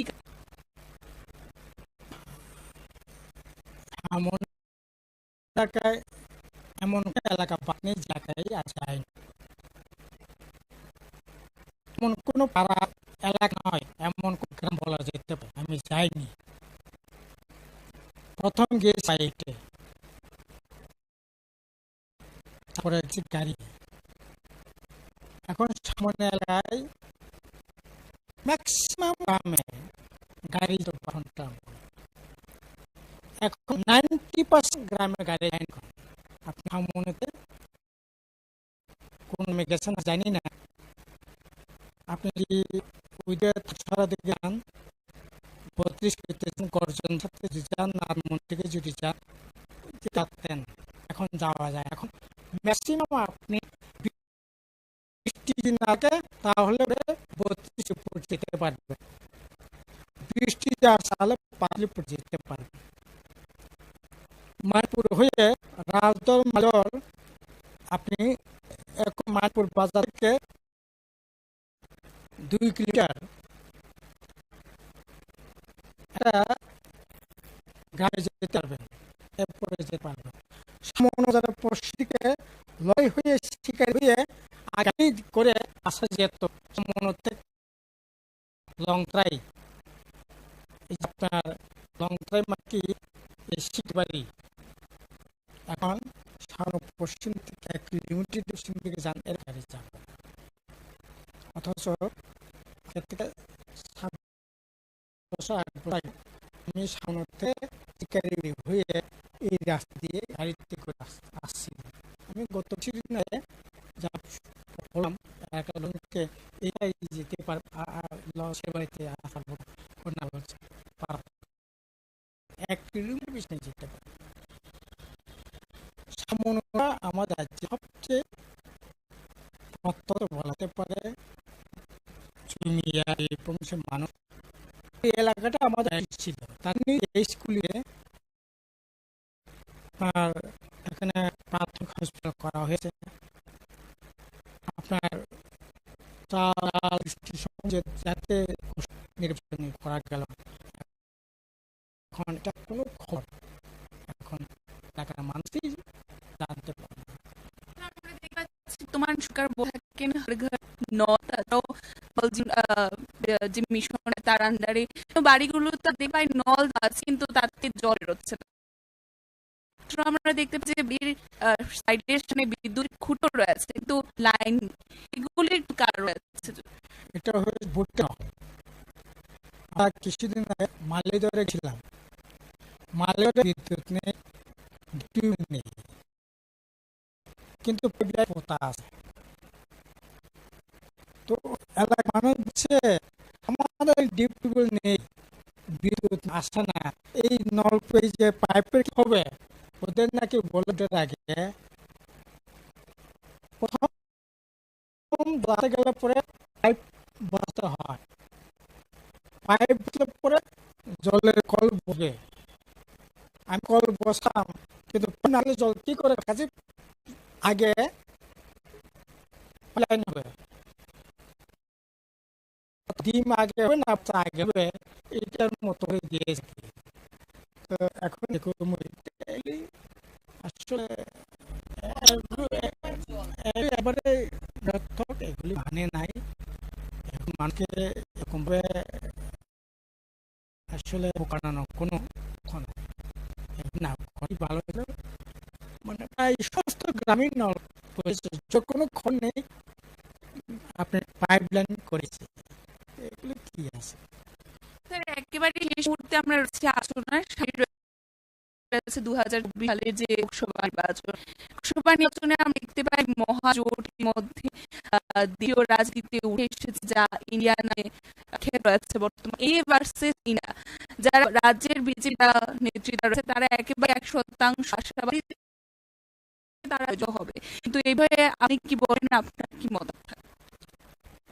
ইন্ডিয়া ইন্ডিয়া না ইন্ডিয়া হবে, কিন্তু চারিদিকে হাত দেখলাম কিন্তু এবার হবে বলে মনে হচ্ছে। কারণ আজকে যে জায়গায় গেছে যারা তো দারিদ্রতা, শিল্প কারখানা, রপ্তানি চাইতে আমদানি 70% আমদানি বেড়েছে।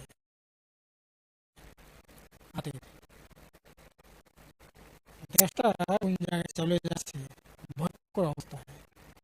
এই সব দিকে মিলাল পরে এখন একটা দিয়ে বিরাট হাওয়া চলছে বলা যেতে পারে। আমাদের সেদিন সময় থাকতে হবে, দেখা যায় মানুষ এখন মানুষ একটাই হয় দিয়ে পারা না, এটা তো নয়। 1900 চলে যেত যদি পোলাওয়া তৈরি করে এইরকম না তো আর কি। তো এখন কি করে এটা আমাদের হবে। শেষ মুহূর্তে দাঁড়িয়ে পুরাবার জন্য কি পারা প্রবাসী এটাই বলবো না, আমাদের এটা যেরকম চলছে নতুন শিক্ষা, নতুন স্বাস্থ্য, নতুন করে রাখার দিন ভুলেই গেছে মানুষ এখন জীবিকার জন্য। এইরকম ভয়ঙ্কর চলছে, দিকে যুব সংস্কৃতি একটা ভয়ঙ্কর বন্দরকে টেনে নিয়ে যাওয়া হচ্ছে। আর এরকম পর্যায়ে নিয়ে গেছে, এটা ভয়ঙ্কর। এই গত কিছুদিন আগে টাইম রিপোর্ট বেরিয়ে আমাদের রাজ্যে 15 বছরের উপর প্রায় আস্তে আস্তে 19%, যেখানে জাতীয় হচ্ছে 1%, আমাদের এখানে 19%। আবার যায় না, এবং প্রতিদিনই খুলে সোশ্যাল মিডিয়া খুলে দেখতে পাই। অনিশ্চয়তা ভবিষ্যতের যুব সমাজকে ঠেলা হচ্ছে, এবং জিপি মাথা বিরাট 100 বিজেপির মন্ডল কার্যকর্তা বাড়িয়ে এই ড্রাগের রণমা, এই ব্যবসা কখন সম্ভব? সরকারের রক্ষম হলে চাকরিত হচ্ছে এরকম ভয়ঙ্কর বিপদের দিকে আমাদের রাজ্য নিয়ে যাবে। আমরা খুবই উদ্বিগ্ন গাড়ি হিসাবে আমাদের রাজ্যে কাজকে রাখা এইভাবে তো চলে না। গণতন্ত্র ভয়ঙ্কর ভাবে প্রচলিত হচ্ছে, এতে মাকে বাঁচার জন্য আমরা তবুও যে ব্যক্তিরে মানুষ সমাজ, তারপরে আমাদের হওয়া দরকার। এবং ইদানিং মণিপুরে দেখছেন, দেখছেন আমার রাজ্য এই ধরনের একটা ধর্মীয় বিভাজন, মানুষের সামাজিক বিভাজন একটা কোন অ্যাঙ্গেল থেকে এগুলি সুশ্রী দেওয়া হচ্ছে, এগুলি সরকারের দরকার। আমার এখানে ট্রাইবাল নন ট্রাইবাল ইউনিটি কোনোভাবেই যা বিঘ্ন না হয়, আমাদের আর প্রচন্ড সতর্কতা দেয়। অসংখ্য ধন্যবাদ স্যার। আমরা এখন পর্যন্ত আপনাদের সামনে কিছু পুষ্করণ তুলে ধরার চেষ্টা করেছি। রাজ্যকে যে বিষয়গুলোকে নিয়ে জনগণের মধ্যে প্রশ্ন আছে তাকে নিয়ে যারা নেতৃত্বরা আছেন, যারা পূর্বে জনপ্রতিনিধি ছিলেন, তাদের মতামত দিল। এতক্ষণ পর্যন্ত আমাদের সাথে ছিলেন যিনি সিএম রাধাচরণ স্যার, এবং আমরা থেকে বিশেষ বিষয় আপনাদের সাথে তুলে ধরার চেষ্টা করি। এখনকার তো একান্ত সাক্ষাৎকারের এই সংবাদ আমরা ফিনিশ করছি। পরবর্তী বিভিন্ন আপডেট দেখতে অবশ্যই চোখ দিন ত্রিপুরা নিউজের পর্দায়।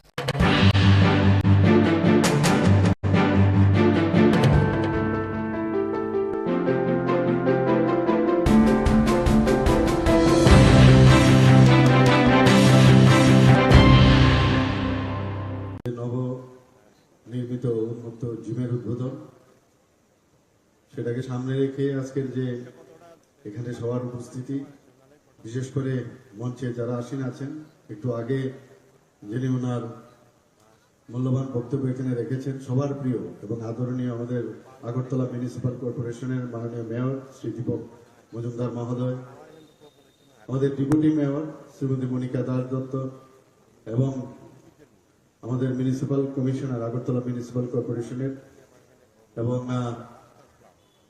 ওনার যে অ্যাক্টিভ যে ওয়ার্ক সবসময় আমরা দেখতে পাই, ডক্টর শৈলেশ কুমার যাদব, এবং আমার সামনে নিচে উপস্থিত আছেন সমস্ত আগরতলা মিউনিসিপাল কর্পোরেশনের সমস্ত কর্পোরেটরগণ এবং এই এলাকার এমিনেন্ট পার্সোনালিটিস এবং মিডিয়া বন্ধুরা এবং অন্যান্য যারা এখানে অন্যান্য জায়গা থেকে যারা এখানে উপস্থিত আছেন, সবাইকে আমি হার্দিক অভিনন্দন ও শুভেচ্ছা জানাচ্ছি। অত্যন্ত আনন্দ লাগছে এখানে এসে যে এরকম একটা মহতি কার্যক্রম এবং তার অনুষ্ঠানে উপস্থিত থেকে, এবং আমাকে এখানে নিমন্ত্রণ করার জন্য। নিমন্ত্রণ করবে কি, আমি তো এই এলাকারই লোক, আমার নিজেরই আসা উচিত।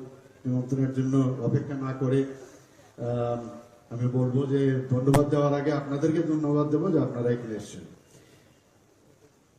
দেখুন, একটু আগে এখানে জিমের আমি কিছু একটু কসরত করেছি এবং মনে হচ্ছে যে 2-3টে কসরতের করার পরেই মনে হচ্ছে যে শরীরের যে মাসেলগুলো অনেকটা অ্যাক্টিভ হয়ে গেছে। তো আমরা জানি যে নিজের স্বাস্থ্য আগে ঠিক রেখে তারপর অন্যদের স্বাস্থ্য ঠিক রাখা উচিত।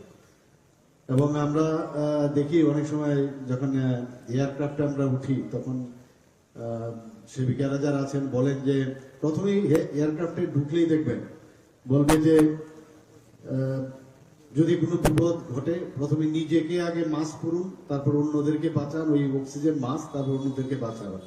এটা কিন্তু প্রায়শ আমরা শুনি। অর্থাৎ নিজের স্বাস্থ্য ঠিক থাকলে অন্যদেরকে আমরা স্বাস্থ্য ঠিক রাখতে পারবো। এবং আজকের এই বিশেষ দিনে আমি বলবো আমাদের মাননীয় প্রধানমন্ত্রী নরেন্দ্র মোদীজি সবসময় বলেন যে যোগা করার বিষয়টা। 21শে জুন আমরা জানি যে রাষ্ট্রসংঘেতে উনি যখন আবেদন করলেন যে যোগ ব্যায়াম সবাইকে করা উচিত, সমস্ত দেশ করা উচিত। আমরা G20-র মধ্যে আমরা দেখেছি যে প্রধানমন্ত্রীজি বারবার বলছেন যে ওয়ান আর্থ, ওয়ান ফ্যামিলি এবং ওয়ান ফিউচার, উনি সবসময় বলতেন। অর্থাৎ সারা পৃথিবীকে নিয়ে উনি চিন্তা করেন, শুধু ভারতবর্ষ না। তো সেই উনার যে আহ্বানে আজকে 21শে জুন আন্তর্জাতিক যুব দিবস পালন করা হয়।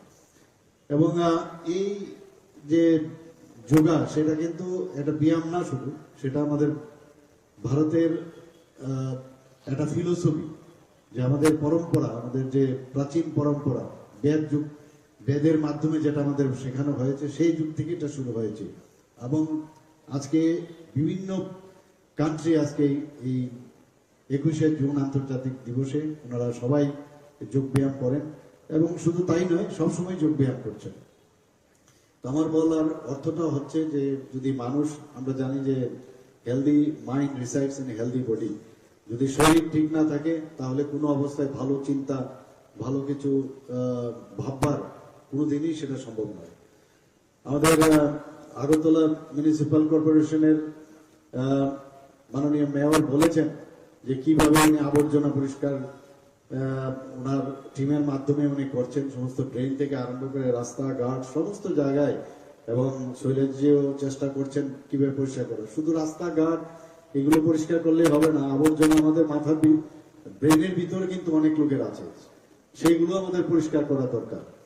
এবং যে কারণে এতদিন এই আবর্জনা এখানে জমেছিল, সেই আবর্জনাগুলোর দায়িত্ব এখন পরিষ্কার করার দায়িত্ব শুধু আগরতলা মিউনিসিপ্যাল কর্পোরেশনের না, আমাদের সরকারেরও এটা করতে হবে, আমাদের আপনাদেরও করতে হবে। সবাই মিলে এই যে আবর্জনা ফিজিক্যালি যেটা আছে এবং মেন্টালিও যেটা আছে, তারও আবর্জনা পরিষ্কারের দায়িত্ব আমাদের নিতে হবে। কারণ আমরা যদি ভালো চিন্তা না করি, উদ্ভাবনী যে বিষয়গুলো আছে সেইগুলো যদি আমরা চিন্তা ভাবনা না করি, তাহলে সমাজকে আমরা কোনো অবস্থায় পরিবর্তন করতে পারবো না। এবং এখানে আমি অনেকবার এখানে এসেছি, এই এলাকায় ইলেকশনের সময় এসেছি, তার আগে ছোটবেলার থেকেই এলাকায় আমার অবাধ বিচরণ ছিল। তো এখানে আমার যে আমাদের মাননীয় মেয়র সাহেব বলেছেন যে যেভাবে এখানে নোংরা পড়ে থাকতো, নানা রকম ড্রাগ এডিক্টেড সিরিঞ্জ থেকে শুরু করে বিভিন্ন যেসব সামগ্রী ব্যবহার করা হয়, সেগুলো কিন্তু এই জিম যে উদ্বোধন হলো তাতে কিন্তু একটা পরিবেশ এটা এখানে তৈরি হলো। শুধু 1 নম্বর রামনগর বা 2 নম্বর বা এই অত্র এলাকার সমস্ত লোকেই তার সুবিধা পাবে তা নয়, সমস্ত সাধারণ মানুষও তাদের সুবিধা হবে। খেলাধুলার উন্নয়নে আমরা এবার যে বাজেট আমরা রেখেছি, আপনারা সবাই জানেন যে আমরা কতটুকু সিরিয়াস, যে 2023-24 অর্থ বছরে আমরা কৈলাসহর এবং উদয়পুরে 25 কোটি টাকা পেয়ে 2টি যুব আবাস স্থাপন করার আমরা বাজেট রেখেছি। খেলাধুলার পরিকাঠামো উন্নয়নে আমরা 9.21 কোটি টাকা পেয়ে শান্তির বাজারে একটা স্টেডিয়াম আমরা তৈরি করছি। আমার কাছে অনেক যারা খেলাধুলা করেন তারা আসে, ছোট ছোট ছেলে মেয়েদের এসে বলে যে আমার বাইরে চান্স পেয়েছি, কিন্তু আমার টাকা পয়সার সমস্যা, আমাদের সুযোগ সুবিধা নেই এখানে যাওয়ার। তো ওই কথাটা মাথায় রেখে আমি যখন আমাদের মাননীয় অর্থমন্ত্রীকে আমি বললাম, তো সেই জায়গায় উনি মুখ্যমন্ত্রী স্টেট ট্যালেন্ট সার্চ প্রোগ্রাম একটা বাজেটে আমরা রেখেছি। তাতে করে যারা মহিলা খেলোয়াড়, যারা বিশ্বমানের প্রশিক্ষণ যাদেরকে আমরা দেওয়ার ব্যবস্থা করেছি, তাদের সর্বোচ্চ আমরা 5 লক্ষ টাকা পর্যন্ত এককালীন একটা আর্থিক সহায়তা প্রকল্প আমরা এই প্রকল্পের মাধ্যমে আমরা করেছি। আপনারা আরেকটা জিনিস যেটা মুখ্যমন্ত্রী যেটা আমি বললাম স্পোর্টস ডেভেলপমেন্ট স্কিম, সেটাও আমরা এই বাজেটে আমরা রেখেছি 2023-24 অর্থ বছরে। যাতে যারা উচ্চাকাঙ্ক্ষী খেলোয়াড় তাদের স্কলারশিপের সুবিধা দেওয়া হবে, এবং এই প্রকল্পের জন্য আমরা 8 কোটি টাকা আমরা বরাদ্দ রেখেছি। আমরা 2023-24 বাজেটে যুব বিষয়ক কেন্দ্রের YAS এর মধ্যে আমরা 4,939 কোটি টাকা বরাদ্দ রেখেছি। আপনারা ভাবুন, যেখানে আমরা এবার বাজেটে 27,000 কোটি টাকা আমরা রেখেছি, তার মধ্যে 4,939 কোটি টাকা আমরা এই ইয়েস ডিপার্টমেন্টের জন্য আমরা রেখেছি। খেলাধুলার উন্নয়নে রাজ্য সরকারের যে কিছু কিছু আমরা যে কাজ আমরা করেছি আপনারা সবাই জানেন অলরেডি, তবু আমি এখানে বলছি। 4টি সিনথেটিক টার্ফ ফুটবল মাঠ আমরা নির্মাণ করেছি। উমাকান্ত একাডেমিতে আপনারা অলরেডি দেখেছেন, মিনি স্টেডিয়ামে সেটা করা হয়েছে। শচীন্দ্র নর উচ্চ বিদ্যালয় মাঠ জিরানিয়াতে, সেখানে আমি নিজেই এটা উদ্বোধন করেছিলাম জিরানিয়াতে। আরেকটা করা হয়েছে উত্তর দেবেন্দ্রনগর উচ্চ বিদ্যালয় মাঠ তোলাবাগানে, এবং বিকেআই মাঠ বিলোনিয়া। 4টি জায়গায় আমাদের 4টি সিনথেটিক টার্ফ ফুটবল মাঠ নির্মাণ করা হয়। এবং শুধু তাই নয়, এর আগেও আরেকটা চন্দ্রপুরে আমরা প্রথম এই ধরনের সিনথেটিক টার্ফ আমরা প্রথম তৈরি করি। খেলো ইন্ডিয়া প্রকল্পে পানিসাগরে একটা সুইমিং পুল আমরা করেছি। খেলো ইন্ডিয়া প্রকল্পে আমরা বাদারঘাট ও পানিসাগরে 2টো সিনথেটিক অ্যাথলেটিক ট্র্যাক নির্মাণ করেছি। খেলো ইন্ডিয়া প্রকল্পে খোয়াই, যেখানে সরকারি বালক উচ্চতর মাধ্যমিক বিদ্যালয় মাঠে ও সুধন্য দেববর্মা মেমোরিয়াল উচ্চতর মাধ্যমিক বিদ্যালয়ে আমরা সেটা সিনথেটিক টার্ফ ফুটবল মাঠ নির্মাণের কাজ চলছে। খেলো ইন্ডিয়া প্রকল্পে বাধারঘাটে একটা সিনথেটিক হকি মাঠে নির্মাণ কাজ এর মধ্যেই শুরু হবে। যুব বিষয়ক ও ক্রীড়া দপ্তর রাজ্যে বিভিন্ন এলাকায় 50টি ওপেন জিম নির্মাণের কাজ হাতে নিয়েছে। এর মধ্যে 25টি এই ধরনের ওপেন জিম নির্মাণের কাজ শেষ হয়েছে, বাকি 25টি এর মধ্যে কাজ শুরু হবে। তো আমাদের সরকার আমরা চেষ্টা করছি যে খেলাধুলার মান যাতে এখানে উন্নয়ন হয়, এবং খেলাধুলা এটা একটা এমন একটা বিষয় যার কোনো আর অপশন নেই, মানে তার বিকল্প কিছু নেই। খেলাধুলার মাধ্যমে শরীর, আমরা সবাই জানি যে শরীরের যেমন ডেভেলপমেন্ট হয়, মানসিক কিন্তু ডেভেলপমেন্ট হয়। আমরা যখন হার্ডেলস করতাম অ্যাথলেটিক্সে, আমার মনে আছে যখন মানে শ্যাডো প্র্যাকটিস যেটা হতো, যে হার্ডেলের উচ্চতা বাড়াতে থাকতাম, তার একটা নির্দিষ্ট হার্ডেলসে নিয়েছিল উচ্চতা হাইট থাকে, যে নিজের শরীর লেফট পাটা এমন ভাবে দিতে হবে এবং রাইট পাটা কিভাবে আসতে হবে, তার জন্য তার একটা নির্দিষ্ট আমাদের সেভাবে ট্রেনিং দেওয়া হতো। অর্থাৎ ঠিক গোলে পৌঁছবার জন্য আমাদের যে জীবনেরও সেইভাবে গোলে যদি পৌঁছতে হয়, হার্ডেলসের বিভিন্ন হার্ডেলস জীবনে আসবে, সেই হার্ডেলসকে ক্রস করে যদি আমরা পদ্ধতিগতভাবে ঠিকভাবে আমরা যাই, তাহলে আমরা হার্ডেলস অতিক্রম করে আমরা ঠিক জায়গায় আমরা পৌঁছতে পারি। আমার মনে আছে যখন বৃষ্টি হতো, তো অ্যাথলেটিক্স আমরা করতাম, তো বৃষ্টির মধ্যে যেহেতু আজকে আমরা দৌড়তে পারবো না, তার জন্য আমরা ক্লক ইউজ করে দিতাম, যে এত আমার 45 মিনিটস, আমার লং ডিস্টেন্স রানে আমার 45 মিনিটসের আমার ওখানে যেতে হবে। তো 45 মিনিট সময় আমরা স্কিপিং করতাম, বিভিন্ন পদ্ধতির স্কিপিং করতাম। অর্থাৎ the show must go on, কোনো জায়গায় বসে থাকতে হবে না, বৃষ্টি এসছে তো বসে থাকো, আর যা হবে কালকে আমি করবো, নট দিস। তো এইভাবে আমাদের প্র্যাকটিস আমাদের করানো হতো। বিভিন্ন সময় ওই হ্যান্ড সুইং, আয়নার সামনে দাঁড়িয়ে ডাম্বেল নিয়ে, আমি তো খালি হাতে আমরা হ্যান্ড সুইং হয় যখন দৌড়ি, কিন্তু ভারী ওজন নিয়ে যদি হ্যান্ড সুইং করার, সেটা আমার মুভমেন্ট আয়নার সামনে দাঁড়িয়ে আমাদের করতে হতো। অর্থাৎ এই যে টেকনিকগুলো, সেটা কিন্তু জীবনের ক্ষেত্রেও সেটা প্রযোজ্য। যখন এই যে আমরা যদি আমাদের চিন্তা ভাবনা, আমাদের উদ্ভাবনী শক্তি যদি আমরা সবসময় এটাকে কন্টিনিউয়াস আমরা যদি তার প্র্যাকটিস করি, তাহলে জীবনের যে কোনো জায়গায় যেটা আমরা যদি চিন্তা করি যে এটা করব, আমার মনে হয় না তার থেকে আমাদেরকে কেউ আটকাতে পারবে। সে হার্ডেলসই হোক, বৃষ্টি হোক, আর যাই হোক, প্রাকৃতিক দুর্যোগই হোক, আমরা কিন্তু আমাদের গোলে আমরা পৌঁছতে পারবো। আমাদের সরকার এখন এমন ভাবে চেষ্টা করছে যে সব জায়গার মধ্যে সবাইকে খুশি করা ইম্পসিবল, কিন্তু একটা যে চেষ্টা এবং মানুষের যে মৌলিক যে সমস্যাগুলো, তাকে আমরা সামনে রেখে আমরা কাজ করে চলছি। কিন্তু এটা যেটা আমাদের মাননীয় মেয়র সাহেব বলেছেন, যে কোনো বিষয় একা বা সরকারের পক্ষে বা ব্যক্তি কেন্দ্রে কোনোদিন সম্ভব হবে না। সব ব্যক্তিরা যদি সবাই মিলে যদি আমাদের এই সমাজকে পরিবর্তন করতে হয়, তাহলে আমাদের এই একটা পাড়াই হোক, একটা ওয়ার্ডই হোক, বা একটা রাজ্যই হোক বা দেশই হোক, তবে এটা আমরা পরিবর্তন করতে পারবো। আমাদের মাননীয় প্রধানমন্ত্রী সেই দিশায় কাজ করছেন। আজকে আমাদের দেশের যে এমন একটা জায়গায় মাননীয় প্রধানমন্ত্রী নিয়ে গেছে যে সত্যি আমাদের এখন গর্ববোধ হয়।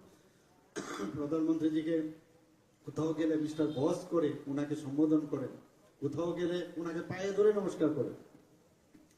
তো এই যে অবস্থা, মানে সেটা আমরা কিন্তু গর্ববোধ করা উচিত যে এইরকম একজন প্রধানমন্ত্রীর গার্জিয়ানশিপে আমাদের দেশ চলছে এবং আমরাও সেই দিশায় কাজ করছি।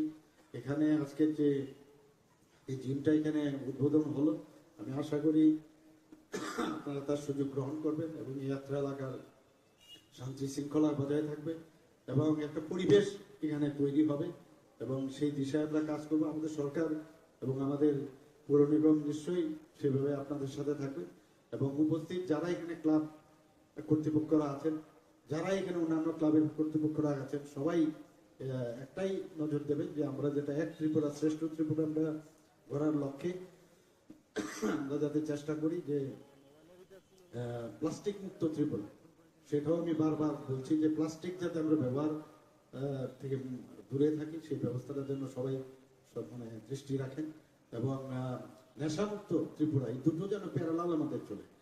আর রাস্তাঘাটে আমরা নোংরা ফেলবো না এবং অন্যকে ফেলতে দেবো না। এই মানসিকতা নিয়ে আমরা যদি কাজ করি তাহলে দেখবেন ত্রিপুরার চেহারাই পাল্টে যাবে। এখনো বাইরের থেকে আমাদের বন্ধু বান্ধবরা আসেন বা অফিসার বা যারাই আসেন, এসে বলছে সত্যি আমরা ভাবতে পারি না আজকের থেকে ত্রিপুরাতে আগেও এসেছি, কিন্তু এখন আসলে এই ত্রিপুরা এরকম হয়ে গেছে। আমরা আমাদের চোখে যেহেতু আমরা রোজই বিষয়টা দেখি, আমাদের চোখে দেখা যায়, কিন্তু ওনাদের চোখে কিন্তু দেখা যায় যে অনেক পরিবর্তন। তো পরিবর্তন সেটা আমরা আনতে পেরেছি এবং আগামী দিন আরো ভালো হবে সেই আশা আমি রাখছি এবং এখানে যারাই উপস্থিত আছেন সবাইকে আমি হার্দিক অভিনন্দন ও শুভেচ্ছা জানিয়ে আমার বক্তব্য এখানে শেষ করছি। নমস্কার, জয় হিন্দ।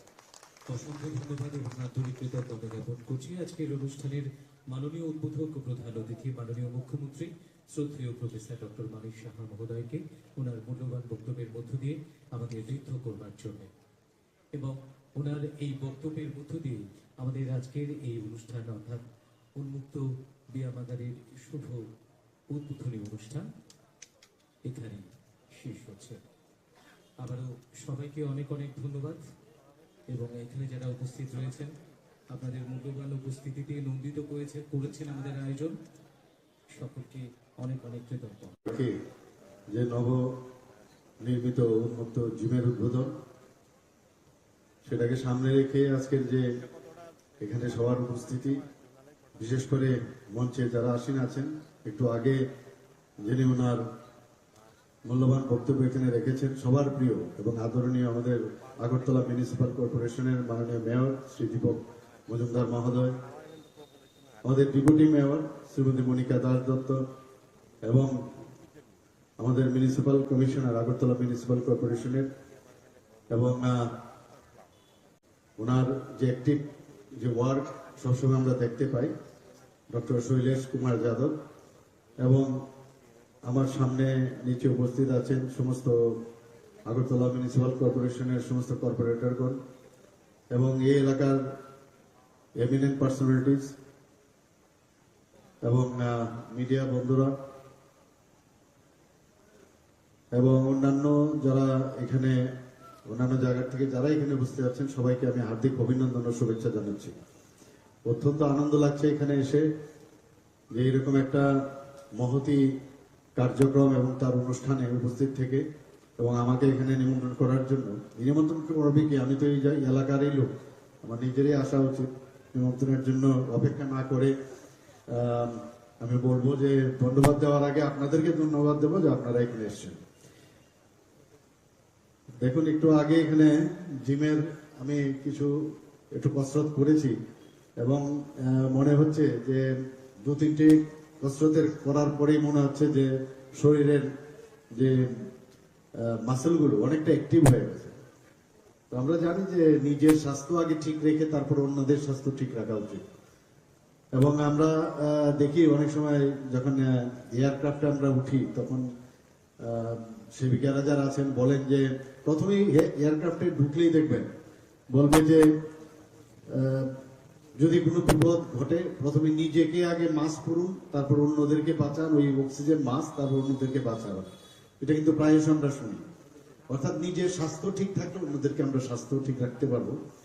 এবং আজকের এই বিশেষ দিনে আমি বলবো, আমাদের মাননীয় প্রধানমন্ত্রী নরেন্দ্র মোদীজি সবসময় বলেন যে যোগা করার বিষয়টা।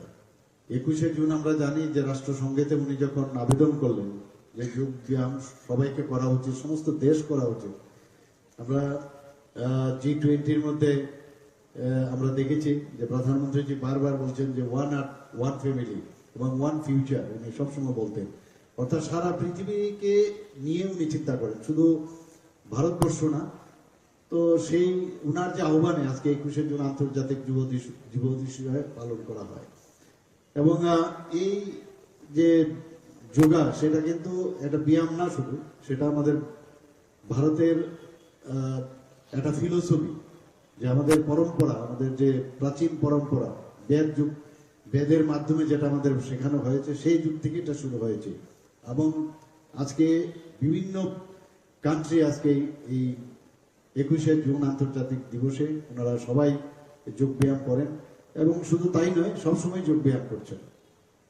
তো আমার বলার অর্থটা হচ্ছে যে যদি মানুষ, আমরা জানি যে healthy mind resides in healthy body, যদি শরীর ঠিক না থাকে তাহলে কোনো অবস্থায় ভালো চিন্তা, ভালো কিছু ভাববার কোনোদিনই সেটা সম্ভব নয়।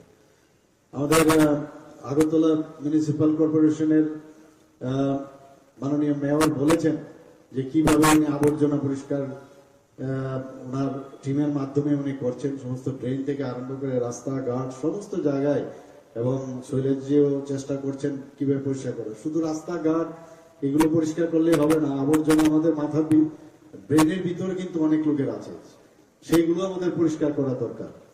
এবং যে কারণে এতদিন এই আবর্জনা এখানে জমেছিল, সেই আবর্জনাগুলোর দায়িত্ব এখন পরিষ্কার করার দায়িত্ব শুধু আগরতলা মিউনিসিপ্যাল কর্পোরেশনের না, আমাদের সরকারেরও এটা করতে হবে, আমাদের আপনাদেরও করতে হবে। সবাই মিলে এই যে আবর্জনা ফিজিক্যালি যেটা আছে এবং মেন্টালিও যেটা আছে, তারও আবর্জনা পরিষ্কারের দায়িত্ব আমাদের নিতে হবে। কারণ আমরা যদি ভালো চিন্তা না করি, উদ্ভাবনী যে বিষয়গুলো আছে সেইগুলো যদি আমরা চিন্তা ভাবনা না করি, তাহলে সমাজকে আমরা কোনো অবস্থায় পরিবর্তন করতে পারবো না। এবং এখানে আমি অনেকবার এখানে এসেছি, এই এলাকায় ইলেকশনের সময় এসেছি, তার আগে ছোটবেলার থেকেই এলাকায় আমার অবাধ বিচরণ ছিল।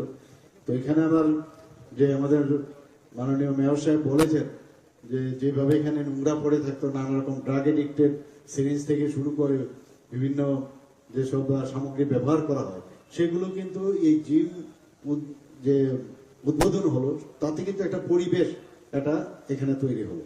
শুধু 1 নম্বর রামনগর বা 2 নম্বর বা এই অত্র এলাকার সমস্ত লোকেই তার সুবিধা পাবে তা নয়, সমস্ত সাধারণ মানুষও তাদের সুবিধা হবে। খেলাধুলার উন্নয়নে আমরা এবার যে বাজেট আমরা রেখেছি, আপনারা সবাই জানেন যে আমরা কতটুকু সিরিয়াস। যে 2023-24 অর্থ বছরে আমরা কৈলাসহর এবং উদয়পুরে 25 কোটি টাকা পেয়ে 2টি যুব আবাস স্থাপন করার আমরা বাজেট রেখেছি। খেলাধুলার পরিকাঠামো উন্নয়নে আমরা 9.21 কোটি টাকা পেয়ে শান্তির বাজারে একটা স্টেডিয়াম আমরা তৈরি করছি। আমার কাছে অনেক যারা খেলাধুলা করেন তারা আসে, ছোট ছোট ছেলে মেয়েদের এসে বলে যে আমার বাইরে চান্স পেয়েছি, কিন্তু আমার টাকা পয়সার সমস্যা, আমাদের সুযোগ সুবিধা নেই এখানে যাওয়ার। তো ওই কথাটা মাথায় রেখে আমি যখন আমাদের মাননীয় অর্থমন্ত্রীকে আমি বললাম, তো সেই জায়গায় উনি মুখ্যমন্ত্রী স্টেট ট্যালেন্ট সার্চ প্রোগ্রাম একটা বাজেটে আমরা রেখেছি। তাতে করে যারা মহিলা খেলোয়াড়, যারা বিশ্বমানের প্রশিক্ষণ যাদেরকে আমরা দেওয়ার ব্যবস্থা করেছি, তাদের সর্বোচ্চ আমরা 5 লক্ষ টাকা পর্যন্ত এককালীন একটা আর্থিক সহায়তা প্রকল্প আমরা এই প্রকল্পের মাধ্যমে আমরা করেছি। আপনারা আরেকটা জিনিস যেটা মুখ্যমন্ত্রী যেটা আমি বললাম, স্পোর্টস ডেভেলপমেন্ট স্কিম, সেটাও আমরা এই বাজেটে আমরা রেখেছি 2023-24 অর্থ বছরে, যাতে যারা উচ্চাকাঙ্ক্ষী খেলোয়াড় তাদের স্কলারশিপের সুবিধা দেওয়া হবে। এবং এই প্রকল্পের জন্য আমরা 8 কোটি টাকা আমরা বরাদ্দ রেখেছি। আমরা 2023-24 বাজেটে যুব বিষয়ক কেন্দ্রের YAS এর মধ্যে আমরা 4,939 কোটি টাকা বরাদ্দ রেখেছি। আপনারা ভাবুন, যেখানে আমরা এবার বাজেটে 27,000 কোটি টাকা আমরা রেখেছি, তার মধ্যে 4,939 কোটি টাকা আমরা এই ইয়েস ডিপার্টমেন্টের জন্য আমরা রেখেছি। খেলাধুলার উন্নয়নে রাজ্য সরকারের যে কিছু কিছু আমরা যে কাজ আমরা করেছি আপনারা সবাই জানেন অলরেডি, তবু আমি এখানে বলছি। 4টি সিনথেটিক টার্ফ ফুটবল মাঠ আমরা নির্মাণ করেছি। উমাকান্ত একাডেমিতে আপনারা অলরেডি দেখেছেন, মিনি স্টেডিয়ামে সেটা করা হয়েছে। শচীন্দ্র নর উচ্চ বিদ্যালয় মাঠ জিরানিয়াতে, সেখানে আমি নিজেই এটা উদ্বোধন করেছিলাম জিরানিয়াতে। আরেকটা করা হয়েছে উত্তর দেবেন্দ্রনগর উচ্চ বিদ্যালয় মাঠ তুলাবাগানে এবং BKI মাঠ বিলোনিয়া। 4টি জায়গায় আমাদের 4টি সিনথেটিক টার্ফ, এবং শুধু তাই নয়, এর আগেও আরেকটা চন্দ্রপুরে আমরা প্রথম এই ধরনের সিনথেটিক টার্ফ আমরা প্রথম তৈরি করি। খেলো ইন্ডিয়া প্রকল্পে পানিসাগরে একটা সুইমিং পুল আমরা করেছি। খেলো ইন্ডিয়া প্রকল্পে আমরা বাদারঘাট ও পানিসাগরে 2টো সিনথেটিক অ্যাথলেটিক ট্র্যাক নির্মাণ করেছি। খেলো ইন্ডিয়া প্রকল্পে খোয়াই, যেখানে সরকারি বালক উচ্চতর মাধ্যমিক বিদ্যালয় মাঠে ও সুধন্য দেব বর্মা মেমোরিয়াল উচ্চতর মাধ্যমিক বিদ্যালয়ে আমরা সেটা সিনথেটিক টার্ফ ফুটবল মাঠ নির্মাণের কাজ চলছে। খেলো ইন্ডিয়া প্রকল্পে বাধারঘাটে একটা সিনথেটিক হকি মাঠে নির্মাণ কাজ এর মধ্যেই শুরু হবে। যুব বিষয়ক ও ক্রীড়া দপ্তর রাজ্যে বিভিন্ন এলাকায় 50টি ওপেন জিম নির্মাণের কাজ হাতে নিয়েছে। এর মধ্যে 25টি এই ধরনের ওপেন জিম নির্মাণের কাজ শেষ হয়েছে, বাকি 25টি এর মধ্যে কাজ শুরু হবে। তো আমাদের সরকার আমরা চেষ্টা করছি যে খেলাধুলার মান যাতে এখানে উন্নয়ন হয়, এবং খেলাধুলা এটা একটা এমন একটা বিষয় যার কোনো আর অপশন নেই, মানে তার বিকল্প কিছু নেই। খেলাধুলার মাধ্যমে শরীর, আমরা সবাই জানি যে শরীরের যেমন ডেভেলপমেন্ট হয়, মানসিকও কিন্তু ডেভেলপমেন্ট হয়। আমরা যখন হার্ডেলস করতাম অ্যাথলেটিক্সে, আমার মনে আছে যখন মানে শ্যাডো প্র্যাকটিস যেটা হতো, যে হার্ডেলের উচ্চতা বাড়াতে থাকতাম, তার একটা নির্দিষ্ট হার্ডেলসের ইয়ে ছিল, উচ্চতা হাইট থাকে, যে নিজের শরীর যেমন লেফট পাটা এমনভাবে দিতে হবে এবং রাইট পাটা আসতে হবে, তার জন্য একটা নির্দিষ্ট সেভাবে ট্রেনিং দেওয়া হবে। ঠিক গোলে পৌঁছবার জন্য আমাদের যে জিমেরও সেইভাবে গোলে যদি পৌঁছতে হয়, হার্ডেলস বিভিন্ন হার্ড জীবনে আসবে, যে হার্ডেলসকে ক্রস করে যদি আমরা পদ্ধতিগতভাবে ঠিক ভাবে যাই, তাহলে আমরা হার্ডেলস অতিক্রম করে আমরা ঠিক জায়গায় পৌঁছতে পারি। আমার মনে আছে যখন বৃষ্টি হতো, অ্যাথলেটিক্স আমরা করতাম, তো বৃষ্টিতে যেহেতু আজকে আমরা হতে পারবো না, তার জন্য আমরা লং ইউজ করে এত আমার 45 মিনিট আমার লং ডিস্টেন্স রানে আমার 40 মিনিটস এর আমার ওখানে যেতে হবে। তো 45 মিনিট সময় আমরা স্কিপ করতাম, বিভিন্ন পদ্ধতি স্কিপিং করতাম। অর্থাৎ মাস্ট গো অন, কোনো জায়গায় বসে থাকতে হবে না, বৃষ্টি এসছে তো বসে থাকো আর যাও কালকে আমি করবো, নট দিস। তো এইভাবে প্র্যাকটিস আমাদের করানো হতো। বিভিন্ন সময় হ্যান্ড সুইং, আয়নার সামনে দাঁড়িয়ে ডাম্বেল নিয়ে হাতে আমরা হ্যান্ড সুইং হয় ধরি, কেউ ভারী ওজনে যদি হ্যান্ড সুইং করার, সেটা আমার মুভমেন্ট এর সামনে দাঁড়িয়ে আমাদের হতো। অর্থাৎ এই যে টেকনিক গুলো, সেটা কিন্তু জীবনের ক্ষেত্রে এটা প্রযোজ্য। যখন এই যে আমরা যদি আমাদের চিন্তা ভাবনা, আমাদের উদ্ভাবনী শক্তি যদি আমরা সবসময়কে কন্টিনিউয়াস আমরা যদি প্র্যাকটিস করি, তাহলে জীবনের কোনো জায়গায় যেটা যদি চিন্তা করি যে করবো, আমার মনে হয় না তাকে আমাদেরকে কেউ আটতে পারবে। সে হার্ডেলই হোক, বৃষ্টি হোক, আর যাই হোক, প্রাকৃতিক দুর্যোগ হোক, আমরা কি আমাদের বললে আমরা আসতে পারবো। সরকার এখন এমন ভাবে চেষ্টা করছে যে সব জায়গার মধ্যে সবাই খুশি করা ইম্পসিবল, কিন্তু একটা চেষ্টা এবং মানুষের যে মৌলিক যে সমস্যাগুলো তাকে আমরা সামনে রেখে আমরা কাজ করে দিচ্ছি। কিন্তু এটা যেটা আমাদের মাননীয় মেয়র বলেছেন, যে কোনো বিষয়ে বা সরকারের পক্ষে ব্যক্তি কেন্দ্রে কোনো সম্ভব হবে না। সব ব্যক্তি যদি সবাই মিলে যদি আমাদের সমাজকে পরিবর্তন করতে হয়, তাহলে আমাদের একটা বাড়ি হোক, একটা ওয়ার্ডই হোক, বা একটা রাজ্যেই হোক, বা দেশে হোক, তবে এটা আমরা পরিবর্তন করতে পারবো। আমাদের মাননীয় প্রধানমন্ত্রী সেই দিশায় করছেন। আজকে আমাদের দেশের যে এমন একটা জায়গায় মাননীয় প্রধানমন্ত্রী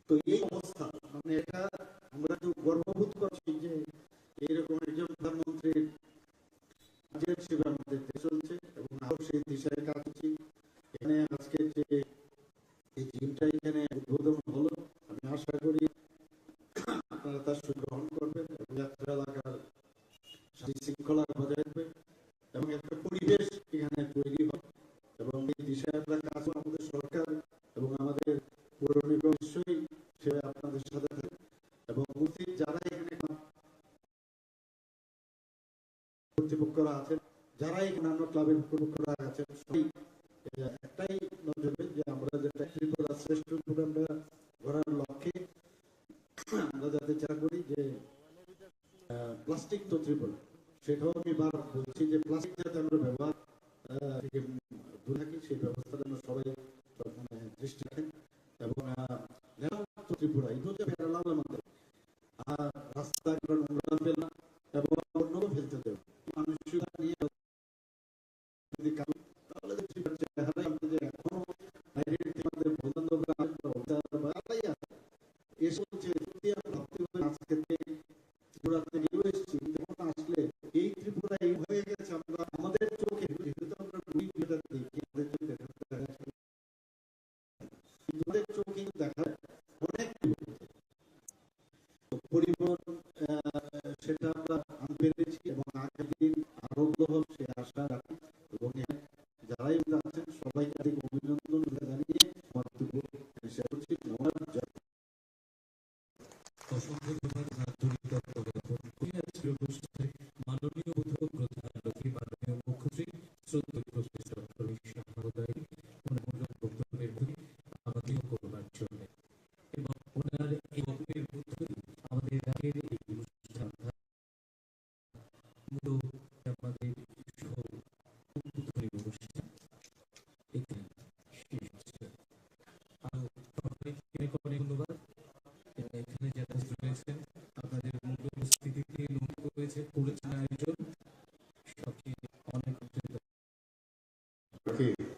যে নব নির্মিত জিমের উদ্বোধন সে সামনে রেখে যে এখানে সব উপস্থিতি বিশেষ করে মঞ্চে আসীন আছেন একটু আগে যিনি ওনার মূল্যবান বক্তব্য এখানে রেখেছেন সবার প্রিয় এবং আমাদের আগরতলা মিউনিসিপাল কর্পোরেশনের মাননীয় মেয়র শিবক মহোদয়, আমাদের ডেপুটি মেয়র শ্রীমতী দাস দত্ত এবং আমাদের মিউনিসিপাল কমিশনার আগর মিউনিসিপাল কর্পোরেশন এবং ওনার যে অ্যাক্টিভ যে ওয়ার্ক সবসময় আমরা দেখতে পাই ডক্টর শৈলেশ কুমার যাদব এবং আমার সামনে উপস্থিত আছেন সমস্ত আগরতলা মিউনিসিপাল কর্পোরেশনের সমস্ত কর্পোরেটর এবং এই এলাকার এমিনেন্ট পার্সোনালিটিস এবং মিডিয়া বন্ধু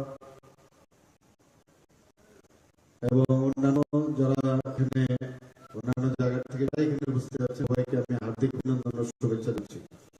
অত্যন্ত আনন্দ লাগছে এখানে এসে এইরকম একটা মহতি কার্যক্রম এবং তার উত্থানে উপস্থিত থেকে এবং আগে এখানে নিমন্ত্রণ করার জন্য নিমন্ত্রণ আমি যাই এলাকার আমাদের আসা উচিত নিমন্ত্রণের জন্য অপেক্ষা না করে বলবো যে ধন্যবাদ দেওয়ার আগে আপনাদেরকে ধন্যবাদ দেবো আপনারা এখানে এসেছেন।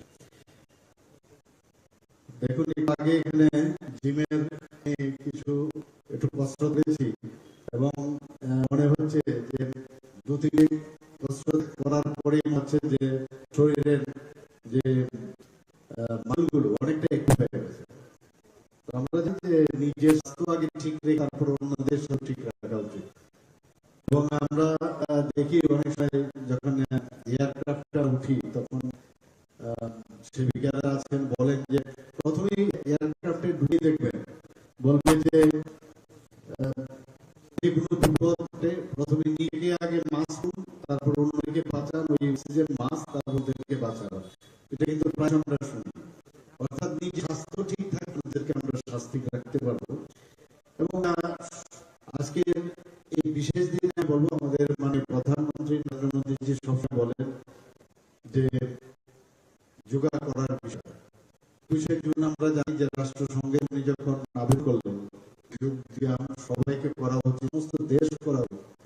আমরা G20 মধ্যে আমরা দেখেছি যে প্রধানমন্ত্রী বারবার বলেন যে ওয়ান ফ্যামিলি এবং ওয়ান ফিউচার, সবসময় বলেন অর্থাৎ সারা পৃথিবীকে নিয়ে চিন্তা করেন, শুধু ভারত শোনা। তো সেই উনার যে আহ্বান আজকে 21শে আন্তর্জাতিক যুব দিবস পালন করা হয় এবং এই যে যোগ সেটা কিন্তু একটা ব্যায়াম না, সেটা আমাদের ভারতের ফিলোসফি যে আমাদের পরম্পরা মাধ্যমে যেটা আমাদের শেখানো হয়েছে সেই যুগ থেকে এটা শুরু হয়েছে। এবং আজকে এই 21শে জুন আন্তর্জাতিক দিবসে ওনারা সবাই যোগ ব্যায়াম এবং শুধু তাই নয়, সবাই যোগ ব্যায়াম করছে। আমার বলার অর্থটা হচ্ছে, যদি মানুষ, আমরা জানি যে healthy mind recent healthy body, যদি শরীর ঠিক না থাকে তাহলে কোনো অবস্থায় ভালো চিন্তা, ভালো কিছু জিনিস সেটা সম্ভব। আমাদের আগরতলা মিউনিসিপাল কর্পোরেশনের মাননীয় মেয়র হয়েছেন, কিভাবে আবর্জনা পরিষ্কার ওনার ঠিক মাধ্যমে উনি করেন, সমস্ত ড্রেনকে আরম্ভ করে রাস্তাঘাট সমস্ত জায়গায়, এবং শরীরের যে চেষ্টা করছেন কিভাবে পরিষ্কার করে। শুধু রাস্তাঘাট এগুলো পরিষ্কার করলে হবে না, আমাদের মাফি ড্রেনের ভিতরে কিন্তু লোকের আছে, সেইগুলো পরিষ্কার করা দরকার। এবং যে কারণে এতদিন আবর্জনা এখানে জমেছিল, সেই আবর্জনার দায়িত্ব পরিষ্কার করার দায়িত্ব শুধু আগলা মিউনিসিপাল কর্পোরেশনের না, আমাদের সরকার এটা আমাদের আপনাদের করতে হবে। সবাই এই আবর্জনা ফিজিক্যালি যা আছে এবং মেন্টালি যেটা আছে তারও আবর্জনা পরিষ্কারের দায়িত্ব আমাদের হবে। কারণ আমরা যদি ভালো চিন্তা না করি, উদ্ভাবনী যে বিষয়গুলো আছে সেইগুলো যদি আমরা চিন্তা ভাবনা করি, তাহলে সমাজকে আমরা অবস্থায় পরিবর্তন করতে পারবো না। এবং এখানে আমি অনেক এখানে এসেছি, এই এলাকায় ইলেকশনের সময়, তার আগে ছোটবেলার থেকে এলাকায় আমার অবাধ বিচরণ ছিল।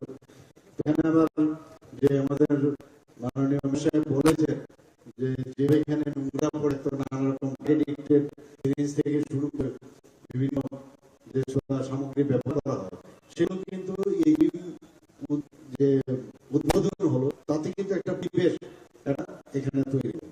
শুধু 1 নম্বর রামনগর, 2 নম্বর অত্র এলাকার সমস্ত লোকেই সুবিধা পাবে, তার সমস্ত সাধারণ মানুষও তার সুবিধা পাবে। খেলাধুলা নয় না, আমরা যে বাজেট আমরা রেখেছি, আপনারা সবাই জানেন যে আমরা করবো সিরিয়াস, যে 2023 অর্থ বছরে কৈলাসহর এবং উদয়পুরে 25 কোটি টাকা পেয়ে 2টি যুব আবাস করার বাজেট রেখে খেলার পরিকাঠামো উন্নয়ন 9.21 কোটি টাকা শান্তিবাজার একটা স্টেডিয়াম আমরা তৈরি করছি।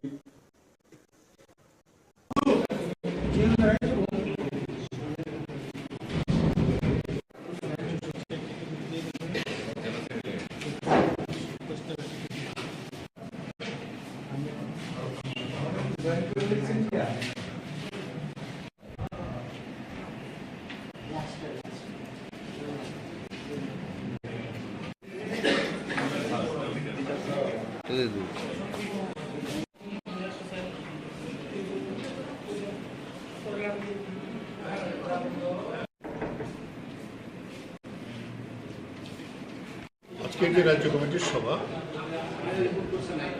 জুন মাসের 1 এবং 2 তামিলনাড়ুর কাঞ্চিপুরমে আমাদের কেন্দ্রীয় কমিটির সভা, সেই সভার সিদ্ধান্তগুলোর ভিত্তিতে আজকে আমাদের এই রাজ্য কমিটির সভা। এই সভায় আমাদের সাধারণ সম্পাদক ছিলেন এক সময়, এখন সভাপতি তিনি উপস্থিত থাকবেন। মিলে আজকে সবাই কেন্দ্রীয় কমিটির বিভিন্ন গৃহীত সিদ্ধান্তগুলো আমরা পর্যালোচনা করে আমাদের রাজ্যে কীভাবে কার্যকরী করব।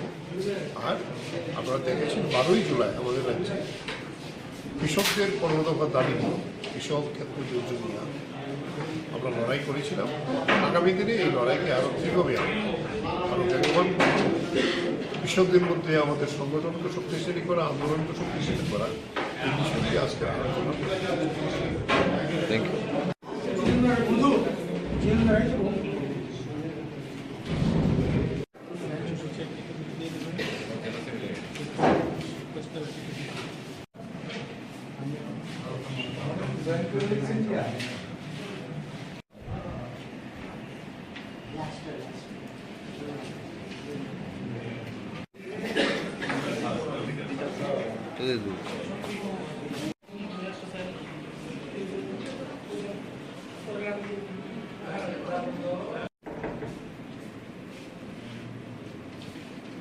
আজকের যে রাজ্য কমিটির সভা, জুন মাসের 1 এবং 2 তামিলনাড়ুর কাঞ্চিপুরমে আমাদের কেন্দ্রীয় কমিটির সভা, সেই সভার সিদ্ধান্তগুলোর ভিত্তিতে আজকে আমাদের এই রাজ্য কমিটির সভা। এই সভায় আমাদের সাধারণ সম্পাদক ছিলেন একসময়, এখন সহসভাপতি তিনি উপস্থিত থাকবেন। মিলে আজকে সবাই কেন্দ্রীয় কমিটির বিভিন্ন গৃহীত সিদ্ধান্তগুলো আমরা পর্যালোচনা করে আমাদের রাজ্যে কীভাবে কার্যকরী করব। আর আপনারা দেখেছেন 12ই জুলাই আমাদের রাজ্যে কৃষকদের 15 দফা দাবি নিয়ে, কৃষক ক্ষেত্র দুর্যোগ নিয়ে আমরা লড়াই করেছিলাম। আগামী দিনে এই লড়াইকে আরও কীভাবে আরও বেগবান করব, কৃষকদের মধ্যে আমাদের সংগঠনকে শক্তিশালী করা, আন্দোলনকে শক্তিশালী করা, এই বিষয়টি আজকে আলোচনা করতে। Thank you.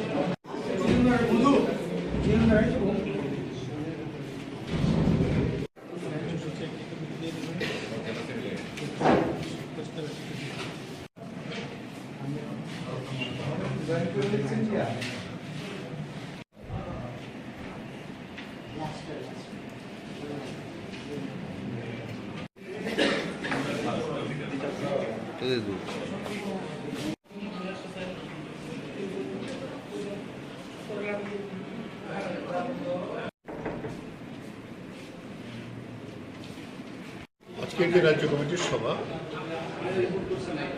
জুন মাসের 1 এবং 2 তামিলনাড়ুর কাঞ্চিপুরমে আমাদের কেন্দ্রীয় কমিটির সভা। সেই সভার সিদ্ধান্তগুলোর ভিত্তিতে আজকে আমাদের এই রাজ্য কমিটির সভা।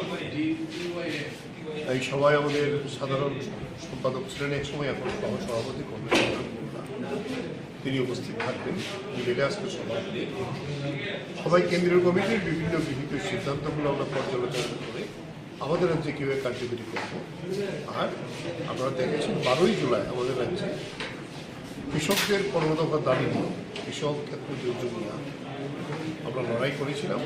আগামী দিনে এই লড়াইকে আরও কীভাবে আরও বেগবান করব, কৃষকদের মধ্যে আমাদের সংগঠনকে শক্তিশালী করা, আন্দোলনকে শক্তিশালী করা, এই বিষয়টি আজকে আলোচনা করতে। Thank you.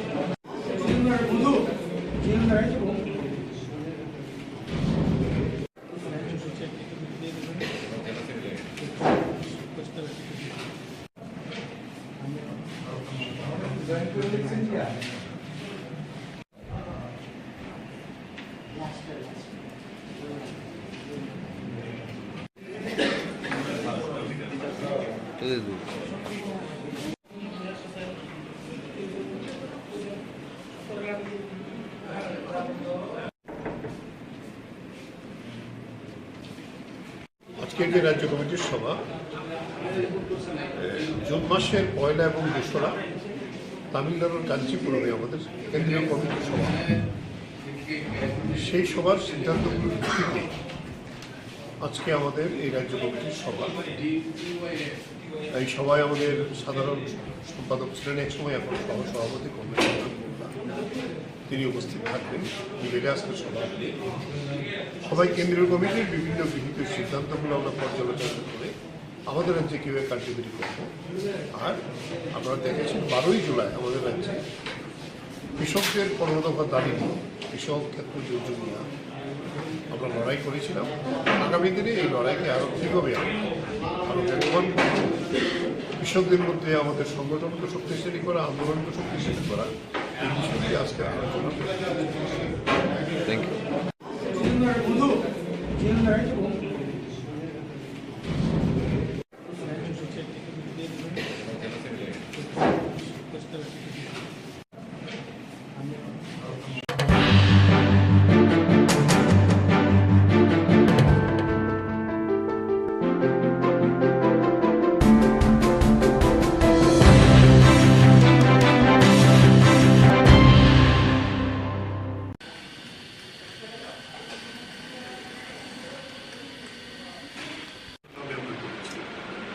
আর মিটিংয়ের যে আমাদের হলটা, সেই হলটা দীর্ঘদিন যাবৎ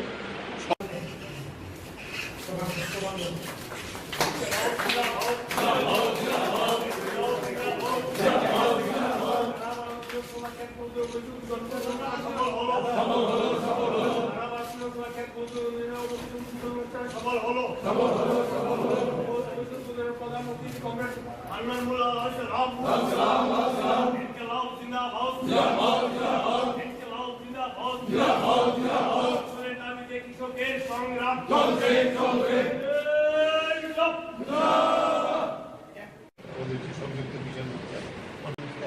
ছাড়া সম্ভব না।